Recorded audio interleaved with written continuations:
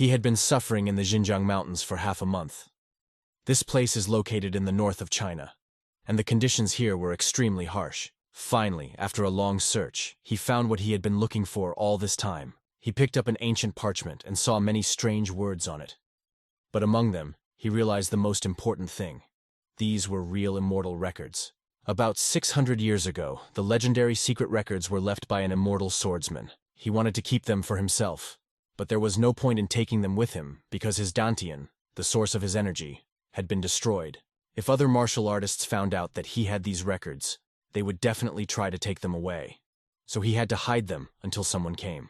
He wrapped up the records and hid them in a bamboo stick, carefully hiding them inside. Then he swallowed them. He would need at least some water to make this process easier. Behind him, two people appeared who had been looking for him for a long time. The head of the Yellow Dragon clan, Moen Su of the Murim Union, approached him, calling him a spy for the blood cult, and asked if he had found the secret records of the immortal sword. He explained that he had found them and hid them in a very safe place, but that he would only be able to hand them over if he fulfilled his promise. The fourth historical union of Amurim, Bek Wihan, said he had heard about the promise on the way here. It was about them getting rid of the blood parasite in the boy's chest. Moen Su reached for his sword and said that there was indeed such a promise. Pulling out the sword, he continued that they had no need to keep that promise. The reason for this was that the boy had no place to go back to even after the blood parasite was removed. For So Won Hui of the So clan of Chang County, his hopes shattered like glass when he heard this. After all, he was kicked out of the clan 10 years ago after his dantian was damaged. He was kidnapped by a blood cult and implanted with a blood parasite. He was made a puppet of the blood cult.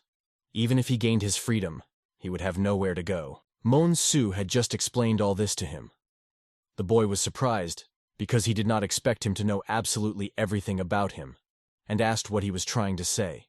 Moen Su came closer, and with a smile, asked him to give them the secret records of the immortal sword. He added that if the kid handed over the records, he might be able to remove the blood parasite. He looked at the sword, which was right next to his beard, and saw his reflection in it. He then told Su that the secret recordings were in a place that only he knew about. He also told them about his situation, that he did not expect the Orthodox sects to make an exception and accept him, or something like that. The guy expressed his desire to get rid of the blood parasite and live like a normal person, begging them, using the word please, to get rid of the parasite first.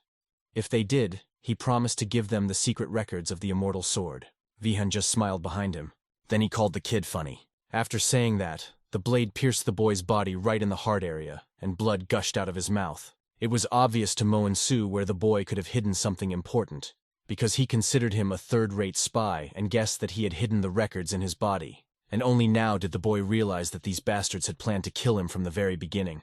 The sword came out of his body, leaving him exhausted. Su's last words were a request to the kid not to be angry. He pointed his finger at him and said that from the moment he became a spy, he was destined to die this way. As he fell, he was full of disappointment at how he had lived to see such a life. The sword swept through once more, with only glimmers of light visible on it. And several more times the sword swept through, cutting the boy's body, and a bamboo stick with this important record fell out of his body. After the record fell out, Su, although he himself said that it was in him, was very surprised. Then he wondered what was happening, as blue fire was bursting out of the guy's body. But it was not hot near him. And the boy, falling, hoped that at least in the next life he could live a less miserable life than in this one. He was very cold when he got out of bed, and two young men standing in front of him were holding a bucket of water that they had just poured directly on his face. Putting his hands to his body, he could not understand what had happened to him, because there were no wounds or burns. A voice came from next to him and called his name, Seo Woon Hua. One of the young men was named Song Juabeok, and the other Song Woo-hyun. They turned to Seo and told him that he had finally woken up, and added that the Hanan twin blades had once again drunk more than he had. He looked at them and couldn't believe that they were in front of him. They were the martial artists of the blood cult, the black and white twin demons. But why did they look so young, he wondered, and did not understand. Did he not burn to death? But the boys did not understand why he was so surprised and asked him about it. He looked in the mirror and asked aloud, "Is this me in my youth?" The guys thought that he had not yet sobered up from drinking, and one of them kicked him right on the back. He was forced to get up and pay. He was in a lot of pain from the kick. He still thought he was in a dream, but it was even too painful for sleep. Taking one of them by the jacket, he asked, "What is the date and day?" He heard in reply, "Today is the year of the dog, the 9th day of the 9th month. The year of the dog surprised him even more. The 9th day of the 9th month meant that it was exactly 10 years before he died. It seemed to the boys that he had simply gone mad from drinking alcohol and was talking nonsense. After that, he hugged one of them tightly, expressing his joy. He hugged Jwabek very tightly and said that he was very happy to see him, and the latter squirmed and asked him to let go. Then it hit him when he realized what kind of day it was. After all, 10 years ago, on the 9th day of the 9th month in the year of the dog, one of the worst days of his life had happened. These people were already on their way. Sitting on a chair right outside his house, he was about to fall asleep when he saw several people in front of him. He thought they were guests, but in a moment his head was cut off with a sword. Another guy came out of the house when he heard a noise, and his fate was already sealed. Scattering all his belongings, Seo was looking for something, getting lost in the confusion. He realized that he should have gotten ready earlier. It seemed to the guys that he was looking for money to pay for the drinks, and they were scared that he had no money. But he asked them to get out of here quickly if they didn't want to die. They couldn't stop thinking that he had been acting very strange lately. However, among his belongings, he found the only thing his mother had left him, a short sword called Sodom. He really regretted not taking it in his past life. He should have taken it with him if he hadn't been in such a hurry. As soon as he picked up the sword, he heard a very loud sound that made him grab his ear. What was that? He thought. I almost went deaf. And suddenly he heard cries for help. Desperate voices were shouting, "Help!" The boys thought the cry was coming from the street. Seo realized that the sound was too loud to be coming from the street, but now was not the time to think about it. He sheathed his sword and realized that the scream meant the beginning of events. The brothers looked at the door, through the crack, and saw people there, not knowing who they were or what to do. Seo pushed them away, asked them to move away, and ran to see who it was first. He looked through the crack and saw that they were bastards from the blood cult. It was the year of the dog, the 9th day of the 9th month, and it was on this day that he was kidnapped by the blood cult. The brothers thought it was the bandits from the Green Forest, but So interrupted them and said that no, it was the people from the blood cult. There was no time. They would be here soon, and he warned the brothers that they had to run if they wanted to survive. They had to do what Seo said. It was their only chance to survive. He looked at his brothers and realized that he didn't have time to babysit them. He knew they would become martial artists after they were kidnapped. He decided to forget about them, realizing that he needed to survive. But he just remembered that there was another one with them.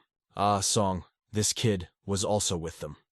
Seo realized this, and it was not in his nature to leave the kid behind. He turned around and started to run quickly to his room, because this kid was the only one of the Seo clan who stood by him. Ah, Song was lying there sleeping, having his 10th dream. He was like a brother to Seo. He ran into the room and shouted at the top of his voice, "Ah, Song, get up." He raised his head and said, "I swear I was awake." Then he saw Seo and exhaled because he had scared him so much. So took him by the hand and told him to get up and leave quickly. The boy didn't understand what the young master was doing, but there was no time to explain. So decided to explain on the way. Stepping on his heels, he told the kid that the bastards from the blood cult had attacked the place, and they would soon reach the hotel. The kid tried to say something about the blood cult, but Seo shut him up and asked him to just believe. The exit was on the other side, but they couldn't run through it. The village was surrounded and they would be caught if they went that way.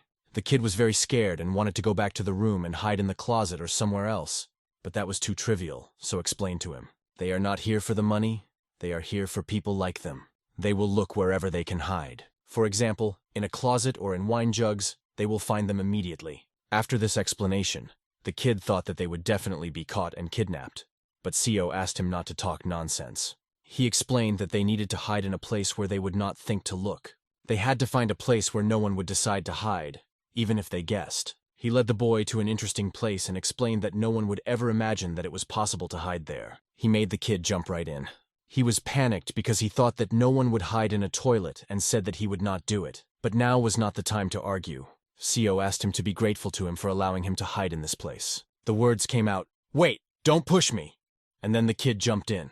The bastards from the blood cult probably wouldn't think of searching this place. Seo wanted to hide in the toilet himself, but now he has no choice. He'll have to find another place before the cult comes. He saw a place in front of him where a horse was standing, and next to the horse was a manger with its food. In a moment, the horse was already running away from that place, and in the middle of the hay that the horse was eating, he was lying. Not a bad place to hide. They will probably look for the horse that is no longer there, instead of looking through the hay. But if there is a first-class warrior, He will be able to sense it through the hay. Just in case, he had to prepare his weapon, and he reached for his sword. There were sounds as soon as he took it in his hand. "It's so dirty here. It's a damned freak." The sword asked him not to touch it with his dirty hands. He looked at the sword, and did not understand whether the sound was coming from it or not. However, the words kept coming, telling him to wipe his hands, calling So a fucking brat, and asking him not to ignore it because it was a very short sword. Co could not understand what it was. Was the sword possessed by a ghost? But when he said this, the following words came out of the sword. "What ghost can there be?" The words about the ghost impressed him greatly, and the sword introduced itself as the short sword Sodom, which his mother had given him. And then the sword itself was surprised, as the man had just answered it. A little girl appeared, looking like a fairy, but without wings. She had beautiful white hair, and she looked quite cute. She was about the size of a butterfly, flew around the sword, and suggested that if the guy could hear her, he could also see her. The boy definitely thought it was a hallucination, and he was very scared. He tried to close his eyes and think that he couldn't hear or see anyone in front of him, but she kept saying, "Hey, hey," to him, flying right in front of him. She flew even closer and said that she knew he could see and hear her. She explained that when swords come into contact with a person, they can read their thoughts. The boy opened his eyes and realized that he could indeed see and hear her. Their conversation was interrupted by a sound that was right next to them. He asked her to be quiet for a minute, and she asked him why he was acting so strange because of this guy next to him. She explained that everything was fine, as he was the only one who could hear her. But it was very distracting for him, and that's why he asked her to be quiet. The man was looking around and trying to find someone. His eyes fell on the footprints that were right on the floor. There were footprints in the middle of the mud. His eyes stopped at the place where the horse had been standing. He took his sword and began to pull it out of its sheath. The man's shadow fell directly on the manger where So was lying. The girl was very curious and kept talking, asking what would happen if the man found him. Would he kill him? She was just curious and wanted to know if he would have the strength to do it. She heard his heart beating fast and realized that he was afraid. And then the man's hand began to approach the hay. The hay flew in all directions, and So jumped out from under it, slitting the bastard's throat. Is he afraid? She wondered. He seems more excited. He asked her to just watch and promised that he would survive in this life, no matter what. Even she was very surprised when she saw how he ruthlessly dealt with that bastard. She thought that he was just an idiot who drank with the brothers of the Song family every day. Now she saw him in a different light, and then she began to ask him where he had learned this. This time, the questions distracted him a lot, and he asked her to shut up. To her, it seemed like just an attempt to start a conversation. For now, he decided to ignore her, but she could even read his mind. The situation was getting much worse. When they go on missions, the blood cult warriors move in groups of 3. This meant that the partners of the guy he had killed and was now hiding in the manger under the hay would soon come here. Even though he had already hidden the body, it was only a matter of time before they found it. If he had been in that situation, he would have been killed immediately without hesitation.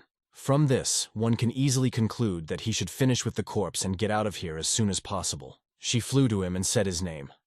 He asked her to leave him alone so that he could concentrate. She wanted to do the same. She pointed her finger in his direction and said that a blood cult warrior was behind him, and she just wanted him to know that. He did not expect to hear this among her ocean of words. The warrior asked if he was disturbing him and said that everything was fine. He could continue burying his friend. The sarcasm was in his voice. He stood right at the exit of the house, leaning his shoulder against the door. He was quite curious to see how Co was handling the case. Several questions popped into his head.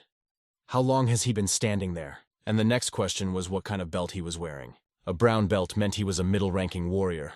This meant that Co had to be really fast, even though he realized that he had no chance against a middle-ranked warrior right now. And she kept flying after him, asking him if he was going to fight, if she could help him. He repeated himself and asked her again not to distract him. Even she realized that he was overestimating his strength. The warrior, when he saw his stance, realized that it didn't look like this one knew martial arts. It was quite impressive of him to kill a low-ranking warrior, even though it was an ambush. The next conclusion that the warrior made was that Co was an intermediate rank beginner. He offered to surrender right now. In this case, he would save his life. Co decided to provoke him and said that if he wanted to kill him, he would not have talked about a novice intermediate rank. He continued that the warrior wanted to take him prisoner, but was very afraid that he would end up like his comrade if he fought. These words surprised the soldier. Even he didn't understand why he was provoking him. But Co had an idea. The warrior realized that the boy wanted to look confident, so that he would let his guard down. After that, he laughed very loudly, put his hand on his head and said that the guy had a lot of nerve. He added that he was very sorry to kill him, because he was quite smart. From these words, Seo realized that he was more vigilant than he seemed. He held the sword in his hand and thought that Seo would avoid a fight by any means possible. He offered to see what he could do and swung his sword for the first time. The sword flew right by the guy's mouth and head. Seo managed to dodge, and the blade only cut off a couple of hairs on his head. Seo could have just given up, but he chose to fight to the end and swung his sword. His opponent just grabbed his arm because the stroke was too slow. Their eyes met. They looked into each other's eyes. The warrior, holding his hand, noticed that he had good eyesight, but his reflexes were very slow. He squeezed Seo's hand and knocked out his sword. The warrior praised his counterattack, saying that it was quite good, and offered to follow him, ignoring the fact that he had killed a low-ranking warrior. As the sword was falling out, Seo managed to grab it behind his back with his right hand and hit the bastard right in the face, saying he wouldn't do it. His plan worked very well. It would seem impossible. He hit him from such a short distance, but he still dodged. Nevertheless, the cut on his face went from the very top of his head all the way across his cheek, almost hitting his eye. As expected, this made the warrior very angry, and he kicked the boy. He kicked him so hard that he bounced off the ground like a stone thrown low into the water. The boy thought that he was being overconfident. He asked himself if he had overestimated his strength, if he hadn't expected the man to be able to hit him from such a distance. He was strong enough to get up, and he wiped his face from the mud. Now he really had no choice but to fight to the last. She appeared right next to him and offered her help, realizing that he had no chance of winning without her. He asked her in his head what she could do in such a situation. Thinking him stubborn, she asked him what he planned to do next. He explained that although the cut was not that deep, it would be difficult for him to use his left eye. Because of this, he would need to keep aiming at the left side. The warrior took up the sword, began to squeeze the handle with his hand, and asked the boy if he really wanted to die. After that, he said that at first, he was going to teach him a lesson and send him to a cult. But now he changed his mind and planned to kill him. He rushed at him, ready to tear him apart. The basic blood cult sword technique, the sinister blood sword technique. These attacks were very fast, and the kid didn't have time to read them. Damn that bastard! He deliberately avoided the deadly attacks. He would play with Seo until he was full before killing him. The warrior was sure that the kid would die today, and kept attacking, swinging his sword again and again. Seeing all this fury, the boy just stepped back and back. He noticed that the warrior was using false attacks against him and did not know what to do. Thinking he could just attack blindly, she flew right up to his ear and whispered that he should hit her in the forehead. He deflected another attack by putting his sword in a block. The warrior did not understand what had just happened and how he had withstood the attack. After that, Seo twisted his sword and blocked the attack so that the warrior was thrown back. They were both thrown back. When he got up a bit, he couldn't believe what had just happened. How had he managed to block the attack? The words from her little mouth kept coming to him. She was telling him how skillfully he had blocked the attack, and that if it hadn't been for her, he would have died.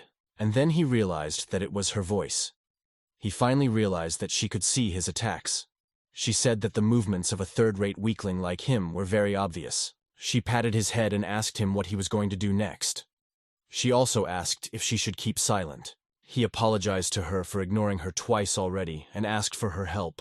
She stretched like an extraordinary creature, and then said that she thought she could help, because she couldn't let an extraordinary creature who could talk to her just die. She asked if he had any way to attack if she read the attacks. He thought it was very difficult in his current state, but he had already tried to counterattack once.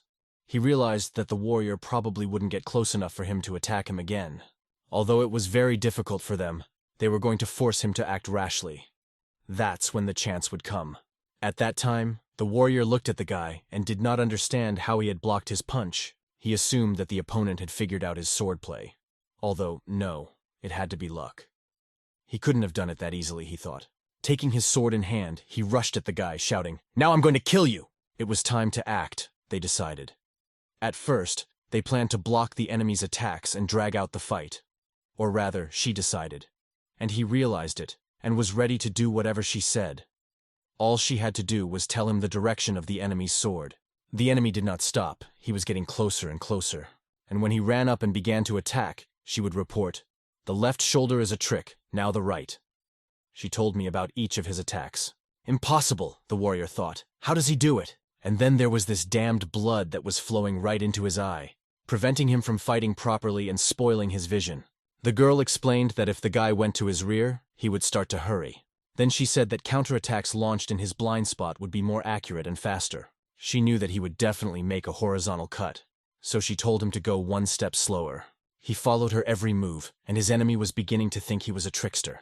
Then came the word now, a kick right in the shoulder by a warrior. The enemy put up his hand and barely withstood the blow. After that, they were both thrown a few meters away from each other. The trembling in his hand, which could be seen on him, was described by one word in the enemy's eyes: fear. The enemy thought he had broken his arm. He also thought it was smart of Seo to try to exploit the blind spot. But still, he was a third-rate warrior, and was ready to send his opponent with a broken arm to hell as he sat there unable to move. Seo's hand clenches, turning from a relaxed state into a tightly clenched fist. His eyes rise, looking directly at his opponent, and he realizes that now is the time to act. With a masterful somersault, the sword in his hands deflects the enemy's weapon. The enemy notices that something is starting to go wrong. The blade flies past him, leaving a wound on his throat that deprives him of the opportunity to continue living and serving his clan. The guy can't believe he did it as the enemy's blood splatters around him. Absolute mastery of the sword speaks for itself. The enemy lies on the floor, bleeding to death and leaving this world. It was an impressive game for her. She even thought that Seo had really broken his arm. But the last attack also impressed her greatly. When he stretched his legs, turned around and slit his opponent's throat, he realized that it was all thanks to her help, and he was grateful to her. Suddenly, she was overcome with excitement, and he asked her what had happened. She explained that she was just a little surprised, because if the guy was really grateful, why didn't he wash the blood off her, that is, off the sword? Because she and the sword are one. Although she said she was not angry when asked, it was clear that she was very angry. She also asked him to clean the rust off, because his mother had taken terrible care of the sword. "Seo Wuhui, get down," she asked him, and he turned his head to the side. Before he can react, he is hit hard on the head. This giant and strong fist makes his head turn sharply to the side. The attacker appeared as if from nowhere and hit the guy. It was funny to him. He came here because these two were not coming back.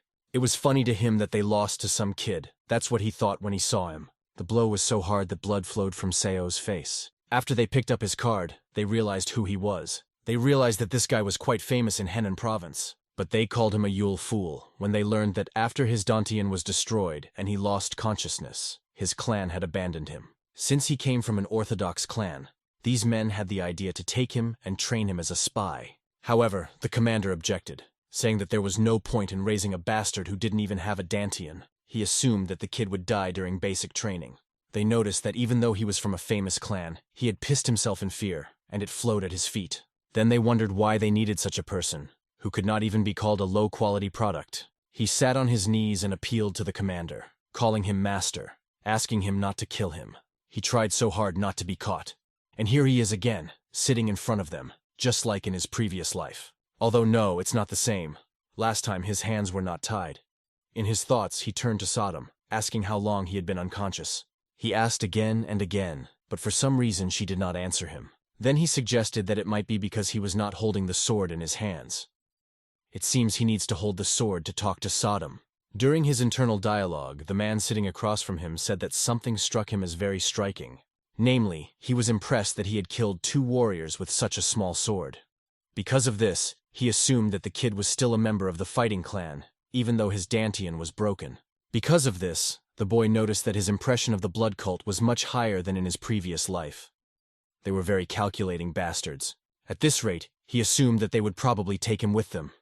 In his head, he kept telling himself that it was time to calm down. He tried to see the good in being dragged into a blood cult, but first he had to survive and then look for a way to escape.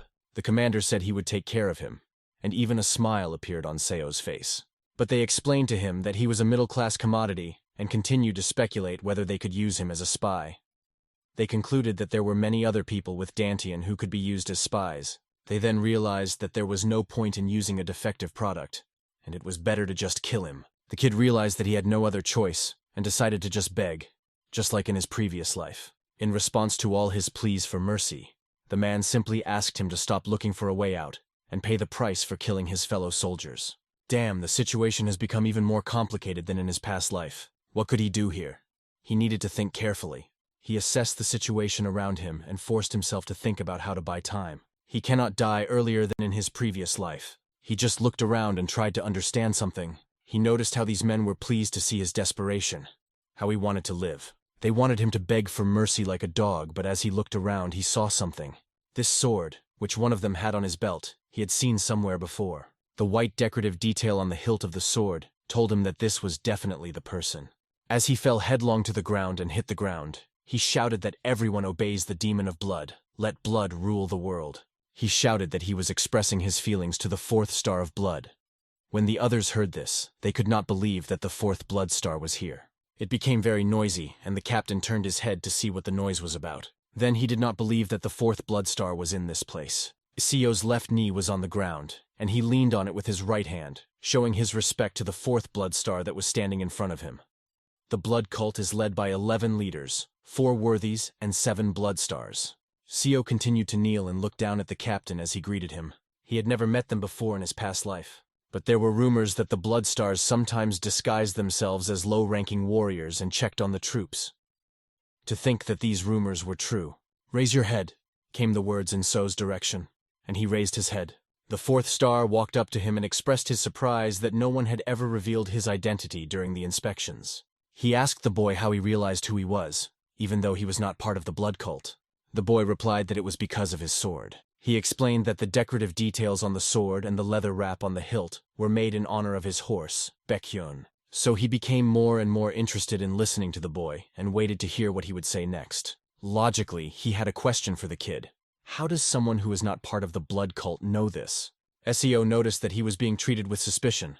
It would probably have been even stranger if he hadn't been suspected in this situation. In his past life, he had lived as a blood cult spy for 7 years, hiding in Orthodox sects, and had encountered such situations thousands of times. The kid was confident that he could lie and act as he pleased, so he said that the truth was that he had blood of a blood cult in him. The captain was very surprised to hear this, turned his head and asked what kind of nonsense was going on. His partner explained that the kid was saying that there were descendants of the blood cult in the So clan. Perhaps they were interrupting the fourth star in vain, because he continued to listen attentively to the kid. He said that his maternal grandfather had participated in the Great War between the Orthodox and unorthodox sects as a low-ranking soldier of the Blood Wolves.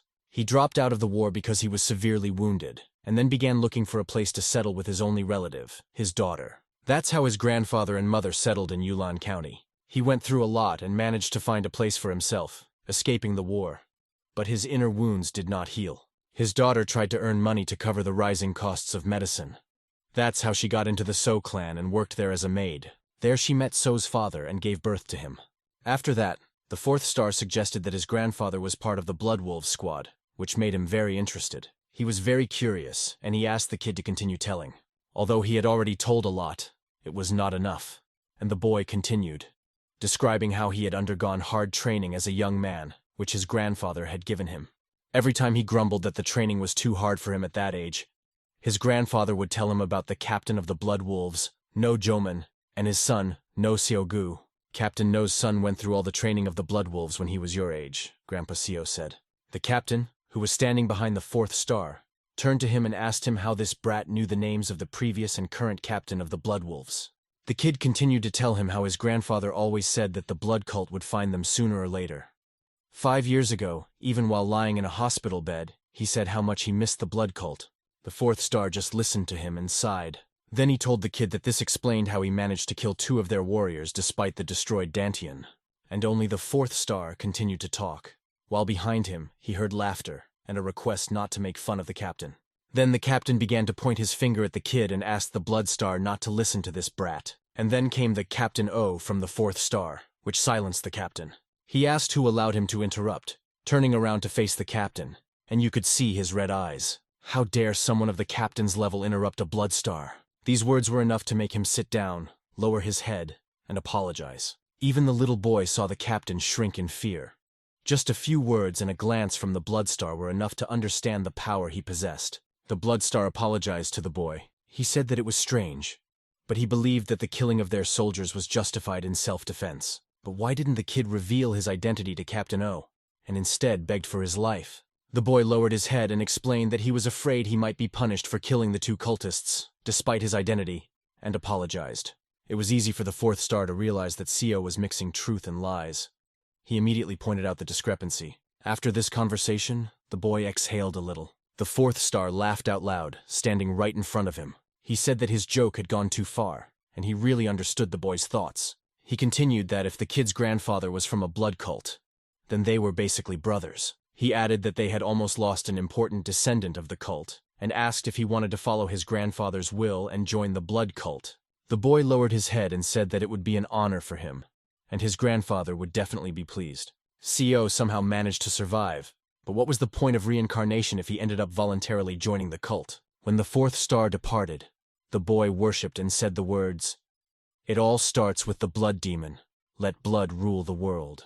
From the fourth star he heard a welcome to the blood cult, and then the boy realized that he had survived, but now he was back in the blood cult. But he was not done yet. Although he said that it was fate that they had met a descendant of the cult, and because of this he wanted to fulfill his one wish. The boy didn't understand why a blood star would want to fulfill the wishes of a simple boy, and assumed that he wanted to test him to see what he would ask for. Since CO did not know what the fourth star was up to, he realized that he had to make a reasonable request. With that in mind, he asked for the return of the short sword, because it was a memory of his mother. He asked Captain O to hand over the sword. He held out his hand and placed the sword in it. "Yes, master," Captain O replied and put the sword down. The fourth star examined and evaluated the sword, noting that although it was a bit old, it was still a fairly normal sword. But there was one but, which he did next, fixing the sword in his hand. He pulled on the tip with 2 fingers and broke it into 2 pieces, considering it a fitting payment for the 2 dead soldiers. Throwing the sword in the boy's direction, he said that he hoped he would be more careful next time he wielded it. The tip of the sword bounced off the ground twice and fell right in front of the boy. The rest of the sword came after the tip and got stuck right in the ground. Breaking the sword with 2 fingers is a demonstration of terrifying strength and a warning from the fourth star. CO realized that he might still be suspected, but the main thing for him was that he was alive. After that, the fourth star ordered the boy to stand up and asked him how long he was going to sit. The boy reached for his sword to pick it up. He was very happy to have Sodom back, but breaking part of the sword meant that a part of her body had been cut off. That part was her hair, and she expressed her dissatisfaction. But the boy calmed her down by promising to take her to a blacksmith as soon as he could. It was very funny when she said that if she could move, she would have cut the bastard's hair bald, referring to the fourth star. She heard their entire conversation and wondered if he was really from the blood cult and why she didn't know. He could only answer that it was not quite a lie and not quite the truth, knowing that he could tell her the whole truth. She wondered why he suddenly became so serious. He warned her that she wouldn't believe him if he told the truth, but he told her that he had returned from the 10-year future. As expected, she thought he had been brainwashed. Meanwhile, the fourth star approached Captain O. He asked him to send someone to Yulin County and instructed him to investigate his maternal family. The captain asked if the master had also noticed this. He replied, "Yes, to be honest, it doesn't matter whether the boy is telling the truth or not." However, he noticed that the kid was watching all his movements, trying to understand his intentions like an experienced spy. He continued that it didn't matter which side CO was on. He knew too much about the blood cult, and asked the captain to be more careful with him. Sodom tried to understand what had happened. He had lived for 10 years as a spy for the blood cult, and then woke up here after being unjustly murdered. Now she understood why he didn't seem as stupid as the Manhwa she knew. In any case, he was really unlucky to go through all that, to go back 10 years and end up back in the blood cult, and she realized that. She told him that everything would have gone smoothly if he had left Asung, but he couldn't do that. That kid was the only one who treated him like a human being. Besides, in his past life, Asung died protecting Seo. As long as Seo was in the blood cult, he always felt indebted to him, and today, he just returned the favor. All of that is in the past. Now he needs to worry about his own life. She made a very interesting conclusion. He still behaves like a simpleton, despite the fact that he has been used for 10 years. The word simpleton surprised the guy a lot, but she explained that information is a weapon, and he had the most advanced weapons in his hands. He was a spy, and she asked, "Don't you know what to do?" She went on to explain to him that he already knew all the bad things that would happen to him, and he could simply avoid them and turn them to his advantage. It was then that he realized it was true. Why should he worry about survival now when he has information 10 years in advance? And then he told her out loud that, as she had said, he had to take full advantage of this chance he had been given. She supported him and said that he could not continue to live like a failure. In front of the others, he looked like he was talking to himself. It was probably because he was a little nervous. Did he realize that now he would have a lot of opportunities? Maybe he could learn martial arts again. Although the words about martial arts surprised her, she didn't understand how he was going to do it with a broken dantian. He explained to her that this information was not confirmed. Even if it was true, it wouldn't happen soon, so he decided to put the topic aside for now. And then she came up with a very interesting idea. She flew closer to him. She told him that if he was going to start studying martial arts again, she could help him with it. She could teach him the short sword technique that its previous owner used, and she should be the only one who knows it. SEO waved his hand for her to fly a little further away, and explained to her that it was impossible to learn martial arts with a sword. "Have you heard the proverb that the sparrow outside the school sings the prima donna?" she asked. And she could have bet her teeth that she knew much more than he did. She was even going to tell him about the principles of martial arts, which made him smile inexplicably. He told her that he understood. He put his head down a little lower and looked at his hand. He could not understand what kind of blue fire was gathering around it. It felt as if he was in a galaxy, all naked without clothes, and as if there was no gravity at all. Looking around, he could not understand where he was and what was happening. It was not the voice of the sword Sodom, but he heard the words, "You have mastered the mind of the sword. Your future will open." He looked at the huge portal in front of him. It still confused him even more. He did not understand what was happening. And then the pressure in his head began to subside, but his hand was still lightly illuminated by a blue flame. When he came back to reality, he asked himself, "What was that?" She asked him to stop looking at the sky because she was telling him about a martial art. He asked her if she could see it. He brought his hand to her, and she did not understand what she was supposed to see. He asked her to take a closer look at the back of his hand, explaining that there were dots that looked like the Big Dipper. In response, Sodom said that the Big Dipper was her ass, and she could only see his crooked hand. She thought that the short sword technique was so boring for him that he didn't even pay attention to her. Was he the only one who could see it? Sodom was very offended by him and asked him not to call out to her again until they arrived. SEO clutched the handle of his sword and apologized to her, explaining that the journey would take at least half a month. After that, he threw his body back on the straw, holding his hand in front of his face, and could not understand what it was. It was the same blue fire that he had seen before returning to the past. One could be almost certain that it had something to do with the secret records of the immortal sword. The straw was a comfortable bed for him all night. It was morning, and as he looked at his arm, he tried to figure out why it didn't appear again. Under the barn, Elaine stopped, moving in his direction. The door opened, and light fell on every prisoner lying there. A question was addressed to everyone who was there. "How long are you going to lie there?" The man informed them that it was time to wake up. "Put your feet up and follow me. Anyone who tries to throw anything away will be killed on the spot," the man warned them. So walked out, shielding his face from the bright light with his hand. They were brought to the Valley of Blood. When they were taken out of the wagons, they were told where to stand. Sodom had been sleeping all this time, and when she woke up, she did not understand where they were and why there was so much noise. It was one of the blood cult's bases, a place where kidnapped people are brought to become warriors of the blood cult. All the people who were here were kidnapped. The person on the platform is in charge of training, and the captain of the Bloody Annihilation Squad, Gu Swagan, is in charge of the Blood Valley. Next to, so, someone said in surprise. A person from Chang City is good. SEO turned around and couldn't figure out where the sound was coming from. Jwabyok and Wu Hyun laughed at him because he thought he knew everything. But he still got caught. They were pleased to see his surprised face. They were even more surprised that Seo was not tied up. He explained that it was a long story, but the guy asked him to tell it. Their conversation was interrupted by a man standing on the platform, who ordered them to stop talking and pay attention to him. He pointed to the platform behind him and said that he was counting to 5, after which they should run there. Everyone rushed to the platform as one. Jwabuk was very surprised that no one was going to run, thinking it was stupid. Seo turned to him and said that they had to do as he did, otherwise they would die. They stood there and watched the guy walk away. They shouted after him, not understanding what he meant, but he just ran. They wanted him to at least explain what was happening. The man was watching everyone who was there. Finally, the brothers realized that they had no idea what was happening and decided to run. The girl's blood flew all over the place. She saw one of the men being ruthlessly killed for not running away, and then the second and third men were being cut. After that, everyone else quickly started running. The brothers looked back and were shocked by this horror that was happening behind them. They were very impressed that everything was going the way Seo said, because they did not know that he had been reincarnated. After that, they caught up with Seo and recognized that they had to do everything like him, just repeat after him. And so they ran onto the platform, Everyone who managed to do it and survived knelt down in front of those who were right above them. The man could not believe that these children knew to kneel before they were taught.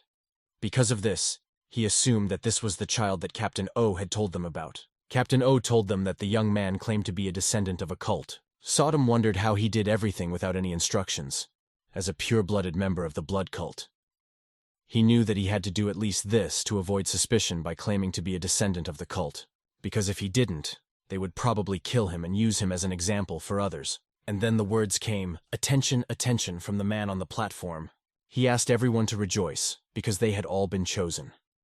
The will of the Great Blood Demon had led them to the Great Blood Cult. Everyone kneeling did not know what they were doing here because they were not told.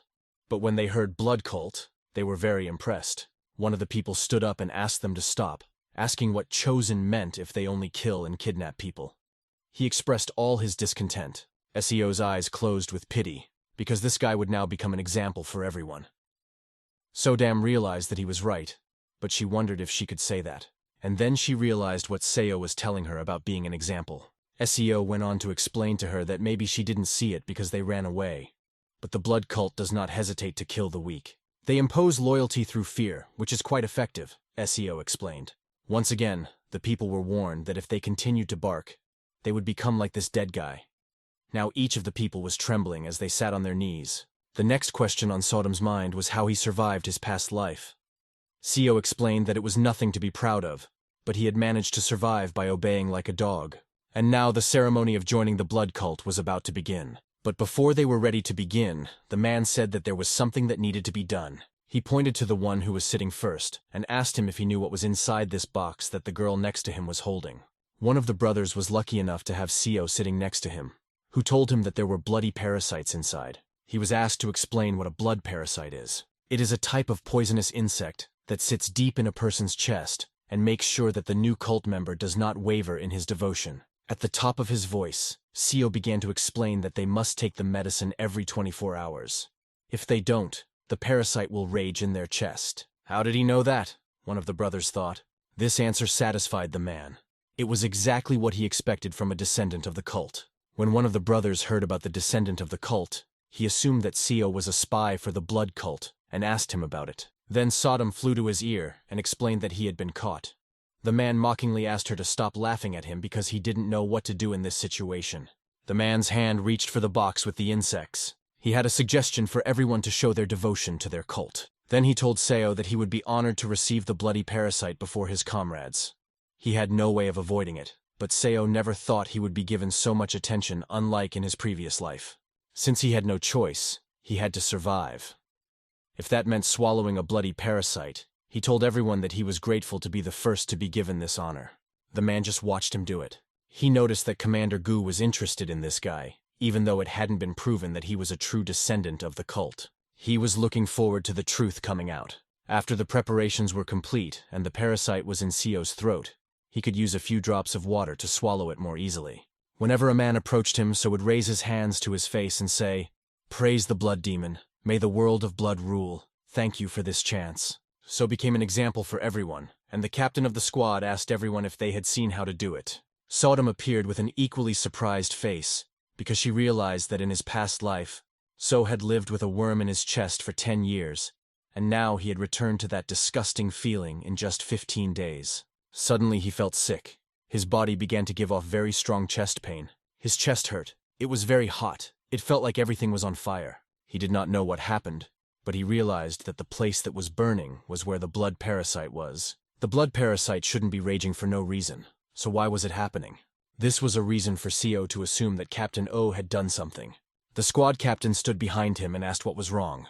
Seo fell down right at Captain O's feet, and he just kept asking if the blood parasite in his chest was raging. He then told Seo that it was strange for a person who claims to be a descendant of a cult to suffer like this after swallowing a blood parasite during this sacred ceremony. He was very sick, crawling on the floor, writhing in pain and clutching his chest. Captain O intended to mock the boy and told him that the parasite was raging in his chest. The boy immediately realized that this jerk had done something to the parasite. The commander asked the captain what had happened and why the cadet was bent over and couldn't straighten up, to which the captain replied that he was fine. The bottom line is that the parasite was agitated when the guy swallowed it. After that, the captain approached him, asked him to turn around, and said that he would use his powers to calm him down. He did this not because he wanted to relieve the boy's pain, but because the other cadets were already starting to worry. After that, all the pain began to move down his body. So the guy came back and told the captain that the pain had already decreased, but he asked him not to move because if something went wrong, he would feel incredible pain. The captain asked him to strain his stomach.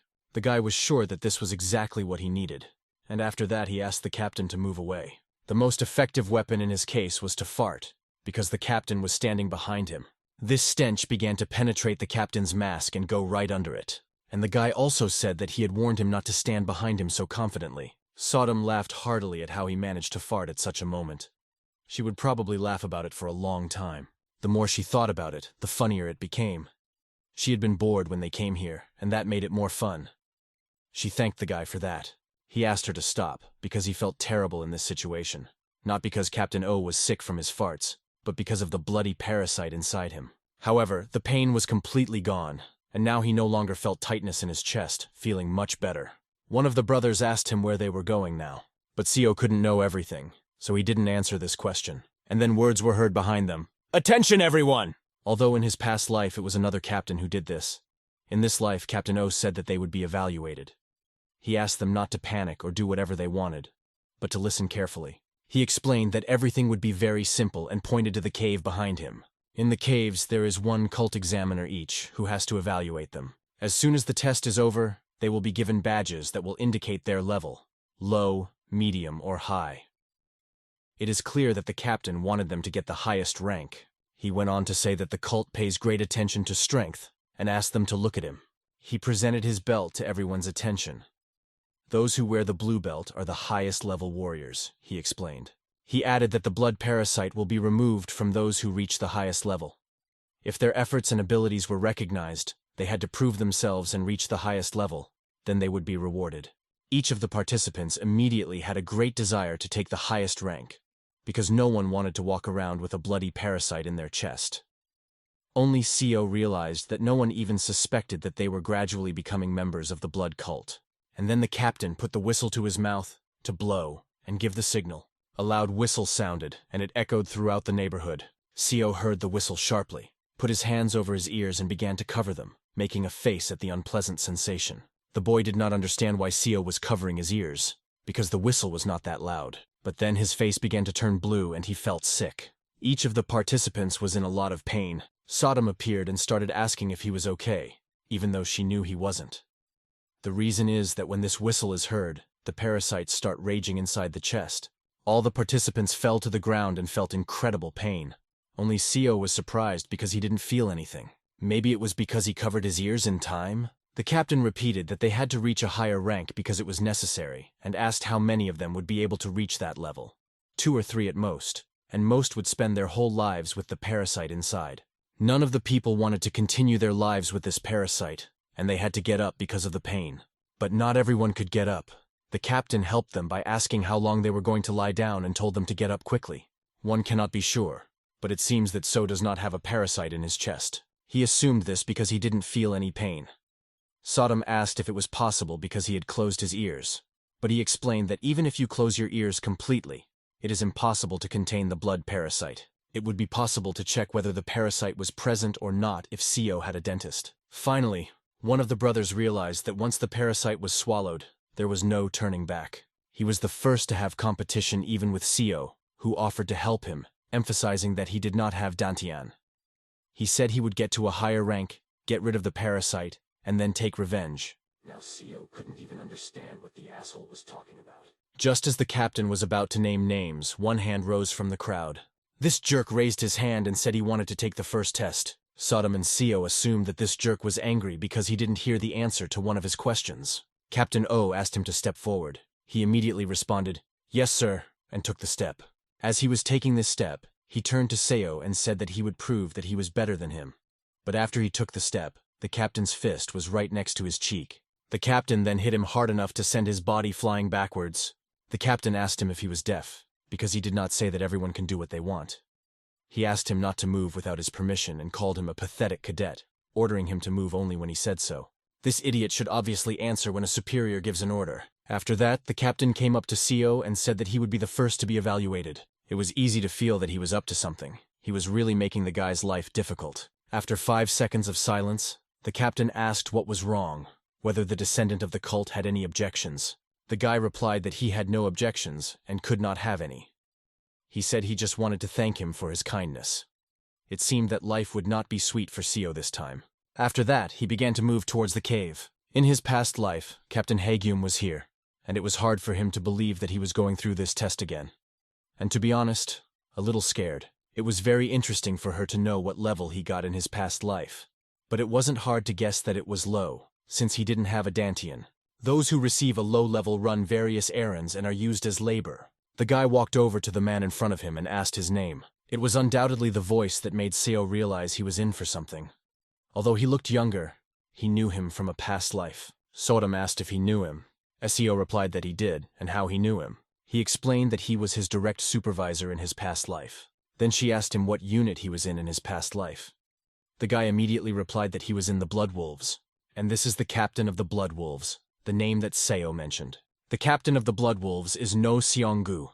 He asked the boy why he didn't answer when he asked if he was Seo Woon Hui from Yulon County. The kid decided to deceive him, thinking it was an easy task because he knew him from his past life. He put his fist to his palm and introduced himself, saying his name and confirming that he was from the So clan of Yulin County. He went on to say that Nas Lihan was talking about him, but the captain recognized this as a lie and began to draw his sword, believing the kid's words about his grandfather being a member of the Blood Wolves to be a lie. There was not a single warrior among the Blood Wolves who fit his grandfather's description, which led the captain to ask, "Who the hell are you?" The boy had to be careful because the captain instantly grabbed him by the neck. The captain was very angry with him and threatened to kill him even because Seo said that his grandfather had served the captain's father. This man had risen in the Blood Wolves from the bottom of the ranks. He remembered all the warriors who served under his father, but he realized that if he pulled out his sword, it would only get worse. First, he had to talk. The question was whether this man would want to talk or not, because he continued his attacks. It seemed like Seo's back was going to break. He didn't understand how someone of his age could move so fast. If we didn't make him talk now, it would be very bad. With each blow, the boy realized that he could not take it anymore. After another kick, his back was pushed against the stone. The blow was so hard that blood came out of his mouth. Because the old man was so ruthless, Sodom had to pull out his sword. Sodom told him to get ready because the old man was getting closer. When he hit his head hard on a rock, he became dizzy and everything started to swim before his eyes. Sodom looked to her left and realized why he was dizzy. She saw a bloodstain on the stone. She wanted to help him with all her might and asked him to defend himself when she said so. The first punch she warned him about was a horizontal punch to the right of his neck. Right now it was necessary to block, but the guy was just bleeding on his neck and could not react quickly. But somewhere inside, he found the strength and put his sword under the enemy's blow. He had enough strength to put the sword up, but not enough to repel the attack, so he fell to the ground. In fact, he almost died, but he was saved by Sodom's advice. However, the old man continued to attack, and the boy noticed it all.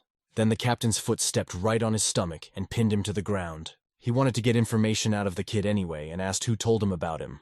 This conversation was a chance for Seo, because he was waiting for the captain to talk to him.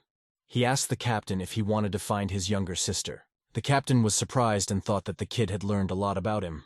But it seems that Seo made a mistake when he heard that his sister had died. He had to get out of this situation, and he said that Lady No Se was still alive, adding that she had been kidnapped on the day the captain was killed.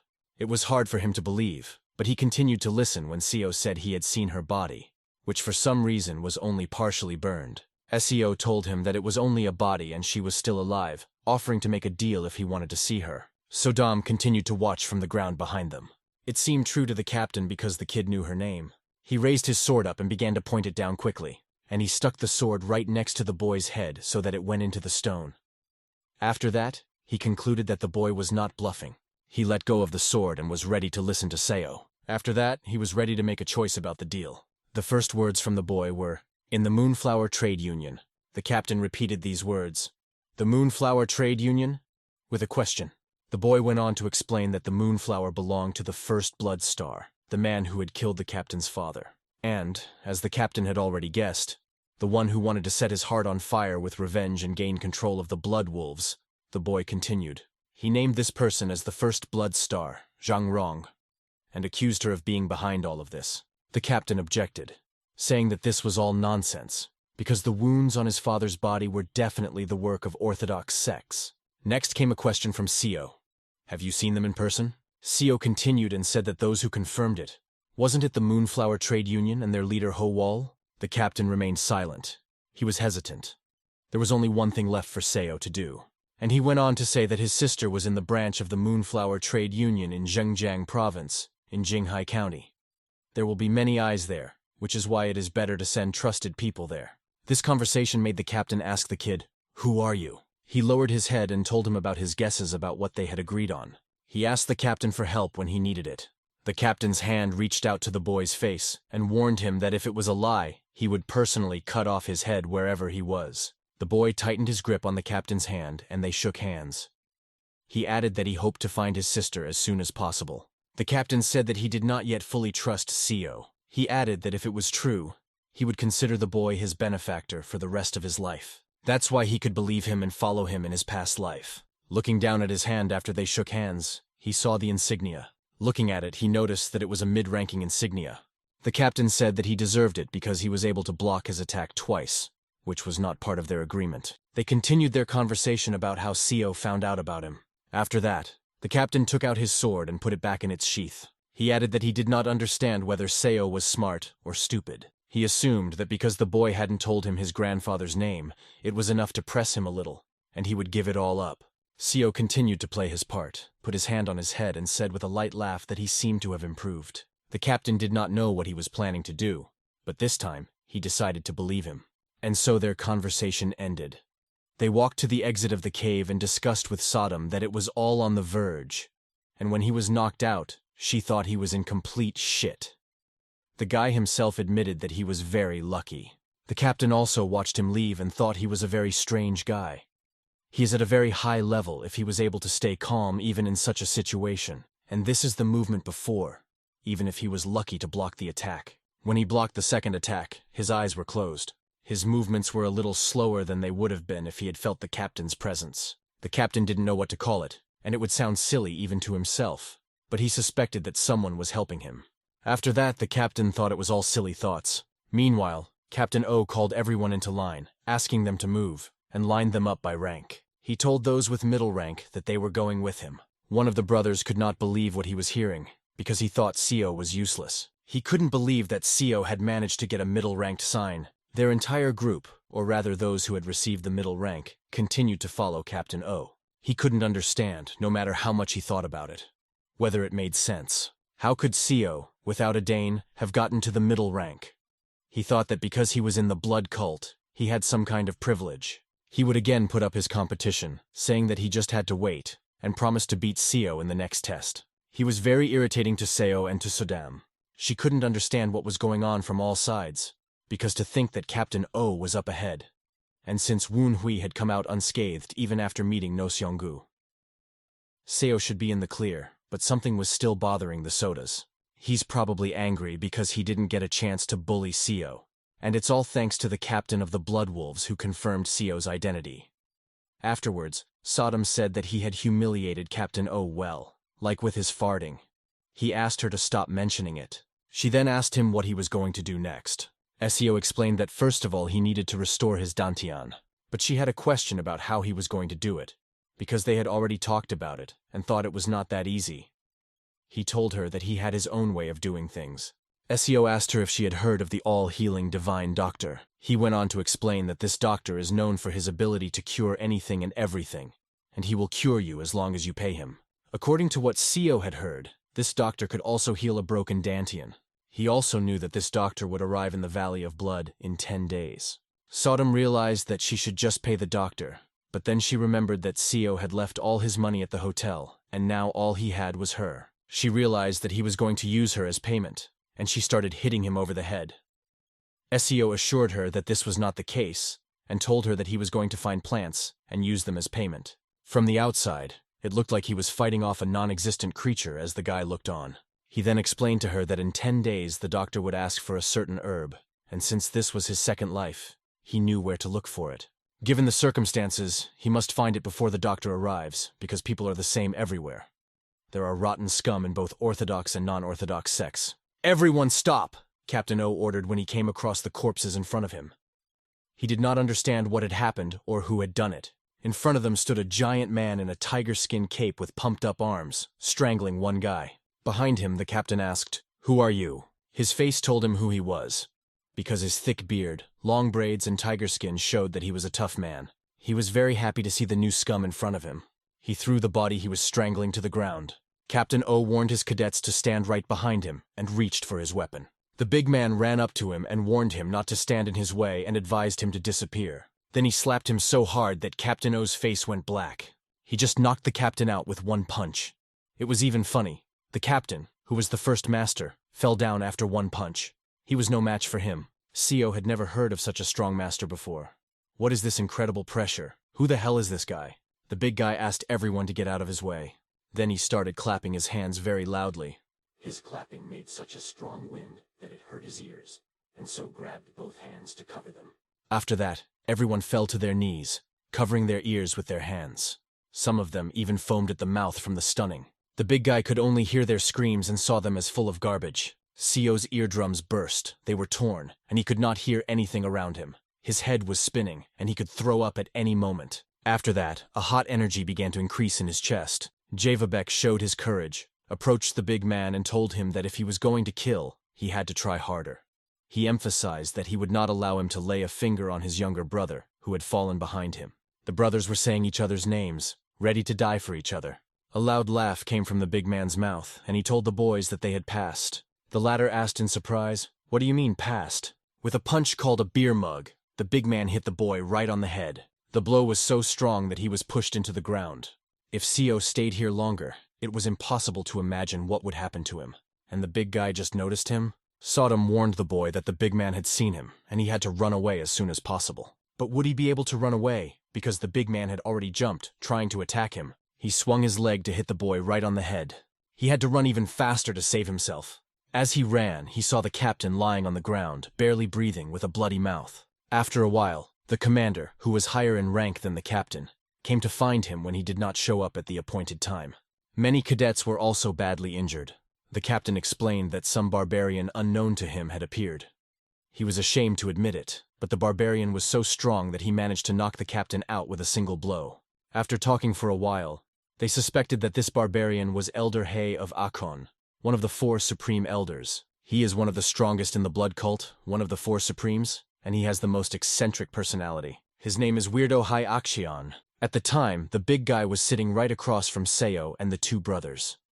The brothers were beaten up, and the big guy couldn't believe that some snot-nosed kid with a broken Danish could withstand that attack. Barbara was getting more and more curious.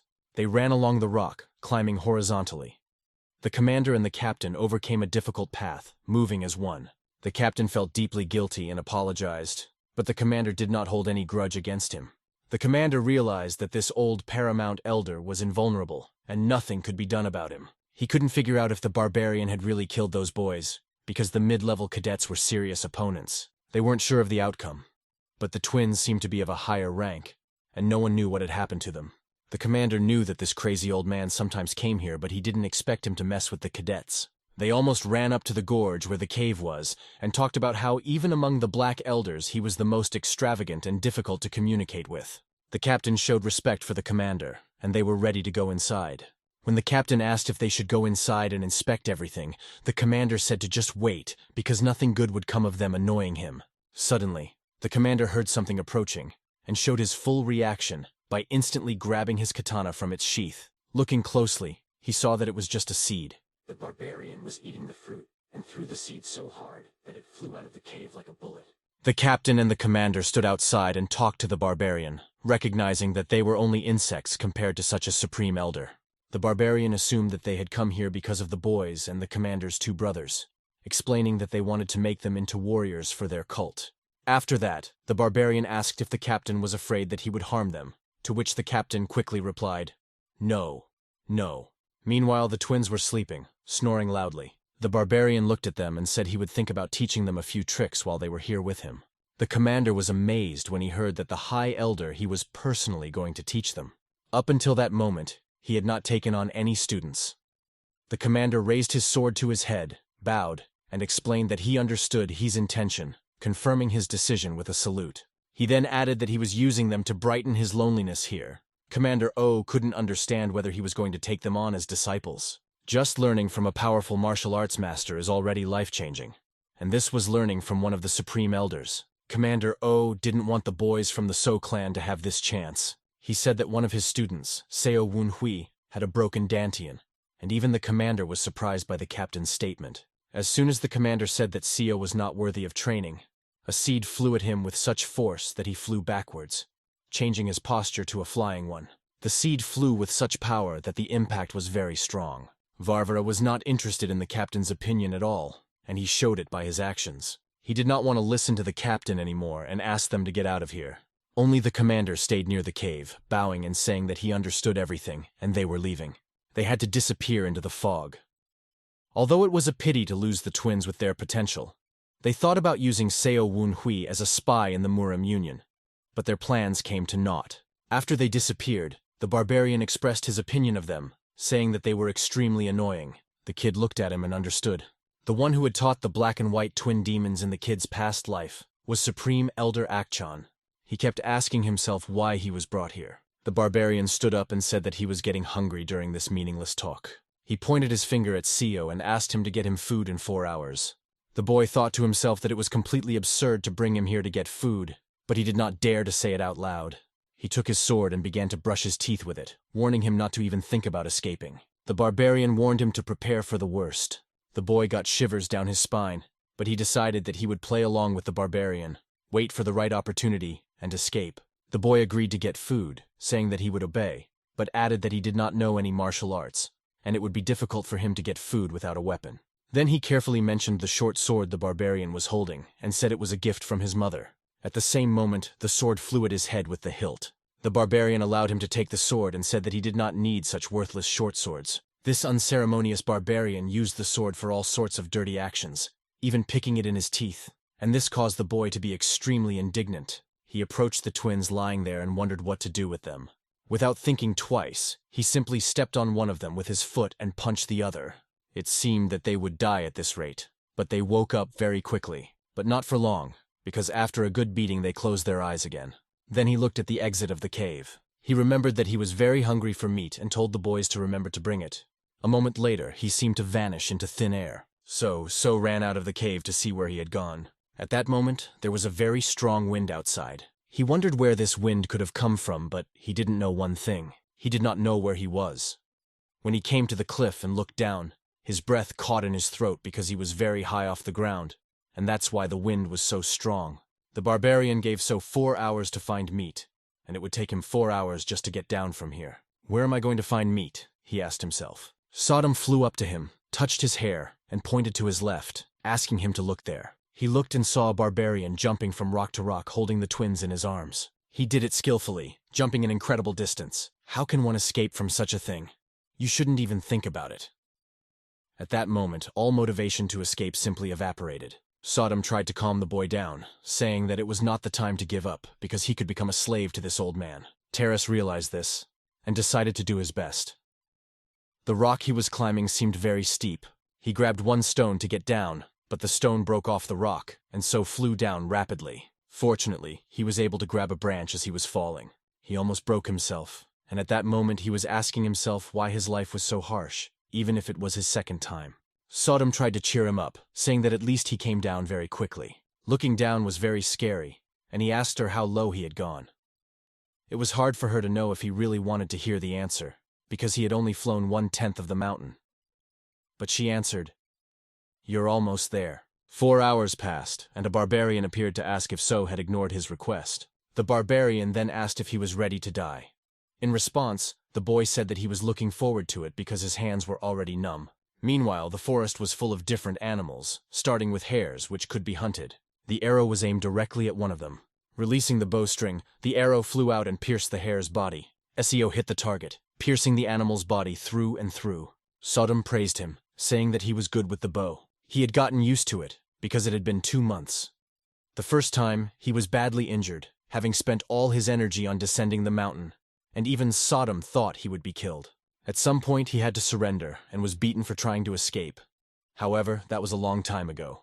Today, everything was going to go well if he caught a couple more. Behind him, he heard a rumbling sound, as if an elephant was approaching, but it was the big guy. The High Elder appeared behind Seo and noticed that he was early today. He asked him only one thing: if So had caught any food, because his stomach was empty. The boy handed him a hare and told him that today they would have fried rabbits for lunch. The elder counted the prey and saw only 2 hares. He was displeased that there were 4, and he asked why Seo had caught only 2. The elder began to suggest that the number of mouths should be reduced. It seems that today is also an unlucky day for this guy, which is not surprising. In general, it is impossible to understand what the elder is thinking, but you can be sure that he has some reason. For the next 2 months, the guy lived like a slave. Every day he climbed down the mountain, where one bad slip could cost him his life. He scoured the entire forest for food, looking for anything alive. If he found food, he was beaten. If he didn't, he was beaten even harder. If he lost consciousness, he was tied to a tree. The first time he threw up, but over time he got used to the beatings and tying. His body became stronger, and his skills better. The twins, who had also become much stronger, were beaten because Seo could not catch food. As they got closer to the tree where he was hanging, one of the twins said that the High Elder was looking for him, and that he should go back. Sodom noticed that this time he was called 2 hours earlier than usual.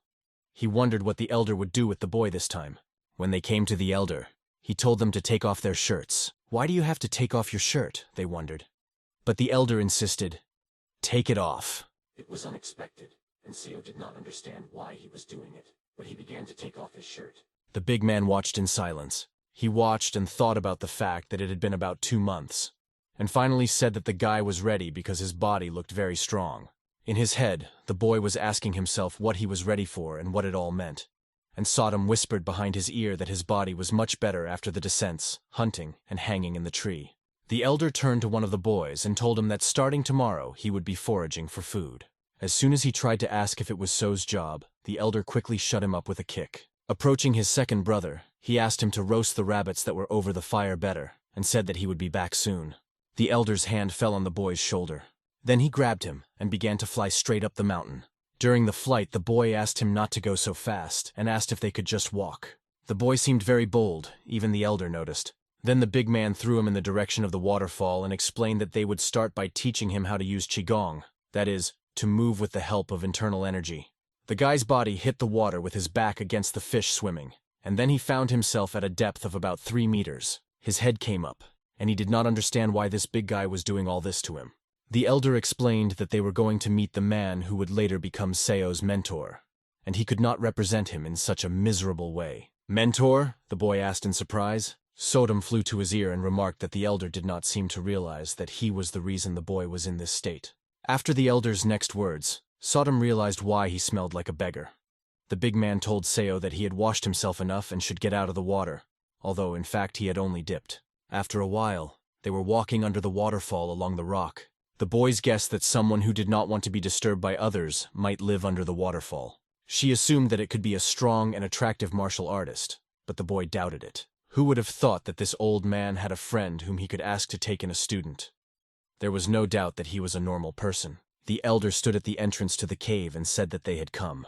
Addressing the man inside, the big man asked him to quickly express his respect. He explained that from that moment on, this guy would be his mentor. Seo got down on one knee and said, "Everyone worships the blood demon. Let blood rule the world." Cult cadet of the middle rank, Seo Wunhui pays his respects to his mentor. Sodom did not think this man could accept his greeting. Sodom's words became clear to the boy when he saw this person in front of him. More precisely, it was not really a person, but a pile of bones next to a sword. It seemed that this man had died long ago. Seo turned to the elder and asked if he was going to play a prank on him. There was a loud laugh, and the elder said that he had better things to do than play pranks on someone. He then went on to ask him to pay attention to how much Seo had changed in the last 2 months. He's gotten stronger at climbing rocks. He became more enduring when he hunted rabbits.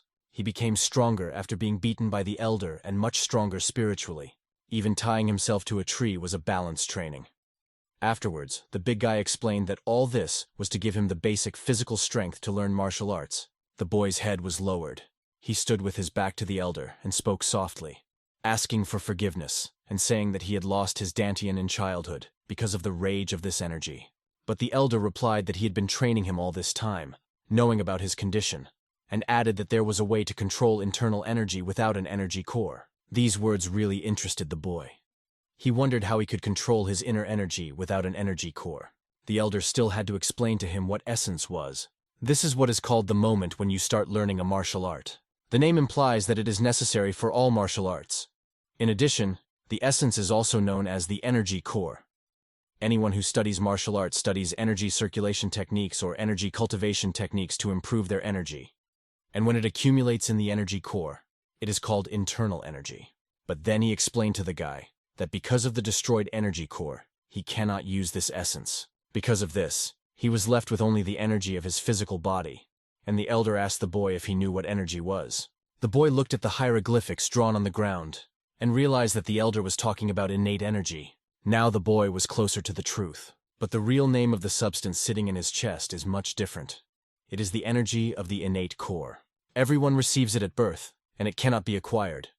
It is said to be twice as strong as the internal energy that is accumulated through the energy core. In this, Seo was lucky, so the words written here would teach him how to control the energy of the innate core, the elder explained. Sodom was excited to realize that its owner had won the jackpot, because it would allow him to study martial arts. But she did not understand why he was not happy about it, and asked him. He replied that the energy of the innate core, as the name implies, is a vital energy associated with the life of its owner. The only situation in which a fighter uses the energy of the innate core is when he is about to die with his enemy. The energy of the innate core cannot be restored, and if he uses it, he will not be able to live long, he explained to Sodom. And she understood what this meant. If he did learn this and used the innate energy, he would not live long. The cursed old man thought that he would be happy to take this chance. But he wasn't. He didn't want to do it for anything. But for show, he knelt down before the Supreme Elder and thanked him for giving him such valuable knowledge. He went on to say that there was something he could not understand with his foolish mind. He told me about his dantian, that it collapsed after his energy behaved differently during martial arts training due to his lack of talent. He said that people had been telling him that he had no talent the whole time he had been in the clan, and he asked the elder to think again before teaching him this.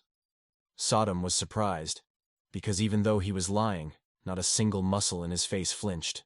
And it seemed to work, because the elder said that he had to go through all this to help train his body, and he was not talented. And then the elder said, "Do you think I don't realize that you are trying to avoid learning this technique because it requires innate energy?" The boy immediately began to object, saying that he had no idea what he was talking about. A giant hand grabbed him by the neck. After that, the elder said that he did not know how to play with words at all. The elder decided to give him a choice. If the boy did not learn this, he would become useless to him. He gave him a choice: either break his neck and die here, or learn it and die gradually. Saying that he just agreed now, in this situation, was not an option, because then everything would go according to the big guy's plan. That's why the guy asked to kill him right now. The elder did not expect to hear this and was very surprised when the kid said it. It was a lot of confidence for a guy with a third-rate core. But he realized that if he wanted to become something more, he needed to have courage. He needed to know when to take risks and put his life on the line. He told the big man that he was even scared, but added that if he lived the way he was living now, he would become just as the man described him. He explained that he would be used throughout his life, and eventually he would just die. And since he has a blood parasite in him, he chooses to die now, the guy said. The word blood parasite caught the elder's attention. He then laughed out loud. He threw the boy to the floor and said that he could not believe that he was trying to lie to him even in such a situation, because he realized that the boy was not that brainless. The man holding his neck asked him what he meant. The big man explained that he had been checking his body from the moment he decided to take him in. He warned the boy that it would be better if he did not try to deceive him. But for the old man, there was something more important than a bloody parasite, which is why he did nothing about it. If he had wanted to kill him from the beginning, he would have done so as soon as he found out that he didn't have the blood parasite. What exactly he needs from Seo he cannot say yet, but it has to do with the fact that he will be teaching him this technique. After that, the elder laughed and said he had an offer that might be of interest. In exchange for so doing as he told him, he would turn a blind eye to the fact that he did not have a parasite. He told him that he would just have to fight the twins, whom he would train in martial arts. When the boy asked why, the big man immediately offered to break his legs if he asked too many questions. After this silence, the elder realized that the boy would follow his words. First, he asked him to start by feeling the energy of the innate core. As soon as he could feel it, he would have to go back to it. The boy understood everything. As the elder was leaving, he warned him that if he caught him lying again, he would not stop at broken legs. Sodom intuitively felt that this old man loved Seo. The boy asked him not to say such things because he had no intention of getting close to such a crazy old man. He needed to familiarize himself with the details of this martial art, so that he could learn it. He decided to leave the hieroglyphics on the ground for later, in case they were needed. Now it is more important to understand whether he can master this technique. If everyone could learn a cultivation technique or martial art just by looking at the instructions, what would be the point of having a master? Meanwhile, the elder was jumping from branch to branch. He wondered what his plans would be if he found someone else more suitable. Since he would be using the energy of the innate core, this martial art would become a secret technique that all masters would want to learn. The boy has already realized that if he masters this technique perfectly, he will be able to prevent the depletion of the innate core energy. This means that it will be impossible to die due to the depletion of the innate core energy. This is definitely the jackpot, Sodom thought. But it was too early to rejoice until he finished reading. He took a closer look and began to read further. Use the destruction of internal energy to destroy your energy core. Find your innate energy. And then the ribbons were cut off, and the hieroglyphics were rubbed out. The last part was missing. The last part was supposed to teach him how to maintain the energy of the innate core, probably. He thought this skeleton was stupid, because he should have at least written it down. Why did he die before he finished the instructions? Then something very important caught Sodom's attention. While the boy was trying to look at the tapes and solve the riddle, she asked him to wait and began to slowly fly forward. The boy realized that the elder knew that the last part was missing, because he had said that when he learned, he would die gradually. He lowered his head and became very upset, thinking, "What the hell does this old man want from me if the instruction is not complete?" And Sodom answered, "Hey, loser, what are you getting so upset about here? How should I know?" SEO asked her what she was talking about, but she explained that she was not talking to him, but to the thing next to her. She explained that she was angry after he called her a skeleton. He asked in surprise if she could talk to a skeleton, but she called him an idiot and explained that she was not talking about the skeleton, but about the sword that was lying next to it. She was talking about this iron sword and wondered why Seo wouldn't talk to it himself. She is talking about this black sword. She talks to him like a human being. She called him an asshole and explained, "They talk to the sword like sword to sword, not like people. It's just that he is special and can hear the sword's voice." Now he understood what was meant in the secret records of the immortal sword by the phrase sword mind. The instructions in the secret martial arts records are usually vague, and because of this, the voices are called sword mind. It was definitely voices, or it was the second brightest star in the constellation of the Big Dipper. "I wonder what kind of power he will get when he gets the rest." She asked him to stop daydreaming and talk to this sword because she thought it was also interesting that he could hear them. His hand took hold of the hilt, and then flowers seemed to bloom inside her soul. She leaned against his hand, longing to feel the warmth of a human hand, because she had not felt a touch for a long time. But Seo got scared and jumped away. After that, he approached her again and began to poke his sword with his finger, asking for forgiveness. She asked him his name and asked if it was true that he could hear her. He then asked to introduce himself and said that he was the Black Sword of the Southern Heavens. It was the name given to him by his late master, the Southern Heavens swordsman Ho Jong-dai. The boy was very surprised when he heard this name. He was very surprised because there was a time when the Southern Heavens swordsman was known as the man who overturned the entire Yunnan province with a single sword. If he hadn't suddenly disappeared, he would have been one of the best martial artists in the Central Plains. It was even said that he could have become the 9th supreme martial artist of the Central Plains. Then the young man wondered how someone like him could end up on top of an unnamed mountain in a province in southern China and die such a death. Because of this, he asked if it was that crazy bastard Axon who did it. However, the sword explained that it was someone else, and Axon had never defeated his master. Yes, even Axon of the Supreme Bullets and Blood had never defeated the swordsman of the Southern Heavens. But who could have killed a martial artist so strong that even Axon could not defeat him? He didn't want to talk about it now, but he promised to tell them later. He knew what was happening now because he heard them talking, and he knew that Seo needed to learn the technique of cultivating innate energy and fight the Action twins. The sword then told him that he could teach him the cultivation technique. Seo quickly agreed because it was connected to a part of his master, the Southern Heavens swordsman. If the boy died without learning his master's art properly, it would tarnish his honor. The Black Sword hoped that his master's martial arts would be passed on to a new generation. That was what he wanted. Looking at the Black Sword, So thought that this sword was simply incredible. He thanked the Black Sword of the Southern Heavens. After that, the sword offered to make a deal. Namely, it said that So should become its new master. Although the part of his master is important, since he is a sword, it is more important for him not to lose the meaning of his existence. He really felt lonely all this time, and wanted the boy to become his new master, touching his steel body every day. Sodom flew up to him and slapped him on the cheek because he made her very angry. She thought that he made her think that all swords were abnormal. To say that So was shocked is an understatement. He was completely speechless. He even thought about giving up on the cultivation technique. He threw the sword over his shoulder and was ready to become its new master. But he warned him that if the sword continued to breathe like a pervert, or asked to be touched, he would simply give up on the cultivation technique. The sword flew closer and said, "What a pity. I mean, okay. Then let's start learning the cultivation technique. The place that people usually call the lower core is located under the stomach. The lower energy core and innate energy are not related." Mech explained that the inner innate energy should be felt through the chest, and said that his previous master called the center of his chest the middle energy core. This was the first time Seo had heard of the middle energy core, and he realized that if there were lower and middle cores, there must be an upper energy core. The sword continued to tell him that his master said that the upper energy nucleus is located outside, in the middle of the forehead, and this is called the area of enlightenment. But now it is more important to feel the innate inner energy with the middle energy core. It's not difficult. You just need to feel the pristine energy of life. So closed his eyes and tried to feel it, as the black sword said, but he could not. So he asked how to feel the energy of life. The sword continued and explained that it was difficult to feel it just like that. It would be faster to feel it with your fifth sense, exactly with your five senses. The energy of life is easiest to feel in emergencies or when life is in danger. He can gain strength that he did not have, or feel a wave of strong medium energy from his chest. This is how innate inner energy is felt.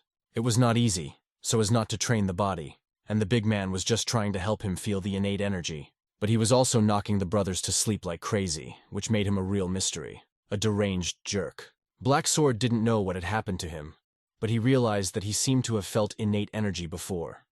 SEO agreed and thought he had felt it once too. After this discovery, the Black Sword suggested that he try to recall this feeling, the situation, emotions, and feelings he had at the time. He needed to remember the moment when he wanted to live the most. He closed his eyes and began to remember the moments when he wanted to live the most. All the memories boiled down to the moments with the big guy, when his eardrums burst because he was being strangled. He also recalled the moments when he was escaping from the soldiers and fighting them when they tried to tear him to pieces. In this life, no matter what he did from the moment he became a spy, he was doomed to die. But he always wanted to survive. He felt it and realized that this was his innate inner energy. The lump of hot energy he was feeling now was strangely familiar to him.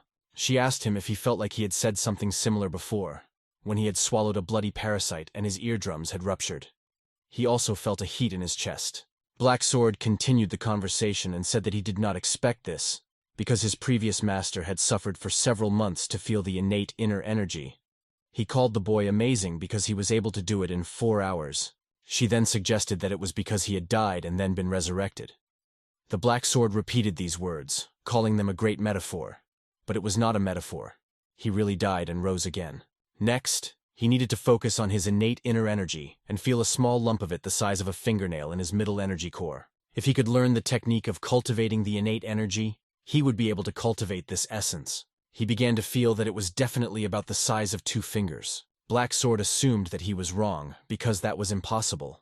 By using the accumulation gate, he can spread the internal energy through the heart meridian and control the innate internal energy. The Black Sword asked him to try to hit a stone pillar that was standing nearby in this state. The stone pillar looked quite strong, but the Black Sword said that it didn't matter. Even if he broke his hand, the innate internal energy would help him recover. However, this was not guaranteed. But there was a chance. SEO said it was easy for them to say that because it wasn't their fist. At the moment he approached the stone, he was very nervous, trying to live up to their expectations. Let's see how strong it has become, he thought, feeling the energy gather around his fist. After the swing, he smashed his fist through the stone without even noticing it. Both swordsmen had a shocked look on their faces. They could not understand how this had happened.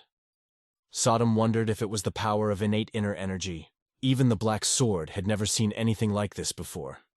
His former master's innate internal energy was great, but not this much. With this amount of innate internal energy, He would be able to learn the art secrets related to the cultivation technique 10 years faster than usual. It's as if he spent 10 years on the brink of life and death, the Black Sword thought, and he had a question to ask the young man. Seo Wunhui, have you really been reincarnated? And Seo himself looked at his hand and couldn't believe he was awake. It was much better than he had imagined. He looked at his hand and could not believe that this was really the power he now possessed. The giant appeared, and his indignation at the boy was obvious. He asked if he was really going to run away, pressing his back to the ground with his foot.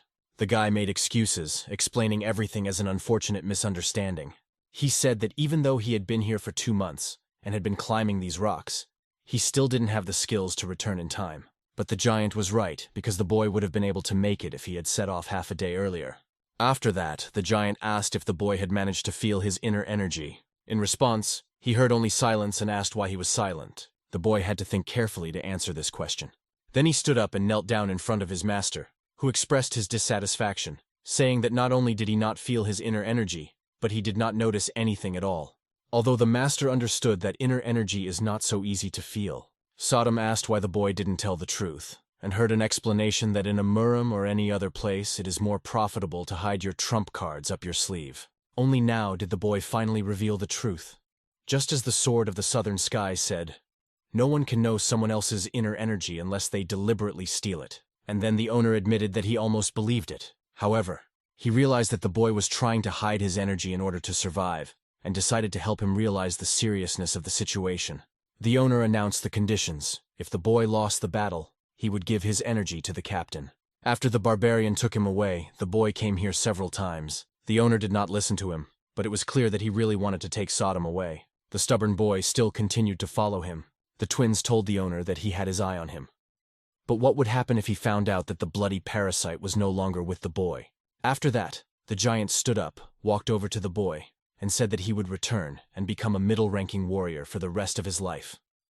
The boy asked why the conditions had changed, because that was not what the master had promised. The giant explained that he had not promised to keep his word. It seemed that the owner considered it a good deed to awaken the boy's ability to feel his inner energy. He said that if defeat means death, then victory should have its own reward. Paying attention to the boy's impudence, he saw fearlessness in him and explained that to motivate him, he promised to fulfill any of his requests if he won. The owner threw 2 books in front of the boy and explained that he had to study them. It was a martial arts technique of the light chakra school. The boy wondered how he could fight because the only technique he knew was the technique of refinement. Now he had the opportunity to fight. The light chakra technique was supposed to help him balance his energy circulation and master most martial arts without any problems. Sodom realized that the owner was probably trying to help the boy fight on equal terms, even though the twins had already been trained in this technique. The second book was the Shining Star Sword technique. The giant explained that this book belonged to that skeleton. That is, it was the legacy of the boy's master. This means that it is the sword technique of a Southern Sky warrior. The Sodas wondered where Akjong had gotten the Southern Heaven warrior's martial arts technique, but even the boy didn't understand. He must have searched a corpse or something. As he got closer, the giant took the boy's head, stroked it, and asked him what he didn't like. The boy asked where he got the book from. After that, the boy asked the giant about it, but at first he just kept silent. Then his face twisted a little, and he said that someone had given it to him. Black Sword explained that this was a lie and that he had simply stolen it. He thought it was the enemy because he was trying to use the Shining Star Sword technique to defeat his master. The guys realized that this old man really lives in a constant struggle. Black Sword wondered if the old man had promised to show them how to perform the Shining Star Sword technique, and the boy explained that he had said he would show them in 3 days. It seems that he has already learned the technique to the end, using the described movements in addition to his own martial art. The twins will probably arrive just after Seo has fully mastered the technique. This was all reason for Seo to think they were scum. He thought that Akjong was really trying to help him fight them on equal terms, but there was nothing to be done. There would still be a difference in strength. This old man was very strange, especially in Sodom's eyes. She wondered how he would change the fact that he had already lost to the warrior of the Southern Sky. The Black Sword explained to her that his master and Akchong had fought many battles, but they could not decide who was stronger. Now that the Southern Heaven warrior is dead, there is no way to find out who is stronger, so Akjong wants to win using this method. The Black Sword implied that Akjong has never been able to defeat John, but they have always drawn the fight. But whatever happens, it will probably end when Seo loses. But now there is still time to figure out what to do. Sodom suggested that he ostentatiously lose his sword during the fight, and then use the 8 lightning short swords technique to win. But Seo realized that if he did that, Akjong would probably say that it didn't count. Black Sword asked him not to worry. He then explained that the Shining Star Sword technique he had stolen was only the initial version of the technique created by his master. After the loss of the secret technique, the master continued to perfect his sword skills. Each movement of the existing technique gradually revealed its weaknesses, and although the old and new movements looked the same, the invested force and energy flow were enhanced. This is how the master's technique appeared. Meanwhile, Seo was already practicing non-stop, reading every page of the book. As soon as he used the improved version of the technique, he realized what the Black Sword meant. Even though it was similar to the technique in the book, the difference was obvious.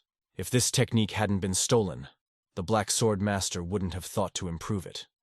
So what goes around, comes around. Sodom apologized for ruining the atmosphere by calling Akjong crazy and said that he would realize that Seo was using an improved sword technique. After that, he would definitely ask how Seo was doing it, because someone who had just learned the Shining Star Sword technique wouldn't be able to improve it right away. This was only possible in the case of a Black Sword Master, as he was a genius with the sword. But Seo's dilemma was that if he lost, he would be a middle-ranking warrior for the rest of his life, and if he won, there would be questions. Even Sodom realized that without the advanced Star Sword technique, he would definitely lose. But at that time, the boy already had an idea. No one loses to the same trick twice. He had to take advantage of it. After a while, 2 people stood at the entrance to the cave. Captain O was confident that this time he would definitely get Wun Hui. He didn't understand how the boy was so lucky to have become Elder Akchong's servant, but the captain was sure he would find a replacement. He would definitely not be able to escape. Next to him stood Do Hyun, whom he asked to show the big man the abilities of an advanced warrior when they met. The latter was warming up his hands and was ready to show them. The men greeted Seo, as they had not seen each other for a long time. He also expressed his respect for the captain. Black Sword asked if he was the same captain the boy had told him about earlier. The boy replied that he was, and that he had no doubt come for him. What Seo didn't understand was who the young man behind him was, and whether Captain O had brought him. The captain told the boy that the elder was late. The kid assumed that he had come here to deliver provisions, and asked him about it. At that moment, this rascal unexpectedly used his inner energy against Seo. He thought that Seo was somehow special, since the elder had chosen him, but the energy core was still destroyed. It seems that after using his energy, he was unable to feel the boy's strength. The captain introduced the young man standing next to him, and explained that from now on, this one would serve the chief elder instead of Seo. He is a higher-ranking warrior, so he will be able to be more useful to the elder than he is, the captain explained. The captain also said that even he did not know how he managed to kill the captain of the Blood Wolf squad. But no one in Eulania had ever seen his grandfather. After that, he said that he would have to follow him to the Valley of Blood to find out. The boy was very persistent and did not believe that the captain was trying so hard to get an agreement. If he had spoken like that before, Seo might have believed him. The boy objected to the captain, saying that he had not explained it correctly. He said that his grandfather had to keep the fact of his service in the Blood Wolf squad a secret, and asked how he could show his face to anyone. He continued by saying that the Supreme Elder would not be satisfied with a mere warrior of a higher rank. The captain thought the boy was an arrogant rascal, and wanted to use this chance to teach him a lesson, curb his arrogance, and impress the elder. After that, the captain asked Do Hyun to teach the boy a good lesson, and he promised to settle everything. It turned out to be an interesting situation, but it was clear that it would definitely cause problems. It wasn't anything personal. But Do Hyun couldn't miss this opportunity and asked the boy to be patient. He was sure that Seo was weaker than him, so he threw the first punch right to his head. After the blow, Do Hyun was confused, not realizing what was happening. Captain O was in the same position. This was the basic fist technique of a blood cult warrior, the 8th blood fist technique. His movements were perfect, as expected of a higher-ranked warrior. But in Seo's eyes, he was too slow. Even though he had only learned 2 techniques from the mystical art of the Shining Star Sword, he hadn't expected a higher-ranked warrior to be weaker than him. Behind the captain, an elder appeared and asked in an indignant voice how dare he try to kill his servant. The captain did not even have time to express his respect. The elder hit him so hard on the head that the captain bled. Seo watched and saw all the pain in the captain's eyes. Then the elder asked the captain who he was. He explained that he was Captain O, who served in the Bloody Extermination Squad.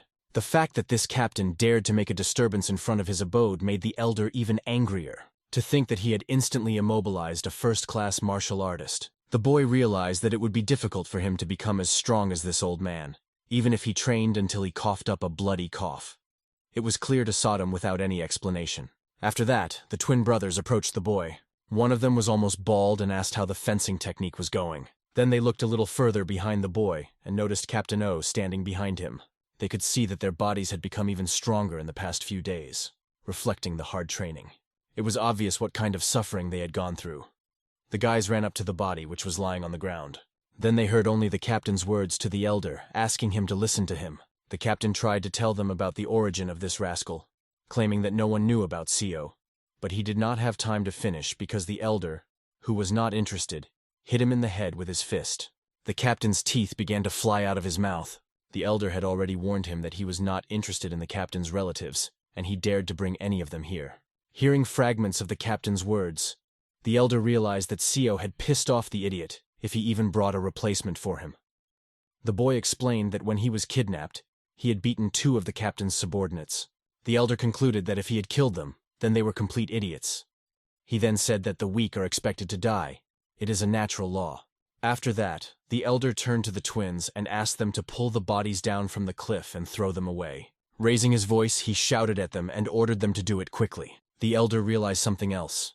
The boy was in a difficult situation because he had once been attacked by a stray dog. He explained that one must be prepared for the fact that such creatures, once they have grabbed hold, will never open their mouths again. He was referring to people like Captain O. SEO memorized these words well, paying his respects by bowing to the elder. After that, he ran to the twins to help them. One of them had already thrown the body of the dead man on his shoulders. SEO explained that he could help them when they got tired. Something like lightning flashed sharply near his eyes. Looking down, he saw one of the brothers scrambling across the rocks like an elder. It would be great if So also learned the Southern Sky Warrior Qigong. He approached Black Sword, asking him to teach him this technique. He explained that he would definitely teach it, but he explained that it was impossible to run on such a steep cliff without knowing Akchong's Qigong, and added that even the Black Sword Master was impressed by Akchong's unique Qigong. Anyway, CO had to hurry and he started running down the cliff. They were already down there, and Captain O's body was lying on the ground. The only thing left to do was to finish him off, but the guy thought he could leave him here. However, the captain was doing some strange things, and So asked him what he was doing. The captain explained that he just wanted to finally release his anger, and then this corpse came along. He told him about his desire to break his legs so that he would forget about the service. SEO told him what he thought about this mistake. He asked him if he thought that this old man would stop trying to harm him if he just broke his legs. After that, he finally realized that the elder wanted them to kill Captain O. After that, the captain's boot was right on the boy's face. The blow was so hard that he flew right by. So flew back into the bushes and trees. Captain O woke up and realized that Jawa Baek was an idiot because he hadn't blocked the captain's acupuncture points. And now the captain stood right in front of Seo and told him that he would make him regret missing the opportunity to kill him.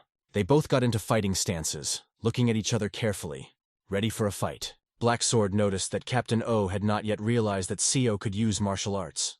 Such negligence could allow the boy to finish him off with a single blow. The captain believed that someone without even a drop of internal energy would not be able to kill him, so he lunged at the boy with his fists. However, his fist was successfully blocked. After that, the captain was thrown to the side, and his attack sailed past without hitting the guy. His face showed shock and surprise. He had not expected such a development. He couldn't believe that the boy was able to block the attack. It was time to use the Black Sword, which he swiped like a blade. The captain had to taste his own blood. After that, the boy struck even harder with his sword, and the captain's body flew far back. It was a successful counterattack, strengthened by internal energy. Even Black Sword was amazed that the boy could do it the first time. But he couldn't let his guard down, and that's what the Black Sword reminded him of. Since his opponent was a first-class martial artist, the real battle was just beginning. The captain was sure that he hadn't sensed the guy's inner energy during the test, and now he wondered how he had managed to do it. This time it was not the captain who attacked first, but Seo, who jumped up and swung his sword. It was a lazy donkey somersault that he used to try to dodge the attack. And then he struck again and again so that the captain's body flew above the ground. The captain thought for a moment that it was dangerous, but he could not believe that he had to use a lazy donkey somersault in a fight with a boy. The captain had many questions about how the boy could have such strength without an energy core. but he realized that he was very dangerous and had to be killed immediately. The captain promised the boy that he would kill him right away. Meanwhile, the young man was lying on the floor with a bruised face after being hit by the captain. Rising slightly, he watched Captain O fight with Seo, kicking up a cloud of dust around him. He noticed the impressive strength in the boy's hands, and couldn't understand how he managed to fight the captain on equal terms. But after several attacks, the boy missed a punch from the captain right in the chest. It made him lean back. He was lucky there were no internal injuries. Black Sword was worried about him and asked about his condition. The skills of martial arts masters were on a completely different level compared to intermediate-level warriors. The swordsmen tried their best to help him and advised him to hold on a little longer, as he had already suffered a severe blow. Behind Seo's back, words were heard. "Get out of the way." The guy couldn't understand how the captain was conducting such an interesting fight without him, and he rushed at the captain with his legs. He flew with both feet right into the captain's body, but the captain only took a step to the side to dodge. The captain asked him to wait for his turn and hit him with his left right in the face. The blow was so hard that the guy made several turns in the air. These attacks looked extremely unpleasant, but Jewabek not only endured the pain, but also tried to counterattack. The captain's punches were too soft compared to the Supreme Elders. He asked the captain to gather himself and remember to take revenge for the humiliation at the selection. The captain was hit hard, but he took a mouthful of blood and spat it right into the boy's face, so that the blood got into his eyes. After that, the captain got very angry and was ready to kill the fighter, gathering all his chakra in his fist. It was amazing to watch. It seemed that they would not be able to restrain the captain. In this situation, Seo decided to slip past Jewabek, then dodge the captain's attack and seize the opportunity as soon as it appeared. And to do the main thing, to strike when the opportunity arises, and at the end to twist the sword right in the captain's body. On the other side of the tree, the tip of the sword appeared, smeared with blood. Seo thought he could kill the captain by looking him straight in the eye. The captain was chained to the tree with his sword, but things were not as they seemed. With a single move, Seo managed to intercept the captain's attacking arm. Now he was going to break it. That was his plan.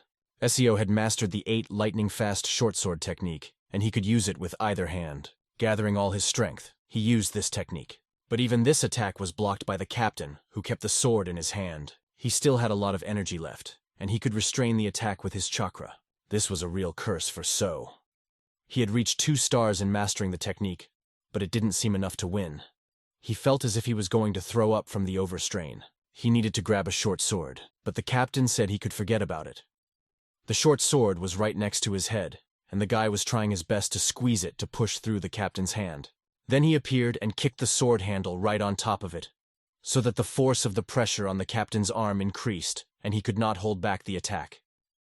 The sword went through the captain's head. The sword plunged into the arm so hard that it was cut through, and behind the arm was the head, also pierced by the sword. The captain's body flew far back. It could have ended very badly if not for Jewabek's help. It would have ended differently if Seo had been alone. Judging by the joy the guy was feeling, it was clear that this was probably his first kill. Afterward, he turned to Seo and said that he had heard about the fight between them. He was sure that his strength was much greater. He explained that only after the fight with Seo could he become an official disciple of this crazy old man. The competition between them did not subside for a moment. The guy emphasized that he had just demonstrated his skills and claimed that Seo had no chance against him. After this conversation, Seo offered to make a bet. The condition was that the loser would become the winner's servant.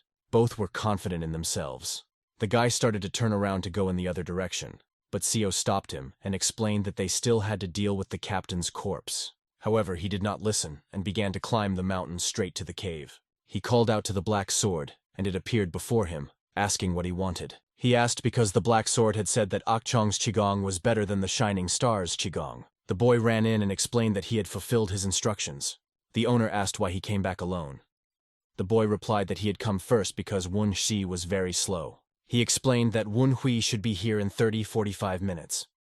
Meanwhile, the boy was already on the rock. The elder took him by the head with his giant hand, noticed his breathing, and assumed that he had an internal injury.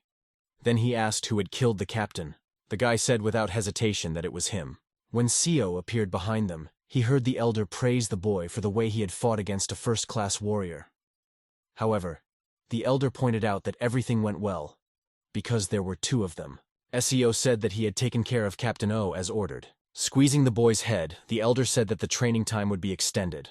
Sodom and the boy listened to one of the brothers explain that it was a misunderstanding because he had been fighting almost all the time. This was followed by the phrase, "Shut up," as one might expect. The elder threw the boy against the wall to teach him a lesson. Perhaps he would have been beaten less if he hadn't made so many excuses. SEO wanted to talk to his master about the wish he had mentioned in case he defeated J-Back.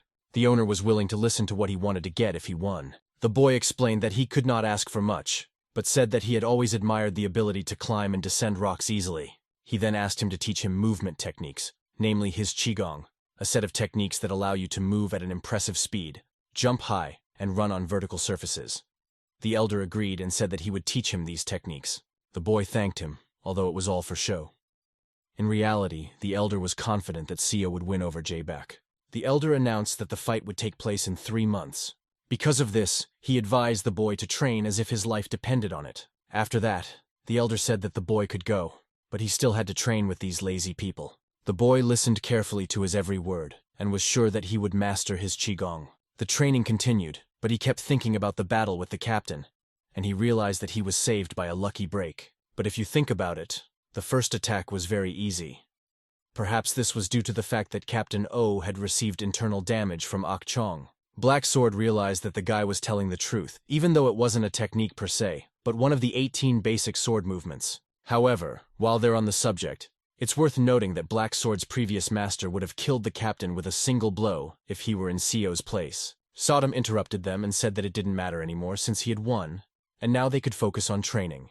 The fight was 3 months away, and judging by the way Jabaek fought today, he would not be an easy opponent. Today, he also had plans to practice sword movements. Black Sword explained to him that if he could not use the 18 basic sword movements fluently, then his sword technique would be nothing more than dancing with a sword in his hand. Until the basic movements become a part of his body, he will not be able to learn any techniques. Although Wen Hui learns the black sword techniques of his previous master, he is unable to change them. It is natural for a martial artist to strive to learn new techniques. Meanwhile, the elder continued to beat the boy. He called him an idiot and tried to teach him something. He personally showed him the shining star technique and did not understand what was wrong with him. Is it really necessary to go so far to learn? He also did not understand anything. He seemed a bit stupid. This irritated the elder very much, and he hit him in the face with a stick. He thought he was a useless idiot who only followed orders. "Don't you understand anything?" the elder would ask, addressing him. SEO was now training alone, with only a few secret recordings of techniques. After the fight with the captain, he had no serious injuries. And then, it seems, the guy got it. He said that he had seen himself being shot down repeatedly. The elder asked him, "Do you really think you can recognize internal injuries?" He explained that the boy should know better because he fought alongside him. "Is it because of your pride that you didn't even bother to see what Seo was capable of?" In the end, he accused the boy of missing the opportunity he had given him to fight Captain O.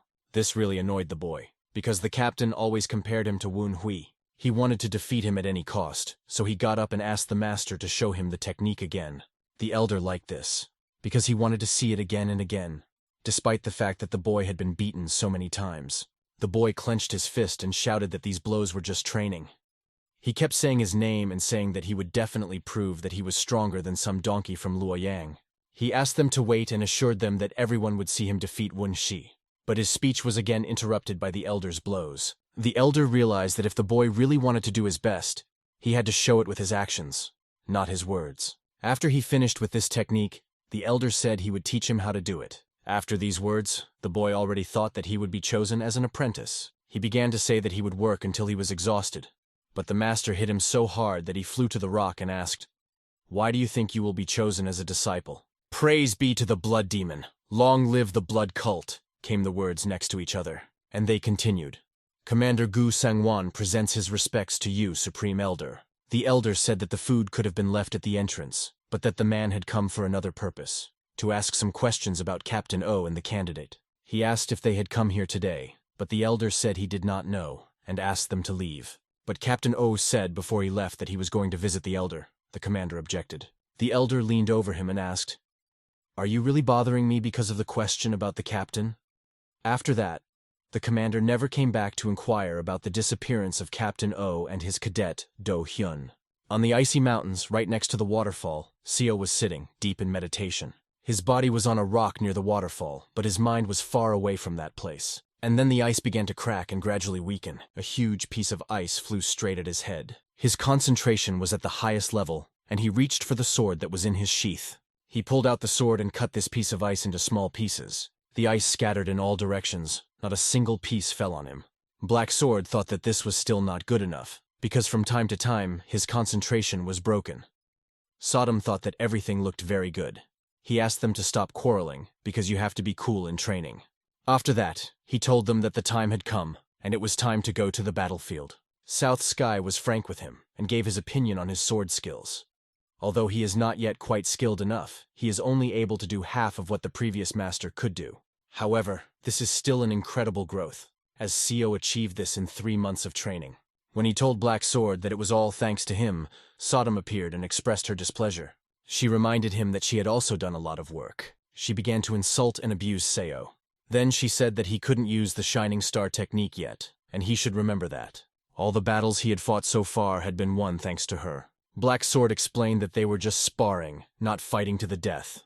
Enough with the useless chatter. He asked her to shut up, and asked Southern Sky if he could win since he had only learned 3 sword techniques in the last 3 months. There's no need to worry, he explained. Although you haven't reached the level of the previous master yet, if you only consider the sword techniques, you've almost perfected them.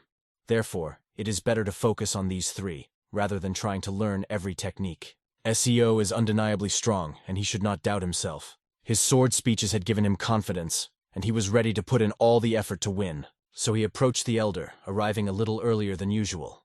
In the elder's eyes, the boy deserved praise for not running away, and he asked him if he was ready. Seo didn't throw words to the wind and said he would find out after the battle. Sodom pointed and said it was definitely worth watching. Jaebek and Woo Hyun stood behind the elder, and asked Sodom if they thought something had changed. Song Jaebek's muscles had become noticeably larger. The boys could only guess if it was the influence of the elder's martial arts. Had training with them really affected him that much? His bald head could be blinding. This is also an effect of the elder's martial arts. What kind of training did they do to gain such strength? After that, the old man asked if the twins looked much stronger than before. He then explained the rules. There was no surrender, and the battle would continue until one side could no longer fight. He added that whether they die or not doesn't matter at all.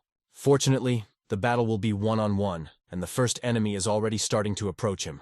But the problem is that he has something strange on his hands. He thought it would be strange if he fought with his bare hands when Seo was holding a sword.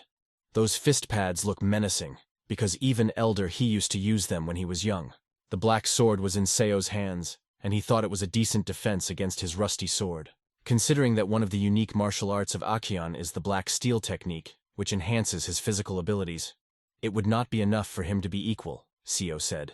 This made him very angry. He clenched his hand very tightly and clenched his teeth together, ready to attack. Then he rushed at the guy so that the ground under his feet shook with every step.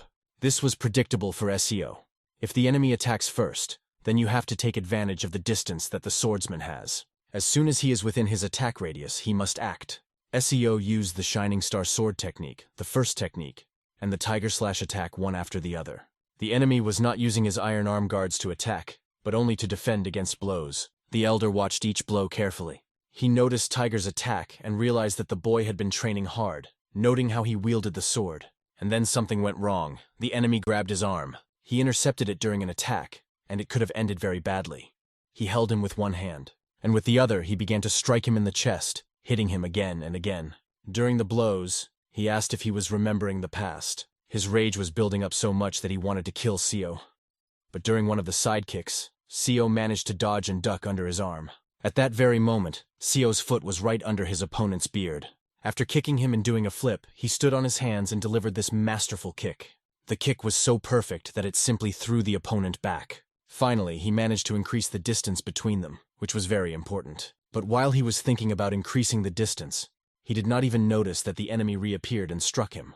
The blow was very strong, so much so that it threw Seo back into the tree. Jia did not understand how a swordsman could fall so low as to use his legs during a fight, but it seemed so to him. At the time, Seo noticed that his internal energy had increased significantly compared to 3 months ago, and asked if they had been drinking some kind of elixir or something. He explained that it was because he had been diligently studying Elder Akchon's martial arts, but looking into his eyes, it became clear that he couldn't lie. Seo saw through him right away. He even forgot for a moment why they were fighting in the first place, because he never imagined that in 10 years he and his brother would become one of the strongest in the blood cult. Now he may seem like a fool, but the blood cult really invested a lot in them. And it was not just martial arts, but all other skills as well, which was not to Seo's advantage. He thought that all the words Seo was saying meant that he wanted to give up. But that wasn't the case. The guy needed to give it his all. When he heard the words, "give it his all," his expression changed. And when Seo's sword swept through his body like butter, the enemy was behind him. The elder watched as blood spilled from his body. No one even had time to see this perfect attack from Seo. Akshan looked indifferent, but his expression spoke for itself. It showed that the situation had changed not in their favor, but there was no need to be surprised, because the show was just beginning. To make his point, the elder hit him on the head with a stick. Shouting insults and calling him an idiot, the elder asked why he had not yet realized that in a fight with an opponent, it is necessary to close the distance and not allow him to move away in order to be able to block his techniques. Holding his head, the boy replied that he knew everything, but he could not follow the techniques that the elder was showing. Since the techniques were very fast, the elder decided to show even faster, hitting him again with the stick. The elder had beaten him so many times with the Shining Star sword technique that the boy now recognized it easily. His opponent had used the Ringing Elm sword. Moreover, he was almost as good at this formation as the elder. The young man wondered how the opponent was able to hone his skills to such a level on his own, without a mentor. After waiting for a minute for the opponent to get up, the elder asked if he had fallen asleep. Adding another question, he asked if he was going to give up. But he stood up and replied that he was not going to give up, and his attack would not even cut through a paper sheet. Training under the guidance of Elder A.K. Jong, every day he practiced to resist the Shining Star sword technique. The daily training was almost fatal, requiring him to carry bricks on his back and endure unbearable pain. Because of this, he decided not to take his eyes off his opponent for a second and not to lose to him. He did his best, carefully studying Elder A.K. Chan's techniques. Even the boy's swords understood his efforts, but they couldn't understand why he was almost crying because of a few scratches. The black sword looked at him, realizing that he had to act according to the plan. The fight could go on for a very long time. Repelling blow after blow, their weapons collided with each other with a loud clang. He had to grip the sword's hilt tightly to keep it from falling out during the numerous blows. Seo swung, trying to deliver a powerful blow. The opponent noticed that he had concentrated his energy in his fist, instantly lunged with his sword, and realized that this was definitely the first formation of the Shining Star sword technique. And then again, the Sword of the Striking Tiger attack, flying lightning fast through the opponent. Even if the opponent can't predict all his movements, you can recognize the technique from his posture and block the attack. Seo managed to hit him a few times, but these superficial wounds don't bother him. Even though he is giving his best, Jabek seems to know all his techniques by heart and easily blocks the attacks. Seo realizes this and continues to attack with his sword, and successfully uses the Qigong taught to him by Elder A.K. Jong. He knows how to defend himself perfectly, so we have to think about how to defeat him. And again, the Sword of the Striking Tiger attack. And again, he repels it.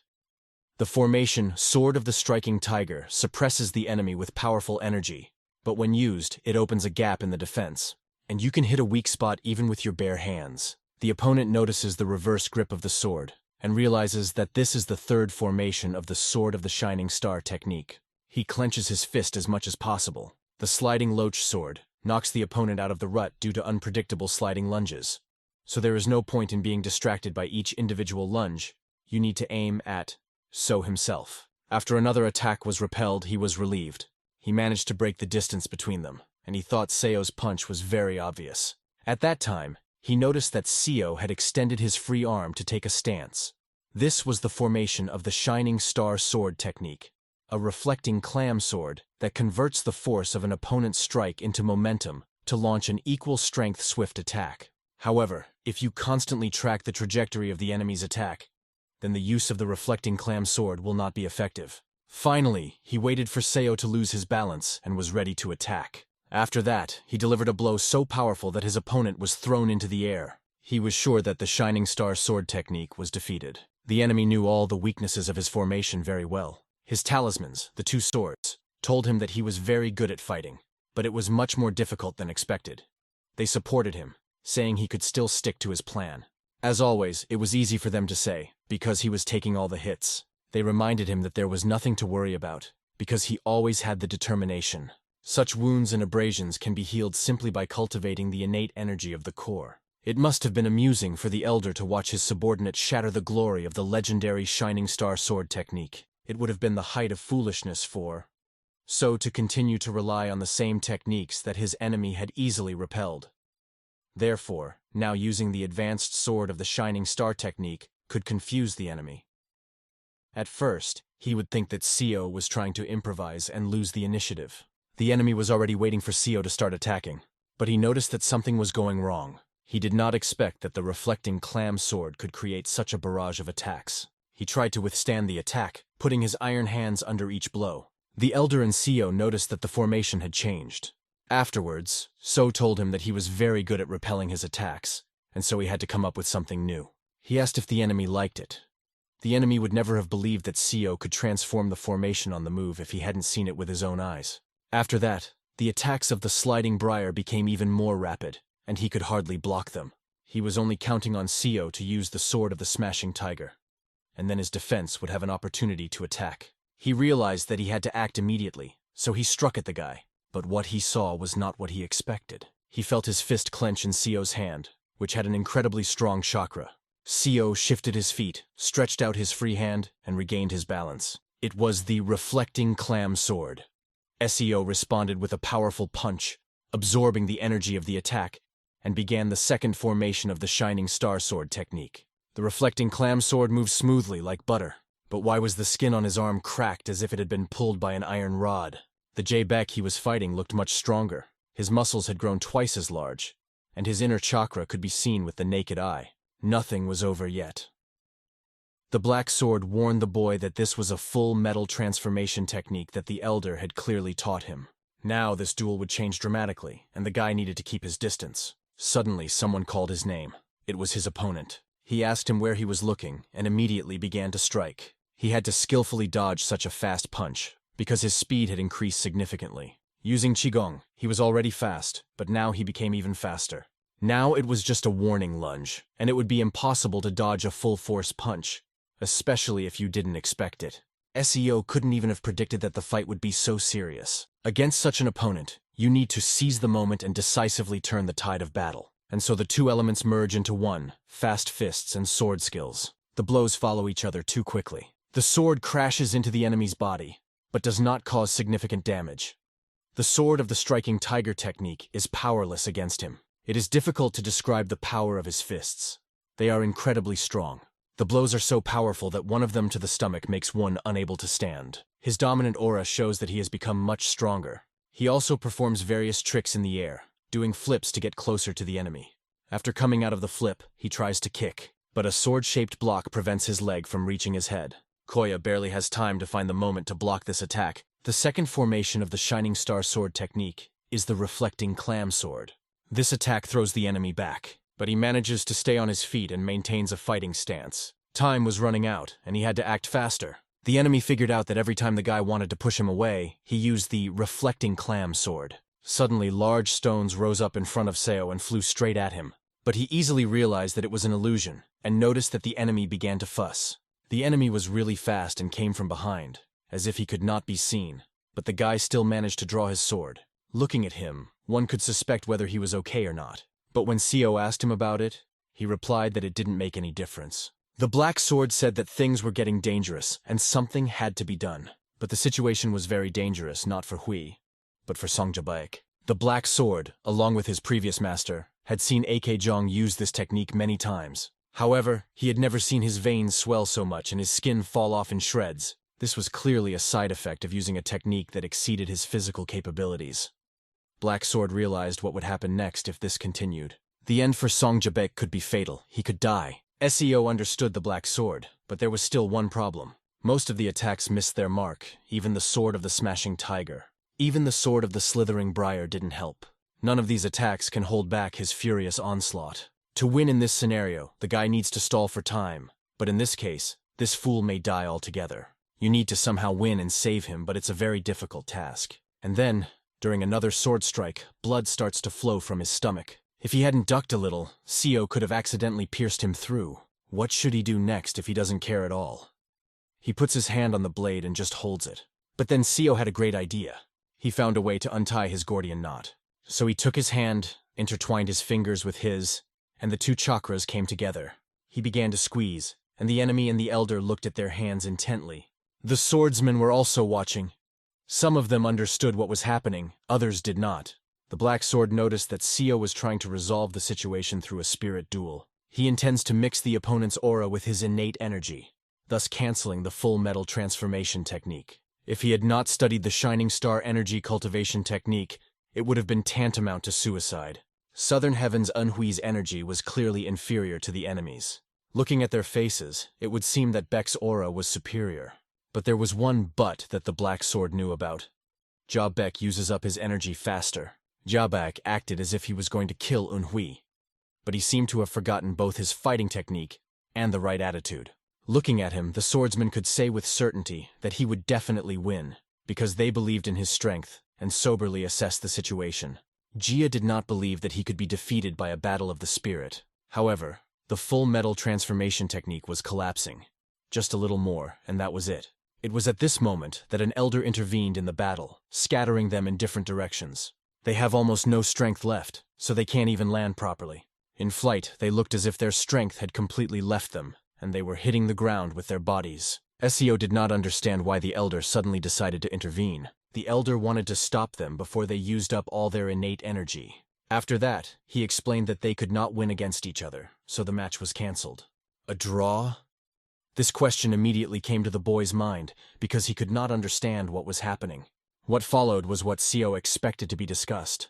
The old man asked him why he hadn't used the technique from the secret recordings he had given him. The answer he got was that he needed to be fearless. Seo explained that he was certainly experienced enough to use the techniques from the secret recordings, and therefore wise enough to know the circumstances and weaknesses of the techniques. That is why the technique had to be changed. But the elder wondered who could have told him how to do it, because no one could have penetrated the records without his knowledge. He believed that this was just the limit of his current capabilities, and he was sure that he could still see the weaknesses. In fact, he saw the weaknesses that Seo had left on purpose to avoid arousing suspicion. The guy then asked him if he knew something. He said that the idea that the creator of that technique would have left it unchanged with such obvious weaknesses was ridiculous.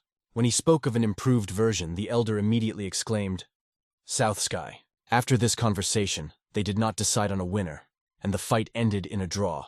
Although Seo realized that a little more and he would have easily won. He asked the elder to look at the enemy, who was lying exhausted, and asked if he disagreed with him. However, the elder said he did not know anything. This was too much, and Seo broke down and shouted loudly, asking the elder if he really thought the fight was fair. He asked him to think about it.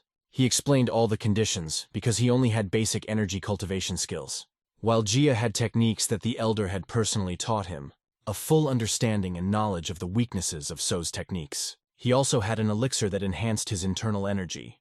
Needless to say, he even had liquid armor that he wore on his hands. The guy explained that in this situation, Jia had a dominant power, and yet it was he who was on the way to winning this fight, in a fight organized exclusively for the loser. It was pointless to remain silent in such a situation, and he continued to express his dissatisfaction with the rules and the injustice of the fight. Then he asked the elder a key question. Would he have allowed him to fight Jia if they had played fair, even if he hadn't given him the wristbands and the elixir?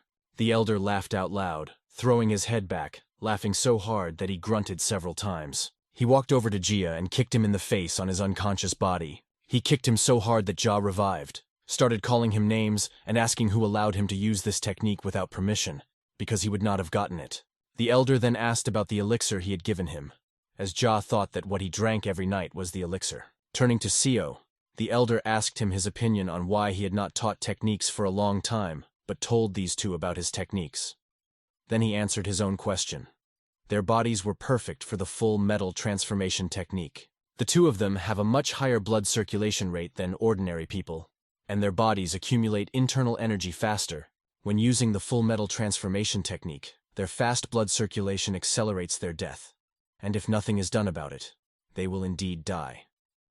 Because of this, you need to balance everything with velvet tree bark extract or a blood regulation technique. The elder added about weapons, as the boy's complaints about this were inappropriate, because he was holding a personalized sword. This sword is old and has seen a lot, but it is still much better than any ordinary sword. Black Sword coughed behind the elder, and said that for the first time in a long time, the elder was right. However, the elder added something else. He admitted that the fight was indeed unfair, because the duel was organized so that he would win. All of them were just pawns that he took advantage of. But this does not change the fact that Seo had been trying to deceive him for a long time to win. Because of this, the elder announced that there would be no winner, and their agreement was cancelled. After all, they are disposable pawns to him who will eventually become official disciples. When Seo heard this, he was very shocked. The elder was sorry to lose such strong fighters, because they have a certain natural talent and innate ability in martial arts. People like them would have learned to fight on their own even without training. What Seo learned with the help of the South Sky Gardens looked like an innate talent to Akjong, but it would not have been possible without his personal abilities, because no one else in the world can talk to swords. The whole conversation was pleasant, but it was not yet time to relax, because there was still something to be clarified. So asked the elder if he became his personal student. Would he teach him his personal techniques? The elder repeated that only those with fast blood circulation, like twins, could perform full metal transformation techniques. The elder said that he would not teach him martial techniques, but would help him develop his sword skills. Then he mentioned that the technique So was using was that of a Southern Sky swordsman, the only worthy opponent for him, from Yunnan province. Seo pretended not to know this, pointed to his sword behind him, and asked in surprise if it was possible that this sword belonged to that skeleton. The swordsman appreciated the boy's acting. He did a great job of pretending that this was the first time he had heard about it from AK-chan. The elder realized that he would use this tactic many times, so it was better to get used to it right away. The elder began to tell him that after the death of the Southern Heavens swordsman, he had become the one who knew the Shining Star Sword technique best by naming him, and he promised to help him master it to perfection. In fact, the boy did not really need his help. The next thing the elder said was that he would help restore the Dantian. He asked him if he would become his apprentice. In his head, the boy began to talk to his swords, which told him that they would accept any decision he made, because it was a good opportunity, and he could always leave if he didn't like it. Raising the sword almost to his face, the boy bowed and said, "Intermediate-level warrior Seo Woon-hui greets his teacher." One of the twins asked what he and his brother would do now. The elder could not just leave those who had learned his techniques, even if he did not quite like them. He said he would take them both. Ja was very happy. You could see it in his face. They both greeted their teacher at that moment, and Ja was still explaining to his brother how to do it properly. However, his brother repeated his words, also saying Ja's name instead of his own. Now Seo had two younger friends, and he was very happy about it. One of the brothers panicked and asked the elder if he would make Seo the elder over them. Lifting his head up, spreading his arms, and laughing out loud, the elder addressed John, saying that a young man who looked like him had become his disciple. For him, this was a victory over John, and he was glad to have finally defeated him. But did he really consider this absurdity a victory? This greatly impressed Black Sword and the boy. The Black Sword even told So to forget what he had said earlier, because if he became a disciple of this fool, he would stop helping him. After a while, the elder appeared in the cave right next to John and asked the skeleton how he was doing. He laid down right in front of him, making himself comfortable, and explained to him that he could finally leave him behind. However, something was still bothering him, and he asked the skeleton to tell him what it was. He asked him who had killed him. One day, the master received a very strange challenge to a duel. The letter contained only the city and time, and a flower cut in half. The previous master had fought hundreds of thousands of battles, but that day he was unusually nervous going into the fight. It is still unknown who he fought and who his opponent was. The only thing I remember is that one of his opponent's eyes was golden. He looked to be no more than 20 years old, but the fight lasted only 40 seconds. The master's hat was cut in half, and he was defeated. An outstanding master, worthy of the title of the 8th best master of the Celestial Empire, the pride of the Yunnan province of the Southern Sky, lay on the ground defeated. This was all she knew about the man who had led my master to his death. Seo Woon-hui pondered this for a long time, and his sword could not believe that the candidate for the title of one of the 8 best masters, the Southern Sky swordsman, had lost in 40 seconds. Our hero couldn't believe it either. He thought something was wrong, ignoring Sodom's advice. He wanted to stick to his point of view, despite her guesses. But contrary to his expectations, the spirit could not get a decent answer. The boy thought about everything thoughtfully, not knowing what else he could add to the story of this sword. But that was enough for today. It was late, and it was time to go to bed. He said goodnight and sweet dreams to his fellow swordsmen, putting them on the floor next to him. But the thing is, swords never sleep, and because of that, they thought the boy was a little strange. Seo Wan needed to think about it, so he changed the subject to the Southern Sky swordsman to make everyone relax a bit, and eventually, their conversation ended on that note.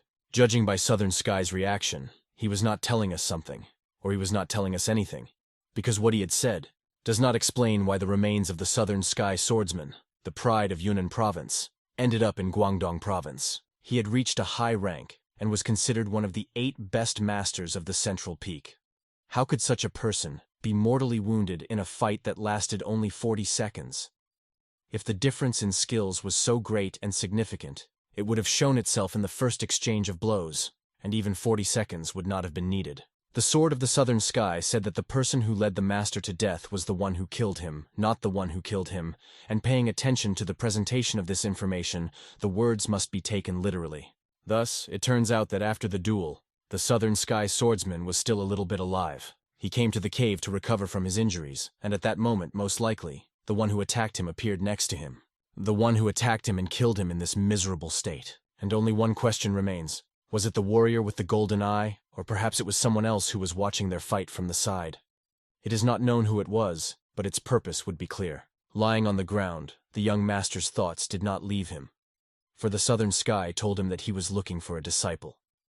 He had not met any good people on his way. That is, he did not have an heir, which means that the one who killed the Southern Sky swordsman at his moment of weakness would become the sole owner of his technique. Judging by the skeleton, he broke his jaw so that he could not speak, broke his arm so that he could not write, and broke his legs so that he could not escape. And there was only one reason for all these cruelties, only one justification. It was the sole possession of the Southern Sky swordsman's martial arts techniques. He probably made the swordsman describe the way to cultivate innate energy, and then destroyed the most important part, to become the only warrior who possesses the secret of innate core energy. It was unpleasant to realize, but the boy never became a kind of heir to the Southern Sky sword, although not officially. And apparently it was very hard for the Southern Sky to watch this horror and not be able to help him. At the first opportunity, he changed the subject, and now our hero understands why these are painful memories for him. Apparently, in order to communicate with him normally, he will have to avoid this topic. But the young master is sure that the day will come when the Southern Sky itself decides to tell him this information. Until then, he will at least take care of his feelings. At this moment, while Seo Woon was sleeping, the swords were actively discussing this topic with each other. The Southern Sword finally told her everything and was glad that she understood him. He thanked her for that. Sodom understood him perfectly, patting him on the shoulder, because they should understand each other, because they are both swords.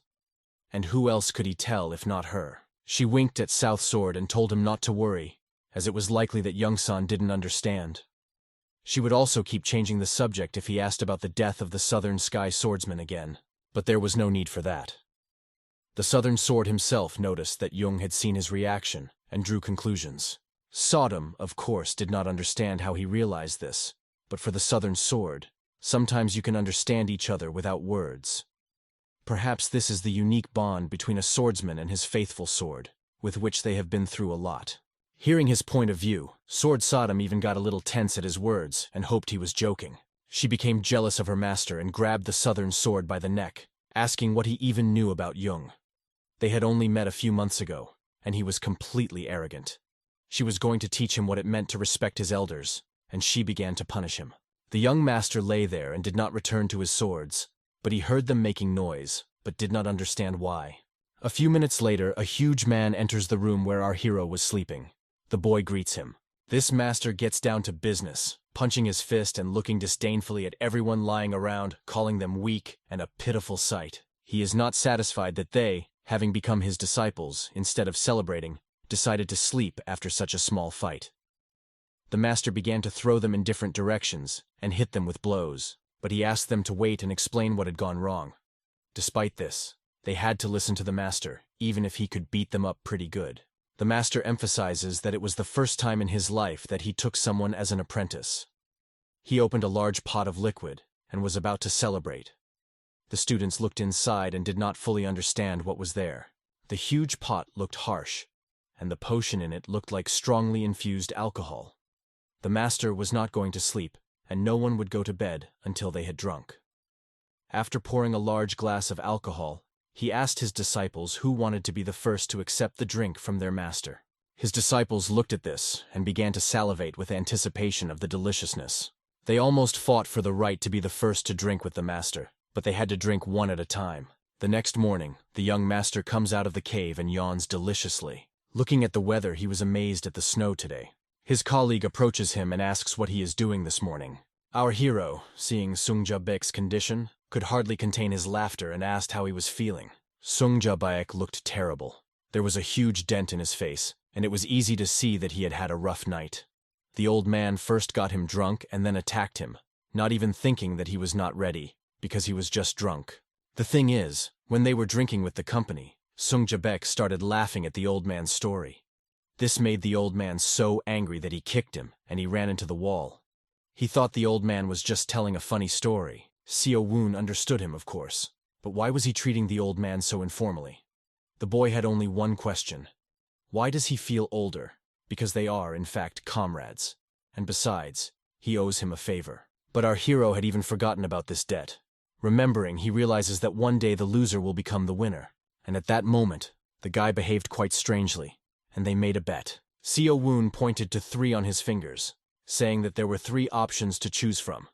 Either he would recognize the old man as a senior comrade, or he would call the young master as a senior comrade, or he would address him as master, or he would offer to fight again.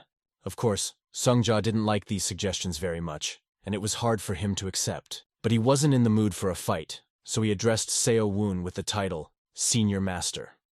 However, he still couldn't accept it because his inner energy was more powerful than his.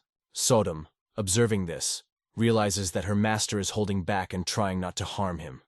In fact, he is a very strong guy, and as he communicates with his sword, he realizes that his colleague is well aware of this.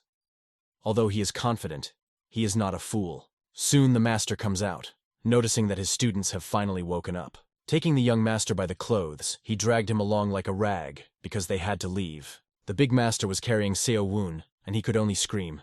But the master's methods were quite brutal. He pushed off from the place of his cave and jumped down, holding the boy and carrying him. Seo Woon realized that he could walk, so why drag him like a rag? But the master was not satisfied with the speed, because they would grow old together by the time they reached the Valley of the 6 Bloods. All that was left was to wait to see what this new location, the Valley of the 6 Bloods, was. At this moment, in the main pavilion of the valley, an old doctor was checking his patient's pulse and prescribing the necessary medicine. He was the best doctor that existed at that time. Sitting in his office, he did not expect that someone would break the wall and disturb him in a rude manner. When he saw who came to visit him, the old man was amazed, and our master greeted the divine healer. The master brought Seo Woon in his hands and asked him to cure this guy. But our hero wanted to vomit from such a movement. Seeing this mess, a girl enters the doctor's room and tells the master to stop doing stupid things. It was a woman from the blood cult, the 6th Blood Star, a blood witch named Hanbuka, who hadn't seen this man in her area for a long time. When she saw Seo Woon, she wondered who the guy next to him was, because she hadn't seen him before. Our hero wanted to greet the bloodsucker politely, but the master silenced him by putting his huge foot on him and covering his mouth. Since Seo Woon decided to bow to someone other than his master, he was forbidden to do so. After he had taught his disciple the lesson, he told the witch that he had come to see a divine healer. The master realized that the divine healer was somewhere nearby, probably in the room behind the old man. He shouted for him to come out. The door opened and a voice came out. "It's been a long time, A.K. Jung." It was the divine healer who asked A.K. Jung if he would like a cup of tea. Of course, tea is good. But the divine healer was the only noble among them, so he should drink it. Sodom watched this interesting conversation. She was impressed by Master A.K. Chen's manner of communication, and his disciple also realized that there was not a drop of nobility left in this old man. Our hero could not even believe that the man who left the room was supposed to be a divine healer. He was more inclined to think that this old man, who had been in front of him from the very beginning, was a divine healer, because he had to look like one. But everything turned out differently. The master wasn't going to dawdle for long and got right down to business. The task was to cure his student. His energy core was damaged, and if it was repaired, the master would give him his nameplate, which could be useful to the healer. When the healer heard A.K. Chan's offer, he did not consider it profitable for him and refused. Because he already has a lot of nameplates from treating important people throughout the Central Plains. And if you look at just one of them, they are very influential and famous people who have great power. Our hero even squinted and saw one of the tablets belonging to one of the 4 terrible killers of the Central Plains. there were the names of elders who cannot be compared to the tablets of the 4 killers, or the 8 masters of the Central Plains, who stand at an unattainable level of skill. In addition, if it is a matter of damage to the energy core, it is not a matter of life or death, and this issue can wait. A doctor cannot afford to take care of a master's apprentice because he would have to put an important patient aside. He hoped that AK Jong would understand and asked him to come back later. The boy had already noticed the silhouette of his important patient. But who was it? AK Jong, in turn, grabbed his student by the head, disagreeing with the healer. If this child is not cured, he will only be able to use his innate energy, and eventually it will kill him. Or he will kill his student out of pity. The healer can cure him, but he prefers that he die. Can he even call himself a doctor after that? It was quite sly of AK Jong to emphasize this. Seo Wan realized that his master was crazy and couldn't believe that he was saying that. After that, the master said that if he was not cured, the split skull would not be able to be healed. But the doctor looked at the boy and said that he felt sorry for him, considering that he was his first student. If he wants to kill him, he can do it on the street, but he has other things to do now. And he closes the door on the master and his student, slamming it shut. AK Jong, holding the boy's head, throws him aside with all his might, furious to the point of exhaustion. The fact that the doctor ignored him made him even angrier. If this important patient is so important, he will kill him, making it disappear, and maybe then the doctor will become more cooperative. The Blood Witch, seeing the master's intentions, stopped him, because it was unacceptable. But AK Jong, seeing that his path was blocked, became even more enraged, as her reaction only fueled his desire to find out who it was. After these screams, the Elder Witch finally revealed who was behind the door, and they suddenly fell silent, which interested the boy. Soon, our hero notices that the 6th blood star's throat vibrated a little. Even though he couldn't hear a word, he could have sworn that they were communicating through these vibrations. Soon afterward, Seo Woon was asked by a man to wait outside the door until everything was resolved. But this man meant everyone in the room except the witch. But who was standing there behind the doctor's back? The master, speaking to the witch, heard who was standing behind the doctor and could not believe her. And if she lied to him in order to dismiss him, she would not get away with it. But, looking him straight in the eye, the witch assured him that if he was worried, he should stop, because there was no lie in her words. Seo Woon holds his stomach and realizes that it hurts.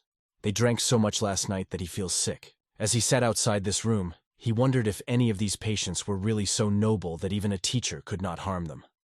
He wondered how long these two would keep talking like this. Sodom decided to ask the boy if he knew which of these patients was there. Our hero was unsure, as the blood leader is dead and he has no idea who else the teacher might show respect to. Southern Sword turned to Sodom because her question was very strange for the guy. Come to think of it, he often follows Sodom around.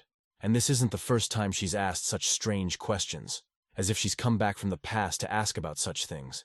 But Seo Won clarifies that she actually died and came back from the past. Southern Sword, hearing that this was true and not a metaphor, was amazed. But he repeatedly reminded Sodom that she wasn't lying, even though even Seo Won would never believe it. This made her angry and ordered him to shut up and stay out of the swordplay when they were talking to each other. After that, the guy decided to go to the warehouse or the kitchen because he was thirsty and needed to drink water. It was a bad idea to share a healthy jug of alcohol with 3 people. He didn't confuse anything and went to the food warehouse. After he opened the door, he saw through the crack that someone was there. The girl was standing on the stack, eating everything deliciously, not even noticing that someone had entered. Seo Won came in and noticed that the girl had a great appetite, whoever she was. Coming closer, our hero felt uneasy. The moment he saw that the girl's cheek was also fat, he apologized and ran away. But the girl asked him to stop, because he could become one of the 4 supreme elders if she was right. She asked him to forget about what he saw there because she was actually on a diet. Of course, how could he forget that? Seo Won wondered, realizing that the beef jerky the girl had just eaten was hardly part of her diet. But the girl began to scream that she had only eaten a little, just a little, because she was afraid of fainting from hunger, because she hadn't eaten anything. However, the boyfriend looked at her and had the impression that she was going to eat half the warehouse. She urged him not to say anything to anyone, and promised to give him something interesting in return. She pulled out 2 silver coins from her pocket and offered them for his silence. Seo Won thought this was quite strange, because it would have been enough for him to just ask her to keep quiet. But why would she offer money right away? Despite this, he still won. After a while, his master begins to call him to hurry up and come to him, because he and the elders are waiting for him. Seo Woon, seeing that some fuss was starting, abruptly began to run to the master. It seemed to AK Jong that his student was moving too slowly, so he decided to punish him with a blow, because this was unacceptable during an important battle, and now he would also have to wait. The master was interested in what the boy was doing in this village, but he just wanted to drink. And in his head he heard someone's voice. Soon he saw the silhouette of the girl who was eating the warehouse, and realized that if he spoke, she would kill him. The boy explained that he was looking for water, but found nothing. The bloody witch looked at her student, who assured her that she hadn't eaten anything. The relationship between the elder and the apprentice seemed good enough, the witch said, but the fact that the master has finally taken an apprentice is a blessing for the cult. The blood witch's gaze was very interesting to our hero. She circled him with her gaze, taking his energy. He had a feeling that he was losing consciousness or was dizzy, but he was quickly woken up by the master with his hand. He emphasized that he should not look this girl in the eye, because if he was too inexperienced, he would not be able to resist her power. The young master realized that the dizziness he had just felt was the work of a witch. His innate energy had been activated by itself. The master, in turn, told the witch not to do anything stupid. But the witch said that how could she do otherwise when one of the 4 supreme elders was in front of her? She apologized for her actions. Soon she had to leave, saying goodbye and that they would see each other next time. And the master tells his student that everything was not so simple. They first need to find some medicinal herb or something similar to cure the guy. Our hero realizes that the Lower Dantian Renaissance flower is the herb that the divine doctor was looking for in his past life. The master told his disciple that if he brought this herb to the doctor, it would give him a special tablet that would allow him to receive treatment from the doctor at any time. It was the dead of winter, and how could he find the herb? But fortunately, the boy knew where to get it. He could only hope that the cursed young lady would not get involved. But who is this cursed young lady that the master is talking about? He asked me not to tell anyone, otherwise he would kill him. If he remembers the girl who stood behind the divine healer, that person is the granddaughter of the former leader of the blood cult. And this was startling information for the boy. He hadn't expected the mouth of the blood demon to exist after all. He didn't even know it in his past life and was amazed. A significant figure in Muram's history. One who managed to unite many dark masters into an organization known as the blood cult. To stop him in the past, the Orthodox sects temporarily forgot about their eternal disputes and made an alliance. And even the most powerful figure of the time joined this war. And all because of one man, the blood demon. In a fierce battle against many of Muram's best masters, they were severely wounded and lost their lives. Muram's alliance and the strongest warrior did not rest until they had killed his entire clan to make sure that the blood cult could never be revived. And our hero thought so until he saw one of their descendants so close. However, there was a silver lining here. Thanks to this man, the old man accepted the divine doctor's offer. And considering the boy's knowledge from his past life as a spy for the blood cult, he has a pretty good chance of getting a benefactor in the person for whom the doctor is looking for this medicinal herb. But will it be enough? If Seo Woon doesn't become stronger, even though he's in a better position than in his previous life, he'll still be a weak-willed pawn in the hands of the higher-ups. Sodom notices that he's planning to look for this herb, and wonders if he's really going to do it. But why shouldn't the boy take advantage of such a great opportunity? Sodom believes that this is the right decision, because connections with big shots have never hurt anyone, and our hero could not but agree. But why does he hesitate? He is driven by the thought that someone else will find this herb before him, and he will be quite offended. However, our hero does not go there because there is no point. He cannot see the flower because it is still sleeping. It took the divine doctor 4 days to find it because he did not know about this ability. As soon as the sun goes down and all the people leave, they will immediately go in search of this flower. But our hero did not even suspect that someone was watching him. Seo Woon ran through the forest in the dark night, confident that he would succeed. He was in great shape and felt it. He remembered that moment in his past life when he envied those who were proficient in Qingyun techniques. Soon the Southern Sword decided to warn its master, but he also knew that they were being watched closely because someone was interested in their movements. Seo Woon did not want to turn back and ask the Southern Sword who was following him. He warned him that he would be surprised, because it was the same girl they had seen in the warehouse. And she was moving as fast as he was. He could not understand how this was possible. Even if she was honing her skills, she wouldn't last long with a body like that. The guy decides that if he slows her down a bit, he can get away. Holding his sword in his hands, he starts hitting the trees, trying to create obstacles. In order to raise the airborne snow dust that begins to envelop the girl, he has blocked her view, and he has climbed the bamboo. She will lose sight of him, and even if she finds his trail later, they will be separated by a decent distance. But something went wrong. His swords, looking up, warn that he is under attack from above. The girl rose high above him, as if she wanted to attack.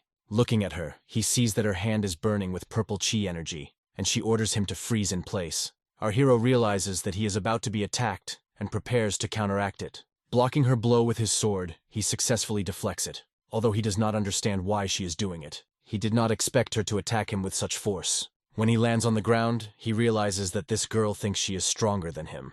The guy landed, holding his sword tightly, and the girl slowly went down to the ground. She looked surprised because she had heard that So Won had problems with Dan Tan, but he was very good at Qing Yun. After that, she strikes again with her Blood Brotherhood technique, and the guy barely dodged her damn punch. He wonders what kind of technique it is. Her movements resemble those of a hawk gliding toward its prey. In addition, she is surrounded by red chi energy. Judging by this, she has the technique of a blood witch. Realizing this, So Won knows that if he prolongs this fight, his situation will worsen significantly, so he fights back with all his might. Realizing his situation, he realizes that he has no chance against her. As he comes up with a battle strategy, he realizes that he has to get her to talk to him as soon as possible. He has no choice but to counterattack. After Seo Wan's strong punch, a big snowstorm rises and hits the girl. She sees what he's capable of and asks him why he did it. But our hero is more interested in why she is chasing him. The girl stopped, and it seemed suspicious to her that the guy was going somewhere in the middle of the night.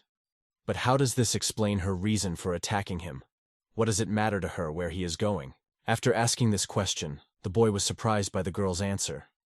She was interested in where he was going because she knew he knew where to find the grass. Realizing why he had been attacked by this rascal, Seo Woon hides his sword and pretends not to understand what she was talking about. If he was hoping to find a flower, would he have been looking for it in the middle of the night? The girl realized that he wasn't going to tell her anything, and began to assure him not to be afraid of her, because she had forgotten to introduce herself.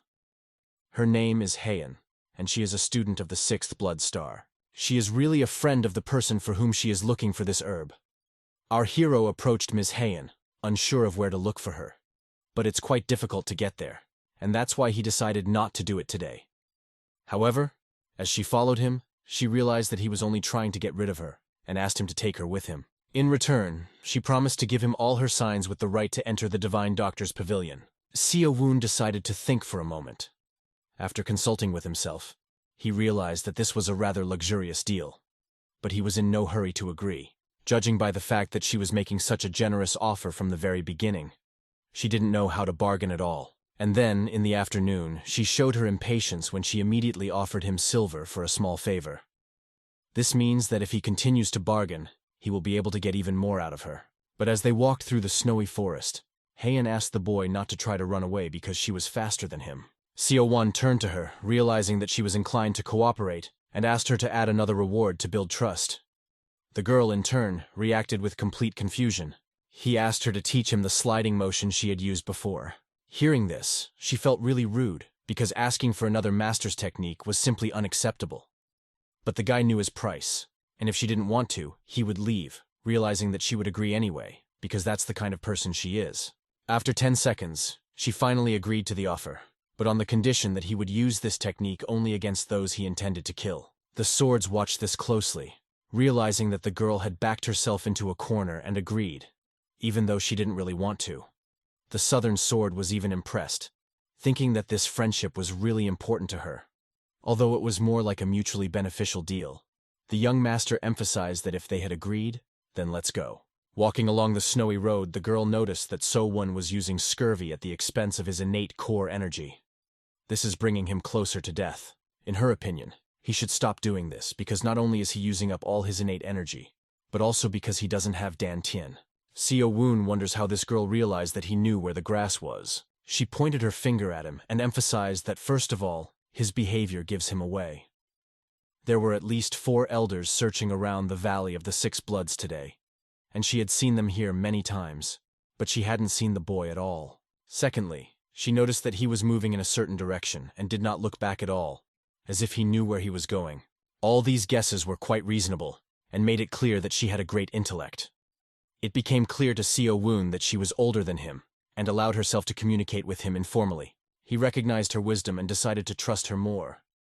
hoping that their cooperation would be beneficial to both of them. But this sounded rather rude to the girl, as she could not be older than him. How could he even think that about a student? She was not that old. Soon they came to the bottom of the mountain, and the master said that the grass was at the bottom and they had to go down. The girl once again asked him not to tell anyone what had happened between them that afternoon. As a joke, Seo-woon decided to tickle her nerves by saying that he would tell everyone about it, because he did not see any silver coins. In shock, she reacted by asking if he wanted to die. But instead, he got even better, promising her that everything would be fine. Soon they found the flower. Tearing it out and holding it in his hands, Seo-woon showed it to the girl. It was the herb that the divine healer had been searching for so hard. Heian was amazed that it was actually here, and the discovery brought her great relief. All that remained was to take the flower and return.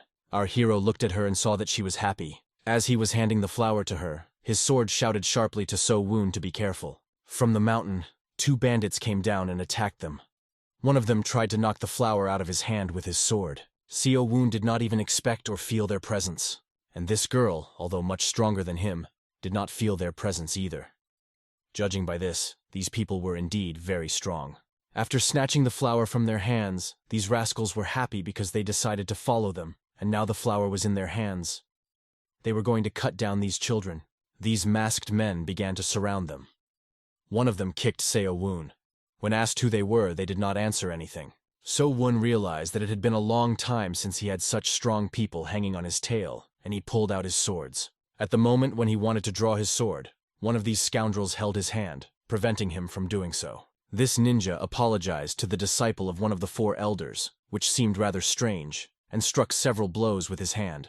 The blows to Seo-woon's body made his body immobilized. The girl saw that his partner had been knocked out from the side and could not believe that her master had been disarmed. At that moment, he was lying on the ground and couldn't move. His arms and legs were not obeying him, and he seemed to be unconscious. He did not respond to the girl's words, although she kept shouting his name.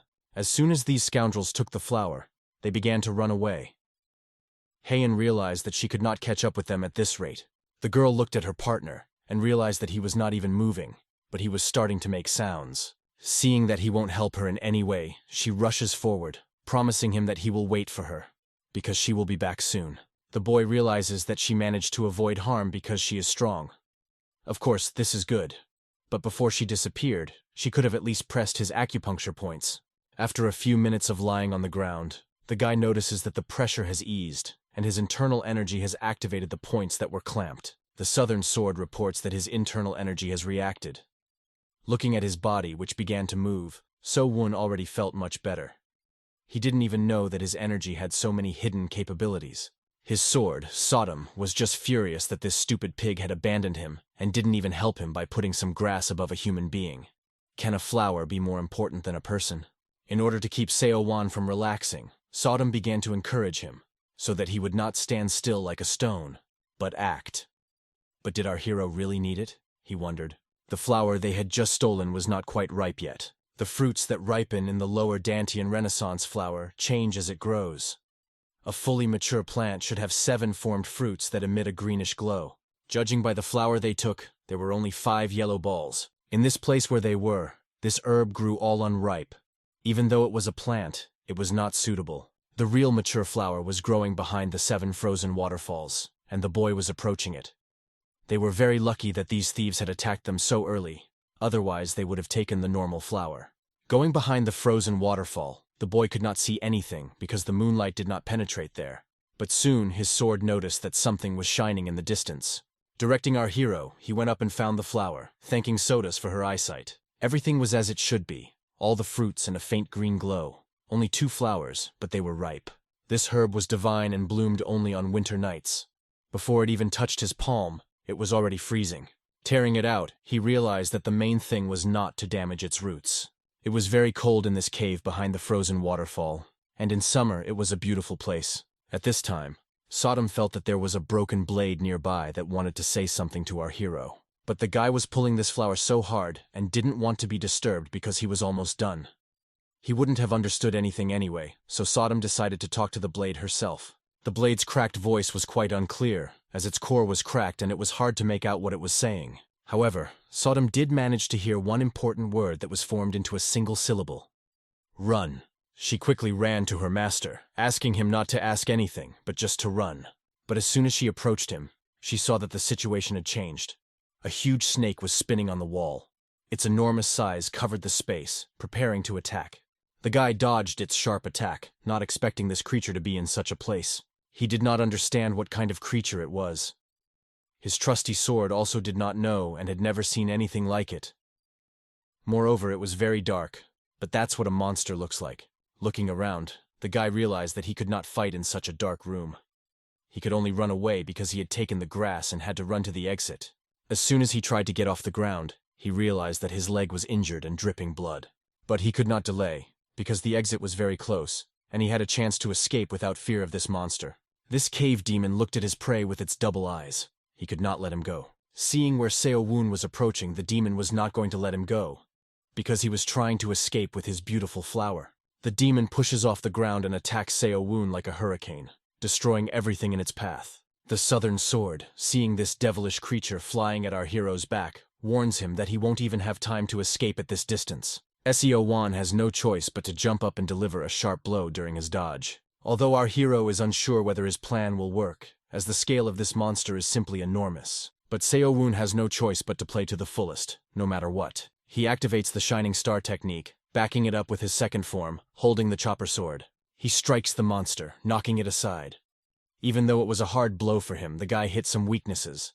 Our hero had only one question. What kind of demonic creature is this? But the only thing that was clear to the guy was that his attacks did not work on this monster. It was as if the lizard, as if the dragon, kept attacking the boy. Sodom noticed that the animal started to behave in a completely different way, and maybe it was scared. The southern sword advises Seo-won to seize the chance while the monster is confused. There's no time to waste. He must finish it off, no matter what it takes for our hero. At the moment when the sharp claws began to surround the guy, he decides to use the most powerful technique. Swinging his sword, he concentrates all his energy to strike. With the technique of sword chop clam, which is a rare information, tiger slicing sword, 100 blows hit the monster. Jumping up, Seo-won sees that the attack has worked on the monster. But the boy's blood pressure skyrocketed, and he felt as if his heart was about to stop. His faithful swordsmen were supporting Seo-woon at that moment, but they didn't know that he was very sick. He fell to the ground, dropping his swords and writhing in pain. Sodom was shocked to see how her master was feeling. He was holding his chest and repeating that he was hot. His sword could see that something was wrong, and the moment Seo-woon coughed up the poison, he realized. The wound inflicted by the beast was spreading deadly poison throughout his body. He could feel it moving up his knee, his inner hostile energy fighting him, but the pain did not subside. Such a powerful poison, as if he had been thrown into a fire, very quickly and painfully penetrated his entire body. Even his throat was hot. Realizing that he was losing his clarity of thought and would soon lose consciousness, he had to do something to help relieve the fever. He had a healing herb in his hands and hoped it would help. The divine flower that radiates cold could save him from death. Gathering all his strength, he puts the flower in his mouth and starts chewing. The moment he ate the flower, he felt his throat as if it were choked with ice. He couldn't even breathe because it was unbearably cold. It was hard for the sodas to watch their master suffocate from lack of circulation. She advised him to mix this circulation immediately to get his energy under control faster, but the guy couldn't get it together because the heat and cold were eating him up from the inside. But the moment Sodom reminded him that he had died and returned to the past, she ordered him to unite his forces immediately. This thought penetrated his consciousness. He sits down in the lotus position and begins to listen to her words. He was being given a second chance, and he had no choice but to pull himself together. If he can't even cope with this kind of pain, he won't be any better than in his previous life. Soon after circulating his energy, he felt much better, and there was a consciousness and stability in that moment when he took control. He realizes that he is going to survive now. But as he points his hand to the side, he sees that the heat has spread through his body, but this cold is beginning to extinguish it. Looking at his hand, he noticed that the large meditation on his hand had lit up again. This was a good sign. So Woon continued to meditate for a long time, and soon it was as if a cosmic force contacted him, telling him that the heavens would open to him when he wielded the sword. He had heard this voice before, at the moment when he lost concentration under the blue fire. And at that moment, the poison began to destroy his body, pushing out its manifestations from different sides. Something began to happen wrong. The two energies came into conflict. The inner force competed with each other and tried to kill the boy. Feeling this imbalance in his body, the guy was driven to madness. He hears the voice of the South Sky telling him not to interrupt the circulation of energy, continuing to control the innate energy of the core. His faithful sword emphasizes that he must not be allowed to lose control of the two energies. Let him not try to suppress one of them, but to direct them in accordance with the inner flow. Gathering his breath, feeling the air in his lungs, the boy began to accumulate air and energy in himself, imagining his innate inner energy as a calm lake, even if the elements are raging inside. A cold and unyielding lake, and two streams that have lost their direction. Calm down when they find their way to the lake. In a quiet stream, take your time and gently direct your energies. After a while, everything inside it begins to calm down. The two stormy elements inside him gradually calm down, and he feels calm in his soul as the 5 elements are balanced. Sodom is worried about him, asking how he feels. After catching his breath, the boy is happy that South Sky helped him, and now he is fine. Sodom is amazed that South Sky helped him. How could it have done that? Perhaps he was delusional, she suggests when asked why she thinks so. Sodom points to South Sky's iron sword, which has been lying on the sidelines all this time. How could he have heard it from a distance? Looking at the sword, our hero begins to hear South Sky's voice. He asks if he can hear it well, and our hero replies that he can hear it, of course. After the voice of the blue fire was heard in his head, he began to hear the South Sky as well. At this point, the guy felt that he could tell that the ability was getting stronger every time a new star flashed on his hand. He even wondered from what distance he could now hear his sword, although he did not fully understand how amazing it was. This is a whole new ability. If you get a chance to leave the Valley of the Six Bloods, you should try to find the secret records of the immortal sword. The body of a large demonic beast was lying on the ground. The boy had destroyed it with his punch. After inspecting its body, his sword suggested that the creature's form might even be immortal, and the person who had obtained this flower in our hero's past life had also encountered it. It was amazing. But the moment the South Sky said that the creature might be alive, the guy realized that he needed to get out of here as soon as possible. He stumbled and fell deeper into the cave, pushing himself off the rock. When he landed on the ground, he was hit hard. Although he was fine, that didn't explain why he fell off the cliff. South Sky looked at our hero and gave him advice to use the inner energy of the core to examine his organs. He heard his advice, realizing its wisdom, and decided to activate this core energy. Soon he noticed a very strange picture. The energy increased. Looking at it, he realized that it had increased, and now he could use the amount of energy he had when he cultivated 30 years ago. South Heaven, hearing this, told him that the innate energy of the core is directly related to the vitality and innate energy of the core. Not only can it be easily trained with potions, but it can also become more active in extreme situations. The poisonous saliva of that beast and the cold of the medicinal flower all contributed to the development of his innate energy. Realizing this, the boy realizes that he can't help but explore his inner energy, but he has significant core energy. And now, as a result of the events he has experienced, the total supply of this energy exceeds the level of a first-class martial artist. It was just incredible, which he now perceived as an opportunity. And judging by this, if he survives the pain of death, he will become stronger. And Sodom came up with a great idea. They had one more flower left. She offered him to go through the experience of death again, controlling the poison and cold. If he survives this time, his core energy will increase again, and he will eventually become a martial arts master with an innate core energy equal to 60 years of cultivation. Our hero coldly accepted this advice from her and left her lying by the cliff, although Sodom made excuses that she was joking and asked the guy to come back. Going back to the 2 robbers who stole the flower, after they took it away, they needed to go back and give it back. One of them was already on the verge of exhaustion. His strength was running out, and his eyes were blurry. His friend noticed that because his colleague had gotten fat, his stamina had deteriorated. Despite this, they had the flower, and it was still the right thing to do to keep an eye on those 2 children. One of them still had one question bothering him. Captain Seihan, how was this guy who had Dantian destroyed able to keep fighting her? They were able to take the medicinal herb without a fight, but it still seemed strange. Soon the bandit turned his attention to his friend. They still had to go back, although it was not easy because his colleague was feeling worse. Some unknown personality cuts him in 2, and in this personality he sees Captain Maki Hong. Looking at her, she says, "Quickly put the flower back." The bandit, realizing that things were getting out of hand, noticed the technique she was using. He wanted to condemn her, but he didn't understand how she did it. Nevertheless, he decides to fight her, because at any moment everything can change. Just as he was about to strike her, he is pierced by 1,000 red lightning bolts, which deal him a fatal blow. The bandit, realizing that he was facing the 6th star, does not survive. The 6th star came to the aid of his student, and the bandit lay defeated in the snow. These scoundrels could not even imagine who they had attacked. She already had the flower, though it was stained with the bandit's blood. Heian held the flower and clutched it to her chest. The witch came up to her and asked why the bandits had attacked them. They were thinking about a reward, but did they really hope to get away with it? The most important thing is that her student was not hurt, and she was holding a flower. And it was the same flower they had stolen and that she was looking for. Looking at it, the witch realized that the flower had been found. Now that she had the flower in her hands, she could go back. But the girl had one more task left. She had to go back to the place where she had chased those bandits.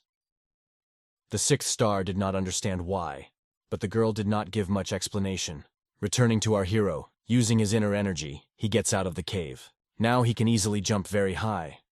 The innate energy of the core is the power of life, and with its increase all physical abilities improve. Soon the young master's swords notice the glutton, and thanks to his abilities, they can see her from afar. Watching her run, the boy realizes that she hasn't stopped chasing them all this time. It was very impressive.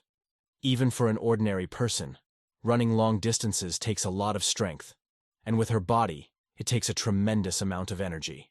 She obviously has unbreakable willpower. South Sky tells the boy that with the teachings of innate energy, he will now be able to resist and perform as well as anyone else.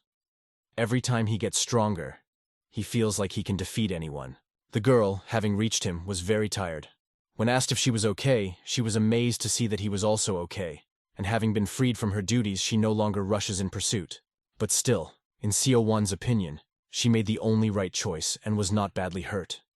When she was catching her breath, she noticed the boy's leg, which was badly injured. She wanted to examine his leg because it looked like a serious wound to her, but the guy assured her that it was fine and that it was just a scratch. His follow-up question was whether she had managed to get the flower back. Heian was embarrassed to admit that the master had helped her get the flower back, and she then hurried to him. Just in case, she gave him the medicinal herb and asked him to take it to the divine doctor. Heian did not show her best side by taking this thing to her side. But in her opinion, everything is as agreed. He will get his tablet. But how did she imagine that someone would just take it and give it to a student? The girl assured him that he was not to worry, and she would definitely give him the plate. But maybe she will ask for something in return, and the boy will realize what is going on. If so, it might even change the course of the story. On their way back to the tavern, the witch told the master that she would give the tablet back only if he fulfilled her request. The master caught her at her word, reminding her that she had promised not to interfere. How dare she demand something in exchange for the tablet? In her mind, whether he likes it or not, there are two options. The first is to join her, or there is a second option that she doesn't want to think about.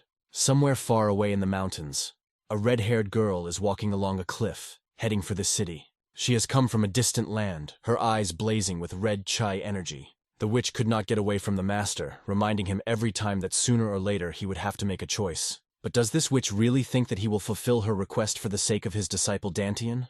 The witch said that, despite the circumstances, the student would give up anyway, so why should he waste his time on him? This displeased the master to no end.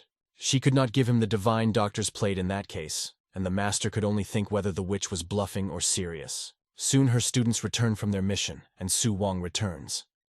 The master looked closely at his student. As usual, he took him by the head, telling him that he was late and that he had no place here anymore.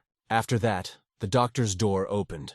The flower did not fit. He was very sorry. He needed to get a new one. The answer to the question why was clear. The flower was immature. Its healing properties were insufficient. A fully ripened flower should have 7 green pearls, but this flower had only 5, and they were all yellow. The witch did not like this message at all. The wizard, in turn, was glad that she had messed up, because now he had to look for the flower again. The boy decided to calm everyone down by assuring them that there was no need to look for the flower. After all, he had a fully ripe flower. At first, no one believed him, but everyone was waiting for him to make a second move. When he showed them the flower, everyone was amazed. What an unusual coincidence. 2 other people found a rare herb at the same time. This flower had 7 petals and 7 fruits, and without a doubt, it was what was needed. The master laughed out loud, knowing that his apprentice deserved respect. Heian's face turned pale right there in the room.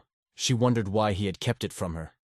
It means he had deceived her, to which the guy replied that he had given her the flower as agreed, and she had broken the contract, although the part about learning the technique did not apply, and he had nothing to do with it. After this inconsistency, Seo Woon asked his master if he had been given the divine physician's plate. After talking about the plate, the master told his disciple that the witch had said that if he did not perform a favor, he would never see it. After this incident, he approached her once again, looking into her eyes, and asked her if she had decided to give him the tablet again. But since he had found the flower, she had no words to describe it. Looking at her student, she realized that she would have to fulfill her promise. After a long silence, it became clear that they would take care of Seo Woon. After thanking the women for their help, our hero notices that Heian's face looks rather unhappy. But what to do? This is just a high-stakes game. Shortly before Heian arrived in the Valley of the Six Bloods, they discussed this case. At that moment, she was explaining why the guy didn't trust her master. She had taught him the Qingyun technique, but what was this distrust of her words? Shrugging his shoulders, So Woon only assured her that despite all this, he trusted her. But he was not sure that the sixth star would give him the plate. Putting her in her place, he told her to think about what he could do to get the plate. But in the girl's opinion, the master will keep his word. When asked if she was sure about her master, the girl raised her fists and beat her chest, showing that she had no doubt. After all, what student would doubt her master? And then our hero offered her a bet. This interested the girl, and she agreed. The bet was that if Heian bet on her master that he could be trusted, then when she handed over the flower, she would say that they had found that flower together. She is well aware of all this information and will not leave the guy in trouble. But, let's say, if Seo Woon is right and she does not give him the divine doctor's tablet, then he will have to get something valuable from her. He made it sound like he was some kind of robber, and the girl was only interested in what he would ask for in return. But before that, he asked her to ask him a question. She had recently made it clear that she knew something about the noble man. The girl was familiar with him. Everything was right, and in the guy's opinion, it was wonderful. The young owner continued the bet. If she was right and he received a plaque from the master, she would owe him nothing more.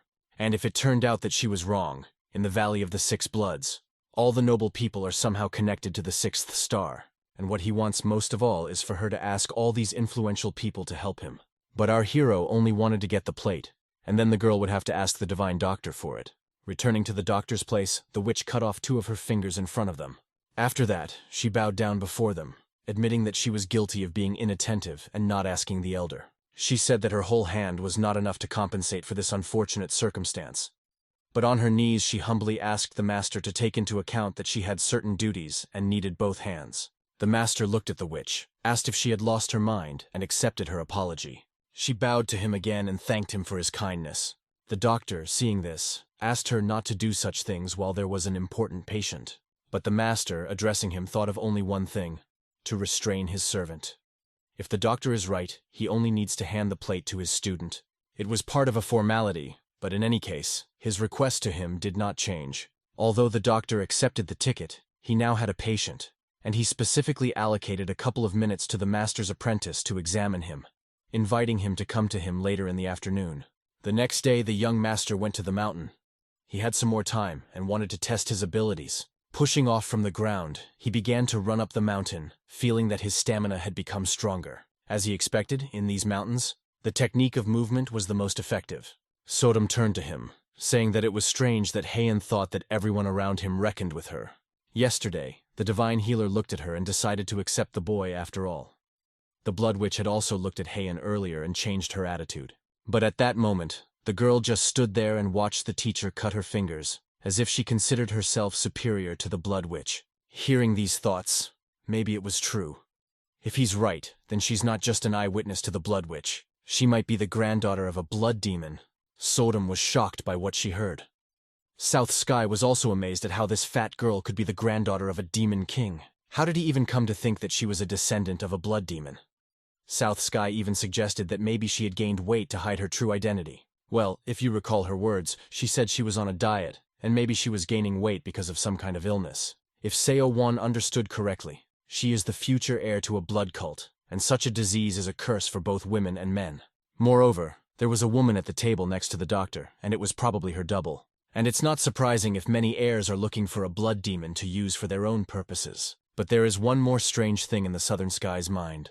The young master asked what it could be. The territory is under the control of a blood cult. Is it possible that even the servants of the cult here have to hide their identity? And it is likely that there is not necessarily only one heir to the blood cult. Perhaps there are several bloody descendants, and they want to become the head of the clan. After our hero entered the tavern, soldiers in red were waiting for him. It seemed that they surrounded him, but our hero did not pay attention to it until he heard the voices of the swords, which were only thirsty for battle and blood. They simply deafened his ears. When he asked what happened, Sodom was told that it was a side effect of his newly acquired ability. South Sky advised him not to focus on them. If you imagine it's people talking in a crowd, you hear them, but you don't listen. But there was something strange about them that bothered him. They were too loud to just brush them off, and at the same time it was ringing in his head. Holding his head, he walked through the streets and didn't even realize that he was already being waited for. As he walked forward, he noticed that the voices were getting quieter as he channeled the energy into his head. As he walked, he was startled to see a girl blocking his path. She was curious about who he was and how he got to the temple. Realizing that he would not be able to escape the voices in his head and her gaze, the guy introduced himself to her. But the girl in the costume decided to attack him, and her punch damaged his clothes. In her mind, even if he is a student, it doesn't make any difference to her. The boy used his inner energy to survive her punch. After he dodged, he noticed that this girl was incredibly strong. He was miraculously saved by his innate core energy, equivalent to 30 years of cultivation. The girl was standing in front of him and was amazed that he could handle her strength. Having dodged her punch, our hero felt so strong, as if his insides had turned outward in one fell swoop. And according to this woman, the guy was quite funny. She takes her red sheath and pulls out her sword. From a large building, Heian noticed this event, and she did not want her friend to be stabbed by a woman. She shouted out, "Stop! He's not just a student, he's Elder Shinike's student!" Hearing her words, the woman thought for a moment. She was amazed that the elder had taken on a student. He realized that he had to say it right away, any longer, and she would have killed him for nothing. Seo Wan realized that this woman was strange. She didn't care who he was from the beginning, and she was going to end him with one blow. Continuing the monologue, the woman said that the master had trained a great student, because he was the first among the first-year students to block her attack. The question, "How is his master doing?" confused the boy, and he noticed that she was proud of her abilities and spoke of the master as if he were superior to him. The woman continued that no one had really seen him in the last few years, just like the second blood star. But our hero continued to analyze her behavior, because it was clear in her eyes that the blood star and the elder were like road signs to her. And this behavior reminded him of Heian. He thought she might be her sister. Heian came down the stairs, ran up to the woman, and asked her why she came back after saying she was leaving. She could not kick her out anyway, but only asked that she hurry up and leave. This woman did not like Heian's tone. Her rhetoric sounded like the Valley of the Six Bloods was hers, that she was her own boss and would leave when she wanted to, and there was no need to rush her. Holding her sword, this woman looks at Heian, and she is already starting to get annoyed. These two ladies don't get along at all, and are quite contradictory to each other. Feeling their energy, our hero realizes that he would have been better off coming later if he had known what was going to happen here. But the sadness was dispelled by the doctor's voice, which attracted everyone's attention. When he came out of his room, he noticed a familiar face and greeted it kindly. The divine healer came out just in time, and the woman with red hair calmed down. Covering herself with a hat, she thought that the wedding was over. She had to go. Passing by Seo Woon, she asked him to say hello to his master. With a wink, she hinted that if they met next time, it would be great to compete. The guy felt her gaze give him goosebumps all over his body. His trusty sword spoke both warning and advising him, which confused him even more. He wondered what this woman was doing with her sword to make him suffer so much. After that, he stayed at the site with Heian. She winked at him, hinting that the divine healer was waiting for him in his room. The girl abruptly cut him off in mid-sentence, although she heard what he said perfectly, hinting that she did not want to develop this topic further. Looking at her, the young master realizes that he has good suggestions without her, but it's none of his business. He won't interfere in everything just because he is an elder's disciple. After a few minutes of examining his body, the divine healer noticed that something was wrong with his body, because there was much more cold energy than there should be. He wants to know how it happened that the boy swallowed a divine flower that radiates cold. What happened in his life? Our hero doesn't understand how he knows all this and pretends not to suspect anything. But the healer will not tell anyone anything because he is a healer, and everything related to the patient is a secret, so he asked him to be calm and tell everything. His sword calmed the guy down, and he also trusted the doctor. Many skillful warriors gave him their tablets, and if he told him everything, it would help him recover. Having gained strength, the young master looked for a flower that was already in full bloom. He went behind a waterfall. There he killed a monster with 2 pairs of purple eyes and a human face. Of course, it is hard to believe that he met it, because such an experience is really rare. This strange creature hides in the darkness and devours people whenever it gets a chance, and it is more of a demon than a monster. The doctor, hearing this story, told the boy that if he had realized that it avoided bright light and had been with a torch, he would never have seen it. But being in the dark, it dared to show itself in front of him. He was so lucky, and the doctor realized that he had eaten the flower to escape the poison. The puzzle pieces fit together. But the doctor did not understand something, because the divine flower itself does not have the ability to purify. Not only cold energy flows in its veins, but it also sees the hot yang energy that should have poisoned it. By radiating this energy, the poison has probably already been released, and this was made possible by the innate energy. It seems that the innate energy of the core can remove toxins, as it did with the bloodworm. The young master went to the doctor. If cold and hot energy are mixed in him, will he be okay and won't anything bad happen to his body? The doctor understands that complications could arise only if one of the 2 energies remained in his body. But the cold and hot yang energies are wonderfully balanced and gradually dissolve in his body. It's like taking an elixir and accumulating energy while it's still active. The impressive information stunned the guy. So, while this energy is in his body, he can quickly accumulate internal energy, he asks the doctor. The doctor says that it all depends on how hard he works on it. If he manages to balance the energies and properly absorb all the energy dissolved in his veins, he will soon be able to accumulate internal energy faster than others. After that, the doctor took a plate out of his pocket. It was a gift for the promised flower, and the doctor told him to take it. But the guy did not understand why he needed it, because the plate was engraved with the words, "Divine Healer," and he did not see the point in receiving it, since the doctor had already started treating his energy core. But this could only mean that the doctor was admitting his defeat and could not cure his energy core. But why should he be treated if he was fine? The doctor asked.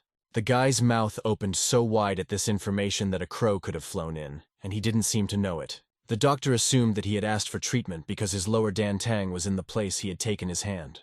If he didn't notice it, then you should focus on your core to feel the movement of numerous small particles, like ants.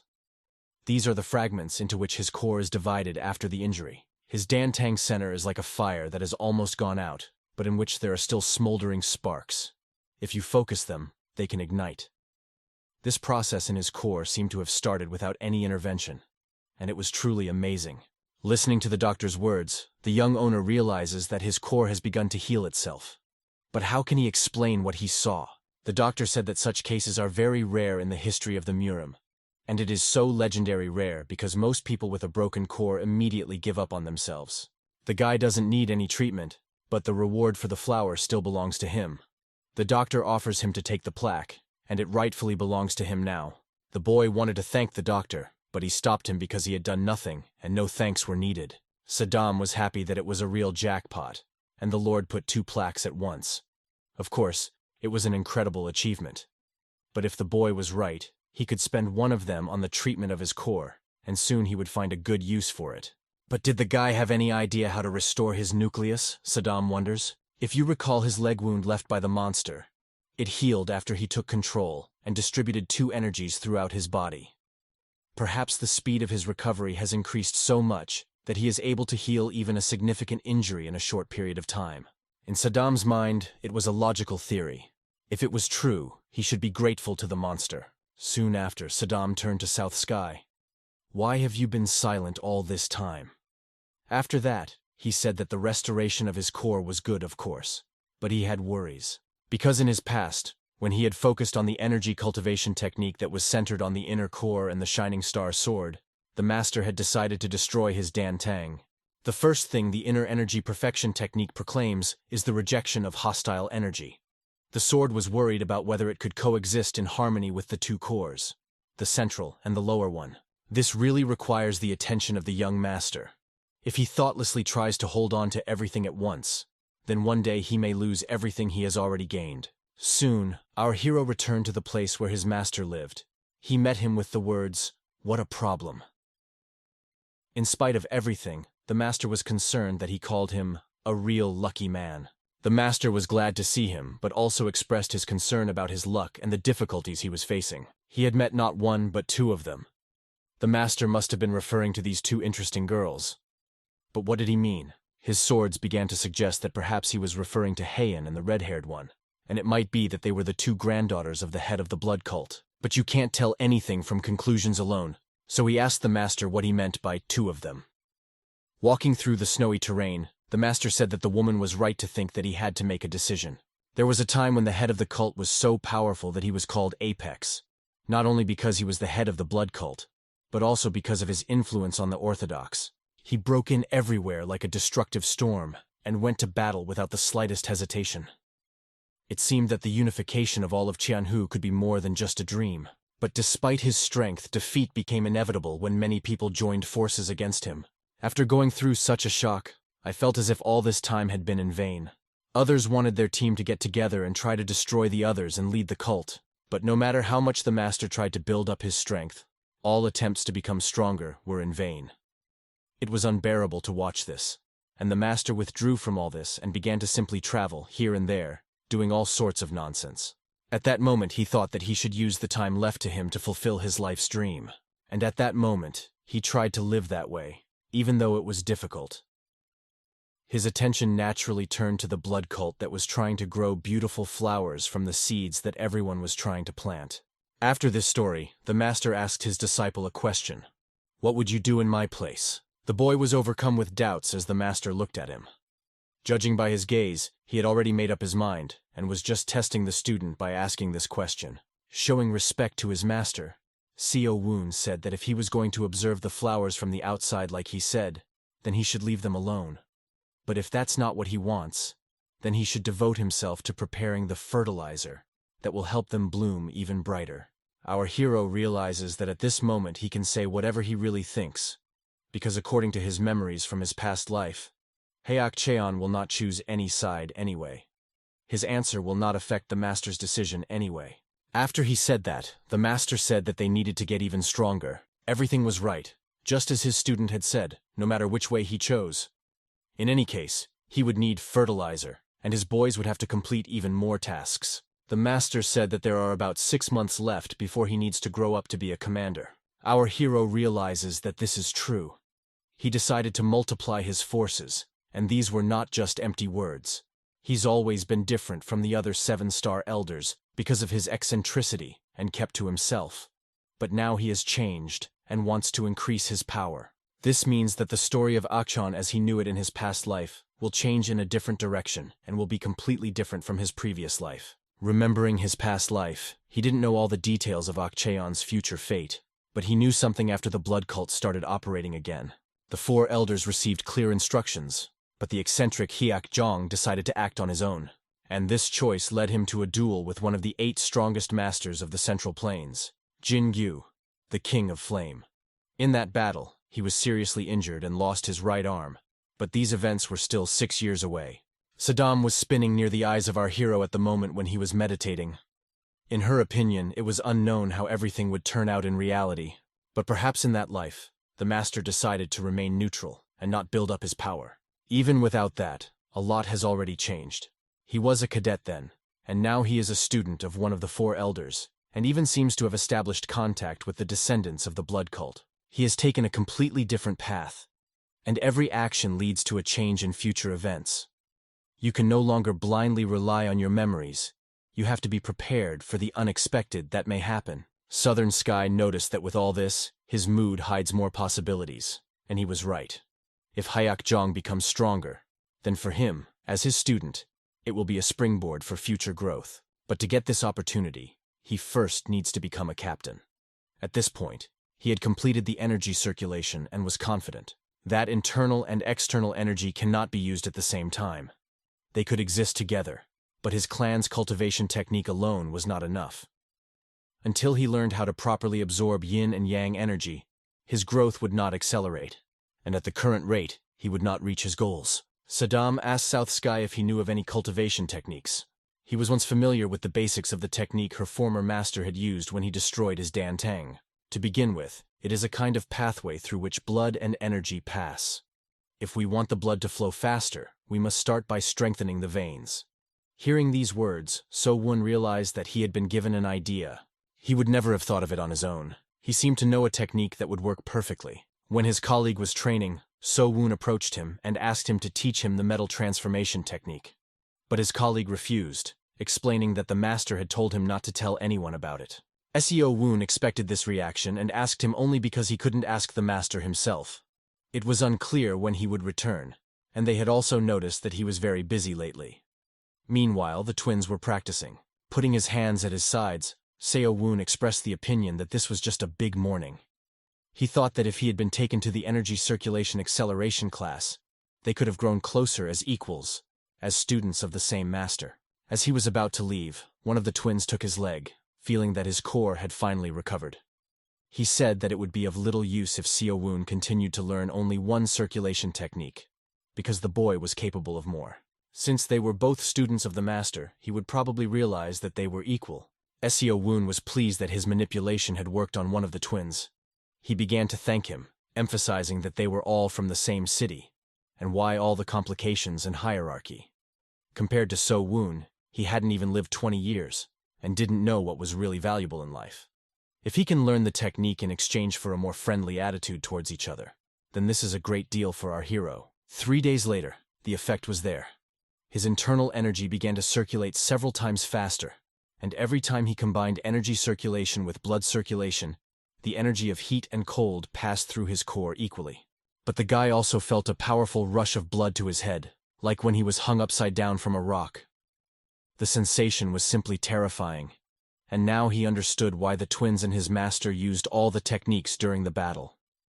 They said that without a certain amount of physical training, it was impossible to withstand it. If he assumed the situation would depend on it, he would have to choose between the two techniques. Although the guy felt a person approaching him, he just sat quietly in the snow. The girl approached him, said hello, and asked for some time. She was sent to him by the 6th Blood Star. The guy did not immediately understand why this woman was looking for him. But if you go back to the main pavilion of the Valley of the Six Bloods, in front of the residence of the 6th Blood Star, she was handing over this plaque and could not believe that her student had decided to do such a thing.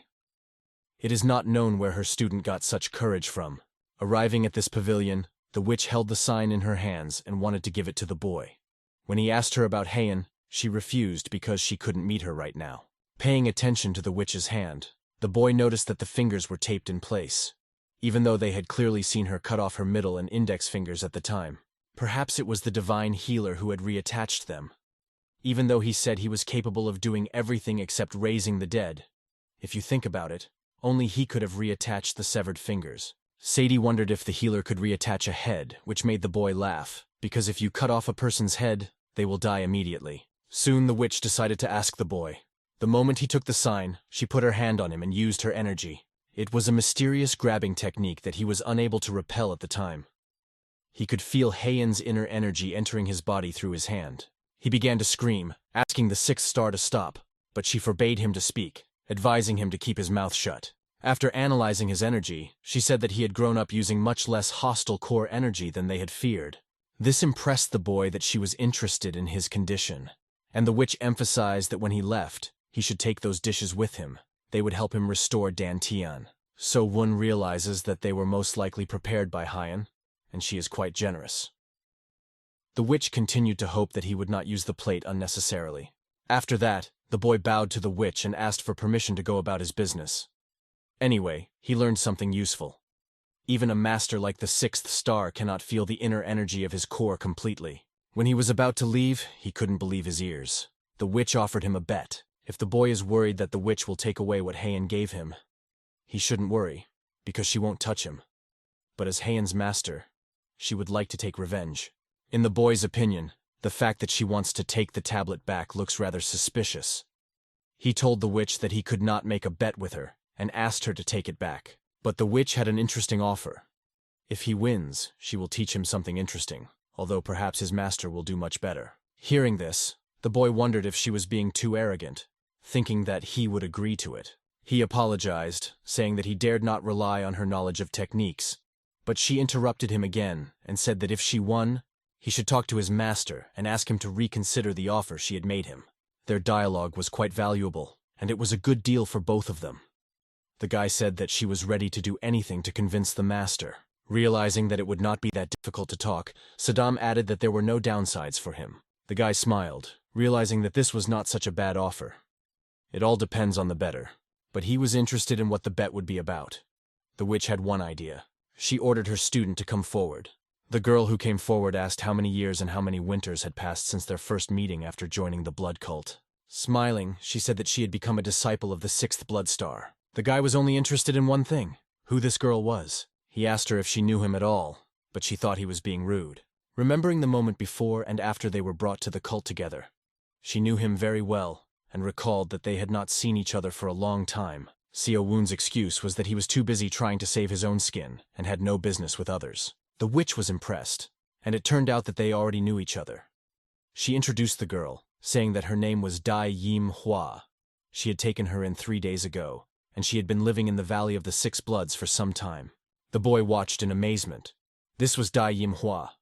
He did not know her by sight, but he had heard about her many times. In her past life, she had become a 6th Blood Star tutor as an unknown low-ranked cadet. Later, there was no longer a single student who did not know her name. But now she looked like an ordinary child. The witch, looking at the boy, said that in 6 months, the cult would have a rank promotion test, and she planned to make this girl into a high-ranked warrior before the test began. South Sky, hearing this, realizes that she wants to make her into a first-class master in 6 months, which was quite presumptuous, and our hero could not help but agree. Because of this, people who want to learn martial arts do their best to be under the guidance of an exceptional master like her, because the master can reveal the secrets and talents hidden in them. She and Hyak Jong have been waiting for the boy to become a captain, and our hero asks the witch what the argument will be about. Waving her finger, she shows that everything will be simple. They make a bet that one of the two of them will become a high-ranking master. Soen looked at his opponent and was alarmed by this bet. The girl looked quite ordinary, but she felt competitive. If they both became masters, or conversely, no one became a master, then they would compete to determine the winner, and it was quite interesting. Now our hero was watching the thought process of a person who was used to solving everything on his own, thinking that if he agrees to a bet with the 6th Blood Star, it will be quite risky. But at the same time, it can serve as an additional motivation, because he needs to become a captain no matter what. And if he wins, he will receive invaluable knowledge from one of the strongest in the blood cult, and the chance to learn something more from a master of this level is not often given. Of course, if he loses, the master will think that he has been lured to the side of Bie Ren Ha. If we recall the tone of voice of the woman with the red eyes, it is clear that people are no match for her. She is absolutely confident in her position in the blood cult, and this probably means that she is superior to Bie Ren Ha. At that moment, when he was living as a spy, he learned one thing for himself. You should never argue about something you are not sure about. This is exactly the kind of situation that is too dangerous now, walking between two sides of the barricade, because in this world, knowledge of the situation and the opponent's strength determines who will survive and who will die. For this reason, he promises himself that he will become stronger in this life, and accepts the bet that was offered to him. They have to meet in 6 months. Heian watched all this closely and was amazed that he agreed. The witch, walking with her student, expressed her opinion that the 4th elder seemed to be in a hurry, given that he needed to get to all the places of energy concentration and use all the elixirs. Like her student said, she doesn't think he's smart enough. And if they win the bet and use this guy, it will be much easier to convince the elder. Damn Yunhua, hearing these words of different information from the witch, did not fully understand them, but she was sure that Ms. Hanbok was right. She felt that this guy was only making a bet when he was sure of his victory. The witch assures her that she shouldn't worry, because with her talent, it's impossible to lose to this guy, and she should take her word for it, because she knows for sure. Yunhua was shocked by the situation, and even tears came to her eyes, but she was sure that she would definitely cope with it. 6 months later, the same test took place in the arena of the Valley of the 6 Bloods. The warriors were competing to upgrade their classification to become true warriors. The jury watched the warriors' abilities, and some of them were impressive. The last one was knocked out with just 1 punch, which was a pitiful sight. But since then they have had 37 warriors of average rank, which was not bad. The number of participants who were going to take the test for high rank was 6, and this was quite interesting to the commander. Soon, one of the soldiers ran up to him and asked for another chance. He was quickly stopped by his henchmen, as this was unacceptable on his part. Despite the fact that this soldier was begging, they wanted to take him away as soon as possible. The commander approached them and began to separate them, telling his bodyguard that enough was enough. The commander looked at this cadet closely and saw his fight. He knew perfectly well how the promotion test for this rank was organized. The promotion test for cadets of the blood cult. All newcomers first practice the basic technique, the blood demon fist. Then they learn how to form group confrontations of 6, 12, or 30 people. If they have successfully mastered all this, they are considered low-ranked warriors. The most capable among the low-level warriors can try to pass the test to obtain the middle rank. This rank implies the ability to use internal energy, but a person needs at least 10 years of cultivation for their skills to qualify for the middle rank. It doesn't take much to confirm these skills. You just need to strike the stone of measure. If you leave a mark on it, you can only use internal energy. When someone manages to leave a mark on the stone, they are allowed to take the test. The test is a duel with a middle-ranked warrior. If the cadet manages to withstand at least 30 attacks, he is promoted to the rank of middle-ranked warrior. In their cult, rank is determined only by strength. Everyone is given equal opportunities, and no exceptions are made. If the commander now gives him a chance, how will the other 3 guys who also failed the mission react? And what about the 8 men who also failed to leave a mark on the stone? The commander understood perfectly well what the soldier was feeling and hoped that he would channel his anger and frustration into practicing his skills. Failure will serve as motivation. He should work hard and try to pass the test again, and next time he will succeed. The warrior accepted his commander's reasonable words and began to apologize for showing his foolish side. As the commander was walking away, his henchman asked if he should punish the soldier. The commander had no intention of punishing anyone, as this happens all the time. Soon after, the commander announced that a test for a high rank was about to begin. This alerted every soldier who was about to go forward no matter what. The door opened wide, and other strong men who claimed to be of high rank appeared before the soldiers. One of them recognized the silhouette of the man standing among them as the 4th elder. To confirm these skills, you don't need much. You just need to hit the stone of measure. You can leave a mark on it only with the help of inner energy.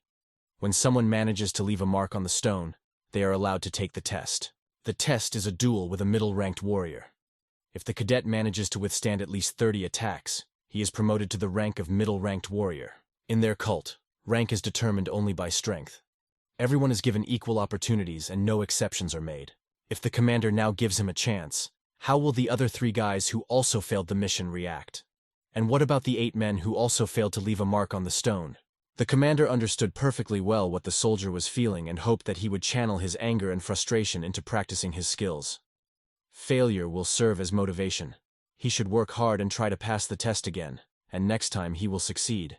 The warrior accepted his commander's reasonable words and began to apologize for showing his foolish side. As the commander was walking away, his henchman asked if he should punish the soldier. The commander had no intention of punishing anyone, as this happens all the time. Soon after, the commander announced that a test for a high rank was about to begin. This alerted every soldier who was about to go forward no matter what. The door opened wide, and other strong men who claimed to be of high rank appeared before the soldiers. One of them recognized the silhouette of the man standing among them. It was the 4th elder.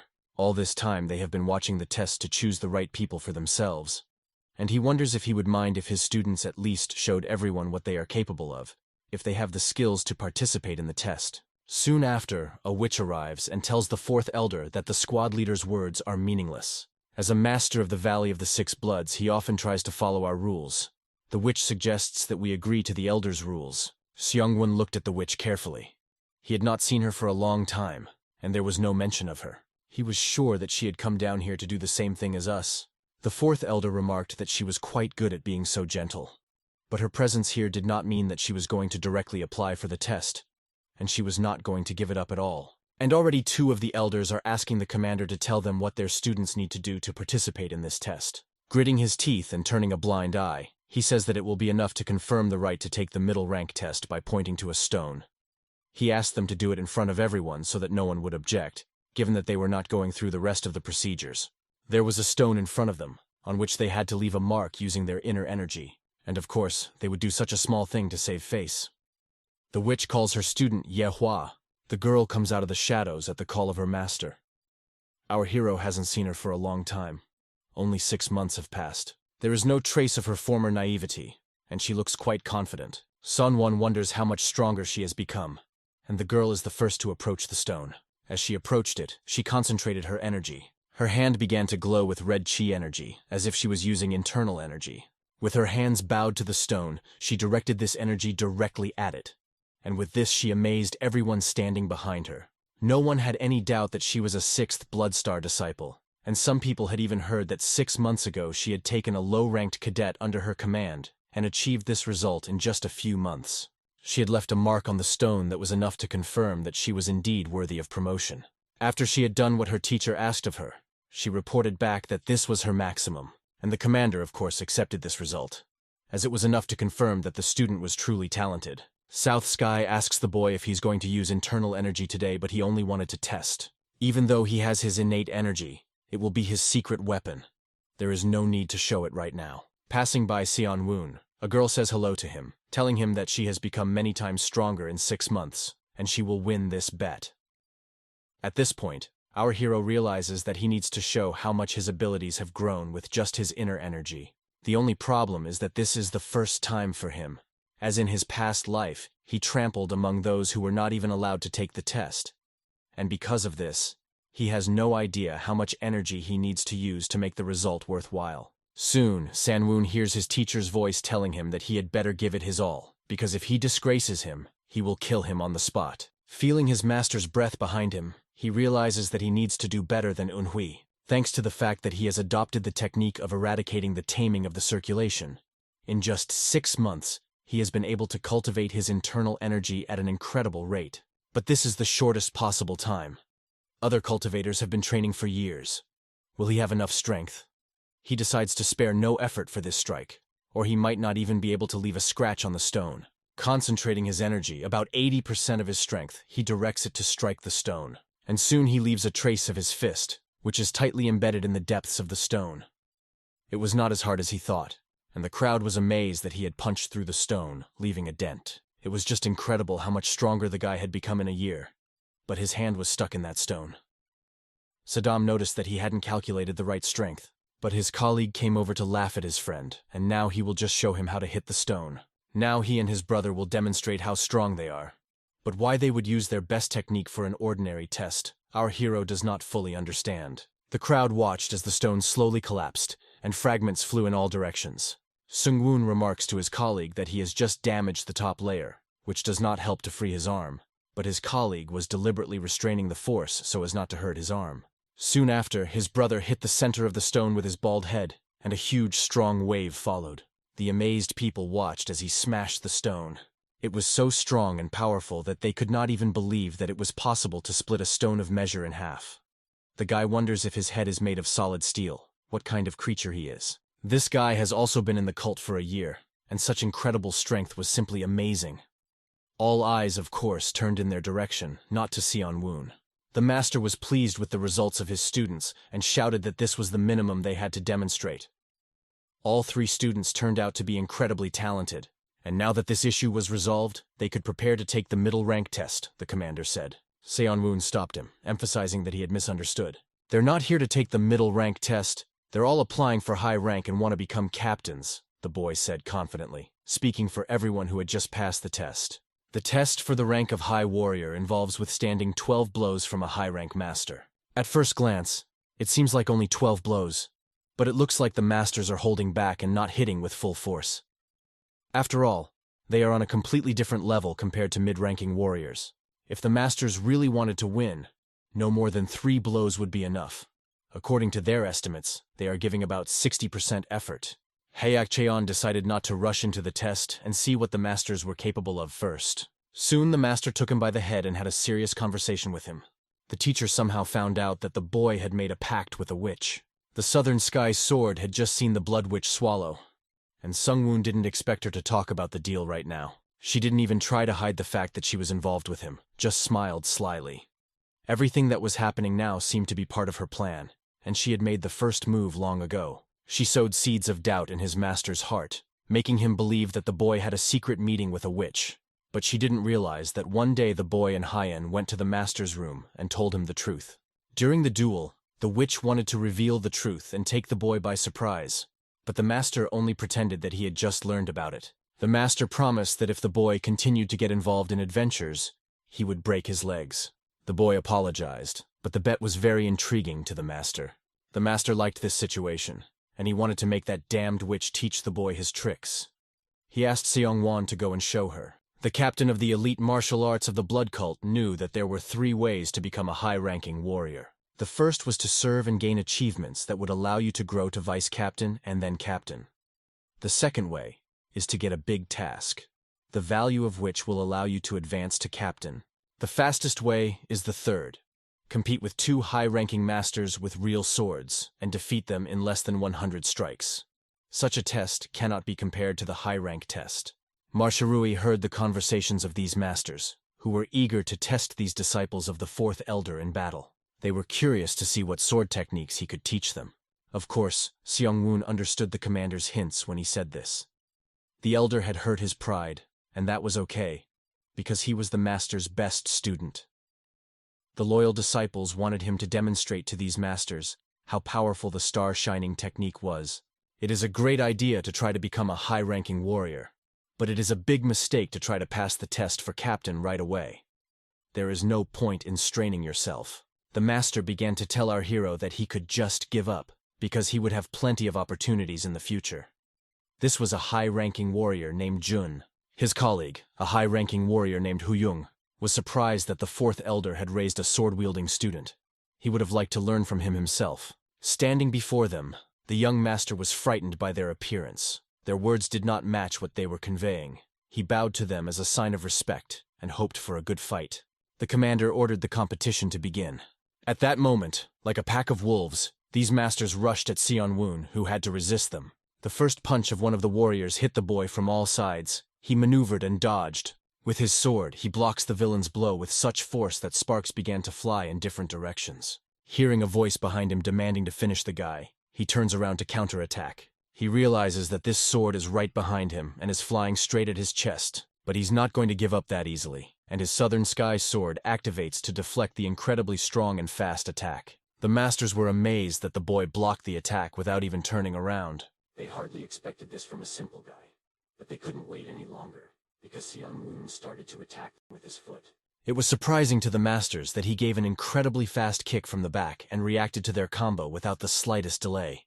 It seemed to them that he had no experience, but he still had the skills to successfully pass the test for captain. His swords watched all of this and realized that he deserved to succeed because he had trained hard all these months and had over 100 fights with the twins. His swords remembered the endless series of fights, and this was not surprising because he was used to holding his own. The high-ranking masters began to look at the boy in a completely new way, but the exam continued. They surrounded him again, but now with more maneuverability and a new strategy. One of them began to use his inner energy, which glowed green. Realizing that he would have to fight on new levels, Seong-woon was ready for the new sword techniques that the masters put into action. To respond to a powerful blow, he needed to counter with even greater force. But instead, using the soft sword technique and the sword sliding like a bindweed, the boy attacks the master. By striking again, he proves once again that he is a worthy opponent and deserves the title. One of the masters thought that his skills were undoubtedly impressive. But anyway, he could not cope with 2 masters because he was still a child. When one of them approached Sunwon with his sword, the master looked down at his lower body in shock, seeing the sword sticking out of his leg. He only had time to swing when the boy hit him. To prove his worthiness, he was not going to hesitate, fail, or give in to them. Without the slightest hesitation, Seong-woon uses his best techniques, employing the 4th form Shining Star Sword. He knocks the master aside with incredible energy, using the Rising Dragon technique that fills everything around him. One master was thrown aside, and his colleague could not see anything because of the great dust storm. But a second later, he noticed the power of this young man, who flew out of the epicenter of his technique and flew to cut him down. The moment he approached him, he activated the 5th form Shining Star Sword. One of the examiners was even nervous, because he had to fight at full strength, to resist and protect himself from the meteorite strike that this young man brought down on him. After this blow, the boy did stop his sword, and it was clear from the dust that he had knocked out his opponent's sword. Seeing the reflection in Sunwon's sword, the master realized that he would have died a little longer. Songwon hid his Southern Sky Sword and asked for the bleeding to stop so he could pull out his short sword that was stuck in the master's leg. They realize that even though they are strong, they have lost. The boy definitely deserves to be captain and more. The crowd cheered at the incredible fight when Seonwoo stopped his sword right in front of his opponent's face. It was just so damn cool. He had defeated strong masters, and his experience was just off the charts, because he had destroyed them in a few attacks. The commander was simply amazed by this battle, which exceeded all his expectations. Hayek Akshion was certainly incredibly impressed by the news, because as a master of fist-fighting, he was surprised that the young man decided to use a sword. He thought that his students would only have an advantage in fist-fighting. Thanks to the divine healer, his core was restored. It was simply amazing, because now he could withstand the combination attacks of high-ranked masters. But what was the secret behind this explosive growth? Even though the fourth elder was skilled in sword techniques, the witch didn't think he could have reached this level. His martial arts were focused on increasing his internal energy reserves and improving his physical condition and body capabilities. And the techniques that this student used and demonstrated were of a completely different profile and, moreover, all of an exceptionally high level. Obviously, he had not learned these techniques from an elder. The only question that remained was, who had created these techniques? He must be no weaker than the master. The master was watching his student closely and was proud of him, because he had done a great job. He was becoming more and more like the swordsman of the southern sky, and it was just incredible. John D., if he were here, would be proud of this guy. Soon after, the witch's apprentice asked the master to let her take the captain's test.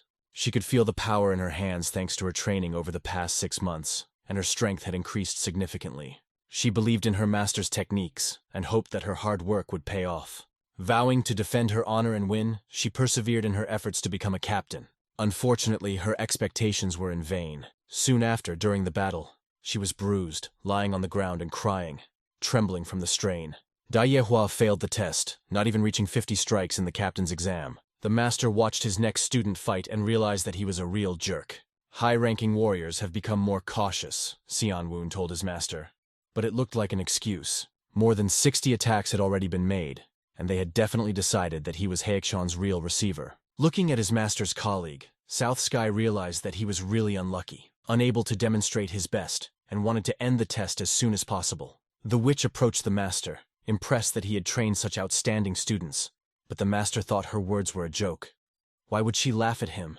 But it was not true, because not everyone can learn his special martial arts. However, with regard to the sword technique, she was amazed. It was a revelation to her that a professional in fist-fighting like Master Seonwoo could be a good teacher of sword technique. Seeing the doubt in her eyes, the master realized that she was implying that these techniques were not his. She was really observant in this, because if you look around, no one here has seen or recognized the Southern Sky Swordsman's techniques. As soon as the witch heard about this legendary master, she was dumbfounded, because it was true. Incredibly, it was indeed the sword technique of the world-famous Southern Sky Swordsman. But he had been dead for a long time, and his secret records were in the hands of the master, who trained his student according to them. According to the witch, if he was dead, it meant that the witch had killed him, and the warriors began to congratulate the master for having killed the master of the Southern Sky. He stopped these fools with a sharp movement, because he was not interested in their congratulations. It was a unique opportunity that he had taken away from them.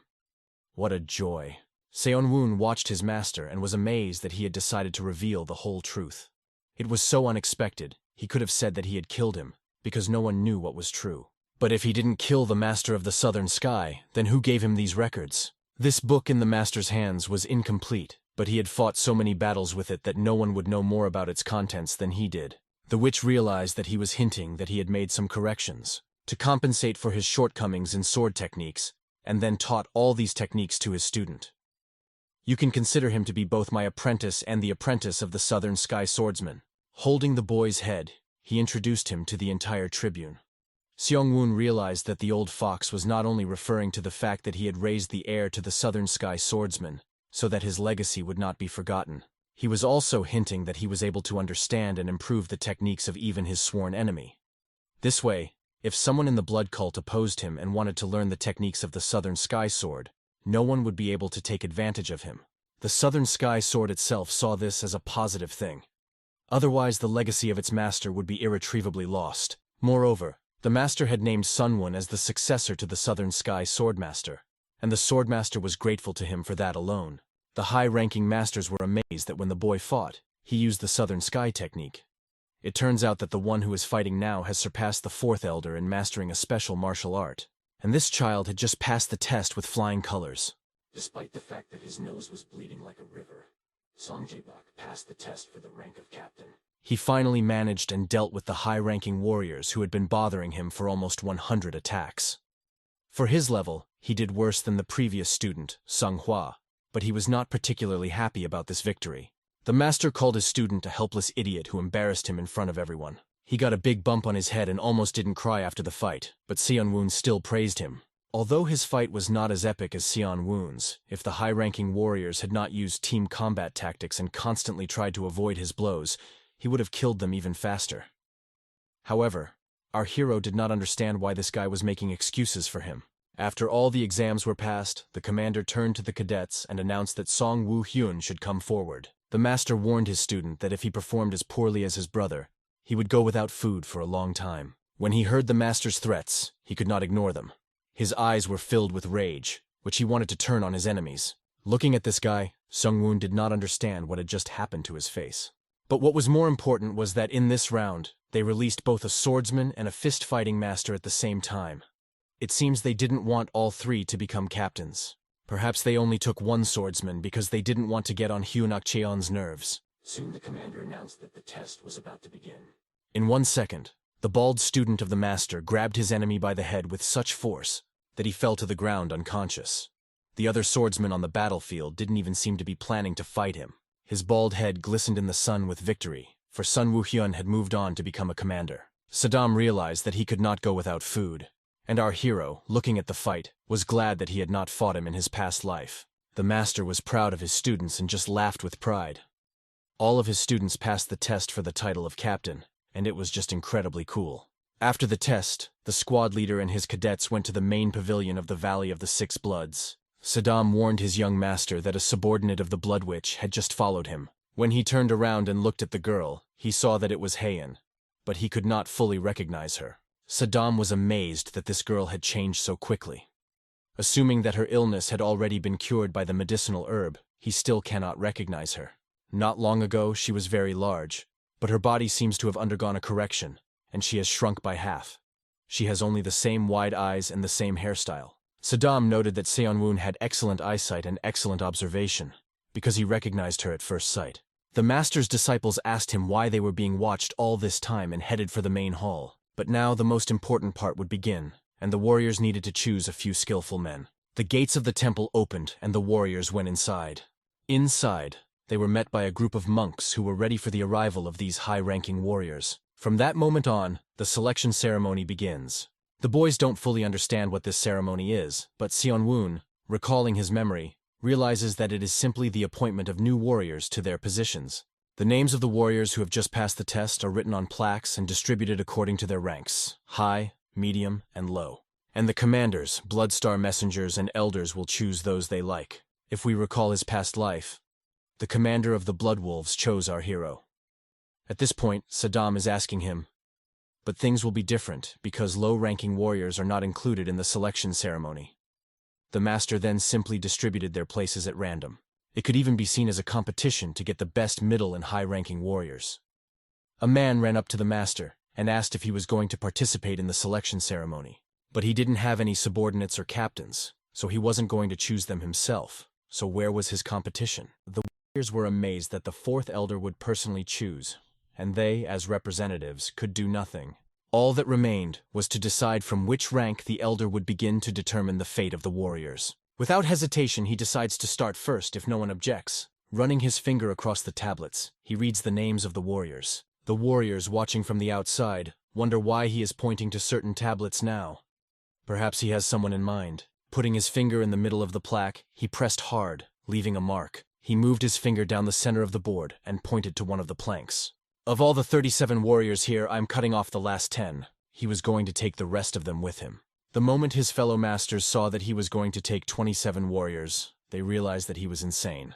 No one expected him to do this, but he really starts acting strangely. Ignoring the others' opinions, he turned to his colleagues and said that for the sake of fairness, he was leaving them 10 warriors. They should agree among themselves so that each of them could take one candidate. Hearing this, the witch stepped forward, saying that the fourth elder was taking too many warriors. But he did not understand what she meant, because judging by the previous meeting of the elders, they said that it was very difficult for them to manage a large number of people. The witch reminded him that he had said he would work alone. Besides, if he took so many candidates, it would be unfair to their rank. But, looking at the witch, the master was glad that she had raised this topic. His views have changed. Now he is going to grow his group of people, and this is his true goal. Does anyone have any objections? He hit the sign with his big hand. Since he doesn't have any subordinates, he decided to take everyone away but left some so that the others wouldn't lose their dignity completely. Seon-woon, looking at his master, realizes that this is a kind thing to do. It was interesting to see their faces contort when all their candidates were taken away. The master addressed anyone who had any objections to this. They can safely report this to their superiors, but if anyone has any complaints, let them come to him. Or, if they're ready, we can resolve it on the spot. He suggests that we can easily gnaw everyone's throat and solve the case. All the elders looked at him and had no right to contradict him or stop him. If an elder declares his intention to increase his own power, then he can indeed safely take all the warriors he likes. But since he has been a lone wolf all this time, his intention to enter the game tears apart and shakes up the entire blood cult. And when the news reaches one of the women, she certainly won't stand aside. It was impossible to imagine before. A shield that only dreamed of fighting has now awakened. How dangerous will it be on the path the young mistress will have to take? Southern Sky turned to its young master, believing that he now had a superpower. Now that the old man has publicly announced his possible plans, both current parties will try to persuade him to join them, which means they will demonstrate their strength. During this period, our hero can weigh up and choose the best option for himself. It was a pretty clever advisor. And when did Sodom have time to wise up? His sword, of course, was angry that he hinted that she was stupid. She had always been capable of this kind of thinking. These words made sense, and the boy needed to think about it. Soon, the selections would begin. The high-level candidates, 6 of them, passed the test and were ordered to come forward. But before the commander started, he wanted each of the commanders-in-chief to give a short speech so that the candidates could rely on the words and make a decision. And all this was before our hero was reborn. High-ranking commanders can choose whom to join. We can say that now everything depends on the level of eloquence of the commanders, because the soldiers have to choose who they are ready to join. Soon after, the master told Sunwon that he had hopes for him and left it up to him. His goal is to get all these people. He orders Seon-woon to use all his charisma to lure and convince these people. But the young master wondered how he was supposed to do this. Looking at him, the master emphasized that he should act and not think about how the master himself would do it with his status. The master looked at his disciple and saw that the cunning fox wanted to embarrass his master. He stood there and praised himself for every reason. In turn, the master wanted Seon-won to show his best side. Soon the commander was looking for someone who wanted to start first, and the young master began to climb the stairs to the podium to speak instead of the fourth elder. They have their own hierarchy, and perhaps they go out in their own way, and most likely he will be the last. The other warriors noticed that this made some sense, but who cares? Although the warriors laughed at the young master for taking the eloquent stand, someone had to start. These warriors were behaving exactly like Ak-jong.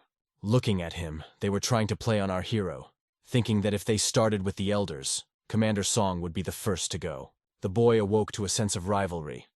All that was left was to come up with something that could lure all 6 warriors. Soon they figured out the line, and the commander decided that they would go out in order of seniority and give their speech. It was good that the soldiers did not immediately choose who to go to. The boy would be listening to what the others had to say and making up his own speech as he went along, he thought. But he heard his commander, who was amazed at what he was doing. The master was furious and burning with the fire of rage.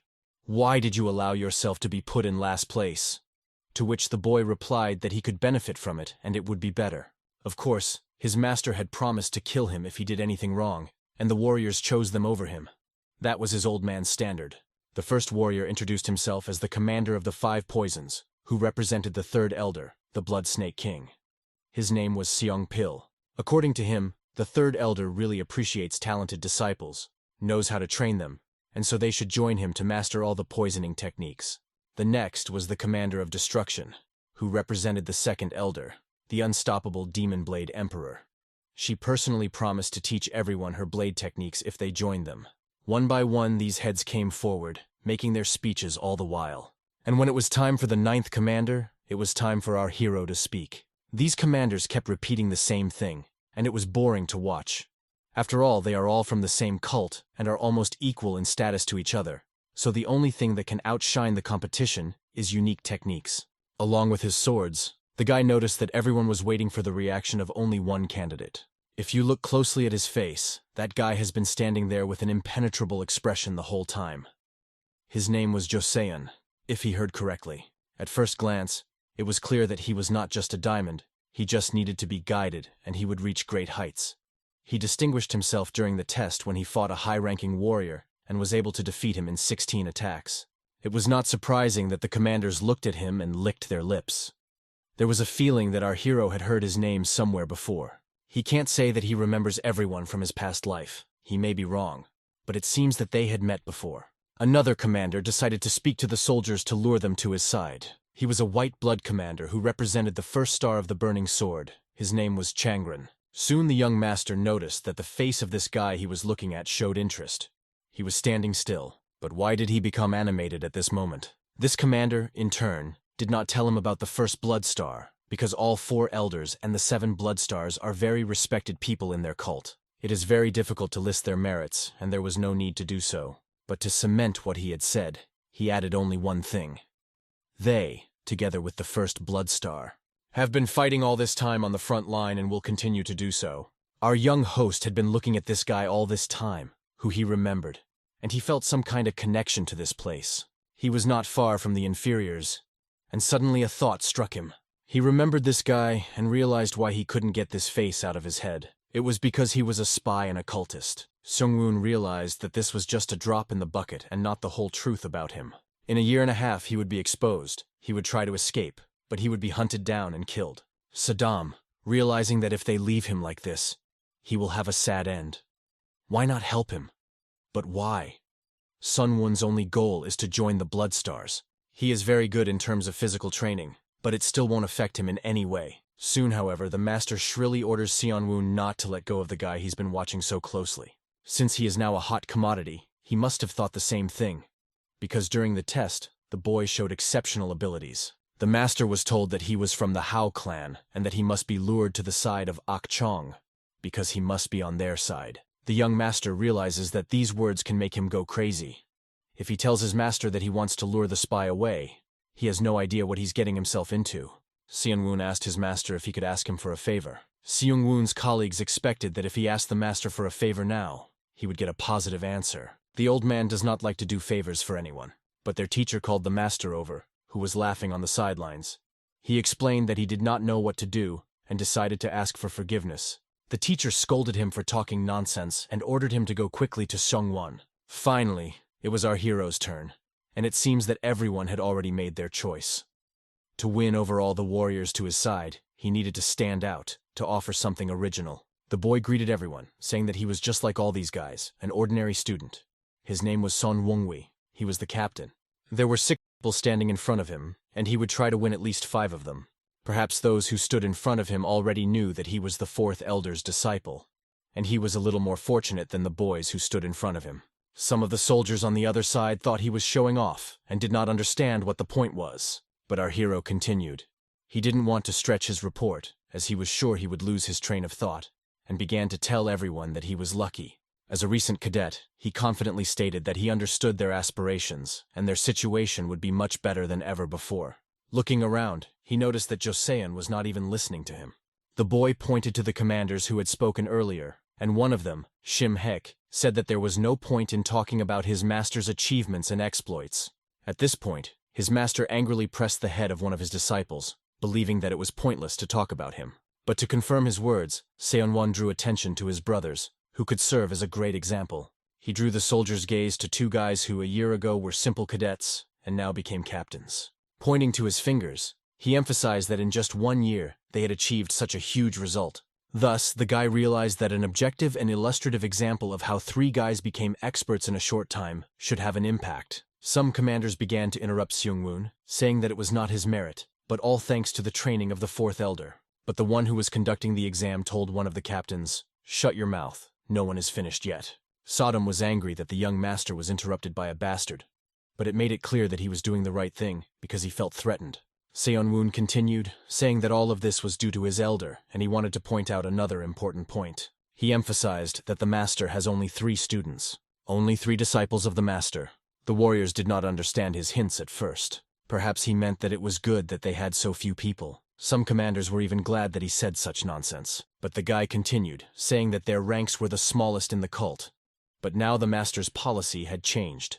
Soon many warriors will be under his command, and this may mean for other warriors that this is a once-in-a-thousand-year moment. They have a unique chance to be the first at the heart of the faction, emphasizing that all the other heads are great, of course, but whoever they go to, everywhere they will have to start from the lowest levels. And this is an indisputable truth. The guy asked them whether they wanted to get in the tail of the dragon or lay the foundation in its head right away. In the end, our hero emphasized that although they were few, they were like a big family. After these words, the master hugged his students so that they looked like one big family, and he whispered quietly in their ears to smile as wide as possible, otherwise he would tear their mouths open. The boys smiled as much as they could. The warriors were amazed that there was such a healthy relationship between master and disciples in their company, and Sodom was laughing at the fact that the boy was a real fraud. They had never been like a family, but this lie also made her feel uncomfortable. He decided to just ignore it.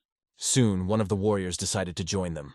It was Ligu, a high-ranking warrior. The team welcomed him kindly. In the guy's opinion, everything was going well. The crazy old man would have killed him on the spot. The performance of the first candidate for his faction is very, very good. Soon, the second warrior must choose whom to join and announce his decision. Seonwoo hopes that the second one will also join them, because he wants to live a little longer so that the master doesn't kill him. But this guy was still thinking, and judging by his look, it was clear that he had already chosen the other one. Most of all, he was terribly nervous, because now every commander is addressing everyone and trying to persuade them to take his side. Our hero had little time to speak, and he did his best. But soon someone else approached him. Another person decided to join their organization. It was the warrior Hamunchin. The master laughed with pleasure. He liked him immediately, and the team just said, "Welcome to hell." Reflecting on his performance, Seongwoo realized that he had done a good job in his speech, and he was surprised that 2 people had already chosen them. The next candidate decided to enter the arena. The whole problem was this guy, and it would not be an exaggeration to say that he alone was worth 5 of these men. Each side was eager to get hold of him, but he was like a glass of precious imperial wine with poison mixed in. All the teams and commanders tried twice as hard to persuade him, but it was useless, because he had a clear goal. He did not care about others. He only thought about how to get to the first blood star. If Seongwoo had brought someone like him to the elder, would they have thrown this bony fish to me to the others, or would they have tried to swallow me? Regardless, it didn't matter because he couldn't convince a spy whose choice had been made long ago. But if you look at the master, he longed for this guy to come back to him. He couldn't let this guy go, and wished with all his heart that he would come back to them. The master liked this guy so much that he literally begged Seonwoo to bring him over to their side. Seeing that man go to the other side, Seonwoo had no choice. He didn't want to have a conflict with Akchon over someone like him. In his past life, he had also been a spy for 10 years, and the most terrifying situation for a spy is when he is exposed. Seonwoo addressed this spy with the phrase, "Hey beggar." The guy didn't understand what he meant, but Seongwoo continued, "I know you are a beggar," and he marks the ranks of the first blood star to get close to the guy peak, and he will be revealed no sooner. These 2 spies communicate on a mental level, and no one can hear their conversation. The spy asks what Seonwoo wants, and trying not to give himself away, the boy answered. He told the spy that if he did not join their organization, he would expose him. At the moment when the master had already accepted the candidate and put his hand on his shoulder, this guy moves away from him and goes to our hero. He got down on one knee and said he was ready to join them. The master was delighted that he had made the right choice, but the students were suspicious because everything had gone too smoothly. The boy began to think that everything was going according to plan, and he changed his mind, taking a step away from the destiny that had no connection to his past life. So, history will turn over again, but our hero doesn't even know if it was the right decision, because the more the present changes, the harder it is to predict the future. The other captains, having consulted with each other, were amazed that all the people were taking their side. They asked why they wanted to take away all the candidates, because they had no shame and would not let them save face. It was very uncomfortable and difficult for the young owner to stand there with all these questions battling in his head. After some time, the high-level selection ceremony ended, and the result was that 4 of the 6 experienced warriors sided with Akchan. The master was dissatisfied with his disciple, believing that the gift of persuasion he boasted of was only half effective. These words sent a chill through Seonwoo's body. He didn't like the way the master had put it, because it sounded like he had only taken half the people. His colleague was cheering from the sidelines that the guy might get a scolding from the master. Akchan noticed this and hit him on the head to stop him from cheering. Soon a man approaches our hero. He didn't even hear him coming, and this man said that the young master's skills were quite impressive. Although he did not realize that his presence was only just discovered, this man had been watching them the whole time. He realized that he knew Chong, but this was actually the first time he had ever met a person with whom his master was so friendly. The man apologized to the elder because he found the sight very interesting and wanted to see it from the outside. Before approaching, he concealed his presence to watch them. The master introduced the man who had served him 10 years earlier and asked him to greet him. The man, in turn, greeted the young master and introduced himself as Jang Munwoon, the commander of the Huzun. The master's disciples bowed their heads to the high-ranking friend of their mentor. Soon after, Hujin reported that he had fulfilled Akshayan's request and brought members of the old mountain county. The result of his work was 24 low-ranking people, 30 middle-ranking people, and 2 high-ranking people. Hearing this information, Seongwoon realized that the old mountain county was the same city as the Valley of Six Bloods, where new blood cult warriors were being trained. This information seemed good enough to the master, but in his opinion, it could have been better. He believed that Huizong was no better than his student. Huizong apologized, admitting his fault, but said that this was all he could do, because he did not have the same persuasive skills as the young master. Southern Sky was listening to their dialogue and assumed that they were discussing the reasons why the foreman was being absent for 6 months. Although he did not say anything about it, he was probably preparing to build up his power. After all, he is not called the 4th Elder for nothing, because he foresees the future much further than our hero. Seonwon involuntarily began to wonder what incredible plans he had in mind. Turning to his men, the master was glad that there were many of them now. They had to move from the cave to a more spacious place, and this task would be entrusted to the twins. They should take a few more talented people along with Manhwa and take all the things out of the cave. This impressive news made the boys happy, and they even started to rejoice that this winter they would not have to spend the night in a cold place, but in a warm, cozy place. No more sleeping on the ground with spiders and centipedes. The soldiers who joined the unit were shocked by the conditions they were living in, and even if they realized it, it was too late. The guys consulted about how many people they needed for the task. If you take into account all the elders' belongings and want to take everything out at once, then about 7 people. Seongwoon noticed that his friend was doing a good job of managing these people. If he wanted, he could choose these people himself. And of course, he liked that. He went to the people he had recruited for the team and told them to raise their hands if they knew how to use the qinggong. Sodom said that if he praised this guy, he would dance to his tune. This is one of the reasons why the past master said to beware of those who are skilled in flattery and often neglect to help, according to South Sky. In explaining his skill, he noted why he was focused on the sword. Seongwoon noticed that Cho Wan was looking at him the whole time. After a while, they came to the mountain where their elder lived. All that was left was to climb the rock. The warriors were amazed at how far they had traveled, and that they would have to climb a rock. One of the warriors wondered what would happen to them if they stumbled and fell, but the boy assured them that they would not die anyway.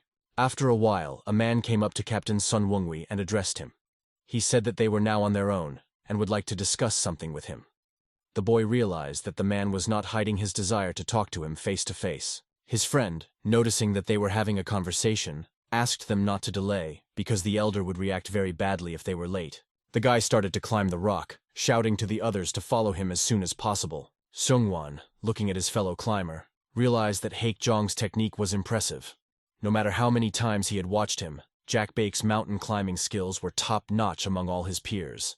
Standing and watching his friend, the guy who wanted to talk face-to-face addressed him, saying his name, province, and city. Our hero's response was as follows. The child of a concubine, exiled from the clan as unnecessary garbage after Dan Tang raged in the body of Qi.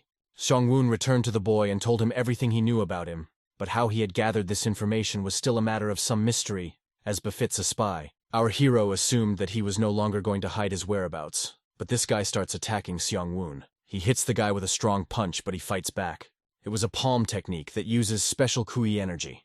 It was something out of the ordinary. The young master realized that his assumption was wrong.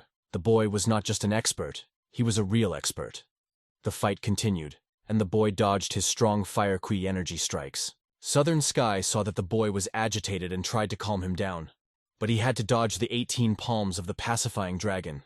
This technique was very rare, and only the leader of the beggars sect could know it. Where he came from, and why he was here, were on his mind. By accumulating chi energy, this spy began to generate energy with such force that it could destroy the boy. Soon, a huge energy ball is sent to attack our hero. After the impact, everything was filled with dust from the destruction, and the spy thought he had hit the guy right on the head. Turning to him, he warned him that if he pulled out his sword, it would be difficult for him, but ultimately it would not help. If he listened to him, he would realize that Seon-woon was not on his level. The spy wanted the boy to answer his questions, but Seon-woon didn't want him to be misled and attacked him with his sword. The spy realized that the guy was a real jerk and stopped his sword strike with his palm. He didn't care about the guy's strength, as he could easily deflect any blow. But soon Seon-woon gathered all his strength and decided to apply the sword even harder, and the spy had to strain. His attack turned out to be stronger than the spy thought, and it almost chopped off his arm. Looking at the guy, he realized that this scoundrel was hiding his true power. Our hero, looking at his competitor, realized that it happened too late for him. He can harness not only external but also internal hostile energy, thanks to his innate core, which he liberated 4 months ago when he reached the 4th formation. He is currently practicing the Sword of the Shining Star technique. This shows that he has risen to the level of an expert. The guy attacks this spy to prove that he is not so convincing. The spy stabbed him in the arm with his sword. He knocked it away with his elbow and almost lost it. Blood began to flow from his arm, and he realized that he could not defeat the guy. Although he was unable to block the elbow attack of Seon-woon's blade, it was not the end of him. And soon, our hero's sword flies right past the head of this spy. Despite the strong attacks of his opponent, the spy admits that he sees the attacks. But after a while, Sovin is behind the spy's back, and the spy is unable to stop his attack. The spy is amazed to see the guy quickly move to the side. And without hesitation, he attacks him from the side with his Southern Sky, blinding him with his power. The spy realizes that his end has come, and his death has come. At this moment, a strong blow from our hero hits the spy's head, and he screams in pain. However, when the enemy thinks it's over, the guy picks up his sword and asks not to be dramatic, as he just lightly hit him on the forehead. But for this guy, there is only one thing that interests him. Why didn't he kill him? The owl doesn't want to end it so quickly with this scoundrel and stabs him in the leg. After some manipulation and hitting the chai points, the opponent can no longer use his energy. And at this point, the spy offers to talk after the guy has disarmed him. Our hero grabbed this scoundrel by the head and still decided to get the truth out of him. This madman wanted to attack him for no reason. Sovin asks him not to apologize. In fact, he is even grateful to him. For a long time, he had been harboring a lot of resentment and despair from the ruthless old man who kept beating him up, and he finally managed to use his strength. The spy stood with his arms raised, looking as if a mountain had fallen on him. His appearance was like a breath of fresh air for the tired Seong-won, adding to the moment of surprise and tension. The battle was fierce, and the spy was almost beaten to death. This is not surprising, because our hero did not even use his internal core energy, leaving the enemy with no chance of winning. Our heroes had a lot of questions for this guy, especially when they recalled how he chose a faction, which seemed strange and suspicious. Feeling the risk of being exposed, he decided to get closer and even attacked. His actions were motivated by fear and a desire to survive at all costs. When the situation was not in his favor, in order to prevent information leakage, a professional spy had to end his life, showing desperation and determination. But all the while the hero was beating him, the spy was begging for mercy. He was gripped by the fear of death, because people often forget about their long plans, clinging to a life that is slipping away from them. The question remained as to the technique used by the spy. The 18 humbling dragon palm technique was only available to the descendants of the head of the beggars sect, which made the situation even more mysterious. Savun realized that before they returned, the spy had been under the guidance of Hongul, the master of the Hall of Warrior Valor. He asked the spy about his relationship with the young sect leader, seeking more information. Looking at the spy, our hero realized that he valued his life. It would have been better to learn more about his relationship with the young sect leader Hongol by exploiting his fear and desperation. When the spy heard who the head of the sect was, he could not believe his ears. He did not know that this young man had become the head of the sect, and this news made him angry, adding even more tension and unpredictability to the situation. To be honest, no one was sure that the current head of the sect was really Hongol. But in his past life, he would have been 30 years old, if now he is probably only. And this guy is Hongol's rival for the right to inherit. Savin wondered if it was bad that Hongol would be the new successor to the head of the lowly sect. Soon the spy began to cry, realizing that the damned old man couldn't wait even a year. This is only because Hongol is his grandson. He made him his heir, even though he could not master even 10 of the 18 hands of the Dragon of Humility in 5 years, while the spy mastered the technique much faster and better. Judging by the situation, Savun realizes that this guy has lost in the competition for the inheritance to someone from his direct line. But because of this guy signed up to be a spy, to perform some task, enough to get noticed. Perhaps he was asked to sniff out the secrets of a blood cult or discover the location of a base. He is angry that he is losing to a direct descendant. Moreover, this guy, like others from the Beggar's sect, fears the revival of the blood cult. Even the Marima Alliance would not be able to stop it. Therefore, the desire to accomplish something grandiose seems logical. But here's the rub. The young sect leader has already been chosen, and he's going to demonstrate his skills to become the successor.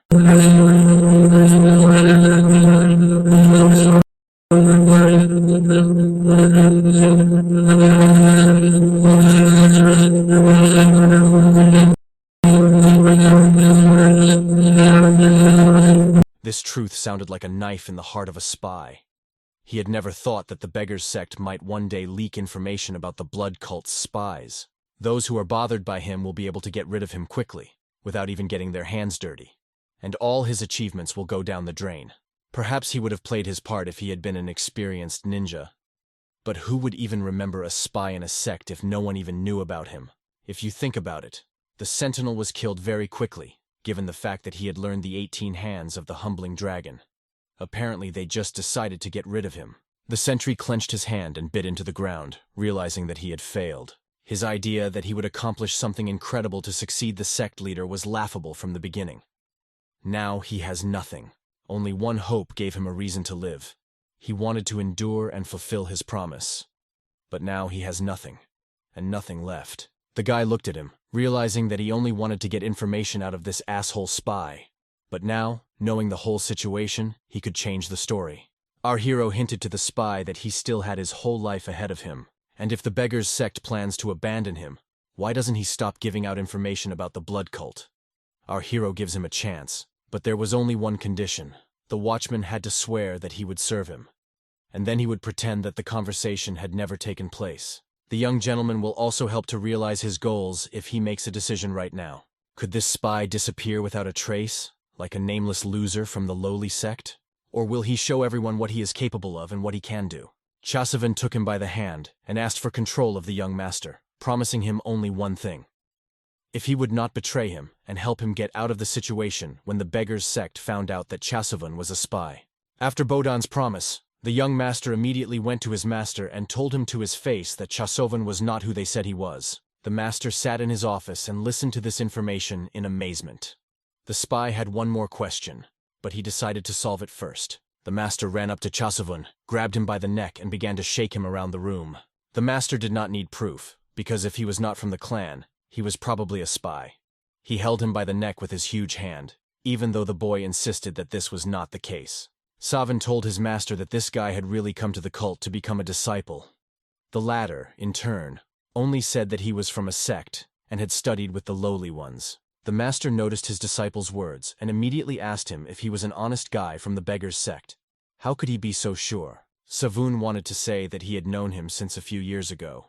He used to do work for the sect where his clan, the Sun, lives.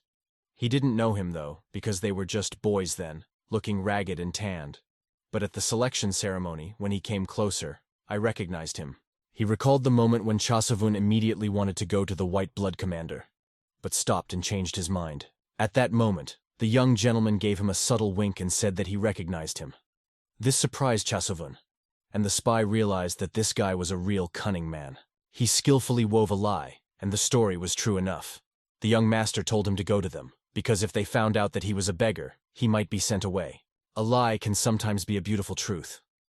A spy needs to be careful not to do anything stupid if he wants to live, but he didn't expect things to turn out this way. The master holds the boy by the neck and asks him a question that will decide his fate. Does he want to renounce the sect and join him? Soon, an acquaintance who had been following all this realized that this guy could not be trusted. Even if the young master spoke to him, they must make sure that his intentions are not motivated by cunning. Perhaps he is a spy. At this point, the guy realizes that he needs to use his trump cards, even against the timekeeper. He had only been in the Valley of the Six Bloods for 1 year since he was a child, but he didn't waste any time and shared some interesting information with our heroes. He said that relations between the Marima alliances and the incomparable faction would soon deteriorate. In any case, it was true, but Chasavun had a look on his face as if he had been cornered. The young master told him to put on a simpler expression. To continue the story, in about 6 months, the Murim alliance and the Peerless faction would break their alliance. They are the two main forces in Murim, and a break in their relationship would mean temporary anarchy. In his previous life, the young master was indifferent to this, as he did not decide anything. But now that he is directly connected to the top of the blood cult, this information has become extremely important. After taking another look at the so-called spy, the master let him go. If he hadn't lied, then he really should be taken in, and he would be more useful than the master thought. This truthful lie was impressive, because our hero was gaining his reputation bit by bit. Just as he wanted, his problem would be solved if the poor disclosed his whereabouts. A lot of things happened over time, and Chasavun's mind was a complete mess. He didn't even need to worry about himself, but going into details, the situation became worse than it was. If the blood cult spoke about the Watcher and the rumors reached the Beggars sect, he would become an enemy not only to the Beggars, but also to other orthodox sects. This was incredibly tough for a successor. Realizing this, the spy became a traitor who sold information to the blood cult that he did not even know about. The young master tells his new servant that he has nowhere to go back to, but reading his thoughts, he realizes that this guy is a bad spy, because his emotions give him away. But who is this guy anyway? How does he have information that even Chasavun has never heard of in his sect? He lies so plausibly and confidently, despite the situation. And now, even for this guy from the Lowlife clan, it's very difficult to call him trash. On the contrary, my instincts tell me that having such an opponent is dangerous. The boy has no choice but to swear allegiance to the young master. After that, the young master gives him a task to help his friend Jabek, and he moves forward. When Savin saw his technique, he was very impressed, because the guy was pushing off with his arms and legs, running like a dog. Although it looked strange, the technique was effective. Despite the fact that he didn't like it, there was no denying its effectiveness. But someone was watching our hero. He stopped to ask, "Who are you? Why are you following me?" The girl came out and greeted the captain, saying that she had come to deliver a message from the 6th Blood Star. The guy called her by name, and she smiled at the fact that he remembered her name. It was the right thing to do, because she was the only one who had passed the captain's exam, and it was obvious that she was in pain. The scene was striking, especially when you consider that they had all once entered as disciples. Looking at her, the young master did not understand what she meant, but the girl continued that she still had to pay him back for the bet, and that his information was so valuable that he had to come to her pavilion tonight. Soon, in the dead of night, the boy comes to the pavilion, waiting for the 6th star of blood, and realizes that it is late, but soon she came out and approached him. He saluted the 6th star of blood.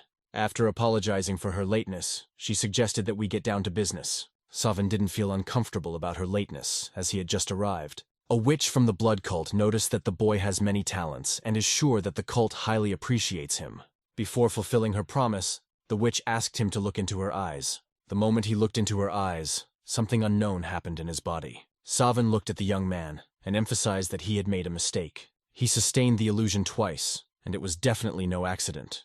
It was clearly the work of this witch. 20 years ago, a witch stumbled upon a mysterious sanctuary of an unnamed ancestor, and this discovery was useful not only for her, but also for our heroes who were yet to be born. People began to call her a witch after she used her skill to enchant people with her power. Looking at this witch, Saddam could not help but notice her striking beauty, but he could not even guess how old she was. After all, if she had learned this skill 20 years ago, she would have been about 35. The witch decided to teach the boy the same skill, called the illusionary eye, which allowed him to manipulate the minds of others. The illusionary eye is a unique technique that creates an illusion that can lead the enemy into a state of temporary disorientation. A person in this state reacts instinctively if stimulated in a certain way, and may even lose their memory. If this is true, then the illusionary eye is an extremely rare and dangerous skill that can change the course of battle. Morum's world is a city where every moment can be decisive, and where every second separates life from death. But with the help of the illusory eye, you can make your opponent completely under your control, and this gave the witch a huge advantage. And for a second, the boy thought about what a powerful tool the witch was offering him, and the witch realized what he was thinking. But in reality, this skill was not as easy to master as he thought. Light physical contact or a soft sound could easily bring a person out of the illusion. In addition, this skill did not work as effectively on people with a strong mental state or internal energy, and required significant concentration to use. These conditions made it difficult to use the skill in various situations, especially when it came to life and death. Did he want to learn this skill? Of course he did. If the conditions were difficult, the skill sounded quite useful, although other people would be wary of him if he said he could use it. And perhaps the old man who once blocked him because he knew about this skill can come in very handy. Over time, the sixth Bloodstar taught the young master the important notes and techniques of the illusory eye using the frequency whispering technique, which was more like a spell than a martial arts technique. To accomplish this task, our hero had to concentrate very hard. It was more like a spell than a martial arts technique, and our hero had to concentrate very hard after learning the method to follow the instructions. She also told him about the story. According to the text in the book, the illusionary eye had a total of 4 skill levels. At the first level, you could confuse your opponent. At the second level, you could control your opponent to do whatever he wanted. And at the third level, you could demonstrate your illusions to the enemy, which gave you an even greater advantage in battle. But no one could explain the fourth level, because the text was cut off, and all 5 senses were involved, although even the sixth Bloodstar did not understand what it meant. And it was like the mystical art of the sacred star, where all the important details were important, even if a guy could learn a little bit of it, and it should be useful for something in the future. That's all she knew at the moment, and why shouldn't he try to use his skill after a few lessons? The witch turned to her student, Yahello, and told her to come to our hero, although he was wondering why she had brought her here, and perhaps that was why. But despite this, she was convinced that she had made the right choice, because the other students were at a very high level of knowledge, and Etchen was here as well. The girl asked only that he not hurt her because she might have thought he was going to attack her, and her expression was so tough that she even apologized to the young master. The girl laughed when she saw the young master looking as if his eyeballs were going to fall out. Her laughter was so infectious that even our hero could not help but smile. Saddam realized that the girl was laughing at him, and it was understandable why he wanted to emphasize that he was not that good. But the boy noticed that he was beginning to be humiliated. If he could have made a second choice, or had a second level of visual eye, he would have done things differently, leaving the witch, emphasizing that there was no eye. Because this skill required a lot of concentration, and in order to use it well, you had to melt down and pay with it. But soon there's no guy to behave as if under hypnosis. She opened her robes and showed her breasts. The young gentleman's hand was on her face, and her eyes were as if mesmerized. Although she was shaking, and forgave the young master to stop, he called it a relief, and that it was all right. But the owl didn't understand how it happened. He fantasized a bit, and something went according to plan. And the amazed witch realizes from the outside that it was a backup eye technique. But how did he do it? To which our hero replies that he did nothing. The girl looked around and did not understand what she had done. Why everyone was talking about it. She did not even remember what she had done. When she looks down at her body, she sees that she has exposed her breasts, and her face turns red with shame. She falls to the ground, covering her body, and the owl does not know how to behave, as he is ashamed. The idea of his faithful sword is infused with the actions of his master, that he is a real man, but he in turn just thought to himself that if he can handle the second level, he can put her in an awkward position. And at that moment, he just thought that it would be funny if she danced naked. But these were really depraved thoughts of a young master. The witch realizes that this kid could master the second level of the illusory eye. She couldn't do it even after 12 years in research. But how could he learn it so quickly? The witch thought that he was hiding something from her and deceiving her, thinking that someone had already taught him how to do it, or how to explain how he did it. The guy didn't really do it himself. He just imagined it. The witch asks him if he has thought that it would be nice if Jochen took off her clothes. But the witch did not believe him and told him again, "Look at them," and made her undress again. The girl herself did not want to do it anymore. because there were consequences. Soon, a masked girl approaches them, confirming the young master's words that he is not the one who is lying, and they need to finish right now and return. The witch starts and allows herself to believe him. But on her part, the promise was fulfilled. Of course, today is not the best day for talking, the girl says, taking off her mask, and it feels like she wants to say something. It was me, a beautiful demoness, who said only one phrase, that I would see you next time, and it was clear that she was a candidate for the left-wing blood cult. She did not change her mind just because he came up with such an interesting fantasy. But still, he read in her eyes that she thought he was a pervert, and he realizes that she did, and he's fucked. But despite this, everything will be fine. They will have the opportunity to explain this misunderstanding, but the problem will be that the guy does not know when it will happen. But why does he think he needs to rush and leave? But it was a coincidence that she had witnessed the second level herself. Just knowing that it was possible was probably a big clue for a master like him.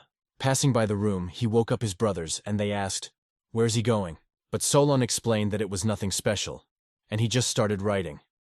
But why is he walking around in the middle of the night just like that? Our hero doesn't fully know how to come up with a quick excuse, but we recommend that you use the illusion of eye contact on your friend. Since he already had it, and had it on him, he decided to test it on him by looking at him with his own eyes. He said to him, his drummer Beck looks at him as a swindler. Why does he look at him like that? Savin realizes that he needs to train this skill more. Since it doesn't work on him, he won't have to work for this dude anymore. When he went to bed, he told his brother that his illusionary eye technique had not worked. Good night.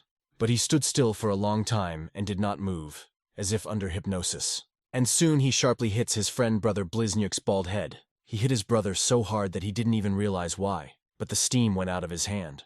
H was just incredibly angry at this incredibly stupid act and wanted to quickly smash his brother's fucker. Even though he said it wasn't him, his hand was just too good to believe. His brother, Yehan, begins to knead him with all his might, and the owl realizes that the illusion has worked after all. The conflict between Murim's alliance and the faction did not take place.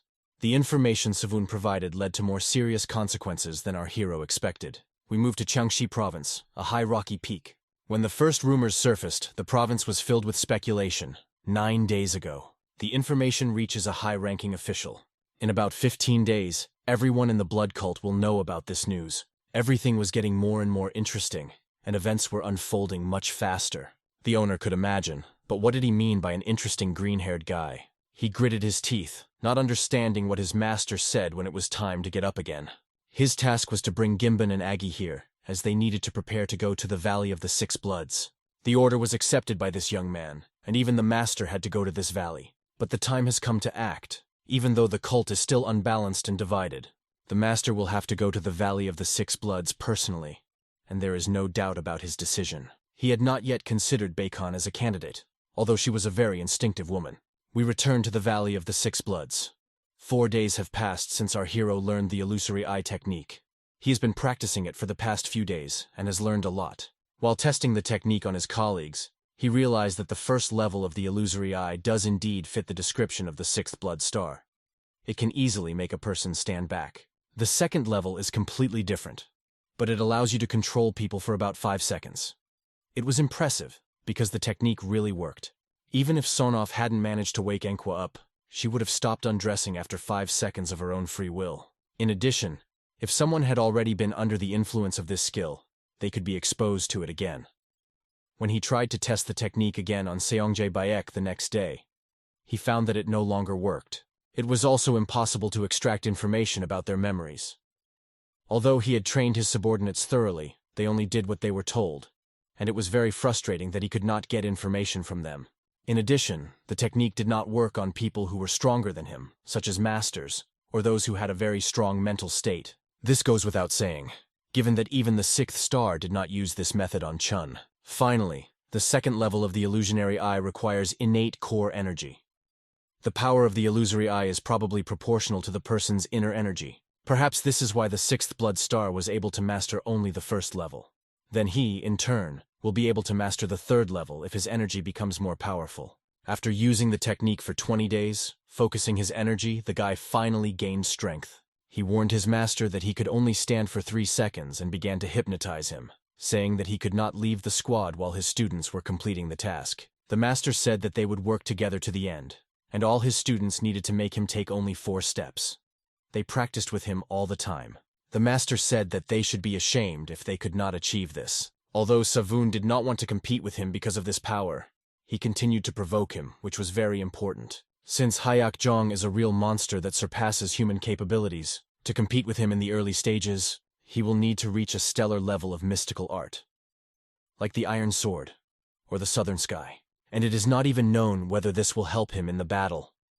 During this period of time, the master became even stronger, as strong as the former master of the Southern Sky. It was 15 years ago when the former master of the Southern Sky last fought Axona. Needless to say, the martial art has become much more advanced. To defeat this master, the former owner of Southern Heaven might have had to reach the 7-star level in the art of shining stars, which he never achieved in his lifetime. The master wanted his students to improve, even if they were still beaten after each training session. The Southern Sky warned our hero to look up. It was the same girl, Bacon. But why did she come to him? She had been avoiding him since that night. The guy thought she would never want to talk to him again. But then what is she doing here? The master turned to his disciple and told him to come to her, since she had already warned him and asked him to do so. Once in the bamboo forest, the girl suggested that we talk in this place. When asked if he knew who she was, the guy didn't think long and said that she was Pekan. But that's not what she meant. She wanted to talk about something else. It was strange to her that he didn't know, even though he said he knew everyone she had ever seen in her life. It seemed strange to her that he didn't guess who they were. However, our hero knew this very well and concealed it, because she was hiding her identity. Judging by their conversation, Savun decided to make a few hints to make her realize that he knew who she was. Soon, one of the men suddenly breaks into their dialogue, saying that he had been looking for them for a long time, and had finally found them. He got lost and met no one who could show him the way, so he asked if they were from the valley. The man's face looked like a frog, which Savun noticed very well. Our hero bowed to him, saying that they were indeed from this valley. The man explained that he had never been here before and was now a bit lost. He asked our hero if he could take him there when he had some rest. The man spoke to him very casually, and no one fully knew who he was. He introduced himself as the second disciple of Salgalma, the second supreme Hoija. Savun realized that he had heard this famous name in his previous life. After 10 years, this man gained a notorious reputation for his nickname, the Frog-Blood Swordsman. He received this nickname because of his appearance and his ruthlessness toward those who called him that. He was someone our hero had been afraid of in his past life, but not now. The boy bowed to him, saying that it was a great honor to meet the second disciple of the second supreme. After introducing himself as the first disciple of the fourth supreme, Savun heard the frogman look at him with our heroes. He looked at him with such passion, as if he were his test subject. Our hero realized that he was famous enough to deserve such a reaction. After this man found out who he was, he smiled and began to beat him with his sword. Savun dodged the blow but did not understand why he had attacked him. The man explained that his master was worried for no reason. He believed that a disciple like Savun was not a threat to him, although he expected a strong opponent, since he was a disciple of the old supreme. But Savun turned out to be stronger than he could have expected. This was not an enemy he could fight using only the internal energy of his lower energy core. The girl asked what it all meant, and activated her demonic energy. The frogman noticed that the girl was a student of the 6th blood star and immediately lowered his demands. The frogman noticed that there were many beautiful women in their clan. Our hero, in the presence of this girl, could not hide his abilities and took responsibility for protecting her from this scoundrel. The frogman, seeing how he stood up for the woman, wanted to see how good he was. The young master stood with the girl and looked at the man, realizing that he was going to be defeated. The frogman looked at them and did not understand why they were staring at him. He demanded that they show him their skills.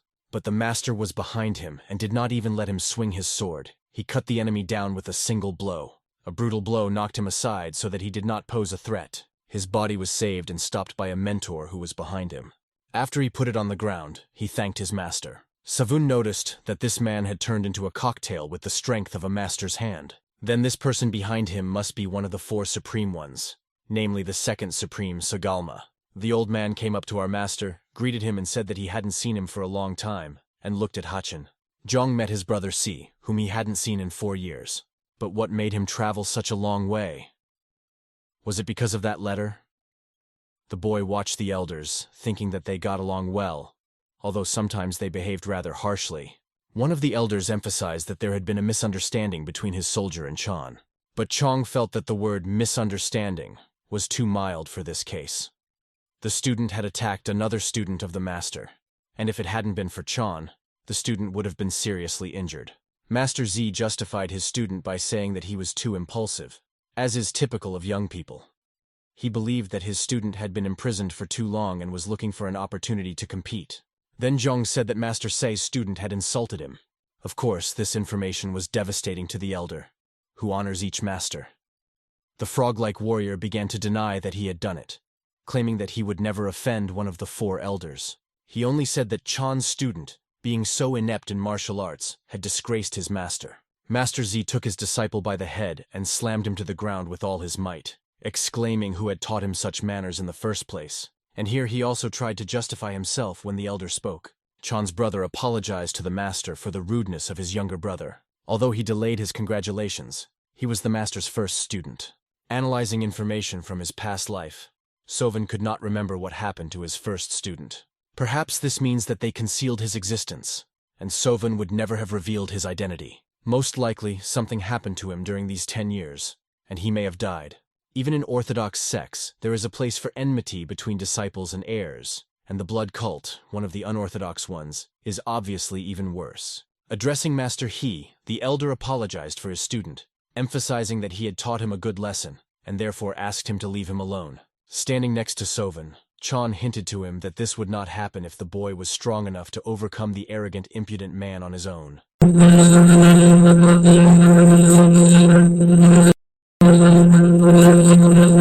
With a wink, Elder Z announced to everyone that he had decided to go into matchmaking and had come here on an important mission to marry one of his students. He offered to marry a young lady from the Red Blood clan. Rena stood behind him, speechless with shock, because it was complete nonsense. What was he talking about? When she saw who they wanted to marry, she was absolutely shocked. Soon we moved to the meeting room of the Valley of the Six Bloods. The masters are gathered together with their students. Chan was sure that the hateful old man would be joking, as usual. But for the old man, this was only a strengthening of his cult. He advised the young lady to avoid conflicts and to renounce the inheritance. After all, he had to prepare for the birth of his heirs. Sowen watched the old man, even though he was a student of the master, who said all this directly to his face. But when you looked at the Scarlet Witch and her students, you could see that they were holding back their emotions. Master Zhong did not stop, insisting that his words were true. How could an old man say such a thing, fully aware of the noble background of their young lady? The master shouted at the whole room, deciding to put him in his place. How can you say such things, having the gift of speech, but not realizing the responsibility? Marry a student and make her give birth to an heir. And what do you guarantee her in return? Protection, perhaps?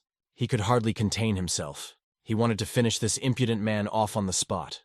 A completely different atmosphere prevailed in the room, reflecting the feelings of other people. The presence of the master filled the space with a strong energy that did not even allow people to breathe. Under the pressure of his true power, it was impossible to breathe in or out. But the old man repeated to Brother He that he had not come here to fight, because all the reasons for his arrival were already known. The Bloodstar and the First Elder decided that He Hyang would become the leader of the cult, and most of the cult's top leaders were in favor of her. Although there has not yet been an official statement from the Third Elder, he made it clear that he thinks the same way. He wouldn't have said that if everyone was in doubt about whose side the government was on. The old man only asked the witch if they had announced their support for Ms. Beck-Wrench. At this, the Sixth Star looked at her students, who were wary and said nothing. But the old man pressured them. What do they think will happen if he announces that he also supports her? According to Maester, this was already blackmail, and blackmail went beyond all bounds of acceptability. But the old man could not stand such arbitrariness and accusations. He drew his sword like the unstoppable Emperor Se-Galma, ready to defend the daughter of the cult leader. His body and the entire room were filled with powerful Qing energy. A woman stopped them, exclaiming what they were doing in front of a young lady. We had to get together and resolve an important issue. She asked if she could address them like in the old days. It was a mysterious guest hiding behind a curtain.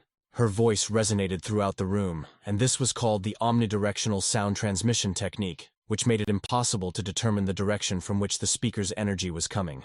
In addition, Heian and the other students turned away, so that it was not clear who was speaking. But our hero knew that her internal energy supply was far from unlimited, and using the omnidirectional sound transmission technique required a lot of energy. The question arose, if he had decided to take his sister's side, why did he say that he should come out? Realizing his situation, he replied that he would have been happy to support her if, but now, when the cult is facing perestroika, they are forced to strengthen their ranks, and so the sister is stronger. The old man believes this to be true, and his goal is to ensure the girl's safety and guarantee her advancement in the family. If she renounces her rights to the succession and gives birth to an heir, she will have enough power to stop Ms. Hyun's ouster. Our hero, listening to these words, realizes that the old man is partly right. This will provide an opportunity to protect Beck Wrench and unite the cult. Soon the master shouted out, "Perhaps he is right, but why should we give this particular student away?" He emphasized that the old man is doing everything to strengthen his influence. But he asked a counter question. Who else is suitable, if not her? Only a disciple of an elder can be a worthy candidate for the young lady. He believes that the other elders openly support Beck. And isn't it obvious who is worthy? Soon the old man looked at the master's disciples, and they felt as if they had become vulnerable. At this point, Master He began to laugh out loud, saying that the choice was obvious. Pointing his finger at the old man's student, he asked, "Is this boy's faded face worthy of a young lady?" "It was all for personal gain," proves Master. If he hadn't been following his student around and persuading her to become his wife, at that moment, something changed between them. This student's face was really horrible and absolutely not suitable for anyone. The elder realized that he needed to change his tactics, and the room fell silent. The guy stood there listening to what was happening, but he couldn't believe it. Suddenly his master took him to his place and put him in a very awkward position. The boy did not even notice how he disappeared. At this point, the old man fell to his knees, asking for forgiveness for his student's inattention. He also had another student, Kim Won, who was much more conscious and without any shortcomings, just like the young lady. But soon Master He turned to his friend Z Galma and asked why only his students were so perfect for the role of a husband for a lady. Then he decided to introduce a worthy master and student to everyone. At that moment, our hero felt very uncomfortable and did not know where to hide his shame. The master shouted, "Look at this boy. Isn't he better than the old man's pupils who were not educated and lived in the cave for a long time?" Sovan realized that the situation had gone too far and wondered how he could get out of it. This was a serious statement.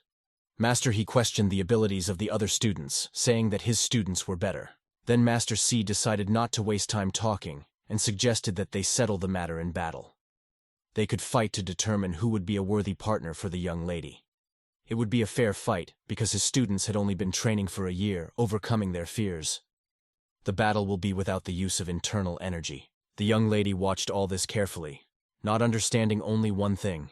Why does she have to get married? And why do these men decide for her without taking her opinion into account? In fact, the girl did not want to get married at all, and everything was to be decided on her word alone.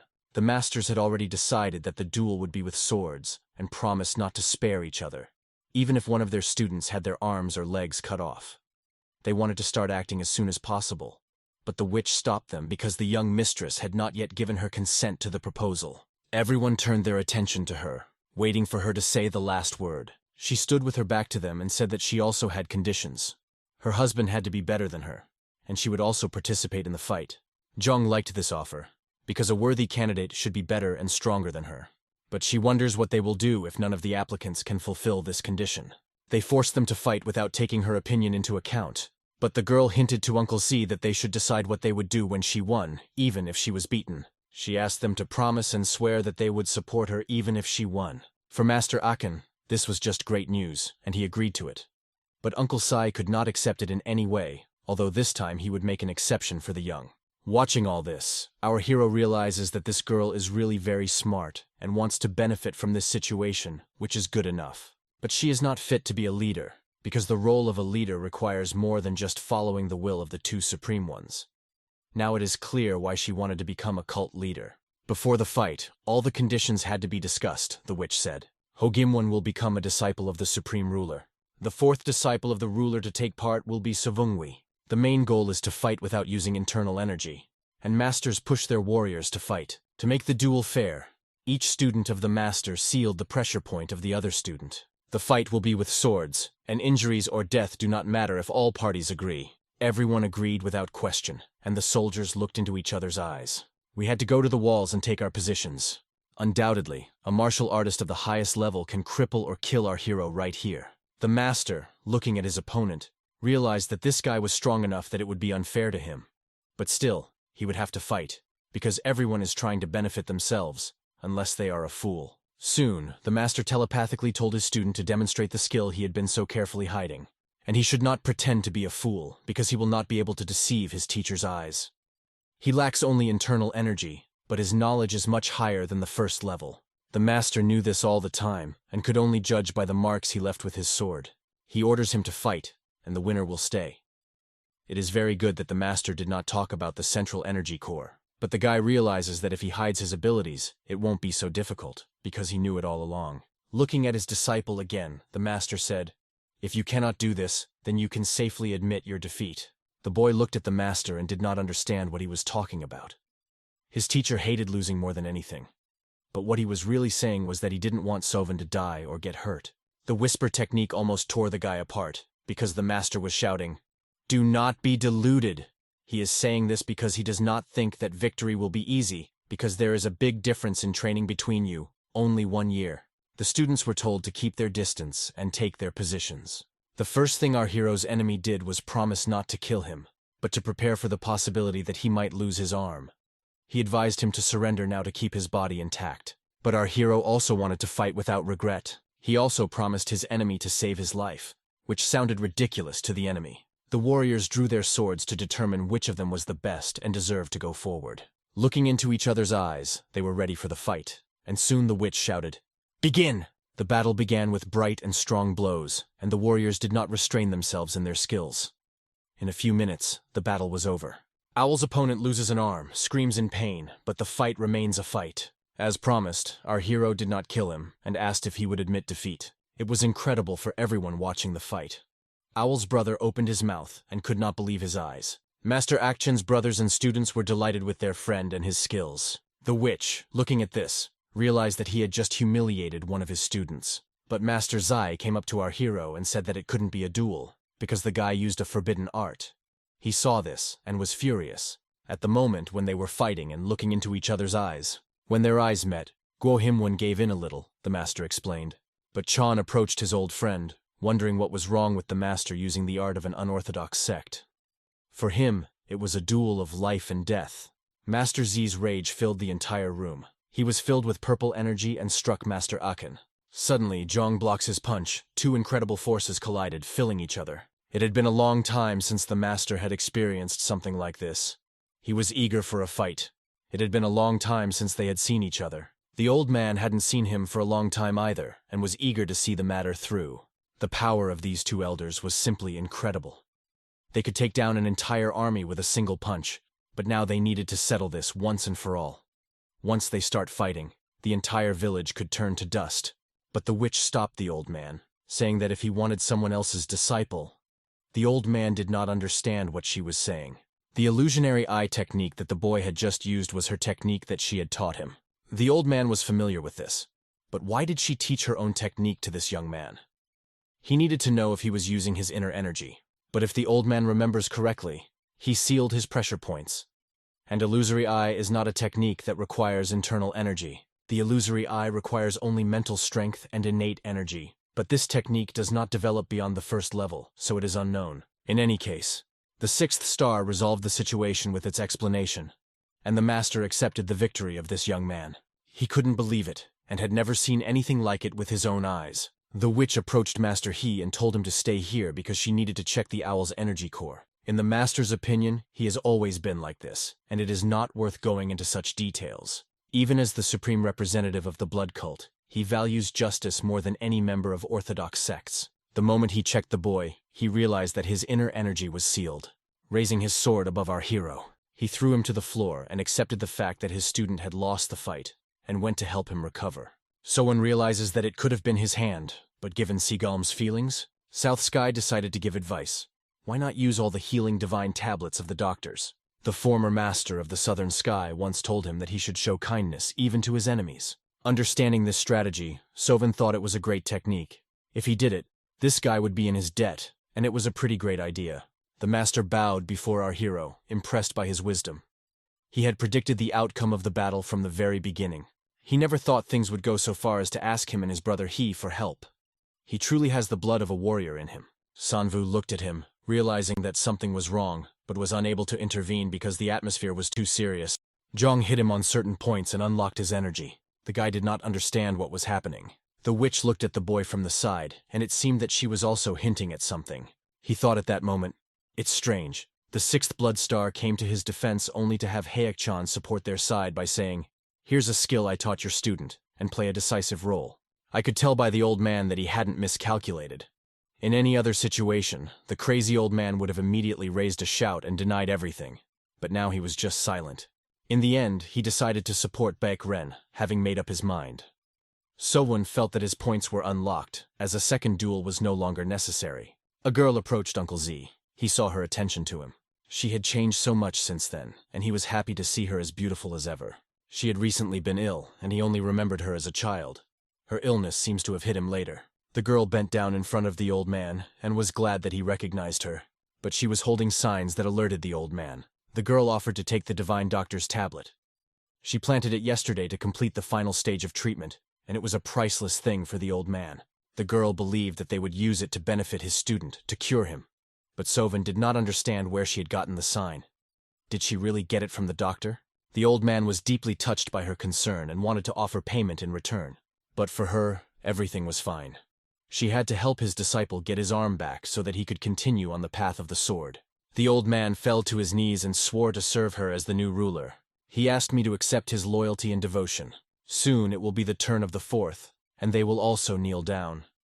Victory would be hers, but Sowon decided he had a plan. The master, hearing that he wanted to leave for a second, asked him what he was up to. The guy looked him in the eye and made it clear that it was not over yet, and asked him to take the initiative in this matter. Master Akshagan simply reacted silently, making it clear that he supported him. After that, Sowon came up to worship the new princess.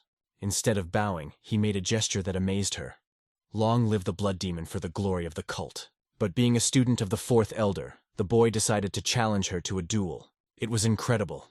It was an alarming situation, and even the master did not realize how inadequate he was in this matter. Everyone present was shocked, not realizing what the consequences could be.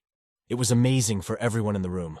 Hoping it was a misunderstanding, she asked if he was really going to challenge her to a duel. "But what's the point?" she asked, looking at him in confusion.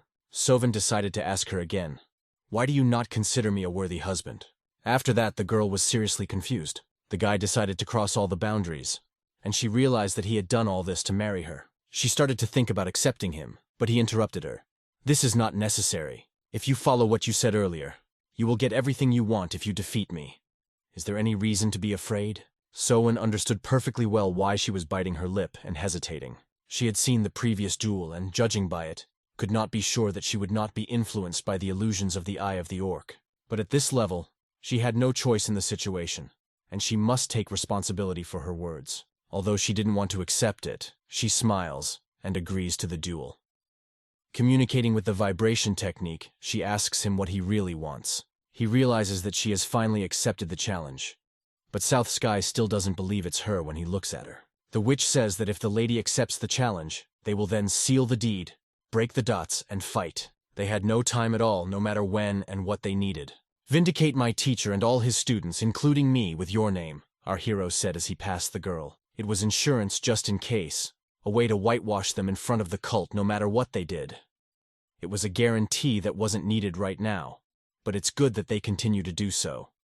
However, they are playing a rather dangerous game, and one should be prepared for any difficulties. For example, if he decides to cut off all ties with the blood cult, she asked him not to give them any privileges. The guy sends her a message that this is enough. But there was one more important question he wanted to ask her, one that haunted him. How did the girl get the Divine Doctor's sign? The girl told him with her mind that the plate was not from the master. To be more precise, the 6th Blood Star said that she did not deserve it, because it was not the witch who brought the medicinal herb, but she. Recalling the moment when they found that flower, the girl swore that she would not forget our hero, and it looked like the sign she had promised him when he gave her the healing flower. At that moment, she recognized, since you received treatment, her part of the agreement was fulfilled. Now it seems that she was hiding it from him, and the girl did not like this misunderstanding. She apologized for it.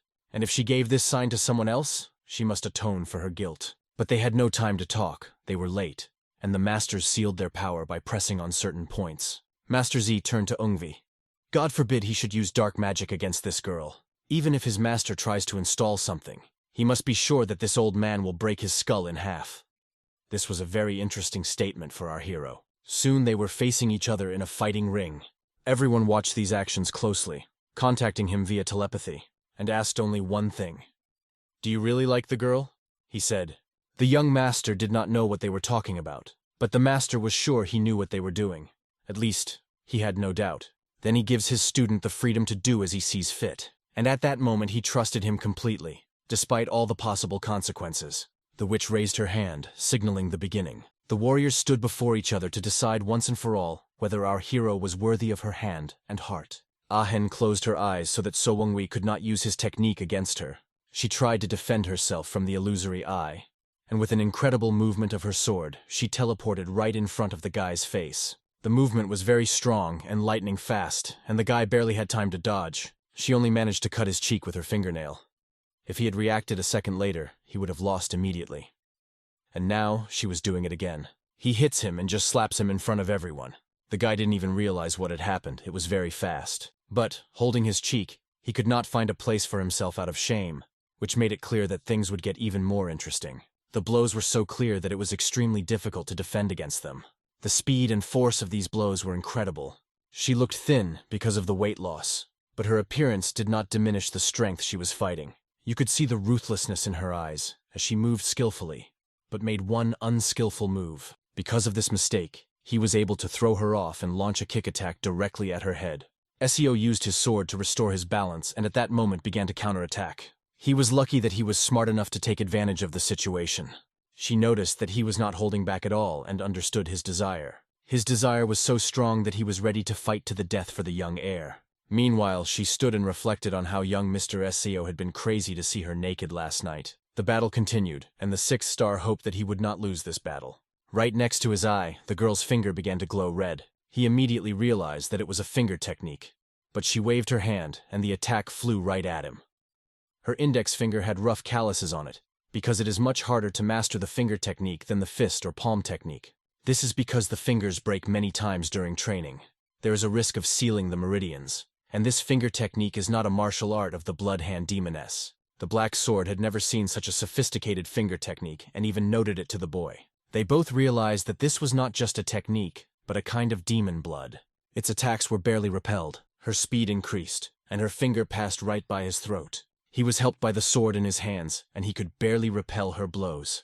The man said that he trained with his left hand, and it proved to be very useful as he used a dagger in this battle. The battle had gone so far that neither had much strength left. She asked if he was going to use his blade. He explained that he was trying to properly block her attack with the finger technique, but thought that she would understand his true intentions. He entered this duel knowing that he would lose, but he wanted to fight those who had learned the martial arts of the blood demon. After that, she took a fighting stance, preparing to continue attacking. The Black Sword noticed that this was an unusual technique and warned the boy to be ready, even though he was already feeling a lot of pressure from her initial stance. He will have to use the Shining Star Sword technique. She was not going to stop and rushed forward. After swinging her sword, she successfully ducked under it. She managed to duck during such a quick swing of the sword. But the guy didn't stop with one attack and again swung his sword right next to her body. But again missed. It was moving faster and faster, its speed increasing with each passing moment. She pushed off the ground and ended up in the air right above So. If he now raises the Sodom sword and swings it upward, Bayek's attack will be stopped. And so he realized that it was time to end it and was preparing to hurt her. Meanwhile, she does a flip in the air and continues her flight. Announcement of the results of the duel. Victory for Bayek, defeat for Seo. Reason for defeat, lost consciousness. It was already dark outside, and there was a ceiling in front of him. He looked at it and did not realize when the day ended. He could not believe that it was already night, because at that moment he did not realize where he was. Looking to his left, he noticed someone lying next to him. And then he saw that it was Ho Gimwon, and it seems that the all-healing divine doctor had sewn his arm back on. When he got out of bed, he immediately felt a severe headache. During the fight, he thought the finger technique had worked too well, suppressing his innate core energy. Then he heard the voices of Southern Paradise and Sodom, but did not understand where they were. They said they were hiding under the bed. When he looked there, he saw them. He then asked how long he had been unconscious. He was told that he had been unconscious for almost 12 hours, and that they had even seen the divine physician fixing the man's arm. It was very disgusting to watch the doctor put all the veins back together. Southern Paradise explained to the boy that everything had happened as he had expected. Acheon swore his allegiance to Bayek. Everything seems to have worked out well. A lot of time has passed since the battle. 12 hours. And so many interesting things have already happened. When he went outside, he saw that it was about midnight. He decided that he had to go to the guest house. But suddenly he noticed a figure standing with a sword. He was the second disciple of Supreme Seo, the Break. What is he doing here so late at night, all alone, going around all the guarded areas as if he had learned the technique of stealth? It all seemed very suspicious, and the guys realized it. The moon was full, and through the trees the rays fell on a man with a sword, who was looking around cautiously. After that, he sat down on the ground and took out a bag. In a moment, the contents of the bag scattered like dust. Seo appeared behind him with a sword and asked what he was doing so late. However, he reacted as quickly as Seo attacked and put up his sword to defend himself. Seo asked if what he had just scattered was the smell of being chased 1,000 miles away. Even his swords did not fully understand what it was, because it is a scent that spreads far and wide, as its name suggests. If you spread this smell around you, you can use a special object or a trained dog to locate it. We can assume that he is a spy. It is not impossible. After a few questions, they asked each other. He turned to Seo and explained that it was stupid to fight him alone. But Seo wasn't going to buy it because he's no fool. With sword in hand, he rushed at the enemy, deciding that the time to attack had come. However, the enemy easily dodged, as befits a top-level martial artist. They were at completely different levels, so we had to look for a different strategy. Seo decided to tease him by pointing to his shoes standing nearby and accused him of cowardice and intentions to escape. In response, he called Seo a fool and said that Ho won only because he used dark art. He added that this would not work for him, because these techniques do not work for him. The dark arts only work on those who have less internal energy than the user. The enemy realized that the boy was following him for his own ambitions. Seo stood there listening to him, and then just said the word frog. In doing so, he emphasized the enemy's frog-like appearance. This enraged him, and he lost his temper, shouting, "I'll kill you," and rushed at Seo. Their attacks were incredibly beautiful, because the green light from his sword looked fabulous, especially at night. The blue light from Seo's sword seemed even more impressive and mesmerizing with its brilliance. Their swords clashed in a fierce battle, repelling each other's blows with incredible speed. Their attacks were so swift that it was almost impossible to dodge. Seo did not have time to dodge one of the attacks, and flew backwards. After this strike, the enemy emphasized that it had much more forces. But running away was not an option, only attacking was, and that's exactly what he did. The enemy put his sword on the block and was ready to repel Seo's attack. His chakra was getting stronger and stronger, and the energy from the sword surrounding his face was like a shining star. His eyes reflected blue lines, evidence of incredible strength. The Shining Star Sword technique is the first technique of the Tiger Power Sword.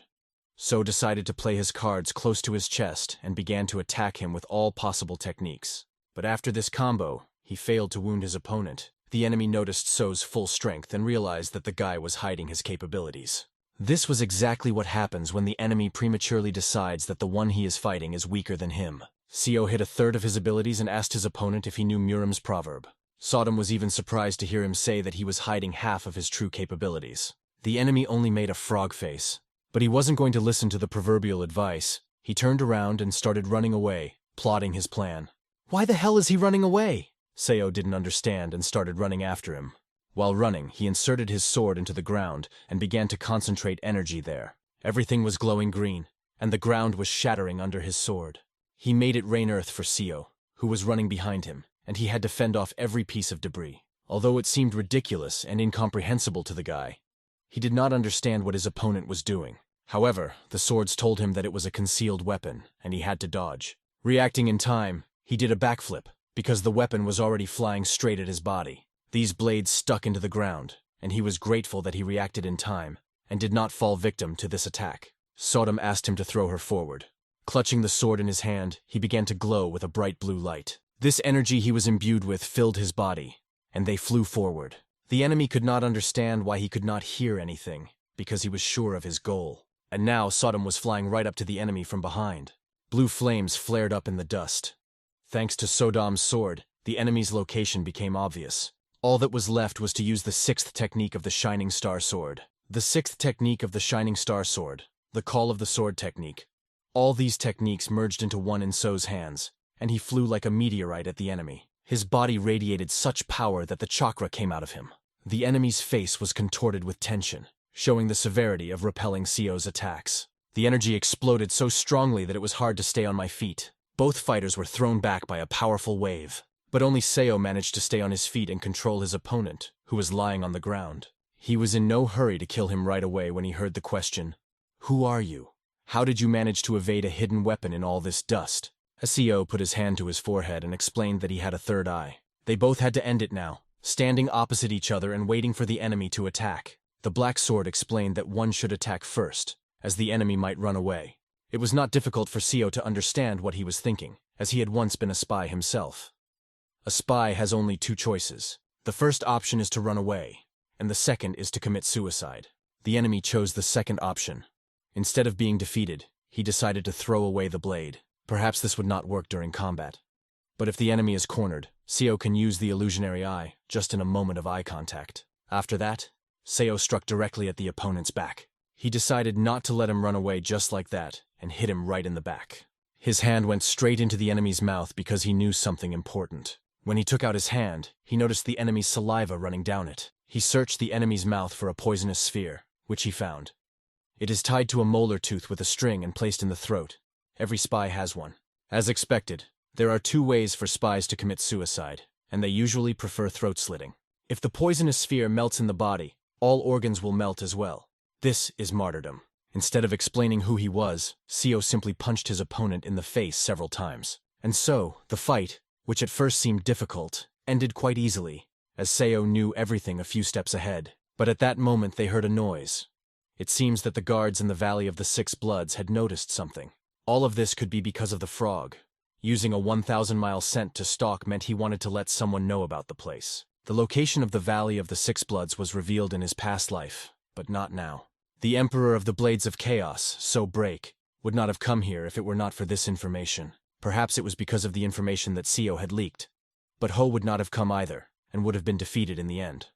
Ho Gimwon's fate also underwent some changes. If his prediction is correct, he will die at the hands of EJ, no matter what. A lot of things are changing very quickly. We cannot make hasty conclusions now, but the guy needs to hurry. In the main hall of the Valley of the Six Bloods, all the people gather to burn down all the buildings and flee. The brothers inform the master that they cannot find the man they are looking for. The master himself does not understand where he could have disappeared during his treatment. The young master Inga cannot be found either, and the question arises as to where the two have disappeared to. Seo's feet appear in front of the master, and everyone turns their heads to him. He apologizes for being late and asks me to put the person on his shoulder first and then continue the conversation. He was just going to say a few words. Several swords were already right next to his neck, and he saw his reflection in them. She realized that there were hundreds of armed groups on the mountain, and that scouts who did not belong to their cult had already penetrated the mountain. Afterward, she asked Seo where he was and what he was doing in secret, just as she does now that the bells have rung. She added that the return of the disciple of the Second Supreme so easily leaves them with only one choice: to arrest him if he cannot explain the situation. Seo calmly responded to this question and explanation, asking only to tear the sole of the Supreme's left boot. This made everyone wonder what was going on here, and then my hand reached for my boot. After that, the surprise that appeared before his eyes spoke volumes about what he had not expected to see. He was holding a bag of white powder. He tore open the bag and held it up to his nose to smell it and understand what it was. He told everyone that this was the smell of a 1,000-mile pursuit. Now they understood why it was possible to find their location. The brothers listened to this conversation, but they did not even understand what the smell of persecution was. But that's not all. Seo reached into his inside pocket to show something else. He held a poisonous sphere right in front of the man's face. He explained to everyone that this sphere was tied to his left molar tooth, and that it was safe to assume that his teeth were still trapped. He knew this because he had once been a spy for the Muram Alliance for 6 months. Seo did not expect that Gu Sangwon had experience as a spy, but thanks to this, the girls now trusted Seo. They turned to the armed men and ordered them to put down their weapons. The captain had the following question, which he directed to Seo. How does he know about all this, since the smell of pursuit for 1,000 miles and the poisonous sphere are not known at all? This is, of course, because he has experience in espionage, but he should have said something else. SEO explained that he woke up at dawn and was on his way back to the guest house when he saw this guy leave and head somewhere. This seemed suspicious because he was avoiding all the guards, so SEO followed him and detected the scent of pursuit from 1,000 miles away. The captain wondered why SEO didn't call for help using his inner energy. SEO had an answer to this question. He explained that if he had done so, he would have either escaped or simply killed him. So he had to eliminate an opponent who was much stronger. If SEO hadn't ambushed him by throwing the dagger while he was putting on his shoes, he would have lost. He explained this to the captain. In fact, he deliberately stabbed him with a dagger to set up proof of this lie. The captain put his hand on his shoulder and praised him, because he believed that SEO could have really lost his life. In the eyes of the captain, SEO did something dangerous because of his ambition, and his words now sound calmer than before. He is probably proud of SEO and believes that if it weren't for him, they would never have found out who the spy was, and their path to retreat would have been uncovered. Ms. Heian also expressed her gratitude to him. Even Akjong recognized that SEO has courage. In reality, it was just a coincidence, but he accomplished something great. He bowed in front of everyone present and said that he was just doing what he had to do. The man knelt down in front of the hostess and said he was very sorry. He believed that all this happened because he failed to correctly assess SEO's character. The lady understood that now she had to hurry to find ways to retreat, and said that there was no time to blame anyone. She added that responsibility could be discussed after all this. So approached his master and stood in front of him, waiting for his words. The master patted him on the head, praised him for his great work, and said that they could have escaped with the spy if it hadn't been for him. He explained that they couldn't escape because So and that rascal spy were here. At this time, a strong chakra began to form near the spy's body. The spy's energy core was destroyed. This is a very painful and cruel procedure, but it is what is done to traitors. Even this man did not expect that the energy core would be destroyed right then and there. He did this to show the renunciation of his disciple. After that, the girl ordered to cut the root veins in his arms and legs. She is no doubt from the blood demon lineage. Last time, she even had her hands, feet, and a finger cut off by the blood hand demoness, but she was still ruthless to the spy. Every house was burning, and they watched from the cliff as the fire engulfed the place. Only one of the brothers was sad because he really liked sleeping in the guest house. After the spy was done, they decided which route to take. It looked as if they had already discussed it before. But their plan was not to run along the same path, but to split into 3 routes. So Galma would lead the elite and protect the all-healing divine doctor. Han Bekha will be protecting the fake Baek Ryong to try to confuse the enemies, and the commander of the bloody extermination squad, Hae Ak Cheon, and they will all guard the real Baek Ryong Ho. Half the troops of the Valley of the Six Bloods were with them, but most of them were lowest-ranking escorts or mid-level trainees, so they were essentially the only ones capable of real combat. The younger, hot-headed commander of the bloody extermination squad, the best at stealth and speed, took on the most dangerous task. He was covered by the scent of pursuit for 1,000 miles, and if he was unlucky, there was a good chance he would die.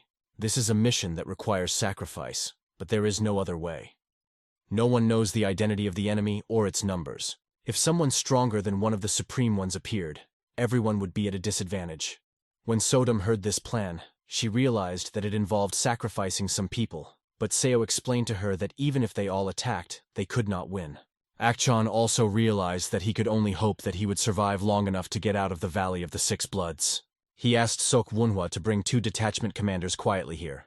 They looked deep into the forest and could not understand whether they would really go this way, as the information could be unclear. According to available information, their opponents have several very experienced martial artists. They watched the place burn and realized that their enemies had noticed their approach and immediately set fire to the building to escape. They looked at those who were with them, in particular at one man whom they considered a plus because he had reached a peak level. It is said that he is strong enough to become a candidate for the 8 great martial arts masters of the Central District. He is also better than a hound when it comes to sensing the presence of other people. He listened to people's opinions of him and asked them not to praise him, believing that they thought too highly of him, but assured them that he would not let anyone down. He explained that only a great expert could go through it, although he considered it almost impossible. She understood that if the 3 included Uncle Hae, the squad leader, and Seo, they were considered a small reconnaissance group, but she also realized that it would be dangerous if they stayed here even a little longer. The situation seemed very bad, because no one knows what information might leak out at that moment. Behind her back, she could only hear conversations about how hungry everyone was. Uncle He and Mr. So had to try to get back as soon as possible. At that time, the boys heard a noise ahead. Before one of them could react, a sword ended up in his friend's head. A man appeared above them, jumping out of nowhere. He started beating each of them, punching their chests. After that, he grabbed one of them by the neck and began to strangle him. His mouth was already bleeding. He then explained to them that they would answer each of his questions truthfully. Only then was he ready to kill them as painlessly as possible. Otherwise, the death would be very cruel. Meanwhile, the whole team ran forward. So realized that there were a lot of them, and it was more like a reconnaissance group. A moment ago, Seo was running ahead, and even here he heard the voices of swords. At least 5 people were paying attention to the sounds of swords. But if other weapons or more experienced warriors were used, there could have been even more. Akjong knew that there were 2 men using different weapons. He believed that one of them was a top-level martial artist, and the others were first or second level. He said that he would take care of the highest and first-level masters, and asked Seo to take care of the rest. They need to act quickly because they have no more time to waste. It would have been difficult for Seo to face such an opponent during the regression period, since his martial art corresponded to approximately the second category. But now, there is nothing difficult for him. Seo stabbed the enemy directly in the neck with his sword blade. Although he screamed, "No, don't!" there was no pity, and the sword pierced his body. Seo had a good idea. He was going to seal its action points right away. Then he took the enemy's sword and addressed him, asking if he could hear him. A voice came from the sword. "How can a man speak to me?" Seo explained to the sword that he was talking to it because he could hear it, and asked if it wanted its master to be killed. The sword asked him not to kill his master, because he would lose him if he died. So asked the sword to tell him who his master was, and where all his companions were. Mech hesitated and asked Seo if he was a blood cult member. He continued, "I heard that all the members of the blood cult are cruel and evil, and they must be destroyed for the good of Jianggu." After saying this, the boy realized he had no choice, and swung at the man who was lying on the ground. Mech immediately began to panic and asked what he was doing. Seo calmly explained, "I just cut off this guy's arm. His neck will be next." After that, the sword blade began to approach the guy's throat. Mech immediately started shouting that he would tell everything, but he asked me not to. Sodom thought it was a bit cruel, because it was a great disgrace among swords. Seo didn't want to do it himself, but he wasn't in a position to be generous to others. Everyone will be in danger if he hesitates now. We need to act decisively. In order not to frame anyone, Akjong killed everyone he saw on his way. He asked the others if they had found anyone. They explained to him that they had failed. The captain said that, and a really strong-willed person bit his tongue. It seemed like that was all. After that, Akjong suggested hiding the bodies in the tall grass and leaving. Suddenly, Seo appears next to him and informs him that he has learned something about them. They are martial artists from the Heavenly Earth sect and the Sea Lotus faction. This allowed them to conclude that these 2 belonged to the Orthodox faction. Akjong thought that Seo was hesitating because he couldn't kill the enemy, and asked him how he could figure it out. Seo explained that he had simply interrogated the man using the time whisper technique in case his allies were nearby. The captain patted So on the shoulder again after he told him that there were hundreds of them. If he wanted to save his comrades, he had better confess, and he did. He explained that he had not been able to find out much because he was a minor swordsman, but he had learned that 7 organizations were on the move and that there were scouts nearby. The biggest problem for them is the path they are taking. The patriarch of the faction himself is constantly combing the area with about 100 experts. The captain realized that they could have gotten out of here faster, but now the way was blocked. After that, Akjong offered to just sneak in by force, but the captain said it would be very dangerous, as the young lady's whereabouts could be revealed.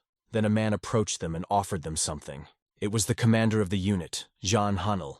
Jan Hagnil suggested going down to the valley along the road near the cliff, but the captain immediately objected, noting that there were steep cliffs on both sides. The most dangerous part was that they would be able to move either forward or backward, and that is very dangerous during such an emergency. Jumping into the water under them is very risky because the water flow is very fast and the water level is high. However, Jan Hengel heard a question about whether they would be able to take the enemy by surprise if they chose this dangerous path, and although the commander grabbed him by the collar, he continued to insist that the enemy would never have thought they would go that way. The commander raised his voice at Jan and asked him if he wanted to put not only his life at stake, but also the life of a young lady. So was watching and also thought that Jan Gangil's plan was dangerous. But they had very few options, and they had gone too far to turn back. They either break through the enemies by force, or follow the path of the valley. But in any case, all options were very dangerous. She couldn't stay in one place for long. The girl stood and looked into the distance at the mountains under the night moonlight. Suddenly she heard the sound of a whistle and realized that this was the place where Uncle He had gone. Akjong grabbed the whistling man by the throat so hard that the whistle fell out of his mouth. He said, "Was anyone else alive?" Someone made a mistake and escalated the situation even more before enemy reinforcements arrived. Now that the signal had been given, there was no choice, and Akjong said he would handle it himself. Suddenly, right next to So's ear, he heard a noise.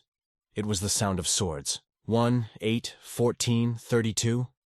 Damn it, there were a lot more swords than before. There was no time to think, because the enemies were rushing toward them right now. Akjong tells his young mistress the important news that they will have to separate. He explains that they are being hunted by numerous enemies, and suggests taking half of the men with them to throw their pursuers off the scent. Among the enemies are very strong martial artists, probably the patriarch of the Sea Lotus faction. She expresses hope that they will all return alive. He assures them that there is no reason to worry, as they will be able to join them after they defeat the enemies. He orders the others to protect their mistress at all costs. He also reminds us of the meeting place, a base found by the detachment commander, Chang Munwun, called Huzong. Everyone listens attentively and understands the plan.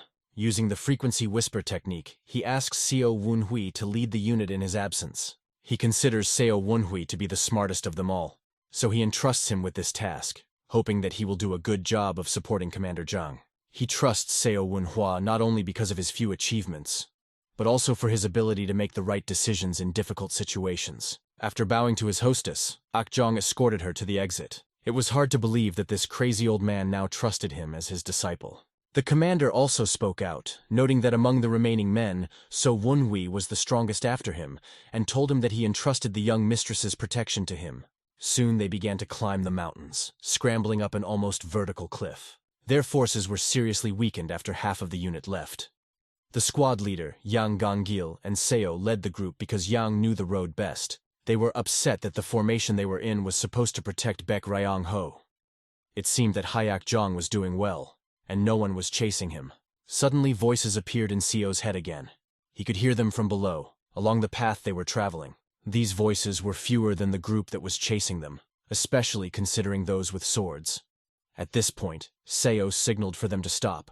Everyone stopped at once because it was too dangerous to go on. He explained that he felt the presence of enemies nearby, but one of the men said that he did not feel any enemy presence, and this was not surprising, because he did not have the ability to sense the enemy at a distance. Sodam realized that the man would think Seo was crazy if he knew he had heard the voices. Then Seo told everyone that he was sure it was necessary for the squad leader, Hu Zong, to lead the group. However, the man denied that the commander of the unit should protect the young hostess, and added that they should be the ones who fight the enemy. Seo did not expect such a rejection of his proposal, and therefore suggested that he at least prepare. He called for the drawing of swords and a signal in the group.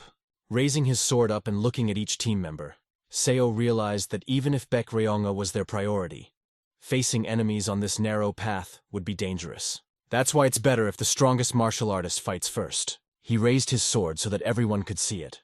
However, the man said that it was necessary to act immediately, as further delay could be very dangerous. As soon as he started to walk away, he received a sword stab directly on his back from Seo and fell to his knees. He asked an experienced warrior standing behind him if there was something on the tip of his sword that looked like white powder. The soldiers answered in the affirmative, and using the frequency whispering technique, Seo addressed the man, threatening him with death if he did not explain who he was. At first, the man didn't understand. But when Seo asked why the smell of being chased for 1,000 miles remained on his sword, he began to understand the meaning of the question. When Seo picked up the Southern Heaven Iron Sword, he saw what Yang Gangil had done, and the sword itself let him know.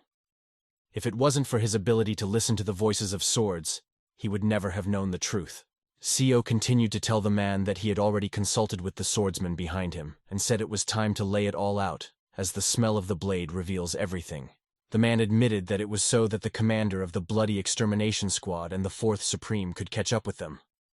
But Seo did not believe his version, and asked why he did it secretly. Seo also noted that Guo Injay's scent is different from the one he used, although they can use different scents even when they are on the same side. We have to think about what the clues might be. Seo decided to go this way, even though they had no choice because of the critical situation. Now enemies are standing in the way, ready to fight. It seems that the whistle that had sounded earlier was a signal because one of the enemies was still alive. And now it seems to be the work of the same man. The reason was obvious. This man was a traitor. So Seo decided to cut off his head. One obstacle after another, and a trap awaited them. At that moment, Seo realized that he had to lead everyone himself. Jang could not understand what was happening, and Seo told him that enemies were waiting ahead. The man asked how he knew this and why Seo had killed Jan's squad leader. In response, he heard that Yang Gungil was a spy. The young mistress looked at the severed head and could not even imagine that he had been a spy. After that, Seo explained to everyone that the scoundrel had put the scent of 1,000-mile chase on his sword scabbard. The man thought that if they were being waited for, it would be difficult to hear the whispers, even if he could not detect them himself. Standing over the cliff, Seo decided to throw away the scabbard because it still had the smell of the 1,000-mile chase on it. There was no time, and they had to hurry. He told the young hostess about this. She was still wondering whether the squad leader was really a spy or not. At that time, the boy began to hear the sounds of swords again. Even John felt the presence of enemies and realized that they were approaching, so he had to be careful. He ordered the young hostess to go to the center, and the whispering sounds grew louder and louder. The enemies were already approaching and were so close that we had to prepare for battle. Jang ordered the experienced soldiers to stop immediately and protect the rear, and the young mistress to go forward immediately. The enemy was already choosing who to throw his spear at. He ordered each of his soldiers to get ready to attack and attack. Meanwhile, by the creek, they are discussing whether their position is correct. The man explains to Pyok that he is simply following the young mistress's orders, although she hopes for his plan, or rather for its existence. He explained to her that, as she knows, he supports her along with the First Supreme and the other Blood Stars. On the other hand, the only ones who support her are the Third and Sixth Blood Stars. The idea that they could be easily eliminated turned into the words she spoke to this man. They could simply be eliminated after the cult was restored. However, he had previously told her that even the smallest opportunities should not be ignored, and since she also has his blood, there is a small chance that it could turn against her. The Second Supreme is friendly to them, but he can change his mind. If the Fourth Supreme also chooses her side, there will be an equal number of supporters on both sides, and that is why this man wants to prevent this. She continues by saying that it would be even better if they could get the Fourth Supreme on their side. She doesn't hold out much hope for this, because would this irritated old man agree to come over to their side just because she asked him to, given that he has already rejected all their messages? But he added that this is exactly the case when the Fourth Supreme has nothing to lose. Meanwhile, Seo swings his sword to fend off the enemies. The commander of the detachment barely holds on after being hit with a spear. The energy directed into the spear was extremely powerful. Seo notices that a single spear throw knocked down the squad leader, Chan, and the other captains, defeating several top-notch martial artists with a single spear. Its power is incredible. The one who threw the spear is the person standing behind. To have such power, he must be a martial artist of the Blood Star or Supreme level. Should Seo risk his life for this? If he does, he can buy time until Beck escapes. Sodam keeps telling him that he should run away on his own, because no one cares what happens to the other boys. One should not think like a faithful dog of a bloody cult. One should put oneself above the cult. Looking to the side, he noticed a cliff near him, and thought about what would happen if he fell off the cliff. In such a situation, the fall would be extremely hard. The chances of survival are very small, but there is still a little hope. At this point, the enemy asked if there was a woman named Baek Ryongha among them. The enemies came closer, and now they were standing right in front of them. The enemy threatened that if there was no such woman, they would simply kill everyone, and that would be the end of their meeting. Looking into their eyes, he thought that Baek Ryongha was among the crowd. He asked them to give her to him and promised that if they did, he would let everyone else go. At that moment, John stood up, grabbed the spear sticking out of his back with his hand, and pulled it out. He used his index finger to cover the wound which was bleeding. Jan looked the enemy straight in the eye, demonstrating his willpower. The squad leader, Chan, also looked like he was ready to fight to the death. Everyone realized that the threat of death was very high.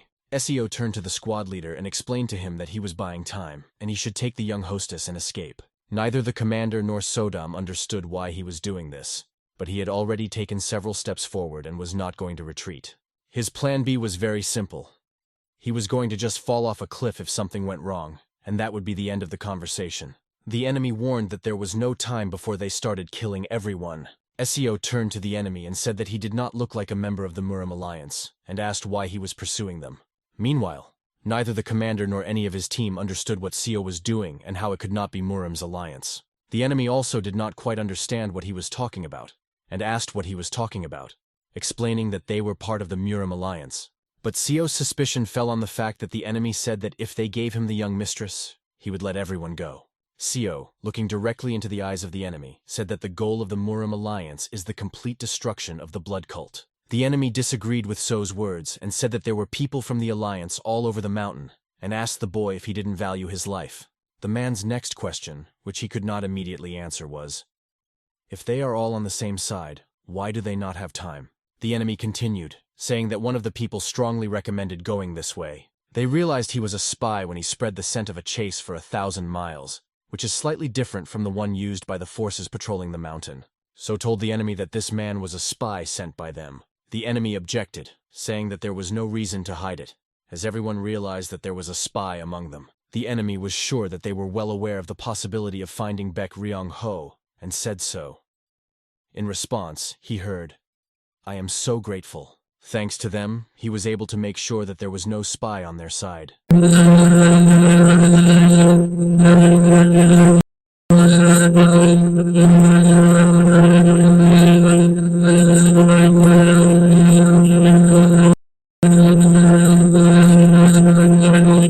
The enemy noticed that the boy was trying to buy time with his tricky tongue and gathered himself, saying that he would kill Seo. However, Seo pointed his finger directly at him and asked if any of his subordinates had hired them.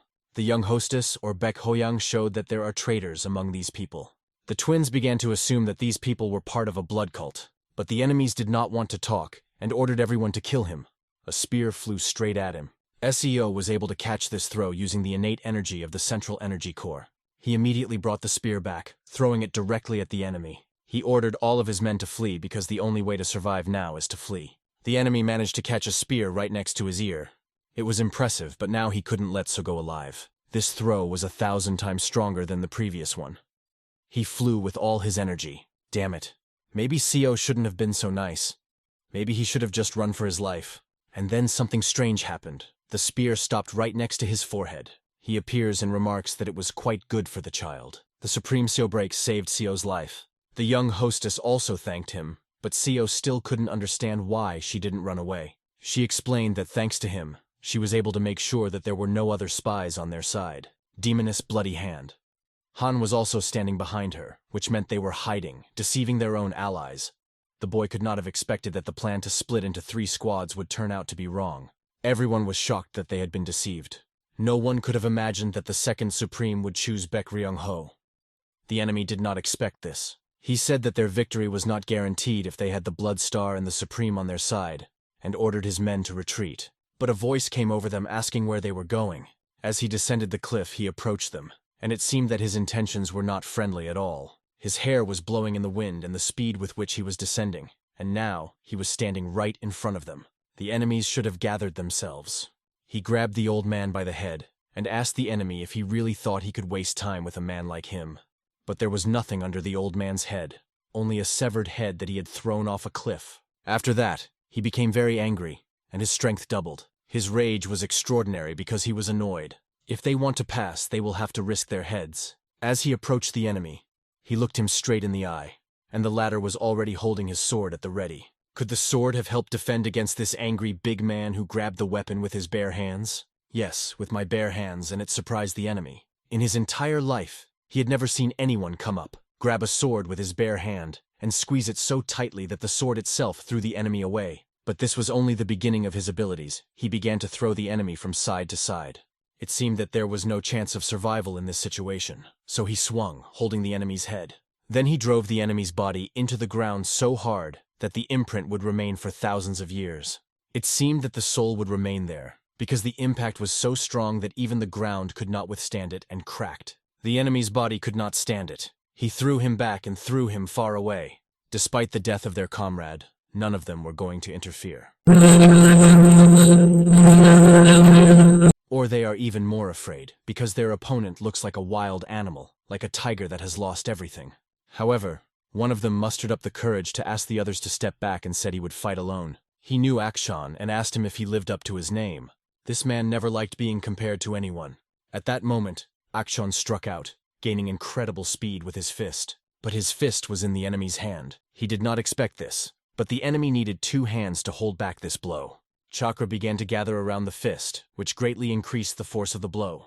Their blows followed one another, and it so happened that they hit fist to fist with incredible speed and force. The energy from their collision was so powerful that it came together like 2 elements. The enemy admitted that Akshan was much stronger than him, but he knew the limits to which he could increase his physical strength. He started attacking as if he had 6 arms instead of 2, as the blows came one after the other. Akshan barely managed to repel these blows, despite the enemy's incredible speed. His anger grew, and he pushed off the ground, preparing for his next move. His hand fell directly on the enemy's fist. It seemed to be a special technique that no one knew about. Keeping his palm open, he quickly clenched it into a fist, and the chakra became even more powerful, and the speed of the blows increased, all the characteristics increased. Even its blocks have become much stronger, reflecting every blow of the enemy with great force. And it was at this point that the enemy noticed that it was a fist technique, a technique that delivers a precise blow right to the stomach and knocks down the enemy's entire force. His eyes almost fell out of their sockets, but his clenched fist was already aimed straight at the target, and he hit Akshan right on the cheek. The masked man also possessed very advanced martial arts techniques, but compared to Akshan, he was lagging behind. Even his excitement grew after this blow, and he only expected the fight to continue. Seo could not take his eyes off the duel, assuming that the southern swordsman had never lost to him. But the black sword explained that the technique he had just used may seem simple, but it contains an ever-increasing mass. Everyone noticed that he had become stronger. Even the second Supreme Sugalma admired him. When asked why he praised him, the boy could not find the answer in his head. The battle continued, and Akshan had a clear advantage. All the enemies began to panic, and the young hostess noticed. She made a suggestion to clarify things. She offered them to surrender and reveal their identities in exchange for the opportunity to save their lives. If she suggests surrendering in such a situation, she is unexpectedly smart, which led Seo to assume that Baek Ryonga herself had set the trap. Sodam heard this idea and asked what she had done, and he explained that this trap was created to deceive even his allies, forcing everyone to rush and not know who the spies really were. She knew that Baek would do something like this, and she was the first to do it. What a great pair of sisters. Lisa looked like a person who avoids such intellectual games. After these guesses, Seo realized that someone was plotting against her, and Baek is trying to find out who it is. It would be more logical if this person did not belong to the same family, where intrigue is in my blood. So did a great job with this task, focusing only on this context. Sodam complimented him on his skill. Meanwhile, the young hostess warned that this was the last warning and offer. She said that the only fate that awaited them after that was death. But one of the men came forward and said that they underestimated them, calling them bastards, and was ready to fight to the end. The fighters realized that the enemy was not going to give up, so they decided to get rid of them as quickly as possible and capture several of them. After that, the enemy rushed to attack. The old man turned to the 6th Blood Star and asked it to protect the young lady. He himself was ready to take care of the enemy leader. Returning to his men, he asked someone for a sword, and now the sword is in his hands, ready to cut everyone in its path. But he doesn't seem to like it, probably because the sensation of this sword was different from his usual long sword. Seo realized this just by watching it, but the famous fencer does not blame the instruments. He addressed all martial artists and asked them to follow him. He urged them to kill their enemies and not to spare anyone, so that they would look death straight in the eye. Clutching the black sword in his hand, Seo realized that the time had come. It's time for the Swordmaster class and demonstration. At that moment, the 2 teams rushed at each other like water and fire. Everyone had their own weapon. Someone held a sword, someone a mace. The weapons clashed, creating sparks on the battlefield. Seo noticed that the other side was making more than 10 attacks in a split second. This is how martial artists fight. But it was not a time for observation, because the enemy was attacking him screaming. Seo might have sat back and watched the fight with pleasure, but the current situation forced him to act, so he quickly finished off the enemy. He positioned his sword so as to get rid of the enemy as quickly as possible. The enemy's blood flew into the air, and the first enemy was finished. Such chaotic battles allowed him to fully utilize his skills. He chose weaker enemies first. It was easier to deal with them. He walked over each enemy without even noticing them. Using various attacks, he plunged his blade into the body of anyone who stood in his way. His enemies began to notice that he was deliberately attacking those below the 2nd rank. John, meanwhile, cut down everyone he saw with his sword, ending their lives in this duel. His enemies were especially afraid of him, ordering him to watch out for someone with a scarred face. They didn't understand how he could be so strong when he was wounded, Seo knew that Chanmunmun Buba was so skilled that even among the highest level of martial artists, he won without using any weapons. But the enemies point their fingers at Seo and order him to immediately kill the bastard with the rusty sword. 3 of them immediately surrounded him, although he did not want to be noticed. It seems that there is no choice but to use the Shining Star Sword technique, then perform the 4th technique, and then the Rising Dragon Strike to finish off all 3 enemies. They definitely did not expect the guy to attack them like that. After that, he also asked them for something, to be more attentive to what surrounds them, to pay maximum attention because glare flashed behind him.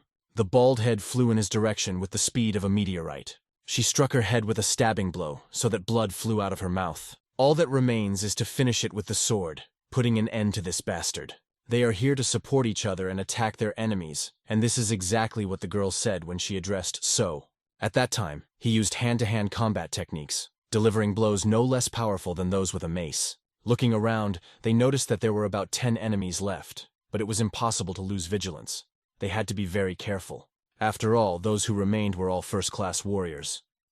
At the time, Seo was watching the Supreme fight, and it is not surprising that he is called the Supreme, because he fought the enemy to perfection, and the enemy was only focused on defending against his attacks. And then one of the enemies held a spear pointed directly at their leader, trying to hit the Supreme. He points the spear directly at them, and he releases his hand. The spear is approaching, and the Supreme cannot defend himself because his sword is now tied to the enemy and restrains the blow. Fortunately, Seo appears and chops the weapon into 2 pieces. The enemy was looking at the guy, not paying attention to what was behind him. The battle between the Supremes continues, and it is becoming increasingly difficult to fight, as the forces are gradually running out. The enemy notices a hand flying over his head, but at first does not understand what happened. He only realizes this when he looks at his hand and notices that there is no palm. That's all. He sits in awe of the Supreme without his limb. But he is not going to give up and uses the remaining chakra he had. It's easy for Verkhovny to repel his attack, and he does. After that, the enemy hits the young lady's side. As he walks by, he says, looking at her, "Even if I die, I will not die for an hour." And now the 6th star appears in front of the girl, ready to compete with him. Seeing that he has no chance, he rushes at So. Why the hell is he here at this moment? Seo thinks that something must be done immediately, but even if he is at the peak of his level, he will not be able to block with his bare hands. The Shining Star Sword technique and the 6th technique merged on the sword. Like lightning, they swept across the enemy's head, leaving a sword mark right across his face. The enemy deliberately fell on his sword, and then looked the guy straight in the eye. He said that he was a student of the eccentric Axon, and he was going to make the guy pay for bothering them. The problem was not that he chose Seo over Bayek. The problem is that Seo was his target from the very beginning. And standing over the cliff, he decided to pull him down. And he succeeded. He jumped right into the abyss with So. The young lady tried to catch him, but she failed. She just shouted after him, "Young master!" But her screams did not help, and they fell from a height into the water. There was a sound of water, and the guy's head emerged from under the water, coughing from the amount of water he had drunk. The problem was that the current there was very strong, and his swords were trying to help by supporting him and asking him not to let go. His body continued to sink, and at such a speed he could have been carried away by the current that he could have died. A blue thread tied his arm and lifted him above the water level. It is unclear what exactly happened, but he was thrown ashore by this glowing blue thread.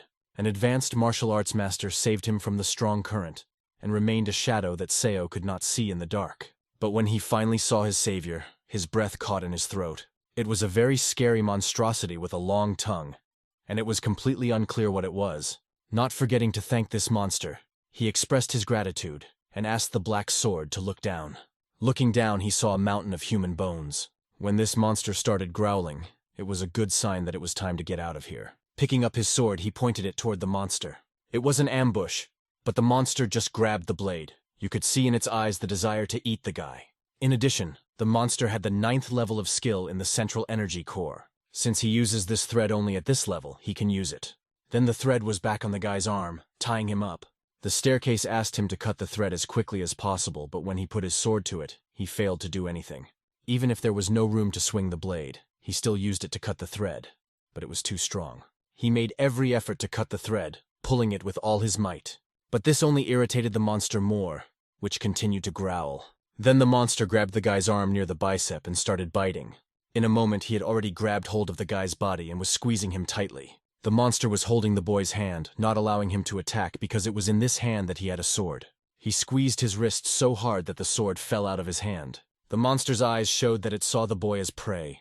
Will Seo become food for this strange monster-like creature? Suddenly, a voice came from the side and called out the boy's name. Wun Hui. It was a crazy old man, Kashka, who appeared right out of the rock.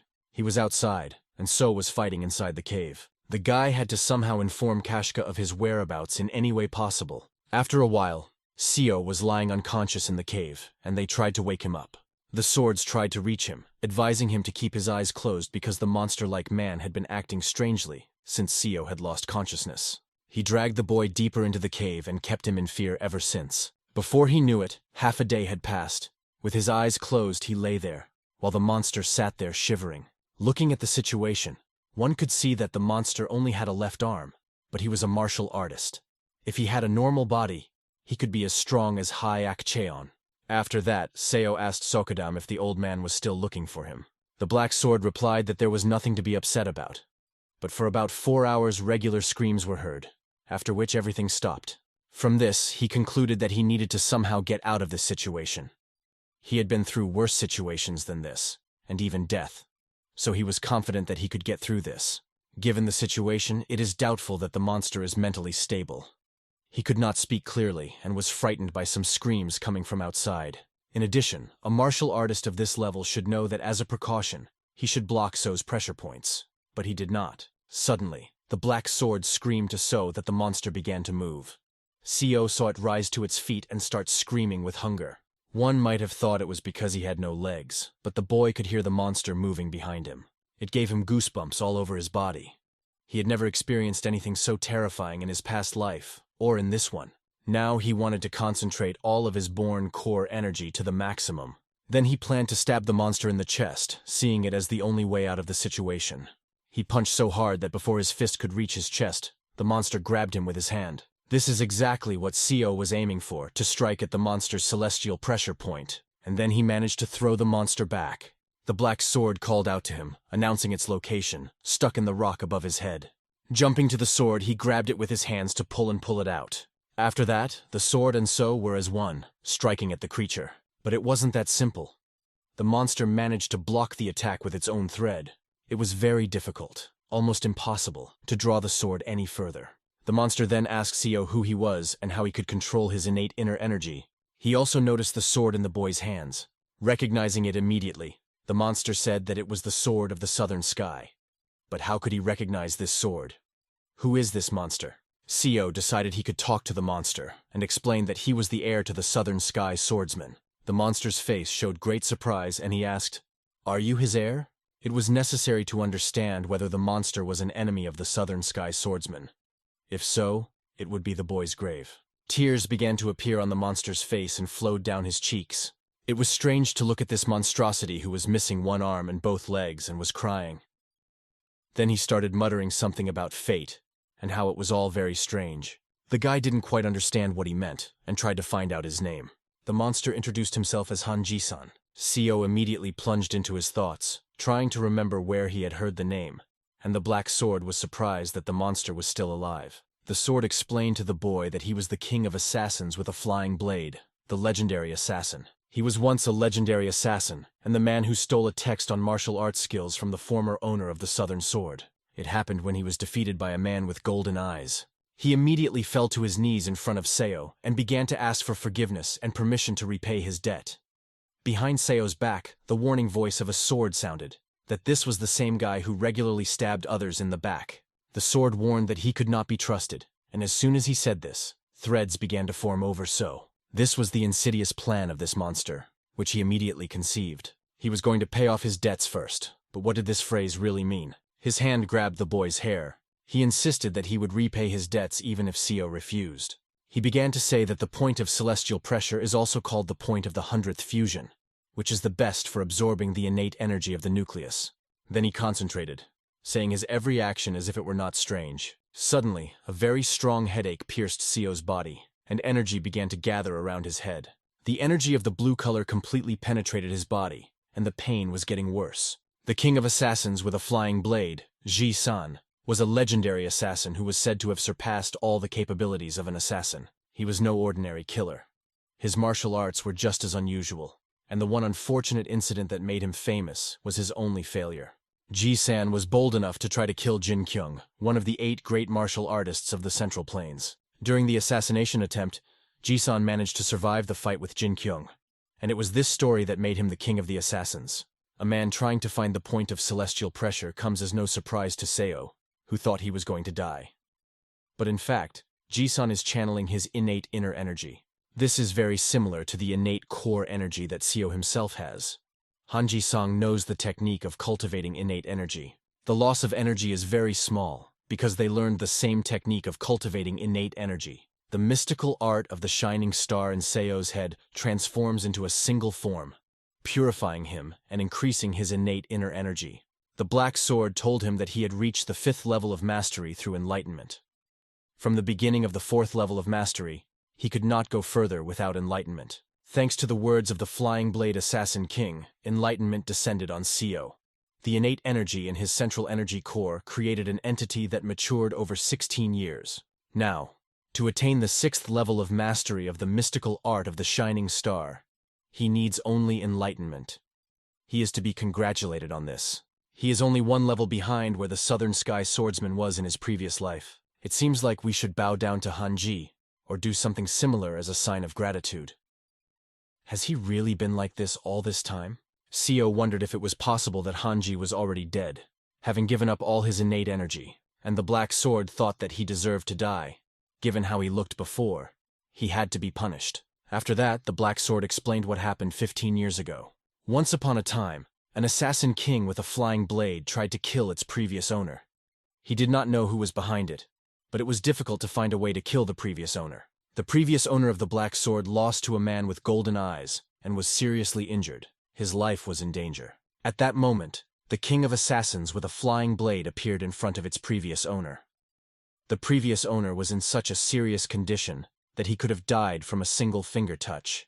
Then the king of assassins with the flying blade gave a warning and asked to see the martial arts of its previous owner, as he would not have succeeded anyway. The previous owner was weak and gave in to this offer. He always wanted a successor. He told the Flying Blade Assassin King that if he promised to teach someone worthy his own martial arts, he would teach him. That's how Hanji learned the technique of cultivating innate energy and the technique of the Shining Star Sword. But he immediately changed his behavior and broke the legs of the previous owner of the Black Sword in case he somehow escaped and remained alive. Then, a man with golden eyes appeared. He ignored Han and saw that the previous owner of the Black Sword had broken legs. Khan had nothing to fear, as he had learned the martial arts of the Southern Sky Swordsman. He had once fought against Gun, and you could be sure that he thought he would make it out alive. But both his legs were cut off with just one blow.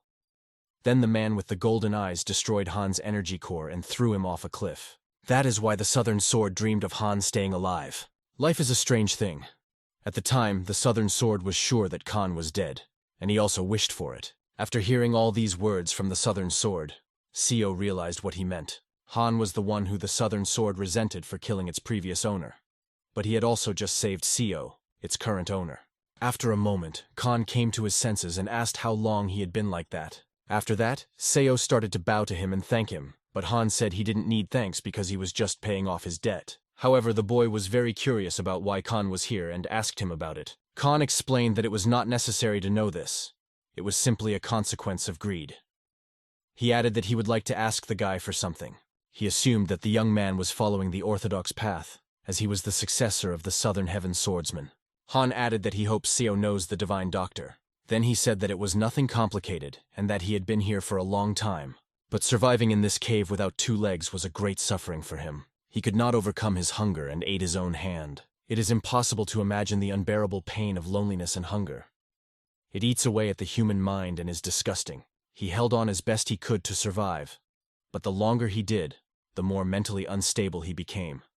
At first it was just moments, but over time it turned into hours. Time passed, 2 days, 5 days. Now Khan doesn't even know if he is still real or if he has gone mad. He also didn't know when he would completely lose control of his mind, so he wanted to ask Seo for something.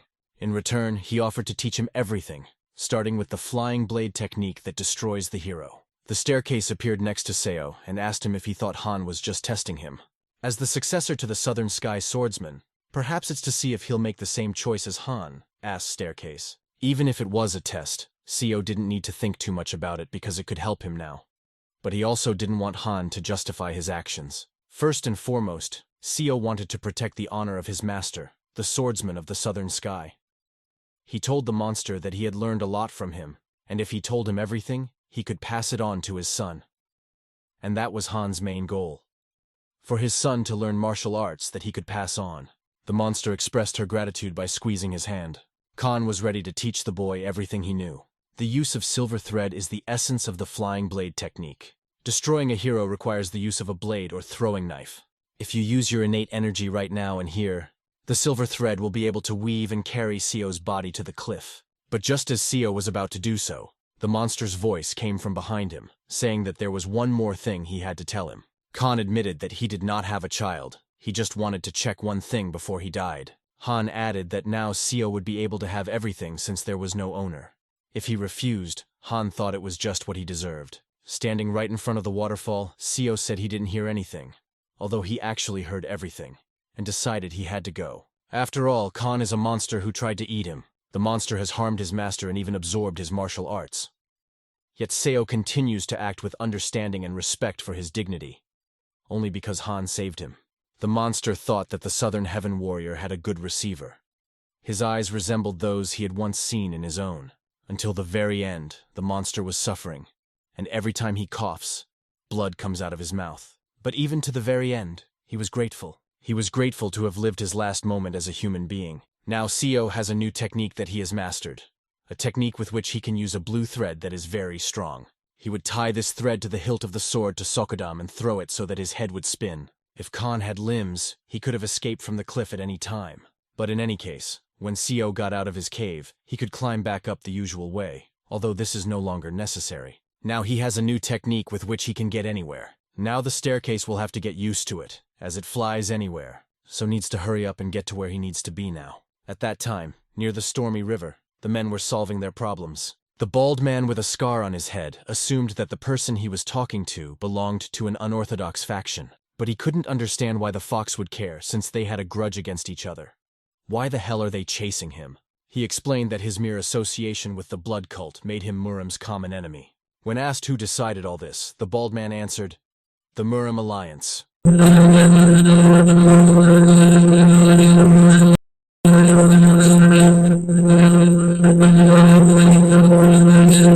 The conversation went on and irritated the bald man more and more. Although a small newcomer, it is not so bad that it can be underestimated. The bald man, seeing his boldness, decided to teach him a lesson right away and ordered everyone to grab him, drawing his sword. But this was only to the guy's advantage, because he expected it from the very beginning. Suddenly he noticed a guy flying between the rocks. It was so. Everyone was amazed that he was flying, jumping into the air or walking on it. No one could understand what kind of technique it was. The boy knew that some people in the neighborhood were capable of Qigong techniques. Because of this, he considered Seo to be an experienced martial artist from the blood cult. The silver thread worked much faster than any Qigong technique. Seo just wanted to escape and live a quiet, peaceful life.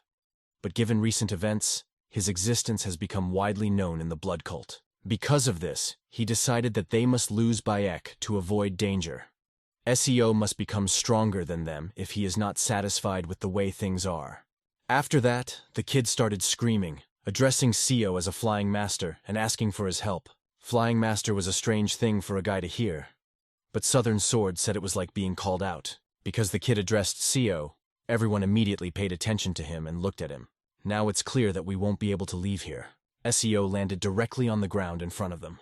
Lisi ordered all his men to retreat. Then he asked Seo if he was one of the four supremes, which sounded rather strange. After all, with a closed central core, its energy should feel like no more than that of a beginner. The sword in the enemy's hands was outraged because So did not use the airborne jump, but simply held on to some thread, considering him a foolish owner. Seo realized that they had mistaken his silver thread for a leap into the air, or some legendary Qigong technique. In other words, they think that Seo is one of the four supremes who are considered the most powerful in the blood cult. He can use this situation to his advantage. Seo Wunhui is the high priest of the blood cult. But in reality, he is pretending to be someone else.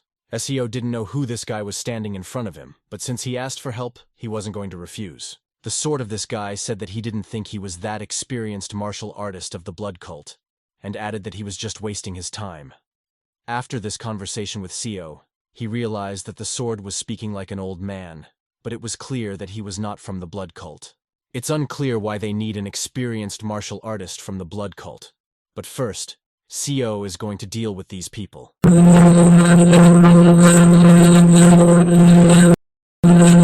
After that, SEO addressed everyone and said that they knew who he was, but continued to hold weapons in their hands.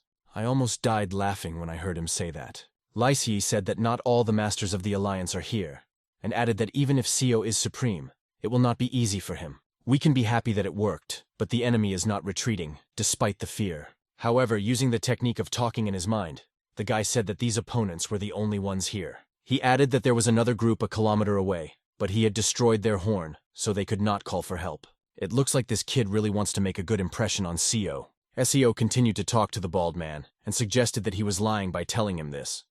The bald man denied it. Raising his tone, SEO continued, and asked if the bald man really thought there was no spy among them who had been sent to them. Then the enemy got scared and picked up their swords, seeing how they trembled at SEO's shout. They were really lying. When the enemy started talking about lying, SEO turned green with rage and asked them, "Do you think I'm lying to you?" He added that he knew for sure that one of them recognized him. He looked back and couldn't put his head in order, couldn't understand what the guy was saying. The sword swung at one of their team, thinking it was a spy. SEO was trying to find one person, but he didn't expect 3 to fall for it. It happened by accident, but he thought that the illusionary eye could work on several people at once. At that time, they began to fight among themselves, causing harm to their own people, not understanding why they were fighting. Because of this, a fight quickly broke out. Their sword formation broke up, and SEO mentally gave the boy a command. He took up arms, recognizing how long he had been waiting for this moment. And now he starts running straight towards the enemies, his purple clothes fluttering from the speed of his run. The enemy commander doesn't understand why his idiots are fighting each other and orders him to get rid of this guy. But he was talking in vain. Looking to his left, he noticed the fact that the guy is flying at him using the Shining Star sword technique, the first sword technique, and the Tiger Power sword. The enemy's minds were wondering how this young man could attack so quickly. SEO was still hoping to create some distance. But it was not so simple, because he already had a blue thread on his leg. It was controlled by SEO, and after he pulled on it, the opponent fell to the rocks. His hopes for the distance melted away like dreams in the fog. Lying on the stones, he started accusing the guy of dirty tricks. But SEO paid no attention to this, and pulled the string even harder, given its strength. And the enemy was finished. A dirty trick? This is a real battle, not a duel, SEO thought. After that, So began to think he had dealt with the most problematic guy. But Sodom appeared next to him and informed him that it didn't seem to be necessary. It turned out that this guy had killed all the others using his sword. His sword technique was wild and vicious. Whoever created this technique must be a talented killer. The blade of the southern sword was pointed at the boy, but he used his hand to pull it aside and expressed his gratitude, calling SEO Master. SEO held this sword in his hands and asked who he was. If he asked for help knowing that SEO was from a blood cult, then he can't be with Muram's alliance. But the guy said he expected SEO to be from a blood cult. Calling him Master again, he put his hand to his chest and said that he had always admired the blood cult, and expressed his desire to join it. SEO said he was looking for a martial arts master from a blood cult, but he didn't think it was because he wanted to join the sect. Kneeling down on one knee, he said that he had heard about the traces of a blood cult here, so he came to dedicate his life and body. On the other hand, SEO couldn't just walk away because he would be immediately recognized. It seemed that the guy's voice was alarming, and his small build made one suspect that he deliberately made his voice lower. This led SEO to assume that it was either a guy trying to fake his age, or a woman dressed in men's clothes. It is impossible to recruit a person with an unknown identity, and SEO has no right to recommend someone to join the sect. The boy prevented the martial arts masters from calling for reinforcements, and constantly tried to make a good impression on SEO, which indicated his interest in the blood cult. When asked, "Who is he?" the guy replied that it was not very important, adding that the blood cult valued talented people. SEO waved his hand in denial and said that this only applies to those they can trust, and right now they don't even know who he is. Behind him he heard a voice shouting his name, Seo Wunwi. He felt a lot of people approaching nearby. Judging by the sound of swords, there were at least a dozen of them.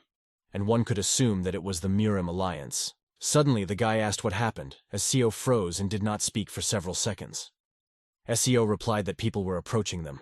After that, he asked him to speak more quietly.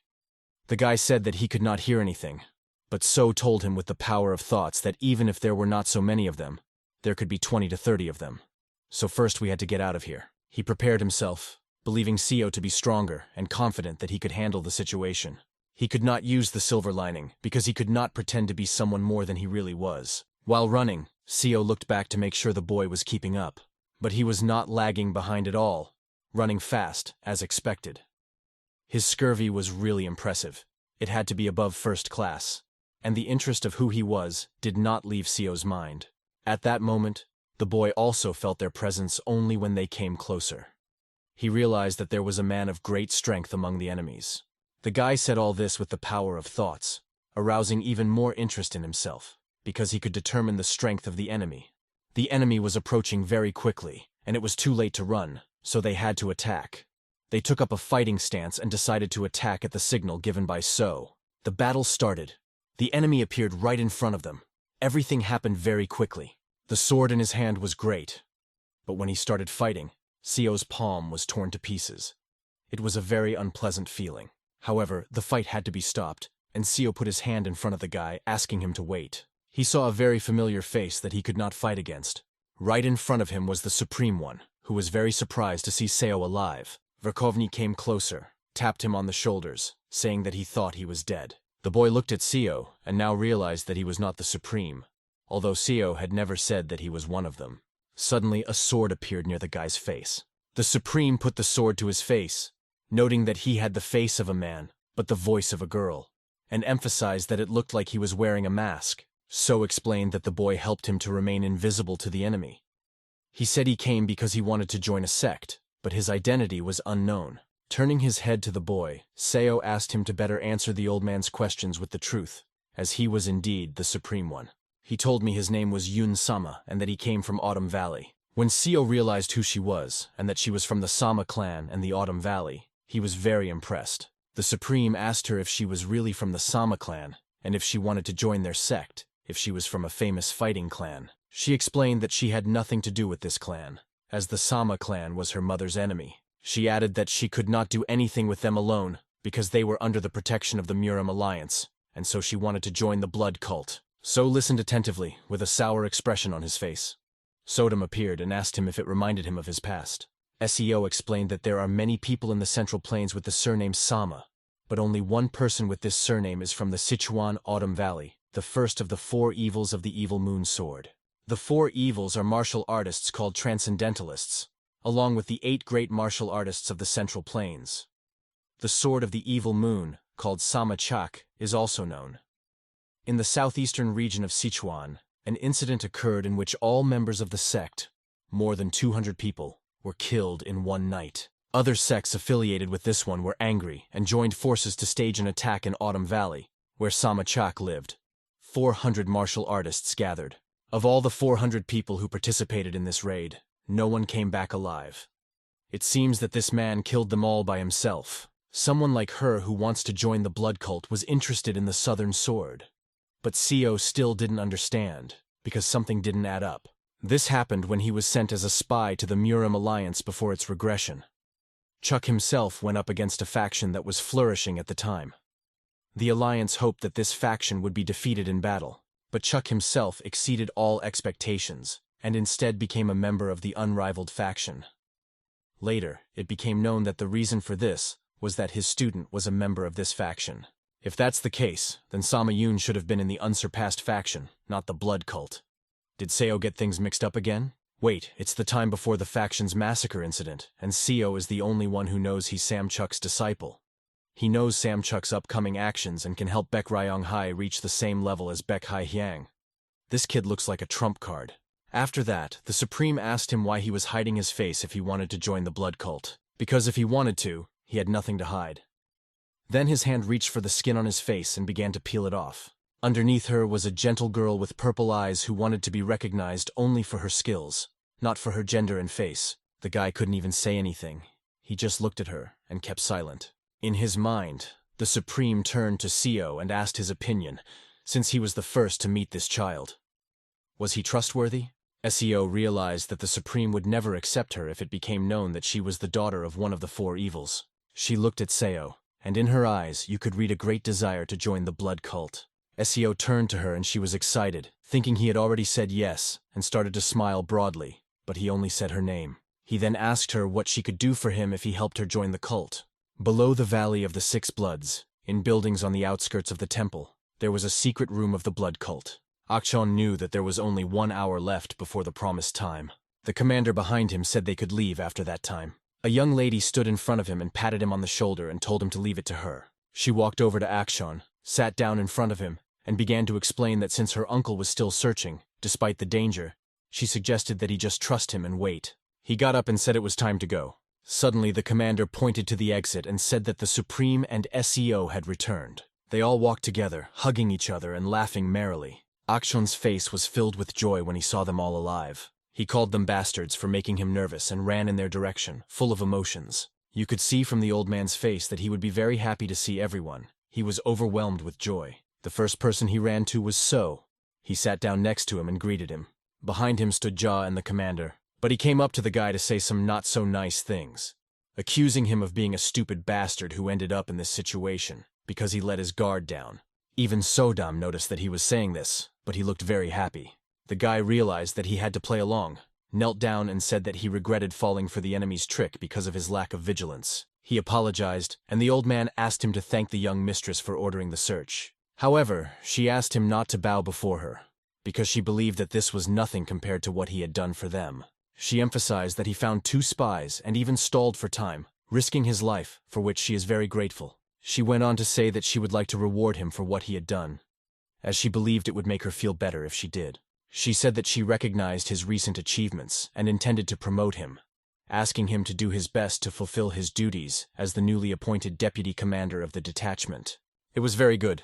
Sodam flew to his ear and told him about it. He confirmed her words and explained that before the regression, he was a simple spy, and now he has become a vice commander of the squad, assisting the captain. So, this can be considered a double promotion.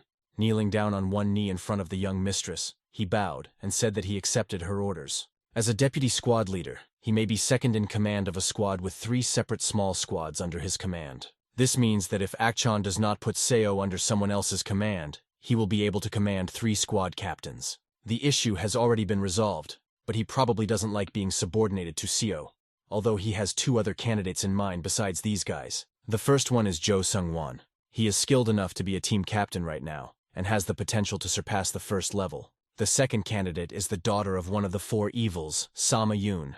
However, it would be an exaggeration to say that she already has the necessary skills to be a squad captain. Seo needs her by his side so that he can try to manipulate the events that will happen in the future. The elder explained to everyone who she was, that she had helped Mr. Seo escape and wanted revenge on the Marima Alliance. The young hostess was surprised to realize that it was a girl, not a boy. She asked her to take off her mask, and the girl pulled at the skin on her face. Everyone was stunned when they saw her real face. They could not believe their eyes. They were struck by her beauty. She looked incredible, like an unearthly being.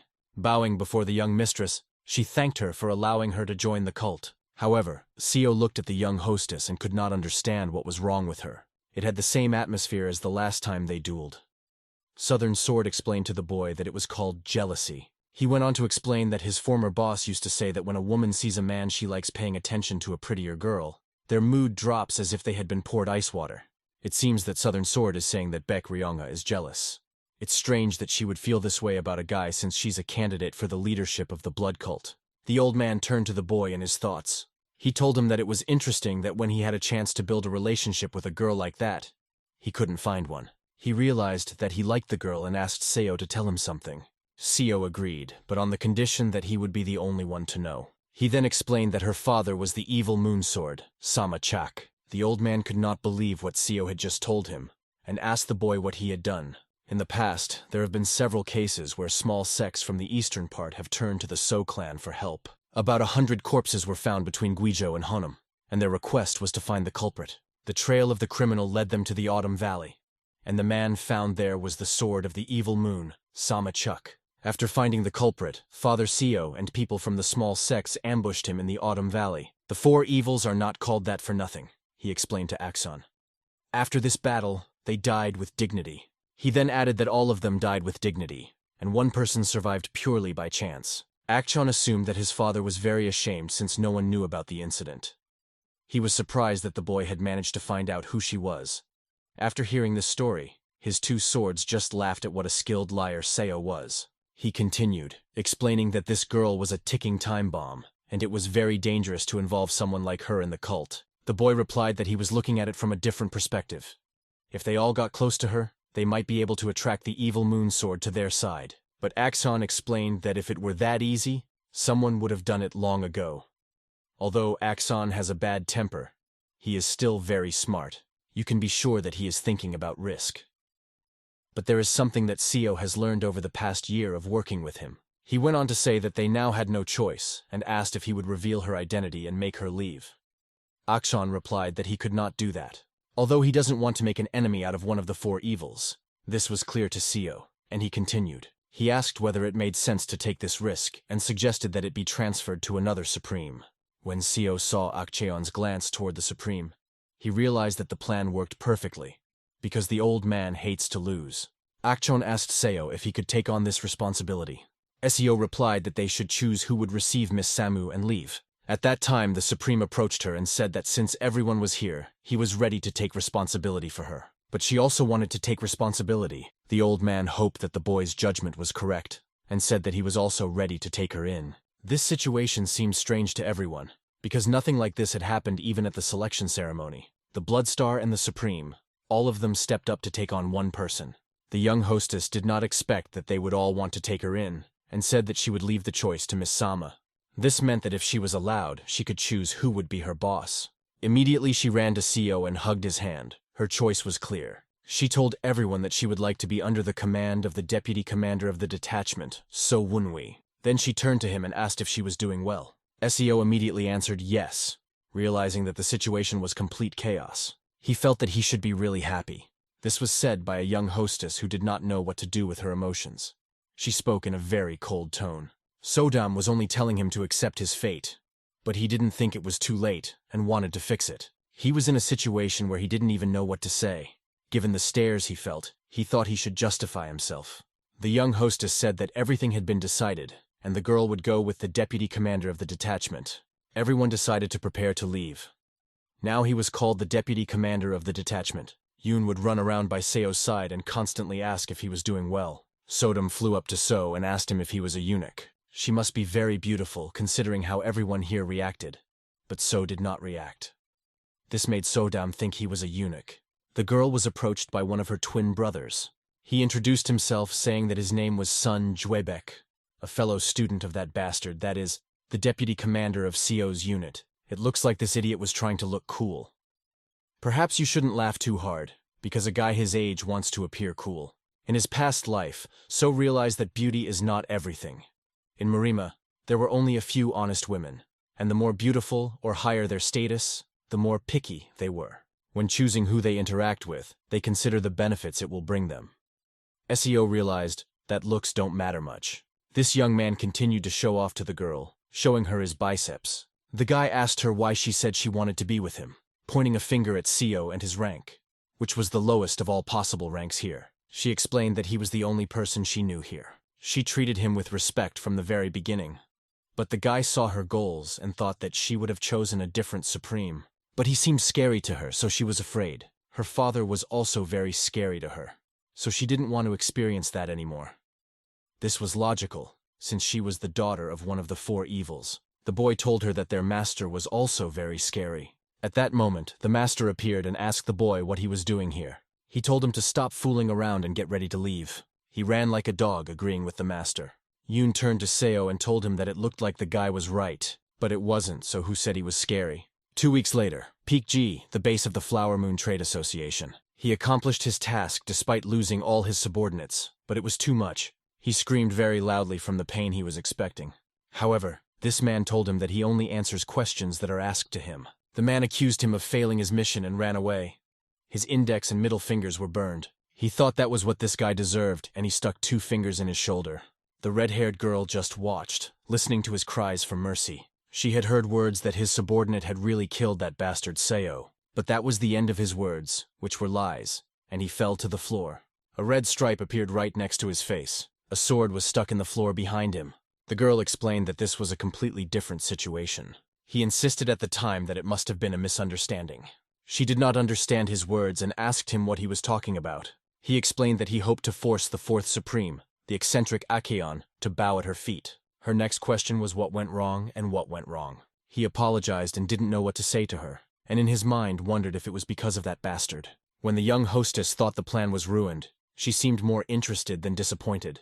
If you recall, a year ago she was also interested in the person who managed to block her attack. For him, it was logical that she would want a talented man like her on her side.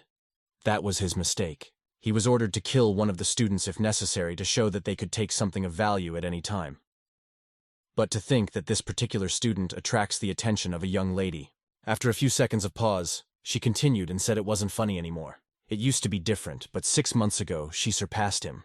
He took a sword, put it to his throat, and offered her that if she wanted to pay him back, he could give his life. But she asked me to stop talking nonsense and put the sword back. A man appeared with urgent news and said that the unsurpassed faction had announced the dissolution of its alliance with the Murim alliance. The man was very surprised, but the red-haired woman asked why he was surprised, because it had been a long time coming. She picked up her sword and said that the time had come. A month after leaving the Valley of the Six Bloods, southeastern Guizhou region, Jiakou County. This was originally a place where the Acheon was preparing to build up its forces.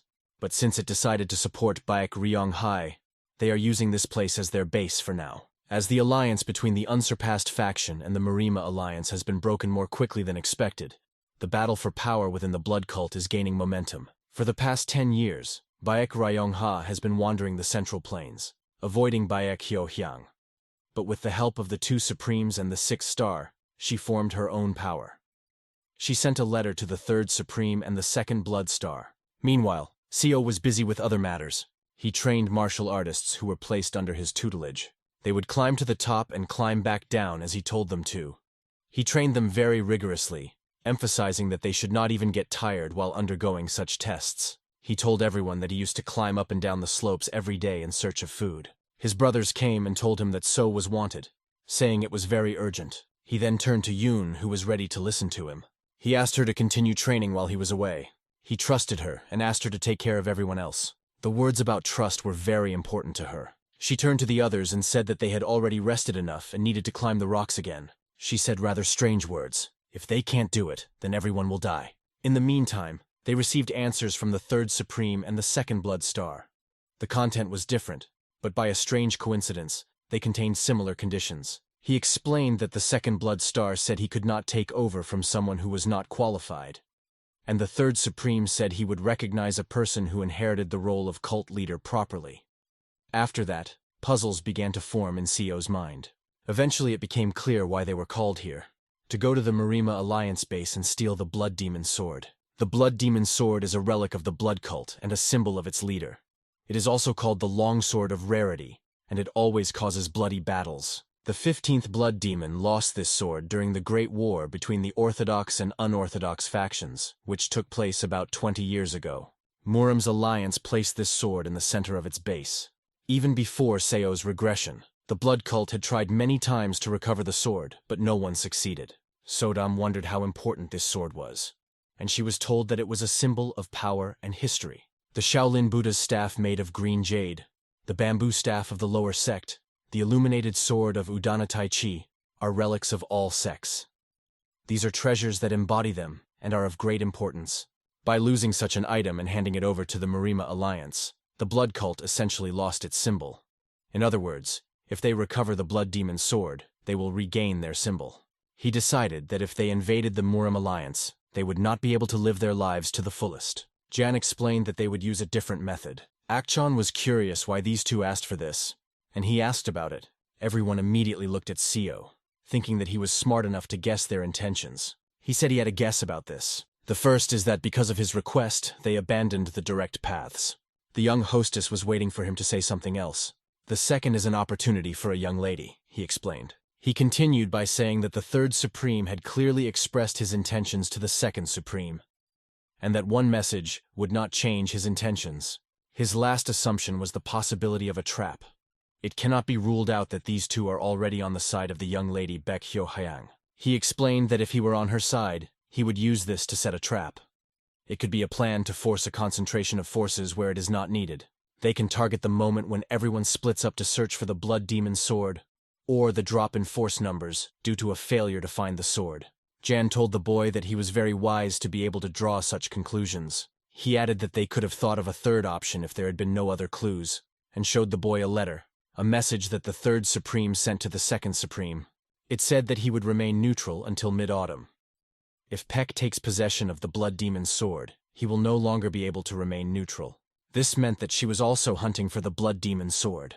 They are even sure of this because they have information from an embedded spy. Obviously, she postponed the ceremony. Now that Seo thinks about it, it becomes clear why she postponed the ceremony for 3 months. Prior to his regression, Baek Ryongha was probably eliminated much earlier, which is why he is so confident that she easily won people over to her side.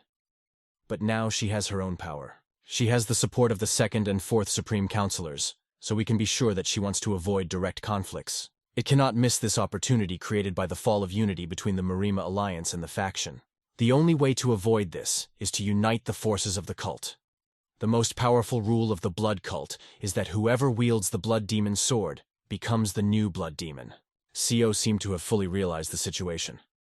When Zhang realized this, he asked him to pay attention to something else. It was an announcement of a martial arts competition for the Marima Alliance. The one who wins the competition will inherit the position of Master of the Blue Dragon Hall. They are allowed to choose any weapon from the Murim Alliance's arsenal as a reward. Gathering the two brothers and Seo, Zhang said they needed to take part in the competition. Now Seo understood why he had felt a strange sense of anxiety. It was clear why the three of them had been chosen. 8 days later, northern region of Yulong County, Hunan Province, the So clan's estate in Yiyang. It was really hot here. The men could not come out of the shadows and thought every minute about how long they had left until the end of their shift. It was now noon, so there was at least another hour left and possibly more. Suddenly they saw 3 people in front of them. They introduced themselves and told me that this was the estate of the So clan in Yiyang, and asked me to give them their names if they had business here. Seo was the first to introduce himself and say that he was the third son. The guards were immediately irritated and shocked. They recognized the young master, so it is good that none of the orthodox sects knows that they are all members of their sect. Even their families did not know about it, because there is one very important condition for participation. To participate in the competition, they need to become representatives of their families, which is the main requirement. It was a very strange situation, as usual, Seo thought. When he returns here, it will mean the end of this family. The man who broke the water pot did not understand why he was born a year earlier. Does it make sense that he should take the place of a representative without even dueling? However, his fellow diners, who were sitting at the table with him, said that he was as good as the other one. They explained that this was just to keep him alive, because he was the eldest son. He was angry, thinking he was some kind of Christian bitch. This was the second son of the Seo clan. His name was Seo Chujang-yun. He drank a lot, and on that particular day even more. And this was the eldest daughter of the Song-Yang Hua clan. She looked at him and couldn't understand if he didn't belong to the same family, even if their mothers were different. It was clear that she would have left him if he had not been her fiancé. She would never have married the guy if he wasn't from the Yi Yang clan. Suddenly a guard ran in. He turned his head and asked what the noise was. The guard said that young Master So Wunhui had returned. Everyone else even thought he had been kicked out long ago. He said he was already feeling bad, but it was great that he came. What he really meant was that he tipped the glass of alcohol and started drinking. He told everyone that he was going to put on a good show tonight. After that, I offered to go to his house and couldn't understand how this dirty piece of shit dared to come back. Seo approached the guards and asked for permission to ask questions. Then he asked if Sun had visited them. He asked if he meant the servant or someone else. He was a servant who had been involved in the kidnapping incident. He was one of the few reasons why Seo was happy to return. The guard said he remembered it, although it was quite a while ago. He said that the servant made a noise, saying that he needed to see the patriarch, and he smelled very bad. They beat him and threw him out. This made Seo speak in a different tone. He asked the guard to repeat it. It was the first time I'd ever seen Seo so angry. He angrily ran up to the guard and asked him if they had beaten him just because he had asked for help. How can you kick a person out for something like that? The past master of the outer hall of the So clan, Ian, a senior warrior of the Wung escort, was the reason why the So were easily accepted back into the main residence, even after being exiled. This became possible not only because the patriarch was not at home, but also because Vung felt that Seo might have studied martial arts. Vung decided that he would treat him to some extent as a junior master because he believed that his position could change. This happened after he learned about the relationship between Seo and Asong. After that, Seo assumed that the guard used a baton to beat him. The guard began to explain to the young master what the situation was then, but Yoon decided to be the first to approach, grab the guard by the throat, and silence him. He spoke in a completely different way, and made me take responsibility for my actions and words. It was tough to watch, but she eventually threw him in the toilet. She believed that people like him needed to be taught a lesson. He took a baton and was ready to show us who was in charge and how to behave. This girl was extremely impressive and her revenge was understandable, but it was time to stop her. Everyone liked her more and more, including the Sode, who began to applaud and praise her. One of the men approached her and asked her to put down the baton. He said it was an order from the unit commander. As usual, it was up to Seo to resolve the situation. He explained to her that he had no choice but to stop her. He asked why she was acting independently, if he had not given any orders. She explained that she didn't like the way he was looked down upon, and decided he needed a lesson when she heard what happened to Seo's friend. Sodom defended her with all her might, saying that she had done the right thing. He was trying to be serious and thought he had to point this out, even though it's usually normal for her to act independently during a mission. Moreover, she did not kill him, but only crippled him. Afterwards, Seo told her that she would have been punished if the situation had been more serious, and asked if she had understood him correctly. He explained that from that moment on, she had to ask for permission for every action she took. She was only worried that he would not get angry with her. Afterward, he did tell her that he was pleased when she did it. All one could hear from her was a gentle laugh that sounded like a small child. After that, he approached the boys and explained that she was the kind of person who could not ignore injustice, and asked if they knew where Asen had gone. But they said they hadn't seen him at all, not even in the village, because they were offended that their friend had been beaten. A man came running and said that the damaged creatures had left, and they had, of course, destroyed him. It had been a long time since Seo had seen the man, and asked him who had let a scumbag like him in. Seo didn't care what to say, because the man was in a miserable state. Coming closer, he asked if he had forgotten something. In response, Seo said only one thing, that they hadn't seen each other for a long time. Everyone considered this guy to be a notorious loafer in Yulang County. When Yun heard these words, she was ready to solve all the issues and talk to them differently. So told her not to hit them, but he never said he was going to play Buddha. He needed to clarify something, so he approached the boy and asked what happened to his mother's memorial plaque in the knowledge department. He responded by asking if Seo wanted to see the small wooden plaque. Then he added that it might have already been used as firewood. Previously, such an atmosphere in the conversation was not characteristic of Seo, but now he looked like an arrogant child who talks only about himself. Afterwards, So told him that they were all the same here, and was surprised that they had time to drink in the middle of the day. His comrades were also outraged, as this statement was addressed to them as well. He came even closer to Seo and started talking nonsense, probably because of alcohol. He added that Seo couldn't even talk to them when he lived here. This made So very angry, and he couldn't help but punch the fool in the chest. However, he did not want anything bad to happen before the meeting with the patriarch, so he removed his hand from the attack in time. But now the blue-haired idiot was the first to attack, saying that he had no brother like him. During the attacks, he wondered more and more how a person with a destroyed energy core could repel his blows. This jerk's friends didn't understand why he was trying so hard for some weakling they thought was So. They thought he was just playing a trick on them. It seemed that he needed to provoke him a little more, and So started talking to him, calling him a bastard, saying that he was talking as if he were still a Christian. He also said that he probably didn't really have a brother. He added that he was born 3 months earlier, so he should call him Jung Nim. When he heard this, he could not restrain himself at all and rushed forward. He drew his sword and wanted to strike. His girlfriend appeared behind him and asked him to stop because the patriarch was about to arrive. He rejected her, called her a bitch, and asked her not to interfere, after which she fell to the ground. He believed that no one would be upset to see a useless trash die, but the tension grew. And at that moment, Seo used his power. Everything around him began to turn green, and his eyes glowed green. He immediately took up his sword and began to apologize for his harsh words and for trying to kill him. Seo immediately accepted his apology, but the girl didn't understand what was happening. First he rejected her, and now he was apologizing. Everyone was glad that the young master had come to his senses, because they thought they were going to have a sword fight.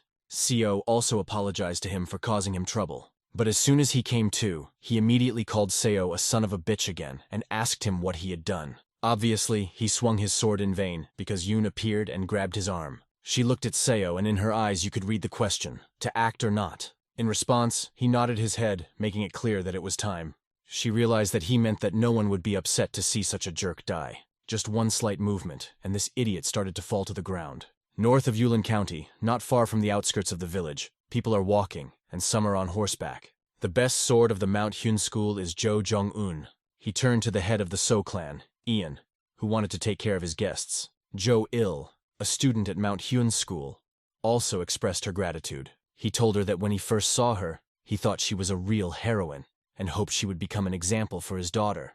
The eldest daughter of the Seo clan was named Seo Yoon.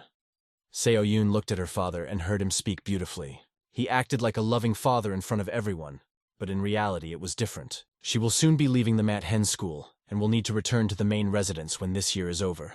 She will also have to marry someone chosen by the head of the clan. It is a daughter's duty in a martial arts family, as her father always said. If she wasn't so talented, she is sure that her father would have married her off as soon as possible. That is why she is now going into the tournament thinking that she must win the tournament. Martial arts tournament, if you win a women's battle or take second place, if you get the title of Phoenix Hall Master or Deputy Master, you can stay in the union. If she's lucky, she'll be able to postpone or cancel the wedding, which is why she needs to win it at all costs. A man ran up to them, greeted the head of the best sword and the warrior of the mountain, and was asked what had happened. But he was in no hurry to answer, and this moment of silence alarmed everyone. Then the girl's father explained that there was a small problem at the main residence, and asked if they could send the children first. Everyone immediately said yes.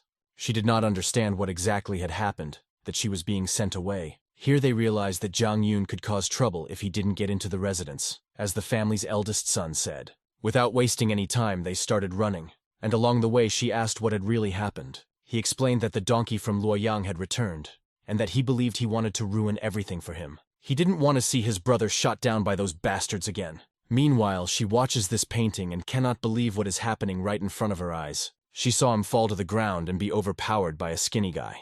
But suddenly he came and shouted at the top of his voice that enough was enough. With that, he stopped everyone, and Seo looked at him and thought that he had been with the head and had returned so quickly. My sister is also here, which leads to one conclusion. If they are here after entering the Mat Hen school, it means that the head is with guests. He asked the girl to block the acupuncture points. At first, she thought she needed to separate the meat from the bones, but he said to just block the points. She walked up to him and poked the right points on his body several times with her fingers. This guy could not understand who he was and what he was doing. When he got up, he said that he could introduce himself. He was a student of Seo's older brother, and her name was Ma Yoon. The older man looked at So and could not believe that she was his student. It turned out that they hadn't seen each other for a long time, and the guy demanded an explanation because he thought they couldn't talk to him like that. Sodam noticed that he was different from Jang Yoon. Unlike Jang Yoon, he cares about people's opinions and knows how to maintain his image. This guy was drunk and deserved to be treated this way. Yoon explained that he was not going to watch his teacher being beaten with a sword. He warned him to think about what he said to him. He considered his brother a noble man, and explained that he was doing everything for his teacher. But Seo asked him why he should speak with the power of thought, if he could use his voice. Or does he want to know something secret? Suddenly he noticed that there were several other people standing behind him. When he saw these people, he thought he could say that student Seo was very rude. However, Seo remained calm in this situation, and said that this rudeness was only because he was in a hurry. But he added that breaking an arm on the territory of the residence of a participant of the same residence is unacceptable. He thought that people would support him because everyone agreed with him. In this way, he wanted to win everyone over to his side, to show himself to be right and smart in this situation. But at the same time, I realized that the people who were here saw how he behaved. His sister asked herself why she had been afraid of these guys before, and then realized that she could put in a few words of her own and asked to wait. She explained that she had been told everything. The second brother was drunk and did something he shouldn't have done. He tried to kill the third brother. The third brother? Who is this? The guy did not understand and asked. He also asked her how she dared to call the exile her own brother, since they had the same mother. He grabbed her hand and called her a mudblood. She had tears in her eyes because he had insulted her mother. He squeezed her hand tighter and tighter until Seo appeared and asked him to let her go. Although even she asked me not to interfere in this situation, This look was familiar to him because he used to think she hated him. But he was wrong, because she was only cold for that reason. That she didn't want Seo to suffer even more, she cared about him. At that moment, he felt very warm in his heart, a feeling different from anger. He mentioned her name and said that he would now protect her. She did not understand what he was saying, and asked him not to interfere further where he was not asked. But it seems that her brother was holding her hand in vain, because energy began to form on Seo's hand. She was so strong that she immediately knocked down the bastard who was holding her sister's hand. This inner energy made him fall and dealt him a fierce blow. The blow was so hard that his mouth bled. No one realized what had just happened, but after that, Seo came up to him and leaned over to his face. And he asked me to listen very carefully, saying that he was no longer a donkey from Luoyang, and asked me not to even think about touching his sister. His body trembled, but he still had the strength to stand up. He looked Seo in the eye and assumed that his energy core had recovered. This was true, but no one was going to reveal the truth. However, Seo wasn't going to be done so quickly, and was determined to make him pay for almost bringing Yoon Gyeong to tears. After all, he is the eldest son, and certainly more experienced than Jang Yoon. She had to release some of her inner energy to support him. It's enough to make it seem like So is somewhere between the first and second degrees. He then reached for his sword and began to pull it out. It seemed to work, as if he had really decided that he was stronger. She asked me to be careful because this guy was a difficult opponent. Everyone thought he was not as strong because of his lack of experience. Seo turned to his sister and said that there was nothing to worry about. However, the enemy was already flying at him, swinging his sword.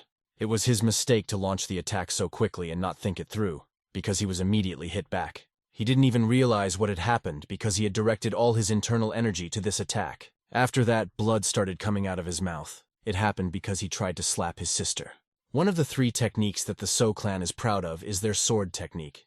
It's been a long time since Seo last saw her. It would be wise not to use her against him. It would be better to use a technique that Seo doesn't know. Seo was much stronger than him, but since he knew the technique, it was easy to find a weakness. Now the boy had a chance to take revenge for all his sins and for insulting his younger brother, who had saved his life.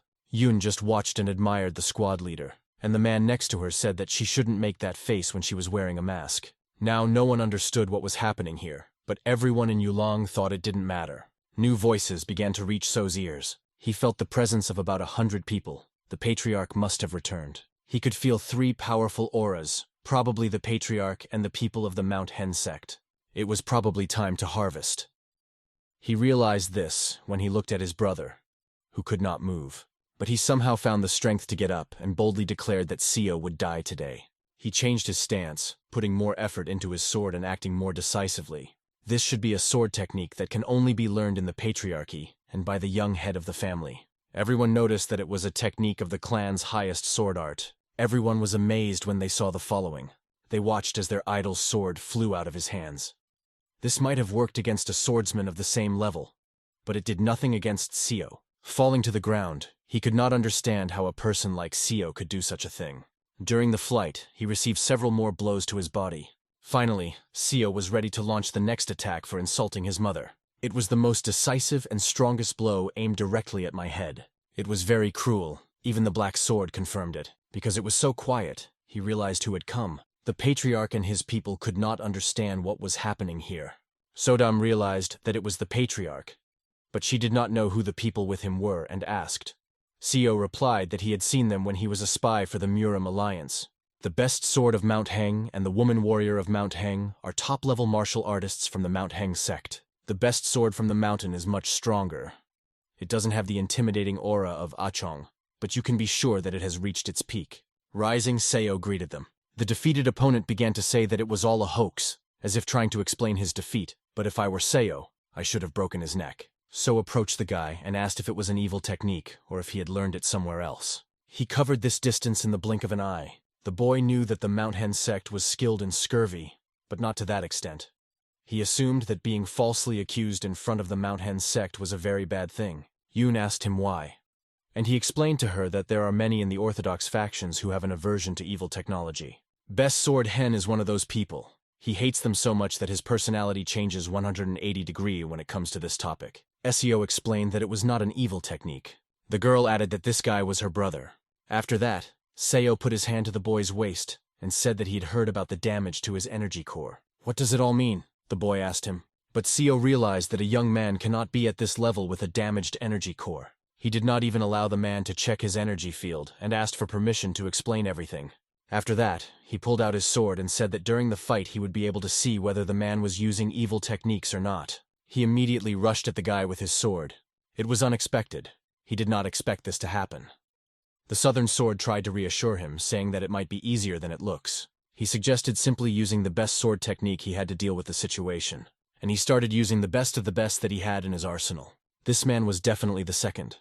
It seemed as if the guy's palms would tear apart every time their swords touched. He started to think that they needed to increase the distance between them.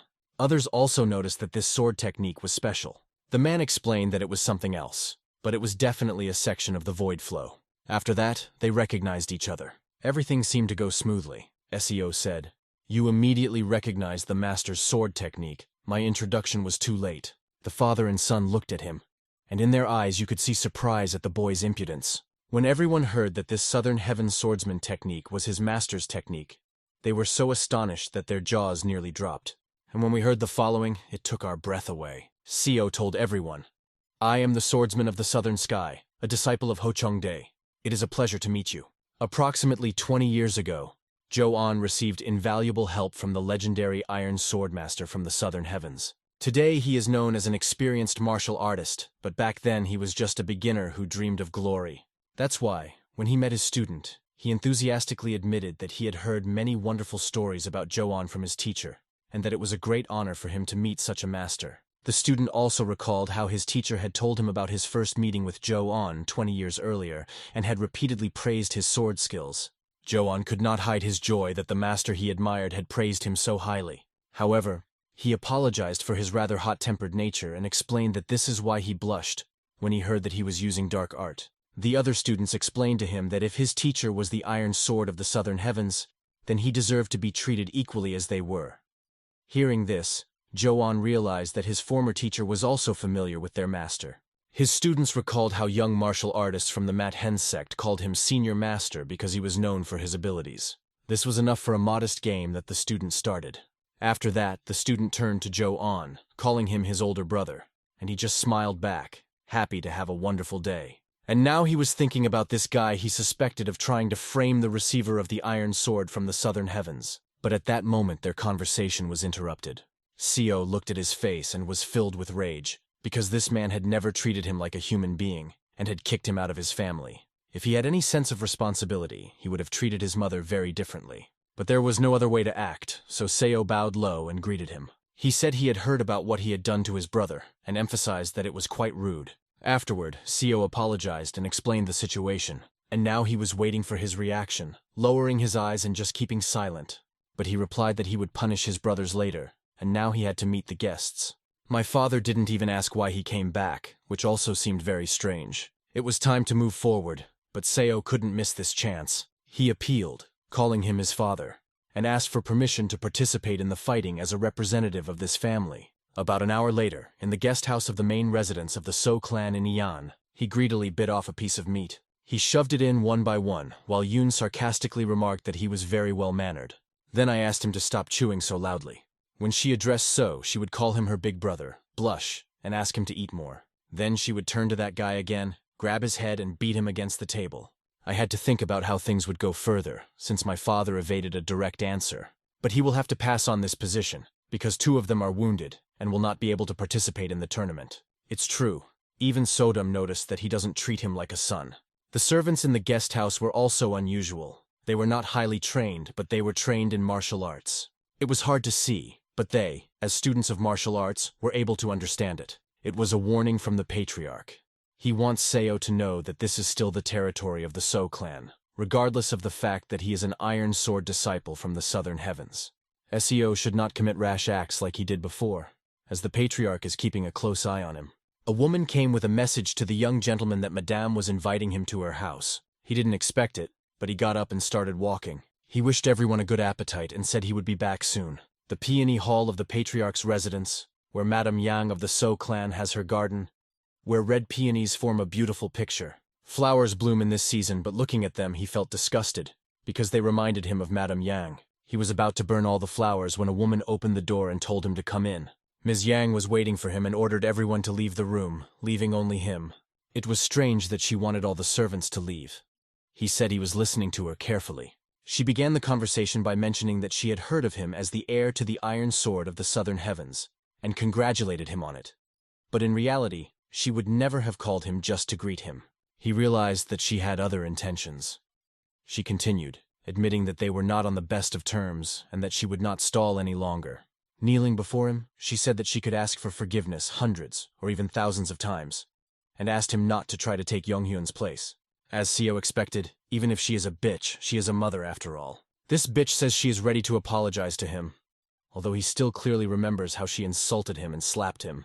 Then she began to offer him as much money as he wanted, even promising to help him start his own family, as long as he didn't take her son's place. It looks like the Iron Sword of the Southern Heavens is really famous because her attitude has changed 180 degrees. He told her that he would pretend that he hadn't heard anything, but she pulled him by his clothes and begged him to just say what he wanted, and she would do her best. After that, he told her that she could restore his mother's tombstone, make her his official wife, and bow down before her grave, apologizing 3 times a day for 10 years. Her expression changed dramatically. She couldn't believe what she was hearing because it sounded so harsh. These words were an insult to her, and the apologies in front of her grave thousands of times over the course of 10 years hurt her even more. Then she asked, "If I do this, will you really not claim my son's place?" Sitting down on her lap, he said he was touched by her sincerity, because a mother's love for her son is really very strong. That would have been great, but he leaned down to her ear and said softly, "I bet that's what you wanted to hear." He asked her if she would have said that in his place, and then called her a fucking animal. This made her angry, and she grabbed him by the collar and started pulling. He reminded her of what happened 12 years ago when he suffered from a blockage, and her servant brought him his medicine, thinking he wouldn't notice. Everyone just turned a blind eye because they knew who was behind it. It was very funny not to take her son's position. He asked her never to look for him again for such a stupid reason as this, but she still pulled him by the hands and begged him to stay a little longer. He knew that a man was hiding upstairs, but he told him that he was not going to harm his mistress, so he asked him to stay there. However, the guard jumped down, and it seemed that even she did not expect to see him. He congratulated the heir to the Iron Sword of the Southern Heaven, but the guy replied that there was nothing to talk about and just walked on. The guard followed him and said that the person who sent the servant that day was not Madame Yang. The person who sent the medicine that day was him. This is exactly what he confessed to standing behind his back. He remembered well the day many years ago when, as an 8-year-old boy, he could not swallow pills in solid form, so he had to take them in solution, although this reduced the effectiveness of the medicine. That time, taking the elixir caused a storm of internal energy, and as a result, so lost his Dantian. For a child from a family of martial arts masters, incapable of cultivation, this meant being labeled an outcast and the end of a brilliant future. He blamed Ms. Yang for all of this, but now it turned out that it was the guard's fault. The guard began to explain that he had served his mistress before her marriage, and it was she who had given his life meaning, considering her his precious sister. It was unbearable for him to watch her become anxious because of Seo's existence. That's why he treated the boy like that. The guard explained that he wanted Seo to know that it was entirely his initiative, and that he had organized and executed everything himself. Ms. Yang had nothing to do with it. Although she jumped forward and started shouting that she had organized the whole thing, she asked not to listen to the guard who tried to justify her. They started arguing with each other about who was to blame and who did it, trying to take the blame. This made it seem as if So was the thief. He sat down and confessed to them that their closeness had stunned him, as if he felt like a terrible person if he did something bad to them. It seemed nice to hear, but there was one but, and this but turned out to be a fist that swept across her face. It's a pretty good argument, and he was pleased to see it fall. The guard followed her, because it turned out that they both knew about the poison. She jumped up and said that after that, he would not be able to play in the tournament as a family representative. However, it was not that important to him. He told her that she could do what she wanted, and if she wanted to tell the head, she could. He also added that he would disclose the fact that the wife of the clan head had poisoned his 8-year-old stepson. She was shocked that he dared to threaten her, but when I saw what he did next, I froze. He destroyed the Dantian guard, leaving him lying on the floor. She ran out of words, didn't know what to say, just crossed her arms. She was holding poison in her hands, a round pill that he forced her to take. He forced the guard to take the same pill, throwing it into his mouth. She considered him a traitor and thought he wanted to destroy his own family, but in fact he was very happy because he just hated them. His hatred for her mean and treacherous face was the strongest. He could not believe that he had achieved his goal of forcing the guard and Miss Yang to write a confession. They even certified the documents with their personal seals, which will serve as a guarantee of his peace of mind.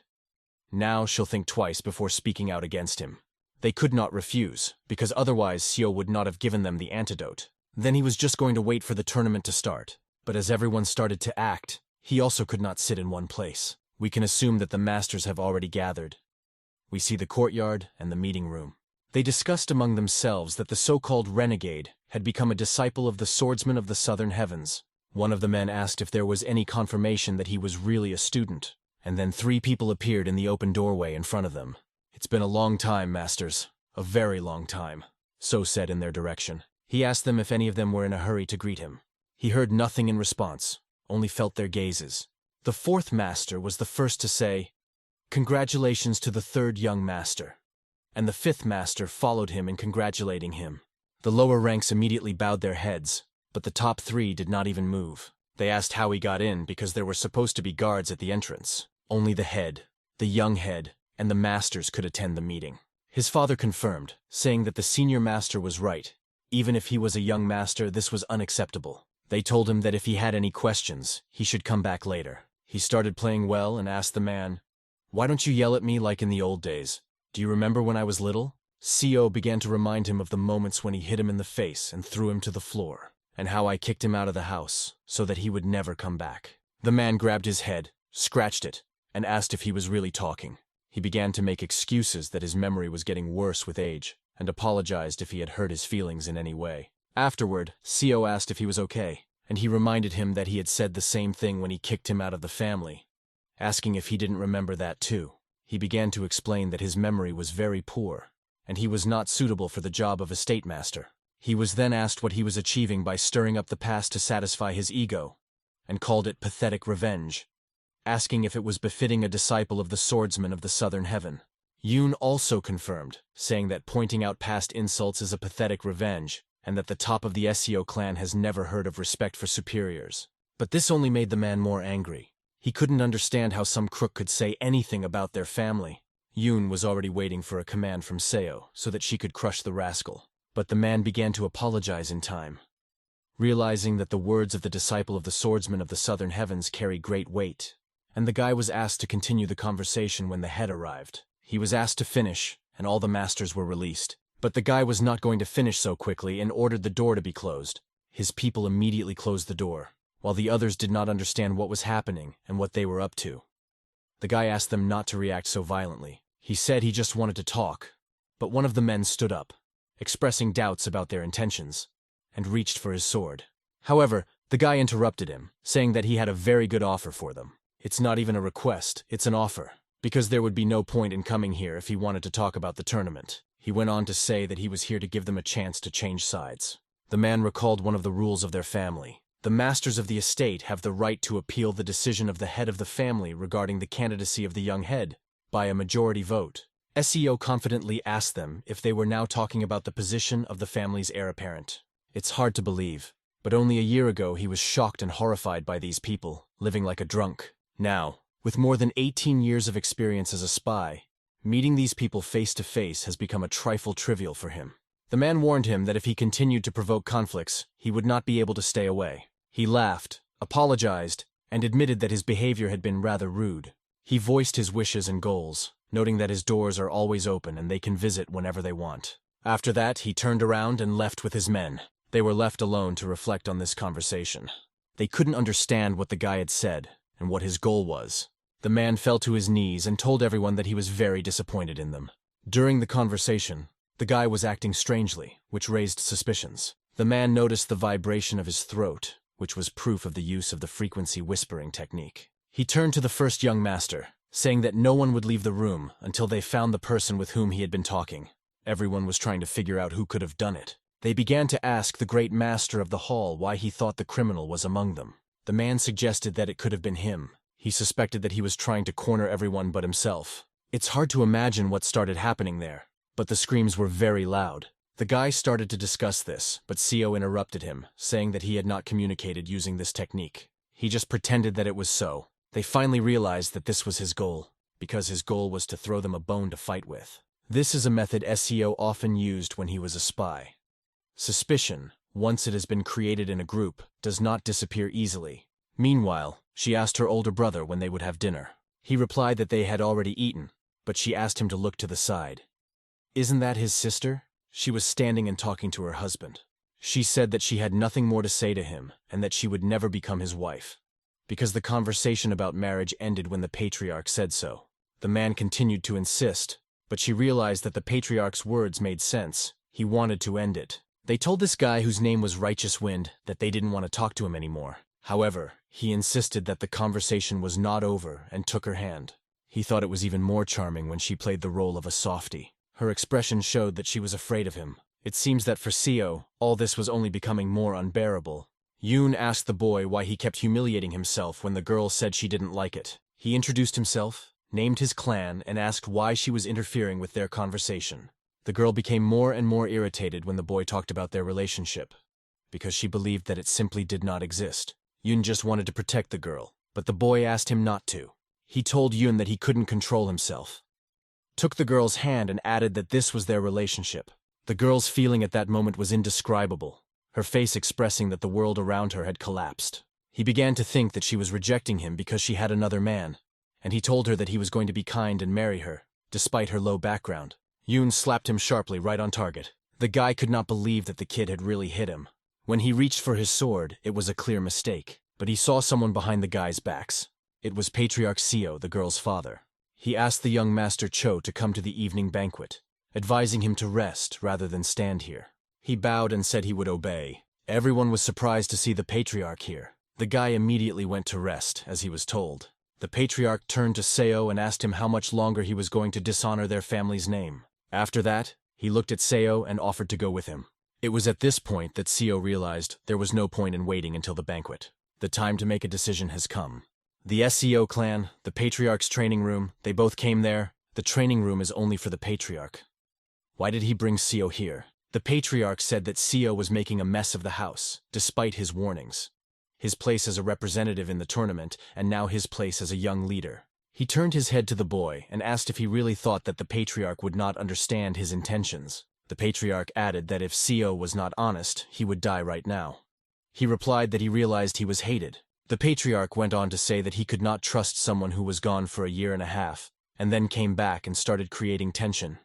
As a father, he had just been watching him since childhood. After his mother's death, So lived like a loser.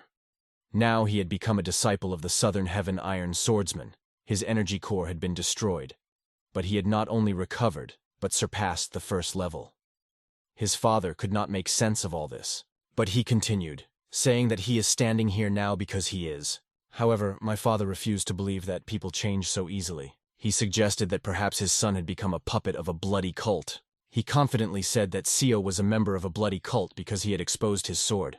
To find out more, the guy spoke to him, asking if he really thought he was a member of a bloody cult, and it was quite shocking. The Patriarch asked him not to pretend to be a fool because the one who had been kidnapped by the bloody cult suddenly returned and shook the family. He seems to know that those twin idiots have already been caught. This happened in such a short time that not even a day has passed for the exchange of information. Redhead may be aware, but she doesn't even know that Seo is alive yet. After weighing this information, Seo asked his father what he was talking about, and who said he had been kidnapped by a bloody cult. He heard what Asung said about it. It was unexpected, because everyone thought he was expelled, but in fact he was a subordinate of the Patriarch. Seo couldn't believe that Asung was Seo Ikon's subordinate. After all, he took care of Seo and his mother with sincere love. He ran after him even when the Patriarch expelled him. At this point, Seo thought his father was just checking up on him and asked where Asung was now. But the Patriarch demanded an immediate answer to his question and said he had clear evidence that Seo was a member of a bloody cult. He showed up right before Murim's tournament and then demanded the position of representative. The Patriarch asked whether Seo knew why the Murima tournament was being held. Seo asked him what he meant. The Patriarch explained that the blood cult is active again and has been hiding all this time, building up its strength. Do you really think this power came out of nowhere? He asked Seo. There is no secret to how they build up their strength. They kidnap little boys like him and raise them. This tournament is the best opportunity. Seo couldn't believe how smart the Patriarch was, even though he was the head of some random fighting family. Is it possible that they know they are trying to recover the sword of the bloody demon? And then Seo realized that Asung was alive, not dead, and he knew that he had been kidnapped by a bloody cult. Before his regression, Seo was kicked out again when he returned. But to think that saving Asung's life would have such consequences.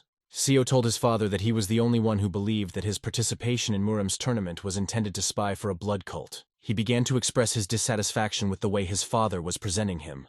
His father said that if Seo wanted to prove his innocence, he had to return everything to the way it was. Seo suggested that he could only prove his innocence if he gave up everything and did nothing. He asked if his father would simply not allow him to be a representative if he could not prove it. But his father interrupted him and said that was enough. It seemed like his father was just trying to push him away. The patriarch said that this was his last warning and, waving his sword, asked Seo to surrender if he was really who he said he was. What happens if I do? Asked Seo. The patriarch said he would be able to check his energy core to see if he had been brainwashed. Seo realized that even if he proved his innocence, his father would still not make him a representative, and he reached for his sword. He also added that it is forbidden to look into the energy core of someone who has studied another martial art, so realized that he had no choice but to defend himself. Suddenly, everything around us began to take on a fighting atmosphere, and my father's energy became more and more intense. The patriarch did not believe that Seo would be able to defeat him, regardless of whether he used black techniques, and was confident in his abilities. The patriarch used his internal energy for the first attack, and rushed at the guy with peak energy at the maximum level. So decided to use the energy of his lower energy core. The technique he used his body weight, and because he is very experienced, this technique also had great speed. The difference in their strength was significant. If Seo barely reached his peak, the patriarch was at the very top of his peak power. The difference in their strength was too great. After that, the patriarch struck a blow that knocked the guy back. But he wasn't going to stop, keeping his balance on his feet, albeit barely. Seo decided to strike the old man himself, but he was already waiting for him with his sword raised. Even so realized that this made no sense, but gathering all his strength, the guy struck again and again. However, he had to dodge the enemy's attacks more than inflict them himself. It was the effect of wielding the sword of the patriarch. The patriarch pressed Seo's body to the ground as if a whole mountain had fallen on him. Even my father himself noticed the difference in strength from the very beginning, and said that there was no difference, even if the swords were strong. The guy said that he now understands why the patriarch is called the wise sword of Ian. These words made my father ask if he was giving up or not. But Seo replied that his father was too strong to be gentle with him, and he began to form a powerful energy around him.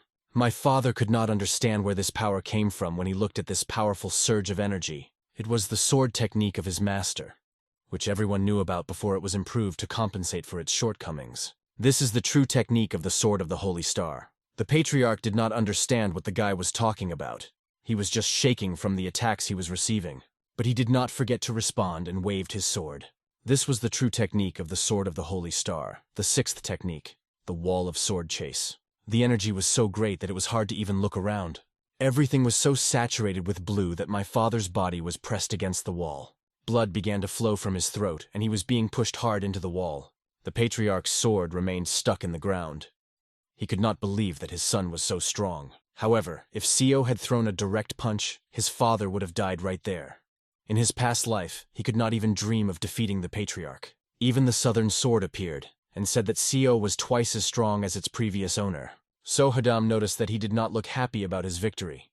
He was very unhappy because his father did not even consider him a member of the family. He approached his father and asked him if he hated him so much, why he had given birth to him in the first place. Now Seo doesn't know what to do. So many things have gone wrong. At that moment, the voice of the sword sounded, telling the patriarch that this guy's resentment against him was stronger than he could have imagined. Mech explained that if the patriarch had been kinder and more open to this child, she would not have been so hurt, and all this chaos would not have happened. Then Mech asked if it would be better to tell the truth to this guy, to say that he is not his biological father. The guy gripped the sword hilt so tightly and asked if he was really not Seo Ikeon's son. Mech could not believe that the guy was really talking to him, but the boy didn't ask him anything. He just wanted to hear confirmation of what he had just said, and threatened his father's life if he didn't tell the truth. Mech understood that it would be difficult to ease the boy's condition with a few words, as he might think that what was about to be said was fiction. However, the sword could not lie and wanted to show the boy everything he had seen. The words of the union of the sword and the human mind were heard. The unlocking of Fecta. The third Fect star has just that kind of power. The guy was transported to the moment when the woman was asked to at least think about her child. The sensations were so painful that the guy got down on one knee. So Hadam did not understand what was happening to her owner and asked what had happened to him. And he could not believe that the woman he had just seen was really his mother. It was exactly like the memories of a sword. It is unclear how this happened, but it seems that the sword can show him his memories.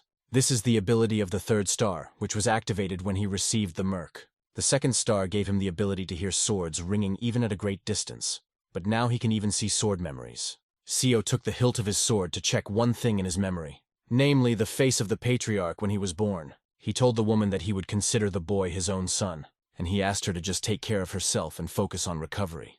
It was his dear wife who, instead of being his savior, relied on him emotionally. Ikon's devotion won her heart. This is how his younger sister was born.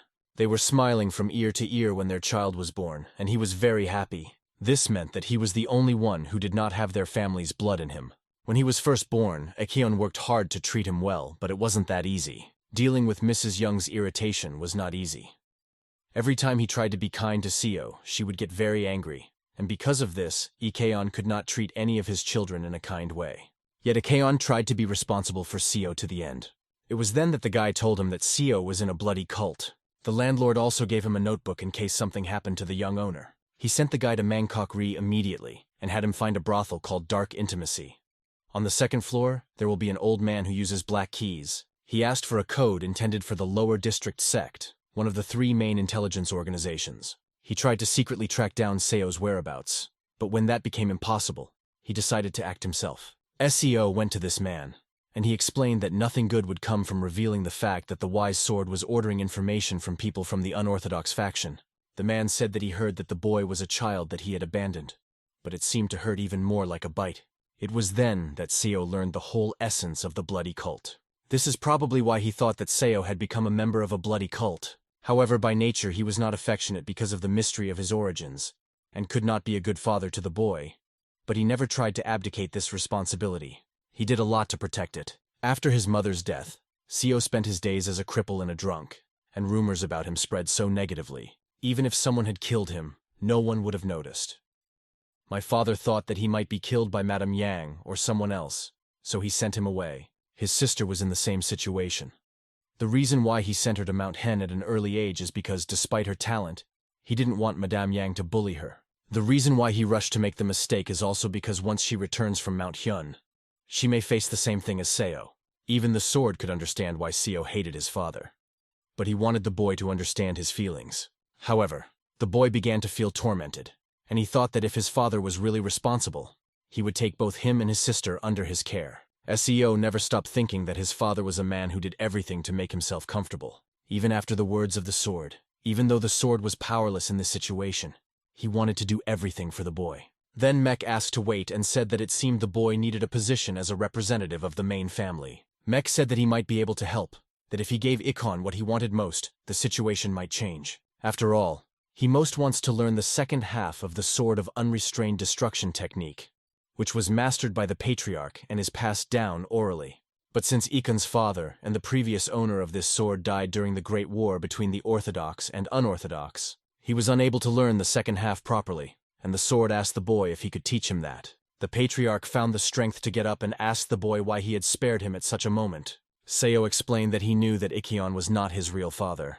but he still continued to think that this was just an excuse for his own selfishness on his part. The guy wanted to say that if the Patriarch really wanted to protect him, he had to do it decisively. He wanted to make it clear that if Ikon considers it his responsibility and duty, he should act like a real man. Sending him out on the street is just avoiding responsibility. So threw something right into his hands. It was a sign that the Patriarch took and looked at. It was a tablet of the all-healing divine physician, and thanks to it, the guy was able to restore his energy core. This was the truth, although the man might have believed that his recovery was the work of evil forces. But it was the truth. Finally, the boy heard from his father that he was eligible to hold the position of representative, although the Patriarch himself did not understand this. After that, the guy stood in the original stance of the Sword of Unrestrained Destruction, which the man could not believe. The martial art he saw today for the first time was the Sword of Unrestrained Destruction technique, the 10th technique of high-pressure sword striking. A little earlier, now he is watching the memories of the blue ghost sword, and the movements of its blade are repeated in his own movements. Each new movement, each stance feels like his own and is deposited in his memory. Mech asked if he had already learned them, but in fact he did not learn them. He made the memories his own. His basic movements were very fast, and this heavy sword was much different from the usual ones. They chose a sign to train with. So will flip a coin upwards, which means that you need to dive back into training. They agreed with the sword that they would do so, as it was enough to think about it. He didn't even have time to blink as everything started and ended for him. When you reach a certain level in martial arts, imaginary training becomes more effective than regular training. All he had to do was think about it, and he could clearly visualize himself repeating each movement. If you see and feel them in your head many times, you memorize the basics as if you had practiced them in reality. After he had imagined it about 20 times, he felt as if he was performing this technique with his own hands. Thanks to his sword memories, he could learn techniques in seconds. This seems to be the ability of the third star. It was at that moment that he was told that the man had regained consciousness. And here is the present, after using the sword of unrestrained destruction. The guy asked him if he still thought it was useless, but the patriarch could not believe what he was seeing. The boy went on to explain to him that the divine physician charges an equivalent fee for treatment. For these services, the divine physician takes valuable ancient manuscripts or records of secret techniques. At this point, Patriarch Seo thought that his father knew Seo Dai. But a person will think about your lie a little bit and come up with a version that they are ready to believe. I think it's clear now which of them should be asking for it. In the Yin family's banquet hall, the table is overflowing with food. Everyone laughs together and thanks each other for coming. Seo looks at his no longer father and notices that his wounds have not yet healed, but he is acting so cheerful and relaxed. He was addressed as a junior. He looked behind him and saw an acquaintance who asked permission to sit next to him. Seo didn't mind, but the head of the family could find himself in an awkward situation because of it. But they began to take the man away, telling him that they had already found a place for him. They will still have the opportunity to talk, but the guy needs to be careful, because when you drink in a company, there is always a risk of saying too much. Now he needs to do something. Using the power of thought, he told his father that it was time to make an announcement. He stood up and told everyone that as the head of the Seo family, he would like to thank all of Murim's honored guests for coming today. Also, before the official start of the banquet, I would like to announce something and ask for your attention. First, he apologized to the head of the Righteous Wind clan, Cho, and told him that his daughter was not suitable for the role of his son's second wife. My daughter was delighted because she had wanted to hear this all her life. This angered the man somewhat, and Yan also put her head down. But then her name was called. She heard Seo's voice in her thoughts, asking if she had started the whole thing. He explained everything to her, and asked her never to try to pull something like that again, as he could say the wrong thing at any moment. He asked her to be ready for it at any time. She just lowered her head and said nothing. That's what weak people always do. The head stood up and said he wanted to make another announcement. This concerns the upcoming tournament, or rather the person who will represent their family. He announced that this representative would be his son, Unhui. No one expected to hear this information, and everyone at the table was suddenly very surprised. The girl stood up and turned to her brother with a question, but he was no longer there. Only his empty bowl of food remained where he sat. It was already dark outside, and all his business was completed. His friends asked why they were leaving so early, as the banquet was not yet over. He explained that there are still some things to be completed. The guy said something while talking to Seo, and Yoon immediately knocked him down. But next to them, her sister was running fast and shouting, "Brother!" She ran up to him and asked if he was really leaving. Seo explained that the master had asked him to, and he had already warned the head. She suggested that they go to the tournament together. But that was one of the reasons why he was leaving so quickly, because he might get into trouble because the best sword of Mount Hen was being very friendly. The girl will have to realize that they will not be able to leave together. Seo promised his master that he would leave early. She looked at Yoon and remembered the moment when she took her hand. Yoon approached the young lady and asked her not to be too upset. She explained that the girl would be able to see her older brother very soon, at the tournament itself. After that, the girl said she would walk them to the gate. She really wanted to say goodbye, and they were able to talk a little on the way. Seo smiled at her and said that of course he could.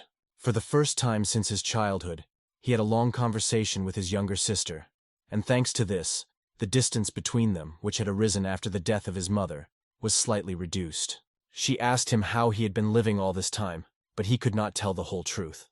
If you let your sister in on the details, she could also find herself tied to a bloody cult. She seemed to realize that he was not being completely sincere with her, and held out the bag that her father had asked her to give him. She did not know what was in the bag. When she reached the exit, she said goodbye, hoping to see him at the tournament. He bowed and said goodbye to her. If he doesn't want Yoon Young to get involved with a bloody cult, he needs to become stronger than anyone who targets her. It's important not to lose balance because power is just an incentive. If you drown in it one day, you will not be able to control yourself. You should always remember that you are the center of gravity of yourself. His student then asked what was going on and why they were in such a hurry. CO explained that the plan was to meet Seong Ja and Seong Woo and then go with them. But they finished half a month earlier than they planned, and there would be no one in Shiman if they came now. So he decided that he needed to go to the dark intimacy first. The student realized that by this name he was referring to a brothel in Mangkok-ri. CO had to find someone who was dear to him, just like his younger sister. Under the night sky, illuminated by a beautiful moon, a group of friends spent the night in a cave by a campfire. Despite their fatigue, the beauty of the night nature kept them awake. They were happy to finally be able to rest. One of the boys wondered how their friend managed to look so fresh and well-groomed under the mask. Holding this mask in his hands and stretching it in different directions, he realized that it was a special thing that her father had made. When the ghost of her father appeared, everyone was petrified with shock and could not say a word, because he was one of the 4 great criminals. Unfolding the cloth, the boy wanted to see what the head had given him through Yun Yun. There was a medallion. It was a thing his mother had when they first met, and it was priceless to him. My mother brought this medallion to the family along with her crane, which spread its wings. No one had ever seen this symbol before, at least not in Yunnan province. The guy who had been a spy for 10 years had never seen such a symbol, even though he had been exploring the world to find all possible cures. Families practicing martial arts usually use symbols of ferocious animals, such as tigers or wolves, to emphasize their power and courage. The crane symbolizes long life and elegance. It is a rare symbol for martial arts, although a family with a long history could use it. For our hero, this medallion is a connection to the most precious thing he has, his mother. It conceals the past associated with his father, and raises many questions. The girl noticed the medallion and was amazed. She wanted to come closer, but the boy did not allow her to get too close. He sat and thought for a long time, looking so sad that the girl couldn't resist coming closer, even though she knew his personal boundaries. She didn't want him to be alone, even if he was angry with her. Although the owl didn't like her resting her chin on his shoulder, he remained silent. But the girl came closer so that their eyes met and their lips almost touched. Sovan froze, looking at her, realizing how beautiful she was. The fire from the fire only emphasized her beauty. They are so close that in another moment they will kiss. But the hero's servant interrupted them, saying that he hoped they would sleep in beds tonight and not in the cave again. The girl was disappointed that such an important moment was interrupted. Sowon pulled himself together and said that they needed to get some sleep, because they had a long journey tomorrow. Owl's servant was lying on the floor, trying to find something that looked like a bed. But the girl came up to him. She began to hit him with all her might, demonstrating her friendship, although she was actually expressing anger for the ruined moment. Sovan realized that his colleague was constantly provoking the girl, knowing what was coming. After she had beaten the servant, he fell asleep without disturbing anyone. Looking at the girl, the boy felt that he was almost in love with her. She asked gently, "What happened to you, senior?" Her smile charmed our hero. He could not understand whether it was a gentle look, or perhaps a cunning one, like that of someone who could defeat her enemies. Without answering anything, but only looking at her coldly, Sovan could not trust her, because such a personality could hide something. When he went to bed, he could not sleep. His thoughts revolved around the conversation about how a good master should be able to recognize the intentions of a beautiful girl, although his friend disagreed, believing that this was a way to remain lonely. In the middle of the night, he found himself outside a building called Dark Intimacy. It looked like an ordinary brothel, but in fact it was one of the 3 main bases of the Hao sect. Sodom even joked, asking where the branches of this sect were, realizing that all 3 main bases did not have a single leader. Our hero's assistant, walking past a group of healthy men, was unsure of the situation and quietly asked his deputy about his confidence in this regard. The stern gazes of the masters, who were filled with chi energy, flew over them. They were ready to destroy the outsiders in their circle, and the assistant, though he did not admit it, felt afraid. He realized that there was no point in being afraid if everything was going according to plan. There was nothing left to do but move forward. They entered the brothel, holding their ground, and headed for a table. They were met by a charming girl who greeted them and invited them for a cup of sake. Without further ado, Soen decided to go up to the second floor. Rumor has it that the liquor made personally by the chairman was extremely good, and this attracted many people. However, the girl, looking up to the second floor, met the eyes of the head, who was looking sternly at the two. Although the head was surrounded by beautiful girls, the guy did not understand who he was addressing in this tavern. The girl wagged her finger, forbidding his friends to climb with him, because only he could pass the test alone. His companions stayed downstairs, ordering noodles or something else. At this point, the assistant advised the girl to order something hearty while their commander was on the second floor. When else will you have the opportunity to really enjoy a meal? Soon, Soven began to climb to the second floor, and noticed an old man, whom he believed to be the one who had shown him the blue, ghostly sword. As he got closer, he realized that it was not the same person, as the memories of the sword did not match. Coming even closer, the old man said to the boy, "Fishing nets woven from words are a broomstick that sweeps away worries." Inviting the young host, the old man said, "Sit down." There were 2 bowls on the table, symbolizing the complexity of the guest's requests, and he had to choose the bowl of the lower rank. After choosing a bowl, the old man began to pour him liquor, and the boy said he had 2 simple requests. Listening attentively, the old man allowed him to tell him, and the boy began that, about a year and 3 months ago, the old man might have been tasked with finding the 3rd son of the sun clone. Hearing this, the old man replied that he could not disclose information about his customers. But Soven continued to ask if he knew who it was. The old man wondered what the purpose of his question was, and what was so important that the boy had brought. The fact was that Sun was his servant, and this completely changed the situation in the brothel. Taking hold of his mustache, the old man began to twirl it and smile. An interesting coincidence. The servant and the father are looking for the young master, and now the young master, who is believed to be missing, is looking for the servant, the old man said. Looking at the old man after these words, our hero realized that one clue was enough to understand who he really was, and that everything was going according to plan. Seo Ikhong visited them and told them that he had been kidnapped by the blood cult. Now they are sure that our hero has become a cultist. It is necessary to make them doubt this. This was the task and plan of Sowoon Hui. The second part of the plan was to spread information refuting the rumors of joining the cult to reduce the risk of exposure at the upcoming tournament. The old man was glad to know the boy. But without the help of his master, the guy would not be here. It would be too simple to call it luck. The old man offered to exchange information about the servant for information about his master. Hearing this, our hero thought about it. It was an interesting offer, but he was hesitant to buy something that would soon be available for free. Judging by his phrase, the old man thought the boy would agree, but he reminded him that he had 2 more requests. Without hesitation, the old man accepted them, but then promised to tell me the name of his teacher. Without thinking twice, the boy said the teacher's name, which shocked the old man. Ho Jong-dae.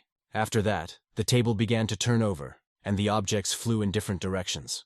Using his energy, Soven deflected the attack on himself, sending it aside. The old man suddenly attacked him, asking his faithful sword of the southern sky if he had any information about the boy. But the sword knew nothing, because he had never met the rascal. Soen squinted and took off his mask, asking if the old man was okay if he treated his customers like that. Looking at him, the old man could not believe his eyes. The swordsman of the southern sky had disappeared 16 years ago, and now the young man claimed to be his disciple. It was unbelievable. For the southern sky swordsman, the situation looked strange. The Hao sect, although unorthodox, had always been neutral.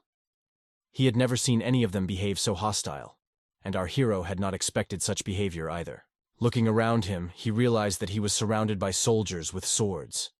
What should he do in this situation? Although he had become much stronger, it would not be easy to escape from such masters. Suddenly, as if someone had contacted our hero, a dragon's eye lit up his mind. This energy did not come from the old man. Someone in the next room had established a connection with him. The thoughts in the boy's head were clear. Don't let him know who you are. Say you were taught by someone with strong hands that can tame a tiger. Hearing this, the southern sky swordsman remembered Lakan, who was from a family that practiced martial arts in the province. The young man did not hesitate to repeat the words. The old man saw in him courage and a resemblance to the disciple of the southern heaven swordsman. However, it was strange. He had underestimated the knowledge of their clan. But if the boy voluntarily revealed the truth, he would be treated leniently.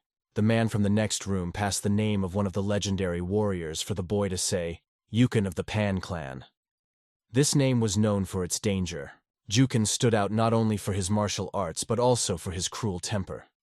Few people could match him in cruelty, and not many could survive his anger. The Southern Sky Swordsman advised his master to be very careful in this situation, recalling his master's previous battle. He lost an eye in a battle with him, and now he realized that the situation could be even more dangerous. Now our hero has problem after problem. How can he get out of this difficult situation? In a difficult situation, our hero needs to act as if he has fallen into their trap. He decides to show respect for these people, as dark intimacy truly lives up to its hype. The soldiers take him under their arms, and he makes it clear that he is surrendering because he cannot be selfish in this situation. However, if anyone dares to touch his sword, looking at the soldiers, the boy realizes that their intentions are far from good, and makes it clear that there will be consequences. For him to trust them and allow himself to be armed, he needs convincing proof. Together with the sword, he is taken to an unknown place. His colleagues and friends saw him being led somewhere, holding his hands. When the girl took up her sword, wanting to defend her friend, he told her to use the technique of vibrations to keep everything calm, because it was just a performance. He told her not to make any noise and to just follow him quietly. Going down to the basement, he realizes that he had been here 3 times in his past life. But he had never gone down to the underground floor and did not know what awaited him. And now he was being led there. Passing by the lower basement, Sovan noticed that it looked like a prison and smelled blood. Sovan knew this clan as his informants from the unorthodox faction, who worked under the cover of the brothel. But now he sees that the basement is being used for other purposes. Walking along with the soldiers, he realized that the situation was beyond his control. It is not clear what is happening, but you need to be on your guard. They were led down for a long time, and eventually they arrived at their final destination. Approaching the head, Sovan expressed his gratitude for the understanding. However, the head replied that they had only delayed the trouble, and he did not believe that someone like Owl would be able to deceive him. If you follow this path, you can come to the surface about 150 meters from the dark proximity, the head said. For our hero, this was quite logical, because such an organization has always been cautious. But after a while, the exit was closed with a large steel cage, and no one liked it, of course. When Sovan asked what this meant, the head replied that he did not believe him from the first word, and that the situation was urgent. He added that he was not sure if Sovan was a real student of the Southern Sky Swordsman. The Southern Sky Swordsman spotted Lakin with a strong arm taming tigers in front of him, but the boy did not recognize him. South Sky recognized him by his dark silver armor, an alloy that perfectly blocks the blows of stabbing weapons. But according to the information our hero had, Lakin was supposed to be from the Orthodox faction. Thinking back, South Sky remembered that his previous owner and Lakin had known each other 20 years ago. After his entire family was killed, Lakin disappeared, and his previous owner was very upset by these events. Perhaps because of these circumstances, he turned to an unorthodox path. This was confirmed by the fact that South Sky did not recognize him at first, because Lakin hid his face under a mask and changed his voice. The old man noted that the South Sky Swordsman had disappeared without a trace, and during his time here, the 6th person had claimed to have seen him personally. This alarmed the old man, because each of these fools was looking for his techniques and heritage. The old man thought that the boy had come for the same purpose. However, the head immediately noticed that this guy looked different. The guy asked why he was wearing an old dark silver wristband, which lit a spark in his eyes. The old man broke into the fight, his expectations of the boy growing. If he is truly a student, he should know the Shining Star Time technique. To test the guy, the head started attacking him with his incredible energy. Sovan did not lose his cool and repelled the attack with his Southern Heaven sword, making it clear that he was not so simple, and directed this attack towards the old man. Taking the energy punch with his iron hands, the old man easily deflected it with his silver arms. But he was not going to back down. His silver hand flew straight into our hero's face. The old man tried to grab the boy with his claws, but he was elusive. The old man noticed that the boy's movements were soft, as if he were gliding through the clouds using the steps of a shining star. His movements were like a tiger rushing at its prey, and the space was filled with their energy. He couldn't delay even for a second. He had to repel the old man's attacks. He took out his Southern Heaven sword and filled it with his own chi energy. To counter the old man, he activated the Shining Star technique. This was the first formation that hit the old man like a tiger punch. After taking the blow, the head realized that the guy was not so simple. There really was something special about him. He noticed the boy's silhouette of a Southern Sky Swordsman. because the last time he fought against this technique, this feeling reminded him of what he had felt decades ago.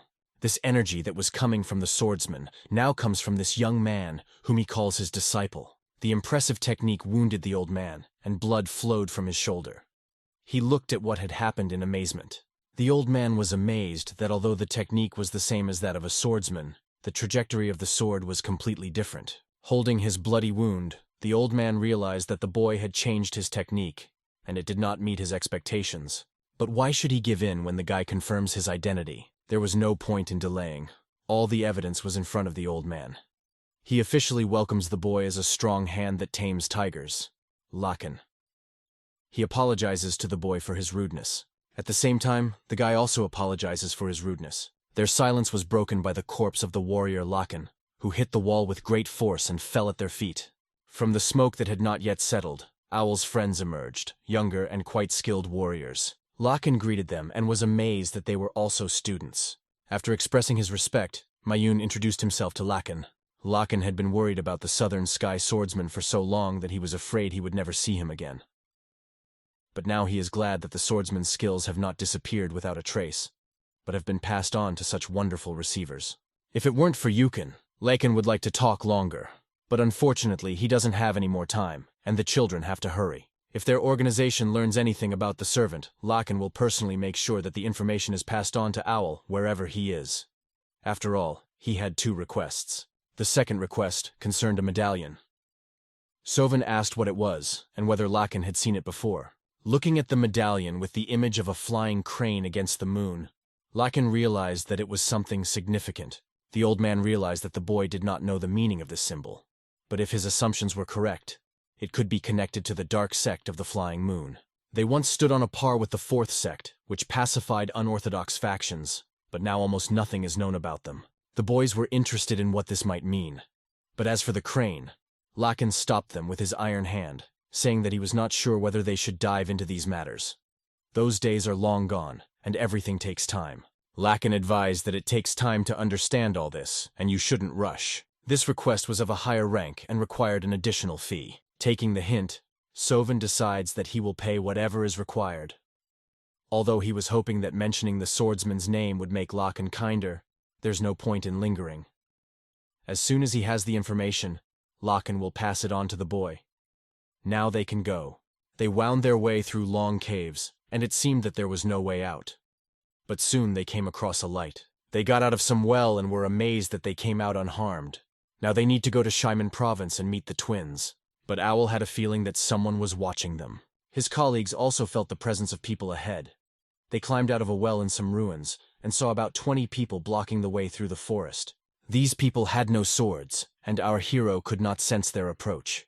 They were too skilled in concealment. The question arose whether they would be able to defeat all the opponents, but this had to be put on the back burner, because there was no point in wasting time on unnecessary fights. Soon, one man came out of hiding, loudly expressing his thoughts. Since the House sect decided to secretly bring these people out, they are definitely their disciples, he said. Our hero did not know what to do, because he was a very dangerous man with red chi energy. He was wearing an eye patch, and his eyes were coldly glowing with blood. He was only interested in one thing. Where was Ho Jongdai? Seeing this man, Soen decided that he needed to talk to him first. Perhaps he has a grudge against the Southern Sky Swordsman, and he should try to soften it. The guy introduced himself, and after greeting me, apologized for the misunderstanding between them. But before he could finish, the man started attacking him, and Soven had to defend himself. The amount of chi energy this rascal attacked with was incredible. A little more, and he would have torn his arm off. The man was holding a whip, which he used to attack. He didn't need someone as young as Soven. If he was really the swordsman's student, they were not on the same path, because their energy was different. Our hero's friends wanted to help him repel the attack, but the guy ordered them to stay behind.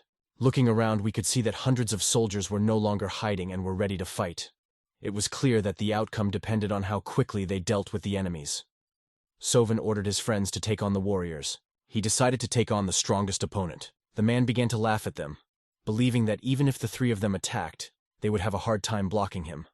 But Soven decided to do it alone. In his eyes, Soven looked like a madman. Our hero needs to prove his superiority not in words, as his opponent does, but in deeds.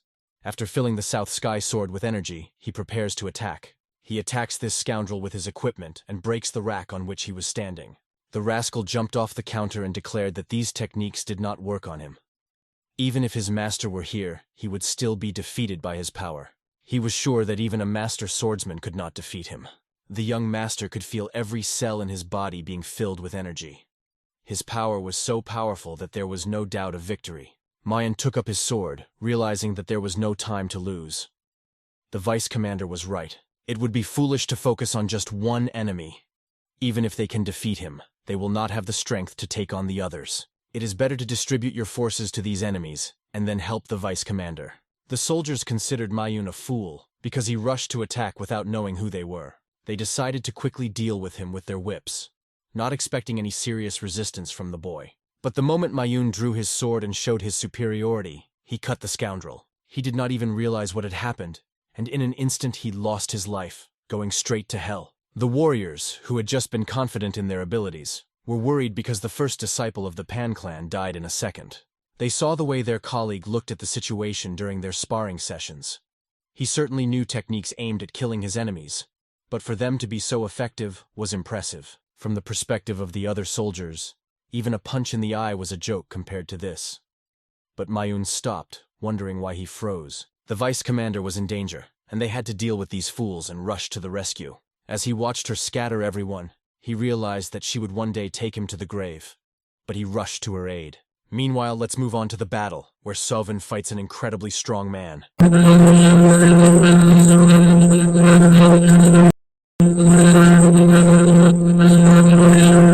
There was a huge difference in the amount of chi between them.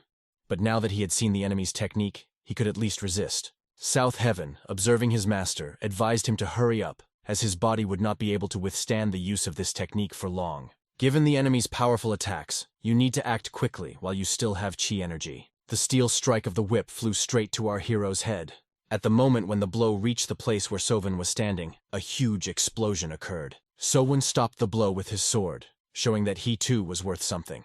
The commander with the eye patch looked at him, and realized that Sovan was no longer such an easy opponent. At the moment when the whip wrapped around his sword, our hero used the shining sword technique, the second formation, reflecting the clam. But his hand was firmly blocked by the whip, and he did not notice how he was completely entangled in the whip. The first thing I had to do to continue the fight was to free my hand.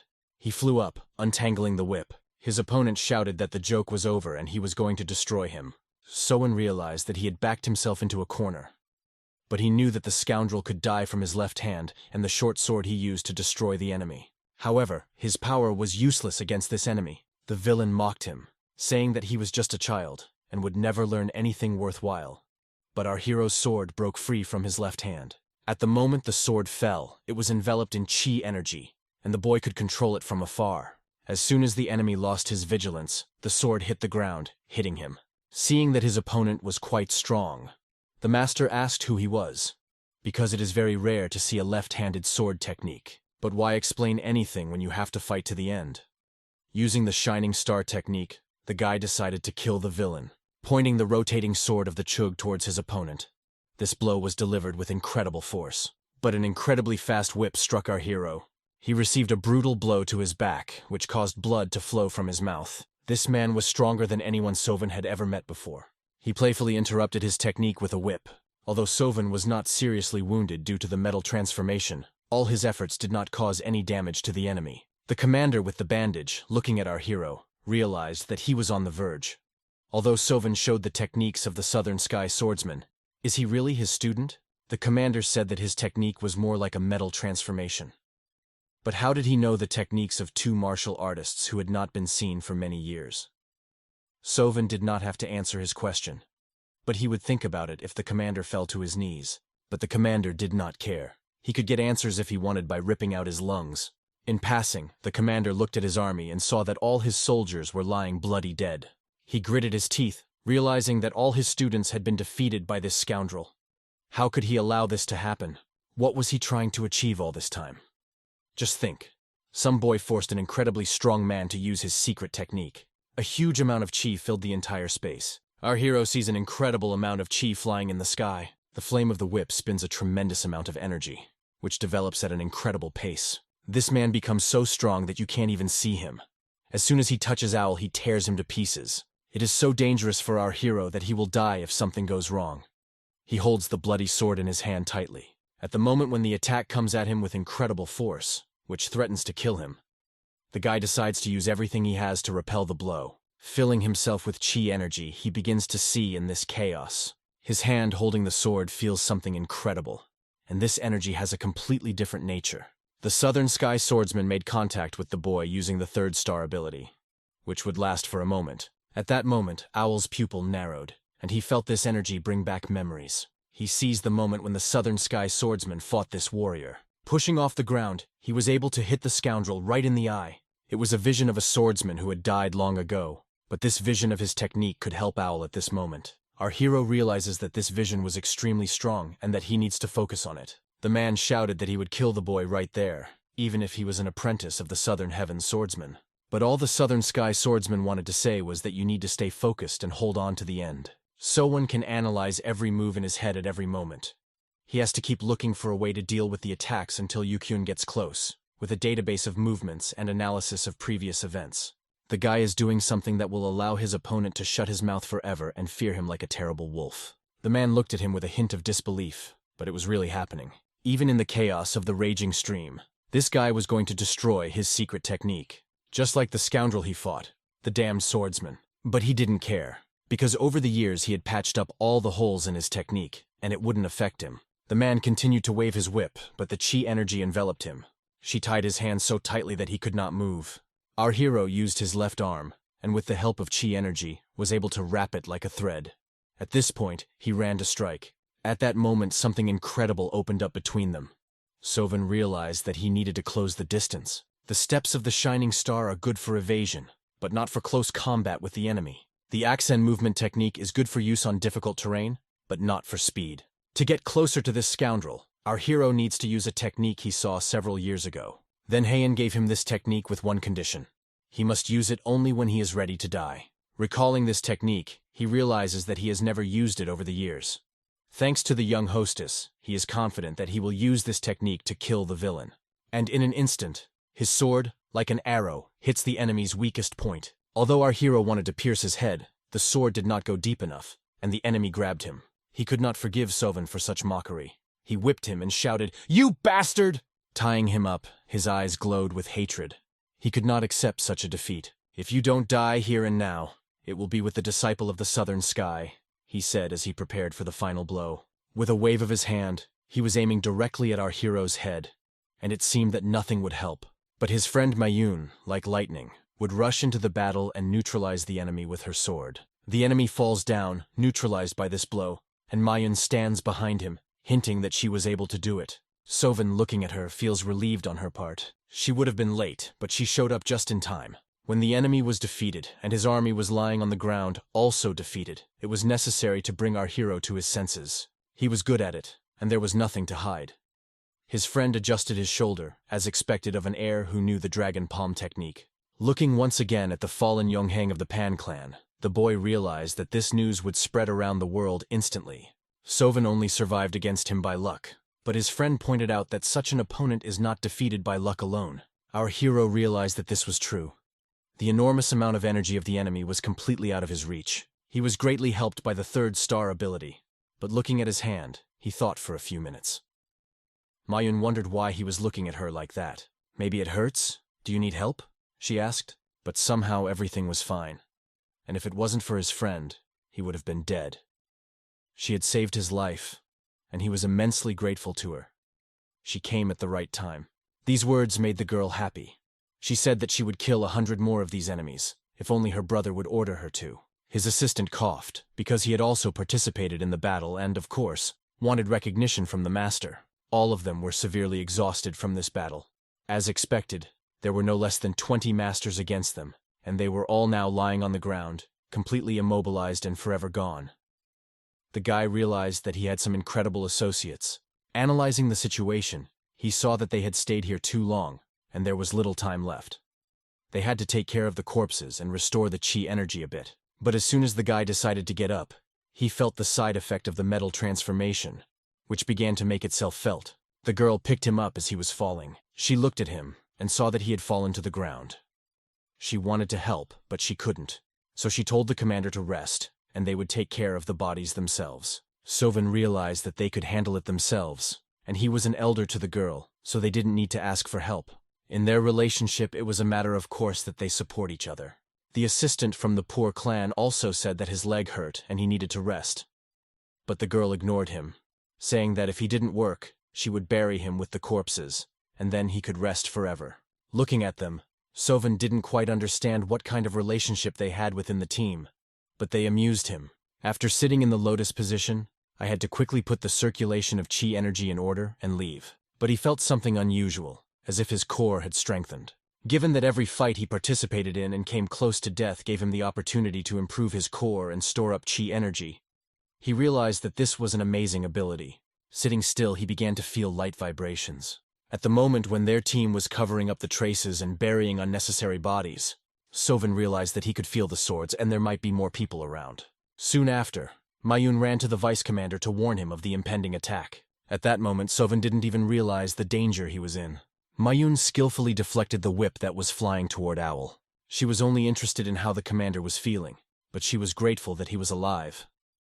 The boy from the poor clan did not realize where they were. They didn't give them a break at all on this hike. It looks like there were two separate groups, and these were obviously watching the other area. Looking at them, he realized that they had no choice. No one said that enemies would appear when they were in good shape. The guy who came with his army could not understand how they could harm their master. He promised that he and his army would take revenge for the master and tear these scoundrels to pieces. But something incredibly large jumped from the sky to the ground, and the ground beneath it cracked, saying, "Not so fast." This giant, smiling, said, "You have done so many things, especially problems. How did you manage to kill the rascal of the Pan clan?" Looking at this giant, our hero realized that he had heard this laugh somewhere before. One of the squad started shouting, "You rascal! Get out of our way!" The boy called the giant a pig and threw his whip at him, trying to neutralize him. But the giant quickly grabbed the whip with his huge hand and smiled, realizing that they were not his level. He pulled the whip so that the weapon flew out of the enemy's hands. The amazed enemy looked at the scoundrel and did not understand where he got his strength from. This huge, pumped-up man began to take off his mask, shouting, "How dare you!" "To bite on my student's life," said AK Jong. It was just an incredible thing to say on his part. He swung at the enemy and destroyed him with his fist. The force was so great that the enemy was smeared on the ground. The team, watching their commander being killed, did not know what to do. The eccentric AK Jong, the fourth elder of the blood cult, arrived, and he was unrivaled. He was in great shape and was eager for the toughest possible battle, as life at home was difficult, and he was in the mood to smash some goals. We move on to the blood cult's hideout in the northeast of the province. There were many famous people in this tavern, and the twins, along with their assistants, were going to the meeting place. One of the twin brothers, Beck, walked along and rejoiced in the thought that Soven was not even close to this place yet. They were given 2 weeks to become representatives of their family, and in just 4 days. Beck was sure that this time the teacher would definitely praise him, and then his importance in the cult would increase. And the girl Mayun would beg to become a disciple of this Beck, and these thoughts pleased his soul. The guards greeted them and asked them to confirm their identity. To confirm their identity, they showed their signs, and were let through without question. Beck assumed that Vice Commander Soven Hui was not here yet, as they had come quite early. When one of the men asked if the commander was there, he unprecedentedly replied that he was. With his arrival, a great deal of noise was made. As Commander Soven Hui and his subordinates, they did not come empty-handed, but with the head of the Pan clan, Yongheng, which was just incredible news. When Beck heard this incredible news, he almost fainted. The rumors spread quickly, and soon rumors spread through the city in Gujoy Wiskenzo province that they had both successfully become representatives of their clan. The witch and the master reacted with joy because they had done a great job. However, when rumors about Commander Sowen Hui surfaced, the Yiyan clan requested an investigation into the events in the dark proximity. This threatened their entire plan, because if they accepted the request, there could be problems. They had to do something, but their spies found out that the request was from Konyan. On the way to the shelter, the vice commander encountered Yongheng of the Pan clan. The masters realized that he was just an incredible warrior who had no equal. However, why did he confront these guys if there was no conflict with him? Heian wondered. Perhaps to participate in Murim's tournament, Suwon Hui now presents himself as an apprentice to the Southern Sky swordsman. Everyone knows that Yunhen lost his eye in this fight, attacking someone whom even a high-level master could not defeat. Did Sovan really manage to beat this master? It was just incredible and hard to believe. But this master's head was indeed on the table, and Sovan defeated him despite the incredible strength of his opponent. But how did this happen? The old man assumed that the fourth elder had interfered. However, the truth was that when they arrived, Yunghan and his students had already been defeated. It turns out that Sovan killed him. From what I heard, the vice commander outsmarted Yongheng when he weakened his defense. The guy risked his life and miraculously managed to win the battle. It was just incredible news. The witch realized that he was really a fool for putting his life on the line. The masters assumed that Sovan was wounded and his team was dead. But fortunately, a servant reported that everyone had escaped with minor injuries. If the fourth elder had not arrived, the situation could have been much worse. The fourth elder wanted to tell the advisors that he would spend the remaining days before the tournament recuperating. This is a wise decision, because it would be bad if the elder did not arrive at the tournament in the best shape. Given the situation, advisors will still have to recognize that Sovan is a very skilled and capable guy. Heian said that if the servant was done with the calculations, he could pick up the head and take it back. The counselors agreed that this was indeed an impressive achievement, and allowed the servant to take Yongheng's head away. But the fourth elder had one more mandatory message for her. The council would have been better off recognizing the removal of the head of the Pan clan as a personal achievement by Sovan Hui, and promoting him from commander to senior commander. This was the message of the fourth elder. Upon hearing this message, the council was amazed, as it was unusual for Master A.K. Zhong. We move on to Ansan Province, Wuhu County, to the town of Tai. There was complete chaos there. Some ninja had slaughtered all the soldiers who were lying on the stairs at the entrance to the temple. The red-haired girl looked at the moon, which was unusually bright tonight. She smiled, telling her opponents that today was a great day to die, and asked if they agreed with her. However, she realized that this man, being tied up, could not talk to her, but she did not want to deprive him of this opportunity. She took him by the head and asked him again. "You're obviously strong enough to conquer even me. I want you to accomplish a feat for me," she said. The last time he saw her, she asked him to do it for her. Using her demonic energy, she punctured his left side. "You should have agreed earlier. Then you wouldn't have suffered so much," she said. When she left, she gave him 3 more days to fulfill her order. Soon, her warrior approached her, and the red-haired woman asked if the mission was completed. He replied that all 5 had been successfully destroyed.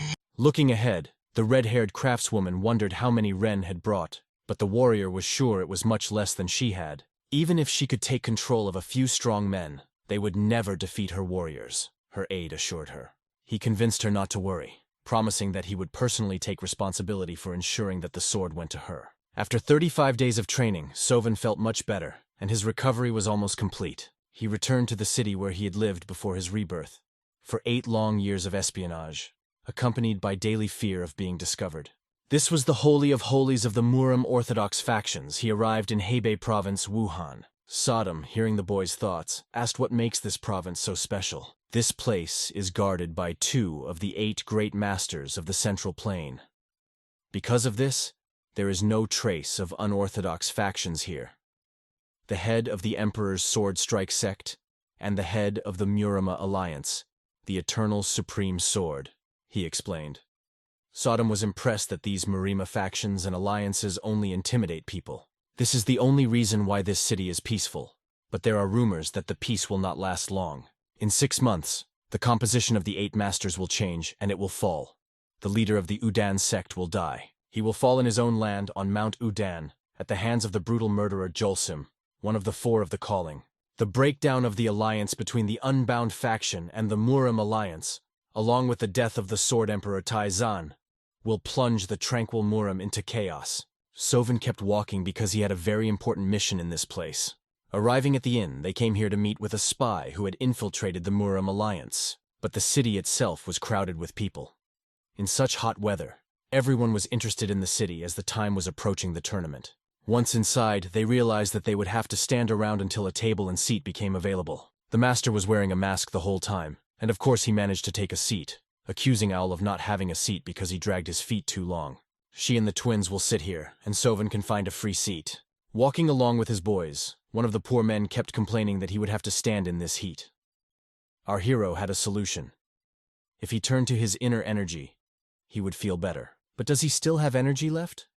Who would even do this just to cool off? Mayun used her energy in this way, and thought that the guy called her an idiot. She quickly knocked out a guy from the poor man's sect with a kick. As he approached our hero, one of the men noticed that there were no free tables and offered to sit down with him.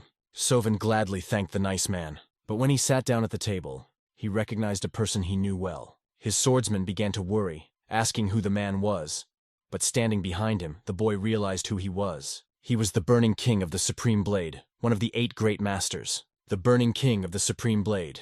His chi energy was just incredibly strong, and by chance they met. The Burning King of the highest blade, Jin Kyung, did not belong to any orthodox sect or unorthodox faction. He was well known throughout the world as a man of principles and authority. Jin Kyung was someone who did not tolerate any injustice. But why is he sitting here? According to the information our hero knows, Jin Kyung has never been interested in holidays. So what does he do on the eve of the tournament? By the look in the owl's eyes, Jong Kyung realized that it recognized him. Rising from his desk, Jin Kyung looked at the boy sternly, wanting to understand how he knew him. His team even got a little worried and asked him who the guy was. When they asked, our hero replied that they had not met in person, but once he managed to see Jin Kyung from afar. But if they hadn't met, why doesn't Jin Kyung remember him? When he heard this question again, he didn't know how to answer it, and perhaps Jin Kyung already suspected him of lying. It cannot be ruled out that a master of such a level as Jin Kyung can read the chi energy of all the people around him as if they were in the palm of his hand. Finding himself in a difficult situation, the young master wonders why he has to deal with it now and make sure that the master does not interfere, as if he can call on force. And of course, this will not end well. Remembering his life, the Burning King of the highest blade at one point competed with Hakchan and cut off his arm. It was so painful that he can't help but worry knowing it could happen again. In addition, if they got involved in the conflict, there was a risk of complete failure of the mission. They could be killed, discovered, and it would be an extremely dangerous situation. He strained his brain and started thinking. Finally, he said, "You can't recognize me because I saw you on Lake Daunting, and you remembered me in that crowd of people. It's impossible that you could not remember me. The King of the Burning Blade does not remember Lake Daunting. But if you recall, the young owner said that about 5 years ago Jin Kyung was with his family at the lake, where he taught a lesson to the unorthodox freaks who tried to kill his family. He was also there with his father and witnessed their battle. The King of the Blade only asked him his name, because if he was there, the boy was already hoping to be deceived by introducing himself as the head of the Shi family of Yan, and the boy's name was Seo Ik Hong. The old man, hearing his name, remembered that if his name was that, he would be from a famous clan. In Jin's mind, it seems that he was mistaken when he thought the boy was a disciple of the man at the far table. Looking around, Sowoon realizes that, as expected, he has quite a keen sense of smell, and he even noticed that Hikajong had noticed him among the other guests. No jokes are good with this man. The guy started lying again, saying that he was his father's friend. He said that he was nicknamed the Golden Boar, and that such a man really existed. But he met his death, and now AK Jong is using his identity. The old man across the street took him at his word, realizing that the village of Yin was quite far away, and if they had traveled all that way, they would most likely take part in the tournament. Smiling, our hero confirmed this. Then, perhaps, the old man said that he would have to fight against his grandson. It was insider information that Jin Kyung's grandson would participate in the tournament, and now he has just arrived. As he came, he smiled, knowing that he had fulfilled his grandfather's request by paying for the meal. He was the grandson of the Burning King of the highest blade, Jin Yong. It was quite difficult for him to find the restaurant owner among such a crowd of people. Owl realizes that the Burning King gained his name and fame through his sword skills, and he sees that his grandson undoubtedly has those skills as well. It will not be easy with such an opponent. Judging by the aura emanating from him, he was at the peak of great skill. If our hero was going to defeat him, he would have to use the enemy's core energy. But he expected nothing less from someone who inherited the blood of one of the 8 strongest masters. Sitting down at the table, the grandson asks the old man who these guys are next to him. The boy greeted him, introducing himself as the 3rd son of the family named Unfi. In response, Jongyong also introduced himself and expressed his respect. Looking at our hero's colleague, Jongyun decided to ask her name, noticing her presence. The girl didn't like the guy and didn't want to talk to him, but she had to introduce herself. As she came closer, she said her name was Moyun. Our beauty replied in the same manner and turned away, addressing another person. After exchanging a few words, Jongyun decided that her manners were simply awful. But how could he look down on her brother, he thought to himself. It was incredibly tactless. They didn't even look at each other, and now they turned their backs. The guy wished she had at least a little bit of an understanding of the atmosphere. But soon, a cruel blow hits John's grandson out of the blue. No one understands what just happened and why he was hit out of nowhere. Our hero watches and does not understand whether he has imagined what has just happened. But the master sits there, realizing and saying that it seems he brought up his grandson too softly, and it's his fault. Since he is his only grandson, he apologized for him, hoping that he had not offended anyone. But how great is the inner energy of this master? He was able to send a person flying by just splashing a little alcohol on him. Even a few drops in his hands can create an explosive wave. The master's stern gaze fell on his grandson. He ordered him to apologize to Action for his rudeness, and Action quickly apologized to him. Looking at him, he doesn't know what to do with him now. Although he apologized, it was insincere. He was forced to do so by his grandfather because of his rudeness. But our hero decided that this was a great opportunity, and he would play with it for a while. Having said that he understands everything, he is simply not smart enough to deserve his attention. He is not offended by him, just concerned that in the eyes of others, he does not represent his family's honor well enough. He reproaches John for disgracing his grandfather. Hearing these words, the grandfather decides to teach his grandson a good lesson before he enters the tournament. Our hero was very interested in how to use his intolerant character. At this moment, when Master John's grandson is about to leave, Owl wishes him good luck and to take care of himself if he is going to leave. In turn, this boy also wanted to achieve good results and quickly ran to his grandfather, because he was already angry. Soon the master's vibration reached the boy, and when he asked who it was, he replied that the Burning King had left. He calls it nothing special, apologizing that it happened unexpectedly. But you shouldn't take it to heart. He understands everything and what I was thinking, fearing that a fight could break out between them. They must not forget why they came here. Soon a spy enters the tavern, surrounded by his friends. His name is Do, and he is a first-class spy for the cult, which has been embedded for 9 years. This spy has been here for a long time, and he is aware of all the activities around him. A conversation with him can reveal a lot of interesting things. He approached our hero and asked him to sit down, as the table was already free. How could he not know him? In his past life, the best advice he had ever received was from him. Then he said that his training as a spy was complete, and decided to pass on one more lesson. No matter how good or bad the spy is, the last moments are the same for everyone. He shouldn't expect anything incredible. He still can't forget those words, because they were so accurate and right. At the table, the spy said the final phrase. Now, through me, you will learn the details of the mission. But one of the men is jeopardizing the mission by getting nervous and looking around. If Beck doesn't stop doing this, he'll attract attention and they'll be exposed. Our hero realizes that if someone in the audience were looking for a spy, they would be immediately exposed because of him. At night in the mountains, John trains his grandson, the moon illuminating their path. Grandpa shouts loudly, "Who let you fall off your feet?" He orders him to quickly get up and fight, although the guy is trembling. But he falls off his feet and can't get up off the ground, which irritates John a lot. An old man appears and asks him not to judge the boy too harshly, because he is sure that the boy did not mean it. He wondered why the boy, who was much stronger than the third son of the family, was standing behind him. In this case, he deserves even more punishment. The old man claims that he had no doubt about recognizing his opponent's true strength. Was he the only one of the three who realized that the young man, the third son of the family, possessed a power much greater than it seemed at first glance? John, crossing his arms, declares that if he and his grandson hide their swords, he will not even claim which of them will win. We return to the outskirts of the district, where the person responsible for the details of the plan has chosen a place to meet. All the rooms in a nondescript hotel were booked for them in advance.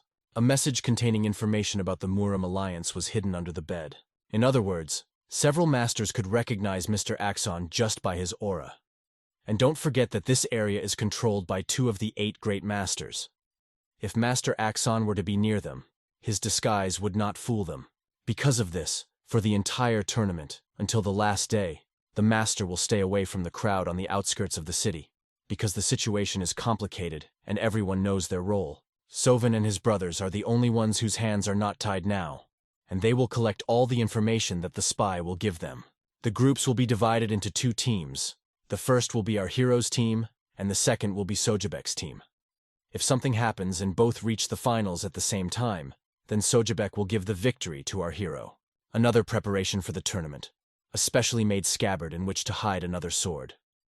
10 days before the tournament begins, Owl needs to do something. On the outskirts of the city, known as the heart of the Marima Alliance, every craftsman will feel at home, as various blacksmiths and craftsmen are gathered here. Selwyn came here with the confidence that everyone who has ever seen the Southern Sky Iron Sword Tournament knows it. Even those who personally knew the Southern Sky swordsman would recognize his technique if they saw his sword. He does not yet bear the signs of a follower living in a damp cave. This guy is cleaning a sword.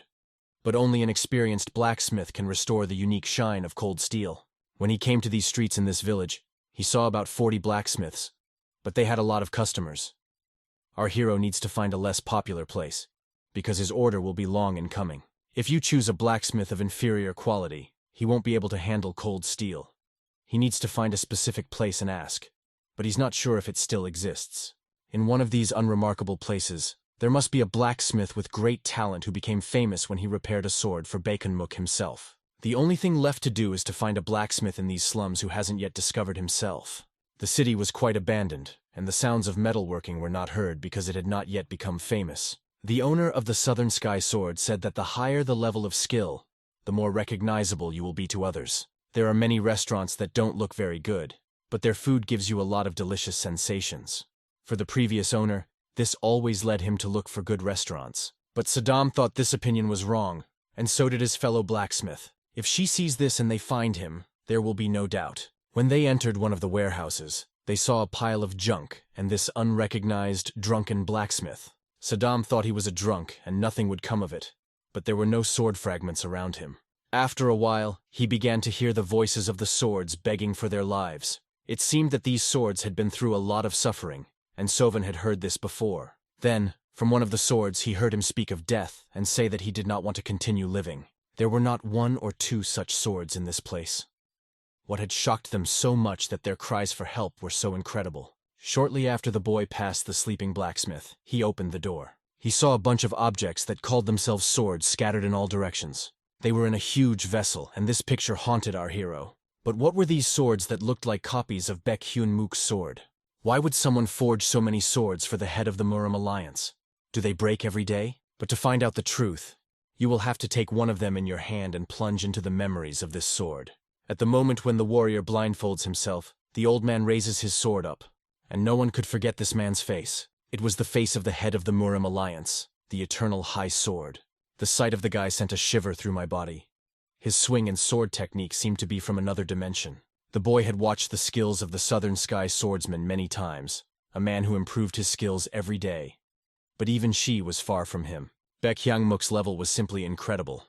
His swordsmanship was of a completely different level. Holding the sword in his hands and testing it, the head said that the sword was of excellent quality. But when the blacksmith asked whether he was suitable for him now, the head of Murim replied that he was not yet. Holding the sword in his hands, he put 2 fingers to it. The incredible power of fire began to corrode this sword. The sword was burning right in his hands, and the blade was saturated with incredible hot energy. The sword screamed in the hot fire, falling apart. The ruler simply destroyed them, sparing no one. But why didn't he like it? He forced this blacksmith to remake the swords over and over again, causing them pain. And our hero realized why he did it. Baek Hyun-mook's aura was filled with bloodlust, although it was not clear what had happened. The influence of his kui caused the swords to malfunction. They were crippled right after they were created, and it was not a pain that could be lived with. Taking this stumpy sword, he began to stroke it and asked not to blame himself. It was not his fault. This stump, a sword handle, thanked him for his understanding. Saddam could not understand what was happening, but suddenly the sword turned to dust. Soon Sovan felt that a blacksmith was standing behind him. The guy turned sharply to the blacksmith, aggressively reacting to his appearance, and said in defense, "I did not want to break your sword, but taking the dust of this sword, the blacksmith said he would pay him. He asked me to do the same with all these swords," pointing to a large, bulky trash container full of swords. The blacksmith poured his heart and soul into these swords, but now they are unusable. He wants the boy to give death to his creations, because he simply cannot do it himself. Now it is clear why this makeshift incense burner is used to purify the souls of the broken swords he created with love. Looking at the blacksmith, Sovan noticed that he looked like a swordsman, and perhaps it was time to work on his sword as payment. Pulling out his sword, he showed it to the blacksmith, who appreciated the cold steel. It was a fine piece of work, though a bit complicated. and the blacksmith said it would take 5 days because the scabbard was not too big for this sword. Such a beautiful sword, and in this condition it looks as if it had been lying in a damp place for decades.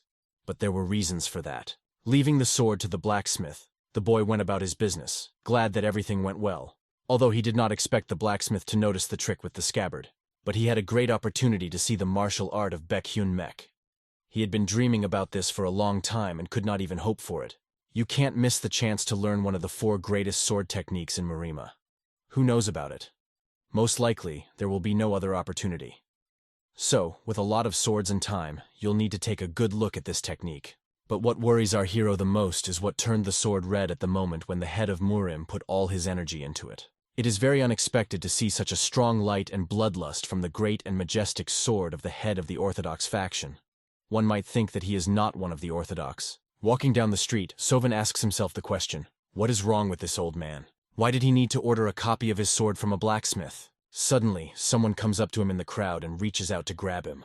The boy dodges this grip, but the man's other hand is rapidly approaching him.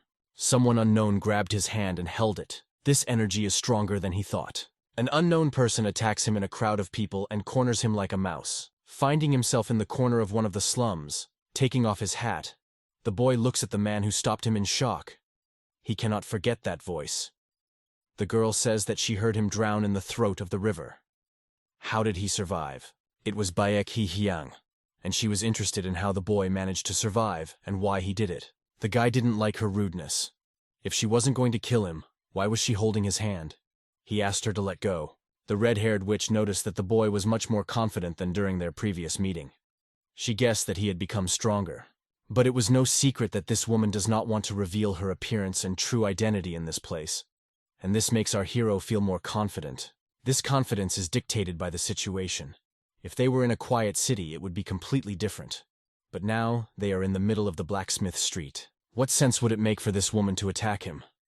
No matter how brave she is, it's unlikely that she would make a fuss here and try to kill him. After listening to Unkvi's words, the woman was interested in what an interesting guy he was, and said that someone like him had no place near that child. She gave him a chance to come to her side, promising to help him become much stronger. Or, if he stays with that girl, his future will be bleak. Looking at her, Unkvi realizes that she is trying to lure him to her side for a reason. If it weren't for that incident in the Valley of the Six Bloods, he would have definitely agreed to be on her side. It would have looked pretty good.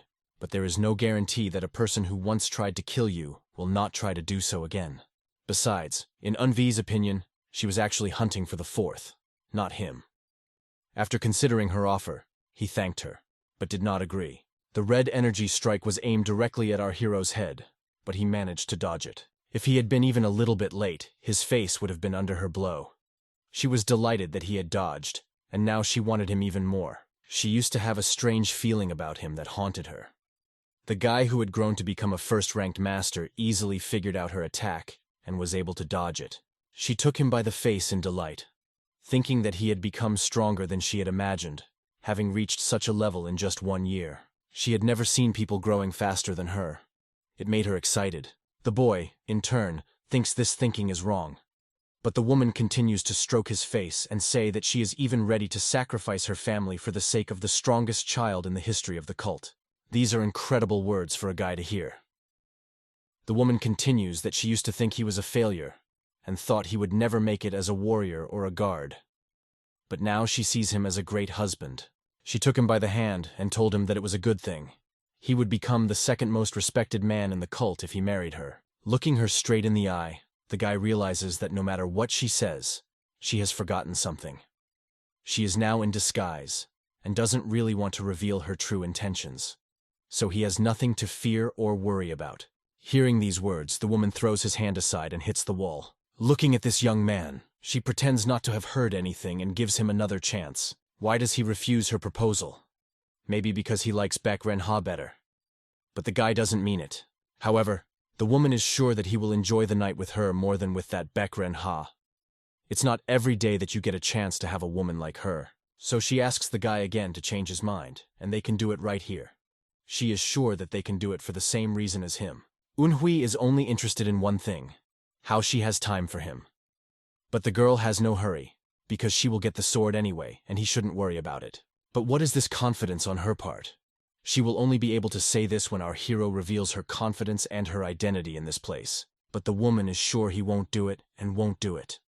He is not so stupid as to betray the internal conflict of the cult in front of all these orthodox bastards.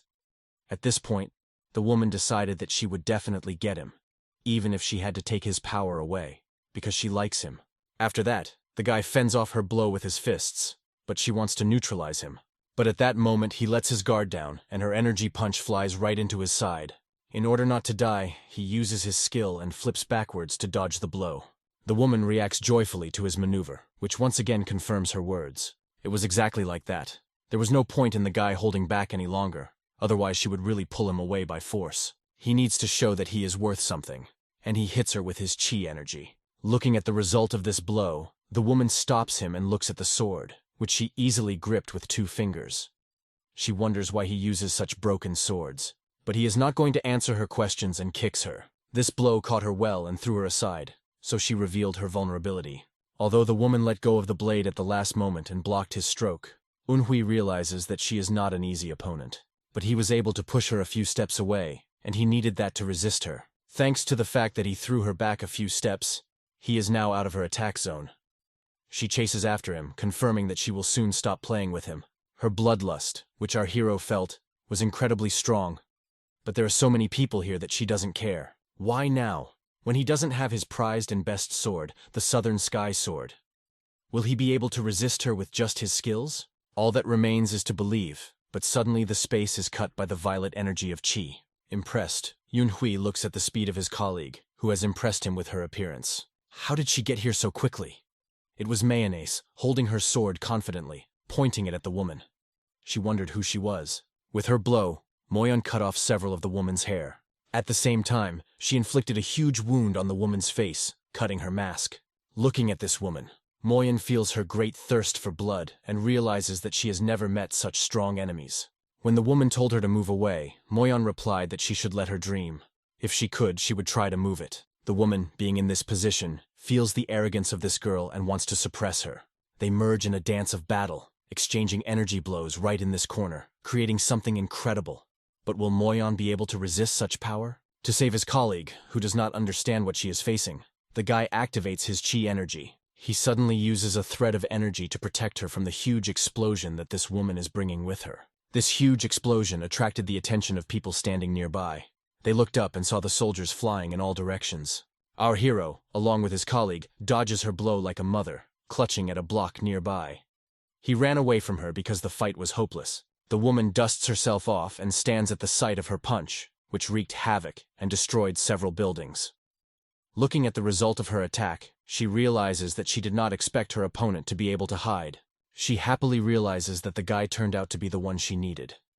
Even though she let him escape this time, he will most likely obey her. At this point, Sovan and Moyon hid a block away and managed to escape from this inadequate woman. Moyon turns to the vice commander, feeling warm in her heart. But what caught her attention? He held her by the waist, not even thinking that Moyon liked it. He thought about how he hadn't expected Baek Hee-hyang to show up in person. This was the worst-case scenario, and he needed to inform his master as soon as possible. Fortunately, the elder was at the hotel, and they quickly found him and reported what had happened. Before answering our hero, the elder thought deeply. If she reappeared without fear that her energy would be unleashed to the fullest, he would definitely feel it and come. His master, A.K. Jung, decided that the boy would not be able to escape it with his current level of skills. He couldn't agree more with this assessment. Even when he tapped into his innate energy, her aura and bloodlust were still intimidating to him. While taking a break on the playground, his friend reminds him to always walk with an escort. Although the elder said these words, the friend thinks he is being overly dramatic, because nothing has happened in 4 days. His friends were sitting on the benches, and the boy was walking around thinking. They were very hot in the sun, and one of them wondered what they would be fed today. When I asked Moyon what she thought about it, she was deep in thought. She couldn't get out of her head how our hero hugged her and touched her. She was mesmerized and thought only about it. All this time, the guy was liberating swords. This was the 75th sword he was using to gain experience. Using this sword, he realizes that he now has a huge database of information to try to apply the Baek Hyang Mook technique. Sodam, his faithful sword, congratulates him, because now one of the great techniques is completely his. But Unhui realizes that it is not completely his yet. It's nothing more than an imitation, and he doesn't know how to use his inner energy for this technique. Not only did he test the sword, but he also meditated, running it through his mind. He thought he was one step closer to a higher level of enlightenment.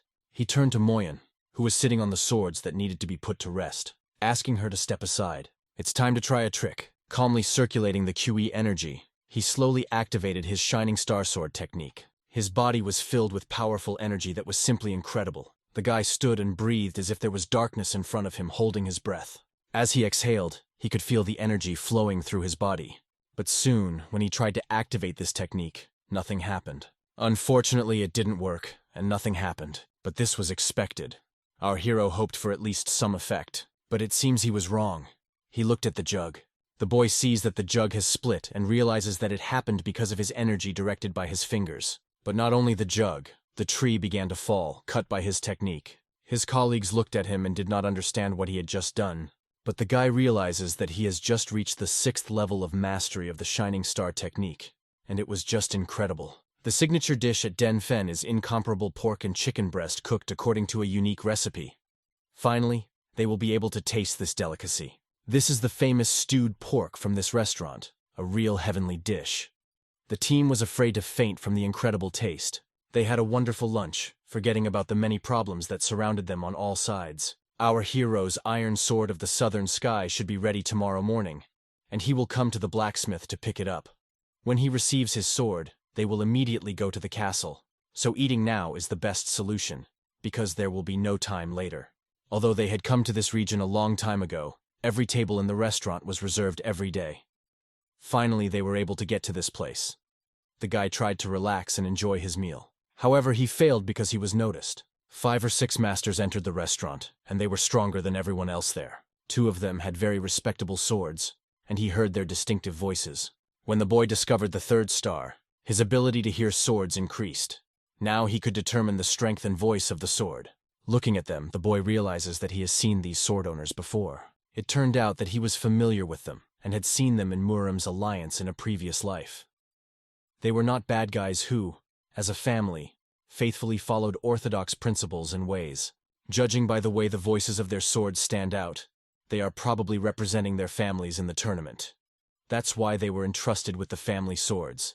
But what are such nice people doing in this place? Walking around the restaurant, they discussed something with each other, but also noticed a familiar face. The green-haired scoundrel laughed when he saw the so-called donkey from Luoyang. He was from Hainan province, the heir to a family that was part of the Muram alliance. They remembered a story one of them had recently told about a guy who had been kicked out of the So clan. It was him. However, Seoan had expected this reaction when he listened, and they greeted each other. The boy had gotten their names right, and they were amazed that he knew them. It would be strange if he didn't know them, especially since they used to laugh at our hero. But now, he will not give them that joy. In Ching Cheng's opinion, this young man went overboard with his compliments, but our hero realized that praise can be a powerful weapon in the right hands. These guys are essentially kind, and their emotions are easy to read. Sungun also greeted his colleagues, introducing himself from his clan, and was sincerely happy to meet old friends. All the boys reciprocated by introducing themselves and telling us who they were. When asked how he knew them, he put his hand on the shoulder of his fat colleague and said that they hadn't seen each other for a long time. But the moment the boy put his hand on the man's shoulder, the man got angry, indignant at why he considered them old friends. However, Seowan continued to enjoy meeting someone familiar in a distant place, and began to smile. Holding the man's shoulder, he quietly whispered to him, using a vibration technique, to smile too, or he would participate in the tournament with a broken neck. His friend, a green-haired guy, asked him why he suddenly stopped talking, if he had swallowed his tongue, which was very strange on his part. Suddenly, a vibrating sound from Seo Woon pierces the green-haired boy, causing him to fall silent. When asked who he was, there was a clear answer from his mind. If he dared to make a scene, there would be consequences. It was just a warning, and the guy continued to say firmly that participating in the tournament gave him a chance to meet such famous people. And his brothers are not feeling well, so he will represent his clan at the tournament. When his friends asked him what was wrong with his brothers, he assured them not to worry about them, and that they could visit his sister if they wanted to. My sister is a shame for the So clan, and it is clear that she cannot represent them. Even though his brothers could do well in the tournament, this girl had her doubts about Seo Un. But there was laughter at the table next to us. Mo Yun couldn't help but laugh. When asked why she was doing it, Mo Yun just said that it was funny to hear a stranger judge her older brother without even seeing his skills. His sister, Kang Hyun, who was still quite young, behaved like a child, her emotions easily clouding her judgment. She was angry with Mo Yun and asked her brother from the Murim Association to teach the brat a lesson, although she was behaving perfectly. But her husband, Jin Moon, stood by and did not want to get involved. He told her through his vibration that she better calm down, as this guy was not someone they should mess with. However, his wife began to incite him, saying that he did not mind his fiancée being humiliated in public. Although he did not want to say it, he did not know how to explain it. Like a cat and a dog, they quarreled with each other, and our hero was annoyed with these children. Looking at them again, he thinks about whether he should teach them a lesson. Soon after, a student named Jong Jong-un arrives, not expecting to see Seo-un in this place. Apparently, he was a student of the best swordsman, so there are students like that here now, including Yoon. But he can't even take advantage of the situation. Everything is worked out for the best, he realizes. This man introduces John Wee to his colleagues, stating that he is a student of the Southern Heaven swordsman. Seo added that if they did not know it, they now realize the connection between their school and the great master Hojo Dae. People who once laughed at him opened their mouths in surprise, not understanding how this happened. Whispers started in the bar because someone said that he was a disciple of the Southern Sky swordsman. It was unbelievable, and people felt uneasy. They expressed their respect for such a noble man, introduced themselves to him, and apologized for their rudeness. Feeling superior and noticing that he had become famous, he asked them why they had despised him, since they had recently talked about teaching him a lesson. Addressing them, he asked which of them would do it. They were completely terrified and did not know what to say. One of the men, Jack, said that people were waiting for him and he had to run, but they would talk later. Seo-un asked to say hello to any of their squad and was also leaving the establishment with his well-fed team. But his friends asked for takeout because they just wanted to have more. Of course, Seo-un allowed them to do so and told them to take food for the teacher and the twins as well. Soon his friends were galloping off, as they really enjoyed eating at this place. The food was indeed gorgeous. He had never tasted such food in his previous life, and now why not? He liked it. A little boy was running under his feet, apologizing and bringing him a piece of paper, asking him to take it. Who gave him the message, thought our hero. Maybe it's about our mission? But when he calmed down, he opened it and realized that it was not. The note read, "If you don't want to lose your sword, come to Forge number 1 tonight." That night, Seo-un hurried to a dark forge where a fire was burning. The oven was preheated for work. But why at this particular moment? Tools were scattered on the ground, and the guy realized that there had been a fight. Soon, ninjas in red kimonos appeared in the darkness. One of them confirmed that it was a beautiful sword, the very sword of the southern sky. Behind him in the corner was a blacksmith who had been cut down. Seo-un tensed at the sight. Who could it be? But a stranger came to deliver a message from a young lady demanding that he refuse to participate in the upcoming tournament. He was also to tell the young lady Bakrina that she had better surrender if she wanted mercy. If Seo-un understood him, then he had better think again, lest he lose more. With one hand, the guy distracts the opponent, showing that he has nothing, and asks him to calm down so that he doesn't do anything stupid. But at this moment, using energy, he wraps his sword around. He snatches it from the hands of the scoundrel, who did not even realize what had happened. Seo-un picks up the sword and realizes that the message is not from Baek Hai, and that the man's initiative is quite correct. With the sword back in his hand, Seo-un feels confident. He offers to return and continue the conversation on the question of what he said about the sword. Having wrested his sword back under his control, their dialogue acquired a new contrast. Yoon-hui looks at this guy and assumes that he can't see her because he uses a secret technique and wears a mask. His opponent kept his sword ready, preparing for battle. He wanted to convey to our hero that he should refuse to participate in the tournament. If he doesn't, the guy will make him pay right now for ignoring the warning. As soon as the guy showed his aggression, a huge energy force burst into his red aura and grabbed his face. Our hero easily nailed him to the ground and neutralized him right there. By hitting the acupuncture points, he blocked its energy. How can such a weakling who didn't even have to open the central core tell him such nonsense? His opponent was already on the ground and asked to unblock his acupuncture points, promising that he would be sorry if he thought he came alone, because his people were everywhere. And then Seo-un's team comes down from the building and asks the employee if he was talking about these people. Since they had already dealt with everyone in the vicinity and reported to their vice commander, they realized that these were high-ranking soldiers. The enemy had nothing more to say. He was lying there with a frustrated face. To make him talk better, we had to torture the scoundrel. After much torture, this boy introduced himself, saying that his name was Yo and he was the second disciple of the fifth blood star. Based on the situation, he is ready to answer all questions. He asked me to stop tearing his legs off because Mo Yun knew how to do it. Hearing these words, Mo Yun did not stop. She loved this activity. But Seo Un, listening to his opponent, analyzed the information. He didn't think that this person was involved in the plan, because she had previously said that she wasn't her opponent in the tournament, and had even offered to become her husband. Why did she suddenly change her mind and ask him to withdraw? Someone else is behind all of this. Someone who sees him as a threat and will benefit if Seo Un surrenders. Analyzing the situation, he sternly asked the boy if Bai Qihyang had sent him, and he replied that she had. He was ordered to do this by the elder, who told him to do it in secret from the young mistress, because she was only watching and did not want to harm him. Hearing these words, Mo Yun began to rage. How could he even come for the vice commander for such a pathetic reason, and began to tear him apart? Saddam also began to analyze the situation, because they had never even heard the name of this elder before. It turns out that on the orders of the elder, this guy went against the direct order of the mistress. And there was a reason why the first disciple sent him away. You know what's going on. Using a simple method, they forced him to answer, because he still had a few nails left. The boy told them that the guarantor, when he heard that Seo-un was going to become the young lady's husband, was terribly frightened.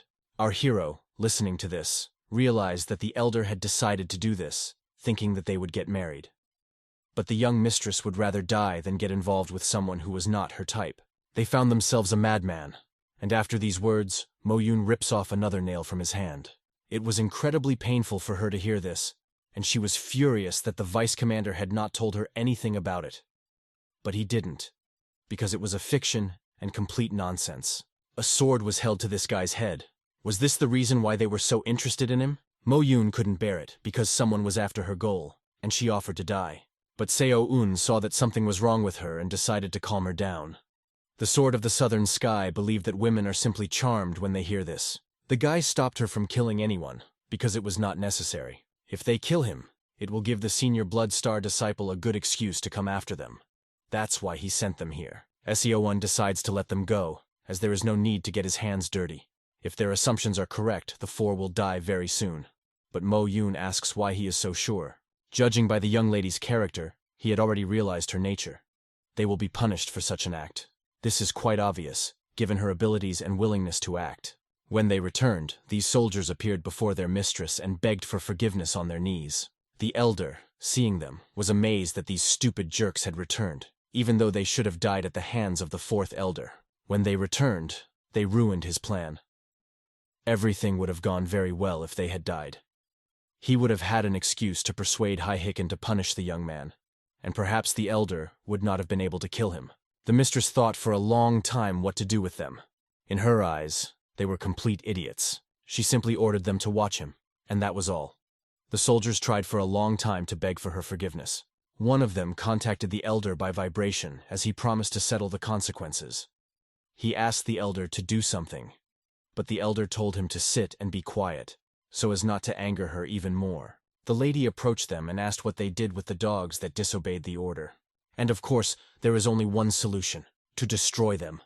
And in an instant, their heads are off. She skillfully destroys each of them, and only one survives. He asks the young lady for mercy, saying that he did not mean it. And at the moment when he wanted to tell the whole truth about the elder, suddenly the elder runs up and knocks him out. If he had kept his mouth shut, he would have survived. Kneeling before the mistress, she asked him who had ordered him to be killed.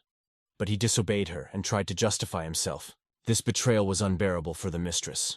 She knocks the elder out with a powerful kick. He flies to the side, his anger hitting him with great force.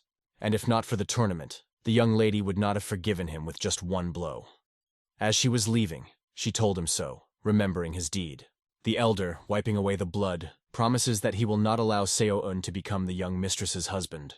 The next day, a lot of people gathered in front of the Marima Alliance castle. All the orthodox sects and clans sent their warriors to the tournament, with many attendants. Analyzing the number of people, Seo-un realized that there were a lot of participants from all over Murim, and he just wanted to get in. Brother Beck, looking at the situation, realizes that they need to wait. They are not from a famous family, although their clans, Johan Song and An Song, are quite famous. But their fame is nothing compared to the fifth great clan. Beck courts Mo Young. hinting that they will stick together and he will take care of her so she doesn't get sad. Passing by them were more famous clans, and one of their representatives. He walked so close to Mo Yun that he even looked her in the eye. He not only looked her in the eye, but also smiled as he walked forward. Mo Yun was so angry that she was ready to kill him right then and there. People passing by asked them not to obstruct the passage and to move aside. But this man, walking forward, noticed the young master of the Yangsu clan, who was with Mistress Mo Yun. He introduced himself as Mo and greeted the students of Southern Heaven, asking them to follow him as well, as he had been ordered to bring them without a line. Now Mo Yun, looking at the man who was laughing at her, felt superior. He was no longer so cheerful when Mo Yun turned her gaze to him. They exchanged a sneering smile that irritated both of them. Our hero did not like this sudden attention. Moreover, someone told them what they looked like and even gave the order to escort them away immediately. Such an order could only have been given by someone in the highest ranks. As soon as these guys went forward, they heard a shout from the distance to wait for them. They were twins Song Jabek and Song Hyun from the Johan Song clan, but the nobility did not know anything about them. He was not ordered to bring them in without waiting in line, and they would have to wait, which of course upset Joe Beck. The bull, trying not to show his disappointment, returns to the line. He does his best to hide his emotions, but his deep sigh reveals his condition. Watching his friend join the line, Saddam advises him not to leave him alone. It is hard to disagree with this, because support is important in any situation. Looking at his guide, the boy declares that these guys will go with him, and he will not go anywhere without them. This determination impresses the guide, and he has to agree to take them with him. A few minutes later, they find themselves in the Asura Heavenly Pavilion of the Morim Alliance. The guide tells them to wait here for a few minutes. This place was extremely beautiful. No matter how many times Sowen came here, he was always drawn to this beauty. At that moment, Peng Unjin of the Habuk Peng clan approached them and greeted them, asking how they were doing. Soundwee also introduced himself with his name, which many people had heard of. The main rumor was that he was the heir to the Southern Sword. Peng Unjin was looking forward to a great battle with Soundwee. He was thinking in his mind. He said hello, of course, but why did he approach them at all? Perhaps to attract attention and impress them, to prove himself. His comrades, watching, were extremely embarrassed by the behavior of their commander, Peng Ungin. The boy understood their shame. Beck, on the other hand, did not miss the opportunity, for he was honored to meet a man from the Habuk Peng clan. After introducing himself, Beck was also glad to meet him and expressed his respect. However, this man was not interested in Beck at all, and the only thing he did was look at him. Then he simply ignored him and walked over to his brigade, even though his soldiers were not happy about this idea. Beck was furious that he was ignored. For him, this was the height of rudeness. But Owen realizes that it was his own fault, because you should never interfere when people with inflated egos are talking. Moyu quickly got used to the place and discovered that there was even a garden. I wonder why they were given such special attention as the heirs of the Southern Sky Swordsman. He expected something like that, but he didn't think they would be given an entire building. His friend Jabek and his brother were given just a room, but it was quite spacious. However, it was nothing compared to the place that our hero was allocated. He is sure that if they saw where they were placed, this attitude towards them was very kind, but when everything is so good, someone is definitely behind it, and it remained to find out who this person was. Soon, a man came up to them and asked if they had put their things away and offered to help, but they had already finished. But together they managed to do it all, and this man asked for some time with him. The first strategist general wants to meet with the innocents personally. He was one of the highest. The strategist general is one of 3 in the Murima Alliance, also known as the Supreme Strategist General. He is the second most respected person after the head of the Murim Alliance. His name is Chigal Unman. His servant led them to the residence of the Supreme General. There was only one question in Owl's mind. Why does he need him? As he got closer, the Southern Skyblade could sense that there was a very important weapon inside. If even South Skyblade could notice this, the owner of this weapon was definitely not a commoner, for Chigal Unman was known as a fist-fighting expert. So, in addition to him, another important person was waiting for them behind that door, and upon entering the hall, they were greeted. His team introduced themselves to the strategist as warriors should. Chigal Unman sat in his chair, looking away. He asked these guys not to consider it rude. He asked the boy to show him the sword he was carrying behind his back. The Southern Skyblade had been wondering all along why the weapon seemed so familiar to him, because it was the Northern Skyblade. The general's soldiers asked the successor with the North Star Blade to come closer. Guak Hyun Jin was an incredible master, a candidate for the 8 Great Masters. His merits and fame were so great that he was believed to soon conquer the northeastern region. The same can be said of his successor, the swordsman of the southern sky, who also conquered the southeast.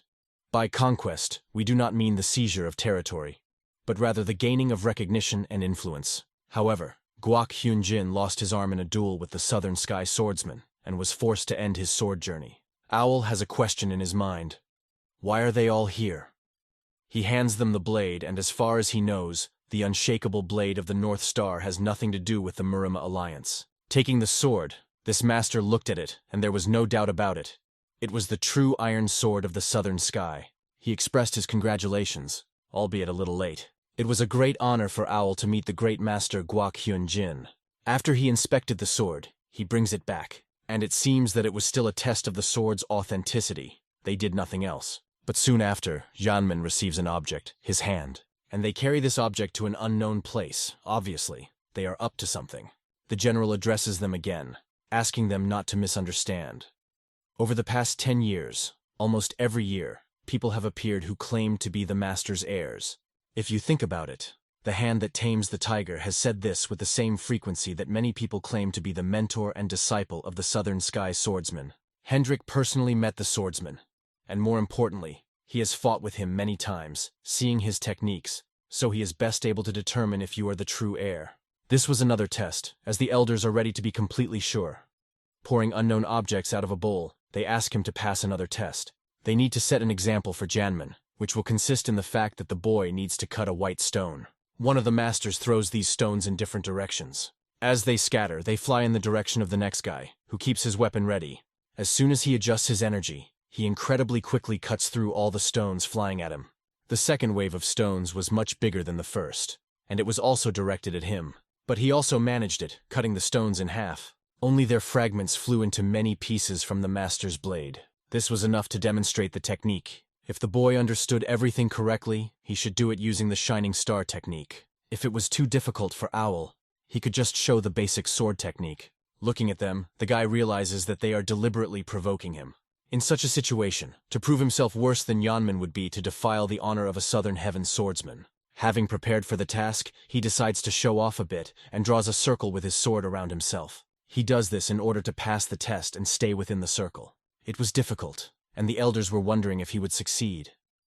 The first stone hits the boy. Using the technique from the Southern Sky, he skillfully cuts it. The next wave was much larger and was rapidly approaching him.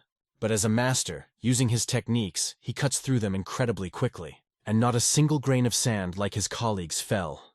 All were cut by the sword. Watching this, the elders were delighted. It was incredible. He really did not go outside the circle and completed the task. The successor also wanted the teacher to let him try, but his student did not understand. The boy throws the stones back instead of cutting them. Owl catches all the stones in his hand and cuts all the black stones at the same time. The master asked Owl if he could control his left hand in the skill. The answer was yes. He smiled, but it was a great regret for him that he had always hoped he would be a little better at teaching him than the swordsman of the Southern Sky. The heir apologized to his mentor for not being able to master the same skill as Sovan. But there is never anything absolute. There is always someone stronger, and this is the lesson he wants to pass on to his student. Sovan believes that this is exactly how the relationship between a student and a mentor should be. Not as rigid as he has with his mentor, who wants to destroy him every time he does something wrong. The master apologized for questioning our hero's identity at the first meeting, but it was a necessary measure. Just in case the guy has accepted it, he has no right to judge and blame a person who knows his master. And this master notices that he speaks exactly like his teacher. It was nice to hear. Soon the general enters the room. He was informed that the guy had not been at home for a year. The idea that a man with a damaged core would disappear and then return as a disciple of the Southern Heaven swordsman sounded incredible, and the general did not believe in this nonsense. But then, the best sword of Mount Hen trusts his words, but wanted to personally make sure that the guy was not lying. Listening to his words, Sowen realizes that even the best sword of Mount Hen was getting information from the general. In turn, the general also apologizes to the boy because he was unnecessarily rude. But, based on this situation, the boy is glad that he did not embarrass himself and did not disgrace his teacher. And it was great, in the general's opinion, that it all worked out that way. They can laugh about this situation over a cup of tea. The boy thinks that now he is no longer suspected. In the general's office, he asked how he became a student of his colleague, Mayun. Mayun responds with a prepared lie. He met him by chance while collecting medicines in the mountains. He tried to help him, despite the fact that he himself was feeling unwell. The master was touched by his sincerity and accepted Mayun. But the general was interested in how the swordsman of the southern sky was feeling. The answer was prepared. He is feeling much better. You don't have to worry. Soon, the general and the master began to communicate using chi techniques, telling the soldiers to leave for a few minutes because they had an important conversation. Watching the soldiers leave the room, they felt uneasy. Unhui assumed that they wanted to talk about something secret. No one else should hear this, the general declares. The guy tries to contact Unhui through chi, sure that if the problem with their mission is closely related to them, there will be problems. But then, what do they need to discuss in this room? The general had a strict point of view. If they failed, it was his teacher's fault. If he doesn't want to discuss it with them, he can leave. The boy realizes that if he leaves now, he will be suspected. He is now bound by the fact that he is a student of the Southern Sky Swordsman. Of course, he agrees to their offer, because he needs to listen to what they have to say first, so he doesn't interfere. Perhaps he will go afterwards. The general asks if he has heard about the battle between his master and the man with the golden eye, and the thought stuns Owl. After all, this is the man who beat the swordsman of the Southern Sky to a pulp. He kicked the Assassin King, the Flying Blade, and threw him into the river. This stranger with the golden eye. And they seem to know it perfectly well. Should the boy stay and hear more? At this point, the South Sky Swordsman asks the boy to ignore him because he doesn't want him to get involved with dangerous people just because of his feelings. The boy knows, and is more eager than anyone else to find out the truth. He values his two swords as his big family, so he encourages himself and asks to tell. The boy, holding onto the table, clenched his fist and told everyone that the master had told him everything. The general suggested that this might be due to his poor health. When he heard this answer from one of the primates, he decided that he didn't even need to invent anything. They have just answered his question. Looking around, the general and the master realized that everything had turned out just as he had said, and their guess was correct. But what was their guess, the young master wondered. Only the elders of the Murima Alliance know what they are discussing. Right now, they are only telling him this because it concerns the Southern Sky Swordsman, and they ask him to keep it a secret. The boy makes a promise to that effect. The general's phrase stunned the boy, because he thinks that the King of Blood has been reborn again. Saddam, on the other hand, was joking at the time because they were talking to their spy on the left side. But the time was not for joking. Is this man with the golden eye connected to the blood cult? The young host asks. Naming the names Unchengdu and Zhongje, the general asks if the boy knows them. Of course, he knows them. These are martial arts experts from the orthodox factions who are recognized as great masters. But, unfortunately, they are all dead, and they were all killed in different years. What does this connection have to do with anything? All the masters, and not just the Blade of the North Star, were infinitely strong martial artists. They held the future of Orthodox Murim in their hands, and all were defeated by only one person who destroyed them, taking all the secrets with them. Did the general know about this man with the golden eye? Our hero asked. He replied that when his master disappeared, it was just a guess, but the boy confirmed it. If there is such a favorable situation, the blood cult wants to weaken the Orthodox factions in order to fully revive. The man with the golden eye is probably connected to the blood cult, and that was their assumption. But the guy realizes that the blood cult is not involved, and there are very few clues. Someone thinks that the possibility that the four evils are behind this cannot be ignored. But the Council of Elders and the General are 70% sure of their conclusions. If the man with the golden eye is not connected to the blood cult, then what is his goal? They have been trying to track him since the loss of the hand of one of the masters, but he seems to have disappeared. Of course, it is very important to catch him, but we need to focus on the bigger picture. After the Great War between the Orthodox and unorthodox factions, they have gathered information and hope that the boy's heart will not flinch when he sees all the red dots marked on the map behind the curtain. All these points were bases of the blood cult. He had no idea they took up so much space. But does the boy know how many of their nests they've managed to track down? No more than 3. The blood cult is perfectly hidden from their eyes. And does the boy know what this means for them and their faction? This seems strange from our hero's point of view, but it is more than important. Asking whether information is somehow leaking out and whether there are any high-ranking spies in the Murim Alliance, the guy heard clever words. The general was not surprised. Everything was expected from a disciple of the Southern Sky. There are spies in the Alliance, of course. They found out that there were about a dozen of them. maybe even more. As in their previous life, they knew this from the beginning. Unlike a hidden and secluded blood cult, the Alliance is easier for a spy to penetrate. The General's advisor says that it is very difficult for them to catch all the spies, even if they wanted to. Even if they do, they will simply be replaced by new ones, and in that case they need new tactics. The guy offered to plant false information on them, to misinform the spies in order to confuse the plans of the blood cult. But after this phrase, the General looked at him very strangely for some reason, and the room fell silent. He was just trying to add something interesting to avoid suspicion. Why was the General looking at him like that? The General thought about it and decided to offer the boy a job with the department. Since he is smart and talented, the General will gladly take him on. Doesn't he want to become an apprentice to a strategist general? But this was too much for our hero. Before he could answer, the General shouted quite encouragingly, seeing that they still had young and talented people. And finally, he wanted to ask him for something. Although they, of course, completely bombarded him with questions today. Since life is more important to the Orthodox Murim, Moyen contacted him telepathically. She was experiencing emotions. The guy assured her that everything was fine, and they would be able to decide what to do when they heard him out. The General assured her not to worry. They would not ask him to track down the man with the golden eye. The request is related to a tournament he is participating in, because there is a high probability that a spy of the blood cult will also participate. And then it will be not just a tournament, but a survival tournament. But all these elders can't even expect and realize that the spy is sitting right in front of them. After that, the guy says that if you get a high place in the tournament, you can get a key role in the Murim Alliance. The General is sure that this is what the cult's spies want, and the other thing was, the tone of the information was such that the guy even got excited, but the General emphasized that in his opinion, it was highly likely that they had come for the sword of the blood demon. This left the guy speechless. Realizing the absurdity of this situation, he realized that they were screwed. The mission was as difficult as possible, but it became even more difficult. The mission was getting more and more difficult, because if the Murima Alliance finds out that the blood cult is hunting for the blood demon's sword, it will be much harder to get it back, and it was even harder for our heroes to think. Since he was in this place, it could help to gather more information. He suggested that the General not lower the security level. If the General wants to ask the guy for something, he should do it now. But according to the General, there is no need to worry about anything yet. But what does he mean by that? The fact is that the General is of the opinion that if a blood cult spy wins the tournament, luck will not be on their side.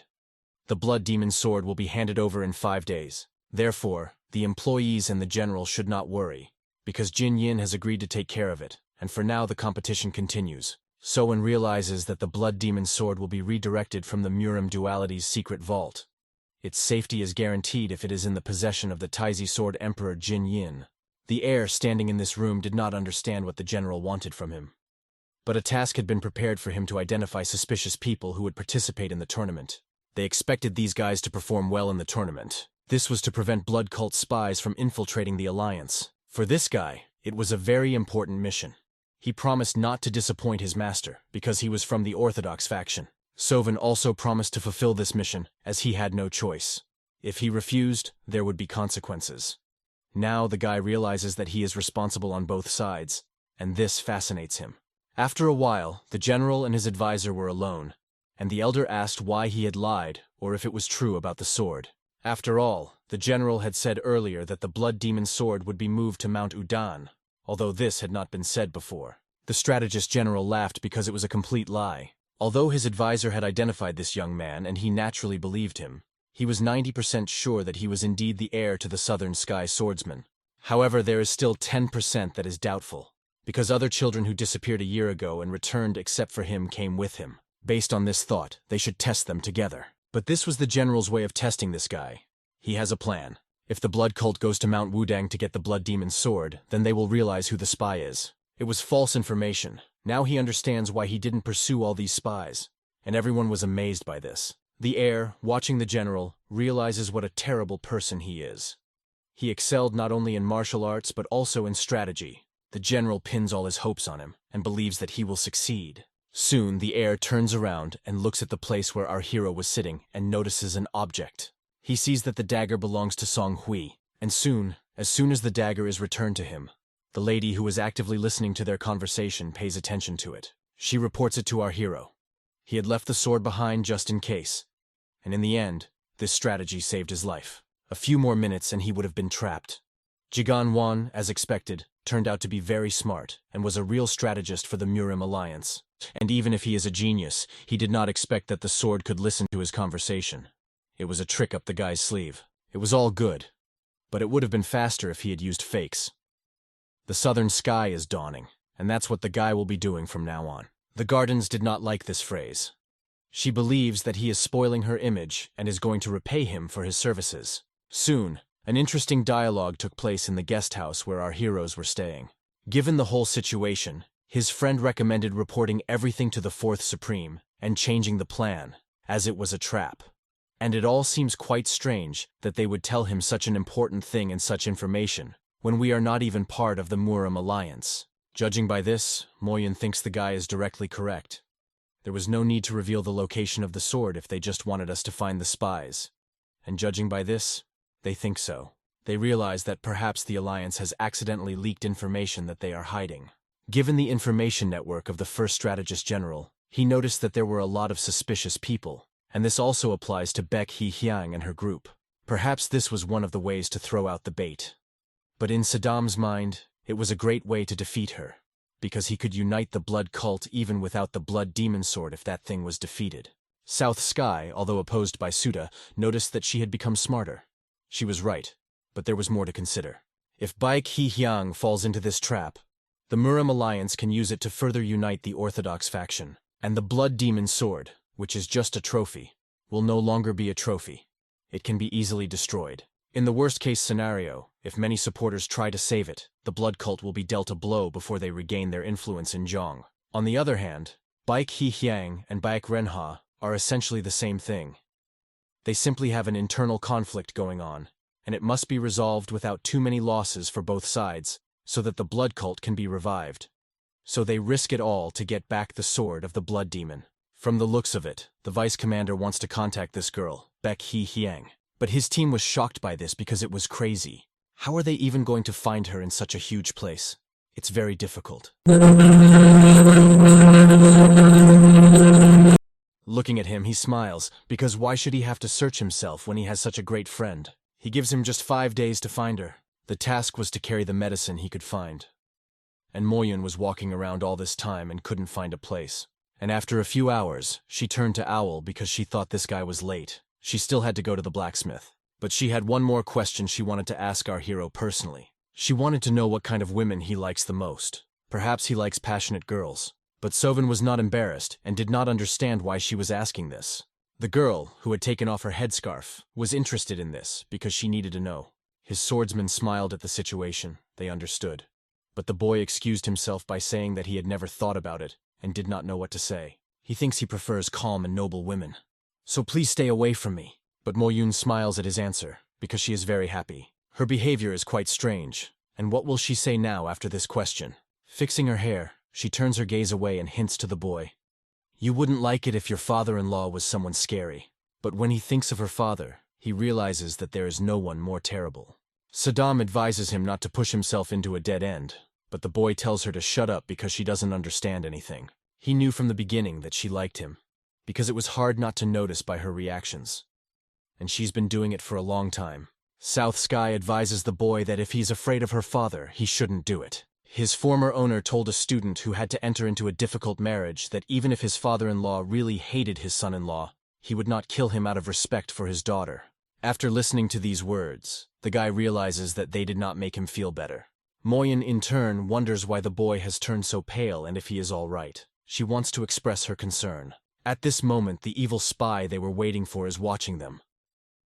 But Sovan never answered, feeling that whatever he said would be bad for him. Soon their colleague returns, and our hero suggests that on the way out of the smithy they should stop by to order some meat dishes.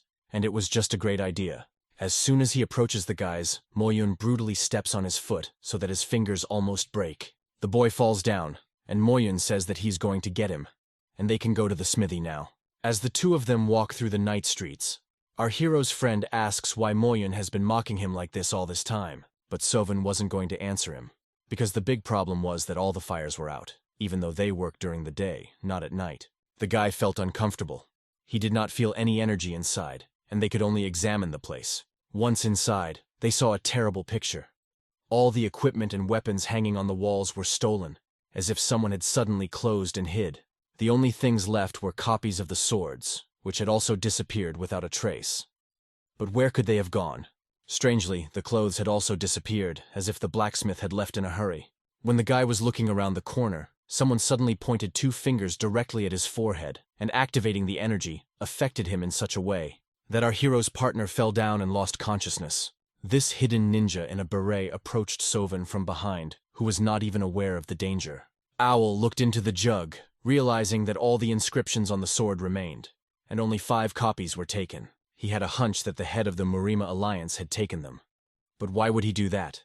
If he wanted to keep everything a secret, he would not have hired a blacksmith here. The boy feels the presence of someone behind him. He turns around and sees his partner lying on the ground. But when this happened, he didn't hear or feel anything. A voice behind him tells him not to turn around. Given the fact that the person is standing behind him, but he doesn't even feel him, what is such a talented master doing here? This man with his face covered was looking around. The guy realizes that he will die instantly if the man wants to kill him. But he told him not to turn around, and this makes him stand. The owl could escape by opening his central core, but he doesn't know what will happen to his partner if he runs away. So the guy decides it's all or nothing and swings his sword. But his enemy moves to the other side the moment he turns. The enemy says that he has noticed that Sovan does not value his life at all. Sovan in turn decides to strike again, but the enemy is so fast that Sovan can't even see him. He spins the guy around like a spinning top. And this enemy kept saying that, given his level, he couldn't even see his face. But using a clever trick, Sovan saw the silhouette of this warrior in the reflection of his sword. His opponent, when he looked at the sword, was amazed. Where did he get it? But soon everything is disrupted by an incredibly strong energy. And the guy thinks that he has succeeded.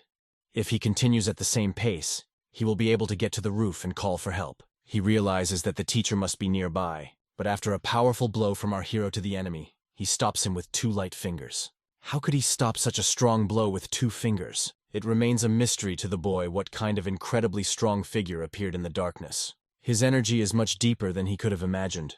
The fight looks like a game, not a real battle. With his 2 fingers, he took the guy's sword right in the middle of the fight, and it was the most humiliating thing for him. The guy just fell to his knees and breathed heavily after the blow. The man looked at his sword and saw that he was a disciple of the Southern Heaven. When asked how he knew him, the boy was surprised. But this man wanted to see him in person and threw his sword back to him. Despite the way the sword shook, the ground did not crack, and it was clear that this man was extremely strong. Just by how easily he controls the situation, you can tell that this man is a level above his mentor. The man orders the boy to take a sword and attack to try his hand. But in our hero's mind, thoughts of 12 other people who are so strong pop up. Looking at him, he does not understand his intentions. Does he just want to test him? Compared to him, he is just a child with an open central core. He has no chance to attack. Will it be possible to use the golden body and silver thread together? But there shouldn't be such a scenario. He had no idea how far things could go. This man uses his technique to pick up a board from the ground and cut it into a rhombic stick. He makes a sword out of it and takes it in his hands, making it look like a confrontation. He's actually going to fight Owl with this wood chip, and the guy better give it his all. This man may be an expert, but the South Sky Iron Sword is made of cold steel. The owner of Southern Heaven said that weapons are meaningless to masters of this level. He shouldn't relax. He needs to get into his form because he has no choice. The only way out is to pass his test by fighting him. This man looks at him and is amazed that he is able to release such powerful energy through his body. Pushing off the ground with incredible strength and amount of energy, the guy attacks him and realizes that he cannot match him in strength, energy, or technique. And this is just a demonstration. He is going to use his strongest technique. With incredible strength, Sovan rushes at his opponent, an attack capable of demolishing anyone, except for this man who is just going to confront him with a wooden stick. His energy envelops everything around him, including our hero's sword. He stops, frozen in front of the wooden stick, and realizes that the opponent has changed the direction of the tornado's energy with just one sliver. If this continues, his arm will turn the wrong way and fall off. But he will lose if it continues. Suddenly, a second direction of attack appears. The enemy turns his attack around.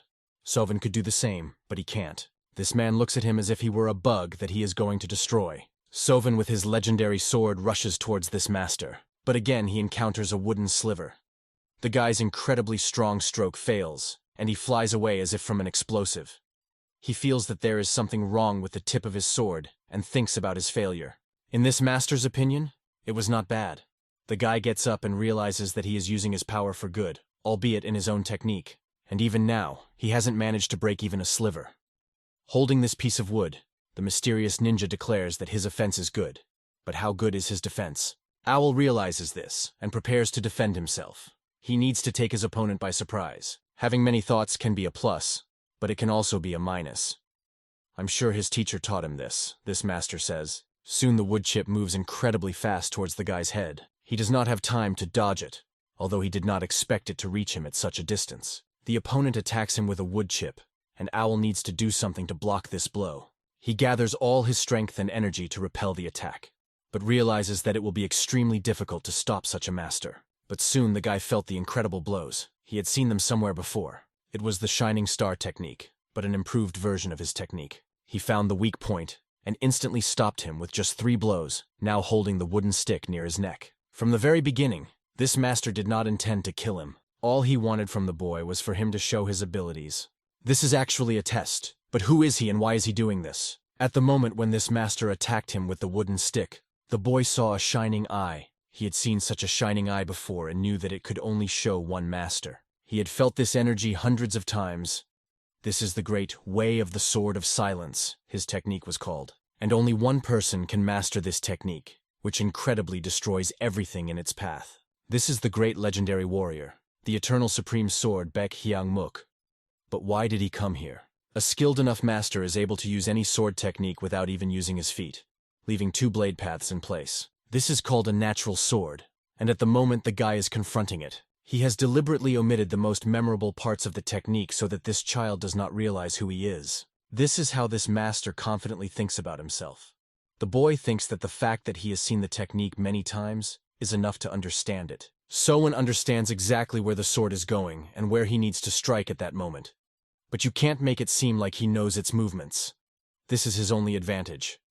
But what is the best way to use it? This master says that working with your head is very useful, no doubt. But as far as he can think in a fight, it is very harmful. The guy takes on the responsibility of no longer guessing and no longer going through options, but simply trusting his body. This skill should lead the guy to a result, because this man is seriously attacking him and attacking.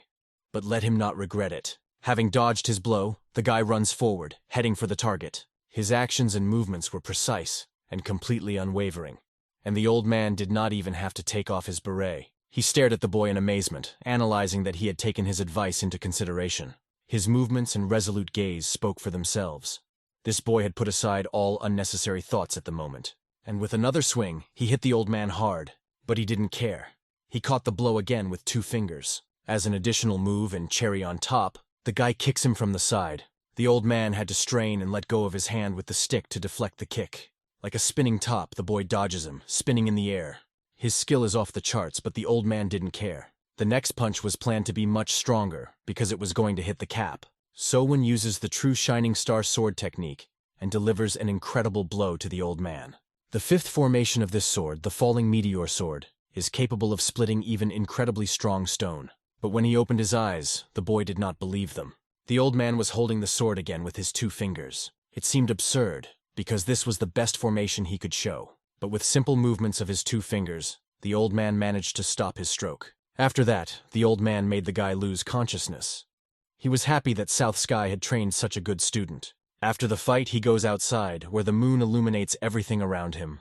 His men approach him and tell him that the blacksmith Shim has disappeared. The man orders his soldiers to find out who did this, but one of his warriors turns to him because he noticed something strange on the head of the alliance. He had a sword wound on his arm that was bleeding. His warriors were amazed at what their master had faced. They were ready to kill him instantly, if only he would order it. But as he looked at his wound, the old man realized that he didn't have to do that, as he had simply shown the boy his place, but had actually taught him a valuable lesson by turning this experience into an advantage. Telling the warriors not to worry, he remarked that, at this rate, the winner of the tournament was not obvious. The warriors had already guessed this, but now the elder said that seeing the strength of this warrior made it even less obvious, and I'm afraid they would have to try their best. Soon after, Chuan approaches the vice commander and asks what happened here.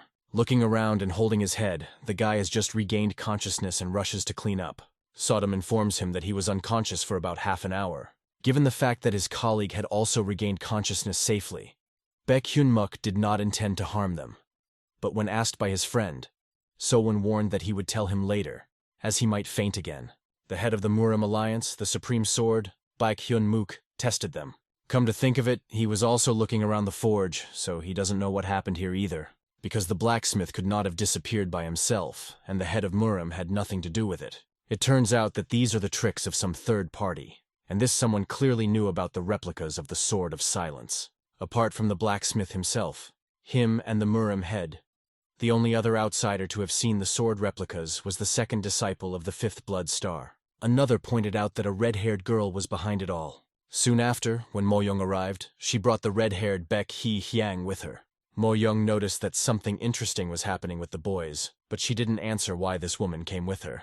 Why did these two come together? Baek Hee-hyang was only of interest to our hero here, because obviously, Mo-yoon brought this scoundrel with her without a mask. We go back in time to Feng Dung's restaurant, where people were actively gathering and ordering food. After she ordered 3 meat dishes, Mo-yoon was asked to wait a few hours for her order to be ready. Standing in the lobby, she noticed that the guys were staring at her. Why are they doing this? She thought. Because she didn't stand out in the crowd. She even suspected that something was wrong with her mask and began to worry. This made her very worried, and she decided to go up to the second floor to wait there. But as she walked forward, she noticed that there were some men standing there as well. Unlike the first floor, it was very quiet and spacious, and the people were sitting as if they were from the same clan. She walked forward and sat down at a single table, because the atmosphere on the second floor was completely different. Looking around, the woman ate a delicious dinner. But where did our heroine see her? She raised her hand, and the woman stopped eating, a sign for her warriors. Mo-yoon immediately realized that it was an ambush. She was surrounded by men from all sides, holding their swords to her throat. They recognized her as one of Eunhui's subordinates. Mo-yoon remembered something. The girl sitting across from her was Baek Hee-hyang. One of the soldiers, hearing her dare to say this, waved his sword over Mo-yoon's head to bring justice for his mistress. But as soon as he got close to her, she ordered him to lower his sword, even though he did not want to do it right away, because the girl had expressed her disrespect for her mistress. The mistress ordered him to put down the sword. As soon as the soldiers saw the expression on their queen's face, they immediately bowed before her. Mo-yoon noticed that the fragrance emanating from her was not at all like a man's, but Hee-hyang, looking at her, suspected that she recognized smells and had a very sensitive nose. Looking at her, Mo-yoon realized that she could not be a man, and through the thin trail, a smell that she would not confuse with anything else was coming through, the smell of blood. At this point, Hee-hyang agrees with her, because it's only right. It is very difficult for her to block out this smell, and she takes off her mask. She realizes that there is no point in it, since Mo-yoon has realized what is happening here. She has everything under control anyway. Hee-hyang smiled, even though she doesn't dislike this type of man. Hee-hyang swung violently at the girl and gave her a bloody blow. Her gaze just didn't like Hee-hyang, and she wanted to kill her, but her punch was blocked by a simple movement of her hand, and it shocked everyone in the room. Mo-yoon emphasizes, "Why, couldn't she have blocked the punch or something?" And this, of course, made everyone angry. Hee-hyang was furious that she couldn't kill this guy on the first punch and continued her claw attack. But Mo-yoon did a great job of counterattacking, for example, kicking the rascal's arm. Mo-yoon's kick was very strong, and Hee-hyang even had to dodge it because it was no joke. The Witch of the Blood Cult did not expect such a confrontation. But even if she didn't play with her, Mo-yoon would still die at her hands. A huge number of blows fall on Mo-yoon, who bravely holds on in this battle. Hee-hyang's warriors stand by and don't understand how this miserable monster Mo-yoon can stand up to their mistress. The red-haired woman finally got to Mo-yoon and took off her mask, curious to know who the bastard was under the mask. When she saw this beautiful girl, the red-haired woman was amazed that Sowon had been dragging around such a beautiful girl all this time. Her soldiers were mesmerized by Mo-yoon's beauty, looking at her. They could not understand how such a girl could be in this place. How could this beauty hide her face behind a mask? But Mo-yoon smiled and, addressing the witch, said that if she didn't want to lose what she had, she shouldn't come near her, because she didn't like it when someone tried to take away what she considered to be hers. Hearing these words, Baek Hee-hyang understood this girl perfectly, because she thinks the same way and takes everything she considers her own. She decided that Mo-yoon must have 2 lives if she was acting like this.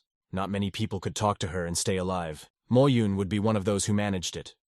Their laughter echoed in the air, and the witch liked that the girl was confident enough in her skills. It's enough to make a splash around here, and if she wants to test it, let her try. It would certainly be fun, but if the witch hasn't attacked her yet, it means she doesn't want to fight seriously. He Hyang licked her lips when she heard these words, because she liked the little bitch. Mo Yung joked that the witch was even interested in girls, but she definitely wasn't and wasn't going to play her games with her. Still, Baek Hyang had to say something to this girl.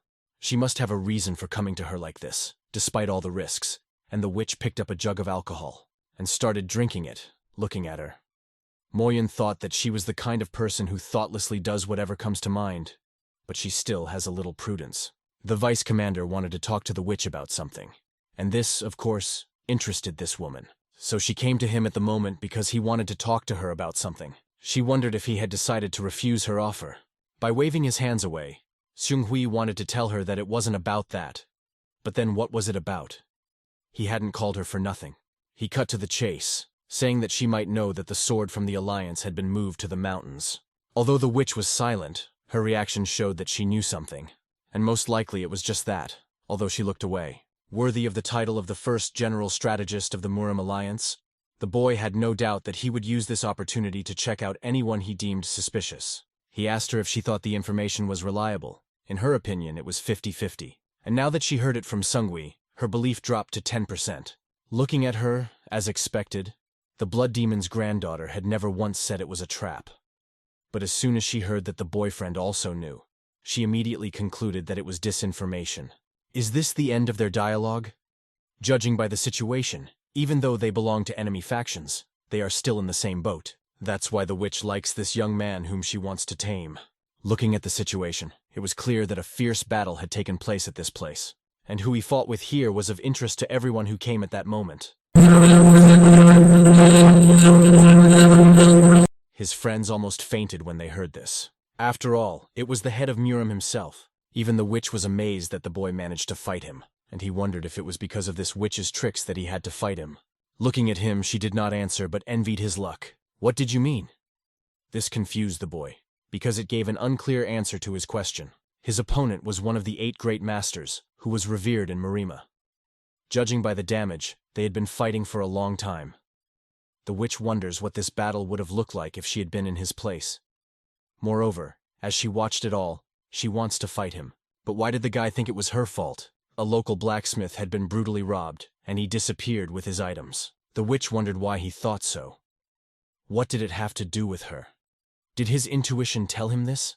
Exhaling, the boy told everyone what he thought. Not intuition, but circumstances.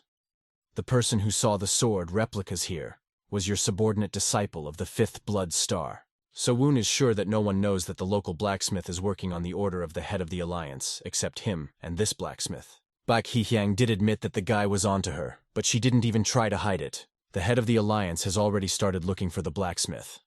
He won't be able to look for him openly, and she doesn't need to know anymore. The boy hoped to hear some details from her, however, even though he had a hunch. He peered at the sword memories and saw the ominous aura that had destroyed those swords.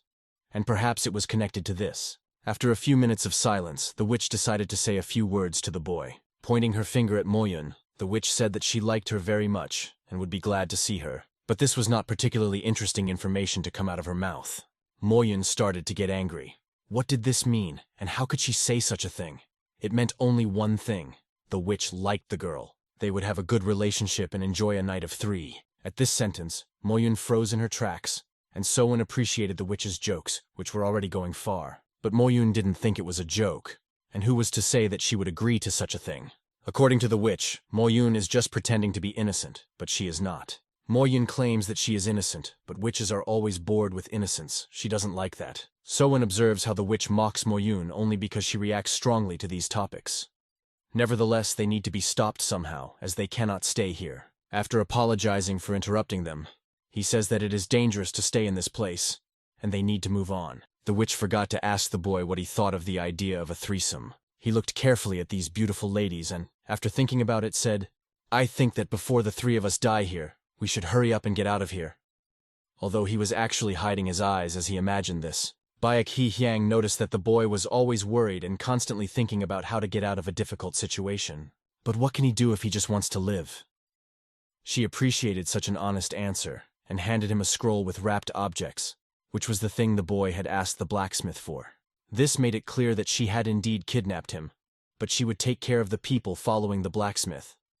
He doesn't have to worry about that, but he should be careful about the person who gave him the information about the sword. She would have been suspicious of everyone in his position if no one had fallen for her trap. Having given him the item, she believes that now she owes him nothing, and if they meet again, she won't let him go so easily. And at that moment, Baek Hee-hyang leaves the place. Given the circumstances, our hero's mission has become as complicated as possible. Murim's chairman, the first strategist, have all joined this circus. Although at first, Baek Hee-hyang alone was enough for him. The only question that remains is whether he will be able to go through all these difficulties and get this sword in the midst of the chaos that is unfolding and continues to grow at a tremendous pace.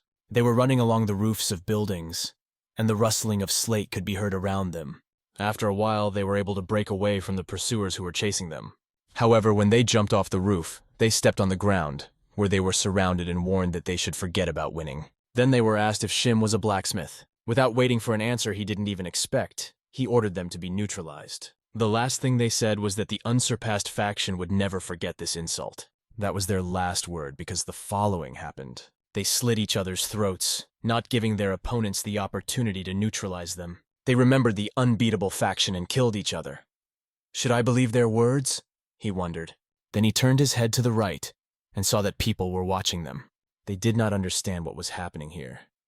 They were saying something about resentment, and did not understand anything else. The whole town was already talking about what happened last night. He told all this to the boys, who asked him if they were happy to hear the gossip. Suddenly he took them to eat in a crowded restaurant, even though they usually eat here. He explained that where there are people, there is fresh information.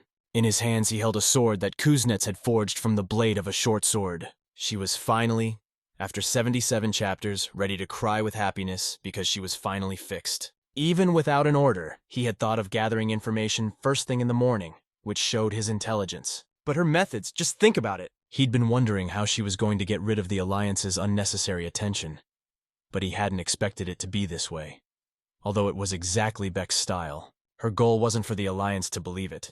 She wanted to make them doubt it, to divert attention from the people sent after Kuznets to a third party to the conflict. Even if the Alliance doesn't believe it, the small chance that it's true will lead to confusion and need to be scrutinized. He knows this technique well. This is a tactic often used by spies when they are threatened with exposure, and it works well as long as there is no evidence. The Alliance can't know for sure who is behind Kuznets' kidnapping, and because of this, they are forced to check all options. But to throw this bait, she sacrificed the lives of her subordinates, using her people as toys and not hesitating to break them. What a terrible woman. During her escape from the Valley of the Six Bloods, she just as easily sacrificed the lives of people to lead their pursuers away from them. This is exactly what was expected of a blood cult or any unorthodox faction. No matter how he feels in her shoes, he realizes that he may not have a choice. He would definitely have to sacrifice someone. So, he decides to go to the general strategist. Just as Beck said, he needs to remove suspicion from himself. That's why he's already on the steps of the residence of the Alliance's top strategist general, Murim. The general immediately said that the tournament was very short, and that there was a lot to do before it started. He was very busy. So he suggested that we get right down to business. Then he remembered what he had told them the other day and thought about it. He had asked them to help him find out if any blood cult members would be participating in the tournament. After that, the strategist looked up at him. He said that he was worried whether he was even allowed to say such a thing, because he was not a member of the Murim Alliance. He said this because he realized that he must sound insecure right now. "It's okay, go ahead, don't be afraid," the strategist said. The general explained that he was attentive to the opinion of the person who would become part of the future Orthodox faction. Seo asked if he had already mentioned that they had come for the sword. The strategist replied that yes, he had mentioned it, but he was wary and looked at Seo as if he could see right through him. What a dangerous situation. He is filled with wisdom, vigilant and perceptive. The slightest mistake in words and he will understand everything. After that, the guy said that he had an idea how to expose the spies. He voiced his idea. Find someone suspicious and give him information about the sword. For example, to make it clear where and when the sword will be transported. But the time and place will be fake, which will lead them into a trap. There is no need to risk the sword. If the cult's spies are told that the sword is being transported somewhere, they will not be able to ignore it and will send someone to check.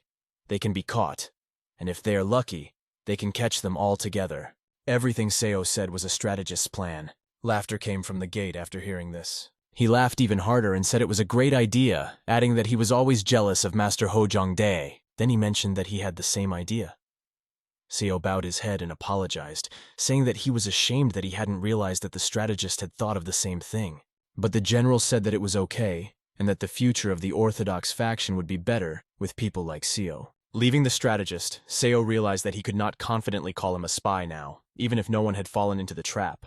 And he could not even imagine that the sword could have overheard the conversation. The strategist then noted that he needed to rebuild the entire security system at his residence. He realized that Seo's plan was exactly the same as his own, but he couldn't believe in such coincidences. He had a suspicion that perhaps it was all about information leakage. He also could not rule out the possibility that it was one of their own people, so he ordered the entire staff to be replaced, except for the security and management. He also ordered someone to watch the unyielding North Star Blade and his disciple, keeping an eye on them for a moment. He realized that only a few knew of his plan, including these two. There was a possibility that one of them might have told Seo Unhwa. He then ordered someone to be assigned to Seo Unhui. When asked if he doubted him, the strategist replied that he was worried about his naivete, although it was unlikely if he had thought of it himself and it was all a coincidence. The strategist then said that if Seo Unhui was really on their side, they would have to consider him as a candidate to succeed the head of the alliance, as such a talent should not be missed. Later at Unhui's guest house, he arrived and Yoon Young was already waiting for her brother there. "Why are you here?" he asked her, but she was outraged by this question because she barely managed to get here, and he had such a reaction. She said that she still had somewhere to go and suggested that he take her for a walk if he wasn't busy. She added that he was one of her 3 favorites. This word favorite was unexpected for him, and he asked what she meant. She explained that he was one of the 3 most talked about contenders to win the tournament. The other 2 are the grandson of the king of the Supreme Blade, Jin Yon, and the disciple of the North Star's unyielding blade, Jang Myung-yoon. And Seo Unhui is the apprentice of the Southern Sky Swordsman.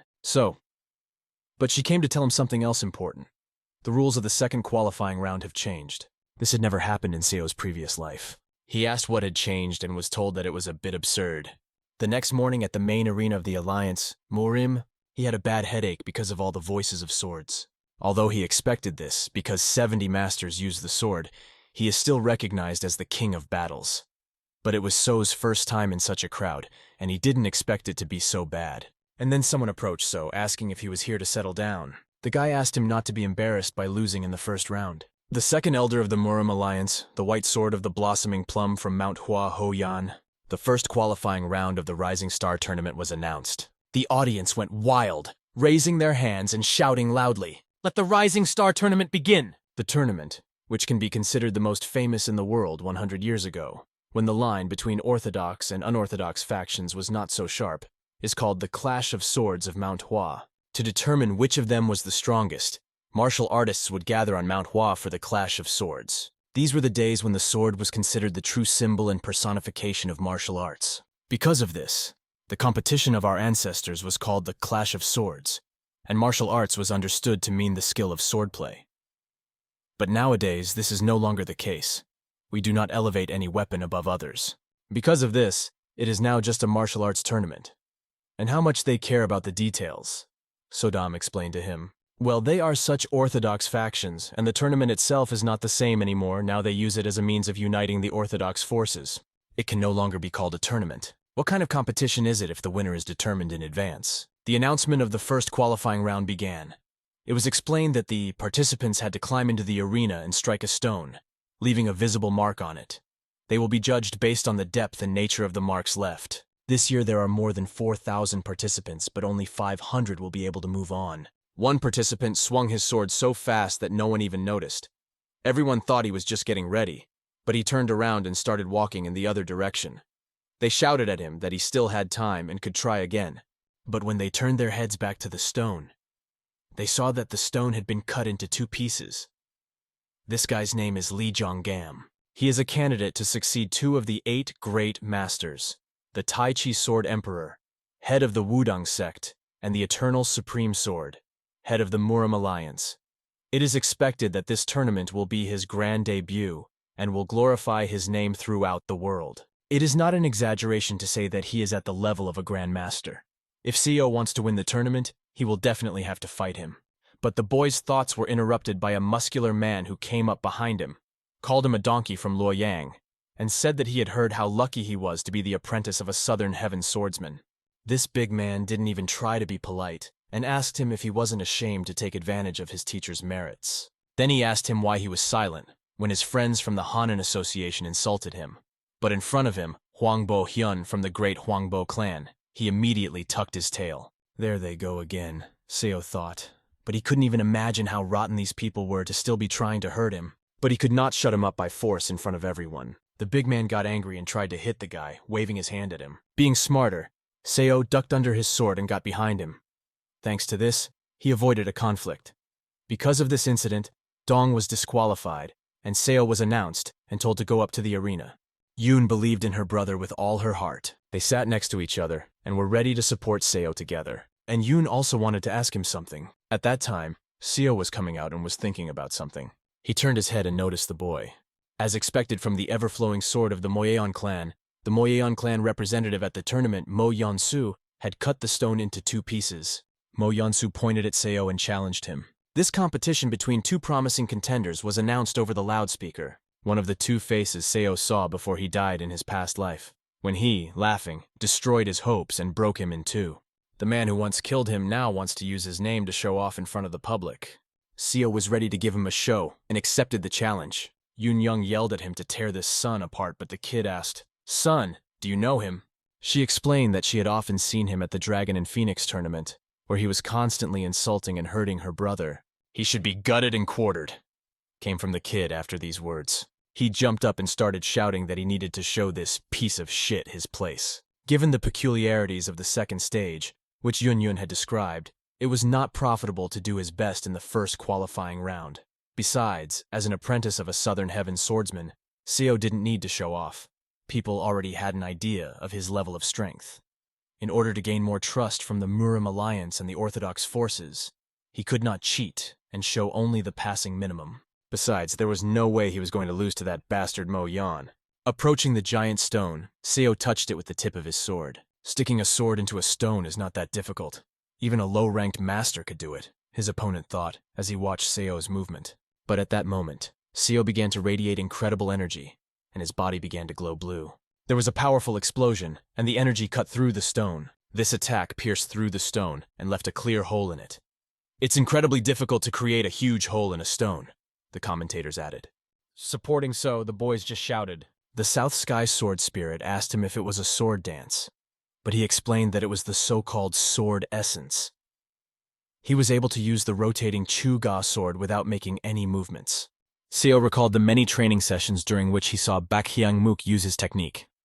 After experiencing it in a real fight, he was finally able to learn it.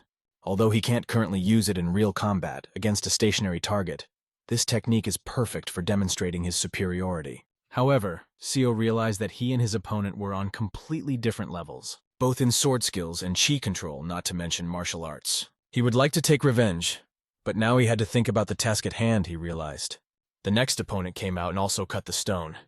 He would be a strong opponent, though not as strong as Li Jian, but not far behind him. People in the stands were discussing the guy, saying that they knew there were still such talents in the Wind Sect. Where have they been hiding him until now? They wondered, noting that this guy is a candidate for victory, just like Li Jian. The Wind Sect. Seo had never heard of it. There was no such thing in his past life at the tournament. That means he's a spy from Baek Hee Hyang, most likely the most skilled of her subordinates. Behind Seo, the guy took a few steps and asked him not to turn around because the 2 pillars were watching them. Then he said that he had heard about him. And now he was personally convinced that Seo was completely suitable for the role of the lady's husband.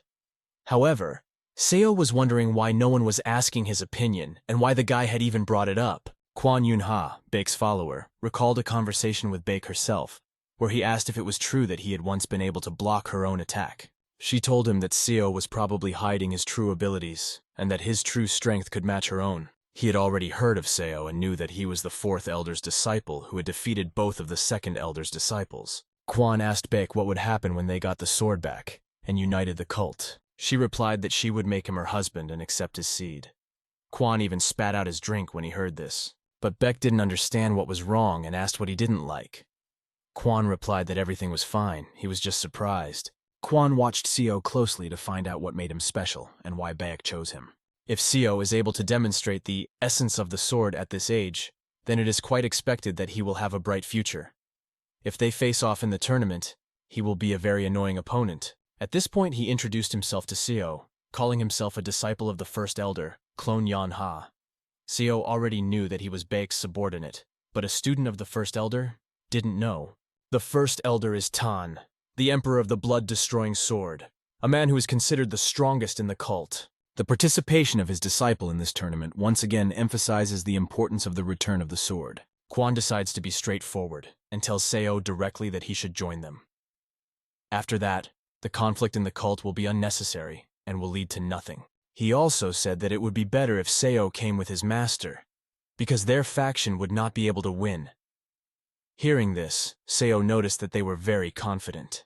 Quan confirmed this once again, saying that they would definitely have the sword. However, Seo realized that it would not be easy to offend Unhui with just a few words. He turned around, wished him luck, and walked in the other direction. The audience continued to watch the next contestant's performance. It was a representative of the inferior sect, Hongol Gye, who used the 18 hands subduing the dragon technique. Seo was waiting for him. When he approached, Seo asked him if he had found anyone like him. He replied that there was one here and was ready to show him. But suddenly his foot caught on a bump in the asphalt and he stumbled. He fell right on top of Seo, who asked him to be more careful, noting that he wasn't looking at the asphalt at all. After that, he heard a question. Is it because of Hongol Guy? Seo immediately understood and asked him to focus on the task at hand and to wait for revenge, as he had already made a promise to him. The kid looked at him and thought that he was a trickster. He said he could do the same trick and thought it was a great idea. Pretending to trip over a rock, he started to fall on Seo. But as soon as the boy asked her if she was okay, the unexpected happened. She hit him right in the face with her hand, so that he flew far beyond the horizon. After that, Seo watched who he was expecting to see. The tournament was held a little earlier than in his past life, so he was not sure of himself, and decided to make sure his actions were correct. It was the right thing to do. Myung-gyong-in said everything, and Sodam asked who he was. He explained to her, during the Great War between the Orthodox and unorthodox factions, many clans and sects met their end. The Kunlun sect was one of them. Myung-gyong-in is the last living heir of the fallen Kunlun sect. She thought he was a poor man, but she did not understand why they needed him and asked him about it. He replied that she would have found out if she hadn't interrupted.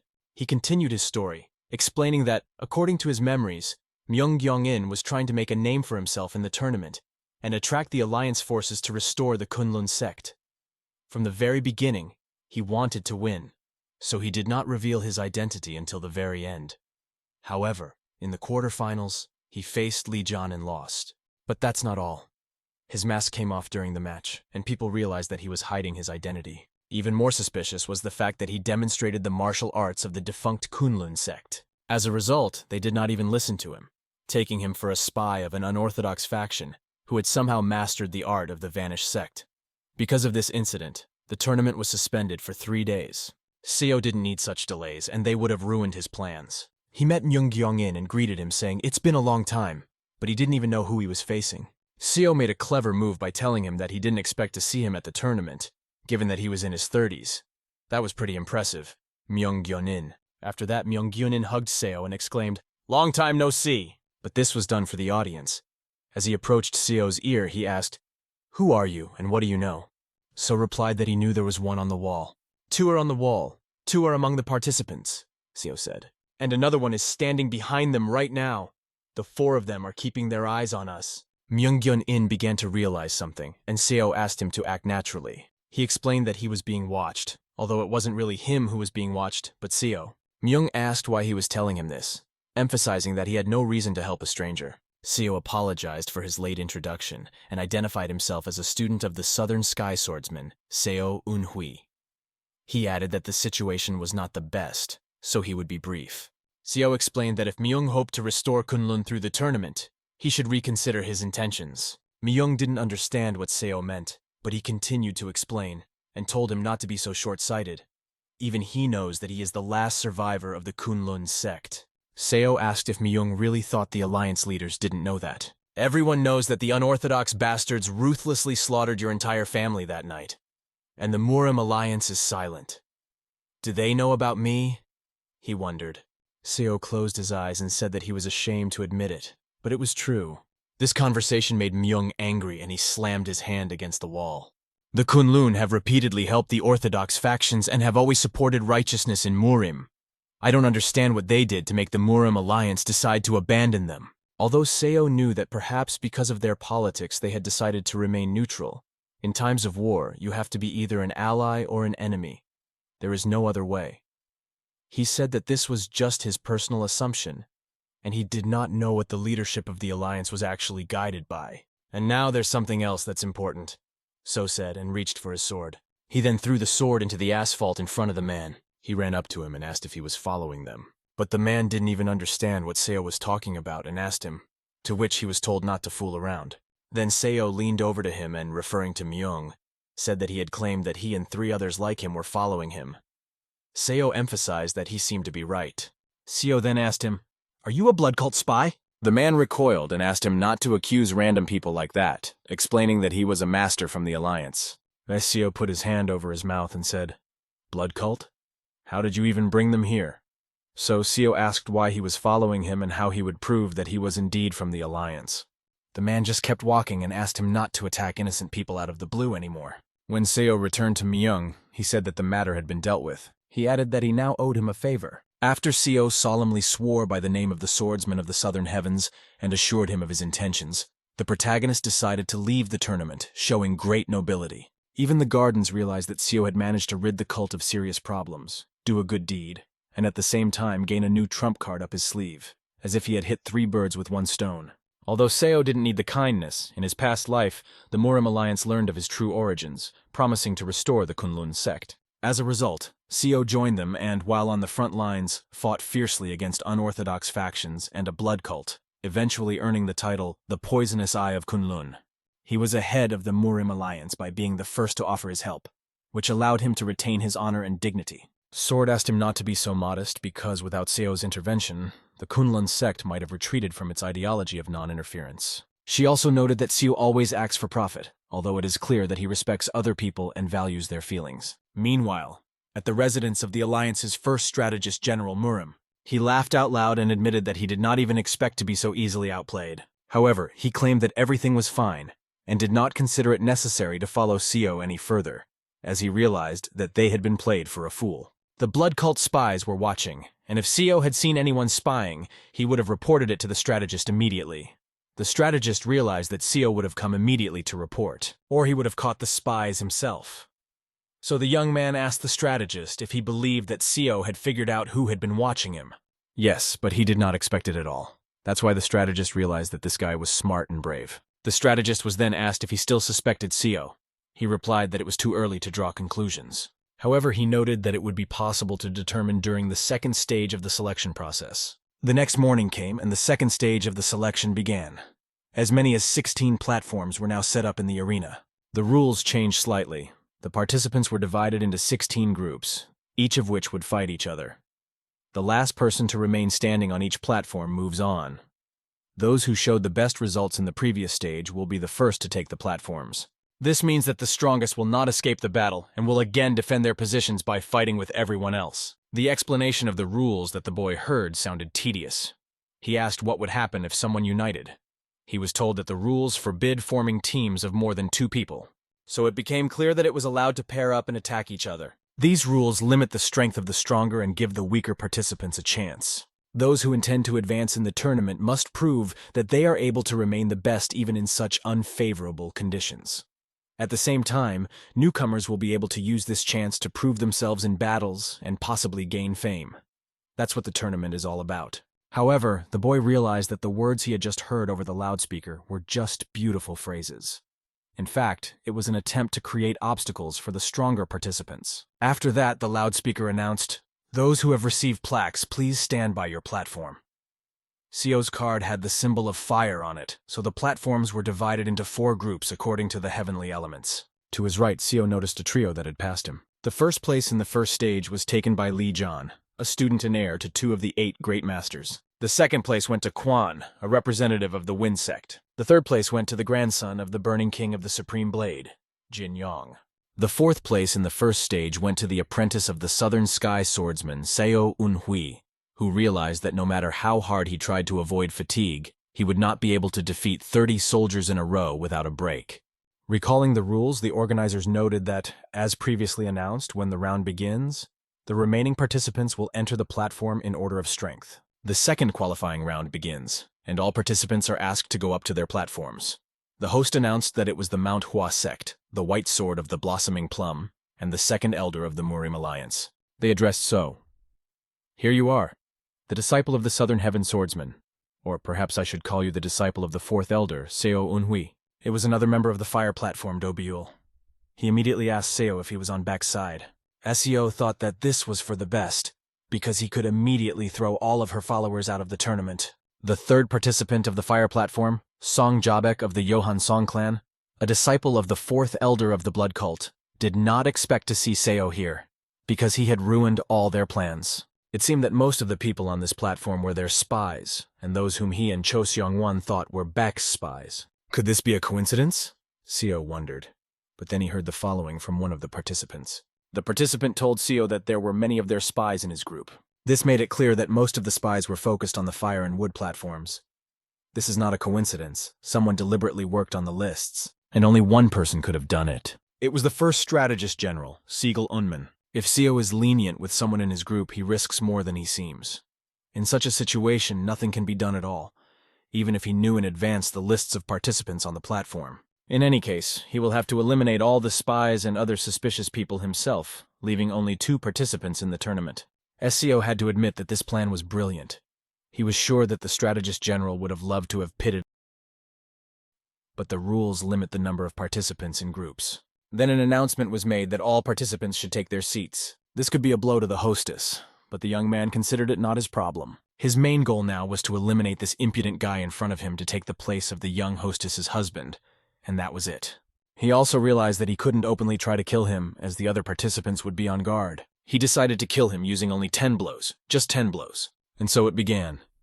He rushed at Seo with a contorted face, pushing off the ground as much as possible. But he had another very interesting plan. He wanted to attack Seo first, and then strike him 10 times. But Seo was standing so confidently that it was hard to move him. The enemy immediately noticed this. And when he saw Seo's true strength, he didn't know what to do with his 10 punches. At that moment, he realized that his opponent was not at the beginning stage of his skill. The other participants also watched this scene, which seemed to be painted in blue hues before their eyes. And then they realized that Seo was hiding his true skills. Without even attempting to complete his 10 punches, the opponent heard the next contestant enter the ring. He began to boil with anger and warned Seo not to get his hopes up after one successful punch. He promised that they would meet again, but Seo simply asked him to look down.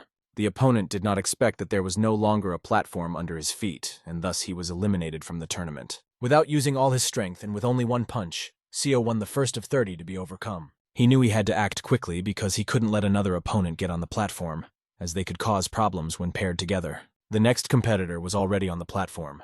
His muscular arms, covered with scars, were preparing for the fight. His thoughts were, I, Sung Jabek, must at least hold out against him for a little while before I'm eliminated.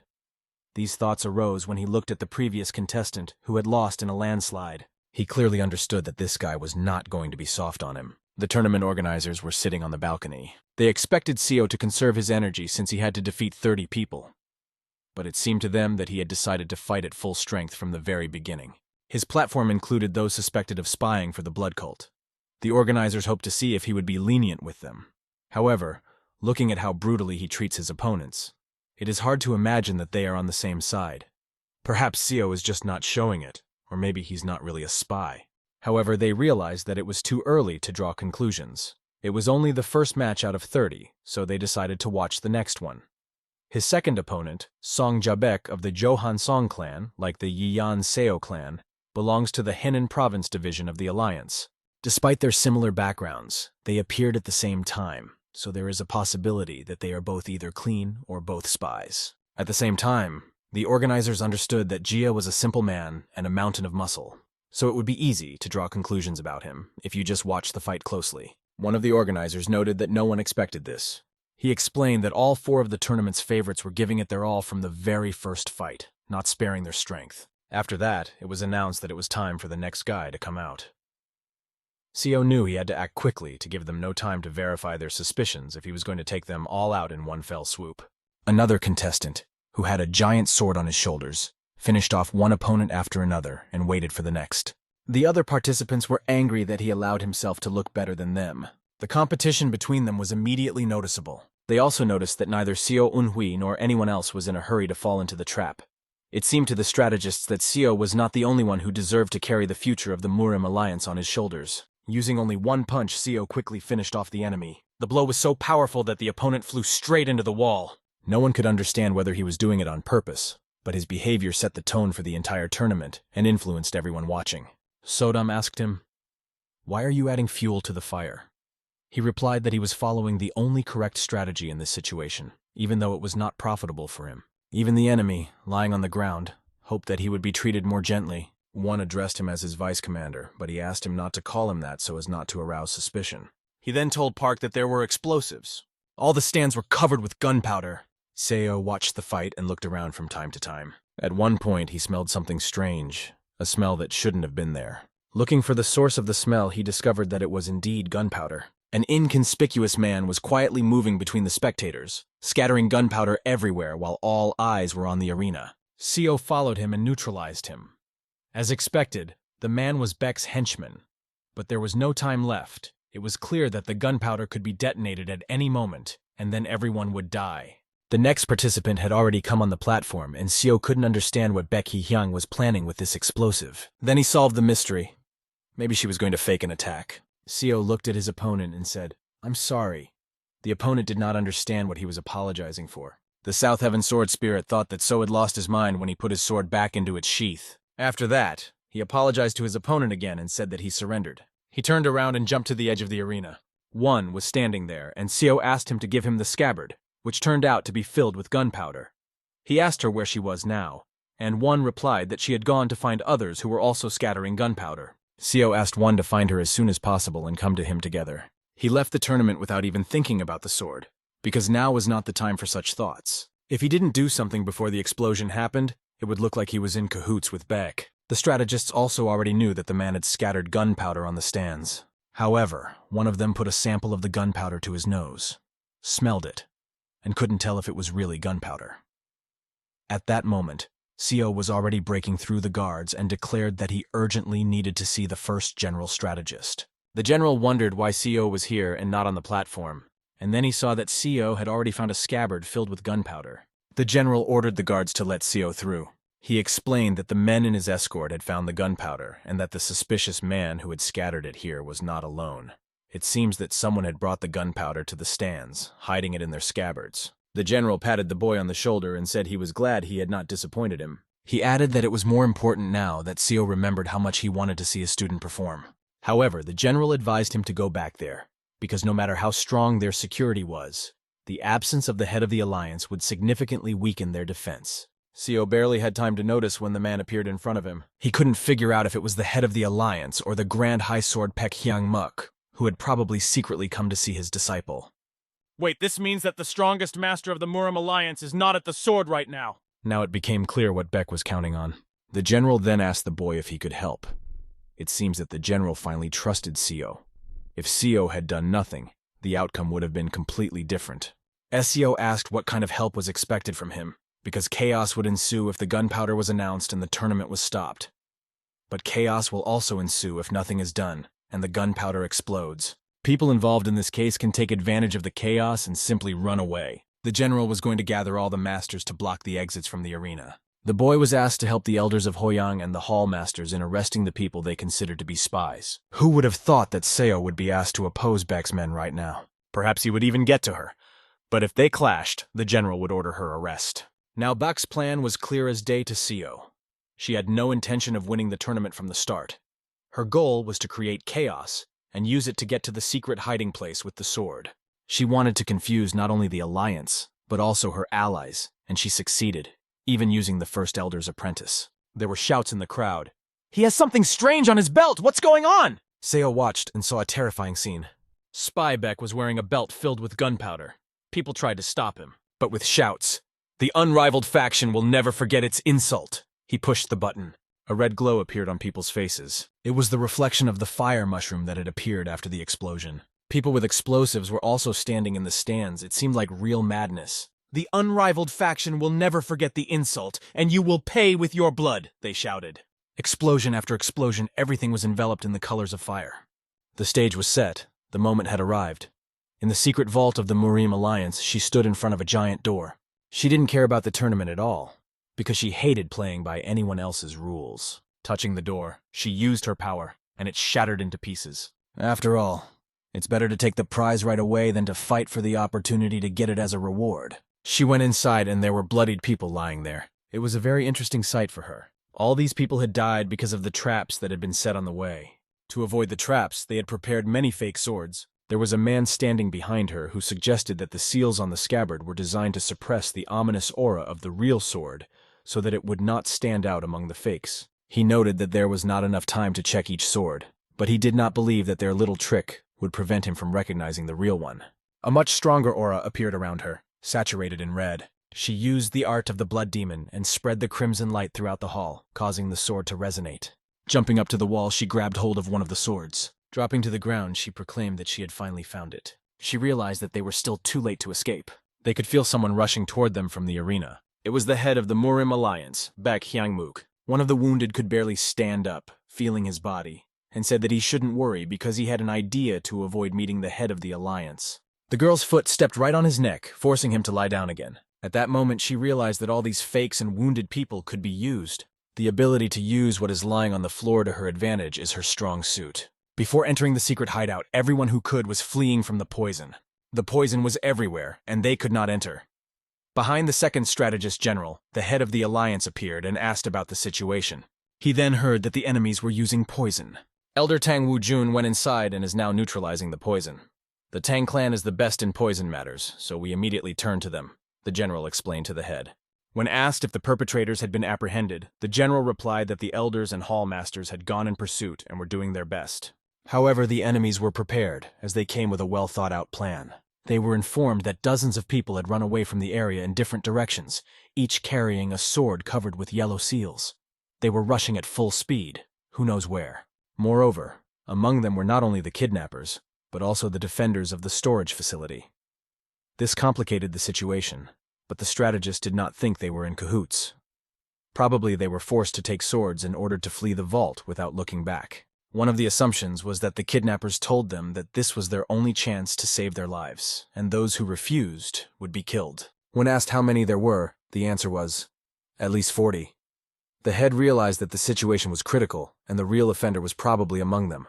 And all this happened during the tournament. If it was announced in front of all the important guests of the Orthodox factions that the vault had been hacked, and that the symbol of victory was stolen from under our noses, the Alliance's reputation will be trampled. We need to get the sword back at all costs. From the marks on the door, it was clear that it was an explosion. The head ordered an emergency order to be issued immediately, although the strategist warned that this could negatively affect the image. The theft of the greatest symbol of the Orthodox faction's great victory would certainly undermine the Alliance's reputation. However, there was no choice, so he ordered orders to be issued, and all people to be sent to the arena. The strategist did not ask any questions and immediately went to execute the order. The head of the alliance said to himself that this was not the time to pursue military prowess. Meanwhile, in the northwest of the alliance Murim, it was ordered to take the bodies of all those killed by poison out of the vault, and also to burn all the things touched by the poison. The successor to the head of the Tang clan realized that they still had a lot of work to do. It was not an easy task to burn people in a furnace. At one point, they thought that one of the people lying down coughed. At the same moment, long blue braids sprinkled with blood flew in the air as their owner suddenly jumped up. People immediately ran up to him, asking, "How do you feel?" But before he could say, "Are you alive?" his life was cut short. He was able to kill a man with just one hand. The thought flashed through his mind that he never wanted to use the turtle breathing technique again. This technique allows you to temporarily pretend to be dead by stopping breathing and body movements. He got up, and there were people standing in front of him with swords in their hands. He pretended to be dead, but no one understood how he did it, because all the bodies had been checked before. Judging by her voice, it was a girl wearing a mask. She took off the mask herself. After that, she was holding that particular sword in her hands. The girl was not alone. Another man was resurrected before their eyes. She was ready to expose the blade, but he shouted at her that it was a fake. However, he noticed that the talismans on the scabbard were still intact. Could it be that someone who had cleaned the place was also a spy and had switched the sword? He ordered everyone to grab it as quickly as possible, because he could not let her expose that blade. But they didn't have time.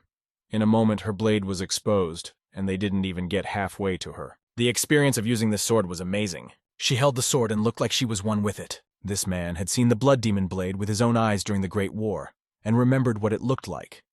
It could not be confused with any other sword because that blade was flaming bright red. However, he said that she was holding an ordinary sword. From the scabbard lying on the ground, he was told the following. He does not know something. In fact, the demon's sword is not red. He could not believe it when he saw the aura that surrounded it. From this radiance, pieces of people who tried to object to it flew apart. They were blown to pieces. The beam of this energy reached straight into the sky. It was easy to see it from a mansion nearby. In this mansion was Seo, who could feel this energy behind him. Kill! Kill everyone! Kill! I will kill everyone and everything here! This voice was echoing in the boy's head. It was the voice of the sword which made him break into a cold sweat. Seo immediately realized when he heard this voice that it was the sword. It could only be the blood demon's sword. He needed to go there immediately because his mission now was to retrieve it. The atmosphere in the evening pavilion of the Alliance by the Sea was tense. The hero didn't expect anyone to know about this place, but the news that a sword with a seal had escaped from here came as a surprise. The strategist ordered everyone to listen carefully and said he would go downstairs. He emphasized that no one but him should go inside until he returned. Everyone was ordered to stay put and be on guard. The strategist personally hid the real blade in a place where no one would guess to look for it. He was the only one who knew about this room. While going down there, he hoped that it was just a misunderstanding, and that all the escaped spies had fakes from the vault. If they had really stolen the real sword, it would be a huge loss. A symbol of a great victory that would be a shame for the head of the Alliance and himself, the first general strategist. The real sword of the blood demon was supposed to be in the box in front of him. Opening it, he hoped that nothing had happened. Meanwhile, the battle continued. Sticking the sword into the ground next to him, she ordered him to take it. Just take it.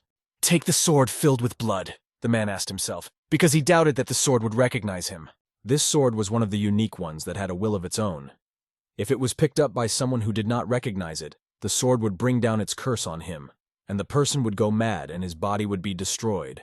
Nevertheless, he made up his mind and took hold of the sword. Suddenly he heard a sound that reached his ears. It was Peck saying that the sword was a fake, albeit a very good one.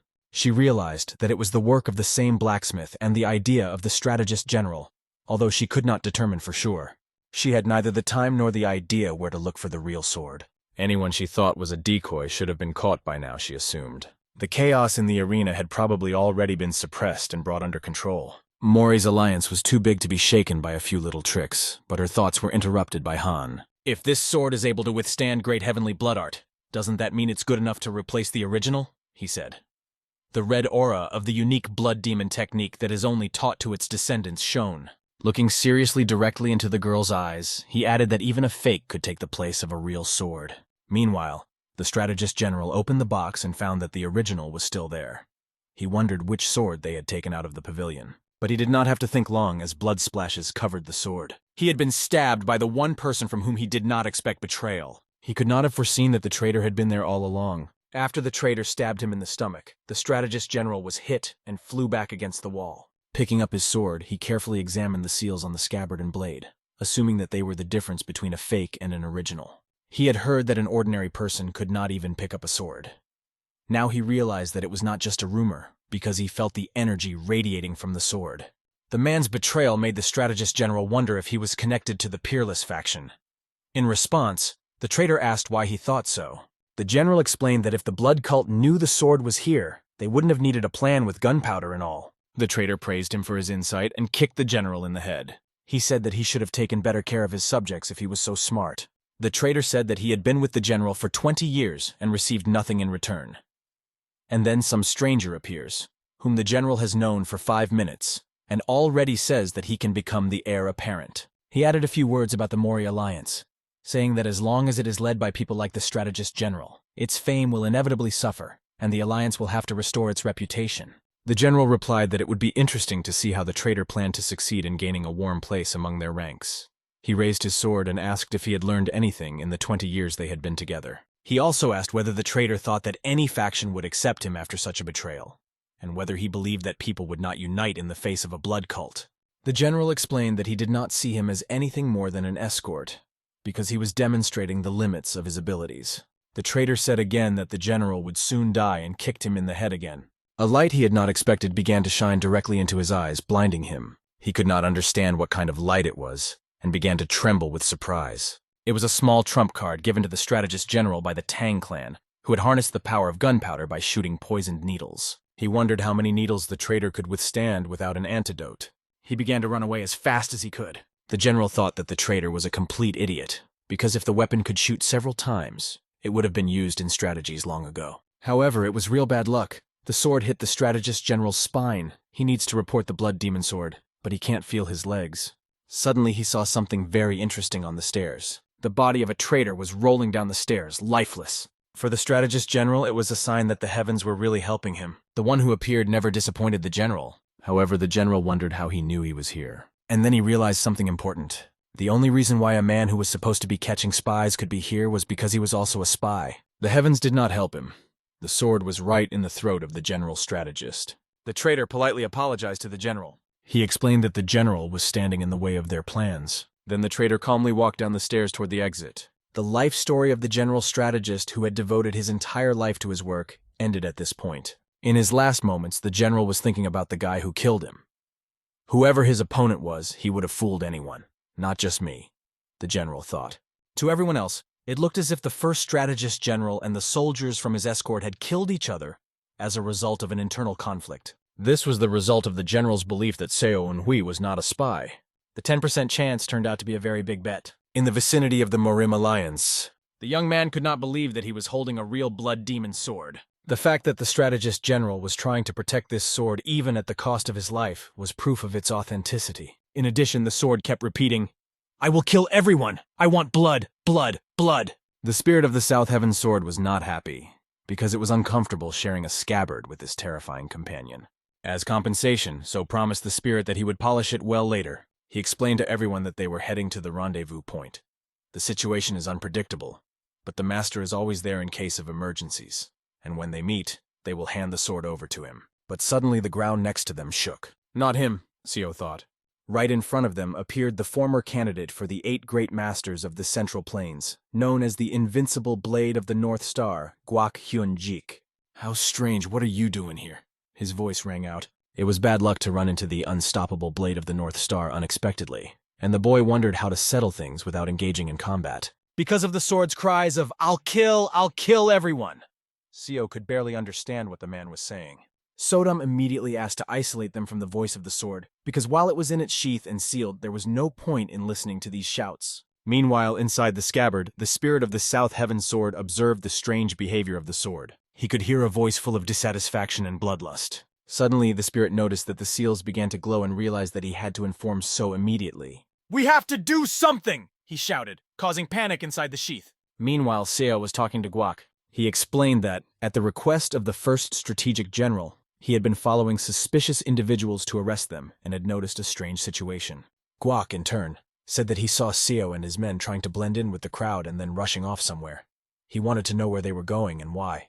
Seo realized that the meeting with Guak was no accident. Even with maximum concentration, the boy did not feel his presence, because Guak was on par with a Southern Heaven swordsman and claimed to be one of the 8 great warriors. Pointing his finger at Seo, Guak expressed his suspicions, but said he still trusted him and asked how he could strengthen that trust. To test this, Guak asked to see the scabbard that was on the boy's back. Although it may have seemed strange, he noticed that Seo's scabbard was wider and longer than the sword of a Southern Heaven swordsman. Noticing the slight uncertainty in Guak's words, Seo wondered if he could convince him, and noted that the assumption was quite bold. He asked if Guak was implying that there were 2 swords in the scabbard. Guak replied that it was not just a guess, and demonstrated that his own scabbard was arranged in the same way. He then asked again if he could let Seo inspect the scabbard. After the inspection, Guak smiled slightly and said, "What a tragedy." Ho's successor Zhang Dai turned out to be a spy, he concluded when he saw Seo holding the sword. Guak said he really wanted to resolve things peacefully. "And it's still possible if you surrender right now," he continued. At that moment, other people appeared and came to support Guak. The young man did not hesitate to run at them. Even though they were outnumbered and physically stronger, he quickly showed them their place. Guak continued to talk to Seo, noting that he could not ignore those who went against the orthodox path. He took up his sword and, as the elder, allowed Seo to strike first. Seo decided not to refuse this offer. He realized that he would be able to leave only after defeating Guak. A fierce sword fight broke out between them. It was incredible. Seo couldn't help but notice how well his opponent kept his balance. It seemed that the absence of his arm did not hinder him at all, and perhaps even made him even stronger. The feeling that everything could end up worse than it did with the Pan clan did not leave Seo. At one point, he did not have time to dodge another blow that was aimed at him. Redness appeared on his face. It was a metal transformation technique. If not for it, his skull would have already split in two. Now it became clear why the blade has such an unusual shape. It allows you to control it with your foot.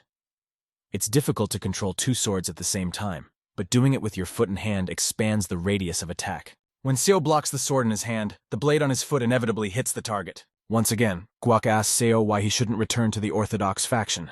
Guak said he would not ask how Seo was connected to the Orthodox faction. He explained that he did not believe that a person like Seo would remain in their ranks without a good reason, and expressed his understanding that a serious motive was required. But it's not too late, he added, emphasizing that there is still an opportunity to leave the unorthodox path. Guak was in no hurry to turn his back on Seo, even after he was exposed as a spy. He did not doubt that Seo was a disciple of the Southern Heaven swordsman, and he was willing to accept that there was an explanation for his actions. If Seo had opened up to Guak in his past life instead of others, he would have undoubtedly given him a helping hand. Guak was different from the likes of Mo or Elder Beck, truly following the precepts of the orthodox path.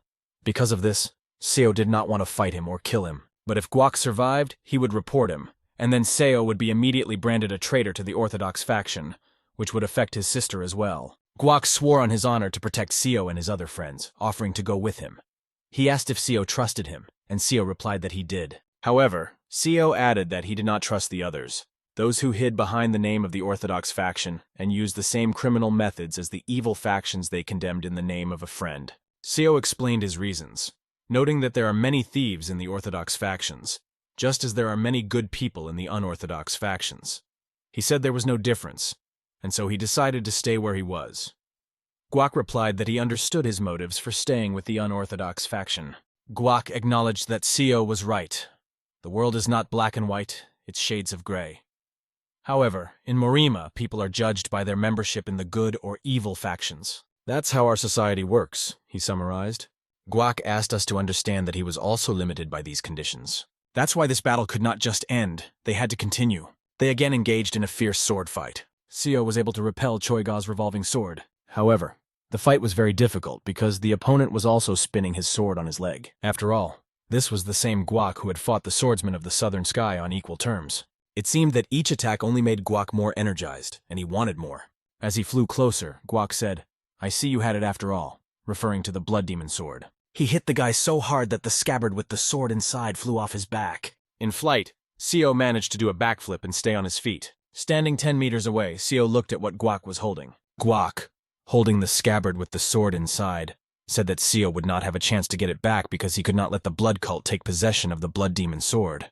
Seo also had a technique for his left hand. He used a thread to grab the sword and pull it toward him. Unbelievable, but not the time to get carried away, Guak said to himself and rushed toward the sword. As he flew, his foot hit the sword itself, which slipped out of its scabbard. "Oh shit," Seo whispered. He spun his body around and kicked the sword toward his men and shouted that it was a blood demon sword, calling for them to grab it. At this time, the boy was fighting with Guak's men, and the question arose as to who would grab the sword first, him or Guak's men. Seo also rushed to the sword, realizing that if he lost it, everything would be over. But Seo shouted at him, "One, don't touch the sword, don't touch it!" However, Guak's disciple was the first to grab the sword, stepping on Wan's face with his foot, ahead of him. The talismans, which were supposed to restrain the sword and were in the form of stickers, disappeared. The disciple took the sword in vain and immediately felt it. The energy inside the sword began to suppress him, leaving him no chance to escape. His hand felt as if it were tied to the hilt, and the veins on it began to protrude strongly. The sword was unsealed, and the madness it carried inside became uncontrollable. The stupid big guy standing behind Zhang asked a stupid question. "Is he okay?" The student's body was surrounded by red energy. As soon as the big man said, "Hey," the disciple's body began to split into two. Everyone who was standing next to him said goodbye to his life. One looked at him and could not understand what was happening and what kind of energy it was. Seo understood the rules associated with this sword. If an unprepared person picks up a blood demon sword, the spirit of the sword will suppress their mind, and they will lose control of their body. Guak realized that he was in no position to ask for help, but he decided to ask the boy for help anyway. Seo wanted to offer help himself because he understood the situation perfectly. Yoon was the first to be in danger because the student immediately attacked her. She wasn't going to run away, because her first thought was how to get the sword back. She considered various solutions to this problem, and the first option was to simply cut off the hand of the opponent holding the sword. However, the opponent was too strong and Yoon was forced to put up a block. Seo helped her by standing on her back because she was disguised as a boy. "He's a monster! How can I fight him?" thought Seo, as the opponent repelled every attack. He had just broken the blade filled with the inner energy of a candidate for the 8 great masters with his bare hands. It's all or nothing, Vaughn decided, deciding to hit his opponent's acupuncture points to make his fist unclench. Is he really made of iron? He thought after the attack. The sword ended up right next to his neck as it only enraged the opponent. Luckily, Guak appeared behind Wan and kicked his opponent's legs, forcing him to fall on his back. This gave Wan a chance to get behind his opponent. Guak felt guilty for putting Zhang Meng in this situation. However, he asked him to be patient for a while, swinging his sword at him. Guak believed that he had caused this madness himself and had to save Meng from it. Guak's strokes were of incredible power and aura, which for a moment brought him back to his memories. The moment when he asked me, "What is your dream?" This question confused me, but he told me about his dream of becoming one of the 8 great masters of the Central Plains. Although Guak constantly reminded him that power and fame should not be his goals, Meng only outwardly agreed. Meng said he was motivated by other thoughts, though he couldn't explain them exactly, adding, "You are the best martial artist in Marima. I think your sword techniques are the best in Marima." That's why he wanted everyone who came to Zhongheng to know about these techniques. These words flashed through Guak's mind during this battle. The sword fell from his hand because he could not resist his own student. Meng was ready to strike the last blow. All he had to do was complete the attack, and for a person subject to the sword of a blood demon, this was not a difficult task, because he loses control of himself. However, at the last moment, blue energy appeared and prevented Meng from killing his teacher. Unhui appeared at the right time and saved Guak. For a moment, Seo forgot that not only the teacher's life was at stake, but also the lives of these children. The teacher apologized, saying that he could only make a decision now, and threw his sword up in the air. As the sword fell, incredible energy began to appear around his body. Guak kicked at the sword, pointing it directly at Meng. The force with which he kicked was reflected in the flight of the sword. The sword slammed right into Meng's stomach, but failed to pierce the flesh. It seemed that Guak did not want it to. "It's expected from one of the strongest masters in Morim," Wan said, and he and the girl rejoiced. Guak used the penetrating palm technique, in which internal energy penetrates the opponent's body and interferes with the circulation of their internal energy, causing internal injuries. Now, Meng's internal energy circulation is disrupted, and the sword will not be able to control his body as well as before for some time. Guak asked to cut off Meng's arm until he regained consciousness, warning Seo that this would be the end of his life as a martial artist. But Seo replied that he himself had lost his arm, but was able to continue his sword training and reached a high level. He believed that his student would be able to do the same. Guak apologized to Seo again and asked him to help him again. He wanted at least his student to survive. Seo said that there was no need to cut off the arm because there was another way. He asked him to try his plan, and if it didn't work, then cut off the arm. Guak was very curious to know what Seo had come up with in such a short time. He immediately agreed to trust his plan. Seo had only one condition. If everything worked out, Guak would owe him a favor. After that, Seo explained that he would open up an opportunity, and all Guak had to do was take advantage of it and subdue Zhang Meng. Seo added that his 2 comrades would also be involved. The flow of chi energy in Meng's body has long since gone insane, but the blood demon sword keeps him moving. If this goes on, his meridians may burst from the strain, and he may not recover from it. However, at least he would stay alive, and so sprang into action. He ran up to Meng as close as he could and began to strike with his sword. However, there was only one question in Seo's mind. What is this? Seo could feel his arms going numb with each clash of swords. It was very difficult for him, and he could barely hold his sword. Guak noticed, which wasn't hard to see. Seo was barely hanging on as he reached his peak. What is he thinking about? Is he really going to make it? Wondered Guak. Seo was just substituting his sword and barely holding back the attacks. The ground beneath his feet began to crack from the strain. It was dangerous. Seo was late with his block, and Guak noticed. He was ready to accept the fact that Seo would lose and all his plans would be ruined. But he couldn't believe what he saw next. The Shining Star sword technique was able to hold back the opponent's sword. To do this, Seo had to exert all the strength he had in his arsenal. Next, Seo used the Reflecting Clam sword technique, as the attack was called. He tried to wrestle the sword from Meng's hands, but as expected, things didn't go according to plan. Only the fact that the enemy had lost his footing could play into their hands in the future. That future came at the same moment that Seo shouted, "Now!" Everyone grabbed Meng by what they could. Someone by the neck, someone by the arm, someone by the other arm. It was very difficult to hold him, as he had incredible strength. The enemy knocked one of them to the ground with his bare hands. At the same time, the baby also flew off his hand. Luckily, Seo appeared behind her and was able to hold her up at the right moment. Meanwhile, Guak was already behind Meng and holding him with all his might. All that was left was to grab the sword and snatch it out of Meng's hand. When the others saw Seo grabbing the sword, they couldn't believe he was in his right mind. However, he had planned it that way, because if he had said so beforehand, everyone would have been understandably opposed. Now it was important that the blood demon's sword let go of Meng's body. Thanks to Seo's ability to control the sword, this wasn't as crazy a plan as it seemed at first glance. First, he had to reach out to the sword, talk to it.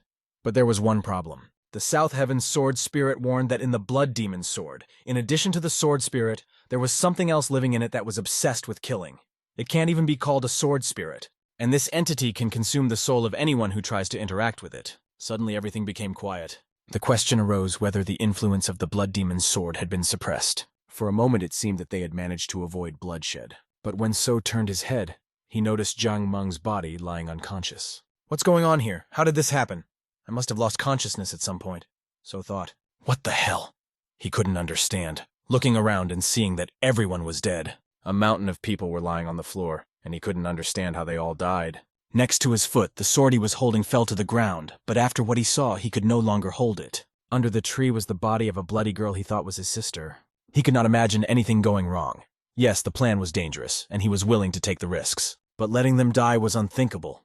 He believed to the last that they were all alive, and he could not let them die. At this point, his cries were heard. How could I let this happen? How could I have made a mistake? He blamed himself for allowing them to accompany him and taking them with him on this mission. At that moment, he began to convince himself that it was not his fault, but the Merim Alliance was to blame. He was ready to make them pay for it with his blood and take revenge on the entire Merim, to kill everyone involved. That's exactly how he felt the moment he picked up the sword. He was shaking. Guak immediately ran to his student, checking on him. A girl ran up to them, asking if he was okay. Suddenly, everything around him began to light up with a red glow. The energy in his body increased so much that the girl was thrown far back. It was very strange, and his behavior was completely different from his usual one. Guak immediately noticed that his hair had turned red. Guak Hyun was shocked and asked Seo to lower his weapon if he could hear him. He had already seen this red hair and the sword with the blood color, and the way he spoke was familiar to him, a face that Guak could not confuse with anything else.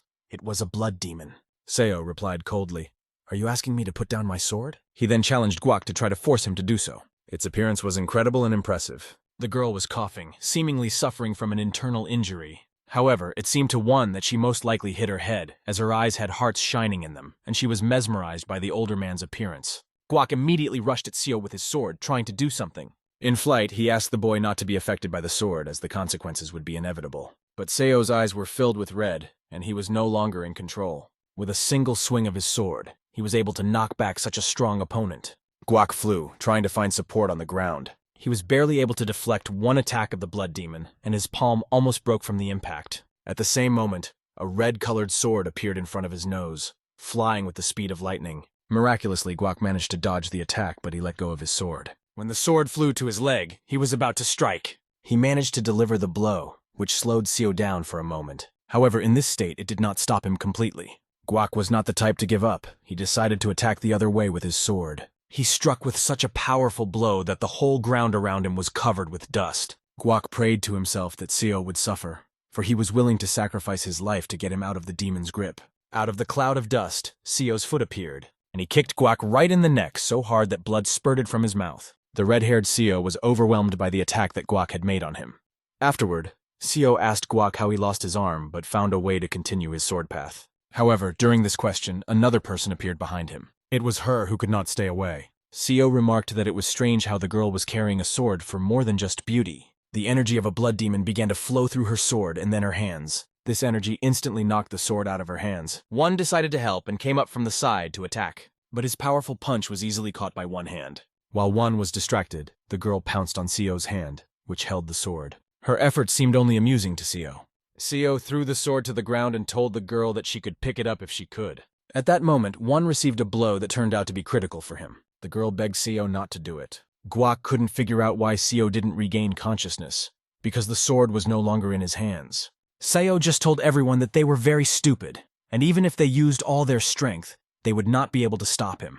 At that moment, he held the girl by the throat and explained that the owner of this body could not be brought back, regardless of whether he had the sword in his hands. "Who are you?" the girl asked in fear, looking at him. "I was once called a ghost," So answered. The sword-obsessed Zhang Meng was just a puppet who manifested the sword-inspired lust for killing. But the situation with Seo Unhui was different.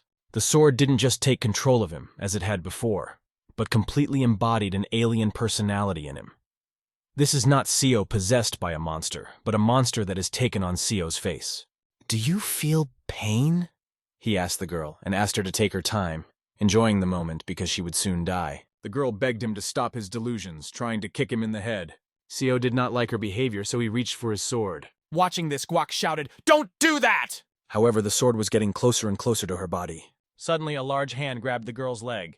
Action appeared in front of the boy, standing between him and the girl. Guak asked him where he was from, and in his mind he wondered if Seo could be related to the fourth elder of the blood cult. The children who were with Akcheon came up to him and started helping him up. They were twins. Seo, now as the blood demon, told Akcheon that he seemed very helpful. He noticed that Akcheon's face looked familiar and asked him to identify himself, asking who he was. Akcheon got down on one knee and introduced himself as Hai Akcheon, the fourth elder of the blood cult, adding that the girl Seo was strangling was also a member of the cult. Hearing these words, Seo threw the girl into the hands of one of the twins. When asked if he had anything else to say, Akjong replied that the young man whose body was now being controlled by Seo was his disciple. He said that it was a great honor for him to have such a beautiful body. He also addressed the fourth elder, saying that he could be proud of his disciple. But Akchong asked him to let the young man go because they might soon be in danger. Now they are in the heart of the Marim Alliance, and the enemies are already on their way here, tens of thousands of them. Seo said with disdain that tens of thousands was nothing to him. On the contrary, he considered it a good opportunity to make those who had condemned him to 20 years in prison pay for it with their blood. When Akjong called him the ghost, Seo became enraged and said that he would no longer tolerate such insolence. However, Akjong replied that he obeys only the blood demon of his era and is not going to obey the ghost. He added that he may have once been a blood demon, but now he doesn't even care about the welfare of his own people. Akjong repeated his request to the ghost to let his student go, but the ghost accepted this challenge and immediately jumped up. He shouted loudly, "Try to make me do it," and swung his sword directly at Akcheon's head. Luckily, he put up a block in time to prevent the sword from reaching its target. The ghost realized that he couldn't pierce the block with his sword, so he spun in the air to kick. The brothers wanted to help and told their master, but he held out his hand, asking them to stand still, and explained that they should not interfere. He asked them to stay put and watch carefully. He was ready to show them the pinnacle to which they should aspire, the highest form of the accelerated circulation technique. It was a complete metallic body transformation called the Blood Diamond Body. The long story of when Baekmuing and Hekacheon met at the same table begins. It was so long ago that their meeting is already surrounded by legends. Baekmung poured a glass of alcohol for the young Hakakcheon and asked him to drink, as they often did at such meetings. Jong joked, asking if he was really afraid of offending him with his eccentricity. In front of him sat the 15th head of the blood cult, Baekmuin. Jong wondered why Baek was interested in such exciting things. Today, they were sitting at the table just like old friends, even though circumstances had changed. After drinking another glass, Akjong couldn't help but agree with his companion's words. One day in the mountains, they were discussing a battle in which the head of the cult was to participate. Chan wondered if he was really going to fight that guy. Hadn't he always been the loudest against retreat? But this situation was completely different. Now it was not just a factional war at stake. Given the circumstances, the faction could have become dangerous, and Hek had to realize that he would one day defeat the Flying Moon Shadow Sect. Looking at Baekmuing, Hek pleaded with him to step aside while he was still alive, with the hope that they would eventually unite the blood cult again. He considered himself the face and backbone of the blood cult, and he was convinced that those who held the power should take responsibility. Despite the hopelessness of the battle, he decided to put his safety first as a member of the cult. He must believe even when hope fades. Young Hek tried to convince him, but the leader would not listen and went to get a sword to borrow his power, knowing that this could have great consequences. The head of the blood cult realized that he would have to pay a high price for this power, but he knew he had to use everything at his disposal. Akchong warned him that he would still be a vengeful ghost, and no matter how much blood he shed, he did not need such glory. However, the spirit of the clan leader and his teacher is hidden in this sword, and he is ready to pay even with his life for the sake of the cult. Raising his finger to the sky, he believed that his sacrificial death would take his soul to heaven. But how can the soul of the first blood demon be called pure when this creature is woven from hatred? He does not care about the fate of the cult because a true ancestor would never kill his descendants. The head of the blood cult disobeyed, grabbed a sword, and shouted that the one living in the sword was not a blood demon, but only a ghost. His laughter sounded ominous. We return to the battlefield where Seo and Hui, obsessed with the sword, fights with his mentor. After exchanging blows, they moved away to a sufficient distance and stood looking into each other's eyes. It seemed to the students that the strengths of both were equal, but something was wrong. Even if at first glance everything looked even, the demon-possessed man stepped aside, looked at his opponent, and spoke. He noted that Master Akjong had easily hit him and his mouth was bleeding. But that was not the only problem. A look of alarm appeared on the demon's face when he noticed that his arm was injured, and it would now be difficult to fight with such an injured right arm. Akjong raised his right hand, filled it with chi energy, and prepared to destroy the demon by pulling it out of his disciple's body. An incredibly powerful explosion of energy waves spread across the battlefield. The place where the wave struck was engulfed in chaos, but the blood demon managed to move aside. He easily dodged the blow and praised the master for his worthy technique. However, everything the master had done before was not up to the blood demon's level, and the blood demon began to prepare his own attack. The demon had analyzed the master's weakness and now struck right at it. The master watched in amazement as the sword flew straight at him, not believing that this rascal had dodged all his attacks. And it was a miracle that saved the master. His assistant knocked the sword literally out from under the master's body, preventing him from dying. The blood demon looked angrily at the one who had spoiled his attack. And meanwhile, Master Akchong struck a lightning strike with his left hand. However, when he opened up, he received a strong counter-strike that could bring him to his senses and make him act more cautiously. Seo Unhui's body flew in a chaotic vortex, destroying everything in its path after a powerful explosion. Akjong asked the Northern Sword not to interfere in the battle. But how could the master stop him on his own? Everything Northern Sword said seemed like nonsense, because he was in the grip of delusion, thinking that Master Akcheon was not helping him, when in fact the situation was different. The fact is that the master had long ago made an obligation to his student and was planning to repay his debt right now. The whole situation looked quite funny from the outside. And even if the disciple lets go of the sword, the Northern Sword will still join this plan, freeing itself from his control. If there is any way to bring it back to its previous state, one must act immediately. Seo Unhui, with a crazed look possessed by the blood demon, watched the battlefield. Pointing his incredibly powerful sword, he raised a whirlwind and chaos, preparing to deliver a powerful blow towards his enemies. Akchong saw the red demon sword on the horizon, but he had a trick up his sleeve. The moment the master caught the sword with his hand, the demon pierced through it, and it was unclear why he decided to do so. All that could be seen was that he was using his injured hand to absorb the blows, while the rascal used the great blood demon technique, the heavenly blood network. He put himself in a position as if begging to be killed.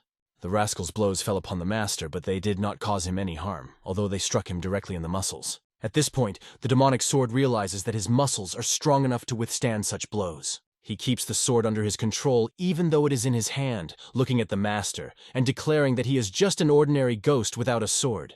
These words made the sword-obsessed student extremely angry, and he promised that he would definitely destroy his offender. But suddenly, the North Star Sword appears on the horizon and immediately attacks the villain. Akjong reminds his ally that they must strike at the same time, aiming for 2 important points on the head. The master's hand goes to the point of the heavenly blood and touches it. At the same time, the North Star Sword strikes the other point, known as the brain blood point. They acted incredibly fast, and these powerful strikes had to work. Given his strength, he wouldn't allow himself to be hit a second time, but they struck from both sides, targeting the 2 points simultaneously. They couldn't make a mistake. If they miscalculated the strength of the point, Seo Unhui's student could die. Between the impact and their strength, both parties froze, as well as the student, who was anxious. His face changed dramatically, his tongue sticking out in an uncontrollable movement. When he stopped, the masters stood around him, waiting for the result. They didn't know for sure if the method had worked, because the Blood Demon cult had created this method to defeat those possessed by the power of the Blood Demon's sword. But they weren't sure if it would succeed. After that, a demonic sound was heard coming from the disciple. The possessed man shouted furiously that they dared to oppose him and promised to kill them all. The master realized that nothing had worked, and it was time for everyone to leave the place immediately. Incredible power began to flow from this young man, blinding everything around him.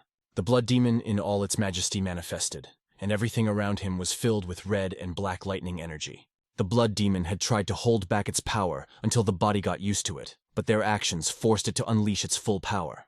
After this explosion, Ah Chong's disciples lay helplessly on the ground, stunned by the impact. The villain was destroying everything around him with his powerful punch, and as he passed Samuyun, he looked back at her. He called her a beautiful girl who would be the first on his list to be destroyed. The demonic sword swung over her and flew straight toward her, and she couldn't do anything. She just closed her eyes, not knowing how she could stop it. When she opened her eyes, she was sure it was over. But she saw the vice commander standing over her, holding a sword in his hands. Something incredible had happened, something she could not see, but felt acutely. Inside, Ah Chong was fighting this demonic creature. The sword could not understand how this happened, because its body and soul should have been absorbed. But young Master Ah Chong fought for his body, which belonged to him, and demanded that the cursed ghost leave him forever. For a long time, Seo and Hui saw nothing but a huge amount of blood, like a sea, and did not understand where he was. He was floating in this bloody sea, not remembering anything from his past, but suddenly a bright light began to break through the bloody haze. Looking at the light, he did not understand what was happening, but he directed his gaze there, looking for answers. He saw someone approaching him.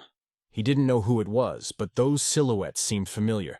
Suddenly, Saddam appeared from the void, and with a fist, shouted at him to wake up, calling him an idiot. South Sky just watched this tense situation while Saddam shouted that the guy who once defeated death was now losing to some ghost. Seo Unhui looked at Saddam, who was ordering him to come to his senses and quickly regain control of himself. He realized that a rogue ghost was controlling his body and harming others, but he didn't know how to stop it. Suddenly, a piece of glass flashed past his eye, and he began to see what was really happening. He felt a tremendous amount of anger controlling his body, allowing it to act at will. He could feel the power of his will moving his body, and this power was something other than internal or innate energy.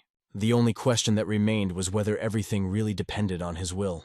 He decided to throw up his hands and try to regain control. Couldn't he undo what this cursed ghost had done and get his body back? This will was different from the inner energy of the lower energy core, and was not like the innate or inner energy of the central core. Rather, it was the power of thought or mind, which belongs to the energy of the upper part of the body, the so-called area of the awakening consciousness. Thanks to the strikes on the heavenly blood and brain blood points, now he often and clearly felt their flows enveloping him with the will of others, filling his body. This meant that he could disrupt them and interfere with the ghost's desire flows. When this happened, the ghost ordered him to retreat, claiming that his body now belonged to him. At this point, Seo Unhui began to feel fear, as if sinister demonic hands were wrapping around his body from all sides. But he began to resist their desires. When the demonic arms began to envelop him from all sides, Seo Unhui felt that it was useless, because their power no longer worked on him. Even the strongest oppressive will can be overcome if one's mind is full of determination and heavenly power is open to him. His soul was filled with incredible power pouring from the top, and with his light he broke the shackles, forcing the rascal out of his body. It was a mighty force that fell upon the demon, who asked him in vain to stop. The demon's spell merged with the energy of the young master, who began to control the demonic power. The red sun that blazed above them seemed to belong to the demon contemplating it. It was a blood demon from the past that had re-emerged. No one understood what was happening inside him, but from the outside, everyone could see that the blood demon had stopped. The masters noticed that it had stopped moving and thought they could attack it, but Master Ah Chong stopped them. From his gaze, it was unclear whether it was still the ghost controlling him, or whether the disciple had returned. One could assume that he was struggling with himself, and was ready to sacrifice himself for his salvation, which was confirmed by the condition of his hand. Soon the young master's face began to return to normal, and he smiled, saying that he had regained control of himself. His master rushed over to him, hugging the apprentice and calling him idiot affectionately. At the same time, he was angry with him for saying something when he came to, instead of standing there like a pillar. Everything was fine, of course, but the consequences of this fight were very serious. The master of the North Star checked one of the warriors who was lying smashed against a stone. His condition was very bad. The meridians throughout his body were torn due to excessive stress. After such injuries, even moving would be difficult, let alone martial arts. When Seo Unhui approached the North Star Master, he asked him to go and not to worry, assuring him that he would do his best. The boy heard these words and added that he would not hide his future meetings with them. And although there were many questions about the condition of this warrior, he was not going to hide them, placing all the responsibility on his master, ActionToon. And don't let him say that all these deaths happened because of his obsession with the demon sword. Instead, let him admit that the blood cult elder is guilty of all the murders. But no matter how hard a master tries to hide the truth, it will eventually come out. One thing was good. Seo Unhui had saved the life of Sang's disciple, and now the master didn't have to worry about the rest.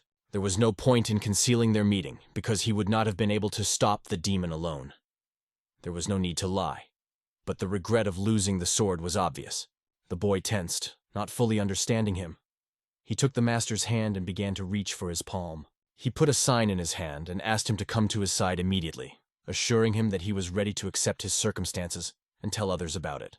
This tablet was like a doctor's note, and with it he could do things he could not even imagine before. With this tablet, he could cure his disciple because it was one of the divine amplifier tablets. When asked by the North Star Master why he was helping, even though he did not follow the path of the Orthodox sect, his answer was short and clear. He didn't want to be part of the Orthodox path. But that didn't mean he would devote his life to the path of darkness. He wanted to find a middle ground between the two. The wrong path is one's own path. No matter how absurd it may sound, it can be called the middle path. For Muram's world, the middle way is considered wrong and incomprehensible. However, his choice and invitation to everyone to accept this path will determine whether they are ready to take his side. Master Akchong hoped that his students' words had no hidden meaning, and the North Star Sword noted that the blood cult would not be able to help him on this path.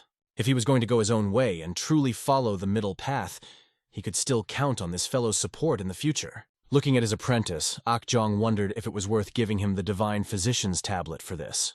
But for the young master, this was enough for now. Despite all his doubts, he needed to move forward. They went to the cave to recuperate in private, to restore their bodies after the grueling battle. The young master felt that his condition had become unstable, and Saddam noticed that something was wrong with him. He was worried about Jiang Ming's condition, fearing that his body had suffered from overexertion. But surprisingly, his physical condition even improved. Moreover, his innate internal energy reserve and central dantian had increased by almost a third. South Sky realized that the power of desire was truly amazing. Even his appearance was changing, with his eyes and hair turning red. This happens when one reaches the 5th level of the Blood Demon Great Art. But the young master finds himself wondering how he knows this. Suddenly, the demonic sword spirit appeared behind him and called him a fool, explaining that he hadn't even realized he had absorbed the blood demon ghost. Seo Woon Hui immediately recognized the voice of the blood demon sword, but was surprised to hear it, as was the demon, who had not expected it. The young master addresses the sword, asking why he refers to himself in the third person and why he is so arrogant. But the blood demon sword replies, "How dare you speak to this body like that? Or do you want to die of a severed meridian? I can gladly arrange it." However, today the demon is in a good mood, and so he will spare Seo Unhui, even show him something since he has freed his body from the annoying clot of resentment and madness. The demon also noticed that Seo Unhui was quite an interesting person. Even that ghost couldn't listen to him. But for the sword, it was amazing. A person who could hear the sword. Everything was decided. This body, in a sense, owed him for liberation from the spirit, and it is unlikely that there is anyone with similar abilities. Therefore, as an exception, the demonic sword would do him a great favor. Take him as his subordinate, and consider it an honor for man and the whole world. The young master reacted indifferently to this, sensing undisguised arrogance in his words. Saddam could not help but remark to the demon sword, "Who is he to impose his authority and make someone subordinate? On the contrary, he should honor his hero and address him at least as a master." This was humiliating for the demon's sword, and he responded, "What is this squeaking?" Saddam, in his opinion, was a short sword for him and had no right to interrupt his superior. This provoked a violent reaction from Saddam, and she began to behave aggressively, trying to hit him. However, the demon's sword was far superior in strength, holding her back effortlessly, without even using his energy. Seo Unhui noticed how quickly their swords became friends. 3 days later, not far from the city of Hongho, Master Akjong and his students were walking through the forest. They had been sleeping in the saddles of horses for more than 3 days, and one of them, Songjabek, felt that his butt was about to become dead. The teacher heard his complaints and paid attention to him, asking if he heard anything. During all this time, the master was walking, because no horse could bear his weight, and he ran as well as a horse. The master grabbed him by the face so that snot flew out, for he knew exactly what the rascal was thinking, and promised to ride him if he did not stop making up stories. Young Master Seoun looked at his colleague and realized that he was always running into trouble.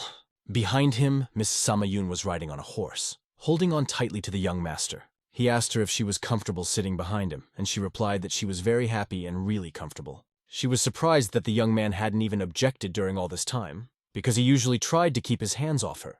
Seoun explained his position by saying that he could no longer pretend to be heartless. In his mind, our hero realizes that he has become kinder because he was deeply shaken by the death of Ms. Samayun in the illusion created by the blood demon spirit. This made him softer towards her, and now he is increasingly concerned about her words and actions. The only thing he can't understand is why he saw this particular illusion. He decides to tell her that, no matter how you slice it, she would not be able to ride a horse alone because her internal injuries have not yet healed. After saying this, Samayun hugged her young master even tighter, which made him tense. He was worried about her and insisted that she hold on to him so that she wouldn't fall off. Yoon herself, on the other hand, was happy, as it felt good to hold on to the young master, and she tried not to fall, enjoying the moment. Watching all this, Saddam wanted to honestly tell the hero that he was enjoying it too, but Seoun just wanted her to not say too much. After a while, in the evening, they reached their destination. The owner came out to meet them and greeted the fourth elder, but the elder was only interested in whether the ship was ready. He was told that it was not yet, because by nightfall the river was covered with thick fog, and it became very dangerous to go down to the water. In addition, the river is not friendly during the day, and it is even more dangerous to sail at night. The master advised him to wait until the morning, when it would be safer to set out. Songjabek told the master that they were not being chased, and it would be good to rest until morning. The master agreed, as he expected Baekhi Hyang's men to pursue them, but they had not encountered anyone so far, so now was the best time to rest. The master gave permission to stay overnight and set sail in the morning. Everyone decided to wait until the fog cleared, and the elder went to have dinner. However, he was more interested in drinking than eating, so he asked if they had anything stronger. How could there not be alcohol in the world of the seas? They set a sumptuous table with the best drinks. Finally, they could eat, and maybe something else, because this evening promised to be a real feast. All that remained was to pour the master a glass of delicious wine. They began to celebrate to the fullest, enjoying everything that this evening had given them. After a wonderful meal, everyone was so full that they even felt tired from this feeling of overflowing stomach. The master watched them talk and looked at the young master. Without further ado or emotion, he simply asked him to hand over the sword. When he asked if the master was sure about this, the young master began to take out the sword and hold it out. But the master wanted to make sure of only one thing, so he took the sword in his hands. Feeling its incredible power, he began to fill his huge hand with this energy. A powerful force began to envelop his body as he held the sword. However, unable to cope with this power, he threw the burning sword on the table because he could not control it. Now the young master had to take this sword and test it on himself. None of the people present understood why Seo Unhui could now safely touch this sword, and the demonic sword whispered to him quietly that it was because it was now subdued to his body. The hero asked the sword not to entangle him in conversations, explaining that he was now righteous. This aroused the suspicions of the master, who suspected that his student was hiding something. When asked what he could be hiding, Akjong felt that he was nervous and asked if he really came from the In-Young Seo family. Suddenly, the master began to doubt his student's origin, but why? Song Jabaek emphasized that the boy used to be called a donkey in their family, but Akjong asked him not to interfere. The master continued the conversation, explaining that the blood demon sword is a sacred relic of the blood cult, and everyone knows about it. But does he know why this sword is considered special? It is one of the rare swords that has a will of its own. The point is that it is only allowed to be wielded by those who have the blood of the blood demon's descendants in their veins. Now the master understands why he asks again if his mother was really a maid, as he said earlier. Although the young master understands that this is some kind of misunderstanding, he also wants to find out that his mother comes from a high family, but she was from the Flying Moon Shadow sect, and he cannot understand how she could be connected to the blood cult. Despite this, He calmly holds the sword only because he has absorbed the consciousness of the blood demon. And only because of this did the spirit of the sword accept him as its subordinate and allow him to touch it. But the demonic sword began to laugh at this situation, considering it a misunderstanding.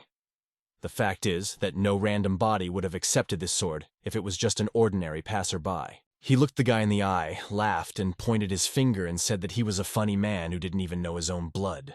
The boy could not understand this in his mind and wondered how the hell to interpret it. But they were interrupted by a servant who came to talk to the master. He started shouting about Dantian's inner energy, and no one could understand anything. The boy began to feel something inexplicable inside of him, some change in his inner energy. The other boys around him also noticed that their internal energy had stopped accumulating, which caused concern. They had obviously been poisoned, and it was a poisonous poison that disperses Kyoi, temporarily preventing them from manipulating internal energy. It seems that they relaxed too soon and fell into a trap that was too insidious. However, young Miss Song calmly declared that she was fine. When asked why she was not hurt, she picked up the glass of alcohol and explained that she had not touched it because it had a strange smell. The master realized that the poison was not in the food, but in the alcohol, and asked who else was drinking. The boys turned pale because they were all heavy drinkers, and the master's question only made the situation worse than it already was. Seo Unhui began to hear the voices of swords echoing and told the master that they needed to get out of here as soon as possible. By their count, there were already about 20 people with swords approaching them, but it seemed that there were many more attackers. Ms. Samayun felt that it was probably too late. They were surrounded on all sides. The soldiers surrounded the building, and it was obvious that they weren't going to just take a walk in the evening. The guys started to get nervous, calling them damn bastards from the Umarim Alliance. But our hero realized that this was not the Alliance. If they had the chance, they would have used the strongest poison, so there was only one question left. Their intriguing negotiations were interrupted when the door was abruptly opened. It was clear who was behind it. A young man came inside and apologized to the fourth elder, explaining that Ms. Baek Hee-hyung had ordered them to bring them to her. Obviously, they weren't going to just give them up, so they had to resort to such methods. The young man identified himself as Un Bu-sen, the leader of the Mad Demon Squad, and greeted the elder nobly. Hearing this name, the boy mentioned that he knew about this Mad Demon, although Saddam wondered how. Perhaps he had heard of him in a previous life. In addition to the elders and bloodstars, this commander was known to many masters, as Yun Bu-sen earned his nickname when he fought against the Jongnam sect. He was able to defeat 20 swordsmen single-handedly, and it can be safely said that his abilities far exceeded the level of an ordinary commander. Without wasting any time, he asked directly which one of them was Seo Unhui. He carefully examined Master Ak Jong's students, picking out the one who stood out. Our hero realized that he was wanted again. But why was he always the center of attention? Yun Bu-sung's face grew gloomy as no one responded to his questions, and he decided to capture everyone, regardless of which one was Seo Unhui. He ordered his soldiers to act immediately, emphasizing that the main thing was to deliver the boy unharmed. Everything around them began to fly apart. Tables were raised into the air, collapsed, and thrown in different directions. Elder Akchon grabbed a table and pinned several soldiers who tried to attack him to the ground. They could not understand why the poison did not work on him and how he had such strength. But the old man was angry with these scoundrels and made the soldiers run away. He turned to Miss Samayun, instructing her to stay in charge and pave the way while he held back the enemies. Hearing this, the master suggested that she leave him, considering it foolish. The soldiers from different sides shouted that they had nowhere to run and that they were all surrounded. The master could not hold off all the attackers by himself. So his disciple Seong Jabaek decided to stay and help, and Sung Hung was also preparing to join. He asked Ms. Samayun and young Master Seo Unhui to leave quickly. If they didn't get to Seo Unhui, it would be the end of them, because he was the one who possessed the blood demon sword, and that made the situation even more dangerous. One of the enemies heard them talking, saw Seo Unhui, and began to approach him.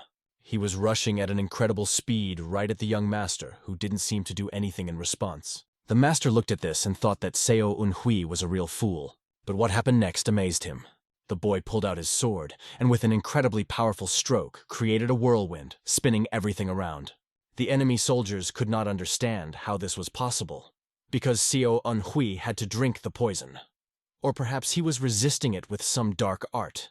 In his thoughts, the young master hoped that if he was special, it would help him, but he too had drunk the poison and could not use the lower energy core. However, this did not mean that the central energy core was inaccessible to him. He stood in front of the leader of the enemies, who was horrified to realize who he was. The master looked at his student, and was glad that he always kept a trick up his sleeve. The soldiers flew out of the bar like toys when they were thrown by the whirlwind of blows. When the master asked him if he could cope with all these enemies, the boy did not give any answer. Later, Akchong told him that he was going to work on circulating qi and removing toxins from the body, but he needed to be calm for that. The young master realized that he could provide him with the necessary protection.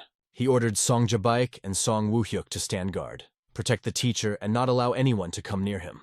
They decided not to run away, but to fight together with all the enemies, realizing that this was their only choice to successfully complete the mission.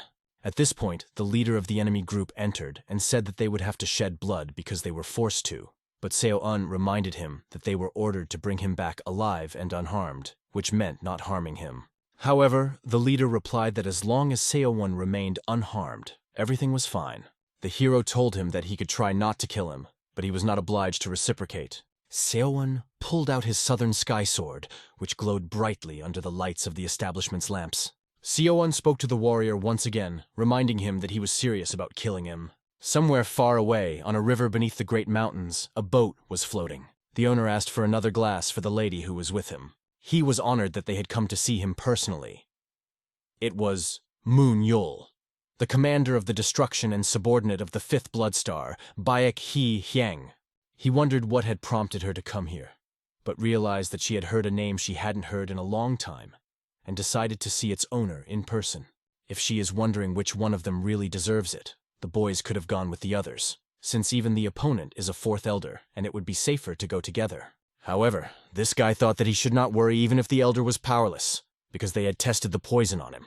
Their entire army was made up of an elite unit, but he could not imagine that. The Mad Demon Blade itself and its subordinate high-ranking warriors, not to mention dozens of mid-ranking warriors, would be defeated and destroyed. Shortly afterward, a man approached Mong Yul to tell him the important news. The Mad Demon Blade had been defeated and destroyed. This meant that the plan had failed, and there was only one question left. Why didn't the poison work on the elder? However, apparently, the elder's disciples were now in the way, and the man stood up abruptly, intending to solve everything himself. They stopped him, reminding him that he should think a little before acting. After all, now they would have to act together, regardless of the circumstances. On the battlefield, where the young master was fighting side by side with Ms. Sama-Yoon, there were many wounded soldiers trying to oppose him. He realized that if he took each of them individually, he was stronger than any of them, but their number far exceeded his capabilities. Seo-un Hui was limited by the need to defend the entrance, while his enemies were acting completely freely, and he only hoped that the master would not delay. Suddenly, everyone around him began to worry, and he felt something, realizing that the danger was coming from behind. When he turned his attention to it, he saw the same person. This person was walking with his sword at the ready, recognizing that it was truly impressive to become an elder's apprentice in 2 years and improve his skills so much. Now Seo-un Hui realized why the lady needed him. The 4th Blood Star, Da Changho, was standing in front of him. The young master paid his respects to this warrior, although in his mind he considered himself unworthy of praise. He realized that it would be bad if Da Changho joined the besiegers, and he would definitely not be able to survive. The 4th Blood Star asked him to leave Seo-un Hui to him, and all the other soldiers to deal with the elder. Commander Moon immediately set to work. The young master's thoughts were confirmed. Even if he could withstand the Blood Star, by then the other enemies would have broken through, and that would be the end. Seo-un Hui realized that the master still needed time, and he urgently needed to think of a way to delay all the enemies. The demon sword, watching from the sidelines, was showing interest in this. Then Seo-un remembered the demon sword that he had completely forgotten to use. He pulled out the sword and showed it to everyone, saying that if they wanted to live, they should think again. The soldiers did not immediately understand what was happening, especially Commander Baek, who thought it was a childish trick. He assumed that it was a fake sword, because, in his opinion, the real Blood Demon sword was already in the hands of the lady. But the young master emphasized that everyone was fooled because the lady had a fake. Commander Baek began to laugh, thinking this was nonsense, because if the sword was really in Seo-un Hui's hands, he would not have been able to wield it. Then Seo-un, without any hesitation, let the commander see the truth by handing him the sword. Commander Baek immediately felt the demonic energy that began to consume him, making him tremble. The commander's hand began to burn from the incredible power of the energy, and now there was no doubt about its authenticity. The demonic sword, hearing that it was called fake, became enraged and decided to show this rascal who was really fake. The QI energy in the commander's meridians increased dramatically. The commander threw his sword, unable to hold it. The boy reached for the sword, and the commander could not understand what he was doing. Seo Unhui explained that these were not tricks, but real power, and he dared to say so when he received the honor of holding the real blood demon sword.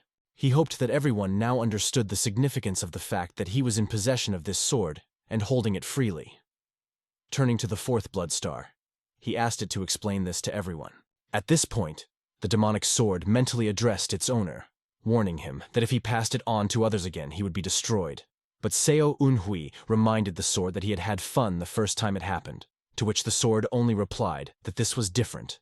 The fourth blood star was shocked and surprised by what was happening. However, he still couldn't believe it completely, assuming that it was some kind of trick, or the effect of a potion or other trick. Then the young master decided to add to the performance and show what he could do. At this point, the demonic energy began to manifest, and Seo Unhui became inflamed with demonic power. His hair began to change color to red. He turned into a true descendant of the blood demon, and his sword glowed, showing that he had inherited it along with his blood. The young hero's hair turned red just like their mistress, and the warriors trembled in fear. Saddam, his faithful sword, asked Seo Unhui if he was okay, and if he hadn't given up his soul again, but he assured her that he was fine. Fortunately, this happened when he reached the mastery of the blood demon sword. Perhaps it was because he had absorbed the power of the blood demon. Everyone was stunned and embarrassed, but who cares? The result was obvious. He can't use the demon sword all the time, especially when the fourth blood star is in front of him. But the young master only used it to impress. More important is how Da Changho, the fourth blood star, looks now, able to control them all. The young master noticed that Changho's trembling gaze betrayed his excitement, and decided to emphasize that perhaps Changho knew what this meant. Commander Bayek ordered his soldiers not to be influenced, saying that the only one who had inherited this sword was their mistress, Baek Reng. But how can he be sure that this is true, and is Commander Bayek even sure of his words? Does he not see the effect of this sword? Or has he chosen to ignore the laws of their cult? The main law of the blood cult states that the wielder of the blood demon sword becomes the next cult leader and blood demon. The blood demon sword was laughing at the young master at that moment, happy that he was now its subordinate. But Seo Unhui was not completely sure that everything was happening according to his will, because the sword's words seemed to be a lie, at least to the cult's followers. The fourth blood star, exclaiming in an impressive tone, said that Seo Unhui's talent amazes them every time they meet him. But if he calls himself another heir to the blood of the demon sword, then let him show whether he has really made progress, because now the sixth star has pointed its sword at him. They decided to test him through a duel, and Seo Unhui realized that he would have to show what he was capable of. He had wanted to test his strength for a long time, but he never thought he would have to do it in this way. The power resonated in his upper energy core, but he had never studied the blood demon sword and had never used it. Now he was about to face a very serious battle for rank and respect. As he calmed down and held the sword in his hands, the sixth blood star began to attack, but the sword began to move on its own. It seemed as if Seo Unhui had been practicing with this sword all his life. It was as if he had been using it since the beginning of time, and all of the sixth star's techniques had been wasted. The sixth star saw the boy very easily deflect his attack. Incredibly quickly, the sword was near his eyes, a little more, and if the sixth star had not retreated in time, he would have died right in front of the soldiers. He jumped back to a safe distance, which gave him a chance to think about the situation. The warriors, seeing this maneuver, were amazed that Seo Unhui had thrown the fourth star away so easily. It was clear that he had coped with the task flawlessly, even inflicting a wound on the enemy's shoulder. At that moment, the fourth star received another blow that sailed past his sword. Although he was glad he stopped the attack in time, it was still a serious challenge. But no force can break through this defense except this sword. In front of him was the third form of the blood demon sword, wielding skill formation. Seo Unhui used a bloodless point attack against this rascal. However, the fourth star was not going to give up so easily. He pointed his sword, about to perform another trick. When the sword blade touched the ground, it began to accumulate energy within itself. A powerful explosion from the sword was directed toward the young master, who was not expecting such an attack. The eyes of the sixth star blazed with demonic energy. and he swung his sword over his head. Streams of energy swiftly flew towards Seo Unhui's back at an incredible speed. Watching this, the warriors began to believe that the fourth star would defeat the young master.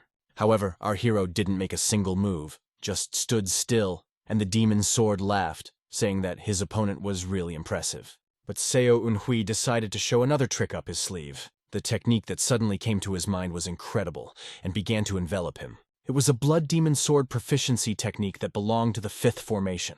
It was the blood rain piercing tens of thousands, and an incredible dark energy began to fill the space. The explosion of this powerful Chui energy was heading straight toward the fourth star. It filled everything around it so much that the smell of this demonic energy seemed to be felt everywhere. The entire perimeter was colored red and black, shattering the space around it. After that, the smoke rose, and devastation reigned over the battlefield, leaving traces of this incredible power. The fourth blood star looked on, not understanding what had happened. The young master listened to the voice of the demonic sword, saying that it was not enough, but he knew this very well, because he had never fully honed this technique, so he had to quickly improvise. The fourth blood star, Da Changho, saw that his attacks had no effect, but he realized that it was enough. He lowered his sword and paid his respects to the young heir, introducing himself as the fourth star, Changho, and greeted his master. Seo Unhui looked on and could not believe his eyes that it had all worked. Commander Bayek was shocked to see the fourth star paying his respects. He shouted, "How is this even possible? But surely this guy wields the blood demon sword, which means he is a true descendant of the blood clan." But Commander Peck couldn't understand, even if that was the case. What about their oath to their mistress? They had both made a vow and had only one goal, to take the sword and hand it over to her. The commander told the soldiers that they were ignoring orders. He reminded them that they were serving Madame Bayek He Hyang, and if this was the real blood demon sword, then everything would change. Seo Unhui realized that the atmosphere had begun to divide the soldiers, and he needed to hold them together even more. He emphasized whether the soldiers were willing to go against the laws of the cult. He held up a shiny sword that glinted in the sun and reminded them that if it was the real blood demon sword, then he was now the cult's new blood demon. The warriors paid attention to this, and even Fourth Star fell silent, realizing that this might be true. Commander Peck could not accept the situation. He said that they needed to test the sword, because for them, the only blood demon was the lady. An incredible explosion ripped through the entire perimeter. The building began to shake, and the ground underfoot shook, with debris flying in all directions. Our hero turned his head up and saw his mentor, whom he was glad to see. The fourth elder had freed himself from the poison and arrived right after he regained consciousness, frightening all the soldiers around him. Commander Peck looked at the elder and could not say a word. The boy only told him that things had been difficult. But now, it was time for the master to take care of the situation. Master Akchong turned to his student, saying that he understood his intentions. He took a deep breath of air, swung his sword, and turned his back on his enemies. Then he shouted loudly, ordering the soldiers to kneel down because they dared to raise their heads against the true leader. He announced that the great blood demon was this man, their true leader. Seo Unhui was surprised by his master's unbelievable behavior and asked him not to do so. But even though he understood what his mentor meant, he was confused. Commander Peck, seeing how the soldiers had unquestionably changed their allegiance and were kneeling, ordered them to stand up immediately, saying that their legs would rest, but no one listened to him. The fourth star approached the elder and greeted him. He was glad to see the old man after so many years, and Akjong admitted that a lot of time had passed. However, he asked why the fourth star was not going to kneel. The fourth star replied that he hoped his judgment was correct, and perhaps it was fate. But what exactly was he talking about? Approaching Commander Beck, fourth star asked if he was going to serve Seo Unhui as the new blood demon. Commander Beck reacted furiously, asking how they could betray Beck He Hyang. But at that moment, fourth star cut him off from his inflammatory speech. Akjong, along with the new head of the blood demon, looked on in amazement, trying not to show their surprise. The squad leader fell down, no longer trying to interfere with them, and the fourth star asked to give orders. She promised to eliminate any problems that the young master wished. The warriors, seeing the fourth star's decision, were amazed and completely sided with the young master. At that moment, the young man felt responsible, because he had just been given power over the lives of these people. He even felt embarrassed for a moment, because now his word and will controlled the fates of about 40 people. As he looked at them, he remembered one important moment, the look he had once seen. A smile appeared on his face as he recalled that look. It was a heavy, piercing gaze that he had never experienced before. and it seemed to be testing whether he had the qualities necessary to become the leader of the blood cult. The demon sword immediately whispered to the young master, joking that he was now pretending to be a good guy after having enjoyed killing them with his own hands. But the boy admitted that he was not the kind of person who enjoyed killing. He did it only because of terrible circumstances and necessity, not by choice. But whether it was really necessary remains to be seen. He felt that these people had shown loyalty to him, but the sword reminded him that he had to kill them all to put any doubt about their loyalty to rest. But since he didn't, the demonic sword asked him if he was willing to follow the path of blood because it was indeed a bloody path. Conquering fear and gaining loyalty is the true path, the sword said. Seo Unhui only replied to him to finally shut the sword up, calling him a real madman. Seo Unhui heard no more of the other way from the demon sword, nor did he feel its influence. However, the Southern Sky Sword intervened in the dialogue, addressing Seo Unhui, saying that they now had no other choice. The demon sword asked why the Southern Sword was siding with Seo Unhui, since he knew full well that the stronger always rules. The history of past generations has proven this, as all leaders have done so. To South Heaven, Demon Sword's opinion sounded rather limited. He explained that the young master standing before them was not a simple man. He was much more complex than they could imagine. So Unhui turned to the soldiers who had come over to his side, thanking them for their support. He promised to give them a chance, which caused a stir among the soldiers as they discussed this important point. Seo Unhui approached one of the soldiers, looked him in the eye, and asked him if he was a follower of the blood cult and if he supported Ms. Baek Hee-hyung. The soldier replied that he was indeed a follower of the cult, but Seo Unhui asked, "Why don't you follow your leader? Maybe you would like your mistress to be the leader?" asked Seo Unhui, looking at the warrior with a penetrating gaze. Seo Unhui walked up to each warrior, placing his hand on the shoulder of one of them, and asked, "What is a blood demon?" The warrior answered with a trembling voice, "According to the law, it is the core of a cult." The guy went on to say that he was now the cult, and if they didn't support him, they would refuse to be followers of the cult. He heard an unequivocal no, and realized that these people, having been in high positions for a long time, could not simply abandon their loyalty to the cult. Their entire lives had been devoted to serving the cult, and one of the soldiers asked if they were really ready to give it all up for a lady. The other soldiers had the same thoughts.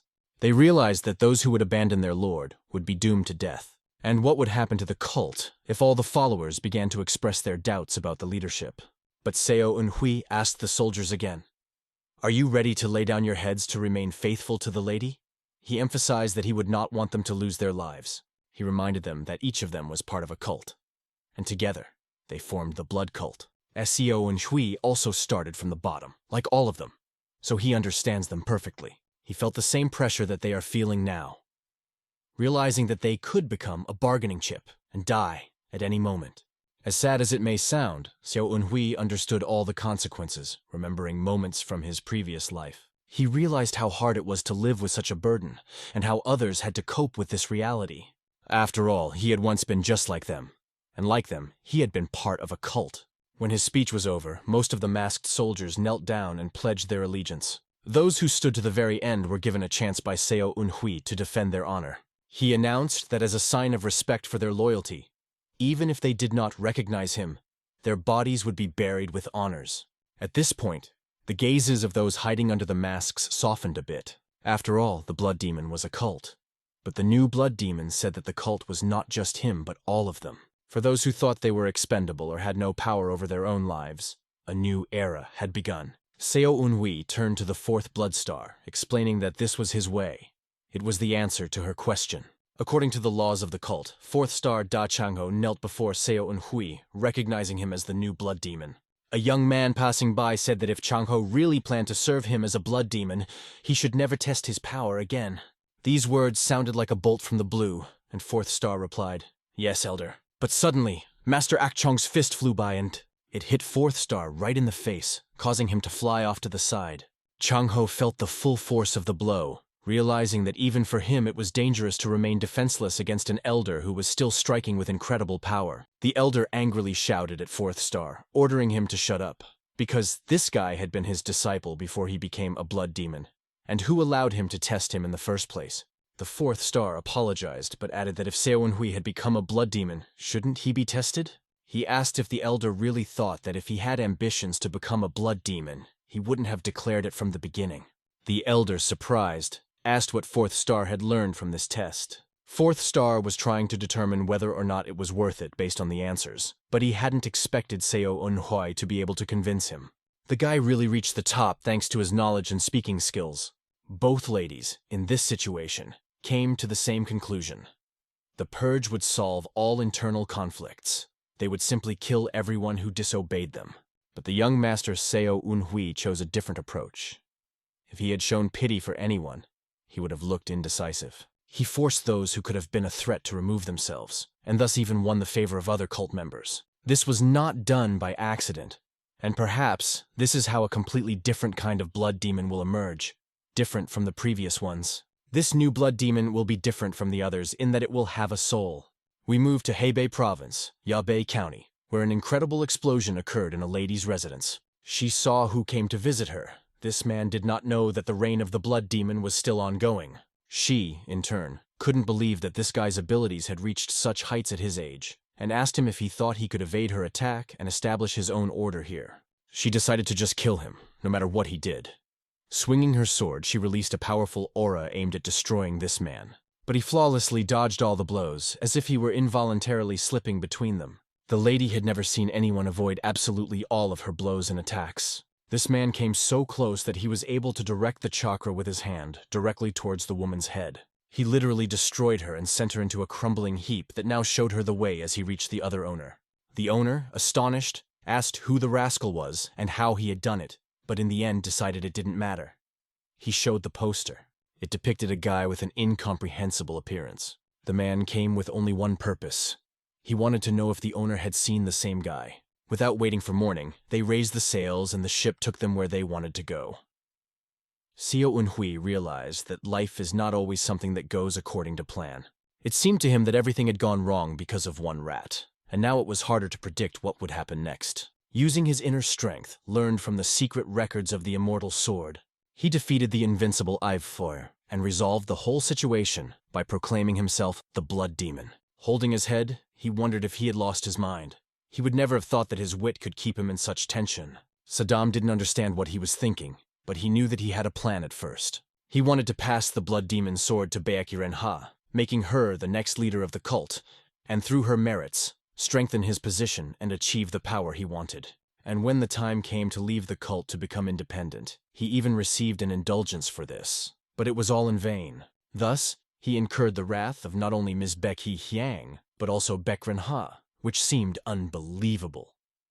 At that moment, Sama abruptly interrupted the young master's thoughts. Seo Eunhui was even frightened by the sudden appearance of this girl next to him. Saddam joked that Seo Eunhui must have been thinking about other girls, and what's wrong with that? But he abruptly ordered her to shut up, justifying himself by saying that he was just thinking. The young master noticed that Sama Yun was in a great mood, and she was. She felt that she had gotten what she had wanted for a long time. Her words seemed strange to our hero, as did Saddam's advice, which was circling in his head. Saddam was sure that this girl was trying to charm him and take advantage of him, but Seo Eunhui asked her not to interfere. Sama Yun asked the young master if he was nervous, and he began to make excuses, assuring her that he was never nervous, never even had such a thought. Sama Yun looked into his eyes with a smile and noticed that this was a lie. She saw him struggling to hide the truth and realized that he was nervous. Her hand began to move closer to the young master's, and she noticed that when Seo Eunhui looked at her, he began to drool. She put her hand on his arm and asked him why he was having this reaction when he looked at her. She walked even closer to Seo Eunhui, remembering the words of her father, who always said that anyone would fall in love with her if they were that close. Our hero was a little embarrassed, feeling that Sam Yoon's father was right, and realized that he had missed something in this situation. Seo Eunhui wondered if there would ever be someone who would have the courage to try to build a relationship with her, knowing about her father, and unfortunately it was definitely not him. Behind them, the swords were moving, and Demon's Sword asked Saddam who her father was anyway, if the boy was so scared. Saddam replied that her father was not one of the 4 great evil powers, but to the Demon's Sword, he was a pathetic weakling who was not worthy of attention. He did not understand why such a wonderful girl was being pushed away. It was already hard enough for Seo Eunhui, and Demon's Sword gave him advice. If you want her to be his, just kiss her neck. But the boy only wished that the sword would stop talking. He asked Sam Yoon what she was doing when she put her hand on his neck, and suddenly she kissed him. The guy clearly did not expect this, but he did not resist. Her lips were close to his. She looked into his eyes and asked him if he was in love with her. Behind them, the swordsman nearly died of laughter, recognizing that this girl was much better than they thought. South Sky also noted that active girls are not bad. Even his previous master would have been impressed. And Seo Eunhui stood there holding his lips. Yoon herself began to scream. I can't hear anything! Why isn't he answering me? Seo Eunhui looked at her, realizing that she had done it on impulse, and to be honest, even he was surprised. He'd never been kissed as unexpectedly as he was at that moment, and it was clear that she was a little embarrassed. Seo Eunhui decided to ask why she did it if she was embarrassed now. But when Samayun saw his smile, she was embarrassed herself. Jumping up from the bench, she pointed her finger at him and said, "It's not fair to smile like that. It doesn't mean I don't like it. Go on." The guy coughed and started thinking about what to say to her.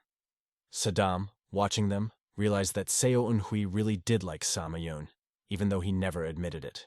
Looking to the side, he suddenly noticed Sun Jaebek standing somewhere behind the deck, crying quietly. Our hero was so stunned that he didn't even notice how close he was.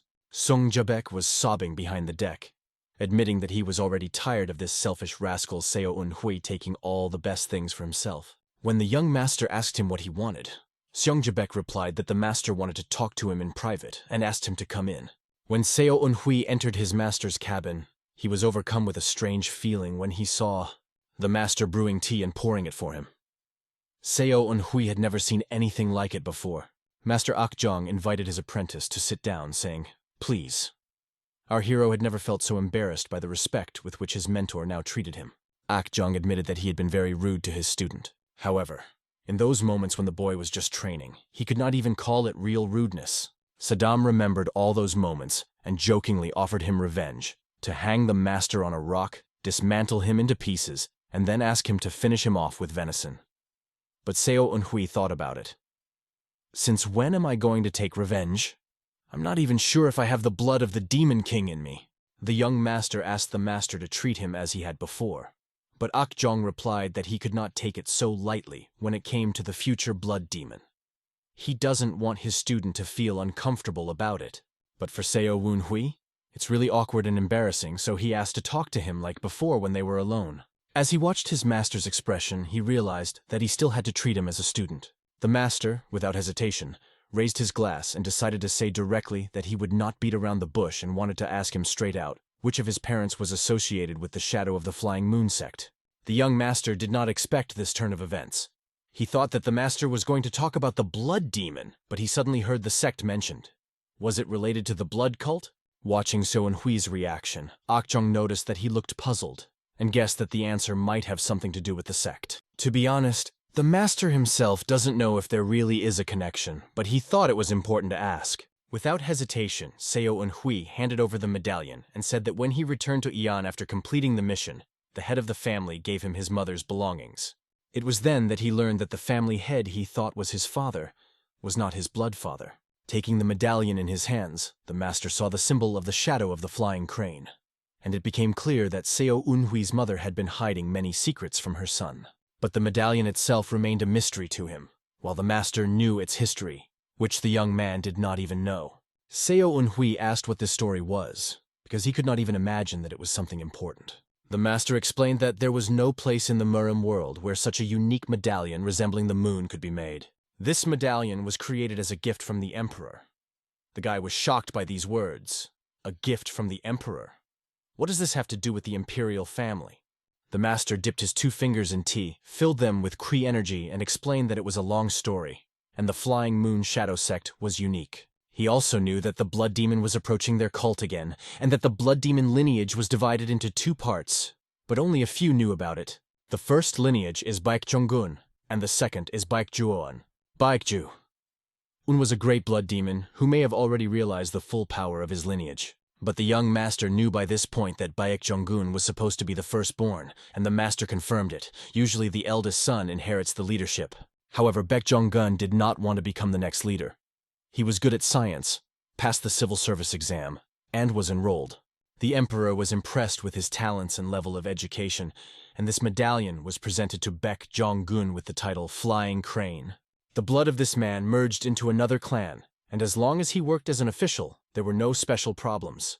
But when Kim Sang-jae became emperor, a great tragedy began.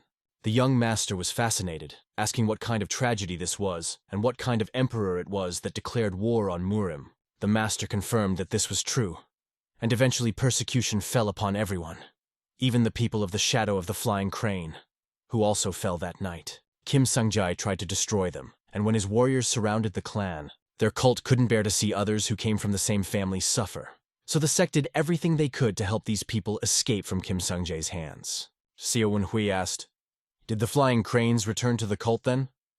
But it was not that easy because they chose a different path. They did not join a faction but took a neutral path, which left them outside the cult's direct influence.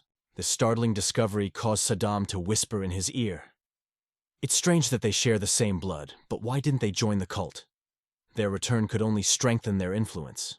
Seo Eun-hui thought about the competition between people who share common roots and the right to inherit the title of cult leader. If the flying cranes were to return, they would find themselves in the same situation as they are now and would probably try to avoid it. Thus, the ancestors of the Shadow of the Flying Moon sect were flying cranes who served in the imperial court. It is from their lineage that the cult in which the young master now lives is descended. Now we know that the Shadow Flying Moon sect is descended from the blood cult. This means that if his mother or biological father belonged to the sect, then he also belongs to the blood demon lineage. Ah Jung recognized that because of this, Seo Eun-hui's blood can now be passed on, and he will meet the previous cult leader in the other world without hesitation. But how can the boy prove his right to inherit? If his mother was part of the Shadow of the Flying Moon sect, Seo Eun-hui should test one idea the master suggested to him. "How about strengthening the blood bond by marrying one of the two ladies?" the master asked the new blood demon. This sounded absurd to the young master, and he simply did not understand what was going on. The young master laughed at the master's words, thinking that he was joking. Even if he had demon blood in his veins, he was only a distant relative. But what does it matter? Since ancient times, marriages between distant relatives have been considered a common practice to strengthen bloodlines. Even in the imperial family, such marriages are arranged for political reasons and to strengthen power. As a result, new clans are formed and the blood is passed on. The master was only interested in one thing: why Seo Eun-hui was so worried and took it seriously.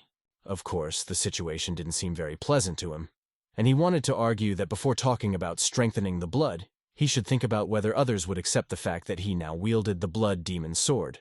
But the master reminded him that laws exist for a reason. However, these girls have different views, especially Ms. Baek Ren-ha. How one can be sure that everything will be fine, Seo Eun-hui did not understand. There is a high probability that he will become an enemy for the militant faction from the very beginning, and Ms. Baek Hee-hyang, who once swore allegiance to Ms. Baek Ren-ha, is unlikely to accept this. She had been stabbed in the back by someone she trusted, and he knew for a fact that Baek Ren-ha would not stand by in this situation. But Master chose Seo Eun-hui because he had complete confidence in him and trusted him. The master recalled that Seo Eun-hui had said he would follow the blood demon's path and asked him if he really thought he would give up everything for a lady. Saddam, sitting on Seo Eun-hui's shoulder, was even more surprised to hear his master say that he was taking care of him. Seo Eun-hui had always believed that the master prioritized the revival of the cult, but in fact, he believed in his students. At that moment, the master was so sincere that he could not help but touch the young hero's soul. Seo Eun-hui decided that he would live up to his teacher's expectations. Meanwhile, the master clutched a bottle of alcohol in his hand and began to discuss the issue of his marriage, not only to strengthen the bloodline. There are forces in their environment that have been serving them for a long time, and despite the existing laws, everything can change. If that happens, they will be at a disadvantage. Under Ms. Baek Hee-hyang's leadership, the 1st and 5th stars are there to support her.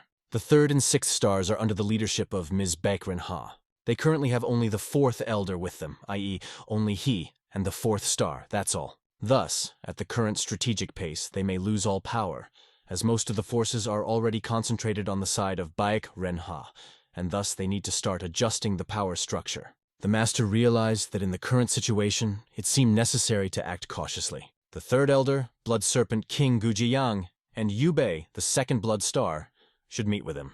Since they themselves said that they would follow the one who wields the blood demon's sword, there is only one question. how to get them on your side without major changes. Perhaps when everything falls into place, the current confusion will disappear. But the master said that everything would soon become clear, and there would be more news in the future. He meant that it would not become a struggle between three parties. If the cult can unite without bloodshed, it will be a signal to unite around the young master and their group. That's the only way he can gain an advantage over everyone else. If he doesn't have a better idea than the masters, maybe he should just give up and marry Miss Beck Renha. The guy hit himself on the head, thinking, how does it all come down to this stupid idea of marriage? Beck Renha was the only blood relative of the former cult leader and the rightful heir, so in a difficult situation, this was the most favorable option for them. But Seo Unhui asked what was so profitable about it, because he felt something wrong. The master noticed that the boy was hiding his true intentions. Perhaps the desire to kill, as he thought, was hidden deep inside. He decided to ask how the boy and Beck Renha felt about each other, and how they looked at each other, because it's hard to be so ignorant of women's feelings. But Seo Eunhui sarcastically asked his master why a man as intelligent and well-versed in women's feelings as Akjong is still single. In response, he received a blow to the head. The master added that if Ms. Beck Renha refused him, he did not intend to continue this conversation. In his mind, Seo Eunhui realized that his teacher was extremely stubborn. He wasn't sure he could escape this situation, and if Baekwan Ha agreed, he would have to marry her without question. However, there was still one more problem. Saddam was reminded of Sam Yoon. She was such a beautiful girl, and how could she remain single? But there was another way. Silence reigned between them for a few minutes, and the master was waiting for an answer as to whether Seo Eunhui accepted his offer. The boy hesitated and wanted to say something. He admitted that he liked Samayun. Hearing this, the master replied that if this relationship was important to him, he could take Samayun as a concubine, because it was very simple and not a problem. Seo Eunhui felt a shock like lightning pass through him when the master finally realized who Samayun was. His eyes turned glassy with surprise. The master picked up the young master and began to shake him. "Are you crazy? Are you out of your mind? This is the daughter of one of the four evils," he shouted, emphasizing that this was a very serious situation. The master looked around to make sure that Samayun hadn't overheard them and wasn't following them. Holding Seo Eunhui's collar, he began to whisper in his ear, "She's the daughter of one of the four evils. If you harm her in any way, you'll be in huge trouble. Stay away from her." The master could not understand why she was showing him any sympathy at all, and Seo Eunhui did not know what to say either. How could he know? The master wondered if they had interacted in the past and added that Seo Eunhui shouldn't give her any hope by reminding him of that. However, the guy mentioned that they had already kissed and he had feelings for her too. But in this situation, that wouldn't be enough. Seo Eunhui realized that he was sorry for using her as a defense. But he was not the type to give up without a fight. The master, who was so shocked by this information that he looked older right before his eyes, was truly afraid of the consequences. Their conversation was interrupted by a woman who suddenly walked in and interrupted them. The elder asked the woman what had happened, and she replied that it was better to talk later. After all, 3 large ships were approaching them. Looking at these huge and dangerous vessels, one might have thought that they might be Surosh, the masters of the Yangtze River waterway. This is a martial arts organization that has one of the largest forces in the region, along with the Nokrim. They were expecting to meet them when they crossed the Yangtze River. Some of the fog had cleared, but it was still difficult to see the ships, so it was better to be prepared for any eventuality. All the soldiers were ordered to arm themselves and beat drums to be on the alert. Yoon herself went out, preparing for possible danger, and looked at her young master with eyes as if she could not be without him. When he caught her gaze, she immediately hid, ashamed. She had kissed him herself, so it was not surprising that she had such a reaction. The young owner also felt uncomfortable, realizing the complexity of the situation. Although they both felt embarrassed, they had to quickly pull themselves together as the possibility of a collision with the ships was becoming more and more real. The drums on the ship were beating louder and louder, and it was clear that everyone was preparing for something important. Saddam asked why the drums were beating, but it was necessary to prevent the ships from colliding with each other in the thick fog. If it were the Surache, they would have heard the sound of a horn instead of drums. The 3 ships continued to get closer and closer to them. Luckily, they realized that it was not the Surakai, and everyone breathed a sigh of relief. But the question arose. Why were these ships sailing toward them? The commanders ordered to direct all the routes to them. Master Chong did not understand why they were so afraid of them. but decided to avoid trouble. Soon Master Chong looks ahead and realizes that this is something serious. He abruptly orders his soldiers and the blood demon soldiers to prepare for an attack. The young master was surprised by the master's sudden reaction, because they were not Surash, but the situation was already beginning to alarm him. The ships collided and blocked their path, and the soldiers began to surround them from all sides. It is unclear why they were boarding their ship. What did they want? It was their ship, and these strangers seemed to want to fight. The situation turned from boredom to trouble, and the young master realized that he had no choice but to resolve it by force. And then on the horizon, he noticed a familiar face approaching him. It was Ms. Baek Ren-ha, and it was clear from her expression that she had changed considerably. She looked younger, fresher. It was Ms. Baek Ren-ha with her witch teacher, and her stern gaze made me feel that something was wrong. We return again to the ship, where interesting events unfold, delving into past events. Baek Ren-ha hopes that she is not too late, and that her sister has not beaten her to the punch. She wants to get a chance to see the sword that will bring her power. The witch master reassures her, reminding her that everything will be fine. The witch assured the young mistress that Seo Unhui was wise despite all the difficulties, and the fourth elder was with them, so there was no reason to worry. However, this did not mean that they were not in danger. Soon they saw a ship on the horizon and decided to make sure it wasn't pirates. The witch advised them not to worry, because the stronghold always travels in a group with more than 2 ships. They could be recognized by the characteristic loud sound of a trumpet, which this ship did not have, so they were probably ordinary ships. But when the witch got closer, she saw a strange picture. Not only was Seo Unhui on board with his teacher, but also the 6th star. This surprised her, and she felt that something was going on. Baek Ren-ha noticed that Mr. Sun Dali was also on the ship, and there were too many people there for it to be an ordinary situation. When Ms. Baek saw the 6th star, her anxiety increased. After all, the 6th star never acted on its own, and did not obey for no reason. She asked the witch why her uncle was with them. She thought he had always served her sister. What was the reason for this influential fighter Marima and his large group to be with Master Song? The witch tried to calm Lady Beck down, advising her to prepare for a possible deterioration of the situation that could manifest itself at any moment. She explained that there was a possibility that the 4th star had sided with them, which was a real surprise. The witch ordered her warriors to board the ship, bring Uncle and Mr. Sun, and ordered everyone to prepare for battle. We return to the present moment where these events have already unfolded. Ms. Bayek asks her uncle what's going on and if he can explain what the 4th star is doing with them. The elder apologizes and says that it will be hard for her to believe. But the girl insisted that everyone knows that the 6th star serves her sister. What could have happened to make him go over to their side? The 4th star smiled back, thinking it was ridiculous that they thought something had happened because of him. He wanted to explain and show them everything, but the master stopped him.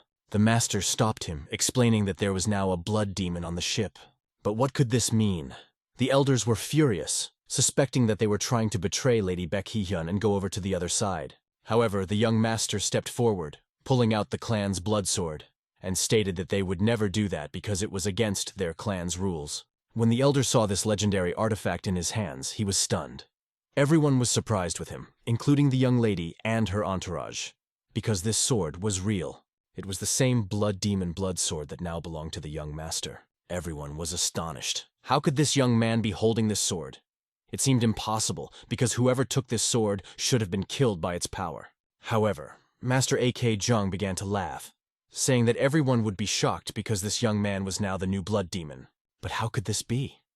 No one could believe it, because it was against the rules of the clan. However, according to legend, the one chosen by the sword becomes the blood demon. Baek Ren-ha steps forward, feeling that this is some kind of misunderstanding. After all, only one person can claim the title of blood demon, and it has already been decided who it will be. What will happen to Murim if things change? The witch suggested that perhaps the sword in the boy's hands was a fake, if she was not mistaken.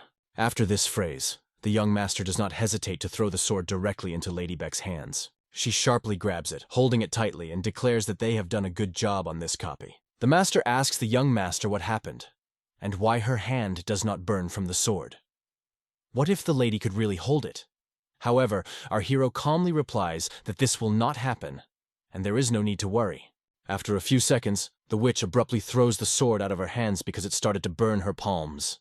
It was a real sword, and she couldn't believe it. The 6th star seemed to know more than she was showing. The witch warns the young mistress that this sword is indeed the very legendary blood sword. The girl realizes that if this is true, then there is something they have not yet understood, some unknown power. Soon, the elder falls to his knees before the young master, recognizing his power. He asks the young lady to take the sword to test its power for herself. Our hero also encourages her. Try it, everything will be fine. I won't be offended. The elder asked what he was doing, but the young master calmly replied that everything would be fine.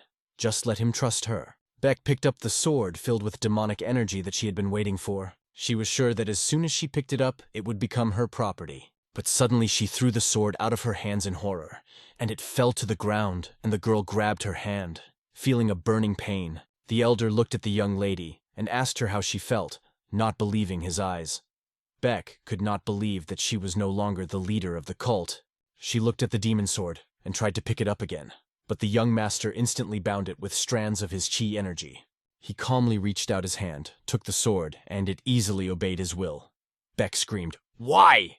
She was sure that she was the true owner of this sword and that it should be hers. However, the demonic sword quickly filled its new owner with energy, showing everyone that he had indeed chosen it. The young master's hair turned blood red, and it was clear that he and the sword were now one. The demon's sword flying nearby whispered in the young master's ear that he liked the girl as well. But he liked Xionghui better. He even thanked her for delivering her to his hand. The boy knew what it was like to interact with swords, but he would not allow something so outrageous to happen. The witch approached Mr. So, saying that this was impossible, because he was not a son of their clan. But the boy replied that she knew very well how he chose this sword. He showed everyone the medallion of the clan patriarch, and explained that his father was not his biological father, and his mother joined the clan already pregnant with him. She belonged to the Flying Shadow Moon sect. When the elders saw this medallion, they were amazed. It seemed unbelievable. How could such a turn of events happen to the blood cult? The witch, still surprised, wanted to ask him about it. She asked if he thought his mother or father deserved to be part of the Flying Moon Shadow sect. The young master realized that she was planning to investigate his lineage. However, he turned to her and asked her if it really mattered, because the main thing was that the sword had chosen him. Does his lineage matter more than the fact that he is now the owner of the sword? The young master also pointed out that Lady Beck had claimed to be the leader of a cult, but had failed to obtain the blood demon's sword. His bloodline may not be completely pure, but the fact that he possesses the sword makes him the rightful leader. He turned to the fourth star, asking if he knew that Lady Beck had a legitimate bloodline. He confirmed that he did. The young master then asked why the fourth star did not choose Lady Beck's side. The fourth star explained that he believed in Lady Beck's qualifications as a potential blood demon. He chose her side because it seemed more suitable to him. But, in his opinion, young master is much more talented than Lady Beck He-hyang. But the old man can't believe it. He seems completely confused. How can he possibly compare Lady Beck He-hyang and his own strength? He doesn't even realize that the young master is hiding his true abilities and strength. The master starts laughing, saying that the blood demon always supports the strongest. He invites everyone to test the boy themselves if they don't believe him. But why does she have to fight him to claim the title of Demon Queen? The witch tried to stop it all, but Lady Beck announced that she accepts the challenge. She wants nothing more than to fight for the position of Blood Demon Queen. In fact, she doesn't want the leadership between them to be decided by war. However, it so happens that their duel will decide who will become the Blood Demon. If he wins, she, like everyone else, will join his side. The young master realizes what is at stake if he loses. It is more important than just a personal victory, because the outcome will determine whether they will come to his side. Lady Beck offers him this bet, and the young master agrees. Striking a fighting stance, the girl tenses up, preparing for battle. She looks him in the eye and says, "If he thinks he is stronger, let him fight her. There will be no giving in or pity. She will use all her energy to fight to the fullest against him." Beck Ryong-ha, burning with her power, watched the hero intently, her gaze full of determination and energy. However, suddenly it was time to start the battle. The tension was growing. Without hesitation, the girl rushed forward, boldly attacking her opponent. Yun-hui stood still, calmly waiting for her first strike, as if testing her courage. To dispel her doubts, he made a sharp wave of pure energy, showing his superiority. Having easily destroyed her formation, he made her doubt her own strength. Suddenly the girl realized that he had been hiding the true level of his skills all along. His dark energy, suddenly appearing in front of her face, made her feel fear. Capturing the space with his power, the hero almost ended the match with one move. Baek Ryong-ha realized that he had just used a technique that she herself had once taught him. But approaching him from the side, she was sure that these techniques were not strong enough to overcome her. But the young master managed to attack her and interrupt the technique without even moving. The master watched his student with pride, knowing that this blade was made for destruction. Baek Ryong-ha lost control of her body, unable to resist the action of this inexorable force. Using the Blood Demon sword and the Blood Demon technique, she broke free from his grasp. Instantly being on the ground, she was preparing for a new step. But as soon as she stopped, the young master ran up to her, his eyes burning with determination. He delivered a lightning strike that nearly took her head off. The mist energy hit the side of the ship, nearly melting its hull. The sword was stuck next to her head, hinting that the boy had decided to keep her alive, even though it was on the edge. Baek Ryong-ha resigned herself to defeat, realizing that she was only a moment away from losing her head. She recognizes the boy as Demon Blood, and the new leader of their clan. At this moment, his team explodes with joy, tumultuously supporting the winner. The elders, who believed in Baek Ryong-ha all their lives, are heartbroken to accept this result. However, now the time has come for a new blood demon, and everyone must bow to him. Baek Ryong-ha turns to the leader, wanting to ask how he was able to master this technique. The hero explained that the sword taught him this by telling him secrets. He had absorbed the blood demon's power and could now use it, which he thought was a sufficient explanation. The girl accepts this answer with a doubtful look. However, she offers him to talk separately, without unnecessary witnesses. When everything settles down, she wants to discuss some things with him in person. But the hero does not understand why her face expressed relief when she left. Soon, the ships reach land, and a new stage of the journey awaits them. Demon Blood whispers to the hero that it's surprising how easily the girl gave up, even though it looks suspicious. The hero understands this, but Demon Blood can't understand why she backed off so easily. Southern Heaven speculates that she may have knowingly helped them. She immediately realized that they were not her equal, and it seems that she contributed to the recognition of the new leader. The hero feels that it is not only this, the second elder and the sixth star also knew that they did not fight at full strength, but they quickly accepted him. Soon, a woman appears on the horizon, addressing the new leader. The elders want to talk to the lady, but it can be difficult. They decide to discuss everything in one of the cabins. At that time, Action is sure that the lady is offended by Seo Eunhui. The master wondered how it was possible to accept defeat so easily. Even if it was necessary for the revival of the clan and the cult, this thought was hard to accept even for him. After all, the current blood demon is not at all like the two young ladies. He does not even have a drop of the blood of the former cult leader. Looking into Akjung's eyes, he remembered how they had both faithfully served the previous leader.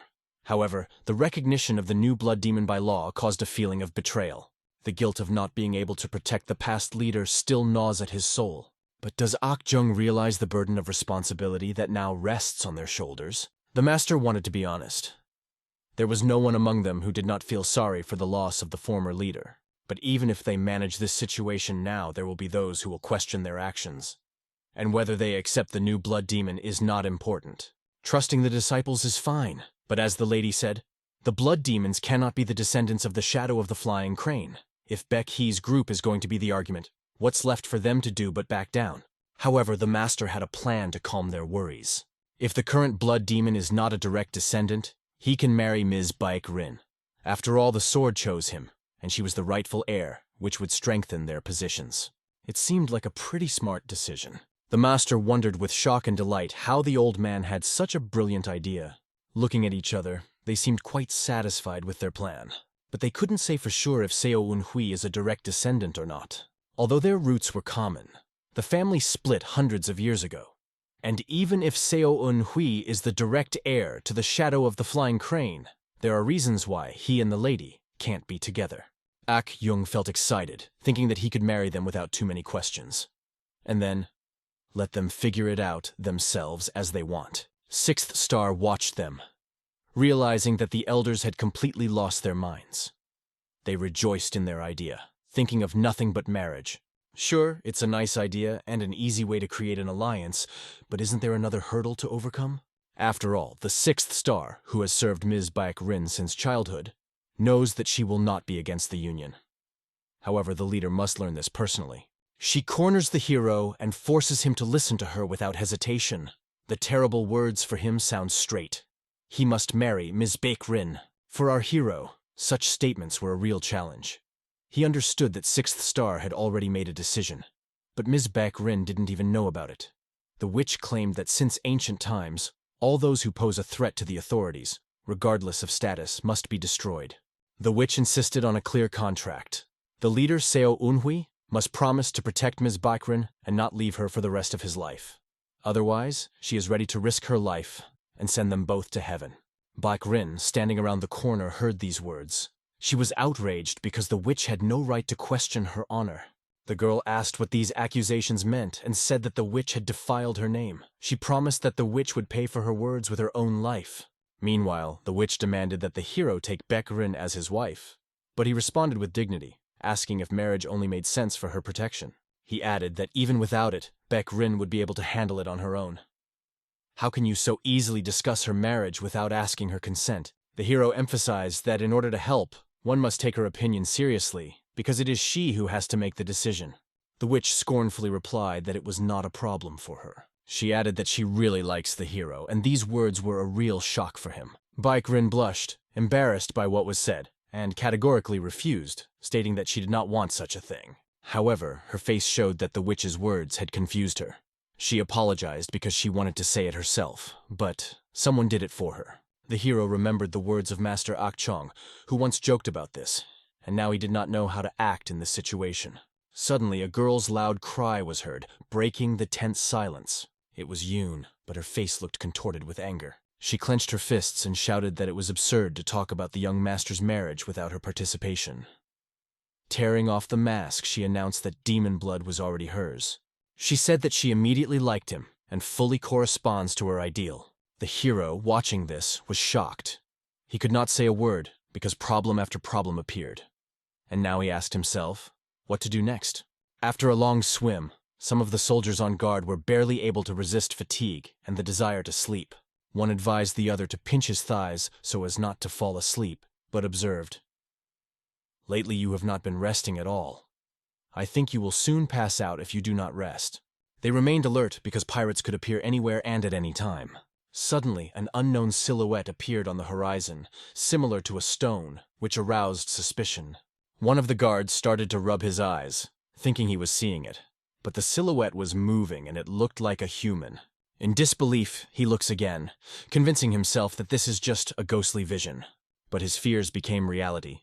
The silhouette suddenly jumped up and cut off the head of one of the guards. The hand of the mysterious killer reached out to the next warrior, whom he threw into the water with ease. Plunging him into the water with one hand, the stranger forced the guard to tell the truth. He asked him directly, "Is Fourth Elder Seo Eunhui on the ship?" Meanwhile, we return to the conflict between the girls on the ship. Yun intervened in the dispute, determined to defend her right to become our hero's wife. Her words sounded like a proverb. If the water is clear on top, it is also dirty at the bottom. She alluded to the Sixth Star, claiming that he was not worthy of the blood demon, the leader of their cult.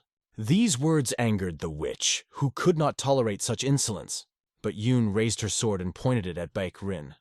She, in turn, replied that she understood the situation, but first it was necessary to remove the sword. She also insisted on an apology from Sixth Star.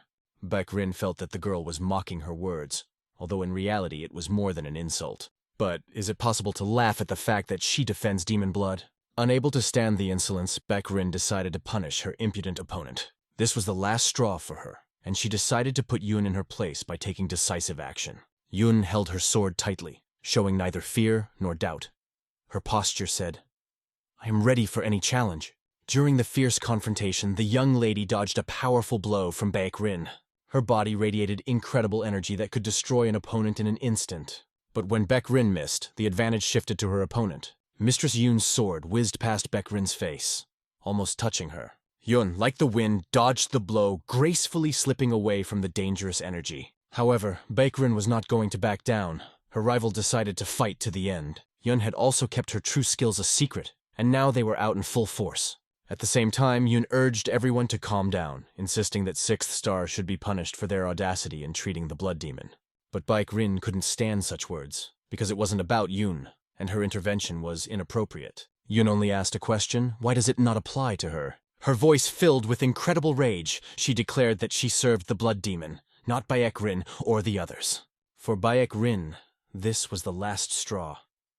She felt that her rival had crossed all permissible limits. Furious, Baek Rin vowed to destroy Yoon for her audacity and disrespect to the blood heiress. An incredible aura, like a storm, filled the space of the ship, creating a tense atmosphere. The witch stopped the young master's hand as he tried to use his sword to stop this chaos. She urged him to restrain himself, saying that his actions could harm the mistress's devotion. The hero noticed that Baek Rin looked at him with pride, although he still did not recognize her as a blood demon. He warned that if she backed down now and pretended nothing had happened, she could avoid punishment. To the witch, those words meant one thing. He would never accept Baek Rin as his wife, and the incident would never be spoken of again. But the witch assured that she would not go anywhere from him, even if she had to fight to the end. In response to her insistence, the hero activated the power of his sword, directing it against this old, defiant rival. The hero's blow lands on the witch with such force that it literally forces her to get out of the way. She falls, hitting the cabin wall, and as painful as it is, it's clear that she's still incredibly strong. The witch steps aside, but stops Yoon and Baek Rin at the same time, making it clear that the hero is not going to get married, even if one of them has feelings for him. Although he realizes that marriage could strengthen his position as a blood demon, he sees no need for it. Yoon does not understand why they forced the young master to marry. She believes that it is wrong if it is a matter of trust and morality. She states that marriage should be a personal affair between two people, without the intervention of others dictating what to do. Baek Rin thoughtfully asks Yoon if she really likes demon blood. Yoon is embarrassed by this question, breaking out of the rut, and does not know how to answer. Both begin to laugh at her confusion, realizing that her arrogance was only a facade.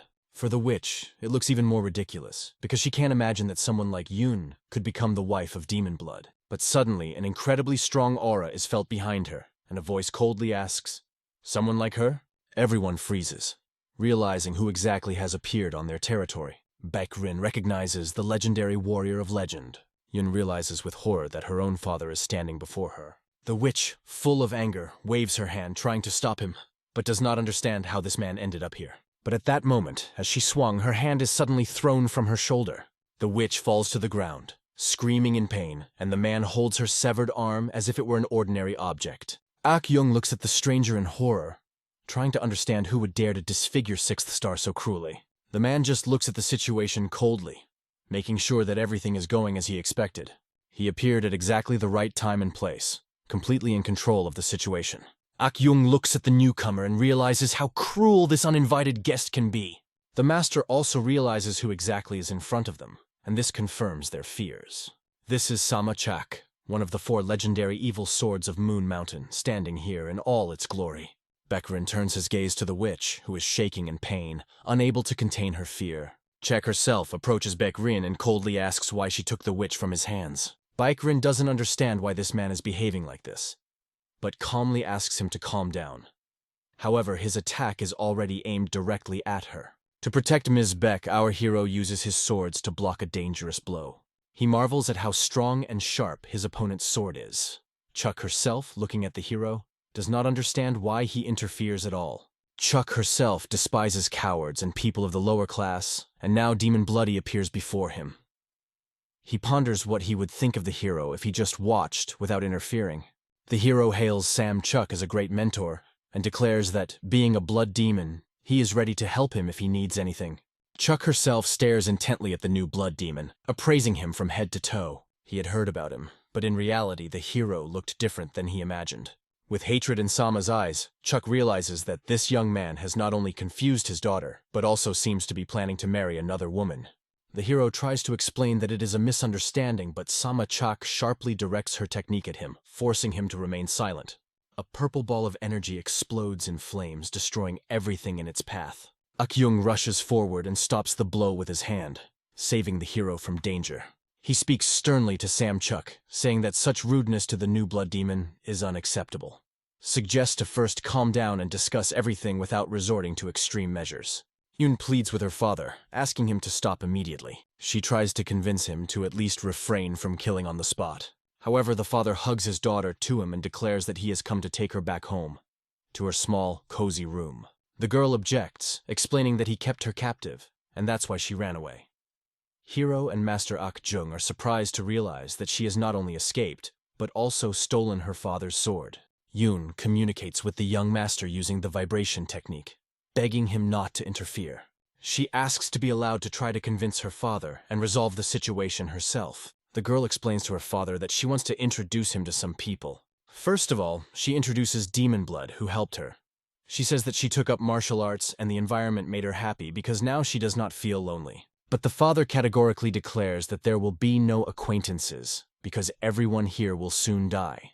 His words imply that he is going to kill everyone, including her, if she chooses to stay with Demon Blood. Before Taeyun can finish, her father blocks her acupuncture points, taking away her ability to move. Holding his helpless daughter in his arms, he declares that he has known everything for a long time and came here fully prepared. Baekrin looks around, observing the expressions on everyone's faces. The hero's team looks at all this with visible fear and confusion in their eyes. Xiao Unhui realizes that the situation is really critical and needs an immediate solution. Yoon's father loudly declares that there is no one here that he cannot kill. A fierce battle between the strongest masters of martial arts begins. The warriors watch the confrontation, thinking only of how to save at least their own heads.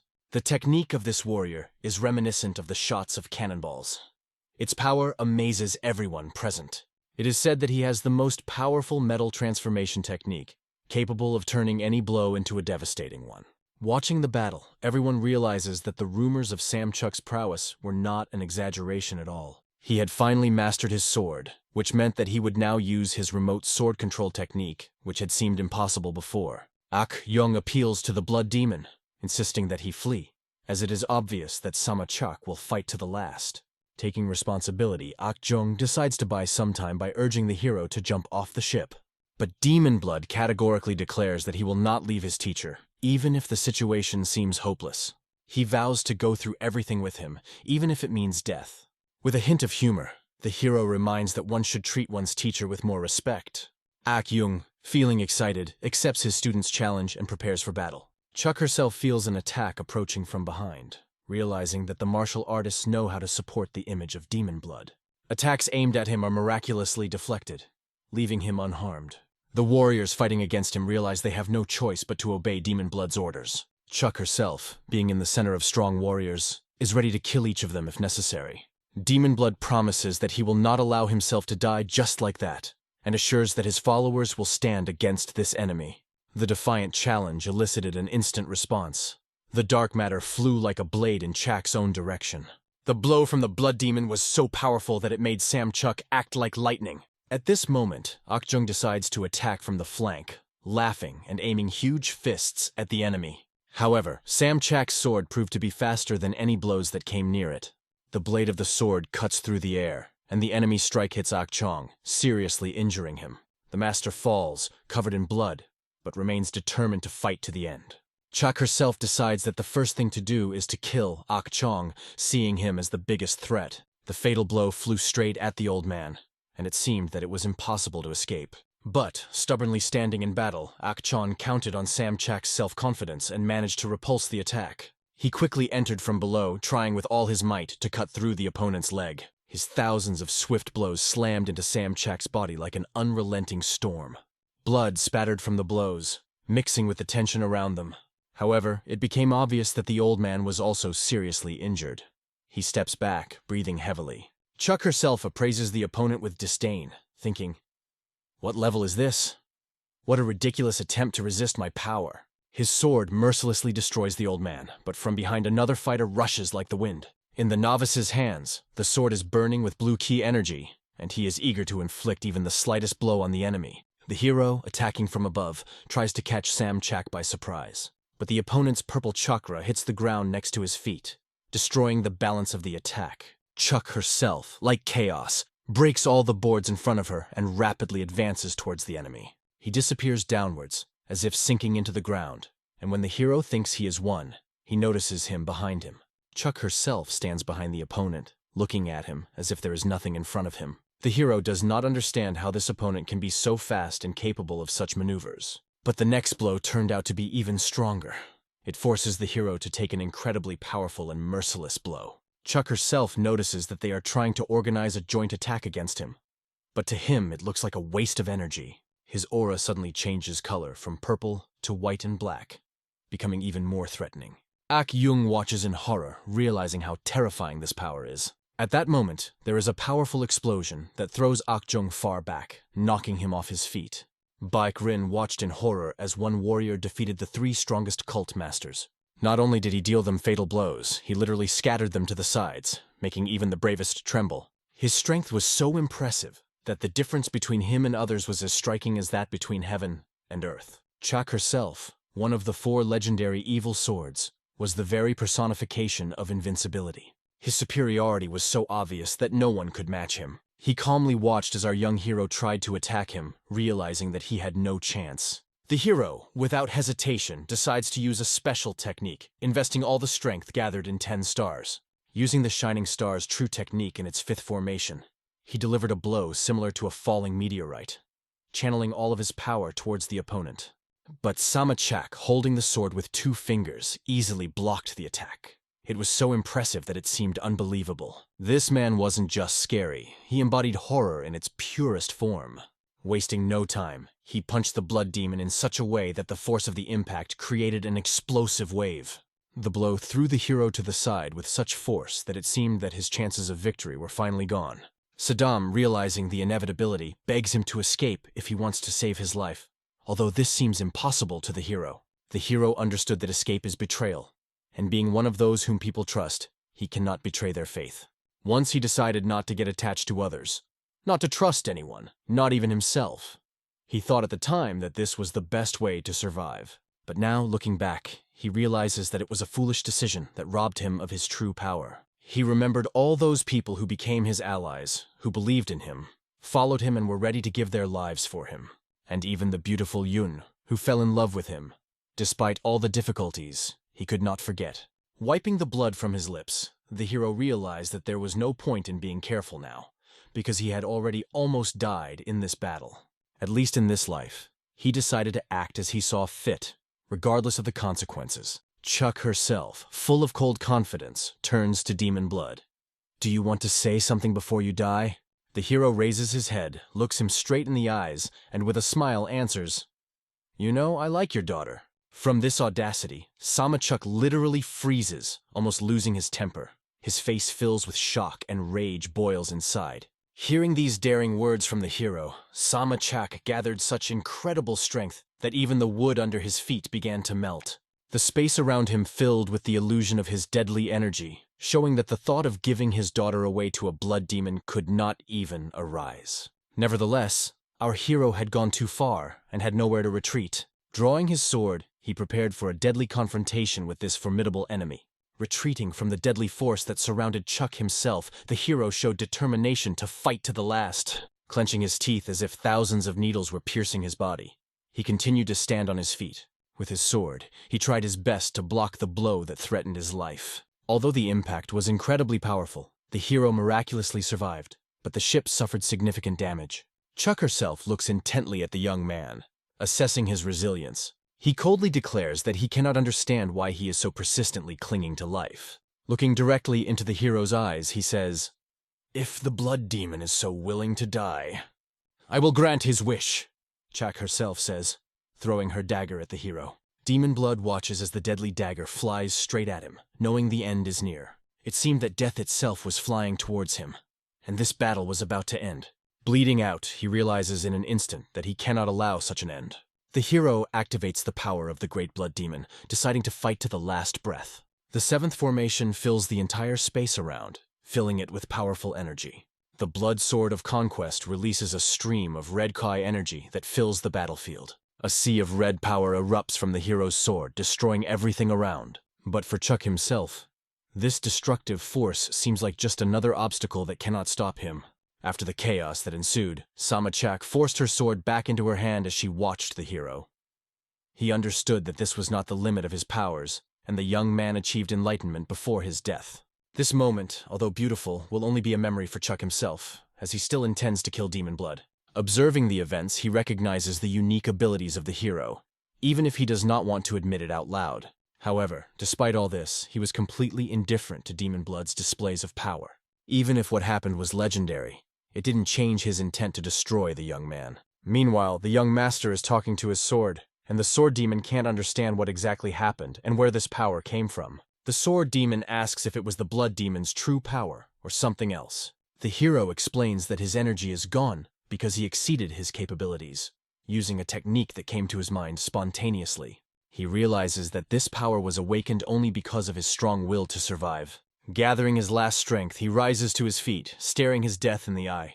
Chak herself, noticing that Seo Eunhui is still alive, wonders if he could have been wrong in his judgment of him.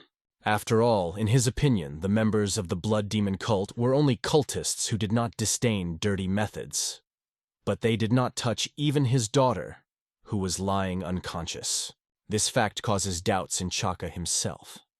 He remembers Chang Ren's words and ponders whether he should listen to the story from the cult.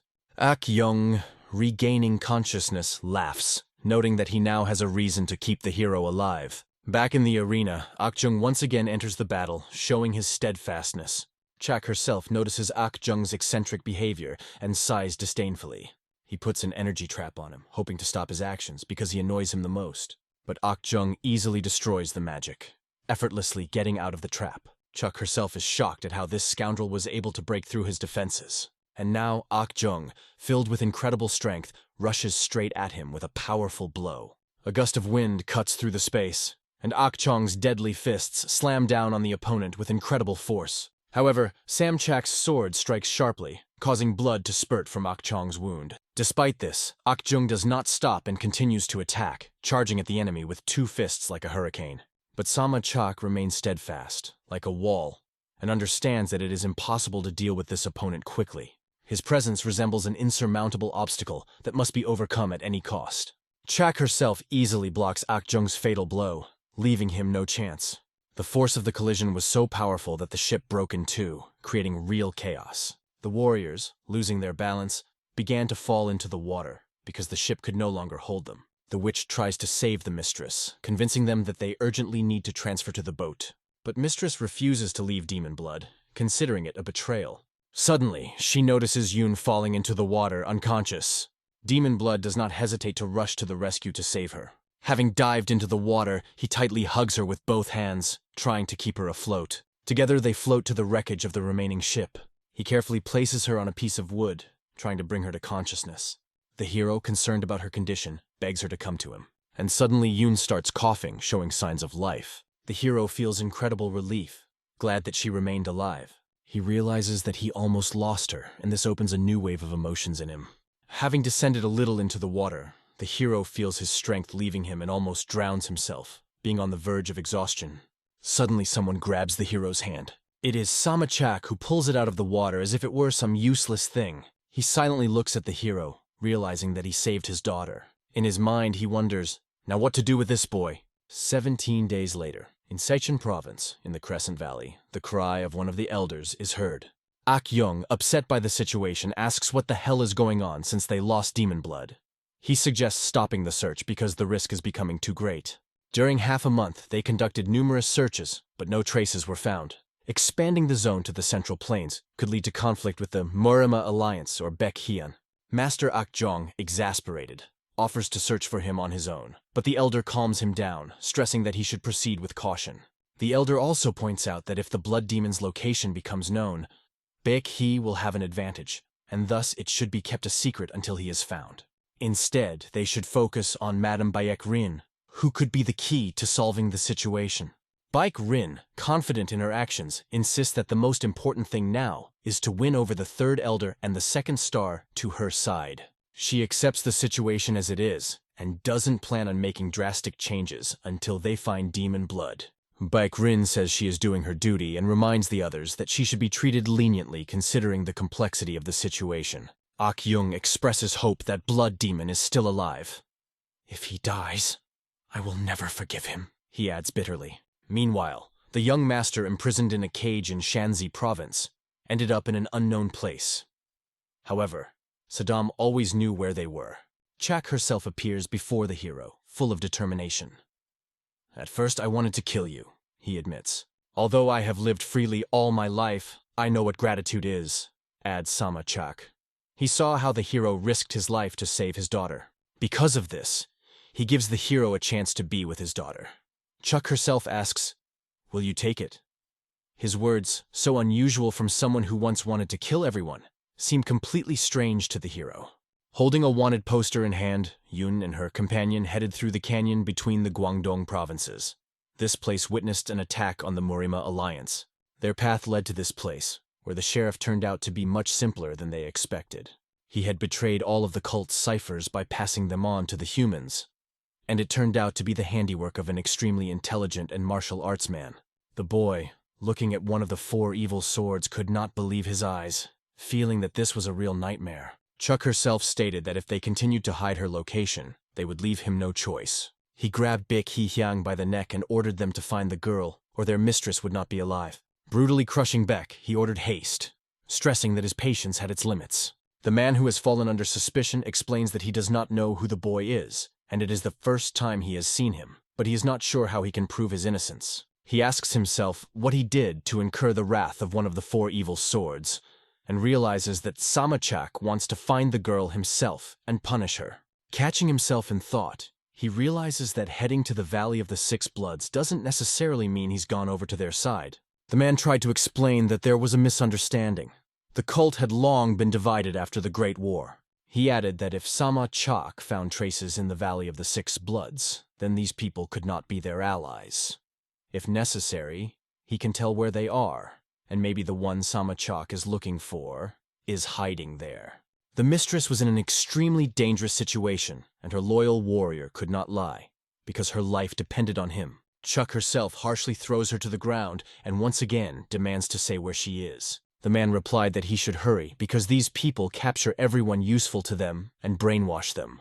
It seems that everything worked out and the plan was successful, although it was not easy. He shared all the information with one of the 4 evil swords. Chuck himself watched the hero, who lay unconscious for a long time, and also checked his daughter, making sure that there were no scars or traces of brainwashing on her body. He realized that he had been lied to so that he would leave quickly.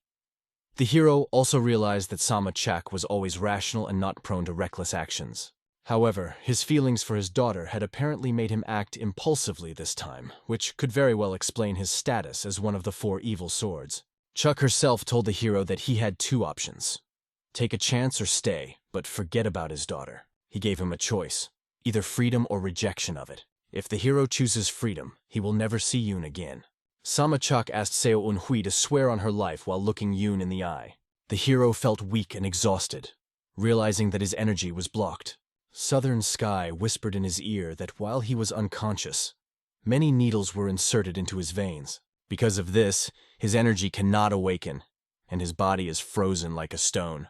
The question was raised, will the hero accept this chance, or will he refuse and choose another path? Seo Eunhui confidently stated that giving up was not his way, and accepted the offer. These words of the hero sounded so confident and believable that Yun was involuntarily ashamed, lowering her eyes. Chuck herself accepted his answer with dignity, noting that this young man certainly does not lack courage. He led him through narrow gorges, across a long and dangerous bridge. The place was so deep that the bottom was not visible at all, as if they were standing on the edge of an abyss. Chuck himself asked the hero if he knew what kind of place it was. If not, he explained that this city, though forgotten, was once sacred to martial artists. However, after the fall of art, this place was destroyed and forgotten and later turned into a prison by the government. The place was called Ponrim Valley, which in translation means Valley of the Sealed Forest. In ancient times, martial arts prisoners were kept here, especially during the persecution of Kim Sajai. The hero realized that this was one of the forbidden places, and according to rumors, none of the masters left here alive. Prisoners from this prison were never released. Chuck herself noted that the hero used a unique energy circulation technique, and could not believe that such a young man could master it. He also noted that the young man had been training extremely hard, and he could not have noticed it before. But those who have innate energy are often unable to manage it properly. In such an unstable state, they cannot overcome their limits. Chuck herself ordered the hero not to move in order to avoid mutilation. After pulling the 2 needles out of his body, the hero was relieved, but still unable to use his inner energy. The master pulled only 8 out of 36 needles. He warned that the hero will not be able to fully use his internal energy and will remain in this state for a whole month. Samachak personally determined this test for the hero. He must survive here for a whole month without being able to use his internal energy. Yoon was shocked by her father's cruelty. She thought it was too cruel, as sealing his energy and leaving him here was almost tantamount to a death sentence. She begged to give the hero a chance, but not to throw him in such a dangerous place. However, the father remarked that if she was asking for a chance for him, then she should not regret it now. If he can't last a month here, then he doesn't deserve this chance, Samachuk added coldly. Chuck himself left the hero a choice, to refuse and not take this chance. However, if the hero lasted a month, Yoon's father promised that then he would no longer care if they met or not. The young master hoped that he would keep his word. With joy and confidence, the hero accepted this chance that was given to him. Yoon, however, begged him not to take any chances. But the hero just smiled and said that everything will be fine. Then, pushing off the bridge, he dived into the cave, asking Yoon to wait for him. The father was holding his daughter, who was screaming for him to bring the hero back. But Samachuk declared that he had already done him a huge favor by throwing him here not empty-handed. The hero has 2 swords and a dagger left. What else does he need? He added coldly. Falling deep down, the hero felt time slow down, and a dangerous unknown opened before him. He was beginning to wonder if it was worth waiting for any more clues or resources to come along. But then he realized, if Samachuk wanted to kill him, she would have done it differently. The hero realized that one of the 4 evil swords decided to test him, and he must overcome this test. The demon sword addressed the hero, expressing his displeasure with Samachuk, calling him arrogant. When the hero asked what happened, the sword answered. While the hero was unconscious, Samachuk took him in her arms. Holding the sword, he showed neither fear nor hesitation. The sword pointed out that Samachuk even had the audacity to touch it, and then tried to smash it to pieces. However, Samachuk was so strong that even a demonic sword could not harm him. Watching the sword, Samachuk tried to figure out what to do with it, but was unable to fully grasp its essence. The hero was amazed at how easily Samachuk was able to resist the sword. This is really cool, he thought. But the sword replied that he did not see anything cool in this. He still shuddered at Samachuk's words. If the sword spirit is so strong, it means that the sword is weak. The demonic sword was angrier than ever because it, a sacred relic of the blood cult, was called a weak sword. Such contempt was unbearable for him. The southern sky informs the hero that they will soon reach the bottom of this mysterious valley. The darkness was so thick that nothing could be seen, and the hero could not enhance his vision with energy. After a long fall, he suddenly falls into the water. Having reached the surface, the hero tries to climb ashore. Completely soaked and exhausted, he barely finds the strength to climb onto solid ground. The demon sword, observing the situation, sighs, realizing that the hero has met the worst fate of all the blood demons. However, it is too late to change anything now. Suddenly, voices begin to echo in the darkness. The soldiers shout, "Here comes the newbie! New clothes, new weapons, newbie!" Rude, poor-looking masters and prisoners surrounded the hero from below, watching him closely. Holding spears, stone axes, and other cold weapons, they declared, "You better lay down your weapons if you don't want to die and leave." The hero looks at their primitive weapons, a spear, a stone axe, and begins to understand. He realizes why Samachuk left him the swords and dropped him here. It was a test. Even if Samachuk didn't like something, he wasn't reckless. If he wanted to kill the hero, he would not have given him a weapon. This meant that there was still a chance. Energy flares up in the hero's head.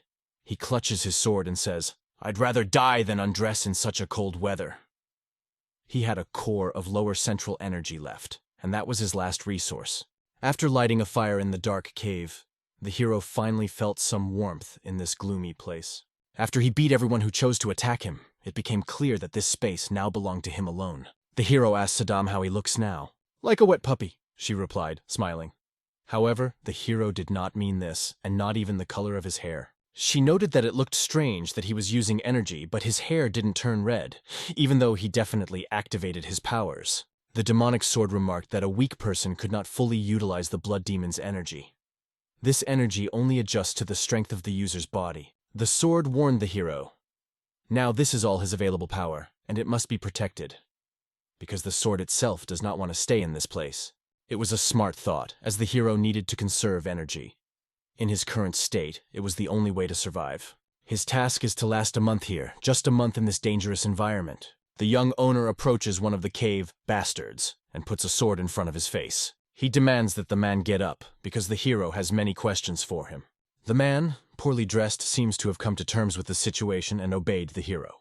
He explained to Seo Eun-hui that everyone here is divided into two categories. Most of them were forcibly evicted from Musa province. The rest got here voluntarily, but there are not many of them, about 44 people in total. Almost half of those who got here died due to the strong current and dangerous conditions. The survivors are forced to eat the roots of snakes and mice to survive. This is how they support life. The hero, realizing this, realizes that there is probably not much to eat in this place. However, the man said that there is one way to get food. There is a place where you can catch fish, and this information seemed very valuable and interesting to the hero. The hero's stomach grumbles unbearably, and thoughts about food become a priority for him. The cave bum, smiling slyly, offers to show him a place where you can get fish. He says with a smile that the local fish tastes amazing. They reach a gorge, and the hero sees that it is indeed a potentially rich place. Watching him, the hero notices that there may be something valuable in the gorge. However, he doesn't understand why he should go first when this cunning bum is around. "Why should I risk it when you're here?" he asks, eyeing him suspiciously. Suspicion grows when he notices that the man looks scared. The hero points a sword at him, forcing him to tell that there are many poisonous insects living in the gorge. If at least one of them bites, there will be big trouble, he admits. The hero notes that this man only listens when a sword is drawn over him. Having entered the gorge, the hero notices that there are no dangers at the moment. Inside, the space turns out to be wider than he expected, and he orders the man to join, as this is the only place where fish can be caught. Suddenly, a fish jumps out of the water, and the hero sees it on the horizon. He feels joy at the thought that he can cook this fish, and it will make survival easier. The problem with food and water seems to be solved, and he already has fire. But at the bottom of the river, he notices bones. Taking a closer look, he realizes that these are possibly human bones. A closer look confirms the worst suspicions. They are indeed human remains. Suddenly, the cave dweller rushes away, as if he saw something terrible. The hero realizes that he was influenced by the words of this cunning homeless man, who, taking advantage of the moment, ran away. Suddenly a strong wind blew and the fire went out, leaving him in darkness. After a while, the darkness became so thick that nothing could be seen. Southern Heaven asked Seo Eun-hui to activate his power as the situation was becoming dangerous. An incredibly large monster was approaching from behind, and there was no time for hesitation. Mocking voices were heard in the cave. One of the residents told how he had recently thrown a novice right into the monster's mouth. If this is true, then the monster has probably already eaten him, and the newcomer will definitely not be coming back anytime soon. They also mentioned that they had not tried the local fish for a long time, because this monster had not allowed them to approach the water for a long time.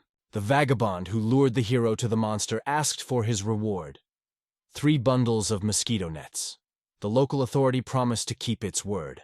They headed to the gorge where Seo Eun-hui was supposed to be, hoping to finally get access to the fish. Their plan was simple: catch a fish quickly and disappear without attracting too much attention. The vagabond rejoiced, imagining how everyone would appreciate his feat before dividing the spoils. But suddenly a bloody blow cut through the air, leaving his accomplice dead on the spot. Raising their torches, they saw that the tramp had lied. The monster, the snake, was still here. They immediately ran away when they saw her. However, being confused, they lost their orientation and could not find a way out of the cave. When they tried to run out, their path was unexpectedly blocked. The vagabond huddled in a corner saw Seo Eun-hui in front of him. He was shocked because he never expected to meet him alive. The hero stood against the background of a huge snake which now did not attack, but lay silently. The hero survived. He calmly ran his hand over her scales, asking if the tramp really thought the monster was going to eat him. Going back a bit, we learn that Southern Heaven advised to watch the monster instead of fighting, because it suddenly fell. In the dark, the hero begins to get used to the situation, noticing that the monster is lying motionless. He seems to have guessed. The snake recognized the one who had once killed a creature similar to it, and did not want to fight. It looked like real sorcery when the hero carefully placed his hand on the snake's head, as if taming it. The hero notices that the monster has acknowledged him, obeying his presence. Suddenly, the snake rises sharply, twisting in the air, which scared the hero for a moment. But after looking closely, he realized that this creature really accepted him as its master. Moreover, the monster began to listen to his orders, which looked completely unusual and strange. Meanwhile, the tramp, trembling, begged the hero to listen to him and give him life. He assured that everyone here is just trying to survive and promised to tell everything he knows. The tramp even agreed to serve the hero, calling him his master. However, he added that there are many other hungry people in the cave who are also fighting for survival. The hero, showing no compassion, calmly ordered the monster to devour those who stood against him. Drops of blood flew all over the cave, echoing off the walls as the monster obeyed the order. Looking at the last of those who remained, the hero coldly asks if he is ready to calm down, because his turn to die is near.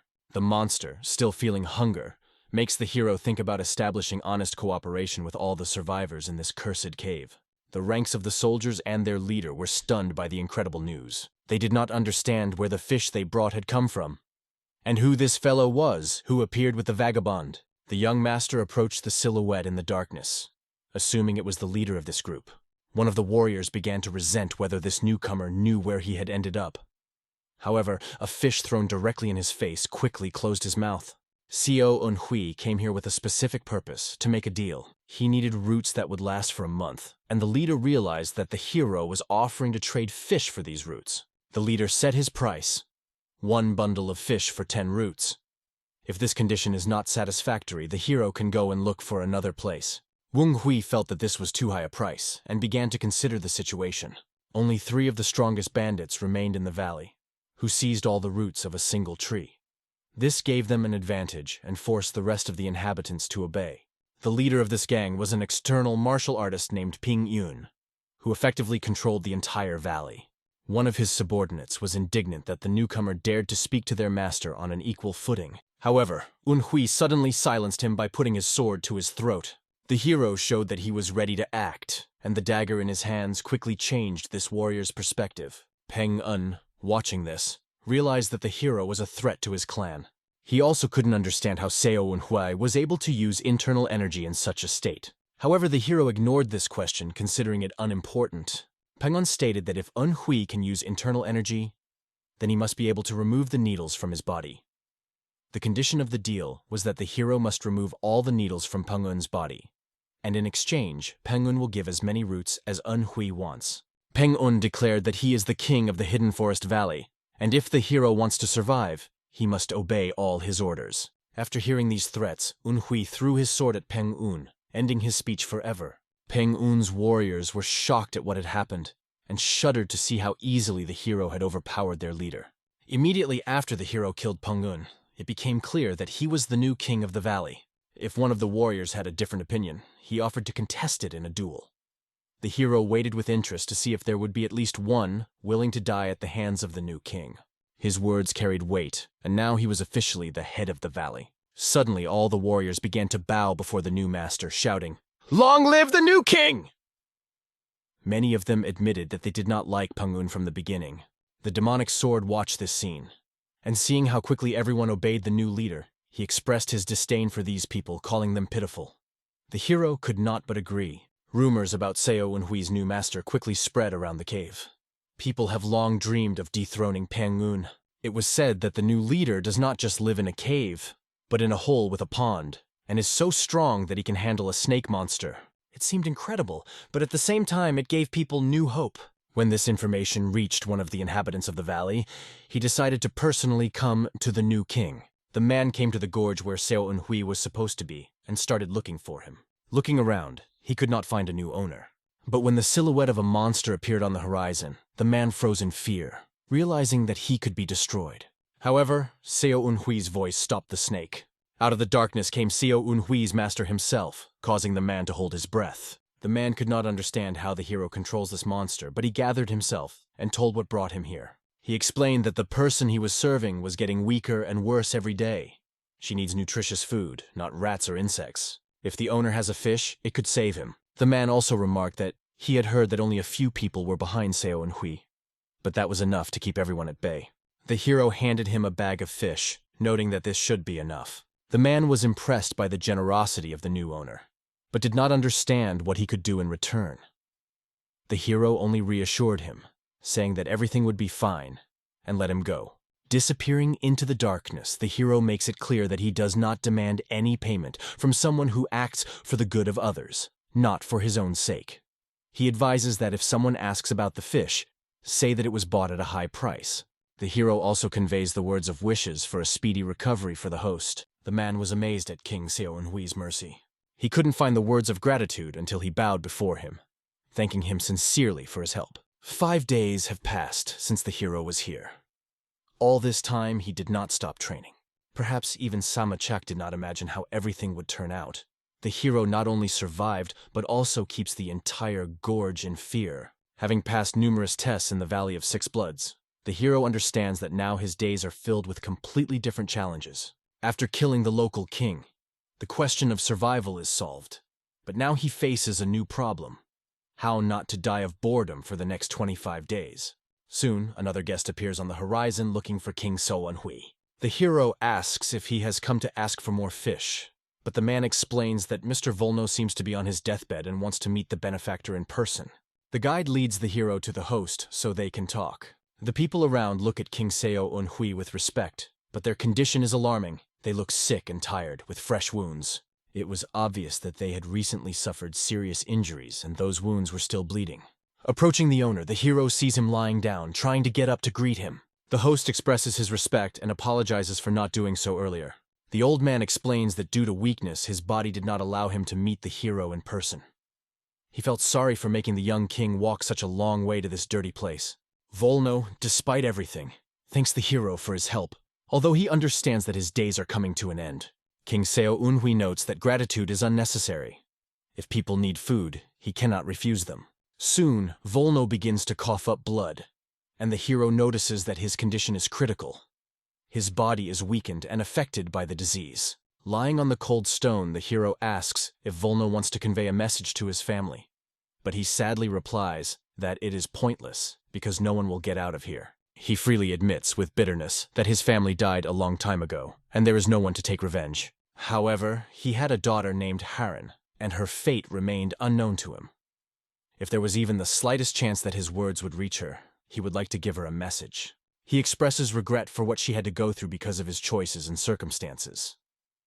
If she is still alive, he promises to become her guardian spirit after death. Southern Sky addresses the hero, assuming that he is familiar with this person, or at least has heard of him before. Looking at the gray hair, tired voice, and pale skin of the old man, the hero begins to guess that he is the main swordsman of the Shadow of the Flying Moon sect. The old man notices the change in the hero's expression and asks what happened. Taking a deep breath, the hero says that Volno's daughter has a unique feature. The middle and ring fingers on one hand are the same length, and a double eyelid is on her left eye. The old man understands that the hero is talking about his daughter, and asks how he knows her. In response, the hero takes out the medallion and shows it to the old man. The old man is shocked to recognize the medallion, which he is very familiar with. The hero explains that the locket once belonged to his mother. At this moment, it becomes clear that Haren ran away and stayed with the child. The old man realizes with surprise and excitement the young master is his only grandson. He can't even imagine how cruel was the fate that led to this meeting. Overwhelmed with emotions, he hugs the hero tightly, regretting that their meeting took place in such a gloomy place. With tears in his eyes, the old man asks if Haren is okay. He wants to know how his daughter is feeling now, but the young master cannot find the words to answer. Peng-un, with a glimmer of hope in his eyes, asks if his mother is still alive. So-Eun-Hui replies that everything was fine when he left the house. He remembers how they exchanged letters and hopes that she is not too sad because she always minded her own business and grumbled a bit. Saddam does not understand why the hero lies, because his mother has long since died. However, he admits that this is the best solution in the situation. At such a tragic moment, telling the truth could kill the old man who is already on the edge of life. The hero cannot help him meet his mother, but he wants to relieve him of the guilt at least a little. This meeting in a gloomy place confirms their family connection. The hero realizes that he is really the grandson of this man. Peng-un, hearing this news, begins to calm down. He even smiles, thinking that there are no more problems. But suddenly his health deteriorates sharply, and he falls into the arms of his grandson. So-Eun-Hui tries to bring the old man to his senses, but to no avail. He can no longer feel his pulse. The hero understands that he cannot lose his grandfather right now. He uses all the energy available to him, but the old man's heart does not resume its rhythm. So-Eun-Hui realizes that if his inner energy was at full power, he could do something. But now, as soon as he finds a relative, he immediately loses him. Suddenly, a voice is heard from the darkness. Put the sword on the old man's chest, quickly! The hero does not understand what is happening at first, but still draws his sword. People around him look at him in surprise, not understanding what he is going to do. However, when they see what follows, they silently cover their mouths, stunned by what happened. The hero places the sword on the grandfather's chest, and something begins to happen. Suunhui starts the circulation of blood through the old man's body with the heavenly sword energy. Grandfather's heart begins to beat, albeit weakly. The hero understands that this is a temporary measure. As soon as he stops maintaining energy, the grandfather will immediately die. This situation amazes him. Such a cruel fate allowed them to meet only to be immediately separated. But even before he died, Pengun was able to reunite with his family, and that brief moment became the most precious to him. The young master sadly declares that if they had found the four-flowered grass, Volna could have been saved. This healing herb can heal, but it only grows in the depths of the valley, where going down is tantamount to voluntary death. After hearing about this, the hero insists that he be shown the way to the place where the grass grows. People say that many tried to reach her, but lacked strength, and all suffered serious injuries due to the dangers on the way. The greatest challenge is the encounter with the monster, a creature as terrifying and dangerous as the serpent that guards the valley. People advise the hero to abandon this idea and accept the death of his grandfather. They are sure that no one would take the risk in his place, but one of them lights a torch and promises to accompany the hero to show the way.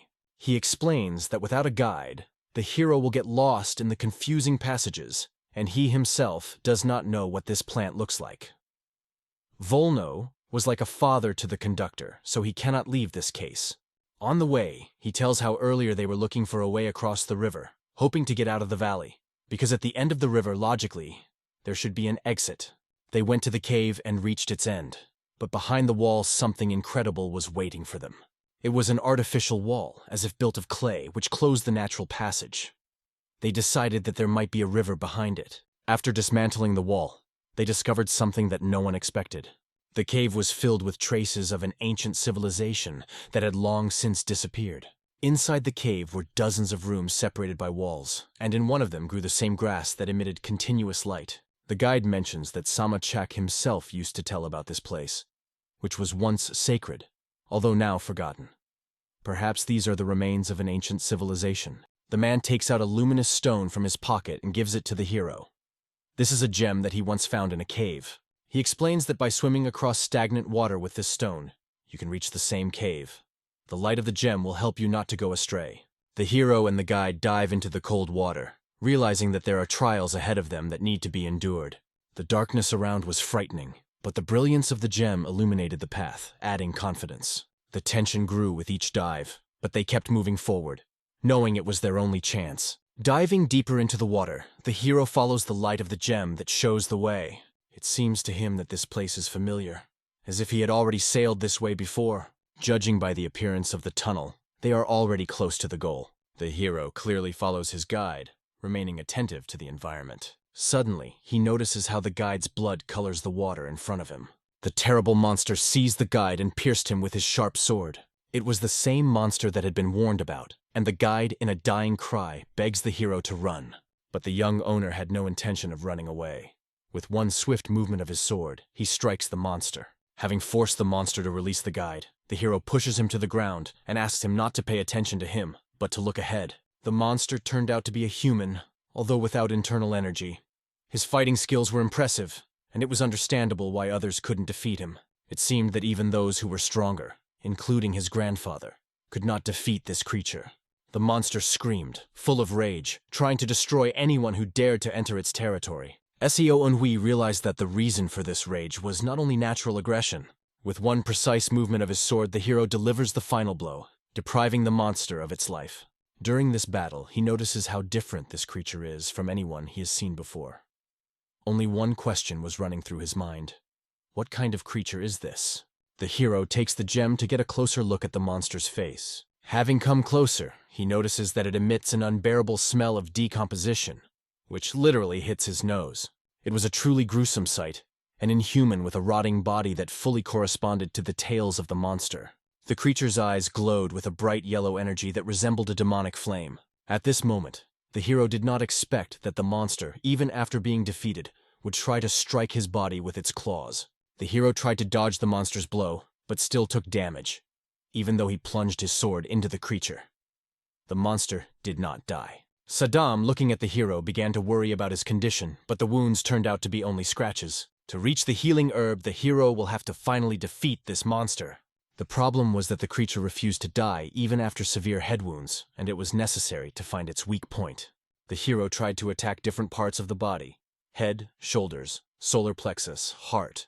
He even tried to hit the monster in the neck, but it didn't work either. Every attack was useless. The monster blocked or withstood all the blows. When the hero switched to other places, the monster did not even think to defend himself, which only added to the mystery. Most likely, the weak point is still in the neck, and the hero decides to focus on this area. He realized that even the strongest creature would not be able to survive after having its throat cut. Filling his sword with blood demon energy, the hero concentrated all his power. He aimed the sword like an arrow charged with powerful and sharp energy. The bloody storm, collected in a single point, flies straight to the key area, the weak point of the monster. The ugly creature received a powerful blow to the neck, but even this was not enough to finish off the monster. The blow should have been a little deeper. The power of this creature was incredible. Even a blade could not completely penetrate its body. The monster pushes the sword away with its claws, demonstrating its strength. Suddenly, a person appears on the horizon who decided to help the hero. Despite his exhausted state, this act was an act of gratitude. It was only the first aid. He could barely stay on his feet, but he still came back. As a result, the creature was killed, and the guide noted that the young master mastered martial arts.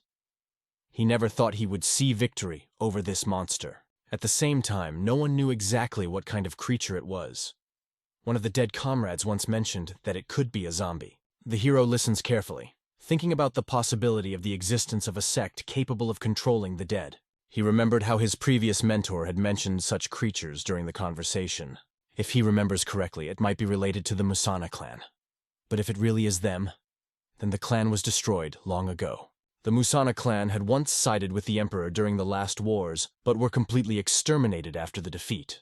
However, there is a possibility that it was not their handiwork at all, as these monsters are usually controlled by seals, and there were no marks on this creature. The guide is sure that the hero is too deep in thought, although there is no time for that now. They need to move on. The hero wonders if there are any other monsters in this place. The guide assures that it is unlikely, because only one was chasing them. But suddenly, many voices come out of the darkness. A whole horde of fresh monsters appears on the horizon, rapidly approaching. Their number was impressive, and the hero with the guide had no other choice. They understand that the only way out is to run away to escape from these creatures. Despite the previous statement that there was only one monster, the reality turned out to be different. There were many more monsters. Their number seemed endless. The hero immediately asks where the healing herb is because time is against them.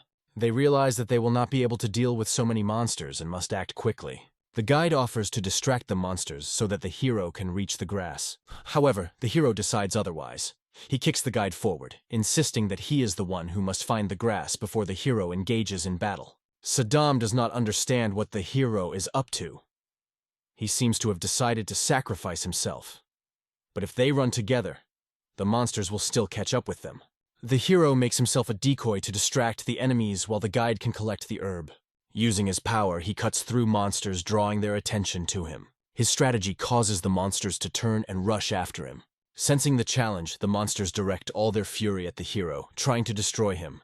The hero leads them into a trap, luring them further away from the guide. The guide, hiding, realizes that the owner sacrificed himself to give him a chance to find the grass. He promises himself that he will definitely find grass, because otherwise he will not be able to return to Volno. The conductor decides to act quickly, because time is limited. Meanwhile, the hero counts the number of monsters chasing him. Southern Sky counted 15, but counting seems silly when there are so many.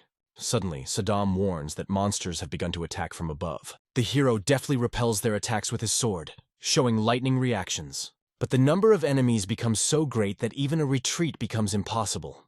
Monsters surround him, squeezing the circle like pincers. The hero, using all his energy, prepares to strike a decisive blow. The hero uses the flying dragon sword technique to push the monsters back, creating distance. He uses half of his power, but realizes that it is not enough to kill them all. Saddam warns that there is another cave nearby to hide in.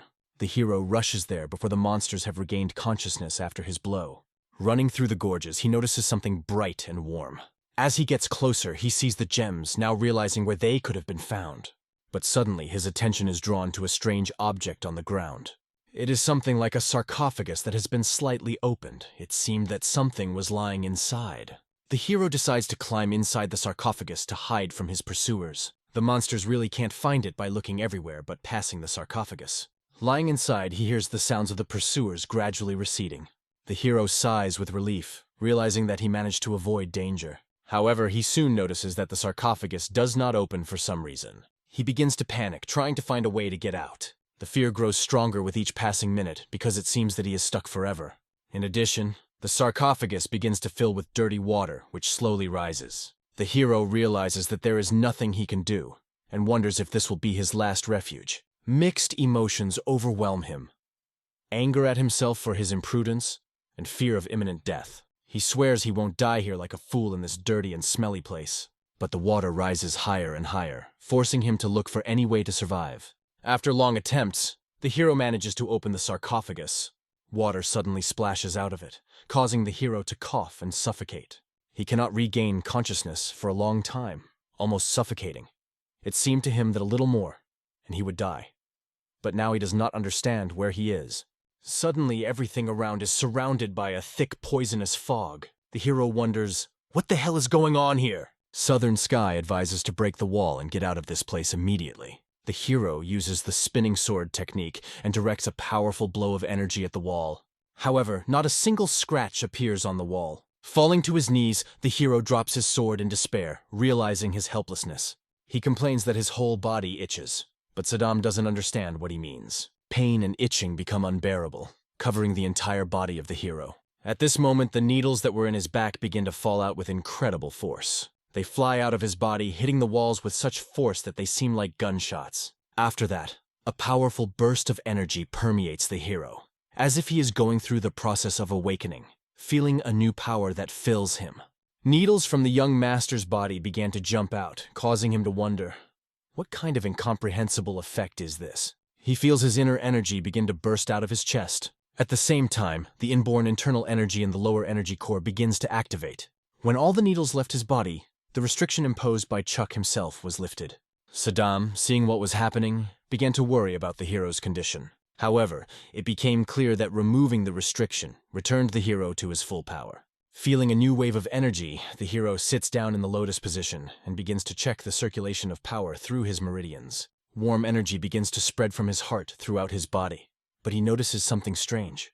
The innate energy of the middle core and the inner energy of the lower core become stronger, and now they can act simultaneously. The hero does not fully understand why this is happening, but decides not to miss such a chance. A dark liquid begins to flow from the cracks in his body, as if his body is passing through a rift. At this time, the guide, making his way through the dangers, finally finds a healing herb, but a huge number of monsters are chasing him, and he realizes that his chances of survival are minimal. Although he holds the precious herb in his hands, the guide realizes that the monsters can kill him, rendering all his efforts useless.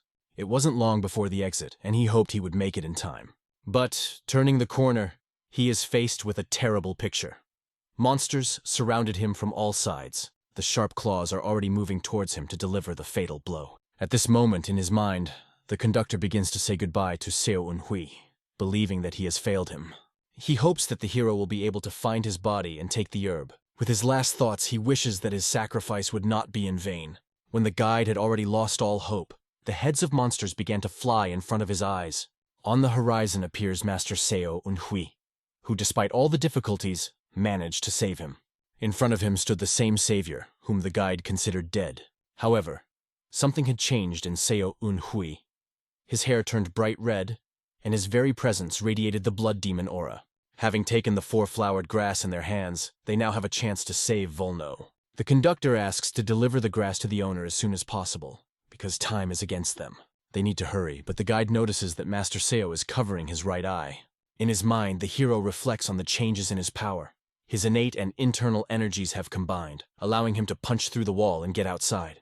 However, for an unknown reason, his right eye remained damaged and never recovered. He tried to open it, but the pain was so strong, as if a needle had hit his eye, that he had to close it again. Their dialogue is interrupted by a strange sound, as if something heavy was being dragged in the distance. The sounds clearly came from the depths of the cave, becoming closer and closer. Looking closely, they notice a warrior who appears to be imprisoned. Attached to his arms and legs were huge, heavy iron spheres. One question: who the hell is this? He's not at all like the other monsters they've seen before. Their hearts began to beat faster, as they always did when facing a powerful opponent. As they got closer, it became clear that this warrior was ready to attack at any moment, and one had to be on the alert. The masked creature looked at them intently, as if they were his next targets. Jumping high up, the warrior began swinging iron spheres, directing them towards the heroes. Seo Un-hui, reacting instantly, throws the conductor aside, protecting him from the impact. A huge block fell on the rock surface, causing a loud rumble. The creature rose to its feet, showing incredible resilience.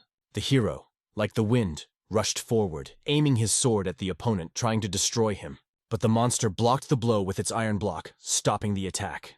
The hero looked around, not believing his eyes. How is that possible? The monster's arms seemed to be made of something supernatural. They didn't even react to the force of the blows. The voice of the demon sword advised to cut off the wrist first to stop the movement of the iron layer. However, the hero begins to understand that freeing the creature from these bullets can make it even more dangerous. The size and weight of the layers were enormous, but they were relatively easy to dodge. The hero decides to take a risk and cuts off the monster's wrist, making his hand free from the iron layer. The ball falls to the ground with a thud and rolls forward. At this moment, the hero's sword goes straight to the opponent's neck, but the monster suddenly stops the blow with his bare hand holding the sword. The wide-eyed hero cannot understand how this was possible. Suddenly, the monster attacks with a wave of fire using an iron ball, and the impact does not make itself wait. The hero flies to the side, receiving a strong blow, which throws him to the ground. He realizes he's confused and lost control, allowing the monster to land a powerful blow. Blood gets into the hero's eyes, and his vision becomes blurred. The creature, now free of one arm, swings at the other and begins to cut off the other wrist. The blow was accurate, and now the monster was completely free of the iron balls, preparing for another attack. The monster freed himself from the iron restraints by cutting off his hand. It was obvious that he was constantly trying to free himself from these bullets. Creepy laughter begins to sound from under the monster's mask, and he reaches out and tears it in his face. Seeing him, the young master freezes in fear. It wasn't just any ordinary creature. It had two golden eyes that radiated incredible power. The hero notices that Saddam previously mentioned a swordsman from the southern sky, but he only had one golden eye. This warrior seems even stronger. The monster unexpectedly turns to the hero, asking to lend him a sword to break the chains that still held his legs. Seo Un-hui hesitates, believing that this creature must have enough strength to break free on its own. However, the warrior calls him an idiot, explaining that even though he regenerates quickly, that doesn't mean he doesn't feel pain. The monster shows strength, but warns the hero that patience is not infinite, and he does not want to waste time on useless conversations. The hero still has no plans to give up his sword, feeling the danger that could come from the hands of this creature. But the monster reminds him that not everyone takes rejection as calmly as he does now. He bluntly states that if necessary, he will simply kill the hero and take the sword himself. The hero, feeling his look, full of determination and menace, begins to feel anxiety. This opponent is truly extremely formidable. The hero stood before that guy. He asked why threaten his philanthropist, though he does not seem to understand the word. Then Yunxi wondered if he could at least free his hands. Do you clearly understand or what? In any case, I'm not going to kill right now. After all, if I wanted to kill, it would have happened for a long time. There would be no room for conversations. Yunxi understood. This guy is much stronger than him. However, he did not consider it help. And he knew, though he speaks a lot, actually acts only on his own plan. The only condition for which it could be called help would be to remove the amulet attached to a steel mask. But it seemed that he was not there from the beginning. Realizing this, Junshi only replied that he had no idea what he was talking about. Well, hell with you, the guy waved, adding that he has a good mood today, so he will be generous, and will say that he was released thanks to Yunixi. But after that he pointed to Jun's sword and asked him to borrow. Yunxi wanted to hear the promise, emphasizing that there was no reason to rivalry between them. The guy agreed not to harm him, because he also had his own moral principles. Hearing this, Junxi passed his sword, and immediately after them, the fragments flew around them. Looking at this, it was hard to believe that it was so easy to break this chain. The movement of the sword was smooth, accurate, without any tension. Its fencing skill was simply impressive. Yunxi, without drawing his gaze, tried to understand who he really was. It turned out that he only needed the sword to cut the chain. After completing this, he threw him back without hesitation. At the same moment, one of the spirit of the sword whispered that this guy causes an alarming feeling. Yun himself understood it. Sometimes you don't guess when he changes his decision. This was not allowed to relax even for a second watching this mysterious stranger. Suddenly, the guy came closer, put Yuna's hand on his shoulder and said, "With such skills, you could become a famous martial arts master." Yunxi didn't understand what was happening. Didn't he make a promise? At this point, he felt his unrealistic power on his shoulders. It was impossible to counter him. And then this beast spoke again. He noted that Junxi is interesting, and it worries him. He then said that the scent was experiencing traces of surgery of the golden body. Hearing this, Junxi thought. But he said aloud that he had no idea what he was talking about. You don't know? Of course you don't know. The guy smiled mysteriously. It just added mysteries, and Junxi couldn't stand. But whom you will take away, you say? Nothing wrong. Say, you once visited a room filled with gems? He asked. Yunxi was surprised but replied, yes. Then the guy calmly put his hand on his chest, and feeling something familiar said, you have the same body as that guy. Yunxi did not understand how it was related to energy in his heart. But, a little better listening, he realized that this energy was protecting it. The guy smiled and called him a lucky man. And then he added that there is no point in passing this cave. And it struck a point.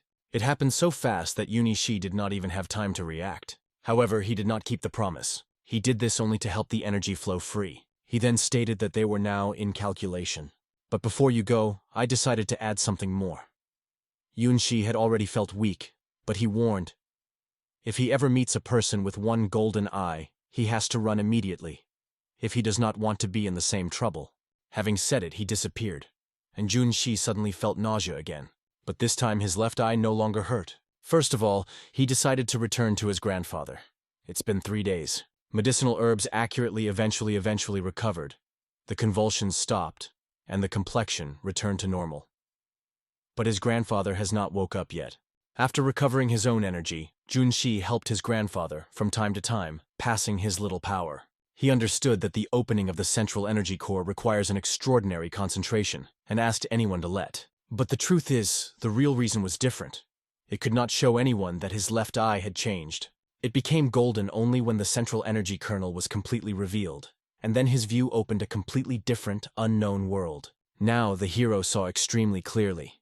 He observed the flow of energy that pulled through the body of each person, and realized that everyone has a congenital, albeit weak, inner power. The procedure for transformation into gold and the achievements obtained from a stranger were only part of a new, amazing arsenal of his capabilities. With the development of his own skills, he reached an extraordinary level. Without even relying on the power of the central core, he could show the ability of the same rank as before falling into the dungeon. Of course, it was possible to rejoice in the gained power, but now everything seemed meaningless. What is the point if she could not save a single native man?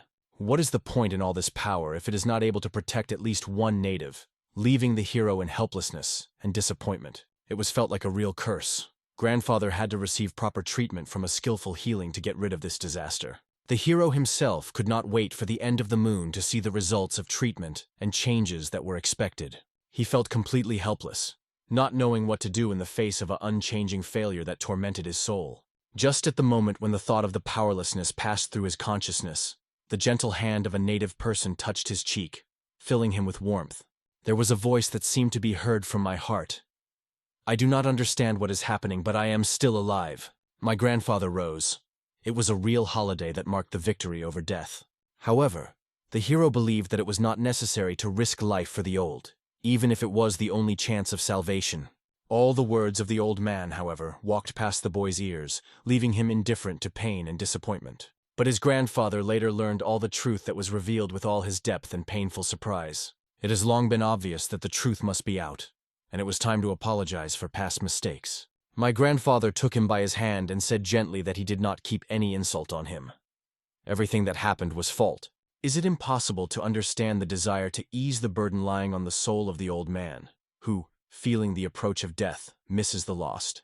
Hugging the hero, my grandfather acknowledged, I have to apologize myself, because it is guilty of all these troubles, putting all my soul in words. With tears in his eyes, the hero tightly roasted the old man, trying to convey at least a drop of his own strength and warmth. If your father held such a strong position as you now, without the loss of Mom, would not have to experience such difficulties. But after the words of his grandfather, everything was mixed in his head.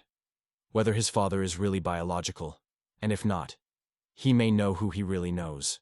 But when he heard the question, my grandfather did not understand what it was about. Moreover, it was strange to him why he called himself the name of Co. Then Yunshi revealed the unexpected truth. His mother married the head of the Jan clan. That is why he uses this name, although in fact this man is not a biological father. His mother, entrusting the clan, married honorable. She did it to be able to give birth and grow Yunshi. Despite the risk of getting a shameful brand of a pregnant concubine, she still dared. Grandpa had no idea that his daughter had to go through such trials. Now it was obvious. Their knowledge of the past was very different. However, his grandfather knew the truth about his real father. The Beckstream, the invincible god of the wind. He once headed the sect of 8 schools of the Assault Shadow, and was one of the 8 large soldiers. One of the sword spirits understood what it means to be born with a gold spoon in his mouth. My grandfather looked at his grandson and saw how surprised he was. Is it even offended by your father? In fact, Yunshi couldn't say what was feeling the image. If his father owned such a great force, why didn't he defend his mother? Why didn't he save her? Did he only live for himself? Your father is not like that, his grandfather gently explained, putting his hand on his shoulder. Just then, this force was not enough. He did his best to protect his family, but could not do anything against the brand of a descendant of a blood cult. Even his grandfather himself was in captivity of this curse. And only now he confessed to it. Did you not find yourself here through the Musan Palace or the Sword of the Omnic Month? Junie asked. Yes. In the past, the Alliance Maureen has put forward the conditions to conclude an alliance with the Musan Palace, his grandfather replied. One of the requirements was the destruction of his entire family. When he fled from the castle, they started shooting, and then his body took away the rapid flow of the river. At that moment, he was convinced that death was inevitable. Who saved me then? He thought. His rescuer was no longer alive for a long time. How big was this man if he was able to cure fatally wounded without any special tools? Grandpa also learned from Kanba and others that Musan was considered to be killed in the palace, along with the vassals that were expelled from the sect. With such serious injuries, he fell into the river. The current picked it up. But who would think he survived? Even his grandfather could not believe it. He thought that such could only happen to his daughter. He even considered her dead until Junshi met. If he knew that Uni was alive, he would definitely find him at any cost. My grandfather also heard that his father had never married again. He lives himself. Wouldn't he be happy after learning about his son's existence? Even the mother of Uni was married for the 2nd time, and he is not. It turned out that he really loved her. He is an honest man, one of the sword spirits said. Maybe you should review your attitude towards him. Hadream is a rare case of an honest person. Even 20 years, he continues to trust his son-in-law. Junie C sounded in his head. So how about believing your father at least once? Thinking about it, Junshi decided he should meet him.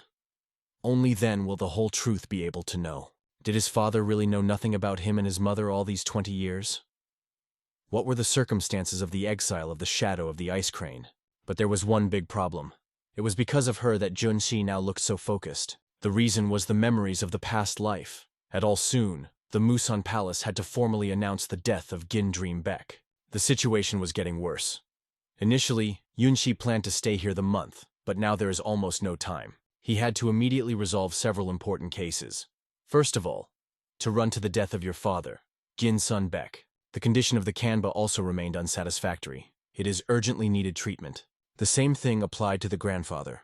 That is why Yunshi said, there is something important that I want to discuss. I say it late, but I was not here for the reason that everyone else. However, saying this, Junshi was not sure whether they should reveal the truth about the test he had to go through. But suddenly their conversation was interrupted by a guy who exclaimed, "Trouble!" They were also glad to see the grandfather.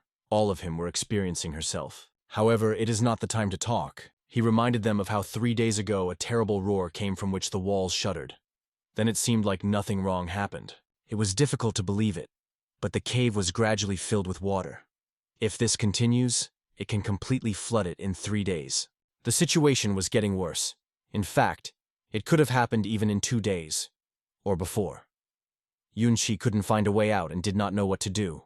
He asked his grandfather to immediately go to the highest point. He could not just sit, putting his hands. It was rumored that if you show a special sign of the divine healer, he would be able to restore Tian's tribute. That is why my grandfather insisted that she was preserved, no matter how strong he and whether he could do it. But Yunxi was convinced that if he was promised, he should restrain her. It was at this point that his grandfather learned another important truth. Jun lost his power, but he was helped by the elder of the divine healer. This meant that he had a chance to return Tian's tribute. Then his grandfather solemnly promised to take care of this plate. After that, everyone began to look for a way to get out of the cave. Suddenly his grandfather heard a woman's voice, but no one but him heard him. "It's the right step. I will not let you deceive me again. Ah, how many times have I said that this is the only way? Try to turn one of my cunning tricks again. I will be cut, the ears of the tear." The indignant voice of the girl was heard. Yunxi seemed to know him. This voice was a painful pain. The girl looked out of the rock, looking carefully at the search for someone. But as soon as she saw him, her face shone down and she rushed to run towards him. But she did not understand who this grandfather, who stood in Yun, behind her back. My grandfather asked Junxi where he knew this beauty. It was Jun herself. Yunxi decided to introduce her to Grandpa, or, more precisely, her grandfather. However, as soon as she heard Junie, I turned to him. "Grandpa." Everything became clear. Grandpa, hearing her name, immediately realized that she was the daughter of Chuck, and he, in turn, was the owner of the Sword of the Sinister Moon. It was a real shock. The girl smiled and gladly greeted with her grandfather. And then, without hesitation, she introduced herself as the bride of his grandson. The grandfather opened his mouth even more with surprise. Yunxi just smiled and shook his head, said, "Hey, we are not even in such a relationship. We didn't even meet. How can you call yourself my bride?" He was surprised. But it didn't matter to her, because Jun X already asked her father permission. However, the guy explained the situation differently. He only asked for a date, and everything that could happen in the process. At this point, one of the spirit of the sword whispered Yunxi, "Look at your grandfather." The grandfather seems to have shocked that. He lost consciousness. From the very thought that he has such a relative, his head simply could not withstand. Yunxi briefly told the whole story as he found himself in the valley. The grandfather could not believe that his grandson was sent here only because he asked for permission to meet his daughter Chuck. However, Yunxi explained that it was his own decision. The grandfather was right. Yun herself dropped on her knees and acknowledged that her father had gone too far in her care. She sincerely apologized for her father's actions, and even suggested that she be punished. "He was not going to keep me here forever. I agreed to it only because he promised to let me go in a month," Yunxi explained. "But there was one serious problem." "Which one?" the girl asked impatiently. "The cave is flooding. The water rises from the inside, and at such a pace in a few days it will be completely flooded. Most likely you have to go earlier than the promised time." The girl, this news, surprisingly, only pleased. "Once this is a natural disaster, we can no longer stay here. The father ordered to stay in the valley, not to sink in the water," she exclaimed happily. "But is there a way to get out of here?" Everyone was waiting for answers from the girl. "Well, of course there," she answered carelessly. "Just follow me. It is logical that if I went here, I know how to get out." They moved forward, left very little to climb up. But one did not give June these peace. "Why did she go here at all?" "Of course, to see you. My father went on a business trip, so I used the opportunity and secretly came here," she confessed. And suddenly, a man got out of the valley. This was the reason for the departure of her father. He whispered to her ear that I would like to know more about this guy. "Are both his eyes gold?" she asked and replied, "Yes." Now there was no doubt. That's for sure. The cave began to flood water, because of its action, the dispersal of the wall during the escape. Everything went wrong. Given its power, it was absolutely probable. There was no doubt. Interestingly, he himself was already faced, and because of his experience, he asked the girl if everything was fine with her father. She was convinced that her father is incredibly strong. Compared to him, that guy with golden eyes was easy to describe, but it was strange. The father once cut off his hand during the battle. However, his hand instantly grew up like a lizard, and after that he immediately fled, so his father followed him. This monster fled, he thought. If he did not knowingly, it would be difficult to even scratch him. Could Chuck himself be so strong that he was able to cut his hand? Or do all four great enemies have as force as Chuck itself? Maybe only he has such outstanding abilities? All these questions were forced to think. Seeing Junxi thought, She leaned to him to ask what he thinks so seriously. He waved. Nothing. Just hope that your father will not have a problem. Soon they reached the Verevka, which lay in front of them. She reminded of the bridge hanging there above. It was she who hanged this veer before the descent. To make such knitting, she managed to borrow so much sheeps from a neighboring village that it took almost half a day. It was enough to look up to understand. Someone else hangs on the rope. Who was the first climbing in herbs? Said one of them jokingly. They finally wanted to escape from this damn valley. Undoubtedly, it was a group of Pune. But if there are too many people hanging on the rope, it may not stand it. It is, to put it mildly, very badly. It was even worse that some scum tried to cut the rope. And the worst thing, 2 of his people hung under him, but he was absolutely indifferent. He just threw something like, "If I choose, I will drop you another rope, don't worry." But it was difficult for them to believe in this frank beacon. And suddenly, they all break down, including it. Fortunately, they fell into the water that gathered at the bottom. The rope was not completely cut at the time, and Yunxi quickly asked the girl to stand behind his back. "But I do not understand anything at all," she answered indignantly. But immediately then something fell into the water with a loud crash. It was a bridge. It finally broke down and completely fell down. Now Yunxi asked the girl whether there was another way to get out of here. To his surprise, she suddenly replied that there was another way out. But suddenly something else happened, which was stunned again. A huge, spooky snake came out of the water. However, the girl immediately reassured everyone. She should not be afraid. She would not attack. Yunxi also connected to the explanations. It's not just a snake, but a time. Moreover, he even suggested that everyone stroke it. But the grandfather and the girl only shook their heads, refusing. "But what happened? Why did time appear right now?" asked Junxi, approaching closer. Meanwhile, the snake suddenly turned, staring at a certain point. Where does he look? Below was a noticeable hole through which the water fell down. It was through it that they came here. Did the snake appear to help them get out? Yunxi decided to check and ask directly. The answer was only nodded. He only could thank for such help. He seems to have remained in debt before this creation. Everyone else had to just trust Yunxi this time. He asked everyone to trust him, and after that they rushed into the water. It was not a minute as a bright radiance appeared around. They seemed to be the riders of this majestic snake, and finally were able to smell freedom. That's all. They got out. Once outside, they were greeted by such a bright light that it was difficult to open his eyes. Yunxi thanked the time for helping them to get out. He would like him to go with them, but it was almost impossible. These creatures hated the bright light because their scales are too sensitive. It quickly blushes and becomes weak. As a result, Junxi only thanked the time and promised to return.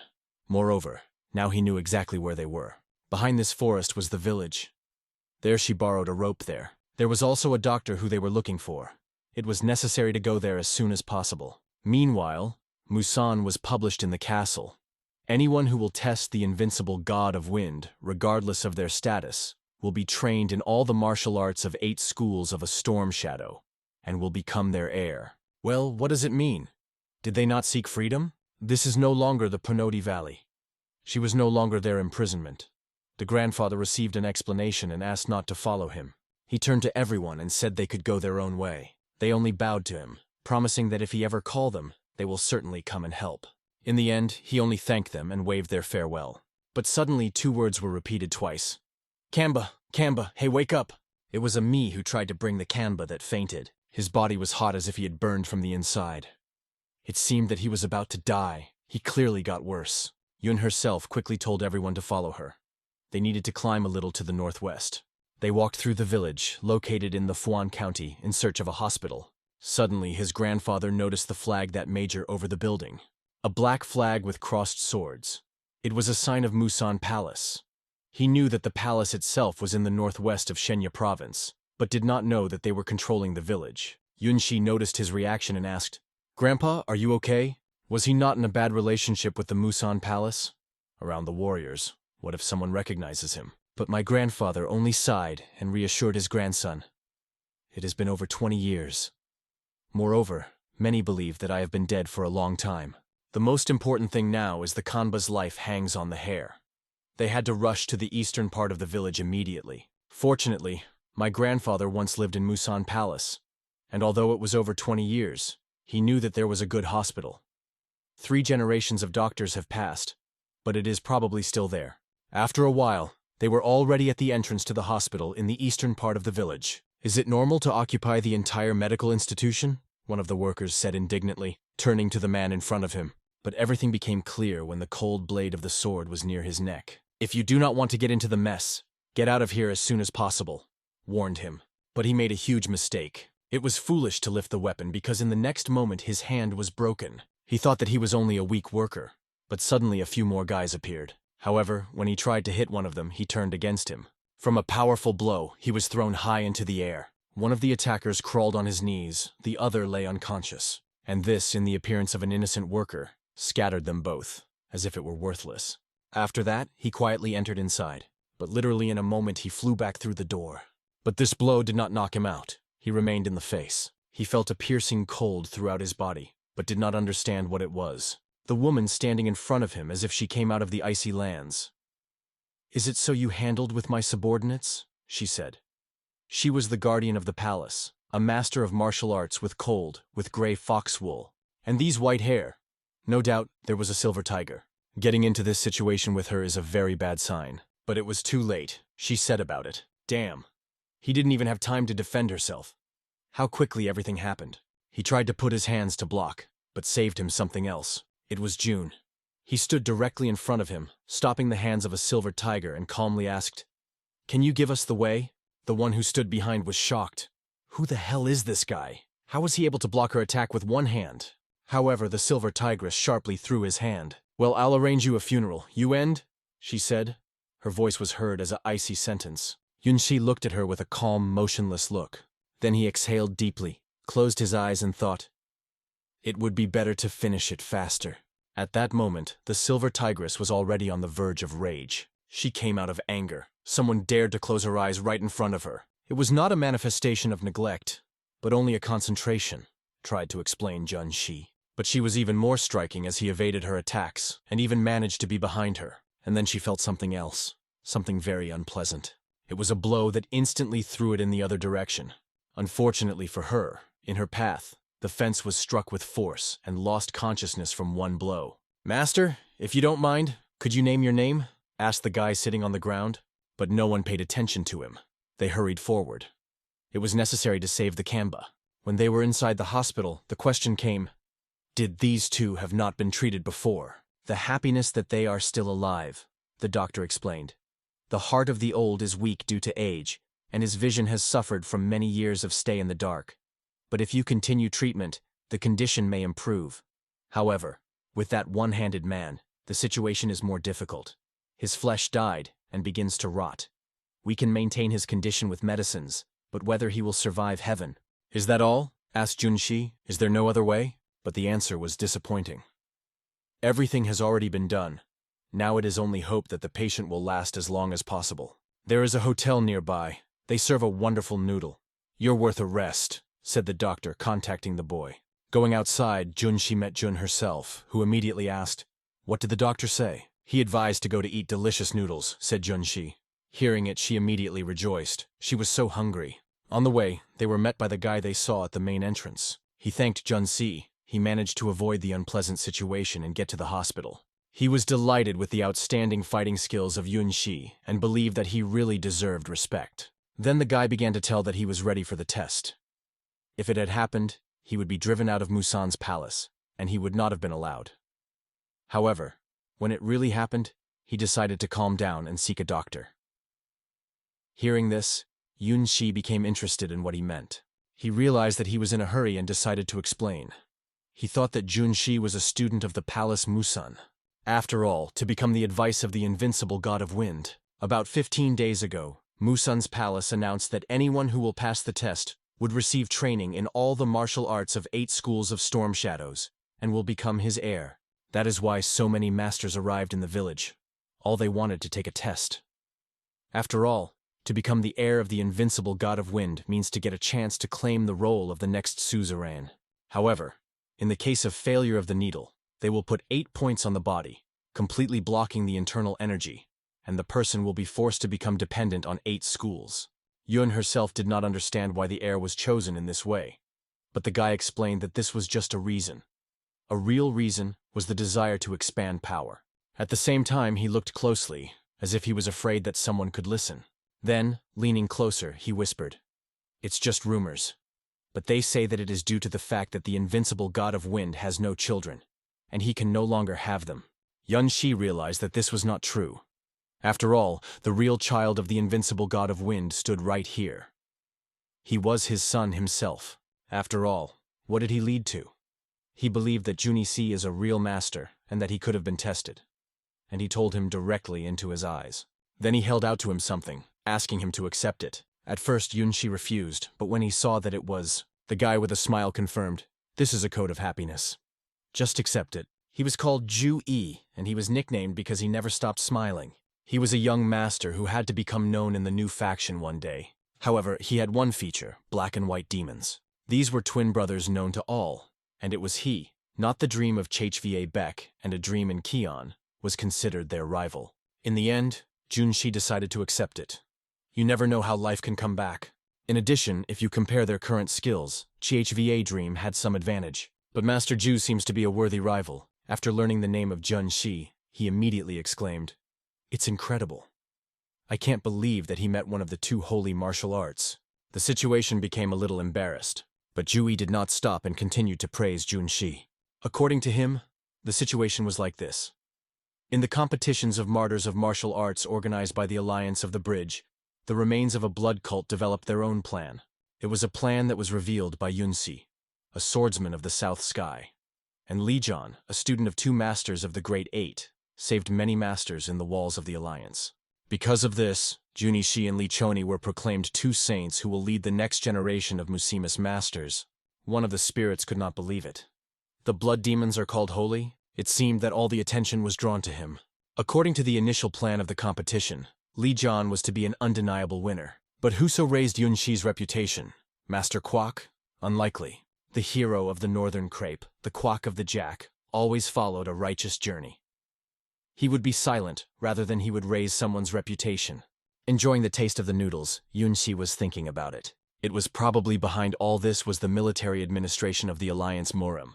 The first commander, Jae-gal, died from his hand. Therefore, it is possible that the second commander, Sama, did it. Or the idea of turning it all belonged to the third commander, Beck. But why did they do it? They may just have no other choice. After all, the Alliance suffered a terrible blow on reputation. He lost his bloody demon in his sacred place, giving way to a bloody cult. From their point of view, they desperately tried at least somehow to maintain their spoiled honor and trust. They needed someone or something that could at least partially hide this shameful incident. It is worth mentioning what the initial goal of this adventure competition was. It should be an arena created for the undisputed victory of Li Chan, the chief contender. It was a way to put forward a new central figure among righteous sects. But suddenly another man appeared, who was able to draw all the attention of himself. According to the initial plan, Li Chan was to become an undeniable winner, but now everything was complicated. The reason for this was the one who appeared unexpectedly. A student who was revered by all orthodox fractions. The heir to the southern heavenly swordsman, Hong Wei. He was an advocate who inherited the skill of his teacher. A real reason for pride. And now it was only necessary to think. Did the decision to refuse to participate in the competition and inform the chief officer about the powder to change the situation? But his reflection was interrupted by June herself. "Do you know how long have I been looking for you? I'm awkward before others. What did you think about?" He sighed and confessed, "Master Ji learned about me. It worries me a little. And what if someone else knows too?" But the girl just waved. "It's not worth worrying about it. I'm ready to cut off anything to those who will make you worry." She then suggested that you go to the clothing store after lunch. In any case, your grandfather's clothes and others are already worn out. Everyone is worth a little to be updated. It was, in principle, a good idea. But in addition to this competition, there are many more things that had to understand. However, Yunxi already knew alone. If he was tested, it would be the fastest way to meet Jin back. Meanwhile, the carriage was going forward. The guy lay inside. Another one was sitting with him. The more I think about it, the more absurd it seems. "Yes, yes, conscience," he added with sarcasm. "Did you follow the techniques of two great masters, and you are not enough?" He turned to the student and the advice of two great masters, who just lay in a carriage. He was ordered to go, so he went. He did not want to run back and forth at all, but the old man said he had to go for a relationship with the Musan Palace. He just sighed and replied, "For I who is not part of the faction, everything is completely different." By the way, this second guy was not someone else than the grandson of Gin Gyun, the despot of 10 kings. He was called Ginjon. He inherited the techniques of his grandfather, the wizard. His skill came from Gin Inna, emperor of the sword Taizi, and Hel Yan, eternal sword. To call Li Choni greedy, to put it mildly, it is pointless. But he assured that neither the Alliance nor the Musan Palace was interested in him. He just wanted to become stronger. The conversation with Li Chan began to annoy him. He had already reached for his sword and shouted loudly. But he was sharply stopped by another voice that he came behind his back. In addition, Li Jan calmly added, Musan is already handed to the palace. There is no point in spending all your power before you pass the test of the invincible god of wind. These words and arguments reassured him a little. Although, of course, he still gave Li Chan a small pilgrim. But he did not even pay attention to it and just asked, Do you want dried beef? He waved with anger. No! He angrily threw a piece of food for a visa and made him annoying the sounds when Chong was smashing. But he just got another piece and promised that he would now be quiet. Then he pulled a few more pieces and pulled him.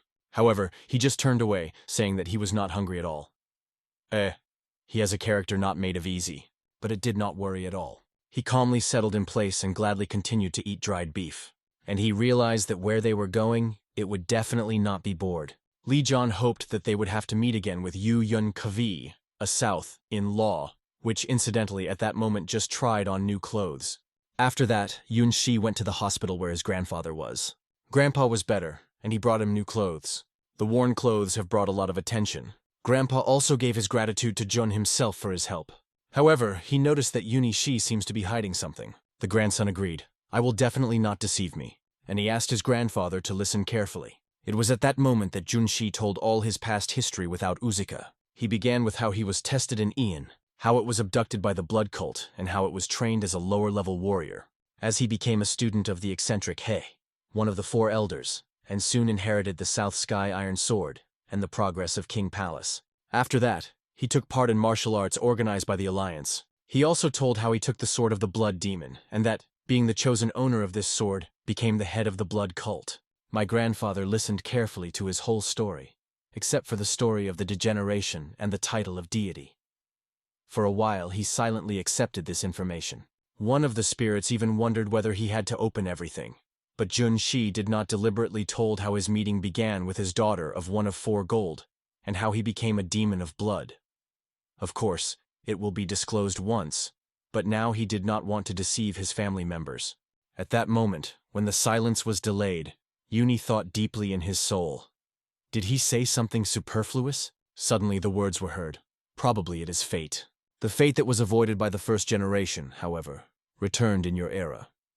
If it is really fate, I will accept it. The head of our kind was always afraid that his descendants inherit blood and hatred of the first demon of blood. And it was at this moment that my grandfather wanted to say Jun Shi something important. He explained that yes, fate made him a demon of blood. But that does not mean that he was doomed to go this path. It is worth following the path you will chop yourself. Grandpa was ready to devote the rest of his life to his granddaughter. And Yuni, in turn, was grateful that he trusted his grandfather. As I thought, this was the right decision.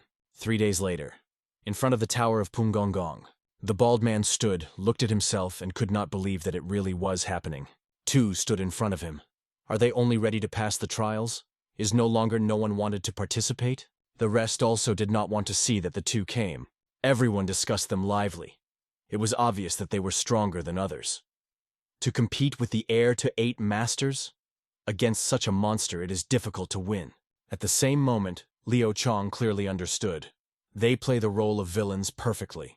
The other was only glad that everyone understood their place. If you don't want to compete, let them better come back next time. From this thought, a smile was spreading on his face. The bald led them forward, making sure that there were no more participants. But suddenly the words came behind. Wait, I take part too. How do you think it was? A newcomer in martial arts that still intervenes? It sounded funny, but he introduced himself. It was Jun Shi. He glued a stupid mustache, changed his hairstyle a little, and he put this funny pirate-connected eye to look one-eyed. One of the guys, confident, addressed him. Do you also participate? He even thought that this weirdo would probably did not know who before him, and who was his friend. Yun Shi immediately recognized him with their last meeting. He has not changed at all, but the opponent himself has not yet understood who is hiding under this mask. Once this is happening in the eyes of everyone, Yun Shi decided to play a little. Is there someone who does not know one of the deities, the youth master of Li Chan? It was these words that solemnly said Jun Shi, bowing before them. But Gin Zhon, the grandson of the 10 kings, was angry immediately. How could he not understand who before him? Even his name was confused. For everyone else it was funny and looked fun from the outside. Bald sharply ordered them to stop the dispute. Because there are conditions for all equal conditions. Jinjiang just silently went forward. Since there were no more participants, now the trials will be 3. Li Zhang was just silent. Unlike Gin, he did not scatter with extra words. However, his calm gaze made it clear. He probably already guessed who was hiding under the mask of Jun Shi. The spirits also warned Jun Shi that Li continues to watch him closely. There were 8 schools in the Fungongo: a fist, palm, foot, finger, claw, blade, sword, spear. If participants are able to hold on to or defeat the masters of these schools in 50 seconds, they will be entitled to rise higher. The first test is the path to the top of the tower. Bald led them to the ground floor. He opened the door behind them, behind which several people stood. Is it not the main goal? Yun Shi thought. I wonder if anyone can pass this trial at all? Assessing the audience, he understood all the masters who reached the highest levels of their techniques. The first of them took a step forward. My name is Junja. I'm responsible for the first floor. My specialization is a coat. He warned that they would fight, regulating force according to the level of participants, so it is not necessary to talk about injustice. After that, Jia decided to give them the choice. You can surrender right now, but if you fail the exam, you will be forced to live on the main temple for 3 years. Li asked, if I pass, can I move on? To which he was answered that it no longer matters. Well, I worried that I would have to wait for other participants, Li said, shaking his head. He approached the steam unit, announcing that it would start the test. At the same time, the martial arts master noticed that this guy is incredibly clever, the true skill of 2 great masters. Li could not miss the opportunity to meet in battle with the strongest among those present. Gin approached another candidate by choosing him for a duel. He looked back at Jun Shi as if he would be injured a little. Then Junja invited everyone to pass this exam. Of course, Jun Shi could not believe that he refused to compete with the best of 8 masters. At this point, it seemed that everything would end on this floor, and no one could go through. All 3 masters blossomed with a light smile. Yun Shi was the first, struck that stunned everyone else. One of the masters immediately realized that he received strikes because of hiding his abilities. Smiling through a cheeky mustache, Jun Shi declared a brutal voice that he would go first to the next floor. As it turned out, 2 successors of 8 great masters seek to become followers of Funganpao. It was considered very prestigious, but one guy did not come from greed. Although there was a competition between the students of 8 great masters, it was not difficult to predict which of them was the winner. It was said that the grandson of the 10 kings was able to surpass him. But the warrior reported to Starts that there was one young man on the test. It is really incredible. This mysterious young man passed the exam at such a speed that he could compete with Li Zhan. It is even strange that he is not yet known for such skills. It made the old man think. He described his thick, charming brush with confident strokes. The sudden actions of the man were fascinated by his interlocutor. On a huge canvas appeared boldly withdrawn hieroglyphics, related to the guy whom no one heard anything about. The old man clarified whether this secret young man used the sword. In the meantime, this guy was just a test of the 8th floor. Even the head of the spear school, with Moongik, considered the boy's abilities truly amazing. The unknown warrior was able to stand against the attacks from 6 masters of their school. His skills were similar to Li Zhonggam's skills that passed the exam first. And maybe even higher. The test tired of the swordsman, because he had to use his hand to fully, because he had to hide his personality. He had to seal the technique of a sword of a shining star and a flying sword technique, as well as to cover the iron sword of heavenly sky with graphite, so that no one would recognize him. And in the event of an emergency, he predicted a sword of the blood demon. However, even holding back his strength, the hero rose faster than Zhang Zhona, although at first he fell behind them with Li Zhan, because he had enough skills to pass the first test. The instructor greeted the hero on the fact that he passed his first exam, and announced that before tomorrow it was necessary to prepare for the second. He stretched the young man and ordered to come tomorrow to the 8th floor tomorrow. If the guy does not come to noon, it will be regarded as a refusal to pass the exams. This brief conversation prompted Brunetta to one opinion when he went home. He was the first to test the first floor, but after that, Li Zhonghem escaped and climbed up. But when the hero rose to the 8th floor, this guy was nowhere. Suspicions were confirmed that Li Chonghem met the head of Fungan Palace, Gin Sun Baek, but the guy did not even feel any energy. The hero's spiritual spirit was interested in universities, Whether this mysterious competitor was in the past life of the Musan Palace, University did not know for sure. However, the spirit noted that Lee John-hima was considered the next leader, but it seems that none of the parties welcomed him, so it is difficult to understand his intentions. He probably did all of it to restore the relationship between the Musan Palace and the Alliance Muri. The reason for this could be that it was through the alliance that the First Union was the collapse of the First Union, and rather the reason was the younger cousin of Pek Han Muka, the alliance leader, Pek Chol. The Alliance Murim and Palace Musan, having created an alliance and uniting forces, were able to destroy a common enemy, a cult of blood. After that, the world of martial arts was divided between the Alliance Muri and the Musan Palace, and everyone was glad, believing that the long world had come. Moreover, in order to strengthen the union, Pek Choel, the cousin of the alliance leader, Pek Han Muka, married Vanjan Ha, daughter of Vancho Ilya, the leader of the sect of the Sea King, one of the 4 large sects of the Musan Palace. But not everything seems as it seems, because 2 forces had different goals, which made great and small clashes.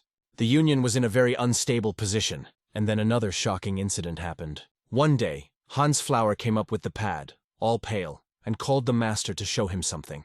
On that day, Vanjan Ha, the wife of Pek Chol, died at his request. In her testament, she wrote that she could not conquer her husband's heart because of her shortcomings. But she did it not to substitute her husband, because the real cause of her death was that Pek Chol betrayed her wife. Even that day, he was not next to her and did not express any concern when he was reported about his wife's death. Pek Han was angry, because he hoped that this marriage would strengthen the relationship of 2 clans, and as a result, the nephew created only more problems. In the impulse of emotions, the leader cut off the right hand of Pek Chol, and then sent her to Musan's palace as an apology. But the guilt for such a grief could not be bought up for an apology. The emperor of the palace was deeply offended by the fact that they tried to change the life of his daughter on the truncated hand of a traitor. Nothing could atone for his daughter's grief and comfort someone in a sect. He demanded that the alliance gave them the head of Pek Chol. The tears rolled on the cheeks of the ruler. He almost breathed out of anger. However, the Alliance Murima refused this, and the relationship between the sect of the Sea King and the Alliance Murimi became tense. The Southern Sky said that there should be something else that became the final point of the union. The Northern Sky could not but ask why he thought. Everyone knows that Musan's palace has 4 large sects headed by 4 big leaders. There was no major among them, so they made the decision on the activities of the palace jointly. And one of the sects, Funganpal, has long been in favor of a break in relations with the alliance. Another one opposed, so the palace was divided into 2 fractions, which led to a sharp conflict. But as a result, the alliance between the Musan Palace and the Alliance Muri was torn. Most likely the alliance was sent by Li Zhong, as they believed that he would become a successor in Funganpal. Then again, there will be 3 sects that want to unite with the alliance, and then you can form an alliance again. But they did not take into account the death of Gin's Beck, the invincible god of wind and leader Funganpal. As soon as the news reaches the palace, they will announce another important situation. The palace, feeling the restriction of the system, will proclaim the Emperor of the Heavenly Sword, Chkon's son, the main leader of the Musan Castle, and it was likely that then the Emperor would kill Father Unwit. Only one thing was clear about this test of the tower, which can be passed regardless of origin. It was rumored that they tried to expand their power. University used his knowledge of the past life and concluded that the struggle for power in the palace was in full swing. His father remained a little more time, and Yuan Huri had to try to prevent it in any case. If the father dies, then the truth he seeks to find out will never be known to him. The guy wanted to go to rest, but suddenly he was stopped by a broad-shouldered master.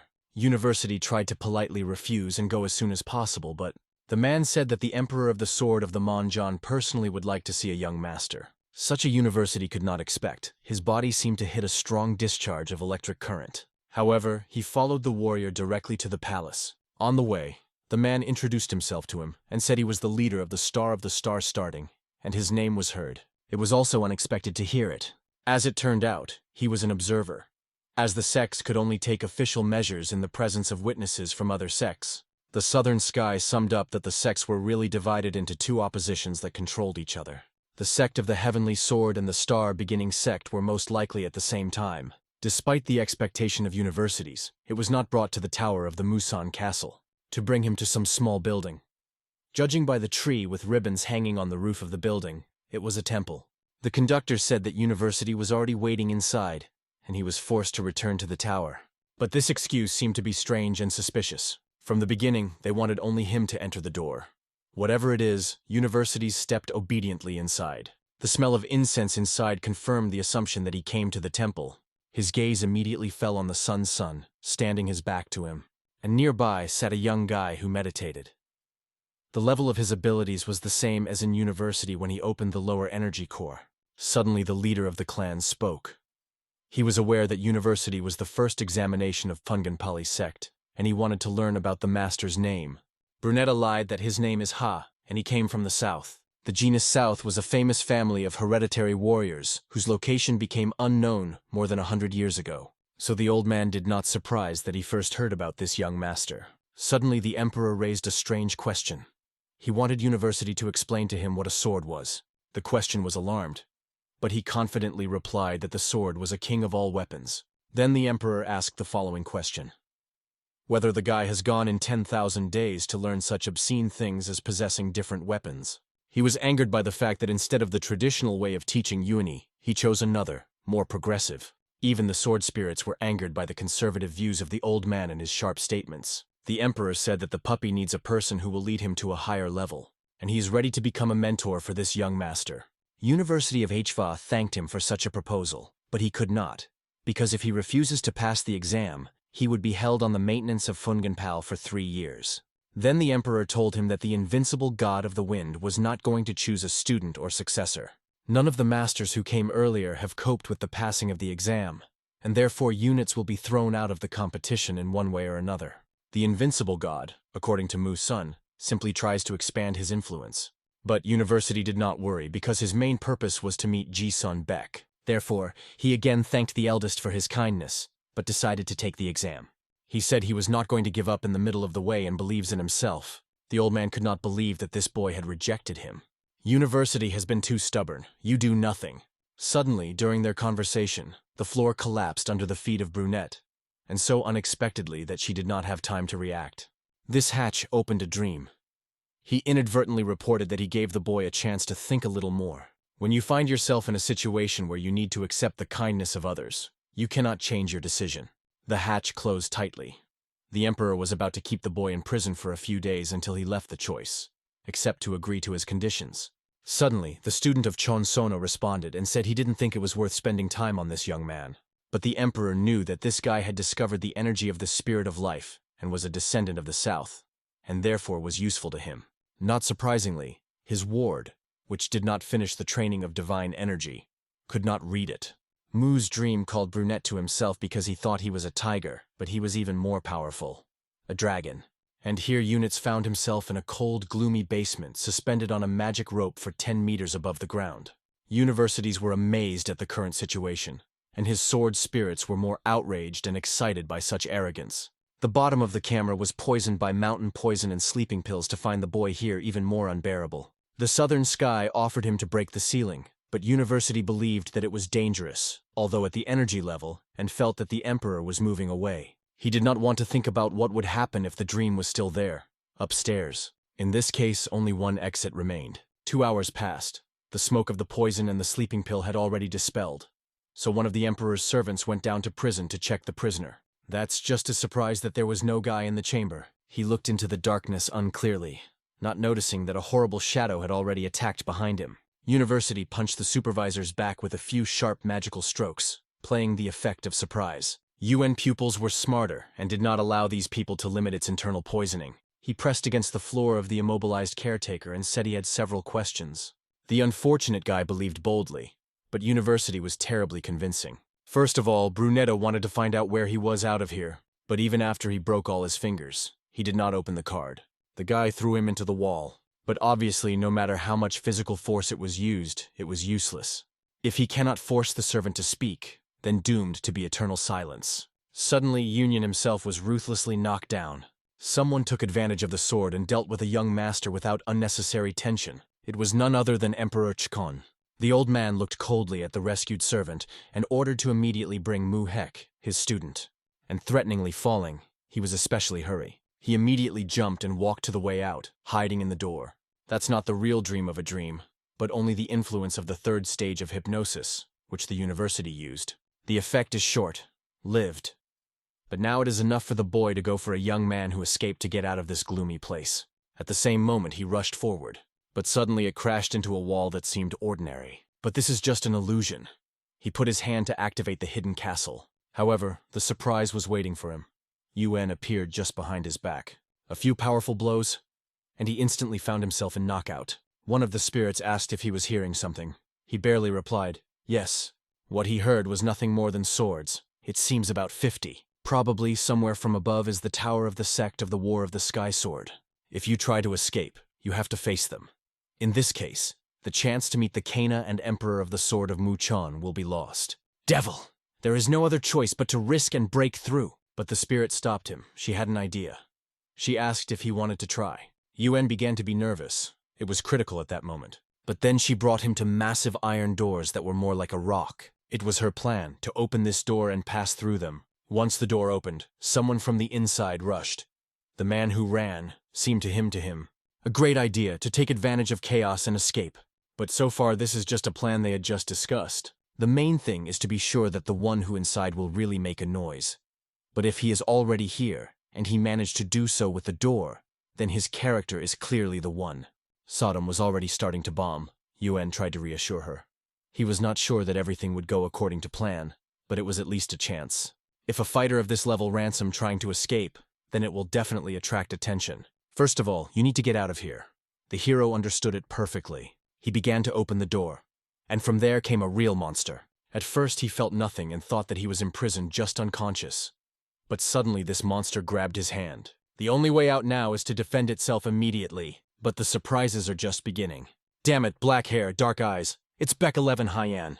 What to the hell she does here? A few weeks ago, Liaoquan, Sheni province. The woman went inside. There she was already waiting for a man who met her with the words, I didn't think you would come. Beck just smiled and suggested to reject the formalities and immediately go to the case. This man was the third elders of the blood cult, king of the bloody snake, Gujan. She asked if he was ready to move under her wing, but he firmly stated that he already clearly expressed his position in the letter. She just asked one question. Does he believe that the cult of blood, having put his hopes on this child, has the future? Personal will does not matter to the circumstances.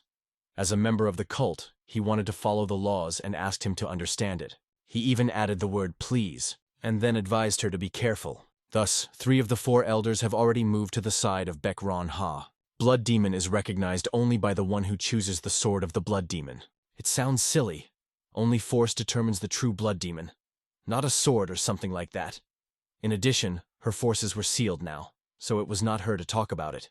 After the defeat, she tried to overcome the restrictions through individual workouts, but everything turned out to be more complicated than she thought. She understood that if she follows the teaching of 8 great masters who have achieved a higher level of skill, she would be able to overcome the block and change the whole situation. But suddenly her path crossed her husband. She asked why he was here. Is it easy to laugh at her because the 3rd elder rejected her? But he just replied that he would try to convince him. She first wanted to go to the 1st elder to get some information. Then he remembered another way. He was risky, but he may have been a chance. 3 days before meeting with universities, she was greeted with the successful passage of the first test. Then the bald man asked for a moment of attention. He reported that the Emperor of the Sword Monyong wants to meet her. When she came to him, he suddenly suggested that her become his student. But she again repeated that she was not interested in her. In response, he closed it. Like let him rest until interest. Finding himself trapped, she began to rage. She tried his best to destroy these damn iron doors. What a stupidity.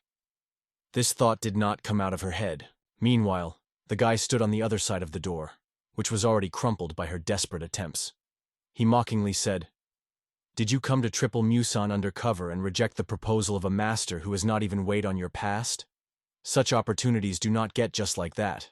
She only replied coldly, "I can give you a chance too. If these doors open now, I will leave you alive." But the guy just laughed. He could not believe that she was threatening him without even knowing what was waiting for her. Moreover, he even praised her for the courage, and then he added, "I assure you, you will still be pleased to get you out of here." But she did not stop. Her strokes on the door became more and more devastating. Suddenly, an inner voice appeared in her head. It was a woman who shouted to her, "Such as you do not need anyone. You should not be in this world at all." With tears in her eyes, she whispered, "It's not my fault. I just couldn't meet expectations." the expectations of a woman from the Street of Red Lanterns.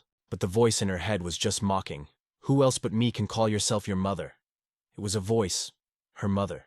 Yuen stood in front of her and could not believe. Is this a coincidence? But something was wrong. Her look was reflected and the movements were uncontrolled. In the next moment, she sharply strikes him. Sodom considers her crazy. Who is so attacking without warning? But Yuen understands that it seems to be poison. She probably has hallucinations. Suddenly he hears from her terrible words. Such a knot as you cannot be a mom. The fact is that in her delusions she saw not the face of Una, but her mother who once told her these horrible words. At this point she shouted, "Just watch me from heaven." She shouted that she would take everything she wanted to be with. And at the same moment she rushed at Una. Mustache Yuen thought for a moment. Who does she sees in front of her? Is your mother really? It seemed that there was no other choice. You will have to break her. In her mind there was still a battle. But in the real world, she fought with Yuen. Her attacks were unexpectedly powerful. If so, it may end badly. It was urgent to think of how to bring it back to your senses. Continuing to fight, he remembered how he was able to wake up after he had absorbed him. For the next moment he threw her in a clever trap. It is good that she is not in herself now, because otherwise she would not have come to this cheap trick with threads. It didn't have to kill her, and Yuen apparently could not. He just rolled her movements. After that, he put his hand to her head. She began to calm down. He sent internal energy to its blood points. Sodom knew it well. It is a vital point. Is Yuen going to get rid of the rival in this way? But he just waved, calling it nonsense. He explained that he fully controlled his energy. But suddenly, unexpected for him, Beck went on the attack again. How did she manage to grasp the sword? It was then that she finally recognized who was hiding under this senseless mask with mustache and accessories. It was a university. The girl finally came to her senses, though her head was still hurting. But she did not even ask her to solve her hands. On the contrary, she jokingly suggested to be alone. However, now it is not the time for such jokes. For Yune, this of course sounded like a joke. But she seriously added, I don't joke. Isn't it fair to reward a person who went through such a way to save me? But Yuen only explained that he saved it. Absolutely by accident. After all, he also went into the trap of the Emperor of the Heavenly Sword. Now it became clear. In this situation, she behaved like a naive fool. She told him another important thing. More precisely, she asked to look at the truth in the eye. He was a wonderful opportunity when he did not exclude it from the list of candidates for the place of the next demon blood. And in general, what did he think about saving her? But now there were other circumstances. And it was at that moment that Yuen told her that they would have to join forces. The exit from this dungeon leads directly to the tower of the sect of the battle sword. Because of this, it will be dangerous to escape alone. He suggested that her work together. In the end, do not say, the enemy of my enemy is my friend.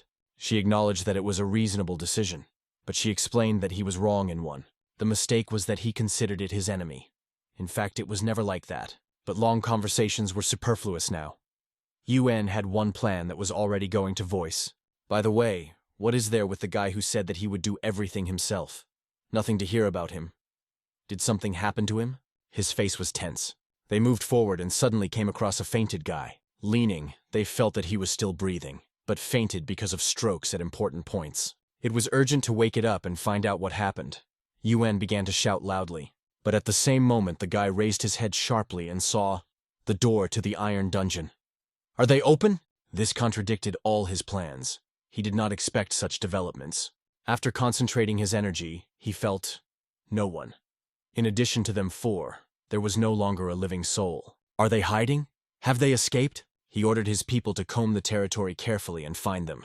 And at this point, Yuen, holding Beck on hand, hung on a thin thread, right above their heads. The commander, angry at the edge, grimed, "Don't make me repeat twice." He already imagined what punishment was waiting for him from the teacher if he misses them. But he was wrong. The punishment was waiting for him much earlier. Just behind his back was Yuen and Beck. He turned sharply, snatching his sword. Beck was so waiting for this meeting that she even asked Una to leave her. She reached out. "Give me a sword." Yuen, without words, handed her weapon. And at the same moment, the people of that asshole have already rushed to the attack from behind. What is happening here is no longer possible to hide, at least as they try. Therefore, killing them right now was not the best idea. Yuen understood this perfectly and decided to simply clamp their movements with the help of technology. But it was interesting. Now, when Beck holds the sword in her hands, she also holds back. Will he act differently? After all, this scum has recently brought her to rabies, and she promised that she would not leave him alive. The scum was desperately protected from her blows. I am sure of himself, he asked. Are you not afraid of consequences? But the word fear seemed funny to her. She replied coldly, Don't worry, I will not kill you. He just laughed, called it high-dimensional, and asked, And what are you going to do with this cheap iron sword? With this cheap iron sword? At this point something moved inside the sword, but this was more than enough. After all, she possessed the technique of the sword of the blood demon. Cutting bloody blade. An attack with this name will definitely not leave him a chance. A few seconds ago he laughed, and now he changed sharply in his face. His body is tense, and the neck is constantly approaching the sharp blade. He could not stand, instinctively rushed back. She seemed to him a real monster. If he were a little late, he would have already been left without a head. But it was still nothing compared to what she promised to do with him. There was already blood in her hands. I wonder what does she squeeze in her palm? What else but his eye? At first she decided to take one eye from him.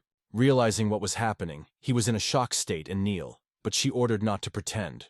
Her actions were just beginning to gain strength. This is unlikely to be enough to ease its condition.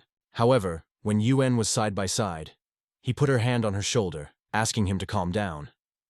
That is not enough to quench the situation a little. Everything happened as fast as he had time to deal with others. Then the unfortunate, crawling on his knees, assured everyone that he would not obey so. He emphasized that they are in the joint area directly under the tower of the sect of the battle sword, and it is impossible to escape from all who there. However, he was once again asked to tell everything if he wanted to save his life. When they realized that it was difficult to convince him, they discussed the next route, the one he did not expect to hear. From his reaction, it became clear that the second way really existed. They skillfully misled him, and then UN leaned to him, asking for help, saying, You saved my life. Do you think I'll tell you everything? You only have two options.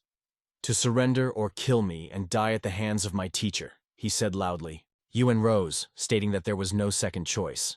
The unfortunate thought that UN had it seemed, but it was not true. If he is in vain, we will leave him for Mrs. Beck, he thought. However, she insisted on, It is not necessary to give up. Immediately she wanted to cut his tongue, and then cut each finger consistently. Once she voiced her intentions, he immediately began to be pleased with the mercy. With snot on his face, he asked to stop this crazy, assuring that he would tell everything. After a while, they had already opened other doors. More precisely, he opened the door himself, explaining that if you go in this direction, they would be able to get out. He insisted that they follow him. It seemed suspicious. Then Sabk, sitting on her shoulders, asked what seemed strange. Why are there any cameras inside the secret passage? That's strange. And at the same time, all the doors are open for some reason. It was worth clarifying again if it was really expensive to exit. If this scum lies, but he immediately began to justify himself. They say, his life is threatened, so he has no reason to lie. It looked either too red or too prudent, but suddenly they stopped. Beck asked to wait. She was interested in one and only closed doors. It was strange. It's a prison, the scum explained. In such a place you should not be surprised by such things. Don't worry about any nonsense, just follow me. Soon we will pick up.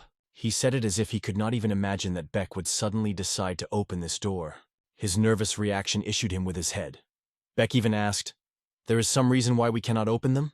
UN did not understand why she was doing it, but she just said, Just look. He was looking forward to what would happen next. Looking at the door, they saw a man in handcuffs. It was a dream. His exhausted body, bones that were protruding from under the skin. But it was easy to recognize it. It seems that UN has never heard about the twin brother of the Emperor of the War of Heavenly Sword. But when Beck explained the situation briefly, he was stunned. Without hesitation of a second, he grabbed his sword and waved him sharply. In response, a hoarse cough came and then spoke an old voice. Now you saw me, he said. It really was a dream. What to the hell happens? Why is he here? The Emperor of the Heavenly Sword and the dream of a dream. They are like a reflection of each other. Chan's sleep lifted his eyes and saw his student. He whispered, I'm so ashamed. But he did not have time to agree. He couldn't do anything. They threatened to kill him. Like the Emperor of the Might Sword. Beck wondered, is it real that's a dream? However, there was almost no doubt. He was a monster in his power, worthy of the title of one of the 8 great masters. His energy flow struck just in the nose. The Emperor of the Sword said, If you want to kill me, then say it straight. Meanwhile, Beck and Yuan have already whispered with each other. You need to run and look for a way out. They wanted to find out the truth. Who is real? The one who was in the dungeon, or the one who came here, calling himself the Emperor of the Sword? But instead of talking, they immediately came together in battle. It was not just a battle, but a real energy exchange, so powerful that the rock began to crack and collapse over her head. The soil was weak. Yuan immediately realized that this could be used. Beck also had a good idea. If you destroy the ceiling, you can win time. Seeing Beck rushes to the attack, the Emperor of the Sword realized that she was a descendant of the Blood Demon. She rushed forward, but it was only a distracting maneuver. Yuan had already reached the ceiling while the enemy was focused on the other side. He swung to break the vault with one blow. But suddenly, on the left of him, he appeared. It's impossible. He has already overcome the barrier. With one devastating blow, the Beck was cut down in half and broke forward. It happened so fast that it was difficult to believe it. He managed to strike faster than Yuan destroyed the ceiling. But before that, Yuan still tried to apply his technique. The true technique of the Radiant Star. The fifth formation. However, the enemy stopped him, using only 2 fingers. Not even holding the sword in his hands. It was only through his energy that he called the Sword of the Falling Meteor. Yuan felt a sharp flow of energy coming out of the technique of the Sword of Muko, hit him directly into his stomach. At this point, he concentrated all his internal energy in this area, using the technique of gold circulation. However, as soon as the energy flow touched it, despite all efforts, his stomach easily tore. He flew away from the impact and hit the ground with a deaf sound. However, the Emperor of the Sword even praised him, because he managed to prevent a full rupture of the body. He only controlled everything, even his student who tried to attack from his back. Before that, he did not finally produce him. But now he pierced his body through. But it was just a cunning trick to distract him. The scum lifted his head up and saw the ceiling collapsed on him. Huge stone cliffs fell, enduring a deadly threat. The Emperor of the Sword did not expect such. Now he was clearly not in himself. Beck used a corpse as a bait to distract his attention, and at this time destroyed the ceiling. It was a brilliant plan. At the same moment, she grabbed the body of Yuna. Everything went out of plan, but she succeeded, and it gave them a little time. She looked at him. He was very seriously injured. Peat flowed down her face as she looked at his lined stomach. Hold on. At least a little, she begged, putting her hands on his wound. Immediately, red energy appeared, from which it was unbearably painful. She burned his wound to stop the bleeding, but it was only a temporary solution. It seemed to him that he would die, but she saved him. But at this point, she heard the stones began to collapse behind. The Emperor of the Sword was not going to release them so easily. Do not think that you will run through such tricks, he said. He just smiled and added, try to run on. When the wall explodes, I will make you suffer at times more than death. Beck picked up Una, threw herself on her back and whispered, wake up. Don't dare to lose consciousness. His lips were in the blood, but he said, wheezing, I didn't plan to die. And I will not allow you to die, she answered sharply. She never allowed her people to die. And now, she called it her puppies. They were in front of the doors that were recently sealed, but gradually began to open. More precisely, so it could seem. Until Beck she was blowing her legs, and they flew with a roar. She looked inside and became convinced that it was right. But it was worth thinking. This is a composition. Is the way out really leads here? She looked at the room when suddenly felt a powerful splash of energy behind her back. It was definitely the energy of the Emperor of the Sword. It seems that he was already destroying the wall. Damn, he doesn't even give time to breathe. Moreover, it was useless with you and you on your back. There was no choice. It was necessary to hide it. She threw a musta in one box and quickly thought about what to do next. Before that, she hit her body several times on his body. She held her palm on his cheek and whispered softly that everything is well and she was not going to harm him. It was a technique of hidden breathing. She asked him to hide, and she was going to distract the enemy. At this point, the Emperor of the Sword has already traced their traces. He understood perfectly. In such a state they could hardly escape. He said loudly, you can fight as much as you want. Stopping near the big box, he looked at him and thought, is it? His hand was slowly extending forward, and as soon as he was about to open the lid, the words came, hey! Rather, catch me if you can. Fortunately, he sharply pulled his hand away from the box and rushed forward. Meanwhile, Beck created a real chaos, dealt with the guards who were waiting for her. But she understood perfectly. Did she really crazy? To take the risk of life for others, to play the role of bait. Although anyone could say that the likelihood of her death is now extremely high. Damn, who for me is universities? Who is he for her if she is ready to protect him even at the cost of her own life? She wanted to seduce him, but in the end, she became obsessed with him. And now she was ready to do everything to pay dearly for seducing her. Next day, there were many people in the Pungongongin sect. Everyone was vividly discussed that only 3 people were able to pass the first trial. Everyone wanted to know more. Inbald, he just smiled, considering all these fools with no woes. They did not know that they were carrying the full delusion. After all, this guy had no chance to go through the second trial. But it is unexpected for him. It is this guy that appears in front of him, all in the blood. It was All were stunned by his appearance, and most of all, bald. What? How? He couldn't even believe it. What the hell is taken away? It happened. He quickly approached Yuna, asking, "What happened to you?" At first he thought of one thing, but he just met with this mustache guy. He realized that he was not the one who could be stopped. If you provoke it, it can expose them, and this threatens serious problems. He understood one thing. If UNA is not stopped, then he would have to report him to the Emperor of the Heavenly Sword. Bald suggested that you go inside, but he suddenly asked, "Do you not go with me?" "I still have a few things," he replied dry. But in a moment his gaze became confused, even frightened. Looking around, he couldn't understand how the hell was taking away. He was inside. How did it happen? And when? And the next second, his body felt a powerful blow.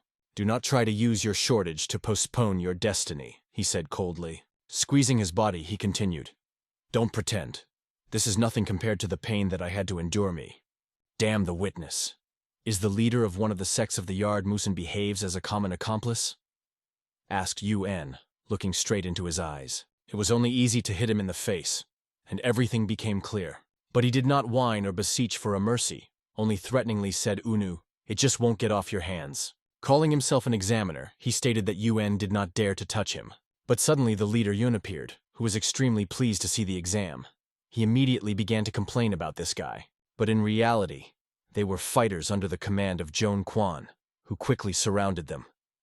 Until nothing happened, it was not necessary to raise the noise. Yun calmly explained, "It is strictly forbidden to use force outside the allowed territory." The examiner rejoiced in these words, deciding that Yun would be disqualified for attacking him. But suddenly he heard the words that knocked out the soil from under his feet. "You seem to have missed something. Lift up." This was said. Yun did not even require explanations, only briefly replied, "You do not need to be explained." Yun only thanked and said he was up. What to the hell happens? The examiner did not understand anything. He almost boiled out of indignation. This guy came just today, asked several questions, and immediately became the main suspect. And Yun just released him? But thinking a little, he began to realize the true threat. He began to fever. He almost trembled, crawling and muttering something under his nose. 7 days ago, those who successfully passed the first trial, one of them showed the best result, but the next day he did not appear. And even more so, the girl who came here 3 days ago also disappeared. And now, among the 3 who passed the first exam, one almost missed today. And the examiner manages as if he did not understand anything? Yun just said calmly, "This is extremely low on your side. What do you think you would receive the same answer from the guy who just climbed up?" Now the examiner did not know what to say, but with a stupid smile he said, "In the end, all this is in vain. When he rises up, but that's not all." He was about to add something. However, he was cut immediately. When he fell to the ground, Yun ordered his people, "Take it into a dungeon." Fungongontal was not fools.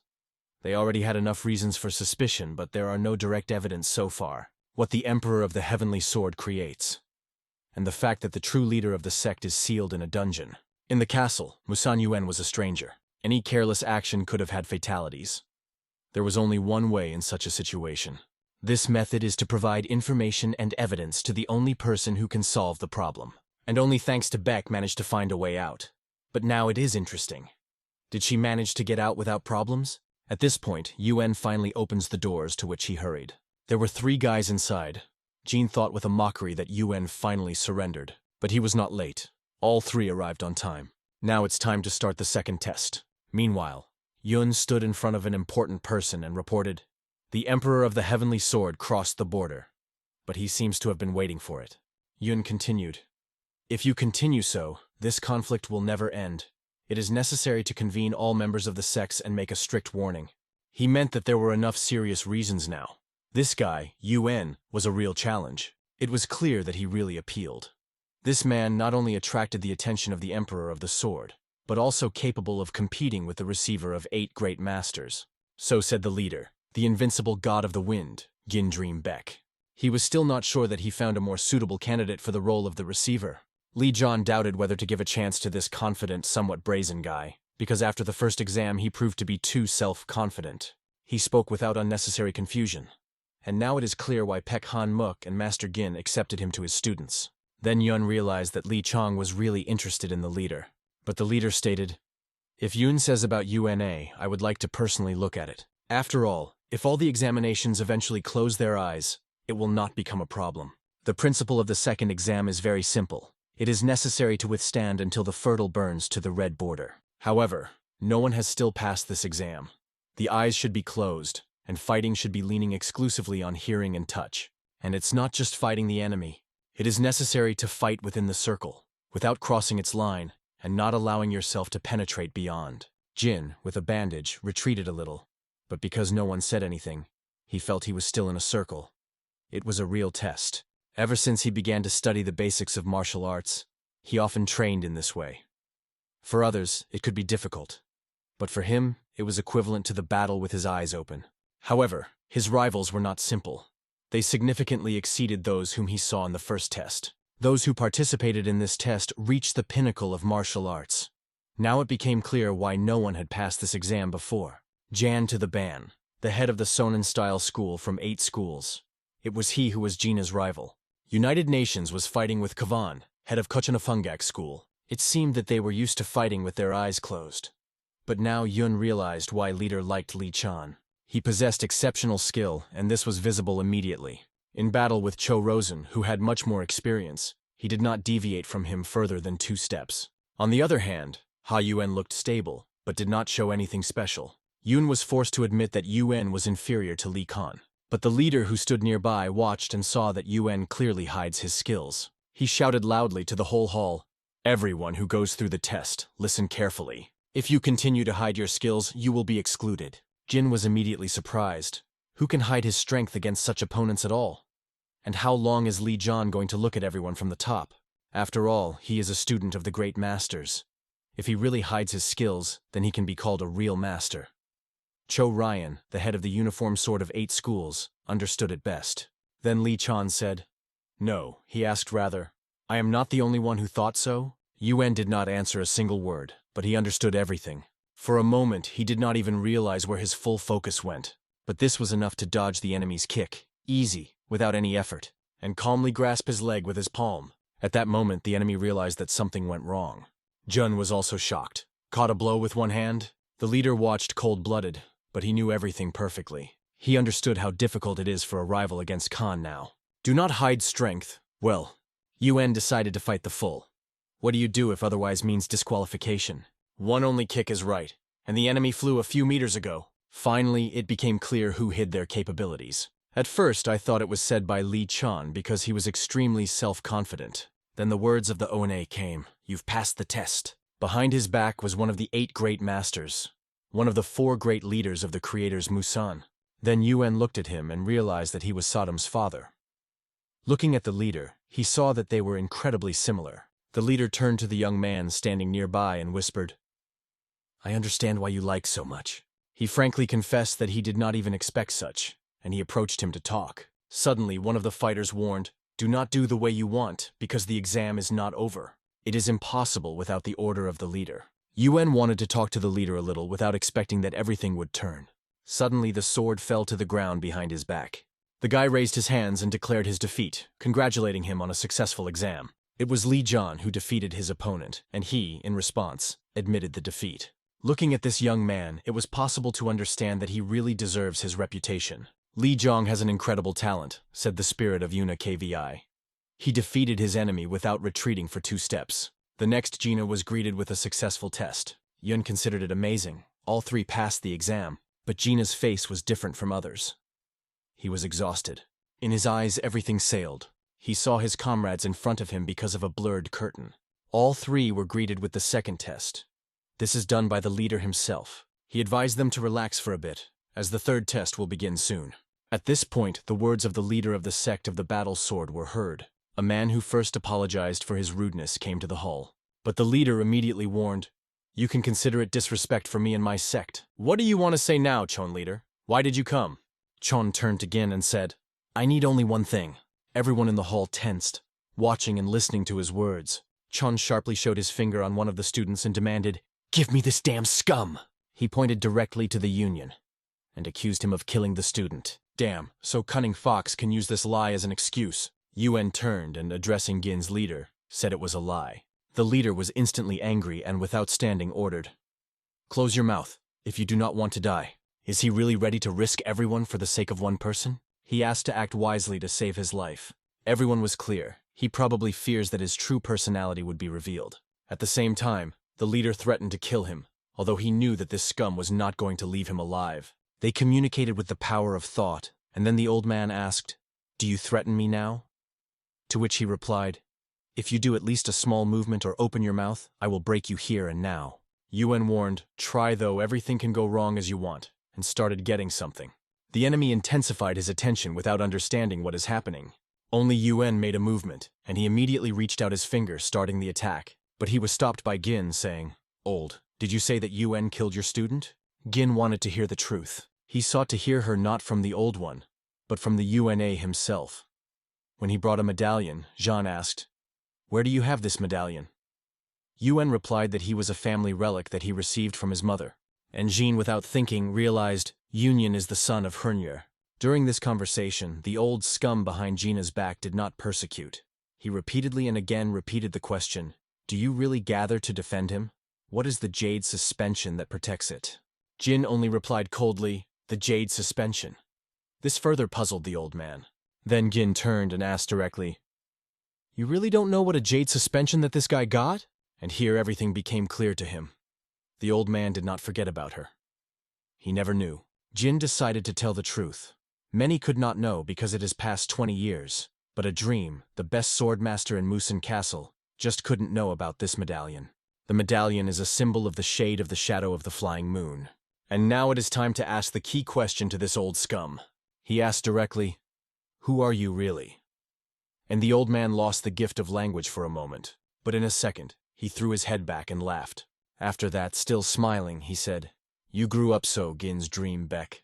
I didn't even dare me to be devoured as it became a leader. I was going to solve this issue quietly.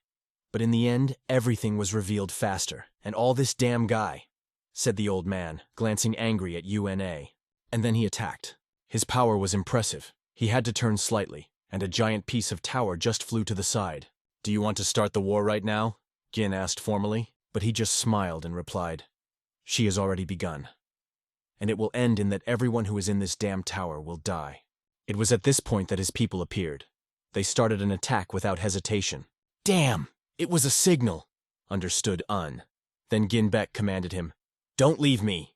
Around them, bright purple energy thickened. She was so strong that she felt even in the air. It was an incredible power. Yuen felt a cold trembling throughout the body. Is one of the 8 great masters personally entered the battle? But one thing was clear. Gin Beck was not going to allow everything to follow the scenario of this old scum.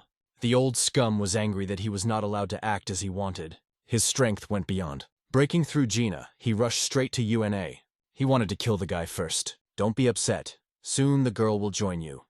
"Did you think that signal was only for the attack?" the old man asked ominously. Was Bekhan not able to escape and was captured? Was it a signal about her execution? But the old man only threatened that any ill-advised UNA would only accelerate her death. He seems to have forgotten that Jean Beck stands behind his back, and it was a fatal mistake. Sodom was even frightened when she saw 3 figures that appeared before the UNU. His father looked at him and said, "I do not know what woman you want to save, but I will help you with everything." He understood that there was nothing worse than losing a loved one. Therefore, he ordered the UNU not to delay and act immediately. UN did not think. He immediately went the other way, to his rescue, and in a moment they met face to face with old scum. The old man immediately threatened to break him into pieces. He tried to attack directly into the body, but this scum did not guess that it was not a real union, but a shadow clone. More precisely, it was not even shadow technique, but illusion, and the real Beck appeared at the bottom and attacked it with his foot. even without splitting his hands behind his back, showing how easy it is to do. Blood bundled through his rotten teeth. He immediately tried to counter, but, again, only the illusion. And it is at this point that the real back appears behind and strikes the head. The old man gathered all his strength, angry, saying, "Do not dare humiliate me with these cheap tricks." Now Gin realized how he really sees his sect. Therefore, he asked for permission to demonstrate to him that it was the pathetic trick that is a true force. The strength of Beck was simply impressive at this point. Fungonggong. There are 8 styles. The leader here is not just the strongest warrior of the sect. The leader is one who has achieved perfection in each of the styles. Only one who is able to use all 8 styles at the same time can claim this title. And now the old scum felt all the strength, all the beauty of these blows. He just lifted his voice, shouting that Jin is a pity. But at this point, by itself, he clearly showed signs of misery. He suffered from Gin's hands. At the same moment, Yuan asked, "Where is the Beck?" She is probably where it was possible to hear the signal of the Emperor of the Sword, given that the real Chon Dream is imprisoned in the basement of her own tower, not outside the Yard Musan. The Lord is probably hidden in the tower, but its exact location is unknown, because in the sect of the Celestial Battle Sword, the main attribute is the sword. Her followers always carry it with them, and probably several of them guard Beck. That is why Yuan decided to listen and try to hear the voice of the sword. Listening to the whispering of the swords, after a moment he determined that the sound came from somewhere, from the tower. There, some scum, sitting by the window, discussed that probably today the sect is waiting for the end. They were all on the side of the old scum. "Your mother!" They all waited for the battle to end the time, but suddenly one of them got his end. It was a thread that Yuan killed him. Then he went to another instantly, because his style with a fun mustache approached. It was much more interesting to kill, and looked more brutal. Seeing this, everyone else called him a grip, and immediately ordered, "All, kill him!" But they did not even get closer to their goal, because Yuan has already become a role. He understood that it was a reckless, to save a potential enemy, which he may have to fight in the future. But despite everything, he continued to act. He did this because Beck risked his life, saving him. And now he just couldn't let her die so senseless. He could not allow it. Given his weapons completely, he acted mercilessly and decisively. His weapons reciprocated him. He destroyed everything that rose in his way. If you go to the side of evil, one thing is worth remembering. At any time, a mustachioed scum and kill you may appear. And so, on his way, he meets someone more. Bald scum with earrings in the ears. He introduced himself. "I am a student of the Emperor of the Heavenly Battle Sword." Damn, it seems a worthy rival. Although he has not yet reached the level of the false Emperor of the Sword, he may well compare with the Blood Star or even Elder. Dozens of techniques will have to be used to win it. Therefore, it is better not to spend time on chats, but to finish this fight as soon as possible. But at this point, Li Jian appears. He addresses Yuna. "Leave this old man, and you go to save your sweetheart." At this point, Yuan froze. Sweetheart? He even thought for a second that Li Jian just said, "If everyone who accepted a bloody pill from the sect of a silent sword, then turns out, yes, it is behind it. Time is short. The illusion will not last long. It is necessary to squeeze everything from the old one until there is a chance." The one Kyo sharply increases the tone. He asks if he remembers that order, but the AK only asks another chance. If it weren't for the hall, it would succeed. They would kill the god of the wind, and Moon would become the ruler of the estate of Musan. Everything is planned. This confirms memories from past life. Then he killed his father and seized power. But now the One has appeared, and the course of history has changed. It suddenly asks to send him to the blood cult. He is ready to atone for the loss of the blood sword. But the hero is embarrassed. The sword now has. Events develop too rapidly. The feeling that the conflict in the estate is just the tip of the iceberg, much more. The One understands that there is already a spy in the blood cult. MU acknowledges that responsibility lies not only on it. Even the bloody Lord is guilty. Due to the indecision of the Lord, who simultaneously supported both heirs of the blood demon, they lost control of the sword. 2 prophecies proclaimed, "The cult will conquer the owner of the sword." That is why Ron Ha and Shi Hyang was competing for him. According to those messages, they stood Guy, the 3rd elder, and Yu Beck, the 2nd star of blood. One of them is a bloody lord. The One so presses on the old man. Would he be able to serve Lord again if he gets a second chance? But it was worth it to lift your eyes, and the magic scattered. He realized that he had just outturned. So now, One is determined. He must find out who the Bloody Lord is actually, and end the story to the end. The AK had nothing to lose. Realizing that he was exposed, the old man decided to go va-bank attacked with all the remaining rage. A powerful explosion of force broke down to the side of the So, but the guy had time to react. The sword intercepted a blow, though with difficulties. The hero regretted that he underestimated the enemy. After all, it was once one of the 5 forces of evil, and even in a half-dead state, remained dangerous. Dantian is destroyed, but the energy has not disappeared. He focused on the heart itself. Forbidden but effective technique. The eyes of the AKA were burning hatred. He was fine to sacrifice his life to take his enemy with him. The one so inhabited deeply, stabilized his breath, gathered inner strength. Even if the enemy of the crazy, his time has passed. The guy activated the heavenly network of blood, the 4th formation. The stream of the sword cut the space, bearing the thread of all living things. The old man was shocked. Who is this guy? All heirs of the blood demon, women. How does this stranger have such a force? The attack depleted the pathetic remains of the energy that remained. Its end was close. The training was not enough to recover. The Wunso gave the last chance, the name of the Bloody Lord, and you will live. But if not, death is inevitable. Suddenly, his father entered the room. Feeling the moment, the old man rushed to the hero again without accepting any agreement. This time, the one did not restrain. He activated the 7th formation of the Heavenly Blood Network. The world shuddered. The blow was accurate and cold-blooded. The enemy flew without a cry. This time he will not save anything. Even if the enemy was once powerful, it is only a shadow of the past now. So one has grown him, and he proved it. He, already at death, looked at the boy and whispered, "It's an eye. The same as he had." The father looked around in surprise. The one Asak warned his father, "Do not be surprised or caught, but you need to see it." He turned his head and showed a golden eye. The father froze, the look of the son of the sun. 2 days have passed. In the Tower of 8 Schools of Assault, shadows discussed the suspect. There was a drawing of Mon on the table. However, there was no confidence that it was his real face. It may only be a leather mask, because the name Mune is no more than the title. He could gain a force similar to that in the Golden Eye, in the dungeon of Sealed Forest.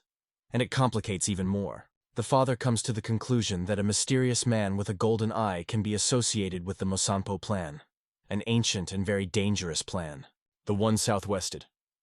I once heard about the Mosanpo clan, the masters of necromancy capable of raising the dead and managing their souls. The father explained that the clan helped the emperor in his bloody politics against Murim, and it was for this that he was destroyed.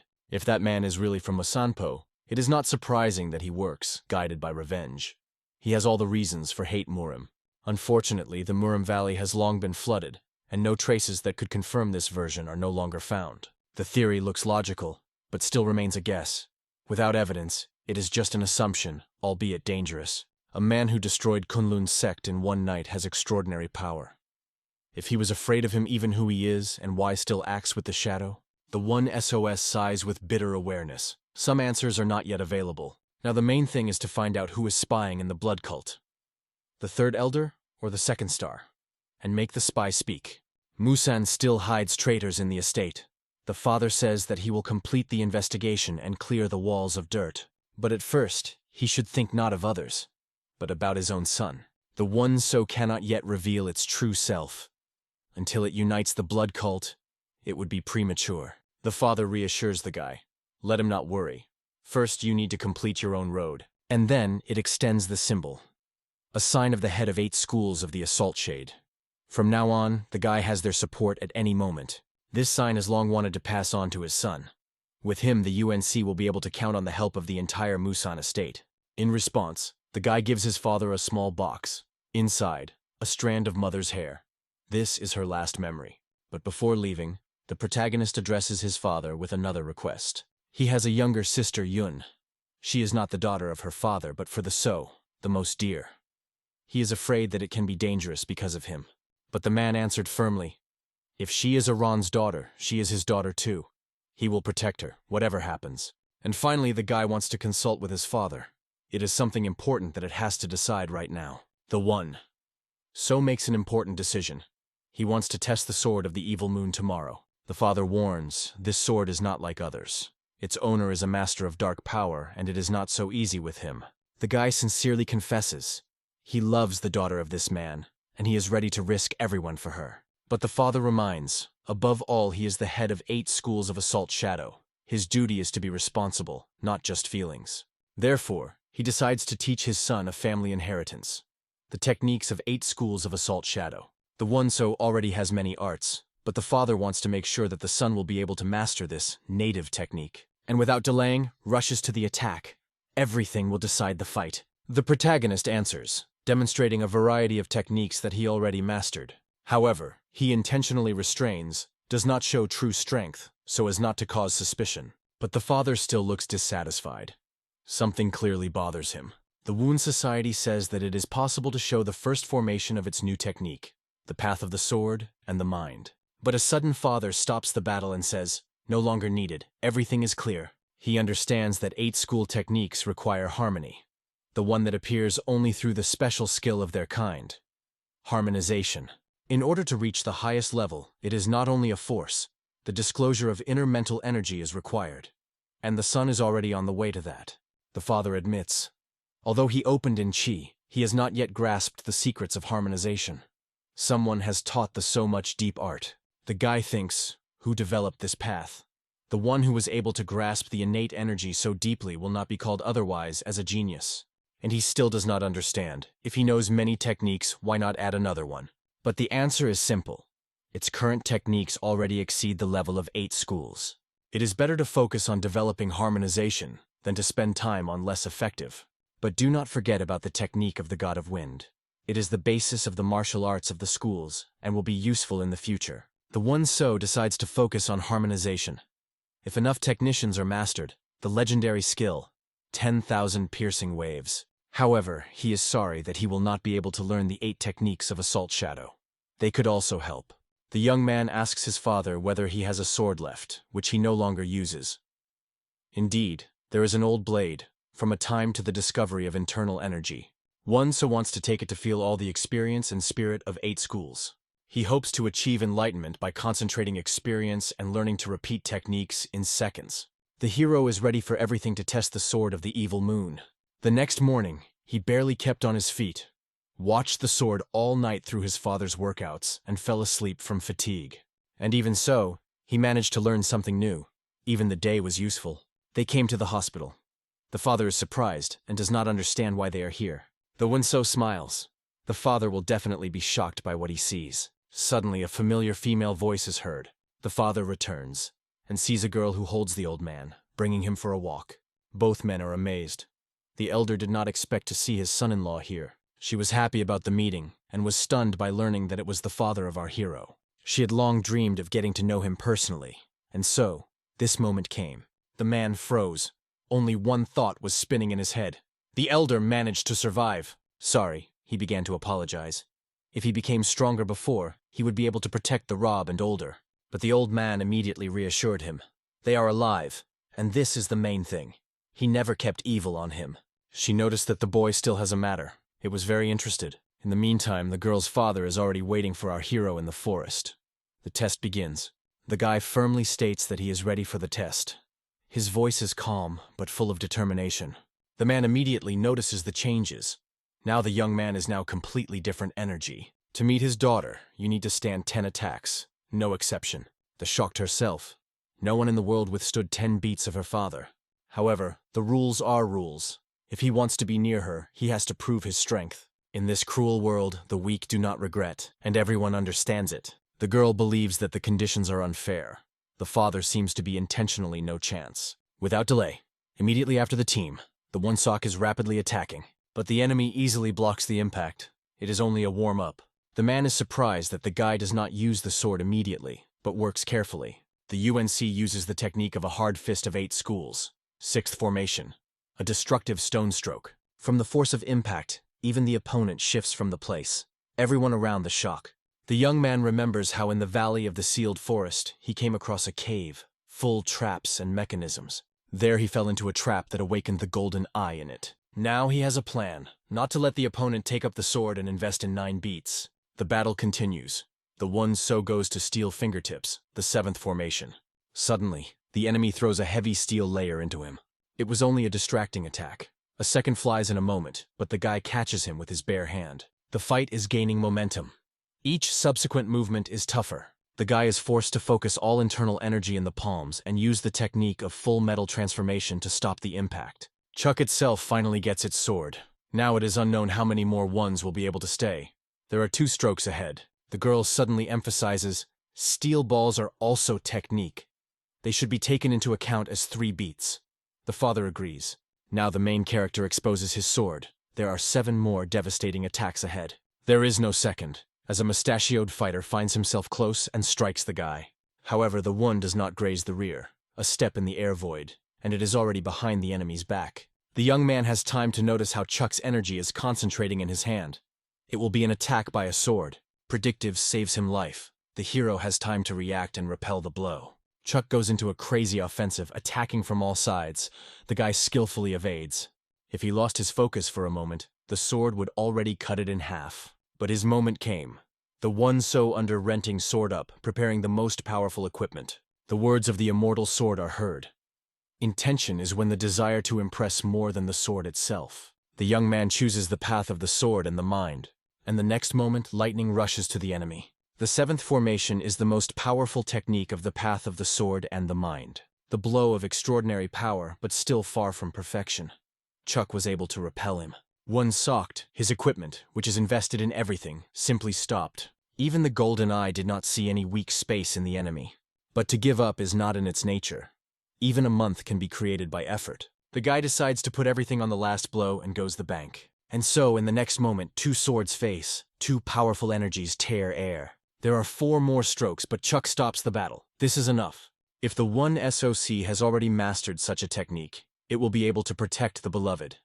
But if she causes her pain, you will have to go back in battle. He acknowledged that this time his plan had fallen completely. And yet, to remove masking, because here, except for them, no one. The UNA hand slowly reached for the bandage that hid his eye. The bastard is face to face on the floor. He removes the half-face along with the mask. But now it is not time to worry about the little things. That's what he was warned. Gin was holding his breath. He had never seen a son without a mask before. So fast that one movement cut off his hand on his wrist. Chuck, without any emotions, suggested that he end this time, and forever. But do not forget, in his hand there were still iron balls. One of them flew immediately into the head of a wounded Muko. Will Jin save this scum again? Yes. Jin rushed forward again and beat the ball, protecting the enemy. But suddenly Muak began to fall underground, as if he were sinking in the shadows. Even among the superhuman, the difference in power is huge. It is strange that one of the 5 large evils is so easily defeated. Immersed in the ground to the belt, he only groaned with pain, and Gin came. He cannot yet be killed. Too many questions remained. He acknowledged that he was not going to leave him alive. Muak was definitely plotting with someone very influential. Chuck turned to Gina with a calm voice that had not yet harangued the storm. You are ignoring my warning too lightly. Give me this freak, and Musan's yard will not disappear from the central plain. His following words made him shudder even the boldest. The voice became icy. It became obvious that a real threat was hanging over the castle. Yuan understood. It is necessary to intervene until it is late. He tries to exclaim so that they do not get angry with each other. But it is at this moment that Gin Yan becomes between Chak and Gin. He says that the insults are not deep. To quarrel because of that makes it no point. However, Chuck believes that their paths have long gone. But despite everything, Guhu is reminiscent of, even if we have parted, you are part of the family for me. It is then that Yuan hears a new surprise. Gu Yang reminds Chak of the ancient shaming, enclosed in ancient times. And so in front of him, a real face, incredibly beautiful, almost unreal. It was then that Chuck asked with a smile, why worry about promises, data in his youth? Yuan, meanwhile, gathered with thoughts, had an important question for his father, and directly points his finger on the university, standing on the side. He froze, not understanding how to respond at all. Jin, meanwhile, appeals to the wizard to check one important thing. Did you know that my mother came from the family of Jin Co? Chuck responds in surprise. He did not know about it, and immediately requires explanations. Yuan, a little trembling, promises to tell everything. The truth, and only the truth. On his wrist, meanwhile, the same bullet artifact is activated, which will not lie. At the same moment, the jug falls on the ground, flying to pages. The girl inadvertently let him go, and her grandfather carefully asked if she was not injured. But at once it was visible at once. Something is seriously worried. When he asked about it, she quickly answered, "All is well." But at heart, she was torn apart. She could not say that her father came to northern Angan. Before answering, Gin lowered his eyes and quietly asked for forgiveness. Then his father told that the cave in which he had to work his term flooded, and he added immediately, since he did not complete his punishment, he could not be recognized as her bride. And without the words of UN, he understood everything.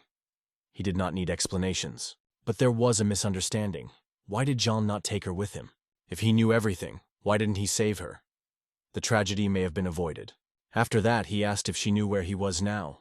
The girl replied, in the courtyard of Musan, and advised, better go and ask why he went there. Jin did not find words that could justify his silence. He just stared into the water spilled on the table, like a void. Through the tears that rolled down the cheek, he finally spoke. When she was expelled from the Flying Moon sect, he did not have time and look around, as he had already connected in the dungeon of the tower. The girl could escape, leaving him to die, but instead she made him a wounded. She hid in a safe place, and she remained a bait to distract Muka and his supporters. But when he heard that she had been imprisoned in the tower of the sect of a war of heavenly sword, honestly, he was scared. Therefore, Chuck asked, "Is it not suicide invasion of enemy territory without intelligence?" He had no idea how strong its guards will be. I didn't know how much they would be. The only thing he hoped is that there will be few people. But in reality, I had to break through the whole army. Putting his hand on his heart, he confessed, "I thought he would die." But he could not leave the one who once sacrificed for him. That was the night that was cold, like loneliness. In the dungeon, even the floor was cracking, as if from pain that filled the space. Then the Jinn stood in front of a wall that seemed to be hopeless, and a sentence. Obviously, Chuck knew more than UN could imagine. Yes, he followed him from the beginning. And yet UN answers honestly, "Beck 11 Hiang." He shouted loudly, asking why they couldn't just open the door, and why the hell is taken away, they need to lock it here. Others realized that they were talking about a secret transfer of voice. Everyone around instantly subsided. The conversation went deep. Did the UN return her debt? Did he guide his personal benefit, hiding himself with moral principles? In response, he heard only the technique of voice gear. "Calm down. You still can't get out of here." It was his father. No, not a father. The head that Gin was pleased to release him from here, but he could not allow it. If you have saved each other once, you are not guilty of anything else. So if your truth is sincere, kill Beck 11 Hiang. At that moment, to understand why he had to kill her seemed impossible. Too difficult and confusing. Stay there. This is the order of the head. Gin suspected that his father could have her own plans. His reflections on morality were made so senseless that they were more likely to be empty murmur. The current bloody demon failed to unite the tiny blood cult under its leadership. You allowed me to pass the trials and then refused, covered with high water levels, indifferently. I will pass the Wind Clan and waves or not. How can a man not capable of protecting my daughter? Next to him were the head of Van and the head of Chon, who tried to reassure him. They say, "Do not complicate the situation. We only want justice." But now everyone understood that there will be no connection between the 8 schools of the Storm Shadow and the Flying Moon. The head did not bother. The past was not interested. Chuck agreed, but I wanted to say something else before leaving. It was turned to Gina. "I don't like your son, but I cannot interfere with my own daughter." He explained to others that the UN Dream gathered the people of the shadows of the Flying Moon and left the Musan Palace. "I am waiting for you in Fuan 3 days later.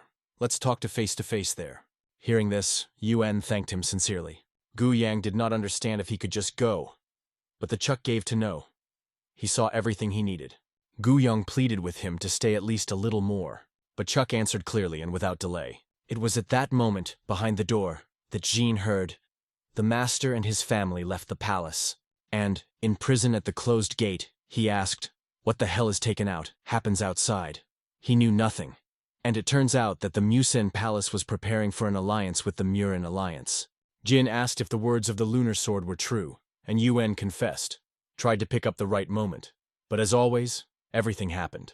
But the main condition was the destruction of the Flying Moon, because in their veins the blood of the blood demon flowed. Through the cry of Gin, his father pleaded, "Let me go, Karen is in danger, I have to protect it." But for his father, it was not the courage, but the death of his own son. He just wanted to protect him, even at the cost of imprisonment.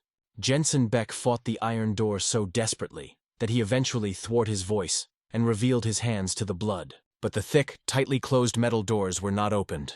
He came out of his prison in exactly a year. It was then that he was in the room of the heir to the head of 8 schools of a storm shadow. A little time passed before the djinn was reported.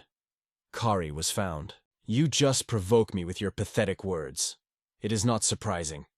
You have a dirty blood of the clan of Rain and a month. And even more importantly, it was alive. A few days later in the family of Jansei.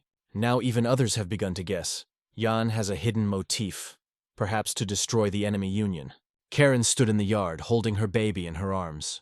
Her baby, University, always comforted her. Even in a dream, he seemed to her a little angel. The head of the family appeared to see that she had already recovered, if he could walk. When she asked why he came out, he replied that the owner did not need a reason to walk his own yard, but she meant another. After a brief explanation, he seriously asked if there was where to go. She replied, "There is, but she does not want to return, because she will put under the impact of the child's father and all who are dear to her." Then the head of the family suggested that she stay. Jan asked Van to confirm. He initiated the destruction of the Rain and Moon clan. Both she and the baby can find shelter in their home. It is too difficult to live with your baby in your hands, and they just go anywhere. Karan asked a little time to think. He secretly made his way into the family, breaking all the rules, but he was accepted by his ordinary suspicious beggar. When the guard reported it, the beggar could not be found. Later, when Karen remained alone and the head of the family departed, she did not notice how the gust of the wind gently walked her hair. Today it was somehow unusual. Jean understood perfectly. Now he can't just take it with him, because if he does it, everything will happen. As before, it will be turned back. He had to become strong to confront them. But he was forced to let go. Returning to Musan Palace, Gin was alone. He needed anything to hone his skills to the border. But when he finally reached the level he wanted, he could no longer return the past. It was no longer. Talking about it through tears and chest pain, Gin suddenly felt strong embrace. He thought that he would be disgusting for his son. But he was wrong. Only now did Yuen begin to understand what was created in his father's heart in those years, and how scary was it to live in suffering. And the Jinn, in turn, first allowed himself to be proud. How wonderful a man grew up his son, so similar to his mother. At the same time, somewhere in the residence of the sect of the Might Heavenly Sword, Watch did not understand anything. What happened? And what exactly does Chan's head keep hidden under his clothes? After tears and hugs between his father and son, a little awkward silence came. Yuen did not know how to behave. I wanted to say something to interrupt the pause, but did not find the words. The first said Jean. I heard, you have come closer to the daughter of one of 4 large evils. How did you have a relationship? He was courty to learn more. Everything that his son could tell. And Yuen was ready to share part of history, although he was a little afraid that it would surprise his father too much. And it was then that he demonstrated the power he hid. The most important thing, confessed that he is the current demon of blood. When Yuen showed it, the Jinn poured tea, and so lost so much that it poured everything past the cup. As once Grandfather Han, Onkivi has discovered the truth, and his father, Gin's dream Beck. He said that as a successor to the Sea Downer of the South, Sky became the Holy Alliance Musen, and that he was chosen by the sword of a demon of the blood. But his father wanted to clarify. It was a will. Did you sought to become a demon of blood? Yuen immediately remembered how his grandfather once asked him almost the same. And honestly, he answered his father. It was a conscious choice. They say, even getting rid of hundreds of swords, you can become a Buddha.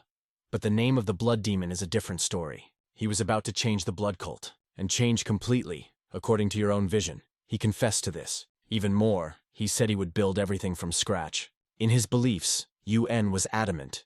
He was very similar to his mother with his character and stubbornness. Once the son made such a choice, the Jinn had to only respect him. He promised he would no longer argue on this topic. And he asked only one thing. Now he has a father. He may not be able to protect his mother, but would protect his son.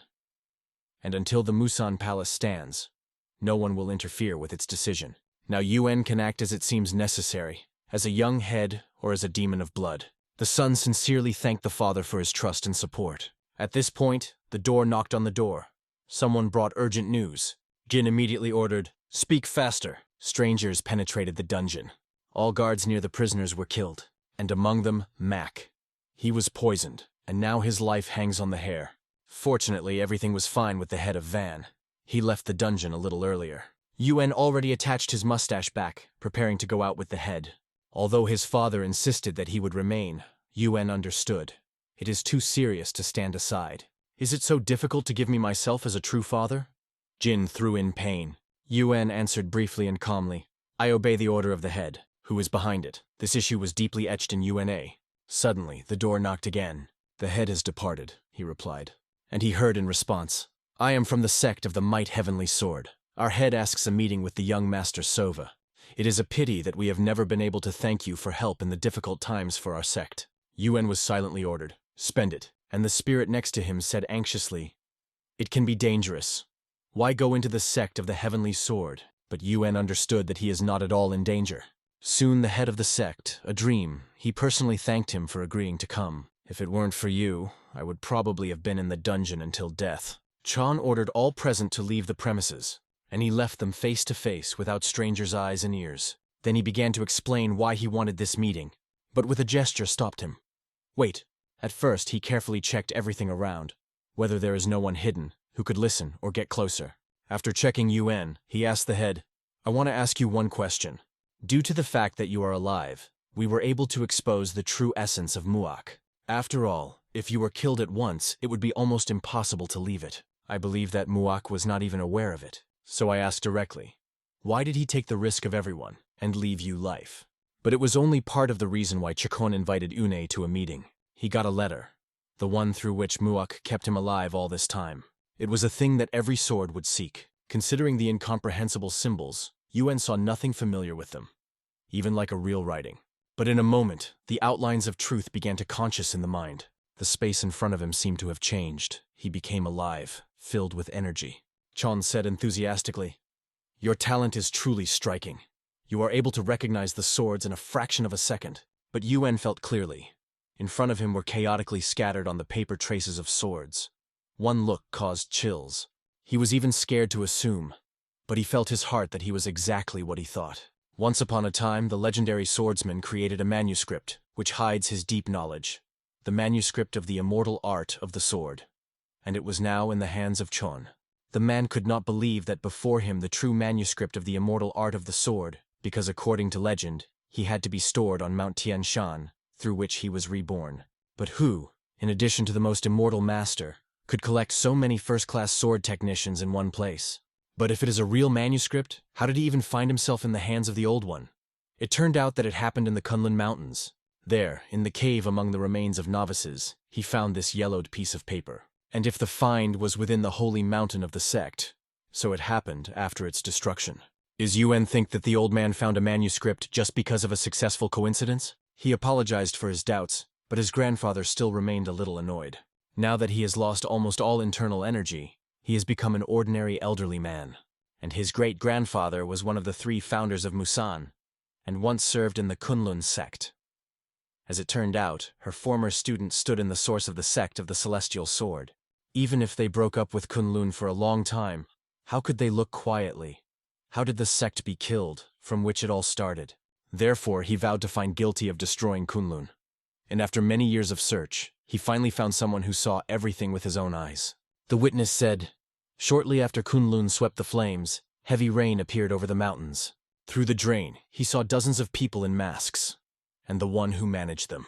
Their leader was none other than a man with a golden eye. Yuan could not believe that even this guy with the golden eye was in this story. It turns out that he was already fighting with many masters. This hook was invaluable. Now it was only necessary to find this mysterious man. But it seems that someone learned about the investigation of his grandfather, and very soon the old man met Muak. Yuan already knew what everything was going to. If he had the same eye as the hero and could see energy flows, he would immediately realize that they were watching him, or maybe that witness was not real. It is easy to track the spy. It is only necessary to throw a bait. But Chinea struck another. Why is this young man not interested in the manuscript himself at all? Why is it more important to him where he was found? The mustache realized that he had gone much into the thoughts of the owner of the golden eye. He hastened to assure the old man, he does not intend to encroach on a thing that already has the owner. But if this person really stands for MU, learning that his grandfather is still alive and has a priceless manuscript, he will try again to kill him. The old man agreed to pass the manuscript if 8 schools of storm shadows promised to protect the sect of the Heavenly Sword. Only now did he reveal the real motives. This is why he sent all the security. And now Yuen fully understood why the old man entrusted him with such a request. Although it will be difficult to master everything at the present level, every secret is kept in the head of Chikon. But he did not have time to register. His body pierced his sword. The blow was deadly and lightning. Yuen did not have time to see the attacker. How did he merge with his weapon so perfectly? One moment, and it became clear. The enemy has the technique of silver thread. In a few seconds, a cruel fight broke out between them.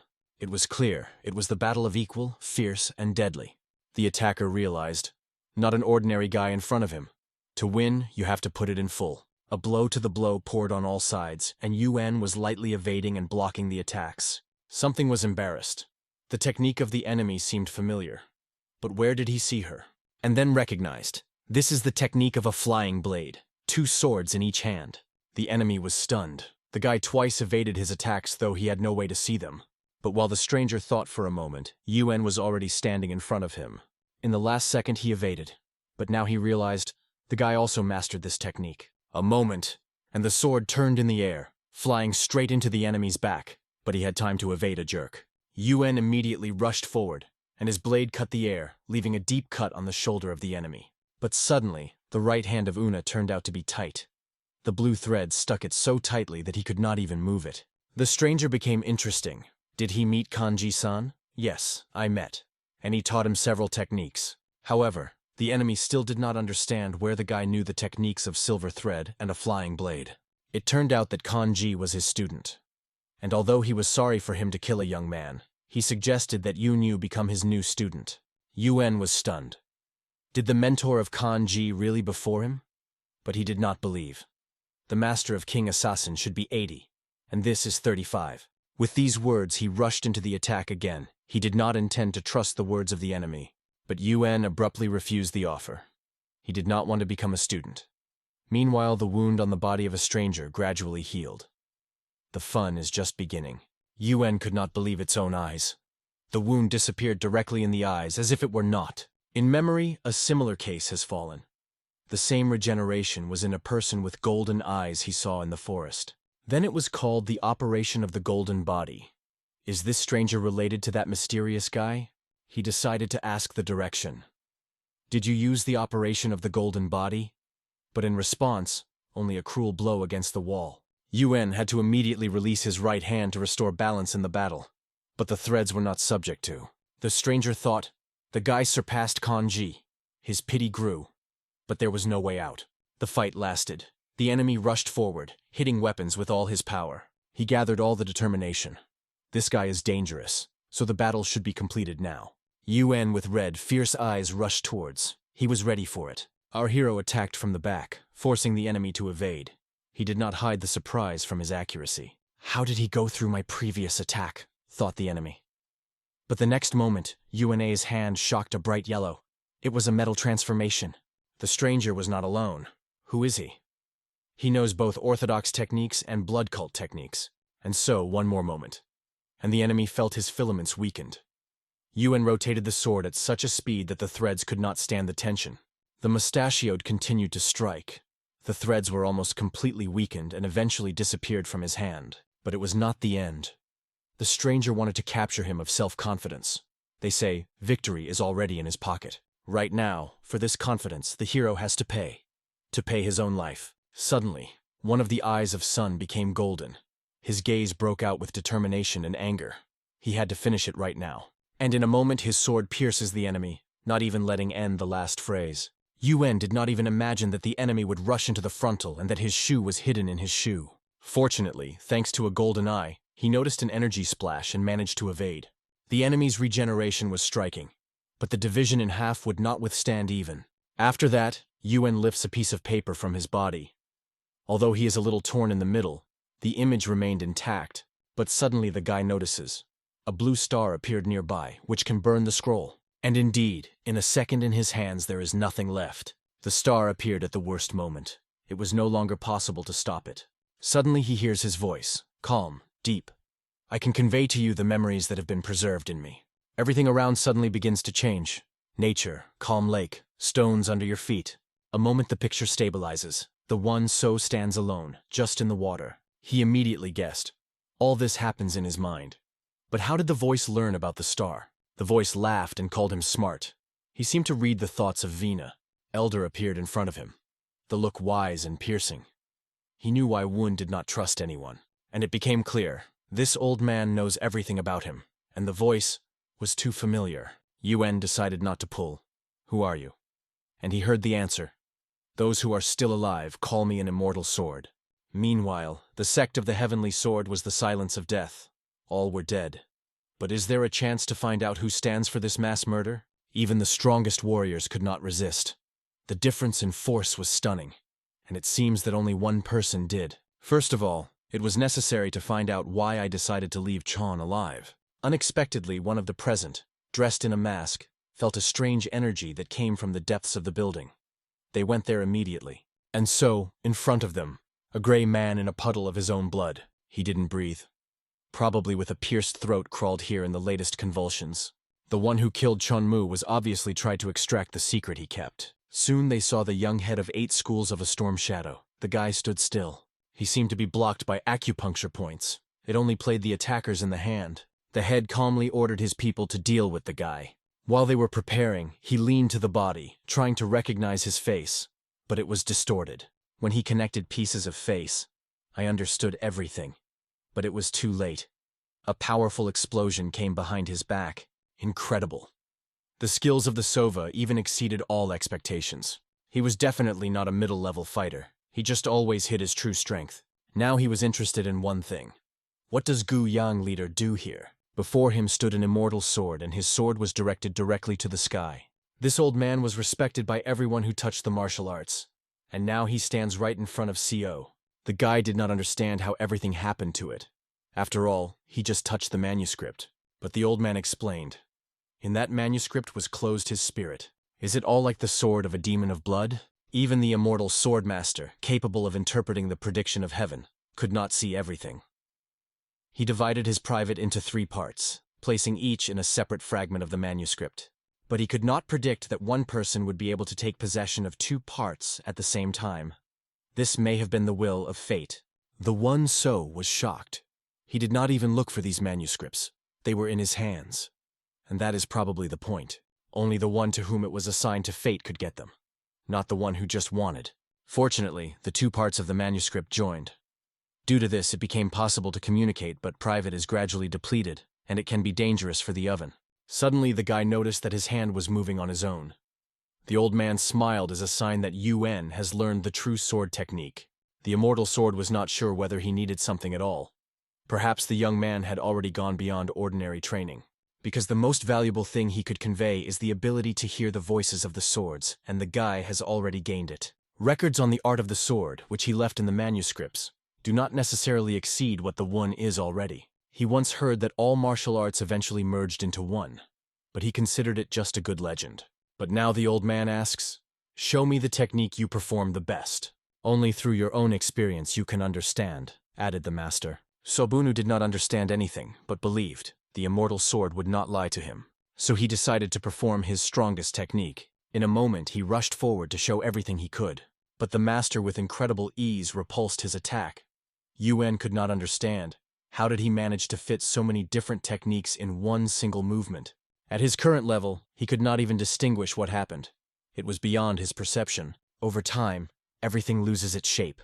And you will understand it too, said the old man quietly. The one So is far from full understanding, so he asks, teach me to your style. The old man replied, I forgot all the techniques that have the shape. None of them was perfect, and so I crossed them out of my memory. Everything seemed too confusing. Such enlightenment cannot be achieved only by words. Will this meeting leave nothing in the mind of the young man? But the immortal swordsman reassured him. You should not despair, it will help to go his own path of the sword. For all ages, his sword has been in the hands of only one real sword. And even he has not reached perfection. That is why he promised to become a mentor for the existence of technique and understanding.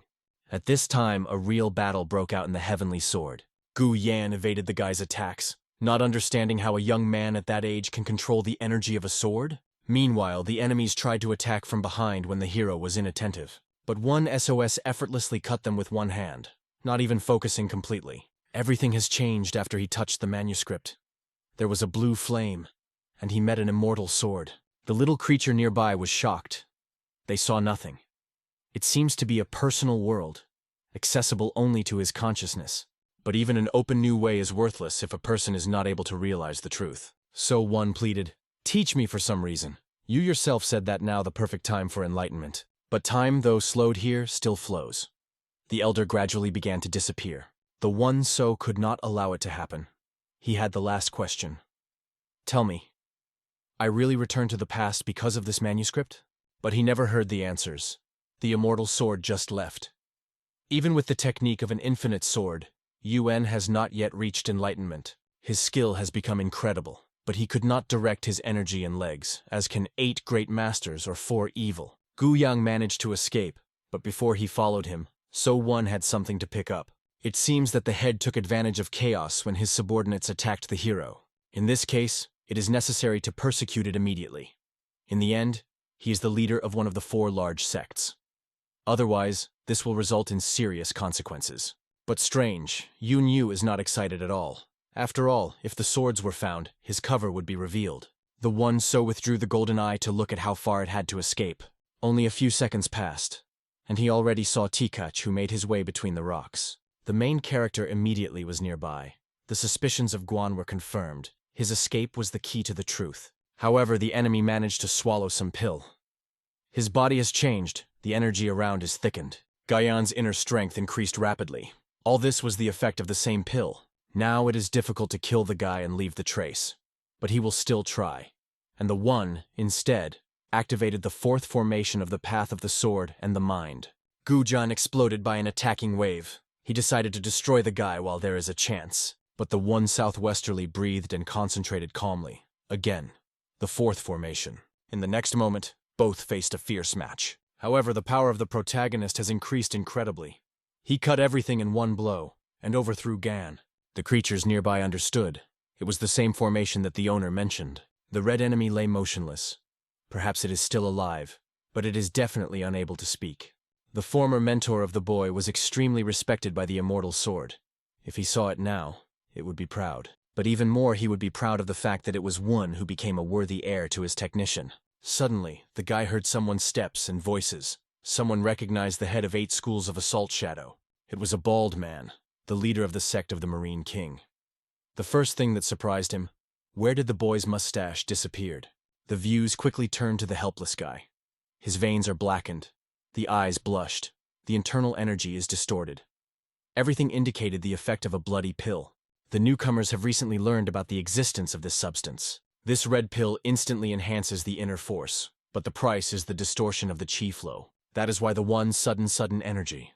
Gu Yang was ready to give everything, even the soul, to defeat it. If everyone who accepted a bloody pill from the sect of a silent sword, then turns out, yes, it is behind it. The one Soviet Union already knew that Musan's estate had penetrated many spies, including MU. The sword of the evil moon simply did not have time to destroy everyone. They managed to penetrate deep and get the AK from the game. Perhaps only to make him shut up. It seems that their plan is to cause inner chaos using a guy, its sect, and poisonous pills. But before asking new questions, the one interrupts everyone. The Chkon sect leader is killed. He recently called the guy to the tower of the sect of the Might Heavenly Sword. But during the conversation, a stranger appeared in the suit. It was he who caused a deadly blow. The bald leader suggests it is a matter of the leader of the GU and his sect. But the one does not understand why the goal is the murder itself. He just wanted to catch Gu Yan and find out the truth.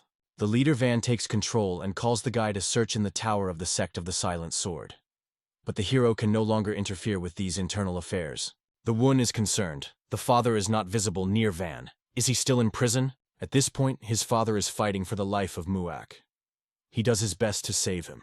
The state of the aqua is critical, but the poison has already been bred.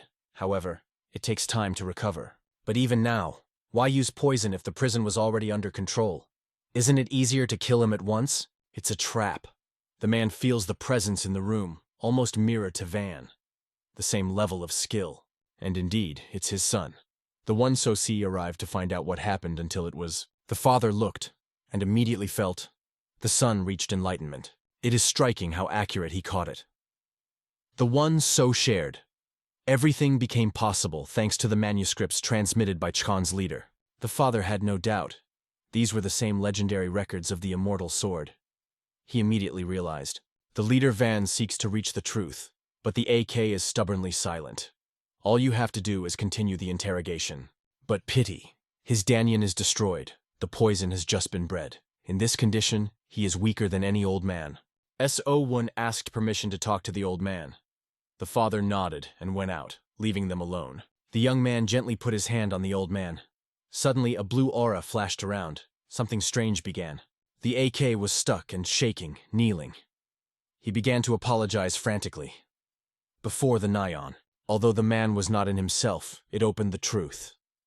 Moon is not just a name, but a person who was afraid of the heart.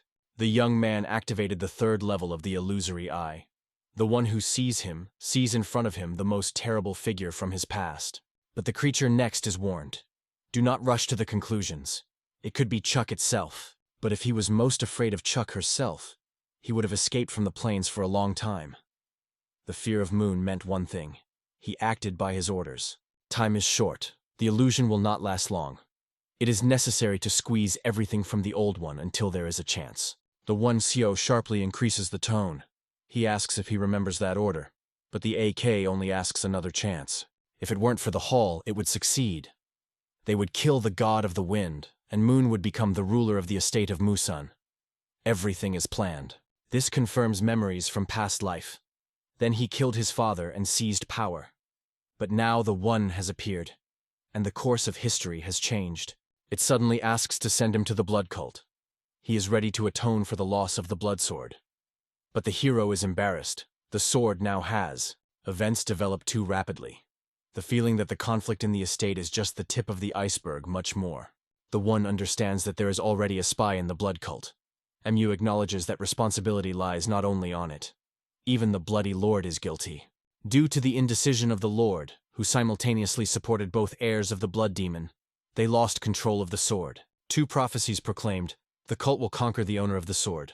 That is why Ranha and Shihyang was competing for him.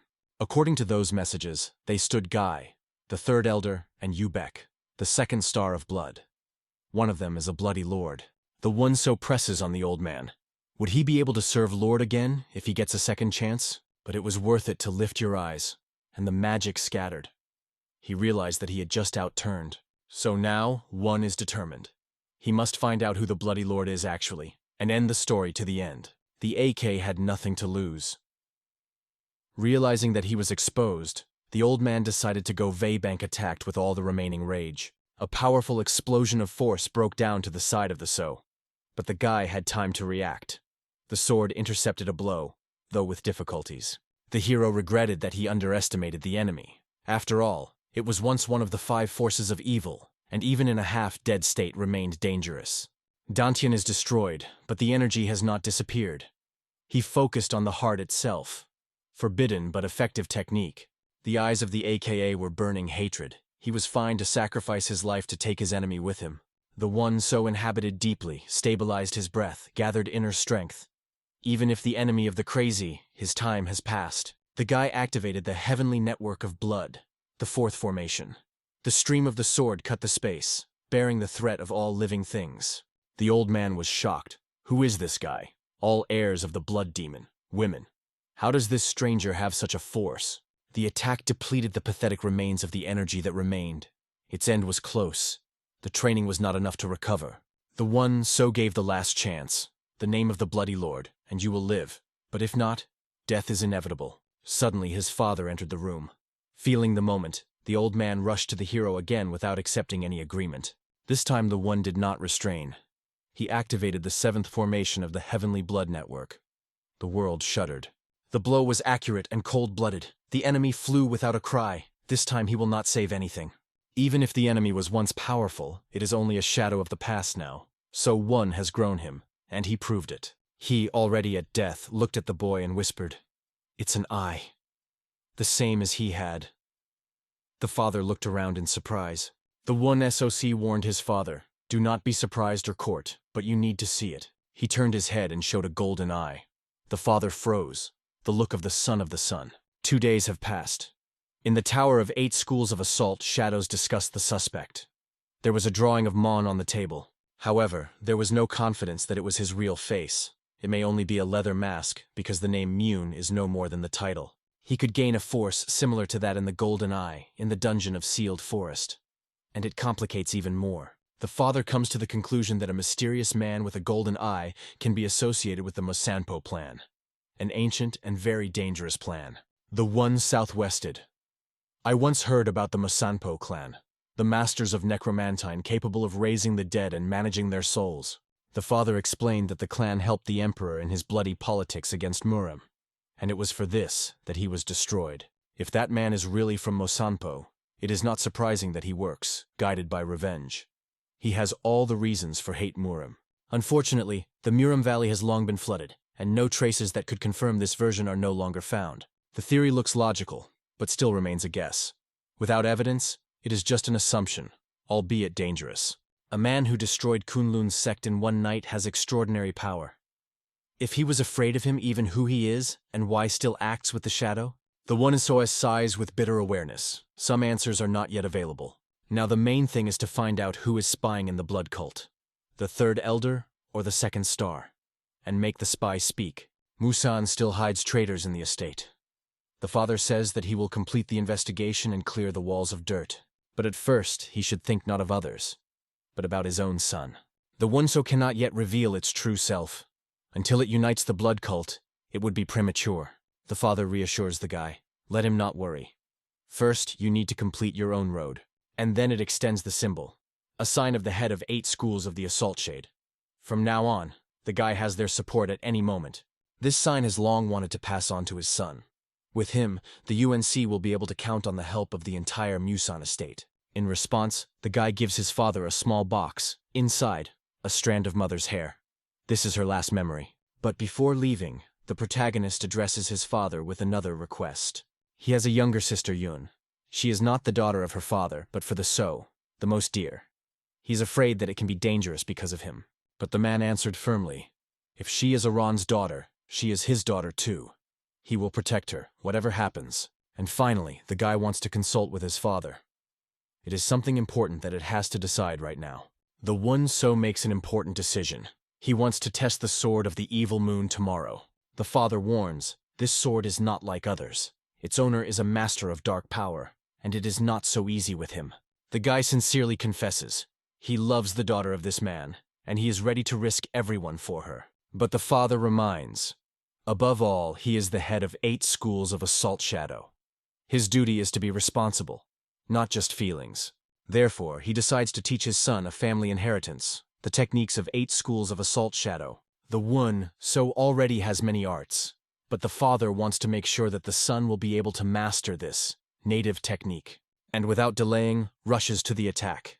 Everything will decide the fight. The protagonist answers, demonstrating a variety of techniques that he already mastered. However, he intentionally restrains, does not show true strength, so as not to cause suspicion.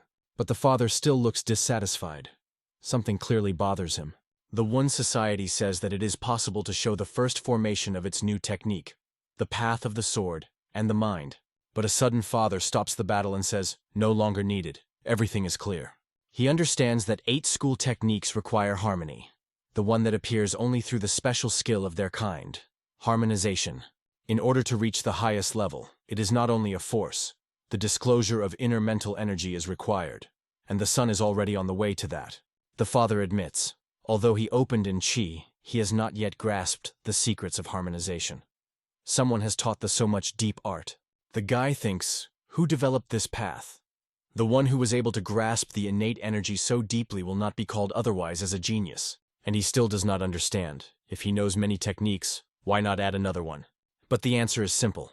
Its current techniques already exceed the level of 8 schools. It is better to focus on developing harmonization than to spend time on less effective. But do not forget about the technique of the God of Wind. It is the basis of the martial arts of the schools, and will be useful in the future. The one So decides to focus on harmonization. If enough technicians are mastered, the legendary skill, 10,000 piercing waves. However, he is sorry that he will not be able to learn the 8 techniques of Assault Shadow. They could also help. The young man asks his father whether he has a sword left. which he no longer uses. Indeed, there is an old blade from a time to the discovery of internal energy. One so wants to take it to feel all the experience and spirit of 8 schools. He hopes to achieve enlightenment by concentrating experience and learning to repeat techniques in seconds. The hero is ready for everything to test the sword of the evil moon. The next morning, he barely kept on his feet, watched the sword all night through his father's workouts and fell asleep from fatigue. And even so, he managed to learn something new. Even the day was useful. They came to the hospital. The father is surprised and does not understand why they are here. The Wonso smiles. The father will definitely be shocked by what he sees. Suddenly a familiar female voice is heard. The father returns and sees a girl who holds the old man, bringing him for a walk. Both men are amazed. The elder did not expect to see his son-in-law here. She was happy about the meeting and was stunned by learning that it was the father of our hero. She had long dreamed of getting to know him personally. And so this moment came. The man froze. Only one thought was spinning in his head. The elder managed to survive. Sorry, he began to apologize. If he became stronger before, he would be able to protect the Rob and older, but the old man immediately reassured him. They are alive, and this is the main thing. He never kept evil on him. She noticed that the boy still has a matter. It was very interested. In the meantime, the girl's father is already waiting for our hero in the forest. The test begins. The guy firmly states that he is ready for the test. His voice is calm but full of determination. The man immediately notices the changes. Now the young man is now completely different energy. To meet his daughter, you need to stand 10 attacks. No exception. The shocked herself. No one in the world withstood 10 beats of her father. However, the rules are rules. If he wants to be near her, he has to prove his strength. In this cruel world, the weak do not regret, and everyone understands it. The girl believes that the conditions are unfair. The father seems to be intentionally no chance. Without delay, immediately after the team, the Wonso is rapidly attacking. But the enemy easily blocks the impact. It is only a warm-up. The man is surprised that the guy does not use the sword immediately, but works carefully. The UNC uses the technique of a hard fist of 8 schools. 6th formation, a destructive stone stroke. From the force of impact, even the opponent shifts from the place. Everyone around the shock. The young man remembers how in the valley of the sealed forest, he came across a cave, full traps and mechanisms. There he fell into a trap that awakened the golden eye in it. If everyone who accepted a bloody pill from the sect of a silent sword then turns out... Yes, it is behind it. The battle continues. The Wonso goes to steel fingertips, the 7th formation. Suddenly the enemy throws a heavy steel layer into him. It was only a distracting attack. A second flies in a moment, but the guy catches him with his bare hand. The fight is gaining momentum. Each subsequent movement is tougher. The guy is forced to focus all internal energy in the palms and use the technique of full metal transformation to stop the impact. Chuck itself finally gets its sword. Now it is unknown how many more ones will be able to stay. There are 2 strokes ahead. The girl suddenly emphasizes, steel balls are also technique. They should be taken into account as 3 beats. The father agrees. Now the main character exposes his sword. There are 7 more devastating attacks ahead. There is no second, as a mustachioed fighter finds himself close and strikes the guy. However, the one does not graze the rear. A step in the air void, and it is already behind the enemy's back. The young man has time to notice how Chuck's energy is concentrating in his hand. It will be an attack by a sword. Predictive saves him life. The hero has time to react and repel the blow. Chuck goes into a crazy offensive, attacking from all sides. The guy skillfully evades. If he lost his focus for a moment, the sword would already cut it in half. But his moment came. The Wonso under renting sword up, preparing the most powerful equipment. The words of the immortal sword are heard. Intention is when the desire to impress more than the sword itself. The young man chooses the path of the sword and the mind, and the next moment lightning rushes to the enemy. The 7th formation is the most powerful technique of the path of the sword and the mind. The blow of extraordinary power but still far from perfection. Chuck was able to repel him. One socked. His equipment, which is invested in everything, simply stopped. Even the golden eye did not see any weak space in the enemy. But to give up is not in its nature. Even a month can be created by effort. The guy decides to put everything on the last blow and goes the bank. And so, in the next moment, 2 swords face. 2 powerful energies tear air. There are 4 more strokes, but Chuck stops the battle. This is enough. Time is short. The illusion will not last long.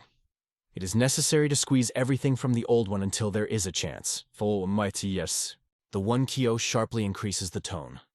He asks if he remembers that order. But the AK only asks another chance. If it weren't for the hall, it would succeed. They would kill the god of the wind, and Muna would become the ruler of the estate of Musan. Everything is planned. This confirms memories from past life. Then he killed his father and seized power. But now the one has appeared, and the course of history has changed. It suddenly asks to send him to the blood cult. He is ready to atone for the loss of the blood sword. But the hero is embarrassed. The sword now has. Events develop too rapidly. The feeling that the conflict in the estate is just the tip of the iceberg, much more. The one understands that there is already a spy in the blood cult. Mew acknowledges that responsibility lies not only on it. Even the bloody lord is guilty. Due to the indecision of the lord, who simultaneously supported both heirs of the blood demon, they lost control of the sword. 2 prophecies proclaimed, the cult will conquer the owner of the sword. That is why Ron Ha and Shi Hyang was competing for him. So, according to those messages, they stood Guy, the 3rd elder, and Yu Beck, the 2nd star of blood. One of them is a bloody lord. The one so presses on the old man. Would he be able to serve Lord again if he gets a second chance? But it was worth it to lift your eyes, and the magic scattered. He realized that he had just outturned. So now, one is determined. He must find out who the bloody lord is actually, and end the story to the end. The AK had nothing to lose. Realizing that he was exposed, the old man decided to go vabank. Attacked with all the remaining rage. A powerful explosion of force broke down to the side of the So, but the guy had time to react. The sword intercepted a blow, though with difficulties. The hero regretted that he underestimated the enemy. After all, it was once one of the 5 forces of evil, and even in a half-dead state remained dangerous. Dantian is destroyed, but the energy has not disappeared. He focused on the heart itself. Forbidden but effective technique. The eyes of the AKA were burning hatred. He was fine to sacrifice his life to take his enemy with him. The one so inhabited deeply, stabilized his breath, gathered inner strength. Even if the enemy of the crazy, his time has passed. The guy activated the heavenly network of blood, the 4th formation. The stream of the sword cut the space, bearing the threat of all living things. The old man was shocked. Who is this guy? All heirs of the blood demon. Women. How does this stranger have such a force? The attack depleted the pathetic remains of the energy that remained. Its end was close. The training was not enough to recover. The one So gave the last chance, the name of the bloody lord, and you will live. But if not, death is inevitable. Suddenly, his father entered the room. Feeling the moment, the old man rushed to the hero again without accepting any agreement. This time, the one did not restrain. He activated the 7th formation of the heavenly blood network. The world shuddered. The blow was accurate and cold, blooded. The enemy flew without a cry. This time he will not save anything. Even if the enemy was once powerful, it is only a shadow of the past now. So one has grown him, and he proved it. He, already at death, looked at the boy and whispered, "It's an eye." The same as he had. The father looked around in surprise. The one Sosi warned his father, "Do not be surprised or court, but you need to see it." He turned his head and showed a golden eye. The father froze, the look of the son of the sun. 2 days have passed. In the tower of 8 schools of assault, shadows discussed the suspect. There was a drawing of Mon on the table. However, there was no confidence that it was his real face.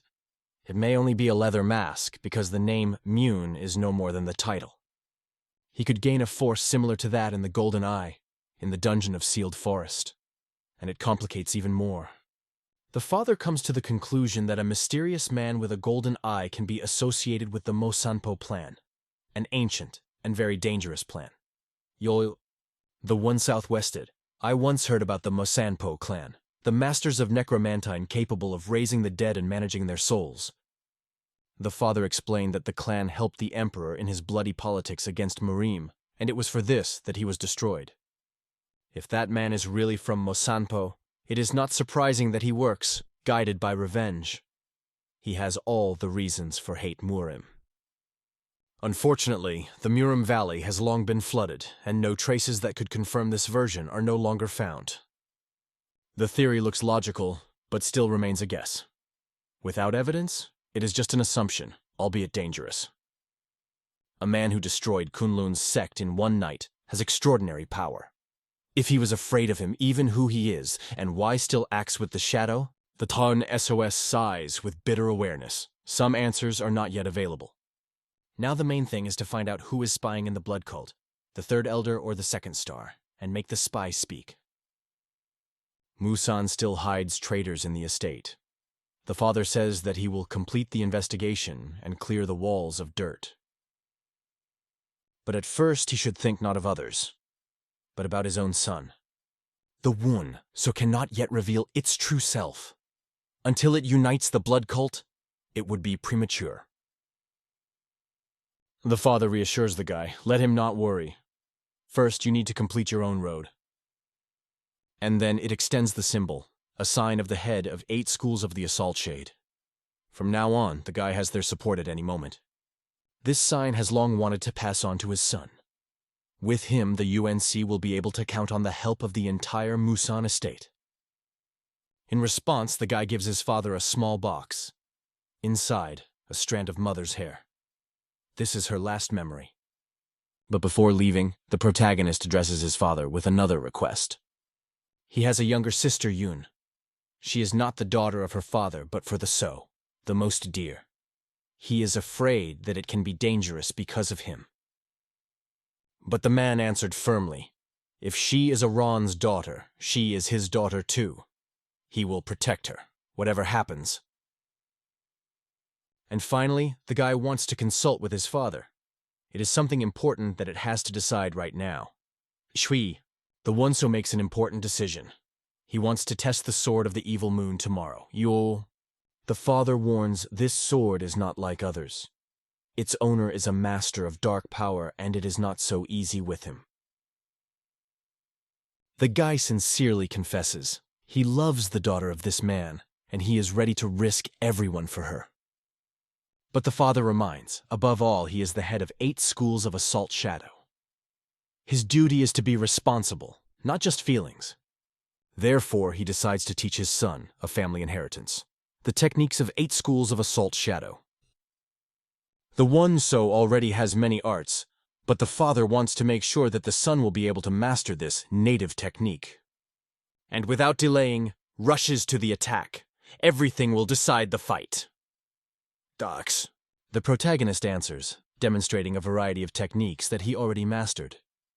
However, he intentionally restrains, does not show true strength, so as not to cause suspicion. But the father still looks dissatisfied. Something clearly bothers him. The One Society says that it is possible to show the first formation of its new technique, the path of the sword and the mind. But a sudden father stops the battle and says, no longer needed. Everything is clear. He understands that 8 school techniques require harmony, the one that appears only through the special skill of their kind, harmonization. In order to reach the highest level, it is not only a force. The disclosure of inner mental energy is required, and the son is already on the way to that. The father admits, although he opened in Qi, he has not yet grasped the secrets of harmonization. Someone has taught the so much deep art. The guy thinks, who developed this path, the one who was able to grasp the innate energy so deeply will not be called otherwise as a genius. And he still does not understand. If he knows many techniques, why not add another one? But the answer is simple. Its current techniques already exceed the level of 8 schools. It is better to focus on developing harmonization than to spend time on less effective. But do not forget about the technique of the God of Wind. It is the basis of the martial arts of the schools, and will be useful in the future. The one so decides to focus on harmonization. If enough technicians are mastered, the legendary skill, 10,000 piercing waves, However, he is sorry that he will not be able to learn the 8 techniques of Assault Shadow. They could also help. The young man asks his father whether he has a sword left which he no longer uses. Indeed, there is an old blade, from a time to the discovery of internal energy. One so wants to take it to feel all the experience and spirit of 8 schools. He hopes to achieve enlightenment by concentrating experience and learning to repeat techniques in seconds. Shimmerwine, the hero is ready for everything to test the sword of the evil moon. The next morning, he barely kept on his feet, watched the sword all night through his father's workouts, and fell asleep from fatigue. And even so, he managed to learn something new. Even the day was useful. They came to the hospital. The father is surprised and does not understand why they are here, or do. The one so smiles. The father will definitely be shocked by what he sees. Suddenly, a familiar female voice is heard.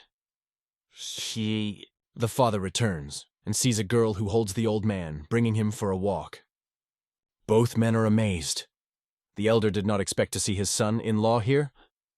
She was happy about the meeting and was stunned by learning that it was the father of our hero, Simone Foyts. She had long dreamed of getting to know him personally. And so this moment came. The man froze. Only one thought was spinning in his head. The elder managed to survive. Sorry, he began to apologize. If he became stronger before, he would be able to protect the Rob and older. But the old man immediately reassured him. They are alive, and this is the main thing. He never kept evil on him. She noticed that the boy still has a matter. It was very interested. In the meantime, the girl's father is already waiting for our hero in the forest. The test begins.